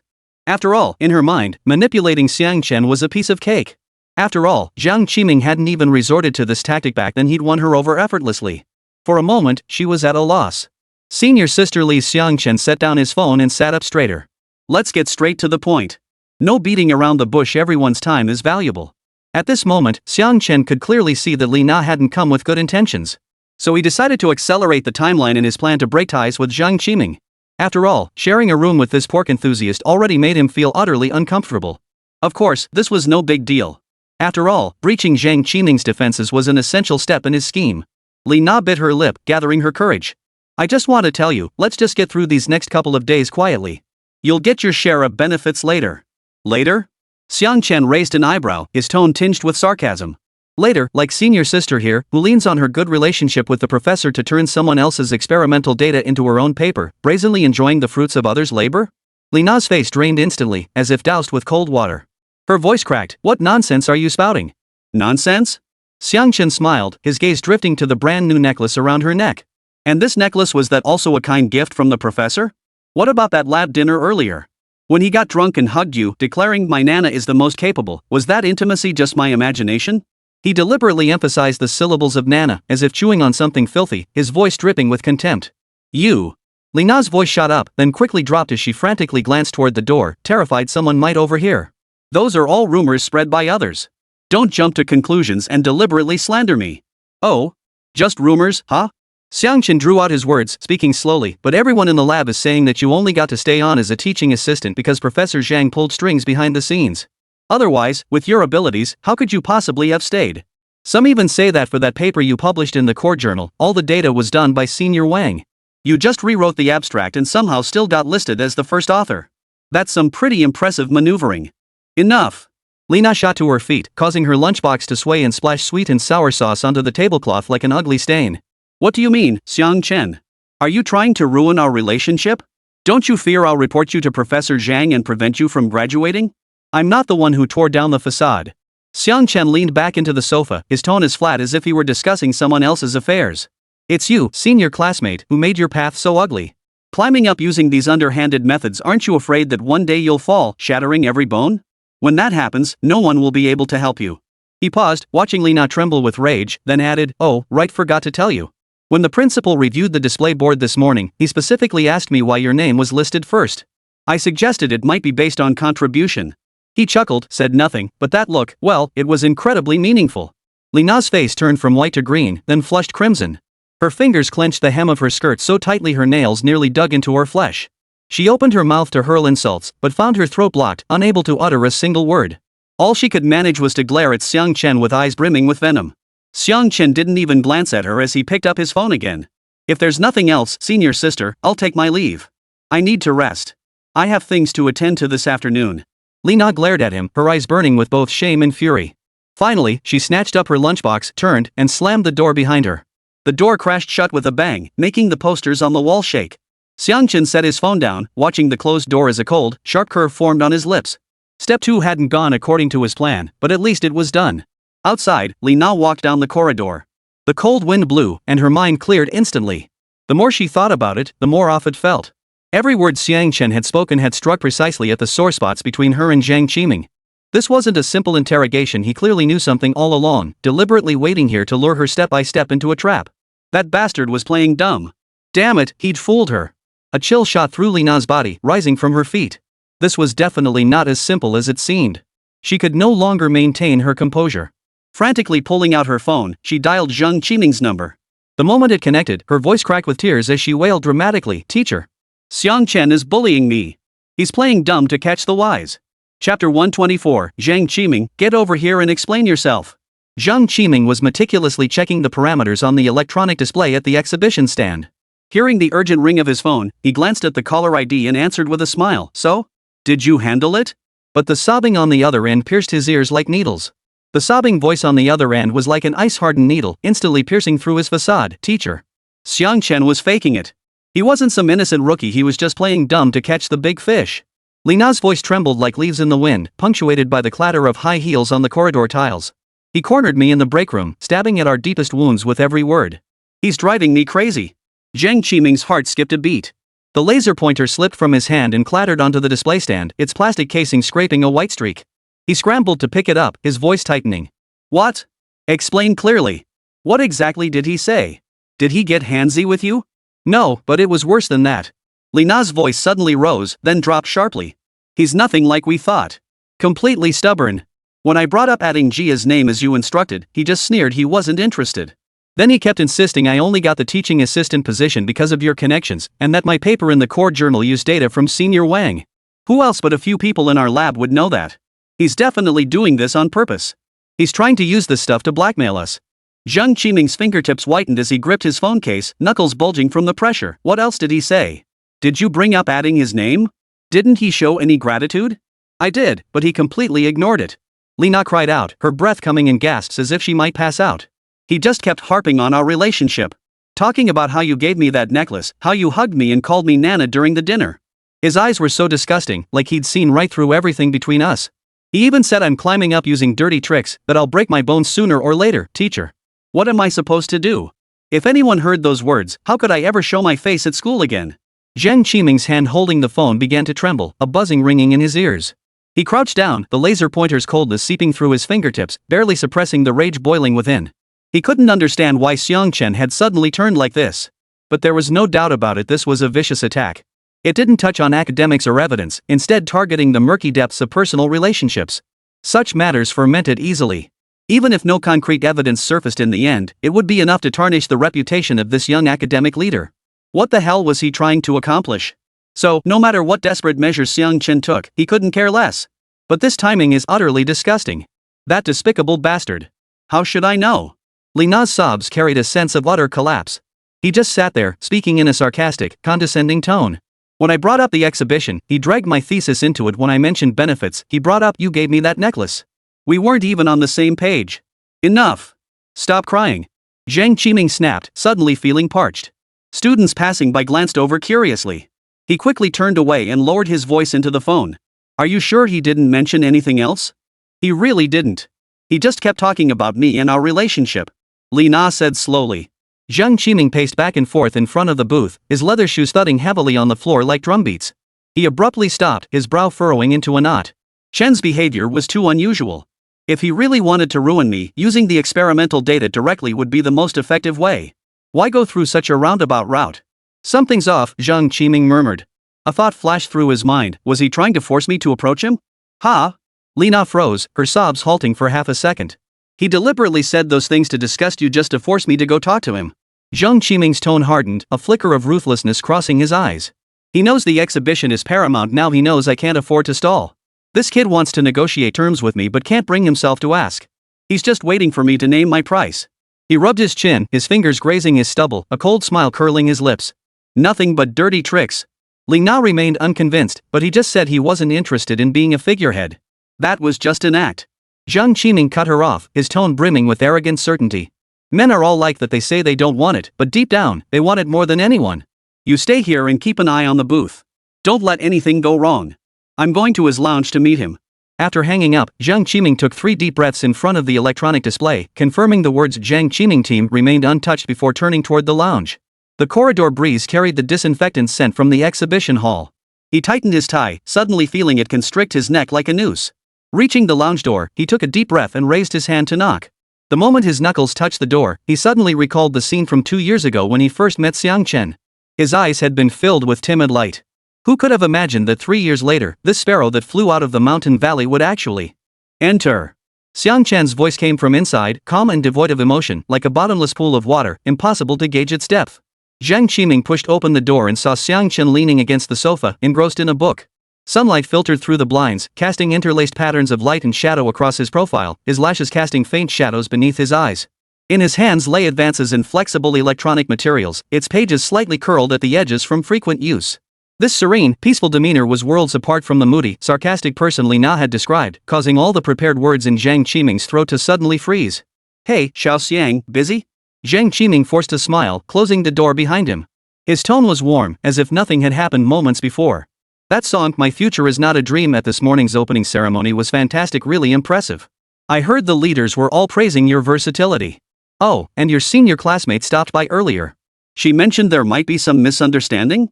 Xiang Chen lifted his head, closed the book, and placed it on his lap, spine down, the cover's author name hidden from view. His face remained expressionless, yet his eyes were clear enough to see into one's soul. Suddenly, he smiled faintly, revealing 2 shallow dimples that gave him an almost childlike innocence. Teacher Zhang, when my senior sister suddenly came over and touched my hand earlier, I didn't react in time. I really panicked and ended up speaking without thinking. I'm truly sorry for causing you trouble. He leaned forward slightly, hands clasped on his knees, adopting the humble posture of a student who'd done wrong. I've been reflecting on it here all this time, planning to come apologize to you and my senior sister later. What's wrong? Is she upset? Honestly, I didn't mean to, I was just startled. After all, there are gender differences, and I've never had a girl touch my hand before in my life. Oh my. So that's what happened. A weight lifted from Zhang Qiming's heart and his smile grew genuine. He hurried over to the coffee table, deliberately moving closer to Xiang Chen to foster a sense of closeness. I knew it. Our little Xiang isn't the type to be unreasonable. There must have been a misunderstanding. Your senior sister is just straightforward, no hidden meaning. Don't take it to heart. He studied Xiang Chen's expression, but the other kept his head down, bangs obscuring his eyes. Unable to read his reaction, Zhang continued, You deserve the most credit for getting this project to exhibition. I know it, and the school leadership sees it too.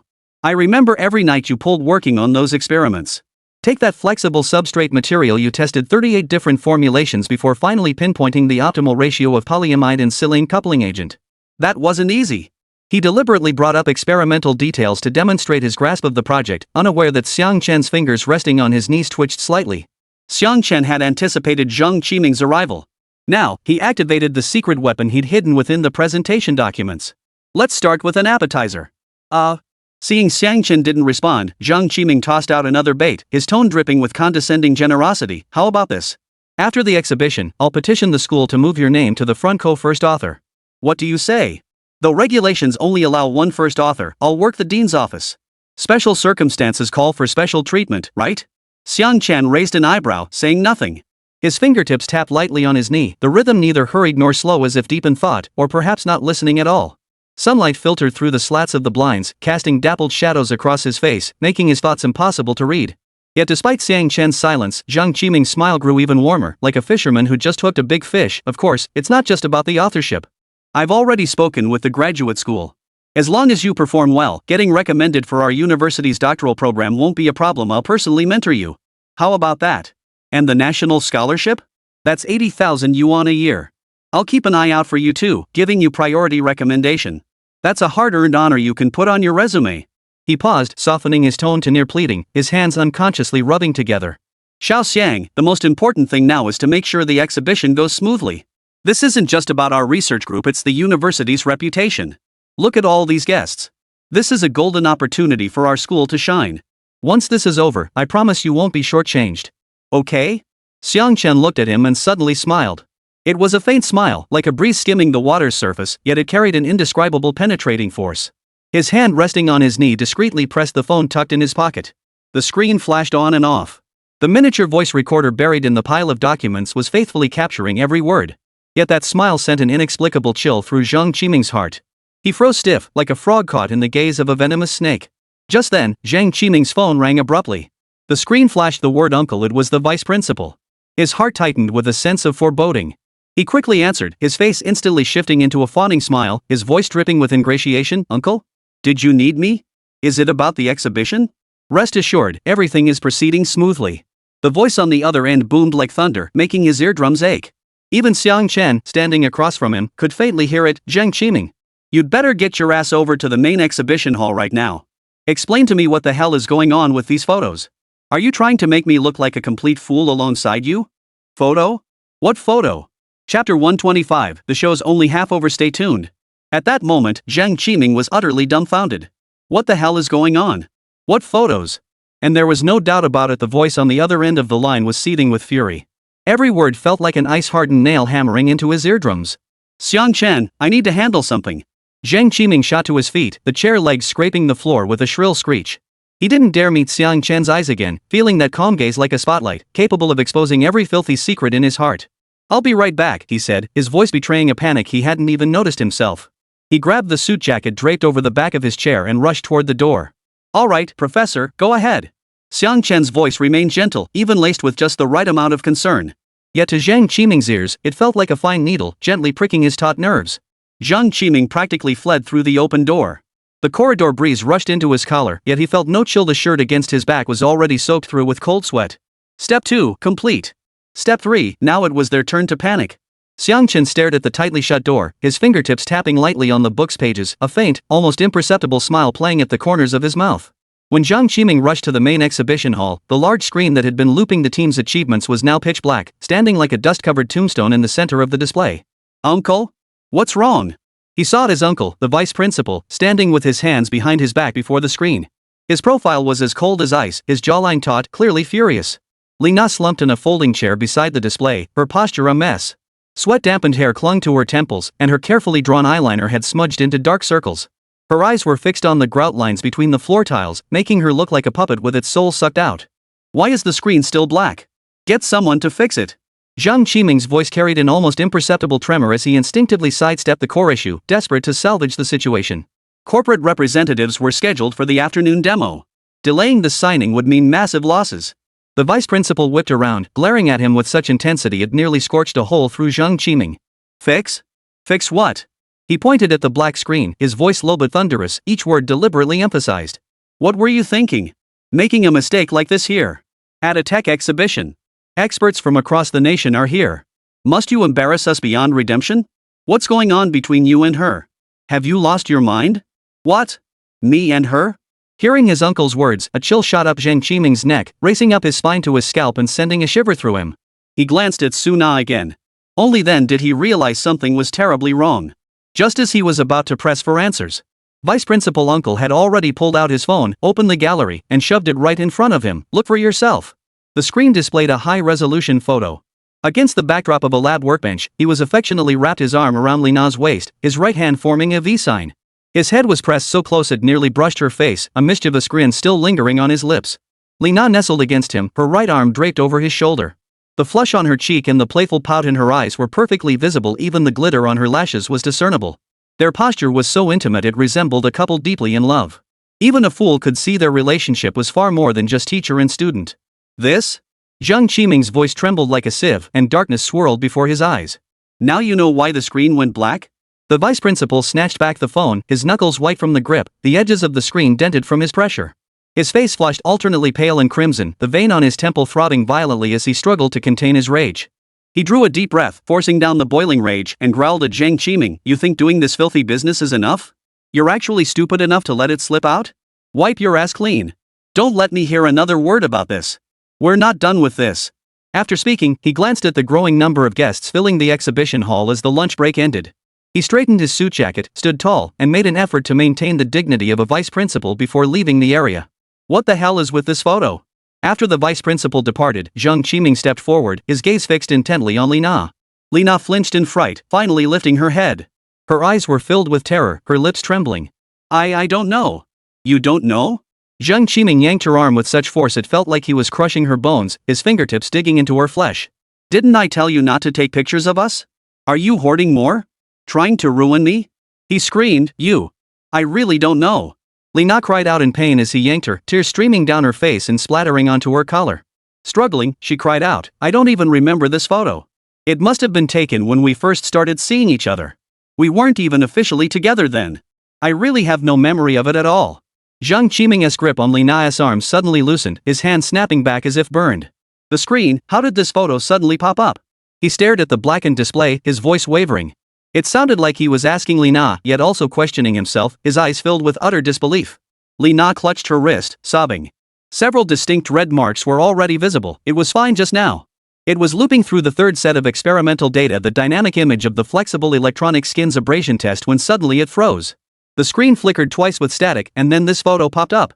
I pressed the exit button, switched to the background, even tried shutting it down completely, but nothing worked. Her voice trembled uncontrollably, her tearful defense sounding utterly feeble. When the vice principal arrived, he witnessed it firsthand. Without a word, he yanked the power cord. I was completely frozen in shock. Zhang Qiming's mind felt like it had been struck by a sledgehammer, buzzing, chaotic, and utterly blank. Thank goodness my uncle was right there. For a moment, I couldn't help but feel a wave of dread wash over me. Thank goodness it wasn't during a crowded time. If that photo had surfaced then, the consequences would have been unimaginable. When you were organizing the presentation files, did you save this photo in the data folder? No, I just can't understand how you could make such a huge mistake.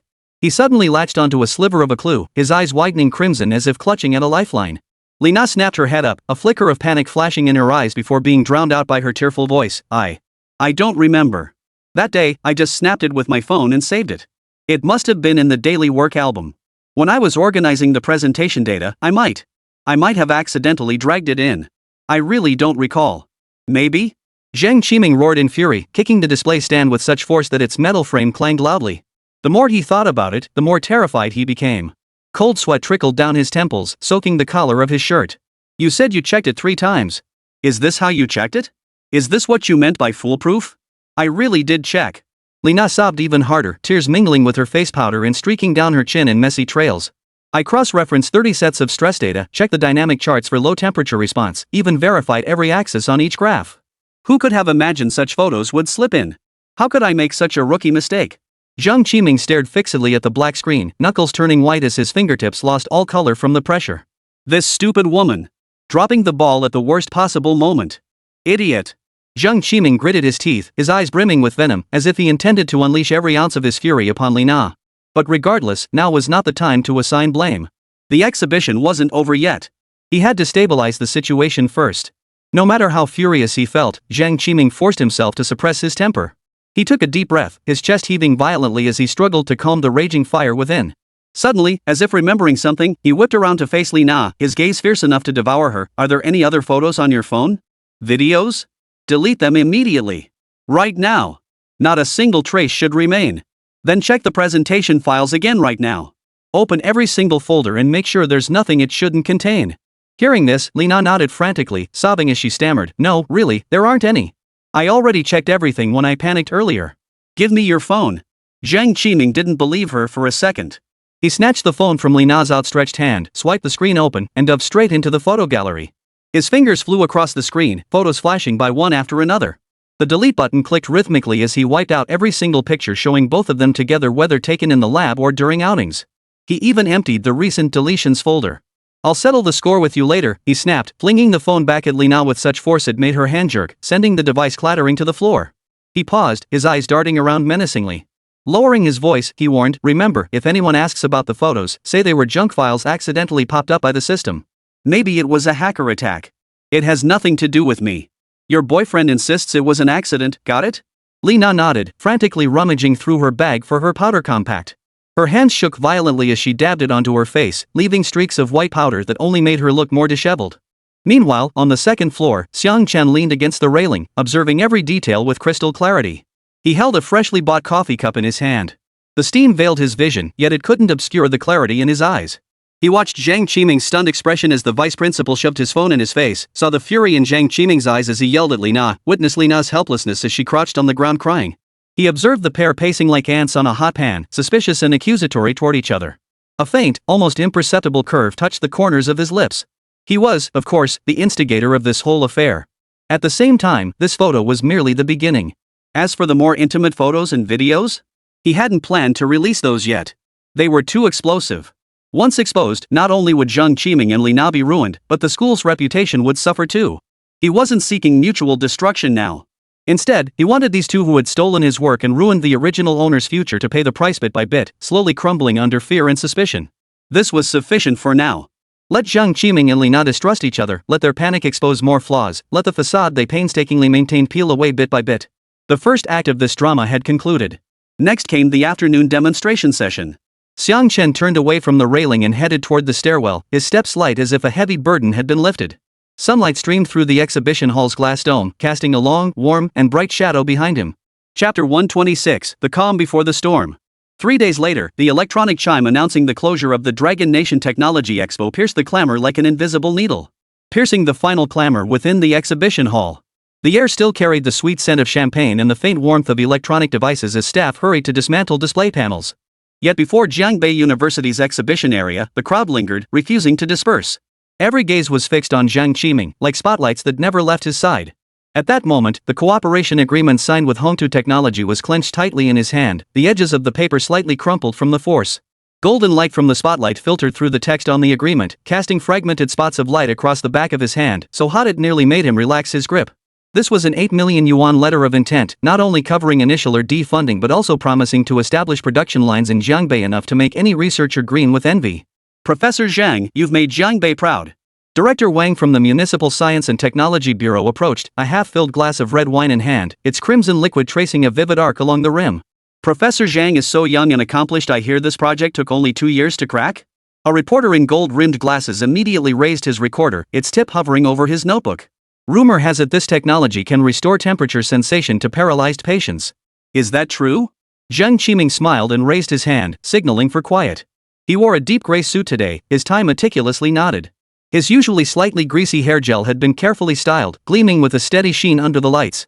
First, I must thank the university for its support and the team for their dedication. He paused, his gaze sweeping across the crowd. He hadn't seen Xiang Chen in days. The kid seemed to have vanished into thin air.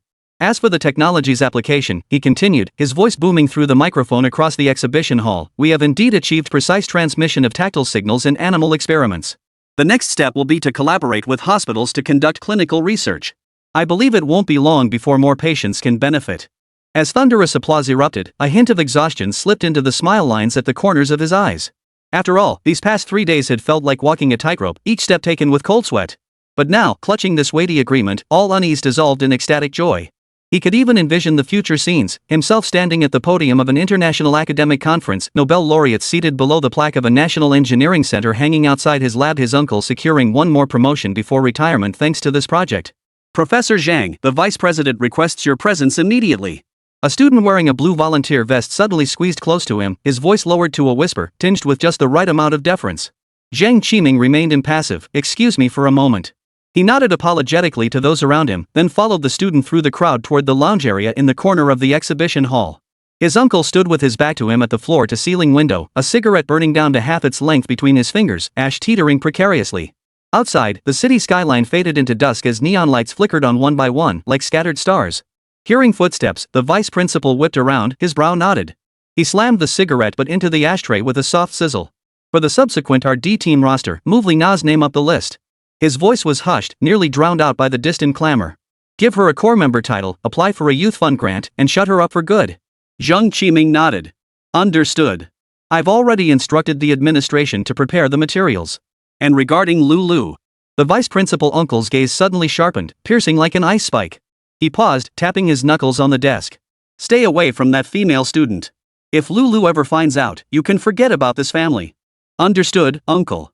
Zhang Qiming bowed his head in acknowledgement, but inside, he sneered. His wife was too soft-hearted. Even if she found out, what could she do? Besides, he'd never truly loved her. If it weren't for her father's position, would he have married her at all?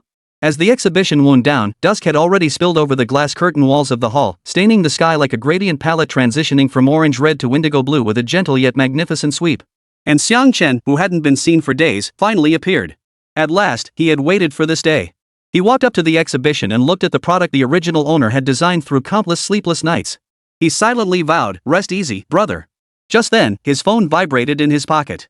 The screen lit up, revealing a text from an unknown number. Xiao Xiang, thank you. I've saved all those photos and transaction records. Xiang Chen stopped in his tracks, leaning against a stone pillar outside the exhibition hall. His fingertips tapped the screen for a long time before he finally replied, Sis, let's wait until you've made up your mind before we decide what to do next. If possible, just follow my lead. Over the next 3 days, the Jiangbei tech scene was completely dominated by Zhang Qiming's name. The front page of the Jiangbei Daily dedicated an entire section to his rags to riches story, from being a struggling undergraduate to becoming a rising star in scientific research.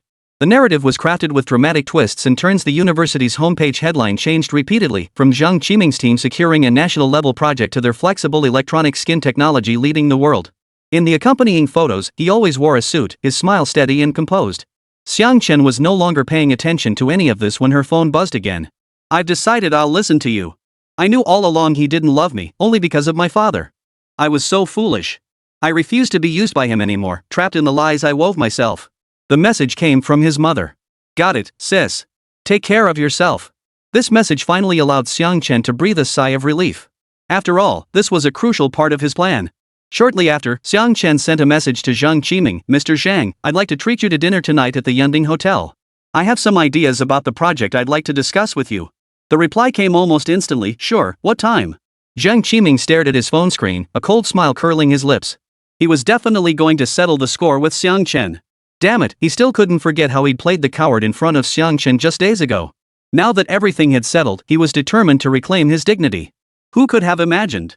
Xiang Chen was practically handing it to him on a silver platter. What the hell is he up to? Trying to get something from me? Screw that. He'll make this bumpkin feel the pain. 7 o'clock, he replied, his fingertips pausing on the screen. Tonight, he would make Xiang Chen feel the pain. The Yunding Hotel stood in the financial center of Jiangbei New District.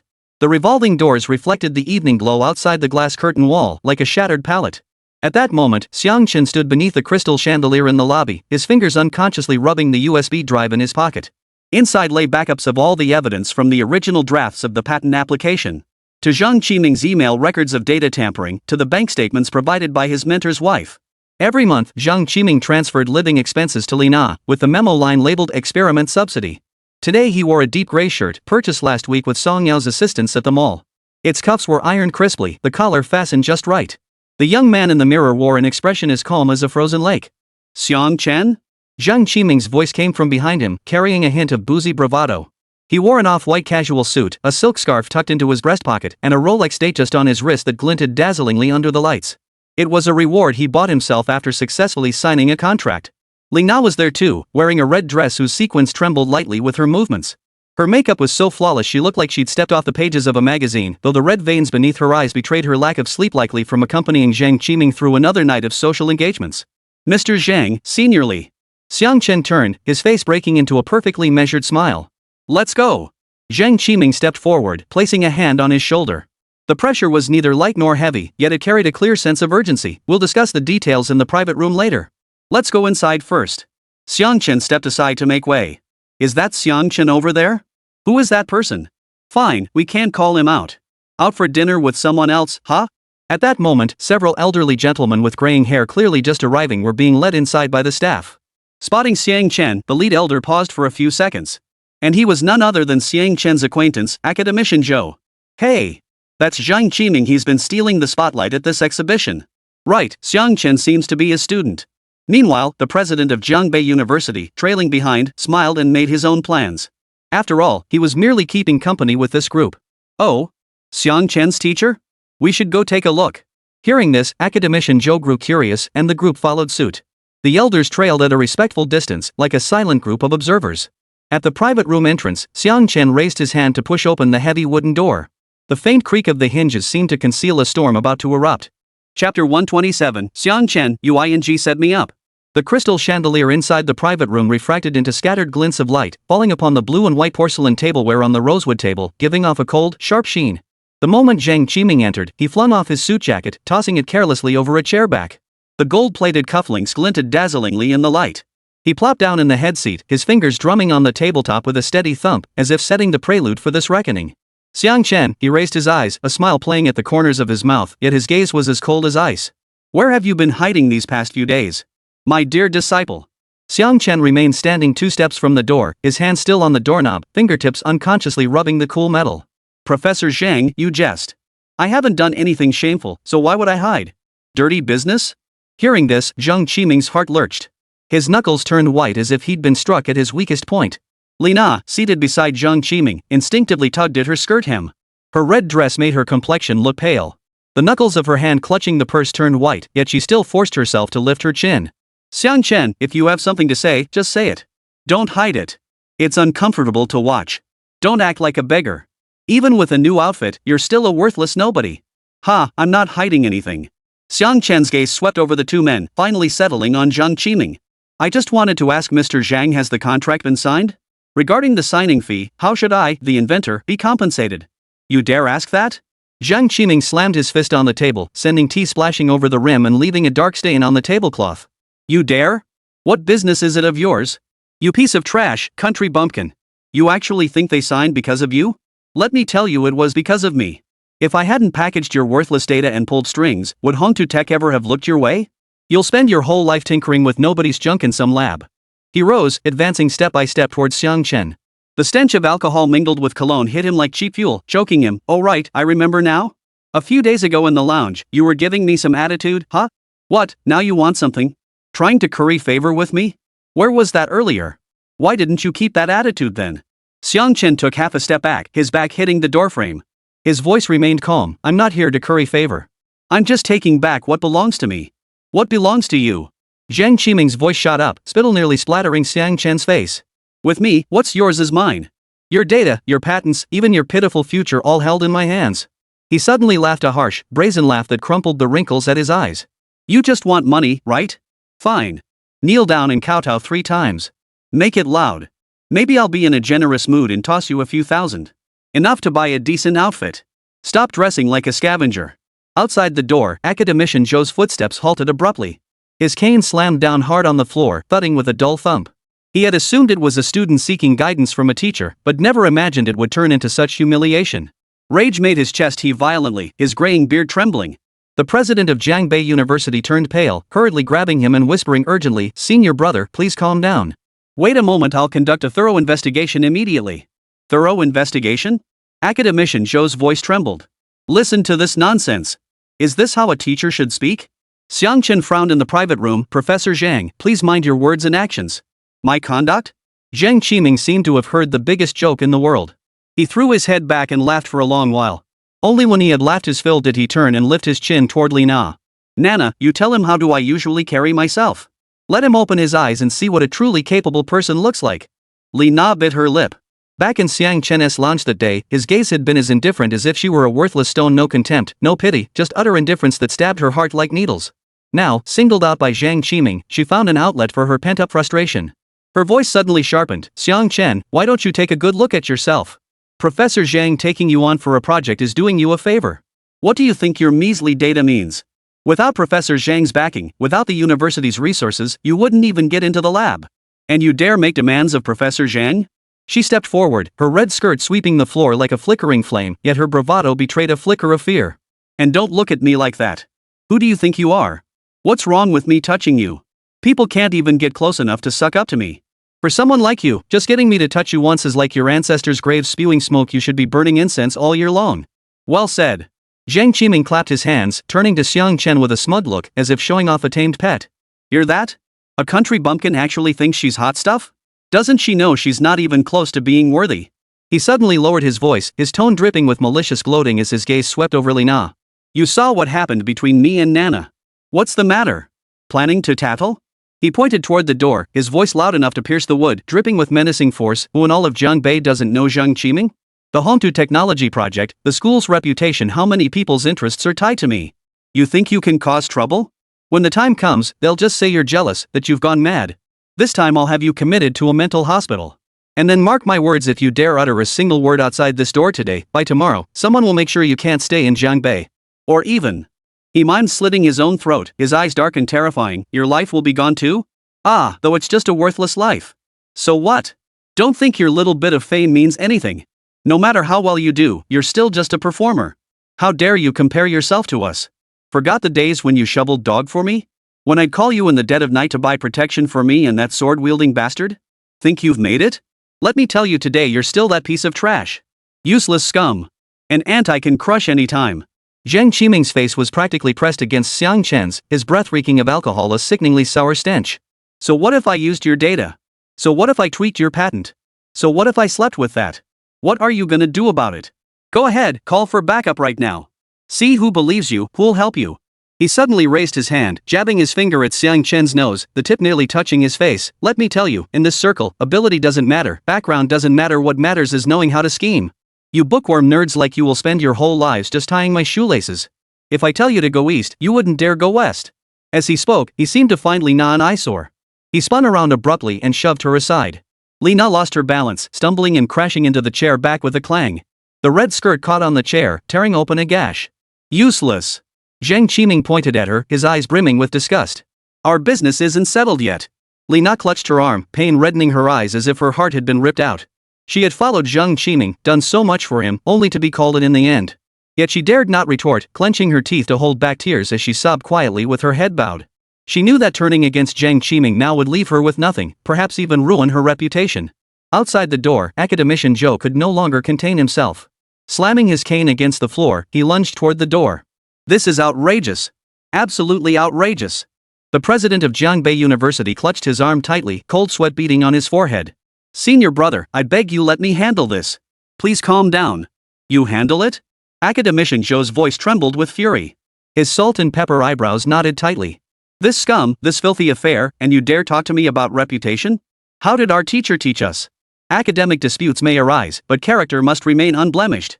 Several elderly academicians nearby also wore grim expressions. After all, Xiang Chen was the treasure they held in the palms of their hands. Now he was being humiliated and bullied like this. They had come with light hearts, simply curious to see what Professor Xiang Chen was like. But now, not a single one of them felt good. Rest assured, I will handle this matter properly. At that moment, the face of Jiangbei University's president flushed alternately pale and crimson, his palms drenched in sweat as he prepared to speak further.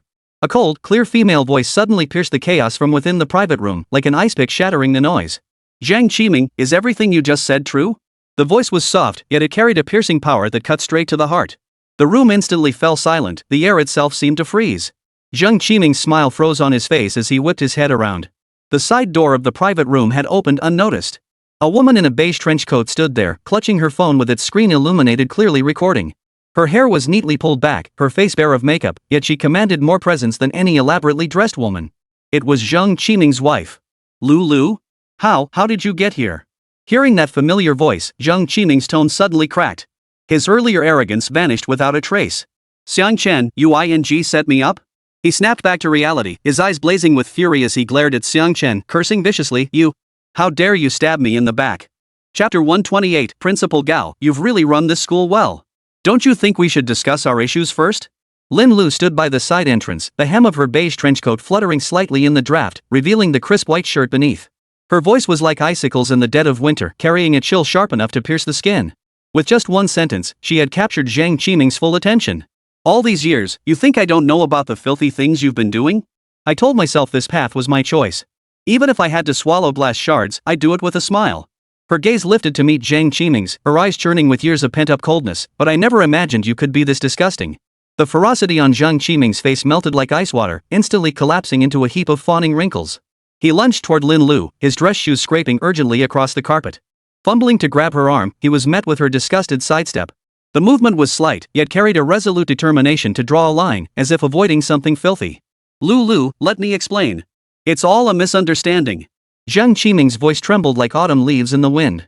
He pointed sharply at Lina, crouched on the floor, his fingertips turning white from the force. It's this woman. She's been sneaking into my office every day. I lost my head for a moment and let her bewitch me. Lina jerked her head up, strands of hair plastered to her forehead by tears, revealing eyes filled with utter disbelief. The torn hem of her red dress still hung limply. The bruise on her knee, where her knee had collided with the desk corner, glowed a purplish black, like a cheap bruise ointment. Her lips trembled as she tried to protest, but Zhang Qiming shot her a fierce glare. Shut up! What right do you have to speak here? You shameless whore who seduced me! Lin Lu watched his clumsy performance, a faint, mocking curve playing at the corner of her lips. Raised in a political family, she'd seen more than her share of sycophants. Zhang Qiming's little tricks were laughably childish to her, no more convincing than a 3-year-old's antics. As a model daughter to a politician father, Lin Lu had always been meticulous about her conduct. And without a doubt, the most rebellious thing she'd ever done was marry Zhang Qiming. They were undergrad classmates, she was the class librarian, he was the class president. Everything seemed so natural. In her eyes, Zhang Qiming was even her perfect match. But that was before. Over the years, she had long discovered that Zhang Qiming had been secretly involved in many sordid affairs behind her back. But having been raised to prioritize the greater good, she had endured in silence. Now, she had only one thought: divorce Zhang Qiming. Misunderstanding? She gently shook the phone in her hand. The screen glowed, the waveform on the recording interface still faintly pulsing. Who had just slammed the table, boasting about sleeping with that woman? Who had gloated triumphantly about stealing Xiang Chen's research results? Zhang Qiming, did you think I was born without a brain? She stepped closer, the buttons on her trench coat catching the chandelier's light, blinding Zhang Qiming momentarily. I thought you were just unable to control your lower half. I never imagined you'd have no moral bottom line at all. Academic fraud, embezzlement, and now trying to pin the blame on your students. You've literally carved the word disgusting into your very bones. No, Lulu, I was just so angry I lost my mind. Zhang Qiming rubbed his hands together helplessly, his tone growing increasingly submissive. I swear to heaven, you're the only one in my heart. If she weren't useful helping me handle those lab records, I wouldn't have given her a second glance. Look at her, dressed like a red light district girl, all dolled up. How could she compare to you? He stole a glance at Lin Lu's expression. Seeing she hadn't relented, he hastily added, as for Xiang Chen, I just wanted to give him a little warning. Don't you think I'd reward him? Zhang Qiming, you're lying. Li Na couldn't hold back any longer. She sprang to her feet, the tear in her red dress widening to reveal a stretch of pale thigh, still dusty from her fall. Pointing an accusing finger at Zhang Qiming, her voice sharpened with fury. You were the one who said you'd divorce her and marry me. You were the one who gave me that riverside apartment for my birthday, with the deed solely in my name. You promised to make me deputy head of the research team after I graduated. Now that trouble's hit, you're tossing me aside like trash? You filthy, you dare talk back. Zhang Qiming swung his hand back, the wind whistling with vicious intent as his palm lashed toward Lina's face. Stop it. Lin Lu snapped, her voice quiet yet carrying an unquestionable authority. Zhang Qiming's hand froze mid-air, mere inches from Lina's face. Meeting Lin Lu's icy gaze, he suddenly deflated like a punctured balloon. All his aggression drained away, and his hand fell limply to his side. Lu, I was wrong. I really was wrong. He lowered his posture, knees slightly bent as if about to kneel. Can you forgive me this once? Look, I'm at a critical juncture right now. The Hongtu Technology project just signed, my uncle is counting on this to become executive vice president, and your father is about to become deputy governor. If we get divorced now, both our families will be ruined. Zhang Qiming, Lin Lu took a deep breath, her voice eerily calm, like the dead silence before a storm. Let's get a divorce. What did you say? Zhang Qiming sprang up like a cat whose tail had been stepped on, sending the mahogany chair sliding half a meter backward with a screech. Lin Lu, have you lost your mind? Divorce at this moment? Do you want to ruin your father's bid for deputy governor? What about my uncle's promotion to executive vice president? Both our families will be destroyed. I can handle it. Lin Lu met his gaze without flinching. If my father can't weather this storm, he doesn't deserve his position. But you?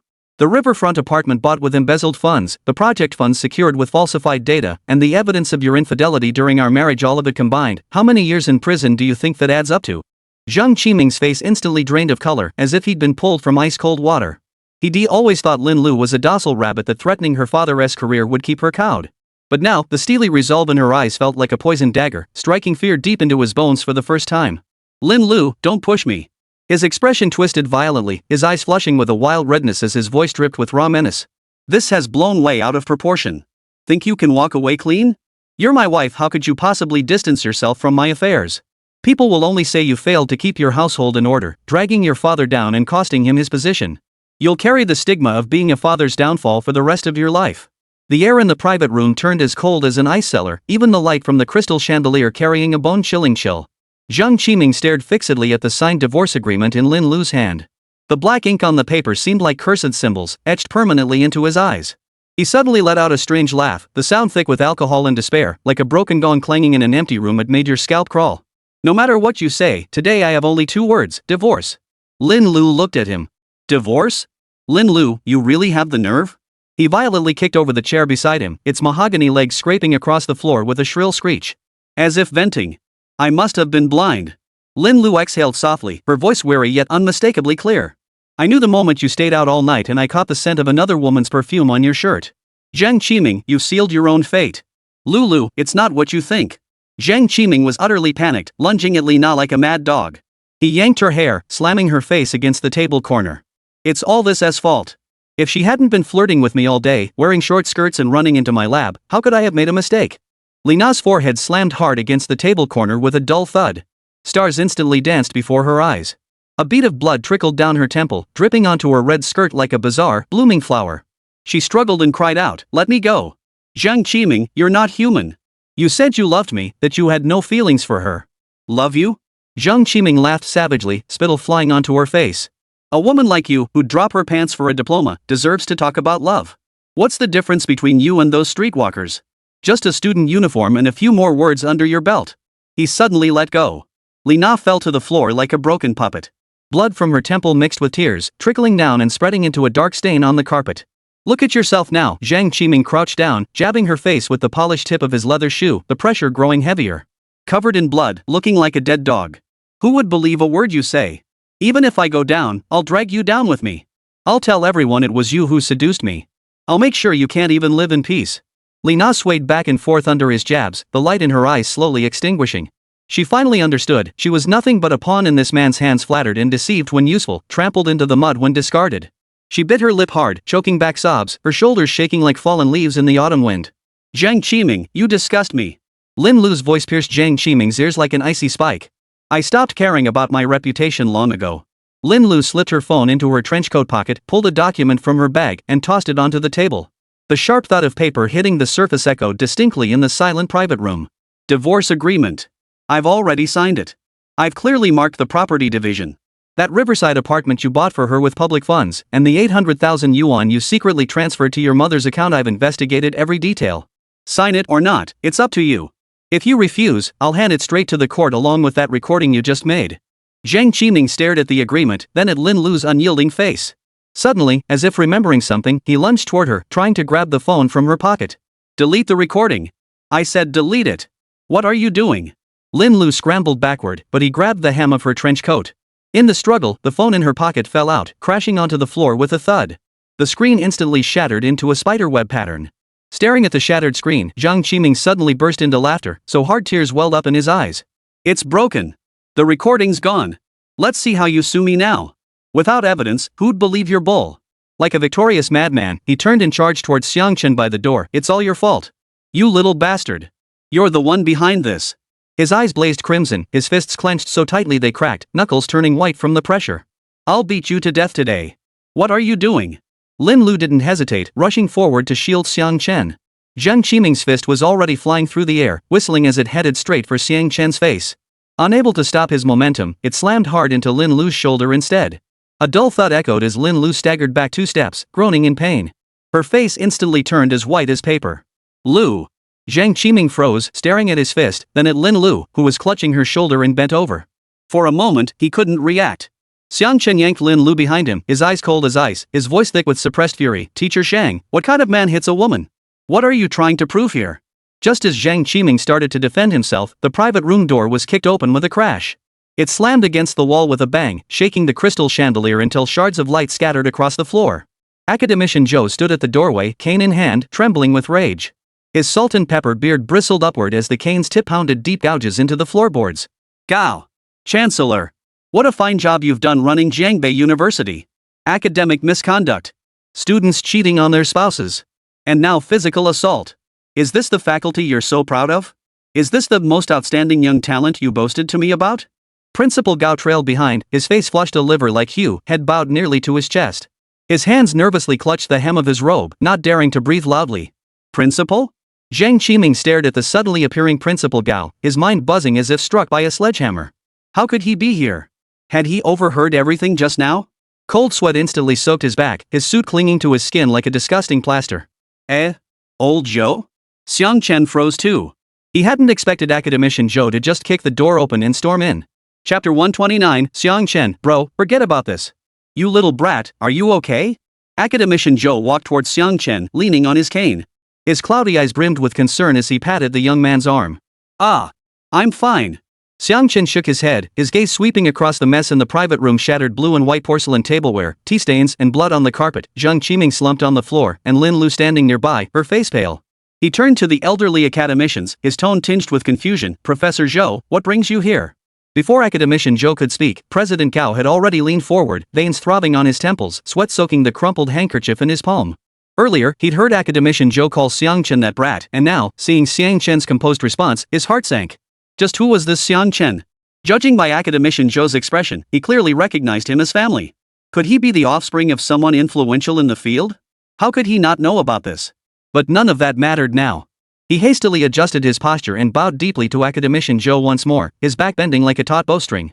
When his gaze shifted back to Xiang Chen, the complexity in his eyes nearly overflowed. Xiang Chen, my friend, I'm so sorry for the trouble this has caused you.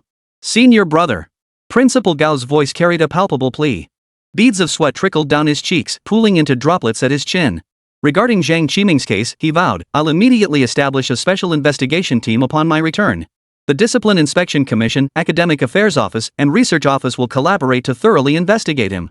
Whether it's embezzlement or academic fraud, those who deserve expulsion will be expelled, and those who should face legal consequences will be handed over to the authorities, no leniency whatsoever. He paused, then turned to Lin Lu, his tone deliberately softening. Young lady, you've been wronged. The university. What injustice! Academician Zhou's cane slammed hard against the floor, leaving a shallow mark on the hard tile. If Lin hadn't thrown herself in front of Xiang Chen just in time, that fist would have landed on him. Your university's professor threatens violence in front of students, even vowing to make their lives miserable. Is this the professional conduct and ethics of Jiangbei University? I call it thuggery. Beside him, Academician Wang, wearing glasses, adjusted his frames. Behind the lenses, his gaze was as sharp as a blade, and regarding the project it now appears there's significant foul play involved. President Gao, how does your university conduct funding audits? Is it commonplace at Jiangbei University for students' core research to be plagiarized by their advisors, who then turn around and accuse the students? Academician Wang, your words are too harsh. President Gao's face flushed crimson like a boiled shrimp. His hands flailed before him. This is absolutely not routine. Our university has zero tolerance for academic misconduct. This incident stems from our oversight failure. I bear full responsibility. He suddenly turned to Zhang Qiming and barked, Zhang Qiming. You're finished. Effective immediately, you are suspended from all teaching and research duties pending investigation. His fingers trembled nervously as he fumbled for his phone. After finally dialing the correct number, he bellowed into the receiver, Vice President Ren. Get to the Jinsho Pavilion private room now. Immediately. Bring all your nephew Zhang Qiming's files. Room 653 at Yunding Hotel. Yes, the sooner the better. I'll be waiting. Whatever was said on the other end, President Gao hung up abruptly, his chest heaving violently. Zhang Qiming's uncle was the vice president in charge of teaching. That local bully always opposed him, but today was the day to settle all the old and new scores. Zhang Qiming slumped to the floor as if his bones had been pulled out, his eyes unfocused. Hearing Principal Gao address Academician Zhou as senior brother and seeing the imposing presence of Academician Wang and the others, his heart had already sunk halfway. But when he heard the principal announce his dismissal, he snapped to attention like a dog whose tail had been stepped on. His head shot up, the veins in his neck bulging. "They're all conspiring against me," he shouted. "This project was mine from the start. Xiang Chen is just a lowly lab assistant who spends his days goofing off. How dare they claim credit for his work? I suspect Lin Lu has been in cahoots with him all along. They colluded to steal my project." Crack! A sharp crack echoed through the private room. Lin Lu raised her hand, her palm reddened from clenching, and could no longer hold back. She lunged forward and slapped him across the face. "You hit me?" Zhang Qiming clutched his face, staring at Lin Lu in shock. Madness flared in his eyes again. "So many outsiders bully your husband, and you side with them to bully me? Lin Lu, have you lost your mind? You disgust me." Lin Lu trembled, not from fear but from boiling rage. "You've done the dirty work yourself, yet you try to smear others with it. You're a rabid dog, biting anyone in sight. Zhang Qiming, you better shut the up." Principal Gao trembled with rage, lunging forward to kick him only to be stopped by Academician Zhou's outstretched hand. "Let him speak." Academician Zhou's voice was as cold as ice. His gaze swept over Zhang Qiming with a detached indifference that seemed to see through everything. "I'm curious to hear what other sordid lies he can spew." Zhang Qiming shuddered at the sight of Academician Zhou's gaze, yet stubbornly raised his chin and shouted, "So what? Who among you hasn't used students' research? Why the sudden act of moral superiority? Why is it suddenly illegal when I do it?" Zhang Qiming. President Gao's eyes suddenly turned icy, the air around him seeming to freeze to a standstill. "You've truly lost your mind. There are limits to spouting nonsense." "What? Hit a nerve?" Zhang Qiming's laughter grew maniacally frenzied, drool splattering the floor. "Who's got clean hands? Go ahead, investigate. Turn the entire academic world upside down. Let's see how clean you all are. You think muddying the waters will let you off the hook? Too naive." Academician Zhou's gaze was as cold as ice. "Even if everyone is dirty, that's no excuse for your crimes. Wrong is wrong, especially when you're this outrageously wrong." Principal Gao now adds spreading rumors to the charges. "You." Zhang Qiming's smile froze instantly on his face, as if someone had doused him with a bucket of ice water, chilling him from head to toe. He opened his mouth to protest, but found his throat clogged. Not a single word came out. Academician Wang, the bespectacled one, pulled out his phone and played a recording. The sound came through crystal clear. It was Zhang Qiming's entire conversation from moments ago. "We were outside the door earlier. Not only did we record your words, but we also contacted Hongtu Technology's legal department. They just responded, stating they discovered severe discrepancies between the technical parameters you submitted and the laboratory's original records. They are preparing to initiate legal proceedings to pursue your alleged responsibility for commercial fraud." Another senior academician added, "And regarding your associate professor title review materials, we just had the university's personnel office send us the electronic version. A preliminary check already found 3 papers suspected of plagiarism." "Zhang Qiming, do you really think you have any chance of turning this around now? You bastards." Zhang Qiming's face turned deathly pale, eventually resembling a sheet of waterlogged paper. The madness in his eyes was completely replaced by despair. He opened his mouth, a hoarse gurgle escaping his throat, yet no words came out. Finally, he collapsed to the floor. Principal Gao watched the scene unfold before him and sighed deeply. Turning to Academician Zhou, he said, "Senior brother, I know words are useless now. I promise you, within 3 days, the university will deliver a resolution. We will provide answers to Xiang Chen, to Lin, and to everyone concerned about this matter. If we fail to handle this properly, I will resign immediately. There will be no leniency. Principal." The private room door burst open as a middle-aged man with thinning hair stormed in, none other than Zhang Qiming's uncle, Vice President Zhang of Jiangbei University. Seeing the scene inside the private room, especially Academician Zhou and the other senior academicians, his legs went weak. Then he spotted Zhang Qiming sprawled on the floor, Lin Lu clutching her face, and Li Na with blood on her temple. He knew exactly what had happened. "Vice President Zhang, your nephew is quite the character." Principal Gao's voice was as cold as ice, tinged with a hint of scorn. Vice Principal Zhang's face turned deathly pale. He suddenly lunged at Zhang Qiming and raised his hand, slapping him hard across the face. "You beast! How could I have a nephew like you?" The blow was swift and vicious, splitting Zhang Qiming's lip. Still unsatisfied, he kicked him with a curse, "You disgrace to our family." Xiang Chen watched it all unfold, his expression calm and unruffled. Though the chaos had been more intense than he'd anticipated, he hadn't expected Academician Zhou to bring so many heavyweights. The outcome seemed largely as planned. "Ah! Brother, I've avenged you. Now, I'm going to use this body of yours to do some things in this world that belong to me." Xiang Chen observed it all. Though the sequence didn't quite match his plan, the outcome was largely as he'd intended. Then, silently in his mind, he addressed the original owner he had never met. Chapter 130, "You are no minor figure, you are the hope of the Dragon Nation." When Vice Principal Zhang's palm struck Zhang Qiming's face, the blow carried brutal force. The The sharp crack echoed down the corridor, making even the waitstaff standing by the private room entrance flinch. Still unsatisfied, he yanked Xiang Chen up by the collar with his left hand, lifting him half an inch off the floor. His right hand raised again, knuckles turning white from the force, but when he caught the icy glare from Academician Zhou, he abruptly halted his motion. Instead, he adopted a look of anguished remorse, bowing repeatedly to the elderly academicians. His back bent nearly to his knees, deep creases forming in the expensive trousers at the knees. Beads of sweat trickled down his temples, spreading into dark stains at his collar. Gentlemen, I failed to discipline him properly. This good-for-nothing has been undisciplined since childhood. My constant busyness prevented me from keeping a close watch, allowing him to cause such a major incident outside. I deeply apologize for the trouble this has caused you all. I will take him back immediately, lock him up at home, and give him a proper scolding. I will not show favoritism or bend the rules. I will give everyone a proper explanation. Academician Zhou remained silent, merely tapping the ground lightly with the tip of his cane. A dull thud echoed from the tiles. His cloudy eyes swept over Vice Principal Zhang's face, plastered with sycophantic flattery, then settled on Xiang Chen, collared, blood trickling from the corner of his mouth. The chill in his gaze was like a winter wind, tightening the hearts of those present. Academician Wang pushed his glasses up his nose.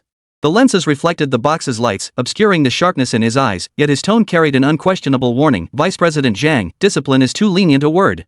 Academic misconduct, stealing a student's core patent and passing it off as your own, embezzling public funds, using project money to buy a house and a car for a female student, even physically assaulting a student in front of others, threatening their personal safety.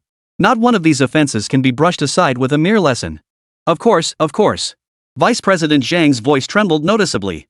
He released his grip on Xiang Chen's collar, frantically pulling a handkerchief from his pocket to wipe his brow while nodding. As he spoke, he bent to support Xiang Chen, who hung limply like a boneless dead dog. Droplets of blood from the corner of his mouth splattered onto Vice President Zhang's suit pants, spreading into a small dark red stain. Xiang Chen's vacant eyes stared at the ceiling as he muttered incoherently. Though his words were slurred, fragments could be made out. I'm right. They framed me. That little bastard Xiang Chen.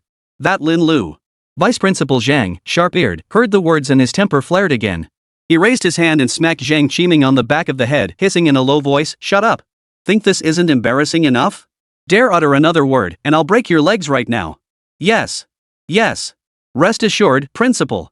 Vice Principal Zhang turned back, his back bending even lower. Even after the private room door clicked shut, muffled shouts could still be heard from inside. Principal Gao stared at the closed door, his expression still grim. He turned, his face instantly contorting into a fawning smile. He hurried over to Academician Zhou, slightly bowing. "Senior brother, rest assured, this matter will be resolved within 3 days. You can count on it." "Don't call me senior brother," Academician Zhou cut him off, his tone laced with disappointment as sharp as an ice pick. "If this matter isn't handled properly, we won't be brothers in the same school anymore." Principal Gao's face instantly drained of color, beads of sweat forming on his forehead. He knew his senior brother's temperament well and nodded urgently, his voice pleading, Yes. Senior brother, rest assured. I will personally oversee this matter and will absolutely not disappoint you." Turning to Xiang Chen and Lin Lu, he forced an apologetic smile. "I'm truly sorry for the inconvenience today. I, Gao Yuan, will personally ensure you receive a satisfactory resolution." The private room finally fell silent, leaving only Xiang Chen, Lin Lu, Li Na, and several elderly academicians. The light from the crystal chandelier filtered through the dust in the air, falling on the scattered tableware strewn across the floor, creating a somewhat jarring glare. Academician Zhou, leaning on his cane, slowly approached Lin Lu inside. "My dear, rest assured this matter is no longer yours alone to bear." Lin Lu lifted her head, her eyes reddened but holding back tears. She bowed to Academician Zhou, her voice slightly choked. "Thank you. If you hadn't come today, I truly don't know how I would have handled this." Academician Zhou patted her arm, signaling her not to be sad, then turned his gaze to Li Na in the corner. Li Na remained curled up in the sofa corner. A large tear ripped through the hem of her red dress, exposing her calf covered in dust and dried bloodstains. A crumpled tissue pressed against the wound on her temple, already soaked through with blood that had bled into dark smudges. Her head was bowed, her eyes staring blankly at the carpet pattern. Her fingers absent-mindedly picked at the carpet fibers, tufts of pile embedded deep between her fingernails. When Xiang Chen was dragged away moments ago, she hadn't even lifted an eyelid, as if everything around her held no connection to her existence. Only the occasional tremor of her shoulders betrayed the panic and fear lurking deep within. "Li Na?" Academician Zhou softened his tone, leaning on his cane as he walked step by step toward her. The old man's footsteps were light, barely making a sound on the carpet, yet they felt like knocks on Li Na's heart, making her flinch involuntarily and curl up tighter. "Look at me." Academician Zhou's voice was not loud, yet it carried an undeniable force that brooked no refusal. Li Na stiffly lifted her head. Long bangs fell over most of her face, revealing only a pair of red, swollen eyes brimming with tears. She bit her lip hard, refusing to let the tears fall. Her lips had turned pale from the pressure, and the corners still bore the marks left by Zhang Qiming's earlier insults. She knew how utterly defeated she looked now. She had once believed that with Zhang Qiming's backing, she could easily earn her doctorate, secure a teaching position at a prestigious university, and live a life of glamour and prestige. But in the end, he had used her as a pawn, discarded after she served his purpose.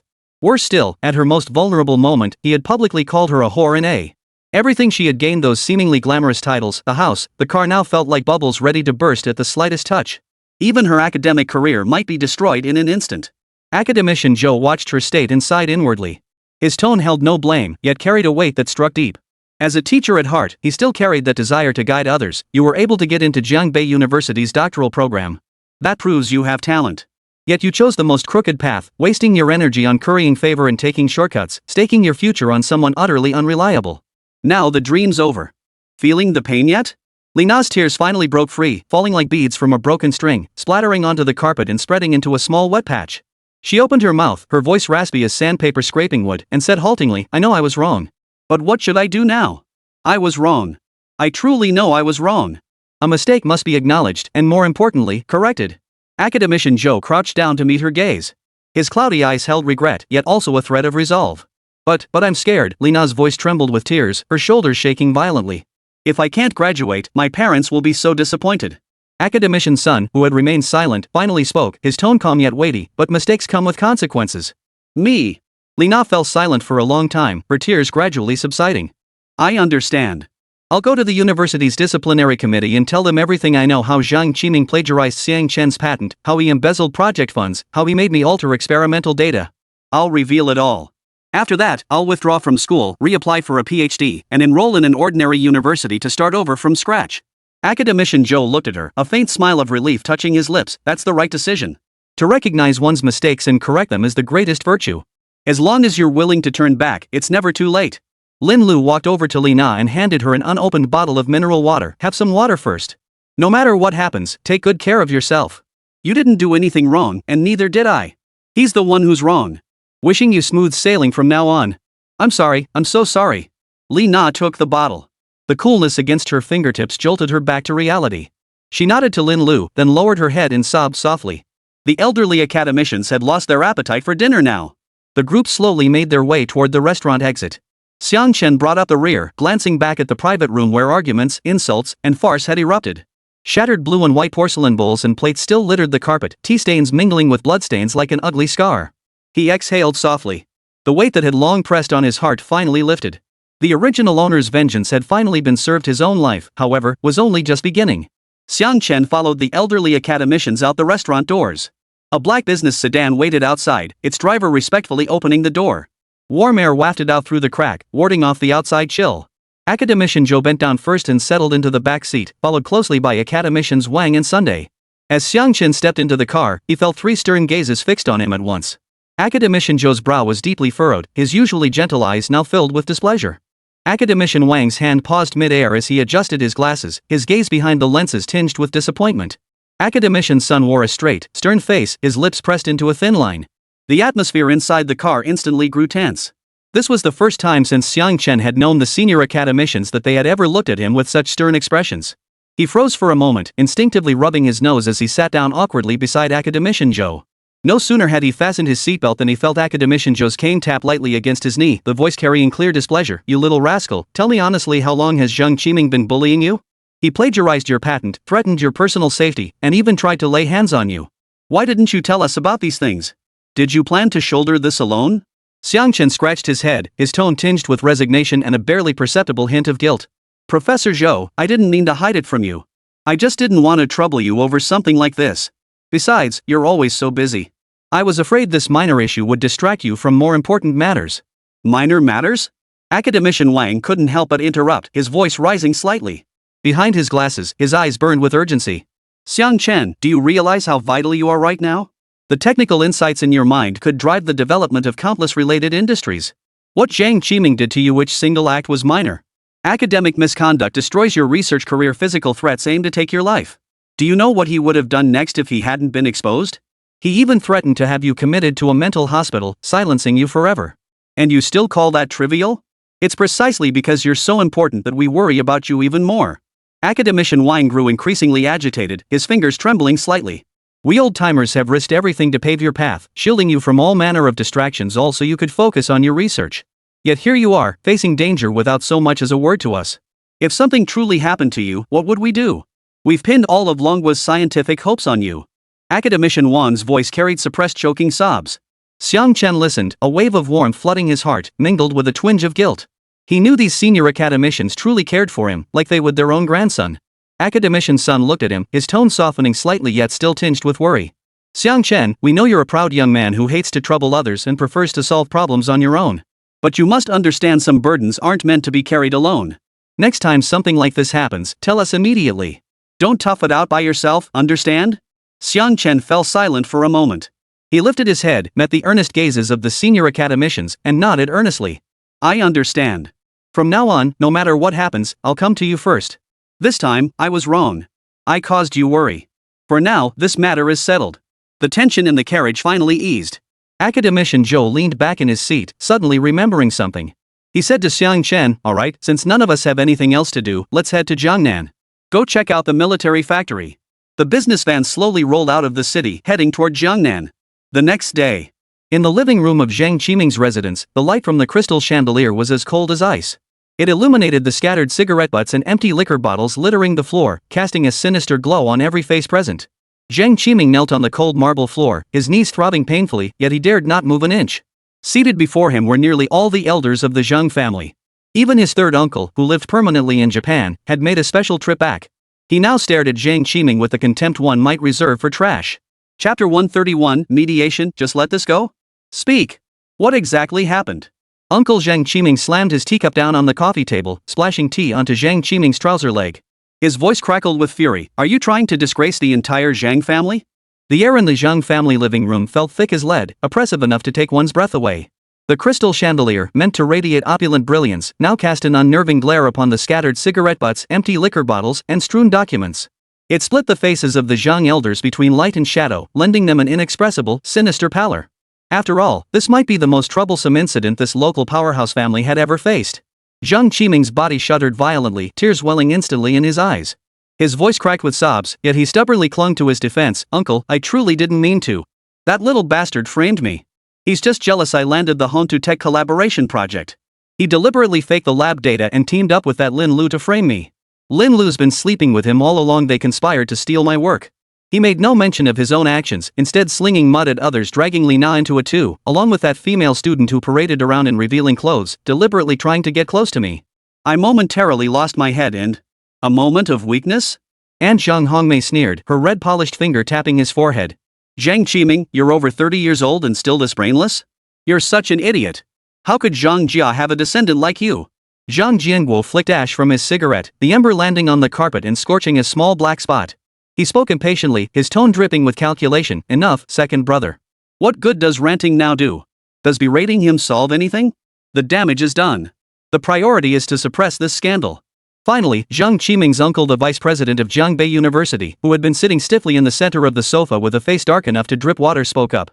Yesterday at the Yunding Hotel, he'd been publicly berated by the pursuing university president in front of the school leadership, even being told to resign from his position as vice president.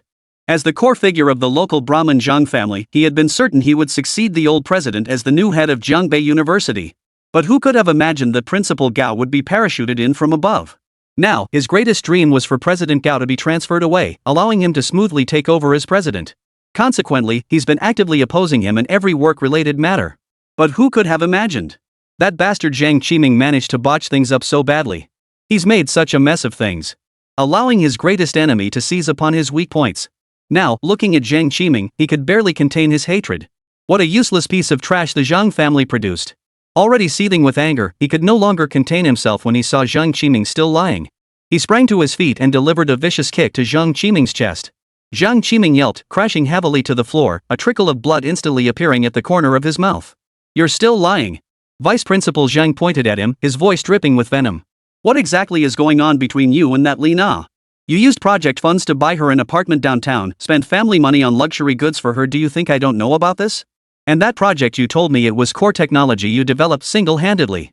Now it's suddenly a patent stolen from a student? Explain this to me. His rage boiled over as his chest heaved violently. He'd toiled at Jiangbei University for over 2 decades, his sights set on the president's seat, all the while hoping President Gao that parachute appointment would be transferred away sooner rather than later. But this Zhang Qiming fiasco not only gave President Gao leverage over him staring at Zhang Qiming on the floor, his eyes burned with bitter resentment, like a parent disappointed in a child who couldn't measure up. For generations, our Zhang family has fought for power and influence. Even if our methods weren't always honorable, none of us ever produced a fool like you so obsessed with women that you'd throw caution to the wind. If you'd channeled that energy into scheming instead of chasing women, I'd have been president long ago. Zhang Qiming lay on the floor, clutching his chest and grimacing in pain, yet still stubbornly insisted, "Uncle, I was deceived by Li Na." "Deceived? You're nearly 40 old man, and you let a female student deceive you?" Vice Principal Zhang sneered, then turned to the elders. "Now Lin Lu wants a divorce and is suing him for adultery. If this escalates, we'll all be tarnished. Having a lecherous nephew will make us the laughingstock of Jiangbei's aristocratic families." At this, Uncle Zhang Qiming and Auntie's expressions darkened further. After all, both of them were on the verge of taking their next step forward. Uncle stepped forward, crushing Zhang Qiming's hand under his foot. Watching the pain turn his nephew's face pale, his voice remained icy. "Listen to me, nephew. You must handle your wife. She must not file a lawsuit. Understood?" Then, Uncle turned to look at Zhang Qiming. Uncle, I understand." Gritting his teeth in pain, Zhang Qiming nodded frantically. After that, the elders of the Zhang family began discussing how to handle the aftermath. After all, this incident was deeply embarrassing for the Zhang family. If it escalated, everyone would know the Zhang family had such a descendant. It would be a stain on their reputation. Vice Principal Zhang took a deep breath, suppressing his anger, and addressed the elders. "We must protect that good-for-nothing. He's recently been listed as a young elite talent in science and technology by the Provincial Science and Technology Department. If something happens now, our family will be utterly disgraced." As for Xiang Chen's side, "Right. Throw money at it." Uncle S eyes lit up as he immediately agreed. "What does the student know about money? Give him 500,000 yuan. If that doesn't work, make it 5 million. I don't believe he won't be tempted. As long as he signs a confidentiality agreement, this matter will be settled." Aunt nodded in agreement. "I'll reach out to Director Li at the State Science and Technology Department tomorrow. We'll make sure things look legitimate." Zhang Jianguo flicked the ash from his cigarette, his tone dripping with contempt and malice. "Young people these days are all about practicality. Money talks. If he keeps pushing, we'll make sure he knows that in Jiangbei, the Zhang family isn't someone to mess with." Zhang Qiming lay on the ground, listening to his elders scheming, hope suddenly igniting in his eyes. Gritting his teeth against the pain, he slowly rose to his feet and bowed 3 times with a thud before Vice Principal Zhang and the elders, his forehead leaving red marks on the ground. "Uncle, first uncle, second aunt, third uncle, thank you. If you can help me get through this, I promise to be a good person from now on and never cause trouble again. I will dedicate myself to research and bring honor to our Zhang family." Vice Principal Zhang snorted coldly, watching his pitiful state with both anger and resignation. "You'd better keep your word. I have a meeting with Xiang Chen tomorrow. You're coming with me." Eldest uncle stepped forward, grabbing Zhang Qiming by the collar with a threatening glare. "Remember this, nephew, even when we make mistakes, we Zhangs never lose to some ordinary student. If you can't handle Xiang Chen tomorrow, pack your things and get out of Jiangbei. The Zhang family has no use for a good-for-nothing like you." The following afternoon, in the workshop of the Jiangnan military factory, Xiang Chen was discussing parameters with Academician Zhou, Academician Wang, and Academician Sun around a material forming machine. Amid the machine's roaring operation, Xiang Chen's phone suddenly vibrated. He pulled it out to find an unfamiliar text message. "Dear Xiang Chen, this is Zhang Luan, Vice President of Jiangbei University. There is urgent business to discuss tonight at 7 p.m. in room 653 of the Yunding Hotel. I hope you can make it." Xiang Chen frowned and handed the phone to Academician Zhou. After reading the message, Zhou snorted coldly. "I bet they're trying to bribe you." Academician Wan leaned in to read it, his voice filled with concern. "We can't let Xiang Chen go alone. They might pull some trick." Academician Sun nodded in agreement. "Exactly. The last incident should have taught us a lesson. We can't let Xiang Chen face them alone again." Xiang Chen considered it for a moment before replying. "It's fine. I'll go see what he wants. I won't be swayed by his offers, and I'll protect myself." "Absolutely not." Academician Zhou waved his hand firmly. "This time, you must bring us along. We'll wait in the adjacent private room. Take a voice recorder and keep your phone on speaker mode so we can listen in real time. If anything happens, we'll rush over immediately." Xiang Chen couldn't persuade the senior academicians otherwise and reluctantly agreed. At 7 o'clock sharp, Xiang Chen arrived at private room 653 of the Yunding Hotel. As he pushed open the door, he saw Vice President Zhang sitting on the sofa sipping tea. Dressed in an expensive custom-made suit, he held a black briefcase in his hand. Spotting Xiang Chen enter, he immediately stood up, his face plastered with a fake smile as he greeted him warmly. "Xiang Chen, you're here. Please, have a seat. Waiter, pour him some tea. Xiang Chen remained motionless, merely staring at him coldly before getting straight to the point. Vice Principal Zhang, you wanted to see me? The smile froze briefly on Vice Principal Zhang's face before returning to normal. He reached out to take Xiang Chen's arm, urging him to sit, but Xiang Chen avoided it without showing any emotion. Hua Chen, I know there was a misunderstanding between you and teacher Qiming, who, by the way, no longer deserves to be your teacher, and he said some unkind words and acted inappropriately. I'm here today not as vice principal, but as his elder, to apologize on his behalf. Misunderstandings? Xiang Chen snorted coldly, his eyes brimming with scorn. Vice Principal Zhang's smile began to crack. Clearing his throat, he pulled a check from his briefcase and placed it on the coffee table before Xiang Chen. The figure of 5 million stood out starkly. Mr. Xiang Chen, young man, there's no need for such anger. Zhang Qiming did make a mistake, but he recognizes it. Here is 5 million. Take it as compensation. If you withdraw your complaint against him and drop the matter, we'll consider this never happened. At this moment, Vice Principal Zhang felt utterly certain of his victory. Or rather, deep down, he felt this was actually giving Xiang Chen too much credit. Xiang Chen stared at the check, his eyes brimming with scorn. Vice Principal Zhang, do I look like someone who needs money? Vice Principal Zhang's expression darkened instantly, his tone turning impatient, even tinged with a hint of threat. Xiang Chen, 5 million yuan. If you return to your small county town, that would be enough to live comfortably for the rest of your life. Xiang Chen picked up the check, tore it into shreds without even glancing at it, and flung the pieces right into Vice Principal Zhang's face. He had thought the matter settled, but this unexpected turn left him thoroughly displeased. Vice Principal Zhang, you'd better stop targeting me. I will pursue the matter of Zhang Qiming to the very end. If you dare to engage in favoritism or corruption, I'll hand the evidence directly to the Ministry of Education. Let everyone know that Zhang Qiming's disgrace isn't just academic misconduct, it's also your shameful abuse of power and bribery. Vice Principal Zhang hadn't expected Xiang Chen to be so unyielding. Furious, he trembled all over, pointing his finger at Xiang Chen, his voice dripping with menace. Fine. Fine. You've got guts. Xiang Chen watched his furious, flustered expression and sneered coldly. I'll be damned if I care what your Zhang family can do to me. My advice is to back down now and voluntarily hand over the evidence of Zhang Qiming's crimes. Otherwise, once the investigation team arrives, it won't just be Zhang Qiming's problem. Right now, I'm only trying to spare my family from this mess. But the conflict between him and me must be resolved. Chapter 132, the last person who talked back like that is already in custody. You. At that moment, Vice Principal Zhang's cheek stung from the shards of the check and Xiang Chen's sharp retort. For a moment, even his breath carried a fiery edge. He gripped the handle of his briefcase so tightly that the crocodile skin texture distorted beneath his fingers.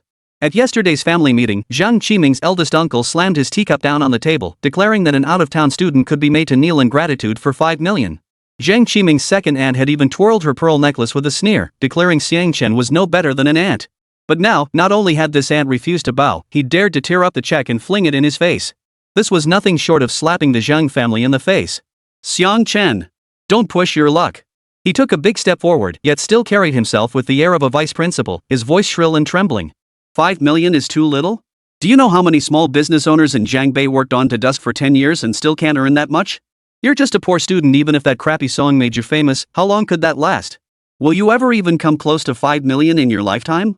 Don't really think you're someone important. Xiang Chen leaned against the doorframe, arms crossed, a cold smile frozen on his lips. Vice Principal Zhang, money can buy luxury goods. It can buy a school district home. But it can't buy back stolen patents. It can't buy back embezzled public funds. And it certainly can't buy justice. If you're really so capable, make Zhang Qiming return my research, reimburse the swallowed project funds, not just mine, but every penny he's pocketed in Shanghai. Stop trying to intimidate me. Anyone can bully people. But bullying won't fix the mess your nephew made with his academic fraud. Threats? Vice President Zhang suddenly laughed. The grin stretched from the corners of his mouth to his ears, shattering the veneer of refinement he'd been trying to maintain. The brutality in his bones oozed out like pus from a festering wound. Mark my words, if you keep this up, we'll both go down together. He jabbed his finger at Xiang Chen's nose, his voice dripping with menace. For the Zhang family, even if you destroy Zhang Qiming, we can still support him for the rest of his life. But you? If you push me too far, I'll make sure you can't even catch a green skin train out of Jiangbei. He pulled out his phone and waved it in Xiang Chen's face, the screen still displaying his chat history with the Education Bureau leader. See? One call from me, and tomorrow you'll get your dismissal notice. I've even thought of the reason. Wait, you don't need a reason at all. But before Xiang Chen could respond, his tone suddenly softened. A phony smile spread across his face as quickly as a face-changing trick. Of course, since this happened, take this 5 million. Sign the confidentiality agreement and we'll consider it settled. After that, whatever you need done in this little corner of Jiangbei, I can give you a nudge. In Jiangbei, my word still carries weight. The speed of this transformation was so rapid it struck Xiang Chen as laughable. 1 second he was threatening to expel him, the next he was dangling promises, as if the menacing figure moments ago had been someone else entirely. Xiang Chen shook his head, his tone as cold as ever. Vice Principal Zhang, save your tricks for someone else. I won't fall for them, and I certainly won't sign any confidentiality agreement. What Zhang Qiming owes me must be repaid. At this moment, Xiang Chen was genuinely disgusted. Great. I thought this was settled. Who knew this was waiting for me? He'd thought Zhang Qiming was bad enough, but now someone even more repulsive had shown up. Looking at his smug expression, Xiang Chen felt his stomach churn. He shook his head, his tone still icy. Vice Principal Zhang, save your soft and hard tactics for those looking for shortcuts. I won't fall for your tricks, and I certainly won't sign any confidentiality agreement. Zhang Qiming stole my research and owes me justice, he must pay it back. And as for you, consider yourself lucky you haven't angered me yet. Leave now, and I'll chalk it up to you panicking out of concern. You. Vice Principal Zhang's smile vanished instantly, his face turning as dark as liver. He slammed his phone onto the coffee table, sending tea splashing everywhere, even the patterns on the tablecloth blurred. Xiang Chen, don't bite the hand that feeds you. I've given you an out, don't be ungrateful. Have you gone soft from too much studying? Don't you know what 5 million means? At that moment, Vice Principal Zhang's voice crawled with contempt like a vermin. He began threatening Xiang Chen's family, his tone dripping with malice. Someone like you, with no connections in Jiangbei, going against the Zhang family, do you really think you can win? Don't be foolish. Be sensible, sign the agreement and take the money now, or you'll regret it. Hearing this, Zhang Qiming beside him could no longer contain himself. He slammed his fist on the table and leapt to his feet. The chair legs scraped shrilly across the floor as his eyes burned with venom. Uncle's right. Xiang Chen, you little bastard, you really think you're something special? Just because you can sing a couple of crappy songs and fool some brainless fans online? You actually think you're a golden phoenix? He stormed over to Xiang Chen in a few strides. Have you forgotten what you used to be like?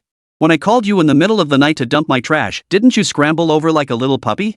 When I asked you to wash my gym clothes, even hand-washing my socks, did you dare say no? Now you've got a bit of fame and think you can talk back to me? You're nothing but a worthless bum scraping by on singing. Always have been. Little brat, you really think you're hot stuff. Although Vice Principal Zhang had repeatedly warned him to keep quiet and not cause trouble before arriving. But seeing Xiang Chen's cold expression now, all his pent-up rage erupted. Finally, he'd found an outlet. After all, these past few days had been unbearable for him, truly, utterly unbearable. Hearing this, Xiang Chen's gaze instantly turned as cold as ice. Zhang Qiming, you know how disgusting your actions are, don't you? And what did you get in return? Just a demand for this achievement? You dare say such things? You dare say such things? You dare utter that sentence? At that moment, Xiang Chen, on some level, truly harbored murderous intent. The urge to kill the Zhang family. What good could such people possibly bring to Jiangbei? Do they think Jiangbei is their personal fiefdom? You? Zhang Qiming laughed maniacally, gesticulating wildly like a madman. Without me. Your research wouldn't have reached this point if not for the resources I provided. How else would you have had the chance to publish papers? You're nothing but an ungrateful, treacherous wolf. Driven to utter madness, Zhang Qiming's words grew even more repulsive. Fine. Xiang Chen laughed in anger. He clapped his hands, his voice dripping with scorn. Zhang Qiming, you're so disgusting it makes me want to vomit. Jiangbei is rotten to the core with a family like yours. What the hell are you talking about? You dare speak of the Zhang family? Vice Principal Zhang chimed in from the side. Though he too thought Zhang Qiming's words were brainless, Xiang Chen's ingratitude enraged him even more. Xiang Chen, don't make such a big deal out of this. Qiming merely used a fraction of your work.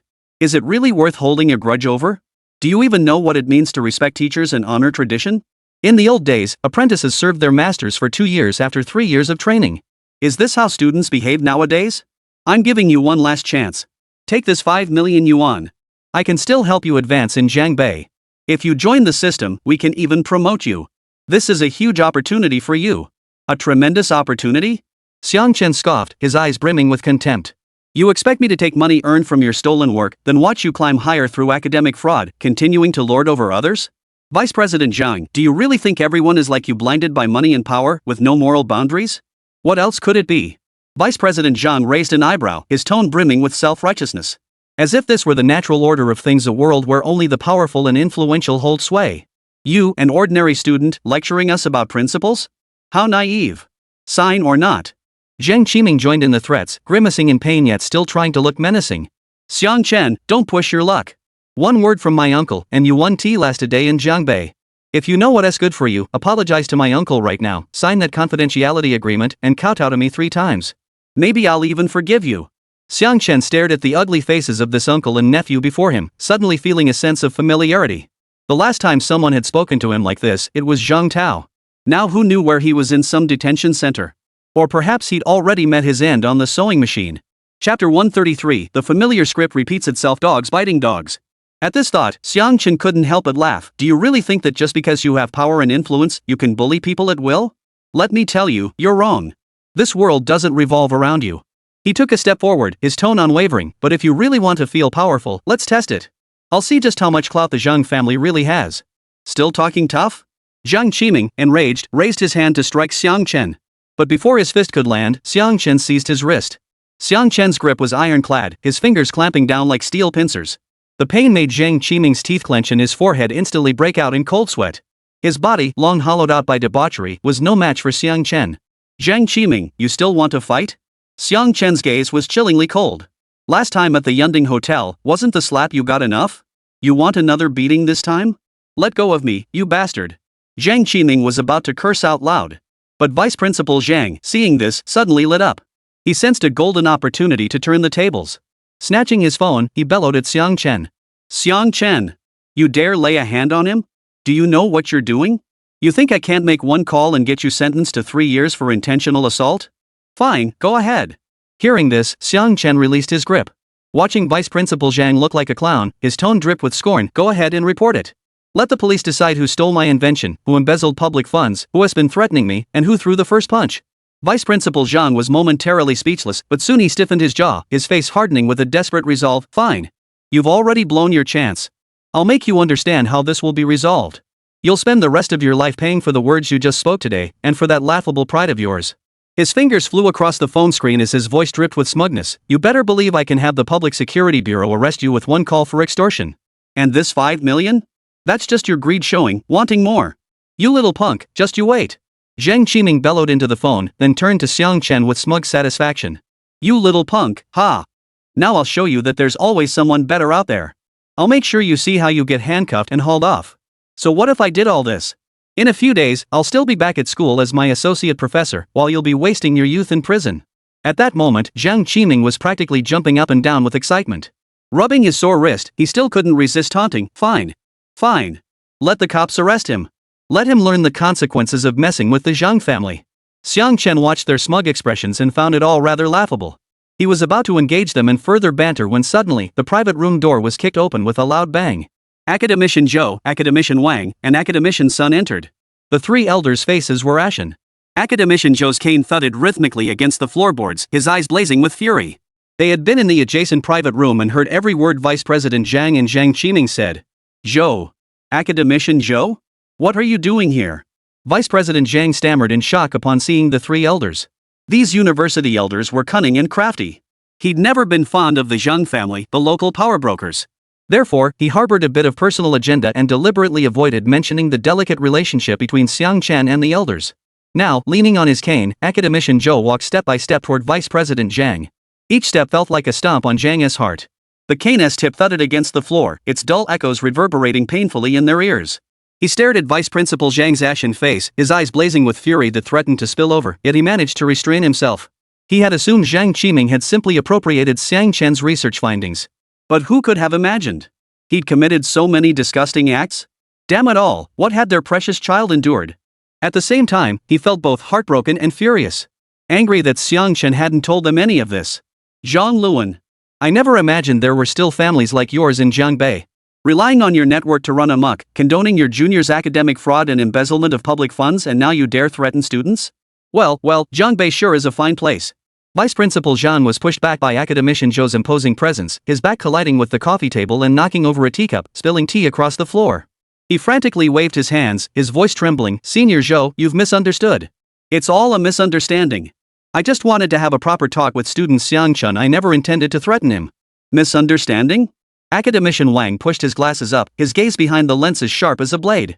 Just now, who declared that in Jiangbei, no one could stop Zhang Luan from doing what he wanted? Who vowed to make sure Xiang Chen couldn't even ride a green skin train out of here? And who threatened to report Xiang Chen for extortion? You call all this a misunderstanding? Academician Sun chimed in, his voice dripping with sarcasm. We heard every word from the next room. You still dare to argue? Now you're flaunting your power in front of us? Do you think no one in Jiangbei can touch you? Vice Principal Zhang's forehead glistened with cold sweat. He now understood the weight carried by these venerable academicians. He immediately bowed low, adopting a submissive posture. Senior Zhou, Senior Wang, Senior Sun, I was foolish. I was momentarily blinded by delusion to utter such nonsense.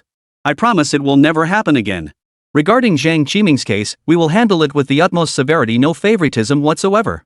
But before the three elders could respond, he secretly pulled a bank card from his briefcase and slipped it toward academician Zhou, his voice hushed yet tinged with desperate hope. Professor Zhou, this is a token of my respect, 5 million yuan inside.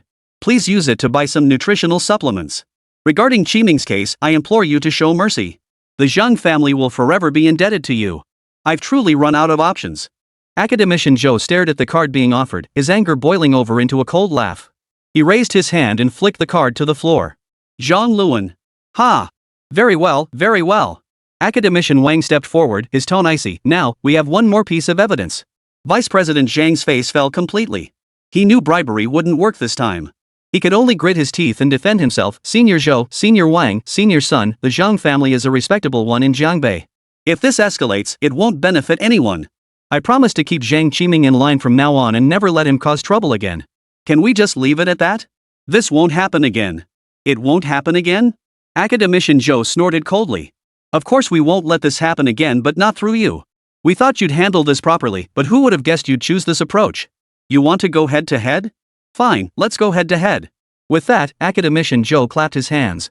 The private room door swung open again. Several individuals in formal attire, wearing identification badges, entered. The lead officer presented his credentials, his tone stern. Zhang Luan, we are officers from the Jiangbei Prefecture Commission for Discipline Inspection and Supervision. We request you accompany us for questioning. Vice Principal Zhang was utterly dumbfounded at the sight of the disciplinary inspectors.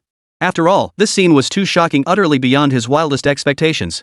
Vice Principal Zhang's legs buckled, and he collapsed to the floor, muttering, You can't arrest me. Do you have evidence? What about due process? Zhang Qiming trembled violently, hiding behind Vice Principal Zhang, his voice shaking. Don't arrest me. I didn't do anything. My uncle made me do it. Chapter 134, Taking Down Uncle and Nephew Zhang Qiming? Head-on confrontation. Zhang Luan slumped on the ground, hearing Zhang Qiming shift all blame onto him. He felt like a cat whose tail had been stepped on. He never imagined that standing up for his nephew would earn him such a betrayal. He scrambled to his feet, pointing an accusing finger at Zhang Qiming and erupting in fury. What did he say? Zhang Qiming hunched his shoulders but stubbornly held his ground.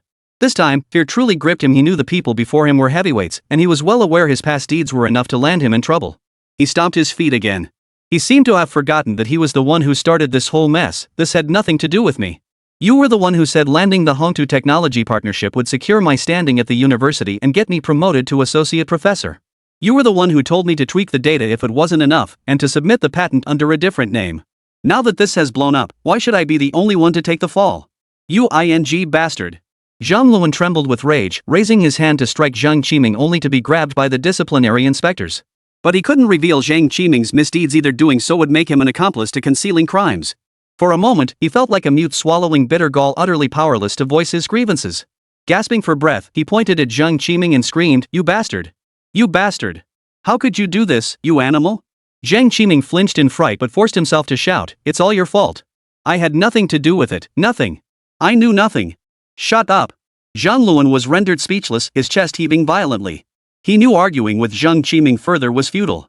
The most urgent task now was to break free from the disciplinary inspector's grip. He violently wrenched free from the disciplinary officer's grip, suddenly remembering something. He pointed at the lead disciplinary officer and shouted, You can't arrest me. You have no search warrant, no summons. Taking someone away like this is procedural misconduct. I'll file a complaint against you. The lead investigator produced a document expressionlessly. Comrade Zhang Luan, this is a summons approved by the Provincial Commission for Discipline Inspection. Please review it. We have preliminary evidence regarding your alleged abuse of office to benefit relatives and condoning academic fraud. This summons is entirely lawful and procedurally sound. As for Zhang Qiming, we will gradually uncover the truth about your numerous issues as well. Preliminary evidence? What evidence? Zhang Luan retorted defiantly. Have you been deceived by Xiang Chen and his crew? They're trying to frame me. Xiang Chen is jealous of Zhang Qiming's achievements. These old men are protecting their own students and conspiring to set a trap for our Zhang family. He dared not name the academicians, only mentioning Xiang Chen. The evidence is right here. I only intended to target Zhang Qiming alone, but now this won't end. This is disgusting. You shouldn't even exist in this world. Hearing this, Xiang Chen waved his phone beside him and chuckled. Academician Zhou snorted coldly, stepping forward with his cane. Zhang Luan, you still try to wriggle out of this? We recorded your threats to Xiang Chen and your offer to bribe me with a bank card. Isn't that proof enough? He pulled out his phone and pressed play. Zhang Luan's earlier arrogant voice instantly echoed through the private room. One phone call from me, and the police will arrest you. There's 5 million in this card. Take it and buy some nutritional supplements. Zhang Luan's face instantly drained of color. He opened his mouth but couldn't utter a word. Academician Sun stepped forward, his tone icy. Vice President Zhang, from the moment we entered this restaurant, we contacted our comrades at the Zhangbei Municipal Commission for Discipline Inspection. They've long been monitoring the Zhang family's shady dealings within the education system, but lacked concrete evidence. Today, your conversation with Zhang Qiming provides them with grounds to file charges. This is called walking into a trap, do you understand? Impossible. Zhang Luan shook his head violently. You forged the summons. This is illegal detention. After all, though Zhang Qiming was a scoundrel, Zhang Luan still had his own ambitions. That was his career path. And if everything was completely sealed today, there would be no chance of recovery. He reached for his phone lying on the floor, but the disciplinary officers held his hand down. The lead official said coldly, Comrade Zhang Luan, please cooperate with our investigation. Secretary Li has already signed the order to investigate you. Even if you make a call, no one can save you. As for those people you mentioned earlier, I'll have the commission's comrades investigate them for you. You wanted to pit connections against each other? You wanted to go head to head? Then don't blame this old man for bullying you. The governor of Zhangbei is a student I taught myself. At that moment, Academician Zhou also turned to Zhang Luan, a flicker of defiance in his eyes. You wanted to go head to head? Then I'll just have to kick some ass. Me. Zhang Luan was utterly panicked. He looked at the 3 senior academicians, his eyes filled with pleading. Senior Zhou, Senior Wang, Senior Sun I. Now you're scared? Academician Wang pushed his glasses up. When you said you'd make Xiang Chen's life unbearable in Zhangbei earlier, why weren't you scared then? When you pulled out your bank card to bribe us earlier, why weren't you afraid then? Academician Wang stood to the side, coldly observing Zhang Luan. Zhang Luan, didn't you say that power and influence meant you could call the shots? Didn't you say you wanted to go head to head with me? Why aren't you going head to head now? Me. Zhang Luan was flushed crimson with indignation, yet he refused to back down. Suddenly, an idea struck him. His eyes lit up as he pointed at the 3 senior academicians and shouted, this is abuse of power. You're using your positions to influence the local disciplinary commission's investigation. That's against the rules. I'm reporting you to higher authorities. Abuse of power? Academician Zhou laughed bitterly. We merely provided evidence of your illegal activities. We never interfered with the commission's investigation. That's called citizen reporting, a right every citizen possesses. You, on the other hand, have abused your position as vice president to secure personal gains for Zhang Qiming. That's the real abuse of power. Academician Sun added with a sarcastic tone, go ahead and refute that. This is wrong. Zhang Luan slumped to the floor, his gaze unfocused. In that moment, he suddenly realized something. That Xiang Chen had an unusual connection with the venerable elders before him. But, how could that be? How could such a youngster have any connection to an academician? At that moment, he was utterly numb. He couldn't comprehend it, not one bit. Zhang Qiming suddenly lunged forward, grabbing the disciplinary inspector's arm and shouting, he's lying. Those data were fabricated by Xiang Chen. Those transaction records are fake. He orchestrated all of this, you can't trust their words. I'm getting a lawyer. I'm appealing. A lawyer? Fine. The lead disciplinary official remained calm. We will legally protect your rights. But right now, you must come with us. As for whether the evidence is real or fake, the investigation will determine that. I won't go. Zhang Qiming clung desperately to the coffee table leg. Unless you present conclusive evidence. Otherwise, this is an illegal arrest. I'll sue you. Academician Zhou frowned and said to the disciplinary officer, Comrade, it seems they're unwilling to cooperate. Shall I call your superior and have him come personally? The lead officer waved his hands hastily. Senior Zhou, no need to trouble you. We have ways to ensure their cooperation. He gave a subtle signal to his colleagues behind him. 2 disciplinary officers stepped forward, hoisting Zhang Qiming and attempting to carry him out. Seeing this, Zhang Luan suddenly struggled to his feet and rushed to the doorway, blocking their path. Can't we work something out? Can I make a phone call? Oh, is that so? Academician Sun stepped forward, his tone dripping with sarcasm. Then should I have someone ask him right now? Ask if he's willing to violate discipline for the sake of your Zhang family? What? Zhang Luan's face instantly turned deathly pale. His confidence deflated by half, yet he stubbornly persisted, you're bullying us with your power. When you said you wanted to go head to head, I thought you had real skills. I never imagined you'd rely on connections to intimidate people. Connections? Academician Zhou snorted coldly.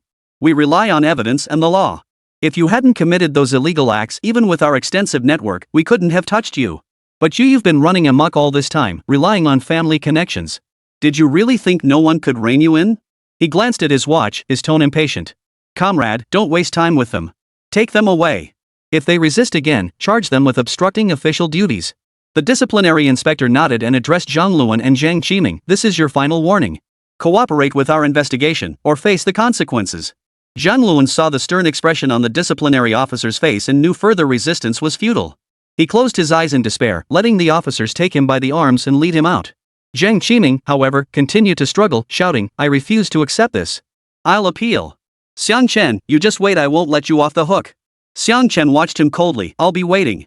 Just as the disciplinary officers were escorting Zhang Luan and Zhang Qiming to the private room entrance, Zhang Luan suddenly halted.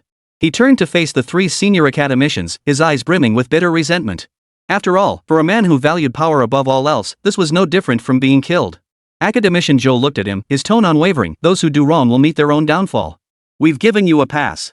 But instead of seeking a proper solution, you resorted to these underhanded schemes. Let justice speak for itself.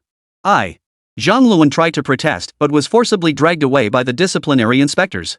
As the private room door slammed shut, his curses and Zhang Qiming's wails faded into the distance. After all, both knew their time had come. The room finally fell silent. Xiang Chen exhaled deeply, then walked to the three senior academicians and bowed deeply. You young man, why didn't you tell us about this? Zhang Qiming did all those disgusting things to you. If you'd told us earlier, none of this would have happened. Academician Zhou sighed, his eyes filled with heartache. After all, he'd heard everything just now, how Zhang Qiming had demanded trash be dumped on him in the dead of night over a phone call. What kind of treatment has that bastard put you through? Academician Wang's tone was gentle. Silly boy, no need to thank us. We've only done what we should. The academic world has no place for corruption, and society has no place for tyranny. As long as we're here, we won't let you suffer injustice. Academician Wang smiled. Truthfully, we anticipated their tricks. That's why we contacted Comrade Jiwei from Jiangbei the moment we arrived at the hotel. We only intended for them to serve as witnesses, but unexpectedly, the uncle and nephew spilled all the incriminating details themselves. It saved us quite a bit of trouble. As night deepened, the private room at Yunding Hotel remained brightly lit. Xiang Chen gazed at the kind faces of the three senior academicians, his heart filled with warmth. Well, we've been here twice now, it's about time we had a proper meal. At that moment, academician's son smiled and spoke slowly. Alright, dinner's on me. Hearing this, Xiang Chen smiled along with him. Hey, you're not the one paying, you little rascal. Academician Zhou waved his hand dismissively, chuckling. Chapter 135, The Academic Faction Case erupts, the Zhang family is destroyed. The next morning, a heavy atmosphere hung over the interrogation area of the Jiangbei Municipal Commission for Discipline Inspection and Supervision. In two adjacent interrogation rooms, Zhang Qiming and Zhang Luan, uncle and nephew, were enduring utterly different yet equally desperate ordeals. The interrogation room's incandescent lights felt as cold as ice, glaring directly onto Zhang Qiming's face and exposing the panic, fear, and guilt in his eyes. The arrogance that had once made him stomp his feet and shout demands for Xiang Chen's imprisonment in the Yunding Hotel private room had vanished without a trace. Now he was curled up in the interrogation chair, his hands clutching the hem of his cheap suit so tightly that his knuckles turned pale and blue.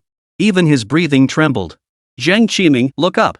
Describe in detail how you plagiarized Xiang Chen's research findings. The lead interrogator slid a neatly bound stack of evidence materials to the center of the table. His tone was calm yet carried an unquestionable authority, each word striking Zhang Qiming's heart like a heavy hammer.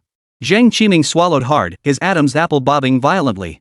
His eyes darted nervously, avoiding the interrogator's gaze as his voice dropped to a whisper. I didn't plagiarize. I was his advisor. I initiated the entire project. He only handled part of the experiments. Isn't it only fair that he gets half the patent credit? Rightfully so? The deputy examiner picked up the top document and unfolded it gently. It was Xiang Chen's original lab notebook, its pages filled with meticulously written formula derivations and data annotations. Each page bore the laboratory's date watermark. This was Xiang Chen's experimental record, detailing the core material development process for flexible electronic skin, the formulation debugging steps, and even the data from failed experiments. We retrieved the lab's surveillance footage from that period. It shows you visited the lab only once a week on average, staying no longer than half an hour each time. You were not involved in the core R&D at all. Zhang Qiming's face instantly turned liver-colored, his forehead breaking out in a fine sheen of cold sweat. He opened his mouth, struggling for words before finally managing. I provided remote guidance. Many key concepts were sent to Xiang Chen via WeChat, just no records were kept. No records? The lead investigator sneered coldly, tapping open screenshots of chat logs on the tablet. These are your messages. They're filled with you asking him to pick up packages, buy coffee, and organize expense receipts. Only 3 messages discuss experiments, and even those are you asking him if the data could be made to look better. Additionally, we located Xiang Chen's junior lab colleague. She can testify that you repeatedly stated in the lab that Xiang Chen was merely a tool for doing the work, and that the credit for the results must include mine. Is that also remote guidance? With irrefutable evidence laid out before him, Zhang Qiming's psychological defenses began to crumble. His gaze drifted aimlessly across the desk as his fingers unconsciously picked at the chair's edge. At that moment, the lead auditor produced a bank statement and tapped it lightly on the table. Now let's discuss the money. Last October, you withdrew 800,000 yuan from the university's research fund under the guise of purchasing lab equipment. That same day, the funds were transferred to Li Na's mother's bank account. 3 days later, Li Na purchased apartment 1802 in Riverside No. 1 in full. Then in January this year, you used project funds to buy Li Na a 120,000 yuan designer handbag and a 300,000 yuan diamond ring. We have every record of these expenditures. Embezzling public funds to support a female student, is that also part of your guidance for experiments? I was wrong. Can I make restitution for all this money? I admit my guilt. Can we just end this here? These words proved to be the final straw, completely shattering Zhang Qiming's psychological defenses. At this moment, he stopped making false accusations. After all, he knew that if they found a way in through him, the entire Zhang family would be finished. Who was clean? Not a single one of them was clean. He intended to take the entire blame upon himself. At this moment, there was not a shred of dignity left from his former status as a young, outstanding scientific talent. All that remained was the ugly spectacle of a bully who preyed on the weak. In the adjacent interrogation room, Zhang Luan was still making his final desperate struggle. Dressed in a crisply ironed shirt, he sat upright, desperately trying to maintain the dignity befitting the vice president of Jiangbei University. Faced with the interrogator's questions, he either dodged the crucial points or flatly denied everything, attempting to muddle through using his status and clever rhetoric. Zhang Qiming has confessed that you instructed him to falsify experimental data, file fraudulent patent applications, and even helped him pull strings to secure the young elite scientist title. What do you have to say? The lead interrogator placed Zhang Qiming's written confession before him. Zhang Luan gave a cold laugh, pushed his glasses up his nose, and replied with a hint of arrogance, "He's trying to shift the blame onto me to lessen his own punishment. As vice president in charge of research, how could I possibly engage in such unethical academic conduct? Zhang Qiming's plagiarism and embezzlement were his personal actions. They have nothing to do with me." At this moment, Zhang Qiming was no longer connected to him in any way, so whether he lived or died was of no consequence. In a way, his current mindset mirrored Zhang Qiming's own thoughts. That is, to protect the Zhang family. As long as prices didn't rise and the company didn't collapse, at least they wouldn't face any major crises. Nothing to do with you? The chief interrogator pressed play on the recorder. Zhang Luan's voice echoed clearly through the interrogation room. "Qiming merely used a bit of your work. Why are you making such a fuss? I told you to alter the data, not to embezzle funds to support a female student. How do you explain this recording?" Zhang Luan's face instantly drained of color, though he forced himself to remain composed. "That was just me venting to calm Xiang Chen down. I wanted to stabilize him before investigating the situation. I had no idea Zhang Qiming had actually tampered with the data." Emotional outburst? The lead investigator produced another call log. "Last November, you made 17 calls to Director Li of the Provincial Science and Technology Department, totaling over 4 hours of conversation. We retrieved the call recordings. You explicitly stated that Zhang Qiming is my nephew, asked Director Li to give his application materials special attention, promised to treat him to a meal once the matter was settled, and hinted at the Zhang family's influence in Jiangbei, something you're well aware of. Additionally, we discovered that after Zhang Qiming received the title, you transferred 50,000 yuan to Director Li's account as a thank you gift." Is this also an angry remark? Cold sweat beaded on Zhang Luan's forehead, trickling down his temples. He instinctively reached for his pocket, only to find his phone had long been confiscated. "I was merely recommending an outstanding young teacher.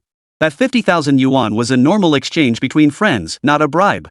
Normal transaction?" The lead investigator produced an application materials review form bearing Zhang Luan's signature. Zhang Qiming's application materials contained fabricated experience regarding a provincial science and technology progress award. The awarding body had never even established such an award. As the reviewer, you signed off on the materials as authentic and reliable, approving the recommendation. Is that also a normal recommendation? Zhang Luan's lips twitched, but no words came out. Then the chief examiner produced bank statements showing transfers totaling 200,000 yuan from Hongtu Technology to Zhang Luan as consulting fees. Last February, when Manhwa Technology signed a cooperation agreement with Jiangbei University, Zhang Qiming handled the technical liaison. As the university's responsible official, you received this consulting fee after the agreement was signed. You dare claim this wasn't a kickback? All defenses crumbled before the irrefutable evidence. Zhang Luan finally collapsed. His body slumped against the chair back as he stared vacantly at the ceiling. He knew his political career, built over 2 decades, was utterly finished. Yes, I did it all. Therefore, he became even more determined to protect the Xiang family. But how could it be that easy? The 3 elders had practically exhausted all their connections for Xiang Chen. This matter couldn't possibly be settled so easily. Just as the uncle and nephew were being pushed back in the interrogation room, chaos erupted at the Xiang family's ancestral home. After all, news of Zhang Luan and Zhang Qiming's arrest had reached them. Zhang Qiming's eldest uncle, Zhang Jianjun, trembling, dialed the number of Director Wang from the Education Bureau, a man he'd once called brother, his voice pleading. "Old Wang, could you help smooth things over for Zhang Luan and Qiming? We've worked together for so many years. You can't just stand by and watch them drown, can you?" A full 10 seconds of silence hung heavy on the line before a cold voice finally came through. "Old Zhang, it's not that I won't help you. This case is being directly supervised by the Provincial Commission for Discipline Inspection. It even involves national-level experts like academician Zhou. No one dares to interfere. I advise you to stop trying to pull strings. Have them confess honestly and seek leniency. That's the only way out." With that, the phone clicked off. Zhang Qiming's aunt, Zhang Hongmei, paced restlessly in the living room. She called business partners for help but received even more direct refusals. "Mr. Zhang, I'm sorry. The Zhang family's situation is too sensitive right now. Our company is under tax audit, and we really can't risk being associated with you. Let us not keep in touch anymore." Officials and business tycoons who once swarmed around the Zhangs now avoided them like the plague. Zhang Jianjun sat slumped on the sofa, watching his family sigh and lament in the room, muttering to himself. At that moment, he sensed something inexplicably clear: the Zhang family might be finished. He couldn't understand it. He truly couldn't comprehend it. Sure, this was a big deal, but it couldn't possibly be this bad, could it? Sure enough, retribution came faster than imagined. 3 days later, his cousin Zhang Lei's construction company was shut down for cutting corners and winning bids through bribery, halting all construction sites. Even Zhang Luan's wife, Zhang Min, head of the personnel division at the Education Bureau, was suspended for improperly arranging school placements for relatives and accepting red envelopes from parents. Within a single week, the Zhang family's political and business influence in Zhangbei was uprooted. The once bustling Zhang family mansion now stands deserted, with only the elderly, women, and children left inside, sighing and lamenting. A week later, the front page of the Jiangbei Daily featured a headline in bold black type: "Case of Jiangbei University Vice President Zhang Luan's alleged academic corruption and power rent-seeking settled 11 members of the Zhang family under investigation." The report detailed Zhang Luan's entire process of instigating Zhang Qiming to plagiarize patents, embezzle public funds, and engage in bribery. It included screenshots of key evidence such as laboratory notebooks, bank statements, and audio recordings. The article also exposed the Zhang family's long-standing practice of monopolizing educational and construction resources through their network of connections, oppressing ordinary citizens. On the same day, the Provincial Commission for Discipline Inspection and Supervision issued an official statement, explicitly labeling the case as a typical instance of corruption involving collusion between academic fiefdoms and family power networks. It emphasized the case's egregious nature and severe negative impact, stressing the necessity of rigorous investigation to deter others. The news sent shockwaves through the entire Zhangbei region. Chapter 136, Direct Transfer to Lonka University. The news of the Zhang family's downfall exploded like a thunderclap through Jiangbei's political and business circles. Those who had once fraternized with the Zhangs and shared mutual interests plunged into extreme panic overnight. They frantically dug up records of transactions and phone logs with the Zhang family, terrified of being implicated in this colossal scandal. Deputy Director Li of the Municipal Finance Bureau paced restlessly, staring at the shopping cards gifted by the Zhang family's construction company in his desk drawer. Years ago, during the bidding for an old city renovation project, he had accepted bribes from the Zhangs, ensuring Zhang Lei's company secured the contract. Now that the Zhangs had fallen, he burned the gift cards and bribery records overnight. Yet he still tossed and turned, terrified that the Commission for Discipline Inspection would trace the evidence back to him. Similar scenes were commonplace across government agencies in Zhangbei. Many proactively approached the commission to explain their situations, shifting all blame onto the Zhang family for initiating the bribery attempts, desperately trying to distance themselves. What was even more unexpected was that after news of the Zhang family's downfall spread, a wave of reports surged among Zhangbei residents. Homeowners whose houses had been forcibly demolished by the Zhang family, migrant workers owed wages by Zhang Lei's company, and teachers forced out of schools due to Zhang Luan's abuse of power all flocked to the Disciplinary Inspection Commission's petition office with evidence. An elderly man surnamed Wang clutched photographs of his demolished home, his eyes reddened as he declared, "For 3 years, I sought help everywhere to no avail. Now, finally, justice will be served." These reports poured into the commission like snowflakes, not only solidifying the Zhang family's crimes but also exposing a network of colluding local officials, accelerating the collapse of their entire web of corruption. No one could have imagined that the force bringing down the Zhang family, this colossal entity in Zhangbei, would be Xiang Chen, a seemingly ordinary graduate student. But Xiang Chen was no longer the easily manipulated student of the past. He had become a unique figure adorned with dual halos. But this graduate student was truly extraordinary. As the hottest rising star in China's entertainment industry and a rising scientific luminary endorsed by numerous heavyweights in academia, the Xiang family's downfall was well deserved. The aftershocks of the Xiang family's downfall continued to reverberate. Among the beneficiaries, none was more evident than President Gao. Jiangbei University launched a 3-month academic integrity campaign, purging faculty members guilty of misconduct. After all, the eyes of the entire nation are now fixed on Jiangbei University. At this moment, he sensed his chance to make a significant impact. After all, under the previous control of the local power brokers, much of his work had been stalled. The Municipal Housing and Urban Rural Development Bureau re-examined construction projects from the past 5 years, revoking the bidding qualifications of multiple non-compliant enterprises. The Education Bureau introduced transparent enrollment policies to eliminate rents seeking through power. This case, sparked by a graduate student, ultimately propelled a sweeping reform of the ethos across the entire Jiangbei region. Yet at this very moment, the graduate student found himself in a real bind. After all, he was in the lab refining the original host's research project when he received a call that truly caught him off guard. It was a call from academician Zhou in the capital. "Young man, I have news for you. We've already transferred your academic records to the University of the Chinese Academy of Sciences. Report to the capital next week. All paperwork is complete." "What did you say?" Hearing this, Xiang Chen nearly dropped his phone. "Transfer? To the University of the Academy of Sciences? Old Zhou, why didn't you discuss this with me?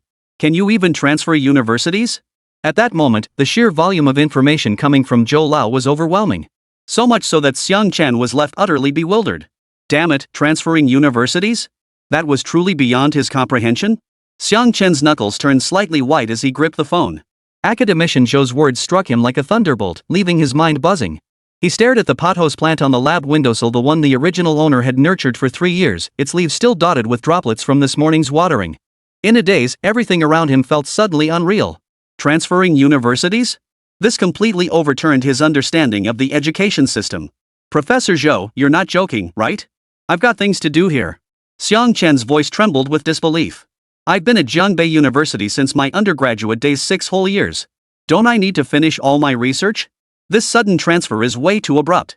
He walked to the lab bench, his fingertips unconsciously tracing the cold petri dish.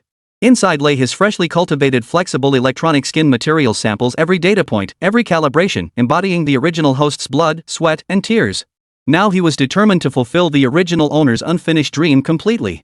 Academician Zhou chuckled softly on the other end, his tone unwavering. "You little rascal, do I joke about things like this?" The University of the Chinese Academy of Sciences has a dedicated transfer pathway for exceptional talents. "Ha?" Xiang Chen's voice softened as his mind buzzed with disbelief. Academician Zhou's tone carried a hint of dismissiveness. "We've already discussed it with President Gao. The project will be transferred directly. You don't need to ask about anything else.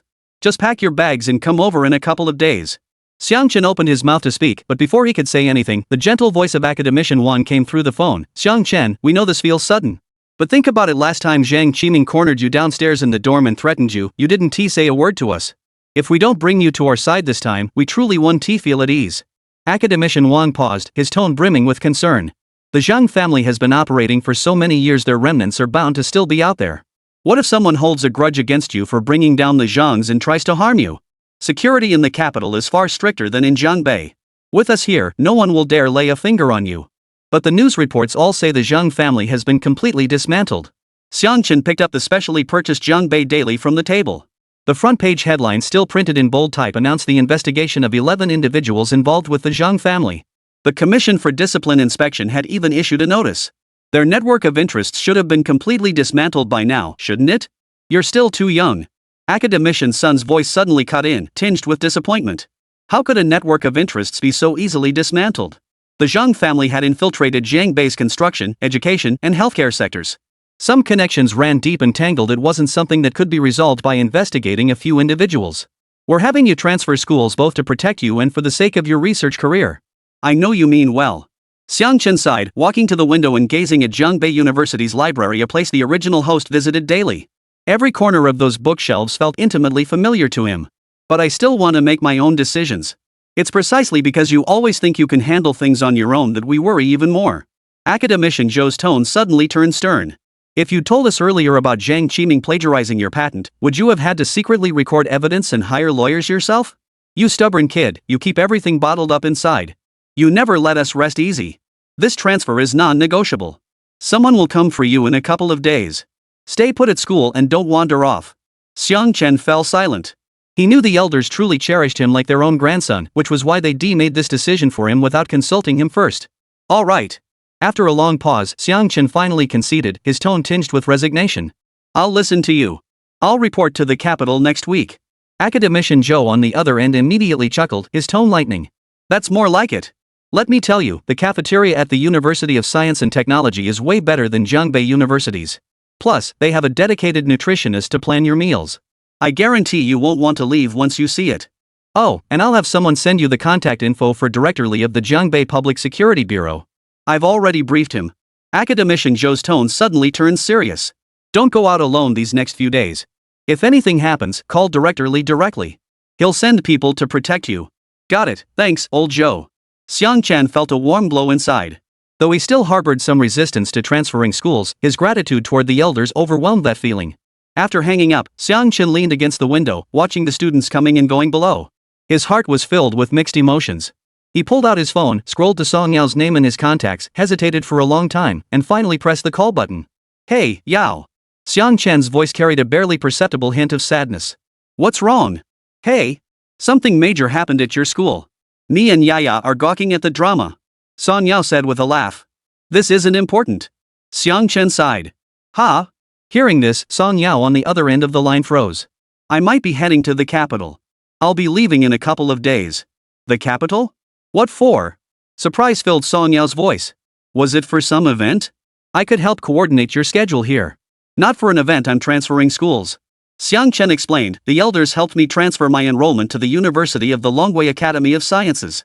I might be staying in the capital for the long term." Chapter 137, The Zhang Family's Revenge Targeting Xiang Chen. "Yao, so I'm heading to the capital. We won't be together anymore. I still need to figure out how to release my future works and manage my account. After all, this is the industry I'm committed to." That was the sole purpose of Xiang Chen's call to Song Yao.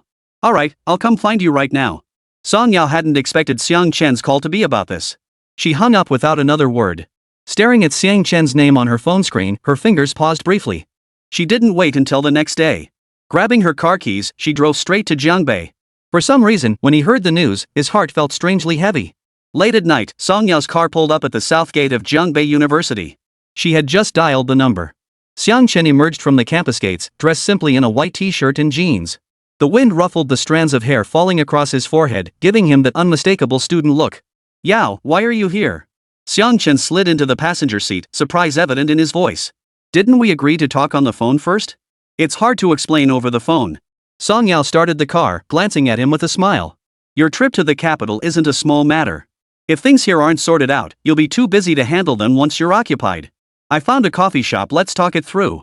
The car turned onto a quiet street and stopped in front of a cafe called Shiguang. They chose a corner table by the window. "First, tell me what you're thinking." Song Yao stirred the sugar cubes in her coffee and got straight to the point. "Once we're in the capital, what are your plans for your music? Are you going to take a break or keep up the same update schedule?" Xiang Chen cradled his warm cup, pondering for a moment. "I don't want to stop. Writing songs isn't just work for me, it's how I unwind. When I'm exhausted from experiments, jotting down a couple lines of lyrics actually helps me clear my head. But I probably won't have time for commercial gigs or variety show recordings anymore." "I knew you'd say that." Song Yao sighed, flipping open her densely packed phone memo. She jotted these down during her drive. Suppressing her disappointment, she rallied her spirits. "Here's the plan I've outlined. Let's see if it works for you.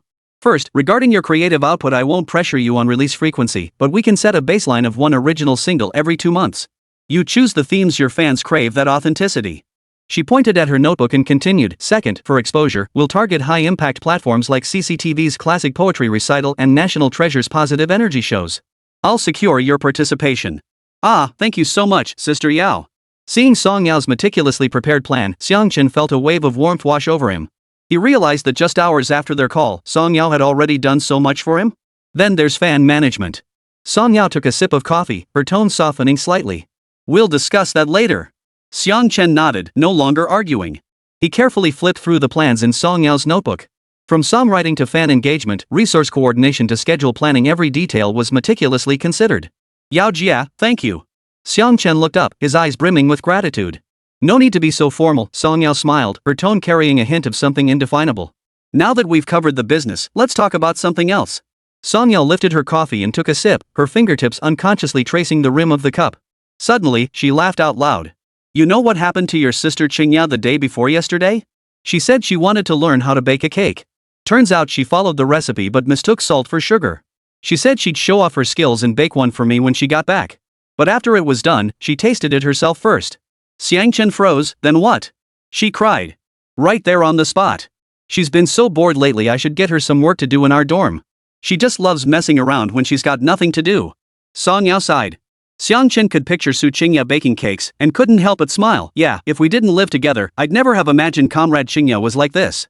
Song Yao chuckled at the thought, then remembered something else. Yeah, exactly. She's the classic type who commands the stage but has endless mishaps in real life. Song Yao shook her head, her tone tinged with both exasperation and affection. Back in middle school, she went through a phase obsessed with succulents. She bought over a dozen pots and lined them up on the balcony. She'd water them once in the morning, again after school, during homework breaks, and even get up before bed to make sure they weren't thirsty. By the third day, they started rotting at the roots. She crouched on the balcony and asked me, Yao Yao, do they not like me? I couldn't bear to break it to her, so I just said maybe the weather wasn't right. Later, I secretly gave the remaining pots to the florist downstairs. Xiang Chen laughed until he doubled over. The warm glow from the cafe spilled over them, chasing away much of the late-night chill. Song Yao chattered on about amusing stories from her and Su Qingya's school days, like how Su Qingya grew her hair long in middle school to imitate her idol, only to be forced by her homeroom teacher to cut it into a bob, crying through an entire class period.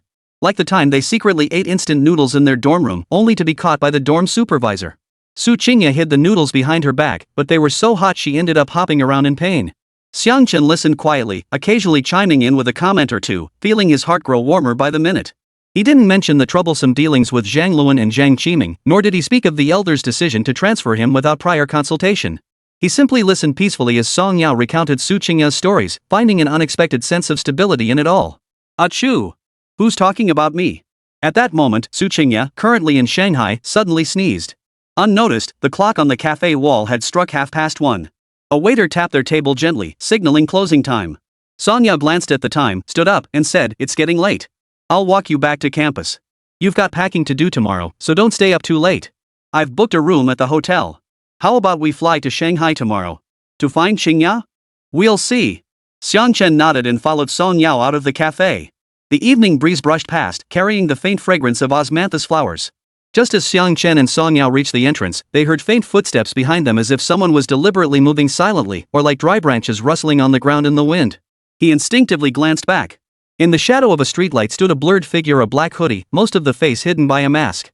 Only a pair of eyes peered out from beneath the hood, darting quickly between him and Song Yao before lowering again. "What's wrong?" Song Yao noticed his pause and turned to ask. "Nothing.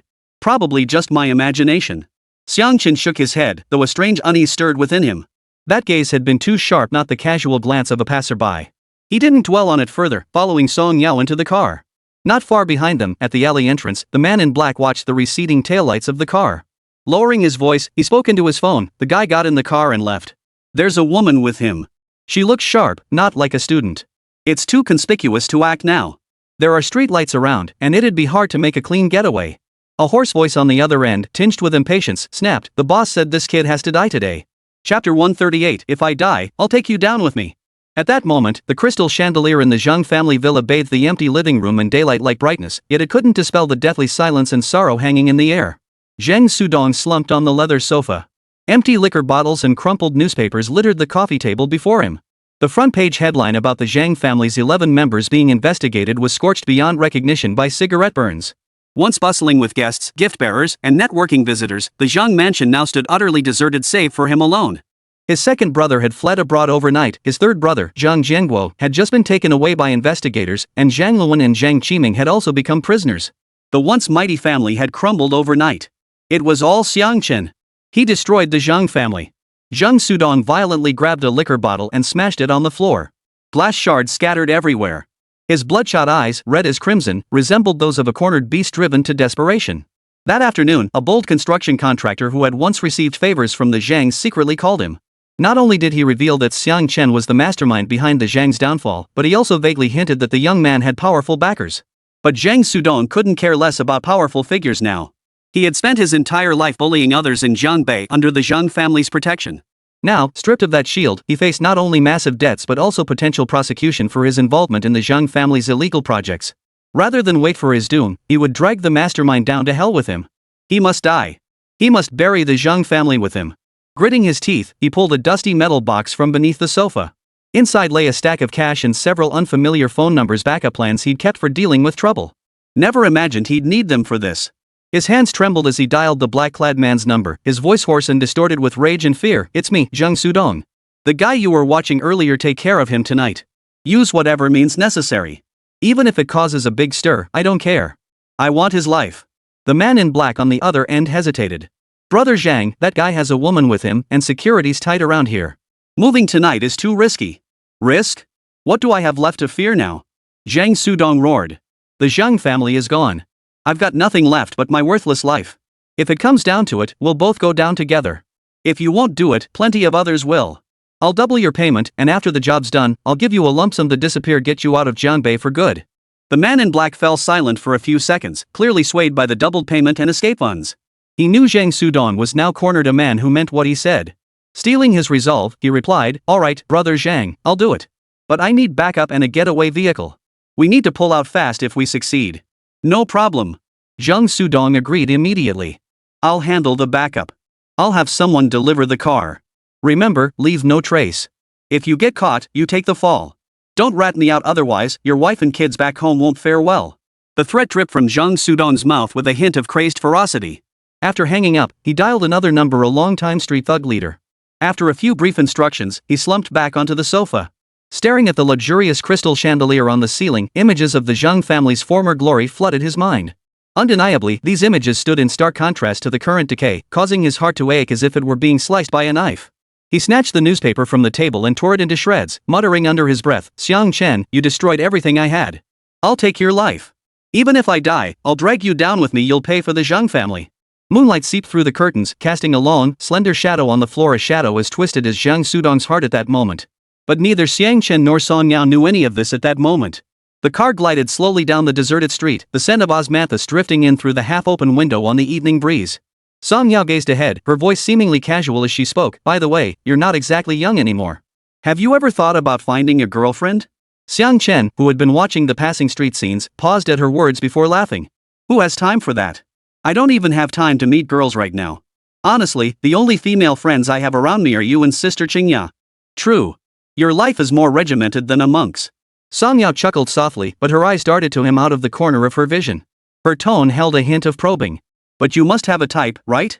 Like, gentle? Or lively?" Xiang Chen brushed it off as casual chit-chat. "Honestly, I don't really have a set type. As long as we get along, she's reliable and genuinely cares about me, that's enough. But seriously, finding someone like you, Yao, would be perfect, no worries at all. Your professional skills are flawless." "Ah." The moment the words left his mouth, Song Yao's hand gripping the steering wheel froze, her heart skipping a beat. Her cheeks flushed hot, and she quickly turned her face away, pretending to fix her hair to hide her flustered state. Her voice was softer than usual. "You little rascal, what are you saying?" "It's just a feeling." Xiang Chen smiled. Song Yao took a deep breath, suppressing the fluttering in her chest, and quickly changed the subject. "Never mind that. I have something serious to tell you. My brother's civilian version of the steel egg is almost ready for mass production. I asked him to set aside a sample unit. It'll be mailed over in the next few days. You can take a look at it before you head to the capital." "Great." Hearing this, Xiang Chen nodded in agreement. He's really looking forward to that civilian board. Everything's going smoothly now, it's just a matter of whether my brother can pull it off. At this point, Song Yao paused for a few seconds. "Don't worry, I'll get your stuff back for you. After all, we're friends. If not this time, there's always next time. One day, we'll get it all back." Xiang Chen smiled and said, "Take your time." "Yeah, that's exactly what I told him." Song Yao chuckled as the car rolled onto a stretch of national highway. The kind without surveillance cameras. Song Yao looked at Xiang Chen. It was getting late, he should get some rest soon. If he decided to head to the Magic City tomorrow, he should call her anytime. Xiang Chen nodded. "Got it."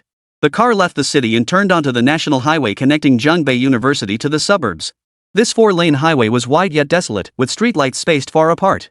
Their dim glow cast long shadows in the night. Not a single passing vehicle was in sight, only the rustling sound of tires on the road made the silence feel especially profound. Just as Song Yao finished speaking, the corner of her eye caught a sudden flash of blinding high beams in the rearview mirror. She instinctively frowned. On such a deserted stretch, even if there were cars, they should maintain a safe distance. Yet these lights were dangerously close, almost touching the rear bumper. Hold on, Song Yao's voice suddenly dropped. Her grip on the steering wheel tightened unconsciously. Is the driver behind us crazy? Xiang Chen, who had been fiddling with his phone, immediately looked up at the rearview mirror. A black SUV with no license plates was tailgating them, its front bumper practically touching their rear bumper. The high beams were blinding. What the hell? How is this driver operating? He frowned, a vague sense of unease rising within him. Song Yao gently tapped the brakes, intending to warn the rear vehicle to keep its distance. Unexpectedly, instead of slowing down, the car behind them surged forward. A soft thud echoed as the rear bumper was lightly grazed. Though the impact was light, it struck both of them like a bolt of lightning. What the hell are they doing? Song Yao's expression darkened instantly. What the hell are they trying to do? She immediately released the brakes and pressed down slightly, accelerating the car forward to create a few meters of distance. But before they could breathe a sigh of relief, the car behind them lunged forward like a starving wolf, its high beams locked onto them, the engine rumbling as the driver clearly floored the accelerator. What the hell was going on? Xiang Chen's heart leapt into his throat.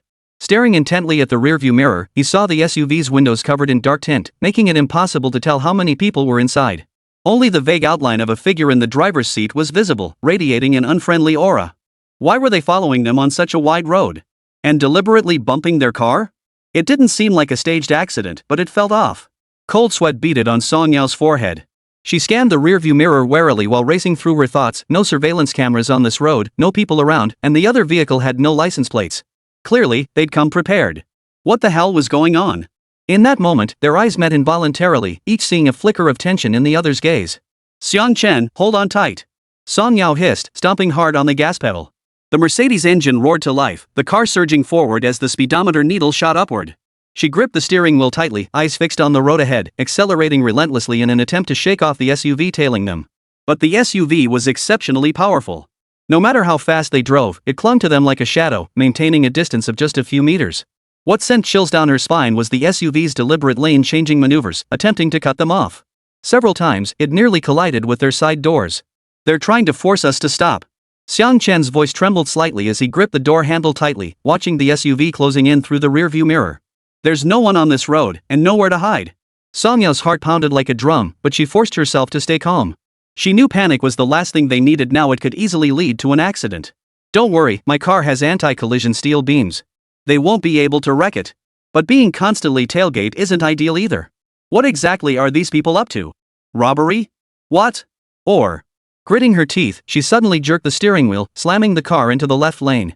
She aimed to use the vehicle's agility to shake them off. But the pursuers reacted instantly, swerving to follow suit and maintaining their close pursuit. Just then, the passenger side window of the SUV rolled down. A hand emerged, gripping a steel pipe, and swung it with brutal force, smashing it against the rear of their car. A thunderous crash echoed as the rear bumper dented in. Holy? Xiang Chen froze for a second before suddenly looking ahead. Yao, there seems to be a junction up ahead. Song Yao followed his gaze and saw it a few hundred meters ahead lay a junction leading to a township. Though the road narrowed, it would at least disrupt the pursuers' rhythm. All right. We're taking the junction. She took a deep breath, pressed the accelerator pedal to the floor, and the car shot toward the junction like an arrow released from its bowstring. In the rearview mirror, the SUV remained hot on their tail, its engine roar growing louder, as if tearing through the silent night. Song Yao's palms were drenched in sweat. Her eyes fixed on the junction ahead, her mind consumed by a single thought: shake them off. Get out of here safely. Just dozens of meters from the junction, the pursuing vehicle suddenly accelerated again, slamming violently into the rear of their car. A thunderous crash sent the vehicle reeling violently. Song Yao nearly flew from her seat, but she clutched the steering wheel with all her might, gritting her teeth and snarling, "Bastards! Yao! Turn now!" Xiang Chen shouted frantically. Song Yao yanked the wheel hard. The car scraped along the roadside guardrail, making the turn at the intersection by the skin of its teeth. The SUV behind them, traveling too fast to react, careened off the road and sank into the muddy ditch. Its engine sputtered and rattled before finally grinding to a halt. Still shaken, the two glanced back to see the SUV's occupants scrambling out, cursing in their direction. But with the vehicle stuck in the mud, they couldn't give chase immediately. Hurry! Get out of here now! Song Yao dared not linger. She slammed the accelerator again, and the car vanished swiftly into the night along the narrow path branching off the crossroads. Chapter 139, Song Yao's Confession, The Hidden Dragon Guard Strikes. The car raced along the side road for over 10 minutes. Only after confirming no pursuers followed did Song Yao gradually ease off the gas, pulling over onto an open patch by the roadside. Both of them exhaled in relief simultaneously, their backs soaked through with cold sweat, heart still pounding wildly out of control. Song Yao unbuckled her seatbelt and slumped back in her seat, gasping for breath. That was too close. They almost caught us. She instinctively pressed her hand to her chest, trying to steady her pounding heart. The moment the SUV rammed into them and the steel pipe smashed into the rear of their car kept replaying in her mind, sending shivers down her spine even now. Right now, there was no doubt she was extremely nervous. After all, this was her first time encountering something like this. She forced her voice to steady. Yeah, it was totally abnormal. That car had no license plates or registration. They clearly came prepared. What the hell was that? Robbers? Robbers? Xiang Chen frowned and shook his head. Not likely. If they wanted to rob us, they could have struck somewhere less crowded. There was no need to keep chasing us, ramming us, and smashing our car with a steel pipe. It feels more like they wanted to force us to stop or even kill us. The moment those words left his mouth, the atmosphere in the car grew tense. Song Yao's expression darkened as she stared out the pitch-black window, her voice tinged with worry. Now that you mention it, something does feel off. Their target was clear, they were coming for us. But I haven't crossed anyone lately. You? Then she turned to Xiang Chen. Me? Hearing this, Xiang Chen fell silent. Leaning back in his seat, he closed his eyes and carefully recalled recent events. Aside from disputes with Zhang Luan and Zhang Qiming, he hadn't made enemies with anyone else. The thought surfaced only to be immediately suppressed. Beyond those conflicts, he couldn't fathom who else could harbor such hatred toward him enough to attempt to kill him. But, how could they dare? In that moment, he suddenly understood the old man's well-intentioned question. But ultimately, this remained mere conjecture. Besides, there was no need to burden Song Yao with worry. Xiang Chen lifted his head, forcing down the turmoil within and feigning bewilderment. I have no idea. I haven't offended anyone. Maybe they mistook me for someone else? Or road rage? He deliberately voiced an absurd guess, hoping to steer the conversation elsewhere. Mistaken identity? Road rage? Song Yao frowned, clearly unconvinced. Who would mistake someone for another and then ram their car, then attack with a steel pipe? They were clearly targeting us.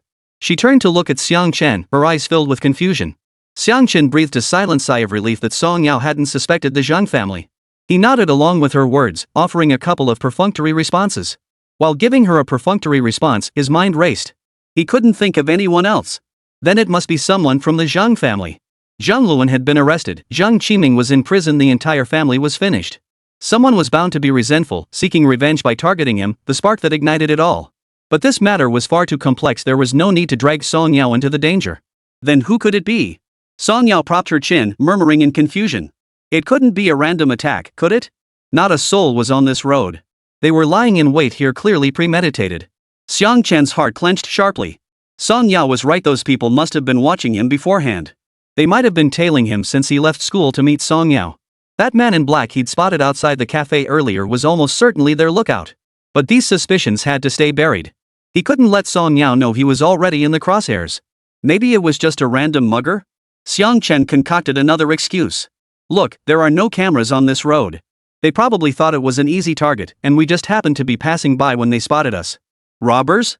Song Yao froze for a moment before shaking her head. It doesn't seem like it. If they wanted to rob us, they could have waited until we got out of the car. There was no need to chase us and ram the vehicle. This feels more like they wanted to force us to stop or even hurt us. Her tone grew increasingly grave, her eyes brimming with concern. Xiang Chen, have you received any strange texts or calls lately? Like threats? Xiang Chen was racking his brain for an excuse to dodge Song Yao's persistent questioning when a blinding glare suddenly struck the back of his neck. It was the intense beam of a high-beam headlight reflecting off the rearview mirror and piercing straight into the car, momentarily blinding him. Who the hell is that? Song Yao's voice shot up. She whipped her head toward the rearview mirror to see a dark sedan hurtling toward them at breakneck speed. Its front end was less than 5 meters from their rear bumper, the roar of its engine piercing the quiet night. This car was different from the SUV they'd encountered earlier, yet its relentless pursuit mirrored the previous one almost exactly. And just like the other, it had no license plate. Song Yao's heart leapt into her throat. Xiang Chen suppressed his shock and shouted urgently, Yao, drive. Just get out of here. Don't worry about what it is. At this moment, even the slowest of them could see that the car was after their lives.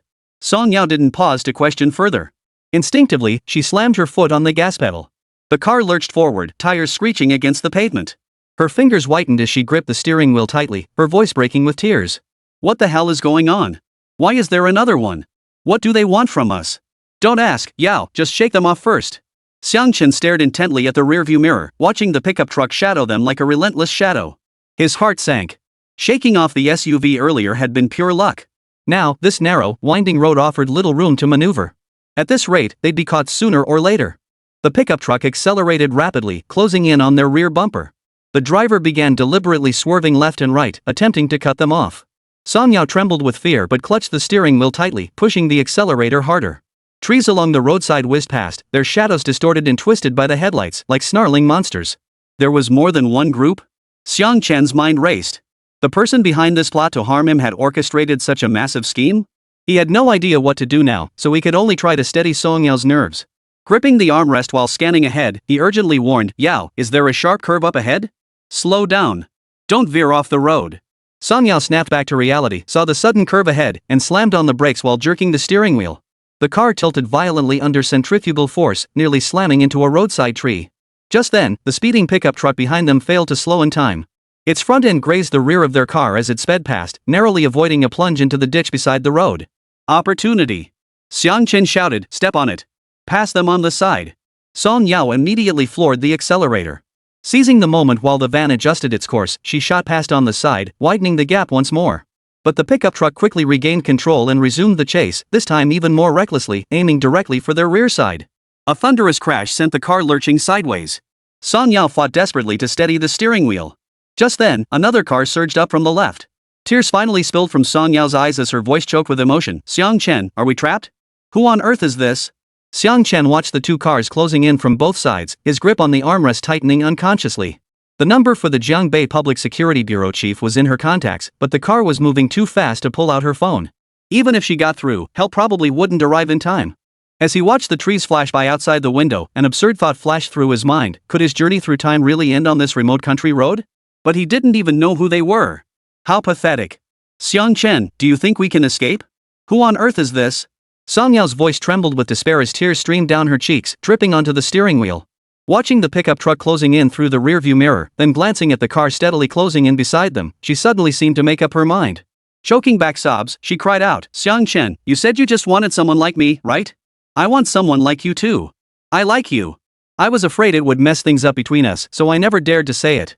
But now, if I don't say it now, I'll never get the chance." "Ha!"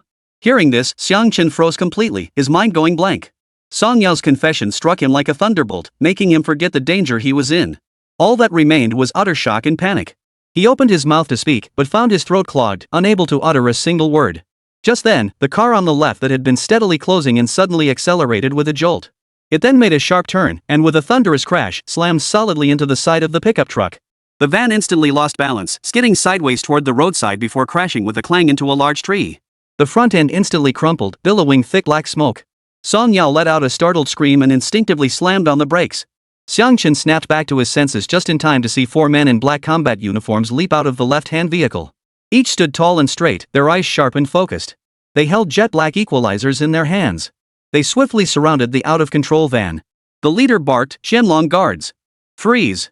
The occupants immediately got out, crouched on the ground with their hands clasped over their heads. The terrified occupants of the van hesitated for a few seconds before shakily pushing open the door. They stumbled out, hands clasped over their heads, crouching on the ground, trembling violently. Xiang Chen and Song Yao stared dumbfounded at the scene until the leading hidden dragon guard approached their car, tapped on the window, and jolted them back to reality. Song Yao quickly rolled down the window, her voice still trembling. "WH, who are you?" Chapter 140, problem solved, but now it's awkward. Song Yao's voice trembled uncontrollably, her fingers gripping the window control so tightly they turned white. She stared fixedly at the man outside the car, clad in black combat fatigues. Broad-shouldered and thick-backed, he stood as steady as a pine tree, his waist buckled with regulation gear.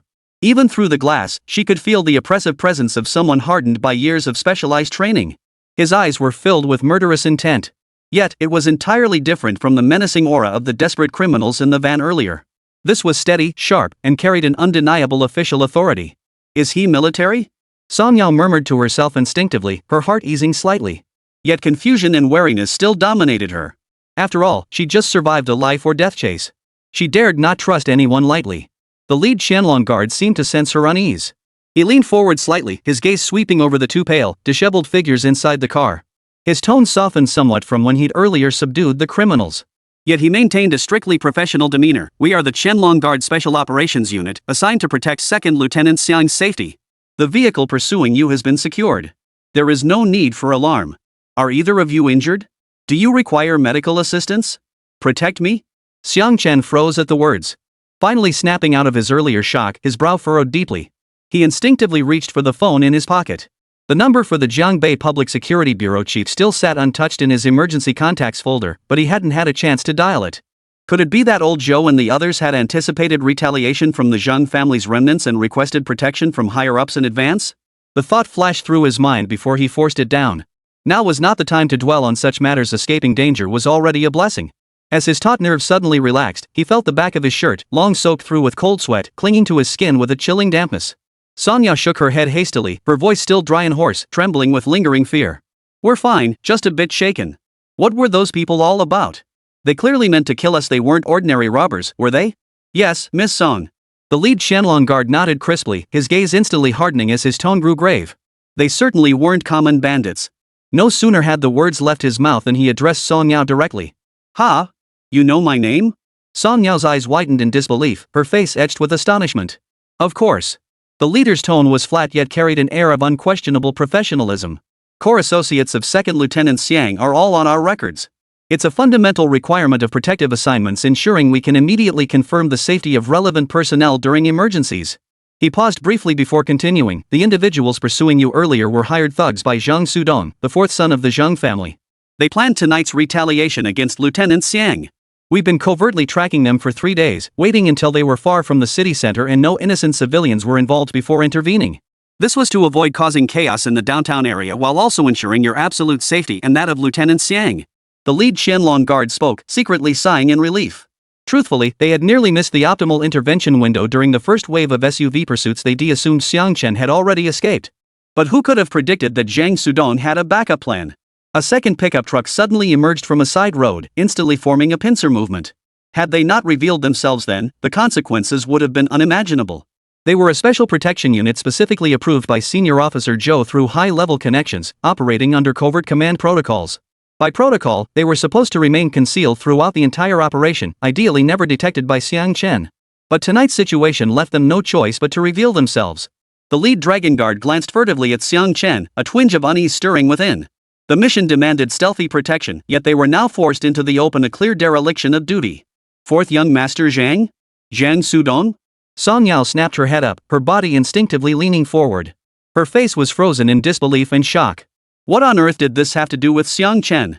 She finally grasped the gravity of the situation. This must be what Xiang Chen was talking about. "Xiang Chen, tell me now. Who is the 4th son of the Zhang family? Why did he hire people to harm us?" Song Yao turned to face Xiang Chen, her eyes brimming with urgency and hurt. "He chased us so relentlessly earlier we nearly died. How much more are you hiding from me?" Xiang Chen's heart tightened. He opened his mouth to find an excuse, but the words died on his lips. Song Yao's gaze was too sincere. He simply couldn't bear to brush her off with more lies. Just as he was torn between options, the leader of the hidden Dragon Guard spoke first, saving him from the awkwardness. "Miss Song, please understand." The lead Shenlong Guard's tone was sincere. "The specifics involve classified information we cannot disclose in detail. However, we can clearly state that Mr. Xiang has not participated in any illegal activities. While assisting relevant authorities in investigating matters involving the Zhang family, he inadvertently incurred the resentment of residual factions, leading to this retaliation. Our primary mission in this operation is to ensure Mr. Xiang's personal safety." His explanation was flawless. It accounted for the attack without divulging sensitive information, while indirectly vindicating Xiang Chen's innocence. Xiang Chen shot a grateful glance at the lead Dragon Guard, who responded with a slight nod, their eyes meeting in unspoken understanding. Just then, the wail of police sirens echoed from the distance, growing louder and clearer as they approached. The alternating red and blue lights of the police vehicles pierced through the gaps in the trees, their glow strikingly vivid against the pitch-black night. The lead Dragon Guard straightened, resuming a stern posture. "Our colleagues from the Jiangbei Public Security Bureau will arrive shortly," he informed the pair. "We'll need to take statements from 2nd Lieutenant Zhang and Miss Song regarding tonight's incident. Rest assured, we've coordinated with the Public Security Bureau to streamline the process. It won't take long. Our team will accompany you throughout. For your safety, we'll provide a dedicated vehicle to escort you to a designated secure residence tonight. Perimeter security will be reinforced to prevent any further threats." Song Yao wanted to ask where the designated residence was and how long the protection would last, but just as she opened her mouth, Xiang Chen gently tugged her arm. She turned to look at him, only to see him shake his head slightly, his eyes silently urging her to hold her questions. Song Yao pressed her lips together, swallowing the words on the tip of her tongue. She knew Xiang Chen had his reasons for acting this way. Xiang Chen nodded to the leader of the hidden Dragon Guards, his tone sincere. "Thank you for your help. We'll cooperate fully. The lead dragon guard said no more, turning swiftly to approach the subdued criminals. The men crouched on the ground, their bodies trembling violently. Heads bowed low, hands clasped tightly behind their backs, the arrogance they'd displayed during the car chase had vanished completely. 2 Dragon Guard members scanned their IDs with identification devices, while another deftly produced handcuffs, securing their wrists behind their backs with crisp, decisive movements. The flashing blue and red lights of police vehicles drew nearer, finally illuminating the remote gravel road. 3 police cars pulled up in sequence along the roadside. Doors swung open as several uniformed officers approached, carrying notepads and body cameras. The Qianlong Guard members immediately stepped forward to coordinate. Their leader flashed his credentials and exchanged a few whispered words with the police captain, who nodded repeatedly, his gaze toward Xiang Chen and Song Yao now tinged with respect. Sitting in the car, Song Yao watched the bustling activity outside, Qianlong Guard members handing over the suspect, officers examining the scene and gathering evidence, a makeshift crime scene tape stretched around the small truck. She turned to look at Xiang Chen beside her, her mind flooded with questions. Why did the Dragon Guard refer to him as a second lieutenant? What was his relationship with academician Zhou? And how had he become entangled in the Zhang family's investigation? But recalling the life or death moment when she blurted out "I like you," the questions on the tip of her tongue were abruptly swallowed back. Xiang Chen sensed her gaze and turned, meeting her complex expression filled with confusion, worry, and a hint of barely perceptible shyness. A pang of guilt washed over him. He opened his mouth, wanting to say something, yet unsure where to begin. Song Yao's confession had left him thoroughly bewildered. Meanwhile, Song Yao was now feeling inexplicably awkward. "Let's cooperate with the statement first," Xiang Chen murmured softly, his tone tinged with apology. "We'll talk about everything else once we're in a safe place." Song Yao met his sincere gaze and nodded softly, saying nothing more. Silence settled back into the car, broken only by the low murmurs of the police officers and Qianlong guards outside the window, and the rustling of leaves in the evening breeze. The flickering light from the police car's headlights danced across their faces, casting shadows that seemed to mirror their hidden thoughts. The shock of the ordeal had barely subsided, the hidden secrets remained unexplored, yet in the depths of despair, a budding affection. In the stillness of the night, it quietly took root, like a seed buried in the earth, waiting for the right moment to break through the soil. Chapter 141, Sister Yao, what you just said. 2 black SUVs smoothly departed the remote, unsettling road. The clatter of tires on gravel gradually gave way to the smooth hum of asphalt. Xiang Chen and Song Yao sat on opposite sides of the back seat, separated by a small gap, each flanked by a straight-backed Qianlong guard. The guards remained silent throughout the journey, only occasionally reporting road conditions in hushed tones through their earpieces. Their well-trained, lethal aura made the cabin atmosphere unusually quiet. Song Yao tilted her head slightly, her gaze seemingly fixed on the streetlights flashing by outside the window. Yet, the corner of her eye kept darting towards Xiang Chen. The thought of those words "I like you" that had slipped out during their brush with death made her cheeks burn uncontrollably. She quickly averted her gaze back to the window, pretending to admire the night scenery, though her heart pounded like a rabbit trapped in her chest. She could even hear her own breath, terrified that the Qianlong guard beside her or Xiang Chen might notice her embarrassment. Xiang Chen leaned back in his seat, eyes closed, his mind a tangled mess. The suffocating pressure from the van's pincer attack hadn't fully faded. Academician Zhou's secret arrangement for the Qianlong guards to protect them filled him with both gratitude and guilt. Had the old man not been so thorough, he and Song Yao might truly have met their end on that narrow road tonight. He had to admit he'd been too hot-headed before, believing sheer drive could handle anything while underestimating the desperate ruthlessness of the Zhang family's remnants. Song Yao's confession felt like a pebble tossed into a lake, sending ripples of unease through his already unsettled mind. He was at a loss for how to respond. "How much longer until we reach the Public Security Bureau?" Xiang Chen opened his eyes and asked the Qianlong guard member beside him in a low voice, trying to break the awkward silence. "About 15 minutes. The voice of the Dragon Guard member beside him was deep and authoritative, respectful yet unwaveringly precise. Folklore claimed Qianlong Guard members were elite soldiers handpicked from all branches of the military, undergoing years of secretive special training to master dozens of skills: hand-to-hand combat, sniping, intelligence gathering, camouflage, and more. Others said they answered directly to the highest echelons, executing only special missions concerning national security or protecting VIPs, vanishing back into the shadows without a trace once their tasks were complete. Thus, in Dragon Nation, the very name Qianlong Guard remains shrouded in mystery. Unlike the widely known Border Defense Forces, it has no publicly disclosed organizational structure and has never appeared in any official military reports. Yet countless legends circulate among civilians and within military and political circles. Some claim it exists only as a fictional shadow force, embodying humanity's imagination of the ultimate security unit. Others insist they are real, the nation's sharpest blade, dedicated to special missions. Yet no one can produce concrete evidence, nor clarify their exact functions. Until tonight, Xiang Chen finally understood that the legends surrounding the hidden Dragon Guard were never mere groundless rumors. He never imagined he would become the protected subject of this legendary unit, nor did he suspect they had already been shadowing him in secret. Over the past 3 days, whether visiting the Jiangbei University lab, discussing collaborations with Song Yao at a cafe, or even driving through city alleys, he had detected nothing unusual. No suspicious tailing vehicles, no shadowy strangers, not even a hint of being watched. The dragon guards were like shadows fused with the air, silently weaving a safety net. They only emerged from the shadows when the small truck and SUV formed a deadly pincer attack. Their emergence radiated a breathtaking blend of mystery and professionalism. While Xiang Chen couldn't describe everything, he knew their eyes scanned the scene with eagle-like sharpness, seemingly piercing through any disguise. Beyond that, they not only accurately identified Major Xiang's military rank but also knew Song Yao's name and their relationship intimately, details far beyond what a last-minute investigation could uncover. They knew of Xiang Chen's entanglement with the Zhang family, were aware of Zhang Sudong's plan to hire desperados, and had even predicted the criminals would choose this remote path to strike. This level of mastery over the target and its surroundings. Before this night, Xiang Chen, like most people, had been skeptical about the existence of the hidden Dragon Guard. But after tonight, he finally understood this legendary unit was real. They were guardians, the most reliable shadows in the darkest night, the sharpest, most concealed edge of the nation's most vital weapon. Hearing this, Xiang Chen nodded silently, saying nothing more. The car fell back into quiet, broken only by the faint hum of the engine and the occasional beep of the navigation system. Song Yao quietly exhaled in relief.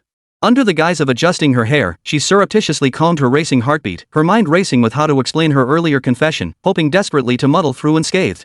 Over 40 minutes later, the SUV slowly entered the compound of the Jiangbei Public Security Bureau. The moment the vehicle came to a stop, Xiang Chen spotted a middle-aged man in police uniform, his epaulets adorned with olive branches, striding toward them. Several staff members carrying folders followed behind. The lead Qianlong guard disembarked first, raising his hand in a crisp military salute. Directorly. Major Xiang and Miss Song have been safely delivered. Our escort mission is complete. Thank you for your hard work, comrades.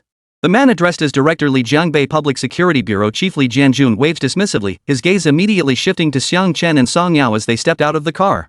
A warm smile spread across his face as he took 2 quick strides forward. Comrade Xiang Chen, Miss Song, you've certainly been through a frightening ordeal tonight. I am Li Jianjun. Elder Zhou specifically called me earlier, repeatedly emphasizing the need to handle your situation properly and ensure your safety. He paused, his tone tinged with genuine regret. Frankly, this incident stems from lapses in our department's oversight. We failed to detect the Zhang family's remnants' movements in advance, exposing you to danger. I must offer my sincere apologies.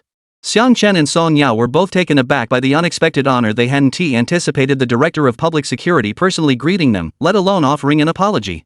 Xiang Chen promptly extended his hand. Director Li, you're too kind. Thanks to the timely intervention of the hidden Dragon Guard tonight, we were able to avert disaster. How could we blame you? We're truly sorry to trouble you so late at night. It's only natural, only natural.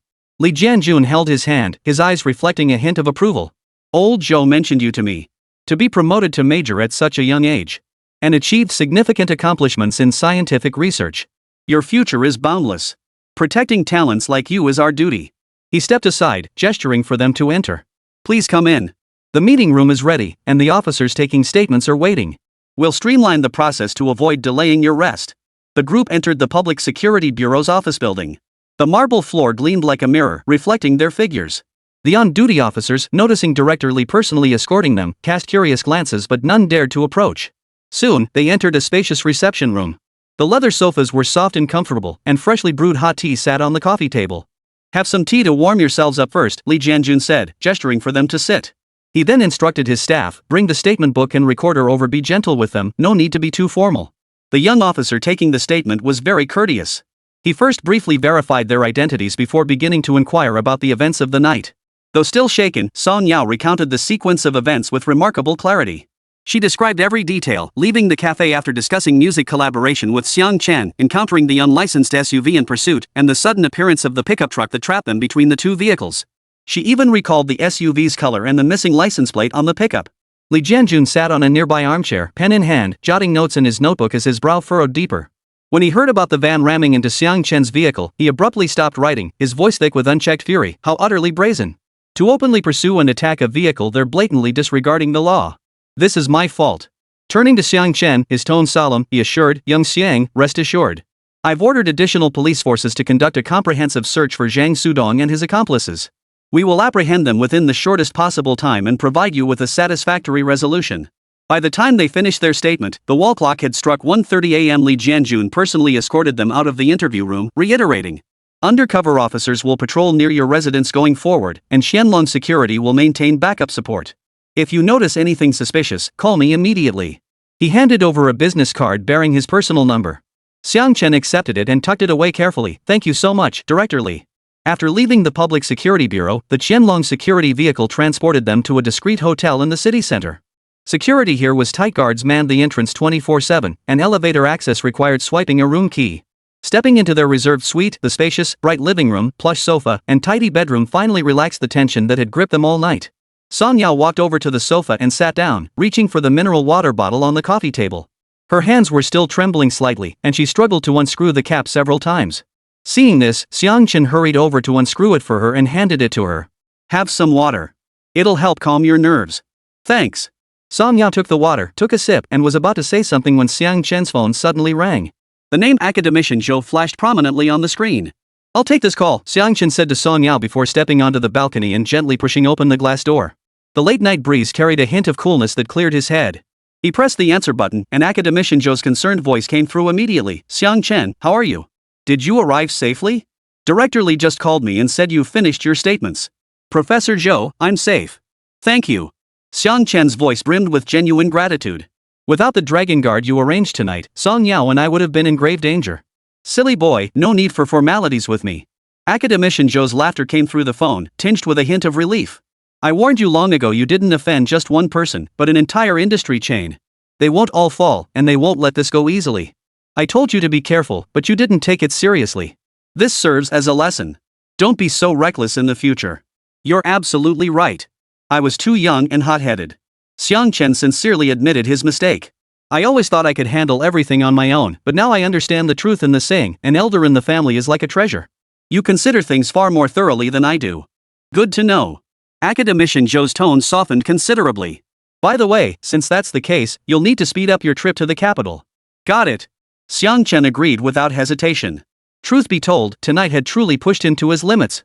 After exchanging a few more words with old Zhou about precautions, Xiang Chen finally hung up the phone. Turning around, he saw Song Yao sitting on the sofa, holding a glass of water in both hands, her eyes darting away, avoiding his gaze. The room instantly grew tense again.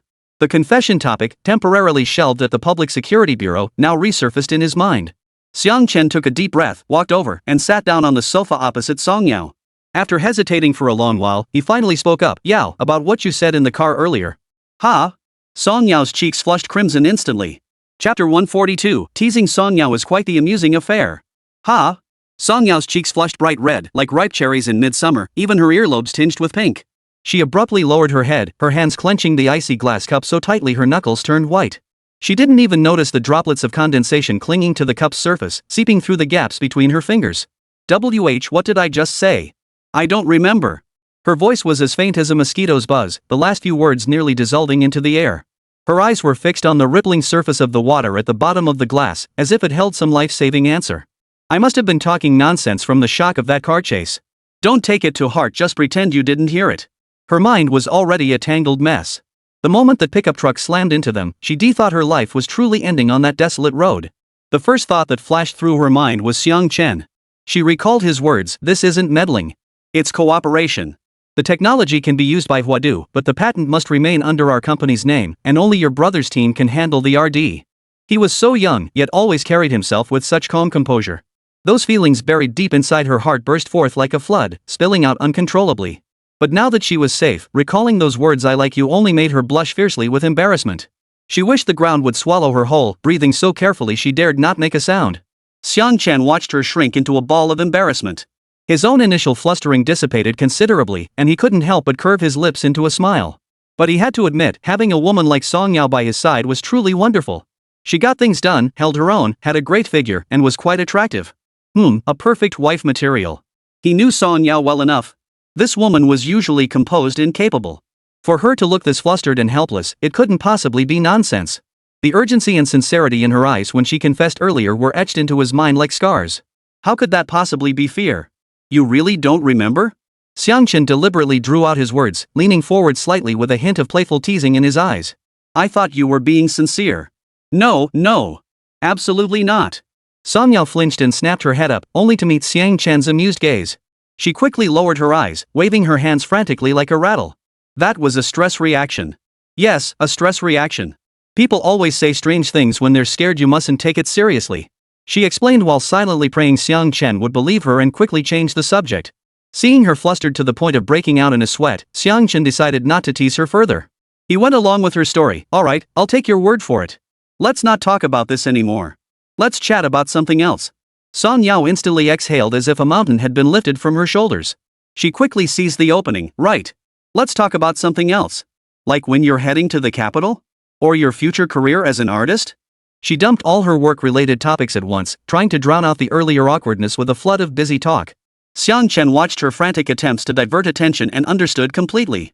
He could empathize with the awkwardness of such a confession, uttered on the brink of life and death. It was inherently impulsive and fragile. Feeling embarrassed afterward was only natural. Besides, he truly had no room to dwell on romantic matters now. Making rash promises to Song Yao would be irresponsible to both her and himself. Old Zhou wants me to go as soon as possible. I'll probably leave the day after tomorrow. Xiang Chen leaned back into the sofa, his tone returning to its usual calm. Yao, you have more experience than me. You don't need to ask me about every little detail. Just make the call. That won't do. Song Yao shook her head immediately, her tone unusually earnest. I can only assist with business coordination and quality control. The final decision must remain yours. Besides, we're partners. I can't let you just sit back and do nothing. Xiang Chen watched her earnest expression, a wave of warmth washing over him.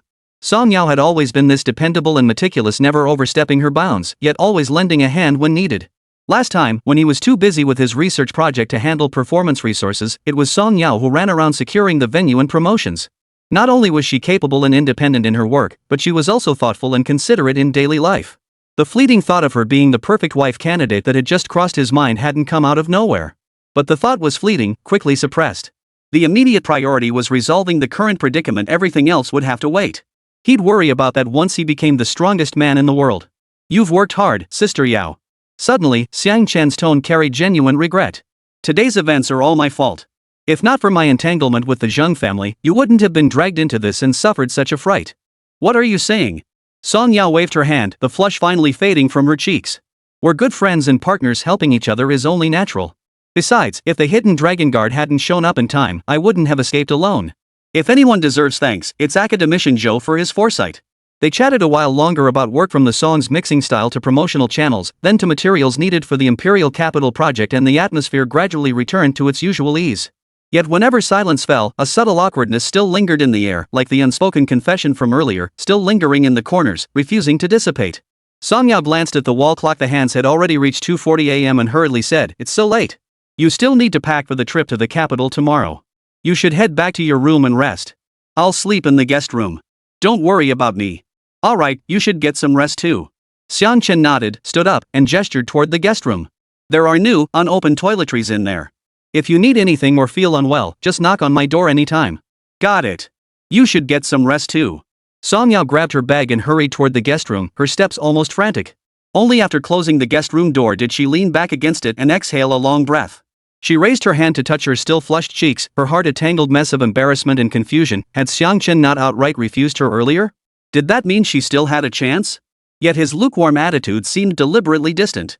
Meanwhile, Xiang Chen sat on the living room sofa, gazing thoughtfully at the closed guest room door. He pulled out his phone, scrolled to academician Zhou's number, and hovered his finger over the dial pad for a long moment before finally lowering it. He rose and walked to the balcony. The cool night breeze blew in, clearing his muddled thoughts somewhat. No matter what, he couldn't let Song Yao get into danger because of him again. Before heading to the capital this time, he had to settle the Zheng family matter once and for all. The next morning, just after 7, Song Yao was roused by a soft knock on her door. Rubbing her sleepy eyes, she opened it to find Xiang Chen standing there with a tray. On it were soy milk, fried dough sticks, and 2 tea-flavored eggs. "Awake? Quickly wash up and have breakfast." Xiang Chen smiled as he handed her the tray. "I know you love this shop's soy milk and fried dough sticks, so I made a special detour to get them. Consider it my apology for scaring you yesterday." Song Yao looked at the steaming breakfast on the tray, feeling a warm glow in her heart. She couldn't help but smile. "You're being too polite. I didn't hold it against you anymore. But for the sake of breakfast, I'll forgive you." After breakfast, Song Yao offered to drive Xiang Chen back to campus to pack his things. As they sat in the car, a quiet moment fell over the cabin, broken only by the soft music from the radio. Nearing the entrance of Jiangbei University, Song Yao hesitated for a long time before finally speaking up. "Xiang Chen, about what I said yesterday, please don't take it to heart. Just pretend it never happened. We can still be friends and partners like before." That's perfectly fine. Xiang Chen's hand on the steering wheel paused. He turned his head to look at her intently. Sunlight streamed through the window, casting sharp contours on his face.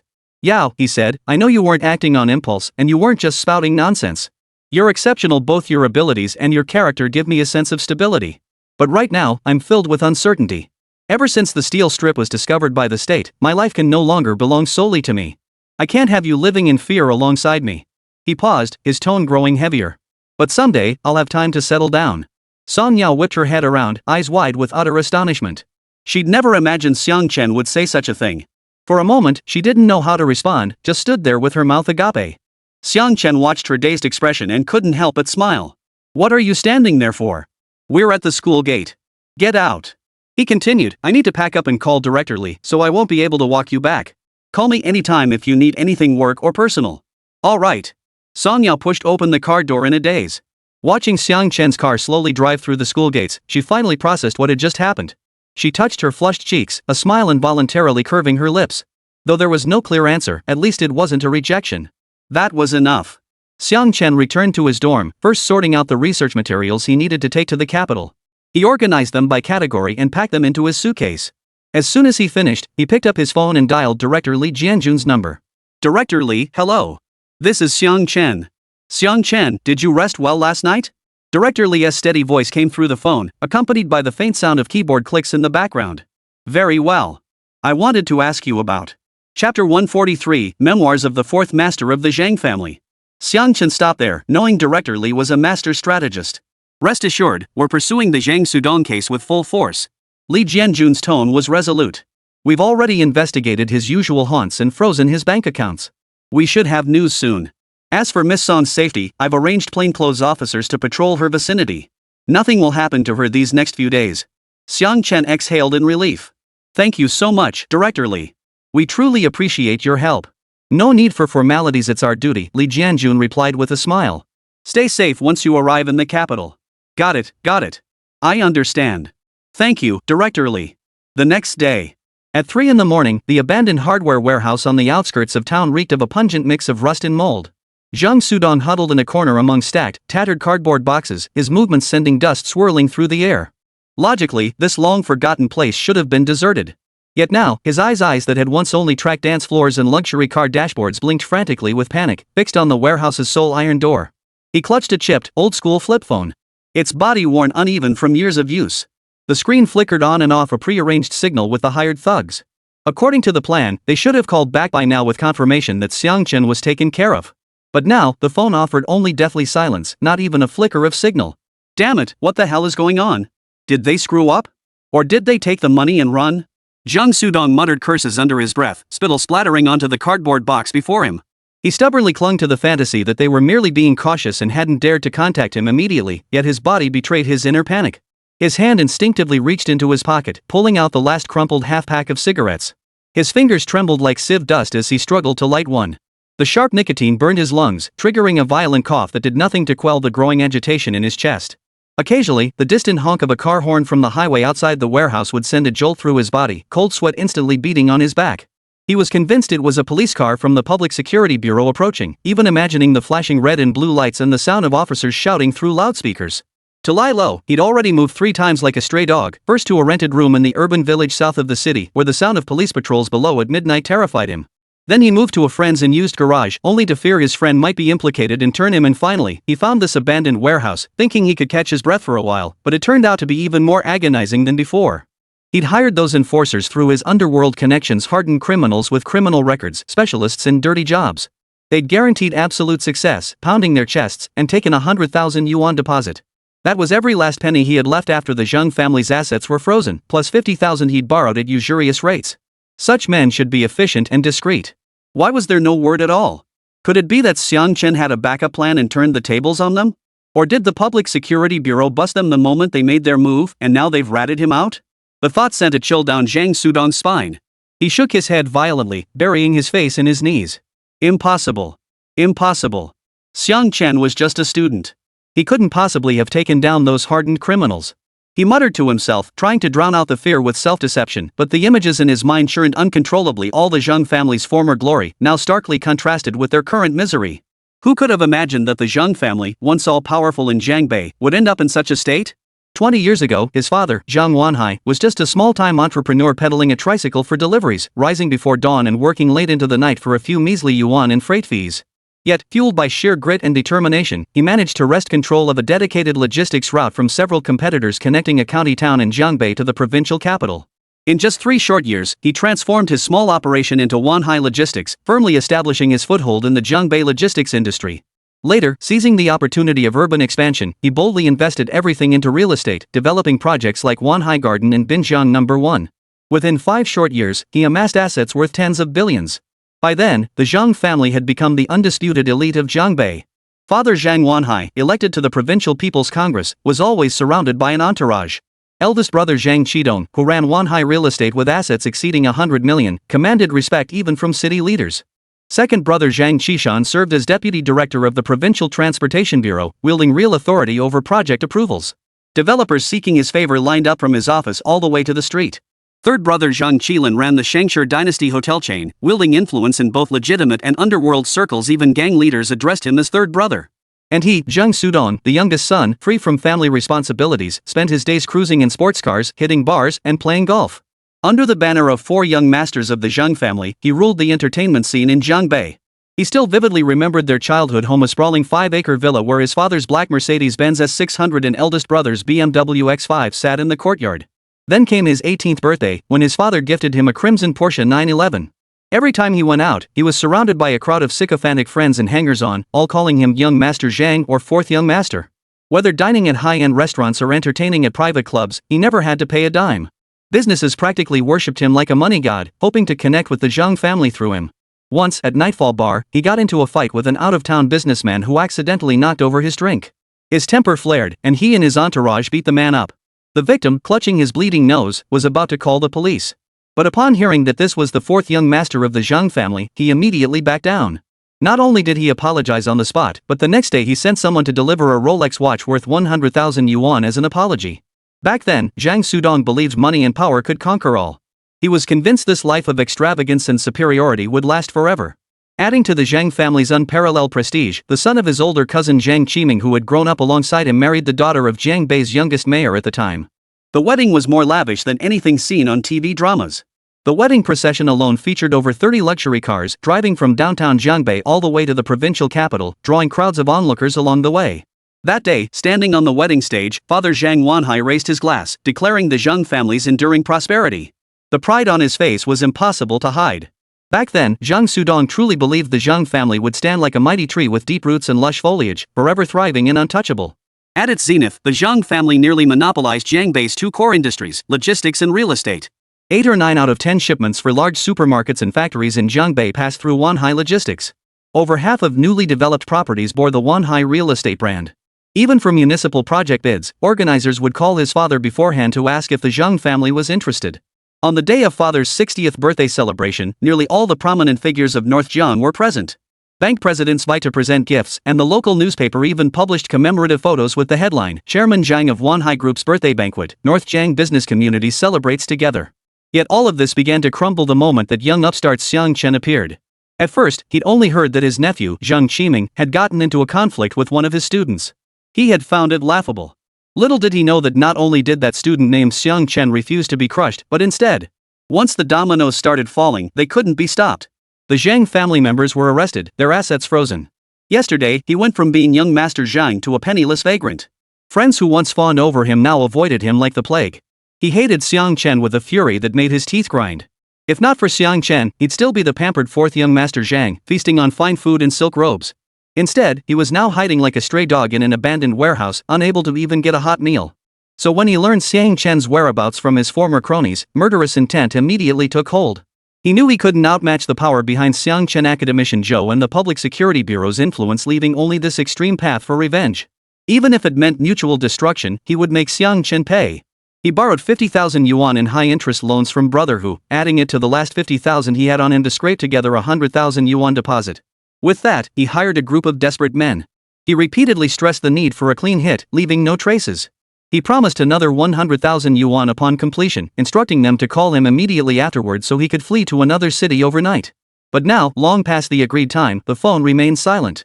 Footsteps outside the warehouse grew louder, Zhang Sudong's heart pounding so hard it felt like it would burst from his chest. He stood up, pacing back and forth inside the warehouse, his gaze fixed on the rusted iron door, his palms drenched in cold sweat. No, they must be afraid of being tracked. They probably didn't dare call and will contact me at dawn. He was still trying to reassure himself when suddenly, a loud bang echoed as the warehouse door was kicked open. A blinding beam of light from a flashlight flooded the room, making it impossible for him to open his eyes. He instinctively shielded his face with his hands, hearing only the sound of steady footsteps. Then, a commanding voice echoed through the warehouse, Zhangbei Public Security Bureau. Zhang Sudong, you are suspected of hiring others to commit intentional murder and intentional injury. We are now serving you with an arrest warrant in accordance with the law. Don't move. Zhang Sudong froze, slowly lowering his hands. A dozen uniformed officers had already surrounded him, their handcuffs glinting coldly in the light. The lead officer held an arrest warrant, his gaze sharp as a blade, fixed firmly on Zhang. Zhang Sudong, Wang San, Li Hu, and the others you hired have all been apprehended. They have confessed to your crimes without reservation. What more do you have to say? Chapter 144, Director Li, I want to see them. Zhang Sudong stared at the encircling officers. His already pale face flushed crimson as pent-up fear and rage erupted. He stumbled backward, flailing his arms wildly and bellowing hoarsely, What right do you have to arrest me? I'm a member of the Zhang family. Do you know who my father is? He's Zhang Wanhai. Even the leaders of the Public Security Bureau used to give our Zhang family face. How dare you touch me? As he spoke, he lunged at the nearest young officer, kicking out, Get out of my way. I haven't committed any crime. You've got the wrong person. The officer, already prepared, sidestepped the blow and swiftly grabbed Zhang's ankle. With a gentle tug, Zhang lost his balance and crashed to the ground, kicking up a cloud of dust. Mistake? The lead officer sneered coldly, stepping forward with the arrest warrant raised. Zhang Sudong, you hired Wang San, Li Hu, and others to pursue Xiang Chen with intent to murder. And you claim you haven't committed a crime? I didn't. Zhang Sudong lay on the ground, still stubbornly denying they did it on their own. It has nothing to do with me. I just know them. Back when my third brother ran Shangshur dynasty, how many of you were regulars? And now you dare arrest me? Believe me, one phone call and I'll make sure you regret this. He seemed to be rummaging through the Zhang family's past glory, attempting to intimidate his opponents with power that had long since faded. The Zhang family? The lead officer's gaze grew colder. Zhang Sudong, the Zhang family today is nothing like the Zhang family of the past. Do you really think you can still intimidate people with your old reputation? Justice will prevail sooner or later. The word stabbed like a sharp blade into Zhang Sudong's heart. He jerked his head up, eyes bloodshot, struggling like a madman. Impossible. The Zhang family won't fall. My older brother will be out soon. Just you wait, once the Zhang family recovers, you'll all be finished. Stubborn to the end. The lead officer waved his hand dismissively and said to his colleague, Show him the evidence. An officer immediately stepped forward, pulling a thick stack of statements from his briefcase. He flipped to a page, cleared his throat, and read aloud, Suspect Wang San confessed, Zhang Sudong approached me through Brother Hu, offering 200,000 yuan to hire several men to kill a young man named Xiang Chen. He gave me Xiang Chen's photo and insisted the job be clean, no traces left behind. Here's Li Hu's confession. Zhang Sudong claimed Xiang Chen ruined his family and had to be eliminated. He paid us 100,000 yuan upfront, promising another 100,000 upon completion, plus arranging escape routes and funds. The officer read page after page, each statement like a sledgehammer striking Zhang Sudong's heart. His struggles grew weaker. His once bloodshot eyes gradually lost their glint. His shouts turned into mutterings, Impossible. They promised not to implicate me. Impossible. Then this. The officer produced another phone and played a recording of Zhang Sudong's conversation with Wang San. Rest assured, as long as we take out Xiang Chen, money won't be an issue. Just don't let anyone know I hired you. If you get into trouble, I'll take the fall. Can't the Zhang family protect you? The recording played on, but Zhang Sudong collapsed to the floor, drained of all strength, motionless. Staring at the interrogation transcripts and hearing his own voice, he finally understood. Those desperate men he thought he could buy off with money had long since sold him out completely. His so-called mutual destruction revenge was nothing but a self-deceptive farce. No, it's not like that. His mouth opened, but his voice was faint as a mosquito's buzz. The Zhang family, my father. The glory he once boasted about now felt like a mocking dagger piercing his heart. Looking at his current predicament, despair surged through him. The lead officer closed the statement book, his tone icy. Zhang Sudong, we have witnesses, physical evidence, and recordings. What more do you have to say? Zhang Sudong didn't answer. He only slowly lowered his head, staring at his hands covered in dust and grime. These hands that once wore expensive watches and held wine glasses now clutched nothing but rust-stained ground. Suddenly, he laughed, a hoarse, shrill laugh that echoed through the empty warehouse, sending chills down the spine. It's over. Everything's over, he murmured, tears finally spilling down his face. The Zhang family is finished. And so am I. The arrogance and defiance of moments before vanished without a trace, leaving only despair that ran deep to the bone. He knew he could never go back. The lavishly extravagant fourth young master Zhang, the powerful and influential Zhang family all had vanished into thin air. The lead officer exchanged a glance with his colleagues. 2 officers stepped forward and lifted Zhang Sudong off the ground. He offered no resistance, allowing them to cuff his hands like a marionette on strings. The cold metal touched his skin. He slowly closed his eyes, and a single cloudy tear slid from the corner of his eye, falling onto the dusty ground and vanishing instantly. Take him away. At the lead officer's command, Zhang Sudong was escorted out of the warehouse. The red and blue flashing lights of the police car illuminated his face, revealing an expression of numbness and despair. The once mighty Jiangbei dynasty had finally exited the stage in the most disgraceful manner. At noon, just as Xiang Chen finished packing his suitcase for the capital, his phone rang. The screen flashed the name Commissioner Li. He answered casually, but before he could speak, Li Jianjun's cheerful voice came through. Comrade Xiang Chen, I have good news. Zhang Sudong Zhang Qiming's fourth uncle was apprehended by our team at 3 a.m. last night in an abandoned warehouse on the outskirts of the city. With both witness testimony and physical evidence secured, he has confessed to hiring thugs to attempt your murder. Xiang Chen's hand holding the phone froze momentarily, his face contorting with astonishment. He had expected this, his greatest adversary to date, to require considerable effort to bring down. Who would have thought it would be this simple? Then again, he had done some digging on Zhang Sudong these past few days. The man was notorious in Jiangbei as a notorious playboy. He'd expected Zhang to hide more carefully, even preparing to cooperate with the Public Security Bureau's investigation. But to be caught so quickly. A complex wave of emotions washed over him, relief that the crisis was averted, yet mingled with an inexplicable sense of loss. Zhang Qiming was nothing. Zhang Sudong was the first real enemy he'd encountered since arriving in this world, and by far the most dangerous. He nearly lost his life, didn't he? And now he was dragging Song Yao into it. He'd expected a fiercer confrontation, but it all ended so abruptly. So fast? Xiang Chen paused for a few seconds before speaking, his voice tinged with obvious surprise. Director Li, you've done a remarkable job. I thought it would take much more effort to track him down. We've been combing through all his social connections these past few days and quickly pinpointed his location. Li Jianjun chuckled. This kid panicked too, hid in the warehouse without even turning on his signal. He practically walked right into the trap. Now he's locked up in the detention center. We'll expedite the interrogation and prosecution process. He won't get away with it. Thank you, Director Li. Xiang Chen's tone softened considerably. With your assurance, I can rest easy. After a few seconds of silence, Xiang Chen voiced his true thoughts. Director Li, I have an unreasonable request. I wonder if you could help. I'd like to meet with the Zhang family, specifically Zhang Qiming and Zhang Sudong. On the other end, Li Jianjun visibly paused, seemingly taken aback by the request. After a moment's consideration, he inquired, Comrade Xiang Chen, Zhang Qiming remains in custody at the detention center, and Zhang Sudong is still undergoing interrogation. His condition isn't ideal. It might be difficult to arrange a meeting. I know it's a bit of a hassle, but I genuinely have something I need to discuss with them. Xiang Chen's tone was resolute. Zhang Qiming stole my research patents, and Zhang Sudong tried to kill me in retaliation. The feud between the Zhang family and me must come to an end. I want to see them not for revenge, but to set the record straight, to draw a line under this mess. He paused before adding. Li Jianjun remained silent for a longer period, seemingly weighing the pros and cons. After about half a minute, he finally spoke. Comrade Xiang Chen, I understand your perspective. However, since they are both individuals involved in the case, the meeting procedures are quite strict. I'll do my best. Thank you so much, Director Li. Xiang Chen hurriedly replied. Whether I get to see Zhang Qiming and Zhang Sudong or not, I'm deeply grateful for your help. You're welcome. This is also for the proper handling of the case, Li Jianjun replied, his tone softening considerably. I'll make the initial arrangements this afternoon. Once the application is approved, I'll notify you immediately. By the way, when are you heading to the capital? If you can't make it in time, I can help postpone the meeting.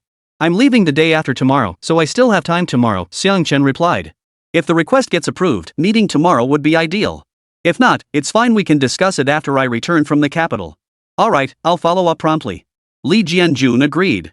I'll call you with updates. Focus on preparing for your trip to the capital, don't worry about this end.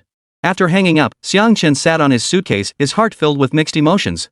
He wasn't a saint, harboring no sympathy for the Zhang family. Yet he didn't want to carry grudges into his new life in the capital. Meeting them, laying everything out regardless of their response, would bring him closure.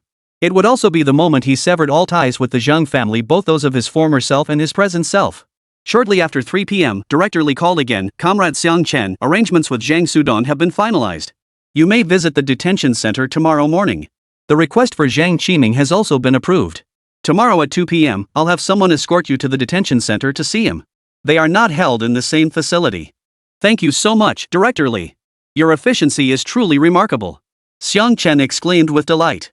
My pleasure, Li Jianjun replied with a smile. Tomorrow at 9 a.m., I'll have Officer Wang from the public security team pick you up at the school. He'll take you to the hospital. Then at 1:30 p.m., he'll bring you to the detention center. Does that work for you? Yes, absolutely no problem. Xiang Chen quickly agreed. I'm truly sorry for causing you so much trouble. It's all part of the job. No need to thank me. Li Jianjun waved his hand dismissively, then added a reminder, be careful when you meet tomorrow. While Zhang Qiming shouldn't be in any danger at the detention center, you'll still have staff accompanying you. If anything happens, tell Xiao Wang immediately. Got it. Thanks for the heads up. After hanging up, Xiang Chen stood up and walked to the window. For a moment, he felt almost stunned. But the thought of seeing the Zhang family tomorrow suddenly calmed his heart. At 9 o'clock the next morning, Officer Wang from the public security team arrived punctually at the school gate in his car. Xiang Chen got in. As Wang started the engine, he said, Comrade Xiang Chen, Director Li specifically mentioned that detention center visits have time limits. But if you have any requests, feel free to ask. I'll coordinate with them. Thanks, Xiao Wang. Xiang Chen smiled. No need to go out of your way. I just want to have a few words with Zhang Sudong to set the record straight. Understood. Xiao Wang nodded and focused on driving. The car traversed the city center, heading toward the detention center on the outskirts. Along the way, Xiang Chen leaned back in the passenger seat, mentally rehearsing what he would say to Zhang Sudong. Not accusations, not mockery, just a clear resolution to this tangled web of grievances. Half an hour later, the car arrived at the detention center. Accompanied by Xiao Wang, Xiang Chen completed the visitation procedures before being led by an officer into the meeting room.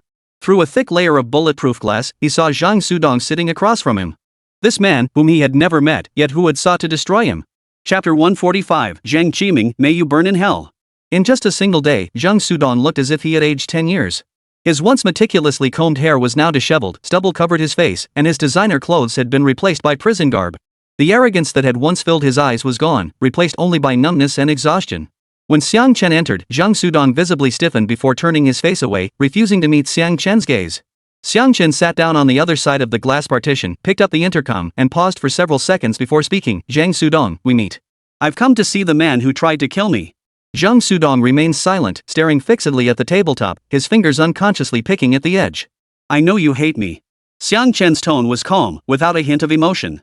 Over the past few days, he'd been in constant communication with the person handling this case and had come to understand the broad outline of the situation, the cause and effect. And the reason Zhang Sudong wanted him dead. You think I ruined the Zhang family and destroyed your life. But have you ever considered that the Zhang family's downfall had nothing to do with me? These words seemed to strike Zhang Sudong's raw nerve. He snapped his head up, eyes bloodshot, and roared into the intercom. Then who else could it be? If you hadn't reported my nephew, would my eldest brother's company have gone bankrupt? Would my second brother be in prison? It's all you. You destroyed the Zhang family. Zhang Qiming stole my research patents and embezzled company funds. Those were his own mistakes, nothing to do with me. As the university president, Zhang Luan just kept covering for his nephew. Xiang Chen remained calm as he replied, your second brother, Zhang Qishan, accepted bribes. Your third brother, Zhang Qilan, ran hotels involved in prostitution, gambling, and drugs. These are the seeds of disaster your Zhang family sowed yourselves. Even without me, these issues would have surfaced sooner or later. It was only a matter of time. You're talking nonsense. Zhang Sudong slammed his fist on the table and stood up, only forced back down by the police officers holding his shoulders. It's all your fault. You ruined everything for us. What are you doing now? Are you flaunting it in my face? Do you even know how glorious our Zhang family was back in the day? Glory? Xiang Chen scoffed softly. The so-called glory you speak of, was it earned through power, rent-seeking, and monopolistic practices? Was it bought by you, the fourth young master of the Zhangs, beating people up in bars and running rampant? Zhang Sudong, you've never understood. Those who surrounded you didn't revere you, they revered the money and power in your hands. Once those are gone, you're nothing. Zhang Sudong swayed slightly. The rage in his eyes gradually faded, replaced by a look of bewilderment. He recalled his own pitiful state, hiding in that abandoned warehouse, and the sight of those former friends who had once fawned over him now scrambling to avoid him. His throat moved, but no words came out. His lips parted, seeking words of rebuttal, yet he found no justification. He recalled those friends who once revolved around him, now scrambling to distance themselves after the Zhang family's downfall. He remembered how he'd shamelessly borrowed money from his former underlings to hire thugs, only to be blocked by them. All that former glory now felt like a stinging mockery. I didn't come here today to argue right or wrong with you, nor to gloat over your downfall. You're just a spoiled brat. The fault may not lie with you, but you're no better than them. Xiang Chen's tone softened slightly. I just want you to know I never intended to destroy anyone. Is it wrong to reclaim what's rightfully mine? To make those who err face their consequences? You could have chosen another path. Even after the Xiang family fell, starting anew with your own abilities would have been far better than risking everything by hiring hitmen. Zhang Sudong lowered his head, his shoulders trembling slightly. After a long silence, he picked up the communicator, his voice hoarse and barely audible. Start over? What else can I do besides spend money and act tough? With the Zhang family gone, I'm nothing. Who you are has never been defined by your status within the Xiang family. Xiang Chen met his gaze and said earnestly, it's a pity you still don't understand. You don't hate me, you hate your own incompetence. You grew accustomed to clinging to the Xiang family's power. Now that you've lost it, you resort to extreme measures to vent your frustration, never once considering standing on your own 2 feet. The words struck Zhang Sudong like a sledgehammer to the heart. He jerked his head up, eyes wide with shock, then filled with deep regret. He buried his face in his hands, muffled sobs escaping him. Gone was the arrogance of moments before, replaced by utter collapse. The officer in the interview room glanced at the wall clock, then tapped lightly on the glass, signaling the session was nearly over. Xiang Chen picked up the intercom and spoke his final words, Zhang Sudong, the law will deliver a just verdict. This is the punishment you deserve for hiring someone to commit murder. But if you ever get out, I hope you understand this, the only thing you can truly rely on is never the glory of your family, but yourself. With that, he set down the intercom and rose to his feet. Zhang Sudong lifted his head, watching Xiang Chen's retreating figure. He opened his mouth as if to speak, but ultimately only managed a heavy sigh. Tears trickled through his fingers. Stepping outside the detention center, the sunlight was blinding. Xiang Chen instinctively squinted. Xiao Wang approached and asked, Comrade Xiang Chen, are you done talking? Yes, it's done. Xiang Chen nodded, taking a deep breath of fresh air. He felt the weight that had been pressing down on his heart completely dissipate. Let's go. To see Zhang Qiming. Xiao Wang paused, then quickly recovered, nodding in agreement. All right, I'll coordinate with the other detention center immediately. 2 hours later, Xiao Wang escorted Xiang Chen to another detention center. The moment he pushed open the door, he saw Zhang Qiming sitting across the glass partition. Compared to Zhang Sudong's dejected look, Zhang Qiming appeared even more sinister. He wore the same prison uniform, his hair combed somewhat neatly, but his face was sallow and his eyes filled with venom, showing not a shred of remorse. When Xiang Chen entered, Zhang Qiming didn't look away. Instead, he stared straight at him, a cold smirk curling his lips. He picked up the intercom first. Xiang Chen? What a surprise. Come to mock this prisoner? How the tables have turned. Who'd have thought a good-for-nothing like you could pull this off? Xiang Chen sat down across from him, picked up the intercom, his gaze as cold as ice, dispensing with pleasantries. I'm not here to mock you. I'm here to settle a score. Settle accounts? Zhang Qiming scoffed. I'd love to hear what you have to settle with me. Settling accounts for stealing my life's work and ruining my future. Xiang Chen's voice carried suppressed fury. Zhang Qiming, dare you claim you didn't do it? Zhang Qiming's expression flickered before regaining composure. He forced a defiant tone. That patent should have included my name. I was your advisor. You used the university's equipment and lab resources for your research. What's wrong with me being listed as an author? Well, you're the most shameless person I've ever met. Xiang Chen laughed bitterly in rage. Mentor?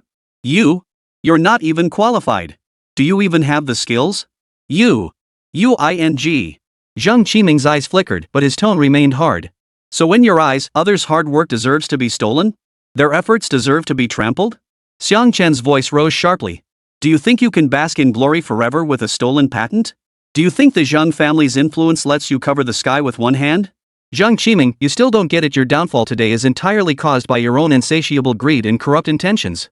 Zhang Qiming's face turned ashen with rage. He slammed his fist on the table. Stop lecturing me. You're nothing but a disaster. If I ever get out of here, I'll kill you. If I can't kill you in this life, I'll kill you in the next. A disaster? Xiang Chen's gaze grew colder. Looks like you won't see reason until you're on your deathbed. Stealing patents, embezzling research funds, colluding with Zhang Luan to suppress students, every single act of malice was your doing. Even without me, someone would have exposed you sooner or later. Your downfall is pure and simple. You got what you deserved. He paused, fixing his gaze on Zhang Qiming's eyes as he spoke each word deliberately. I didn't come here today to argue with you, nor to make you repent.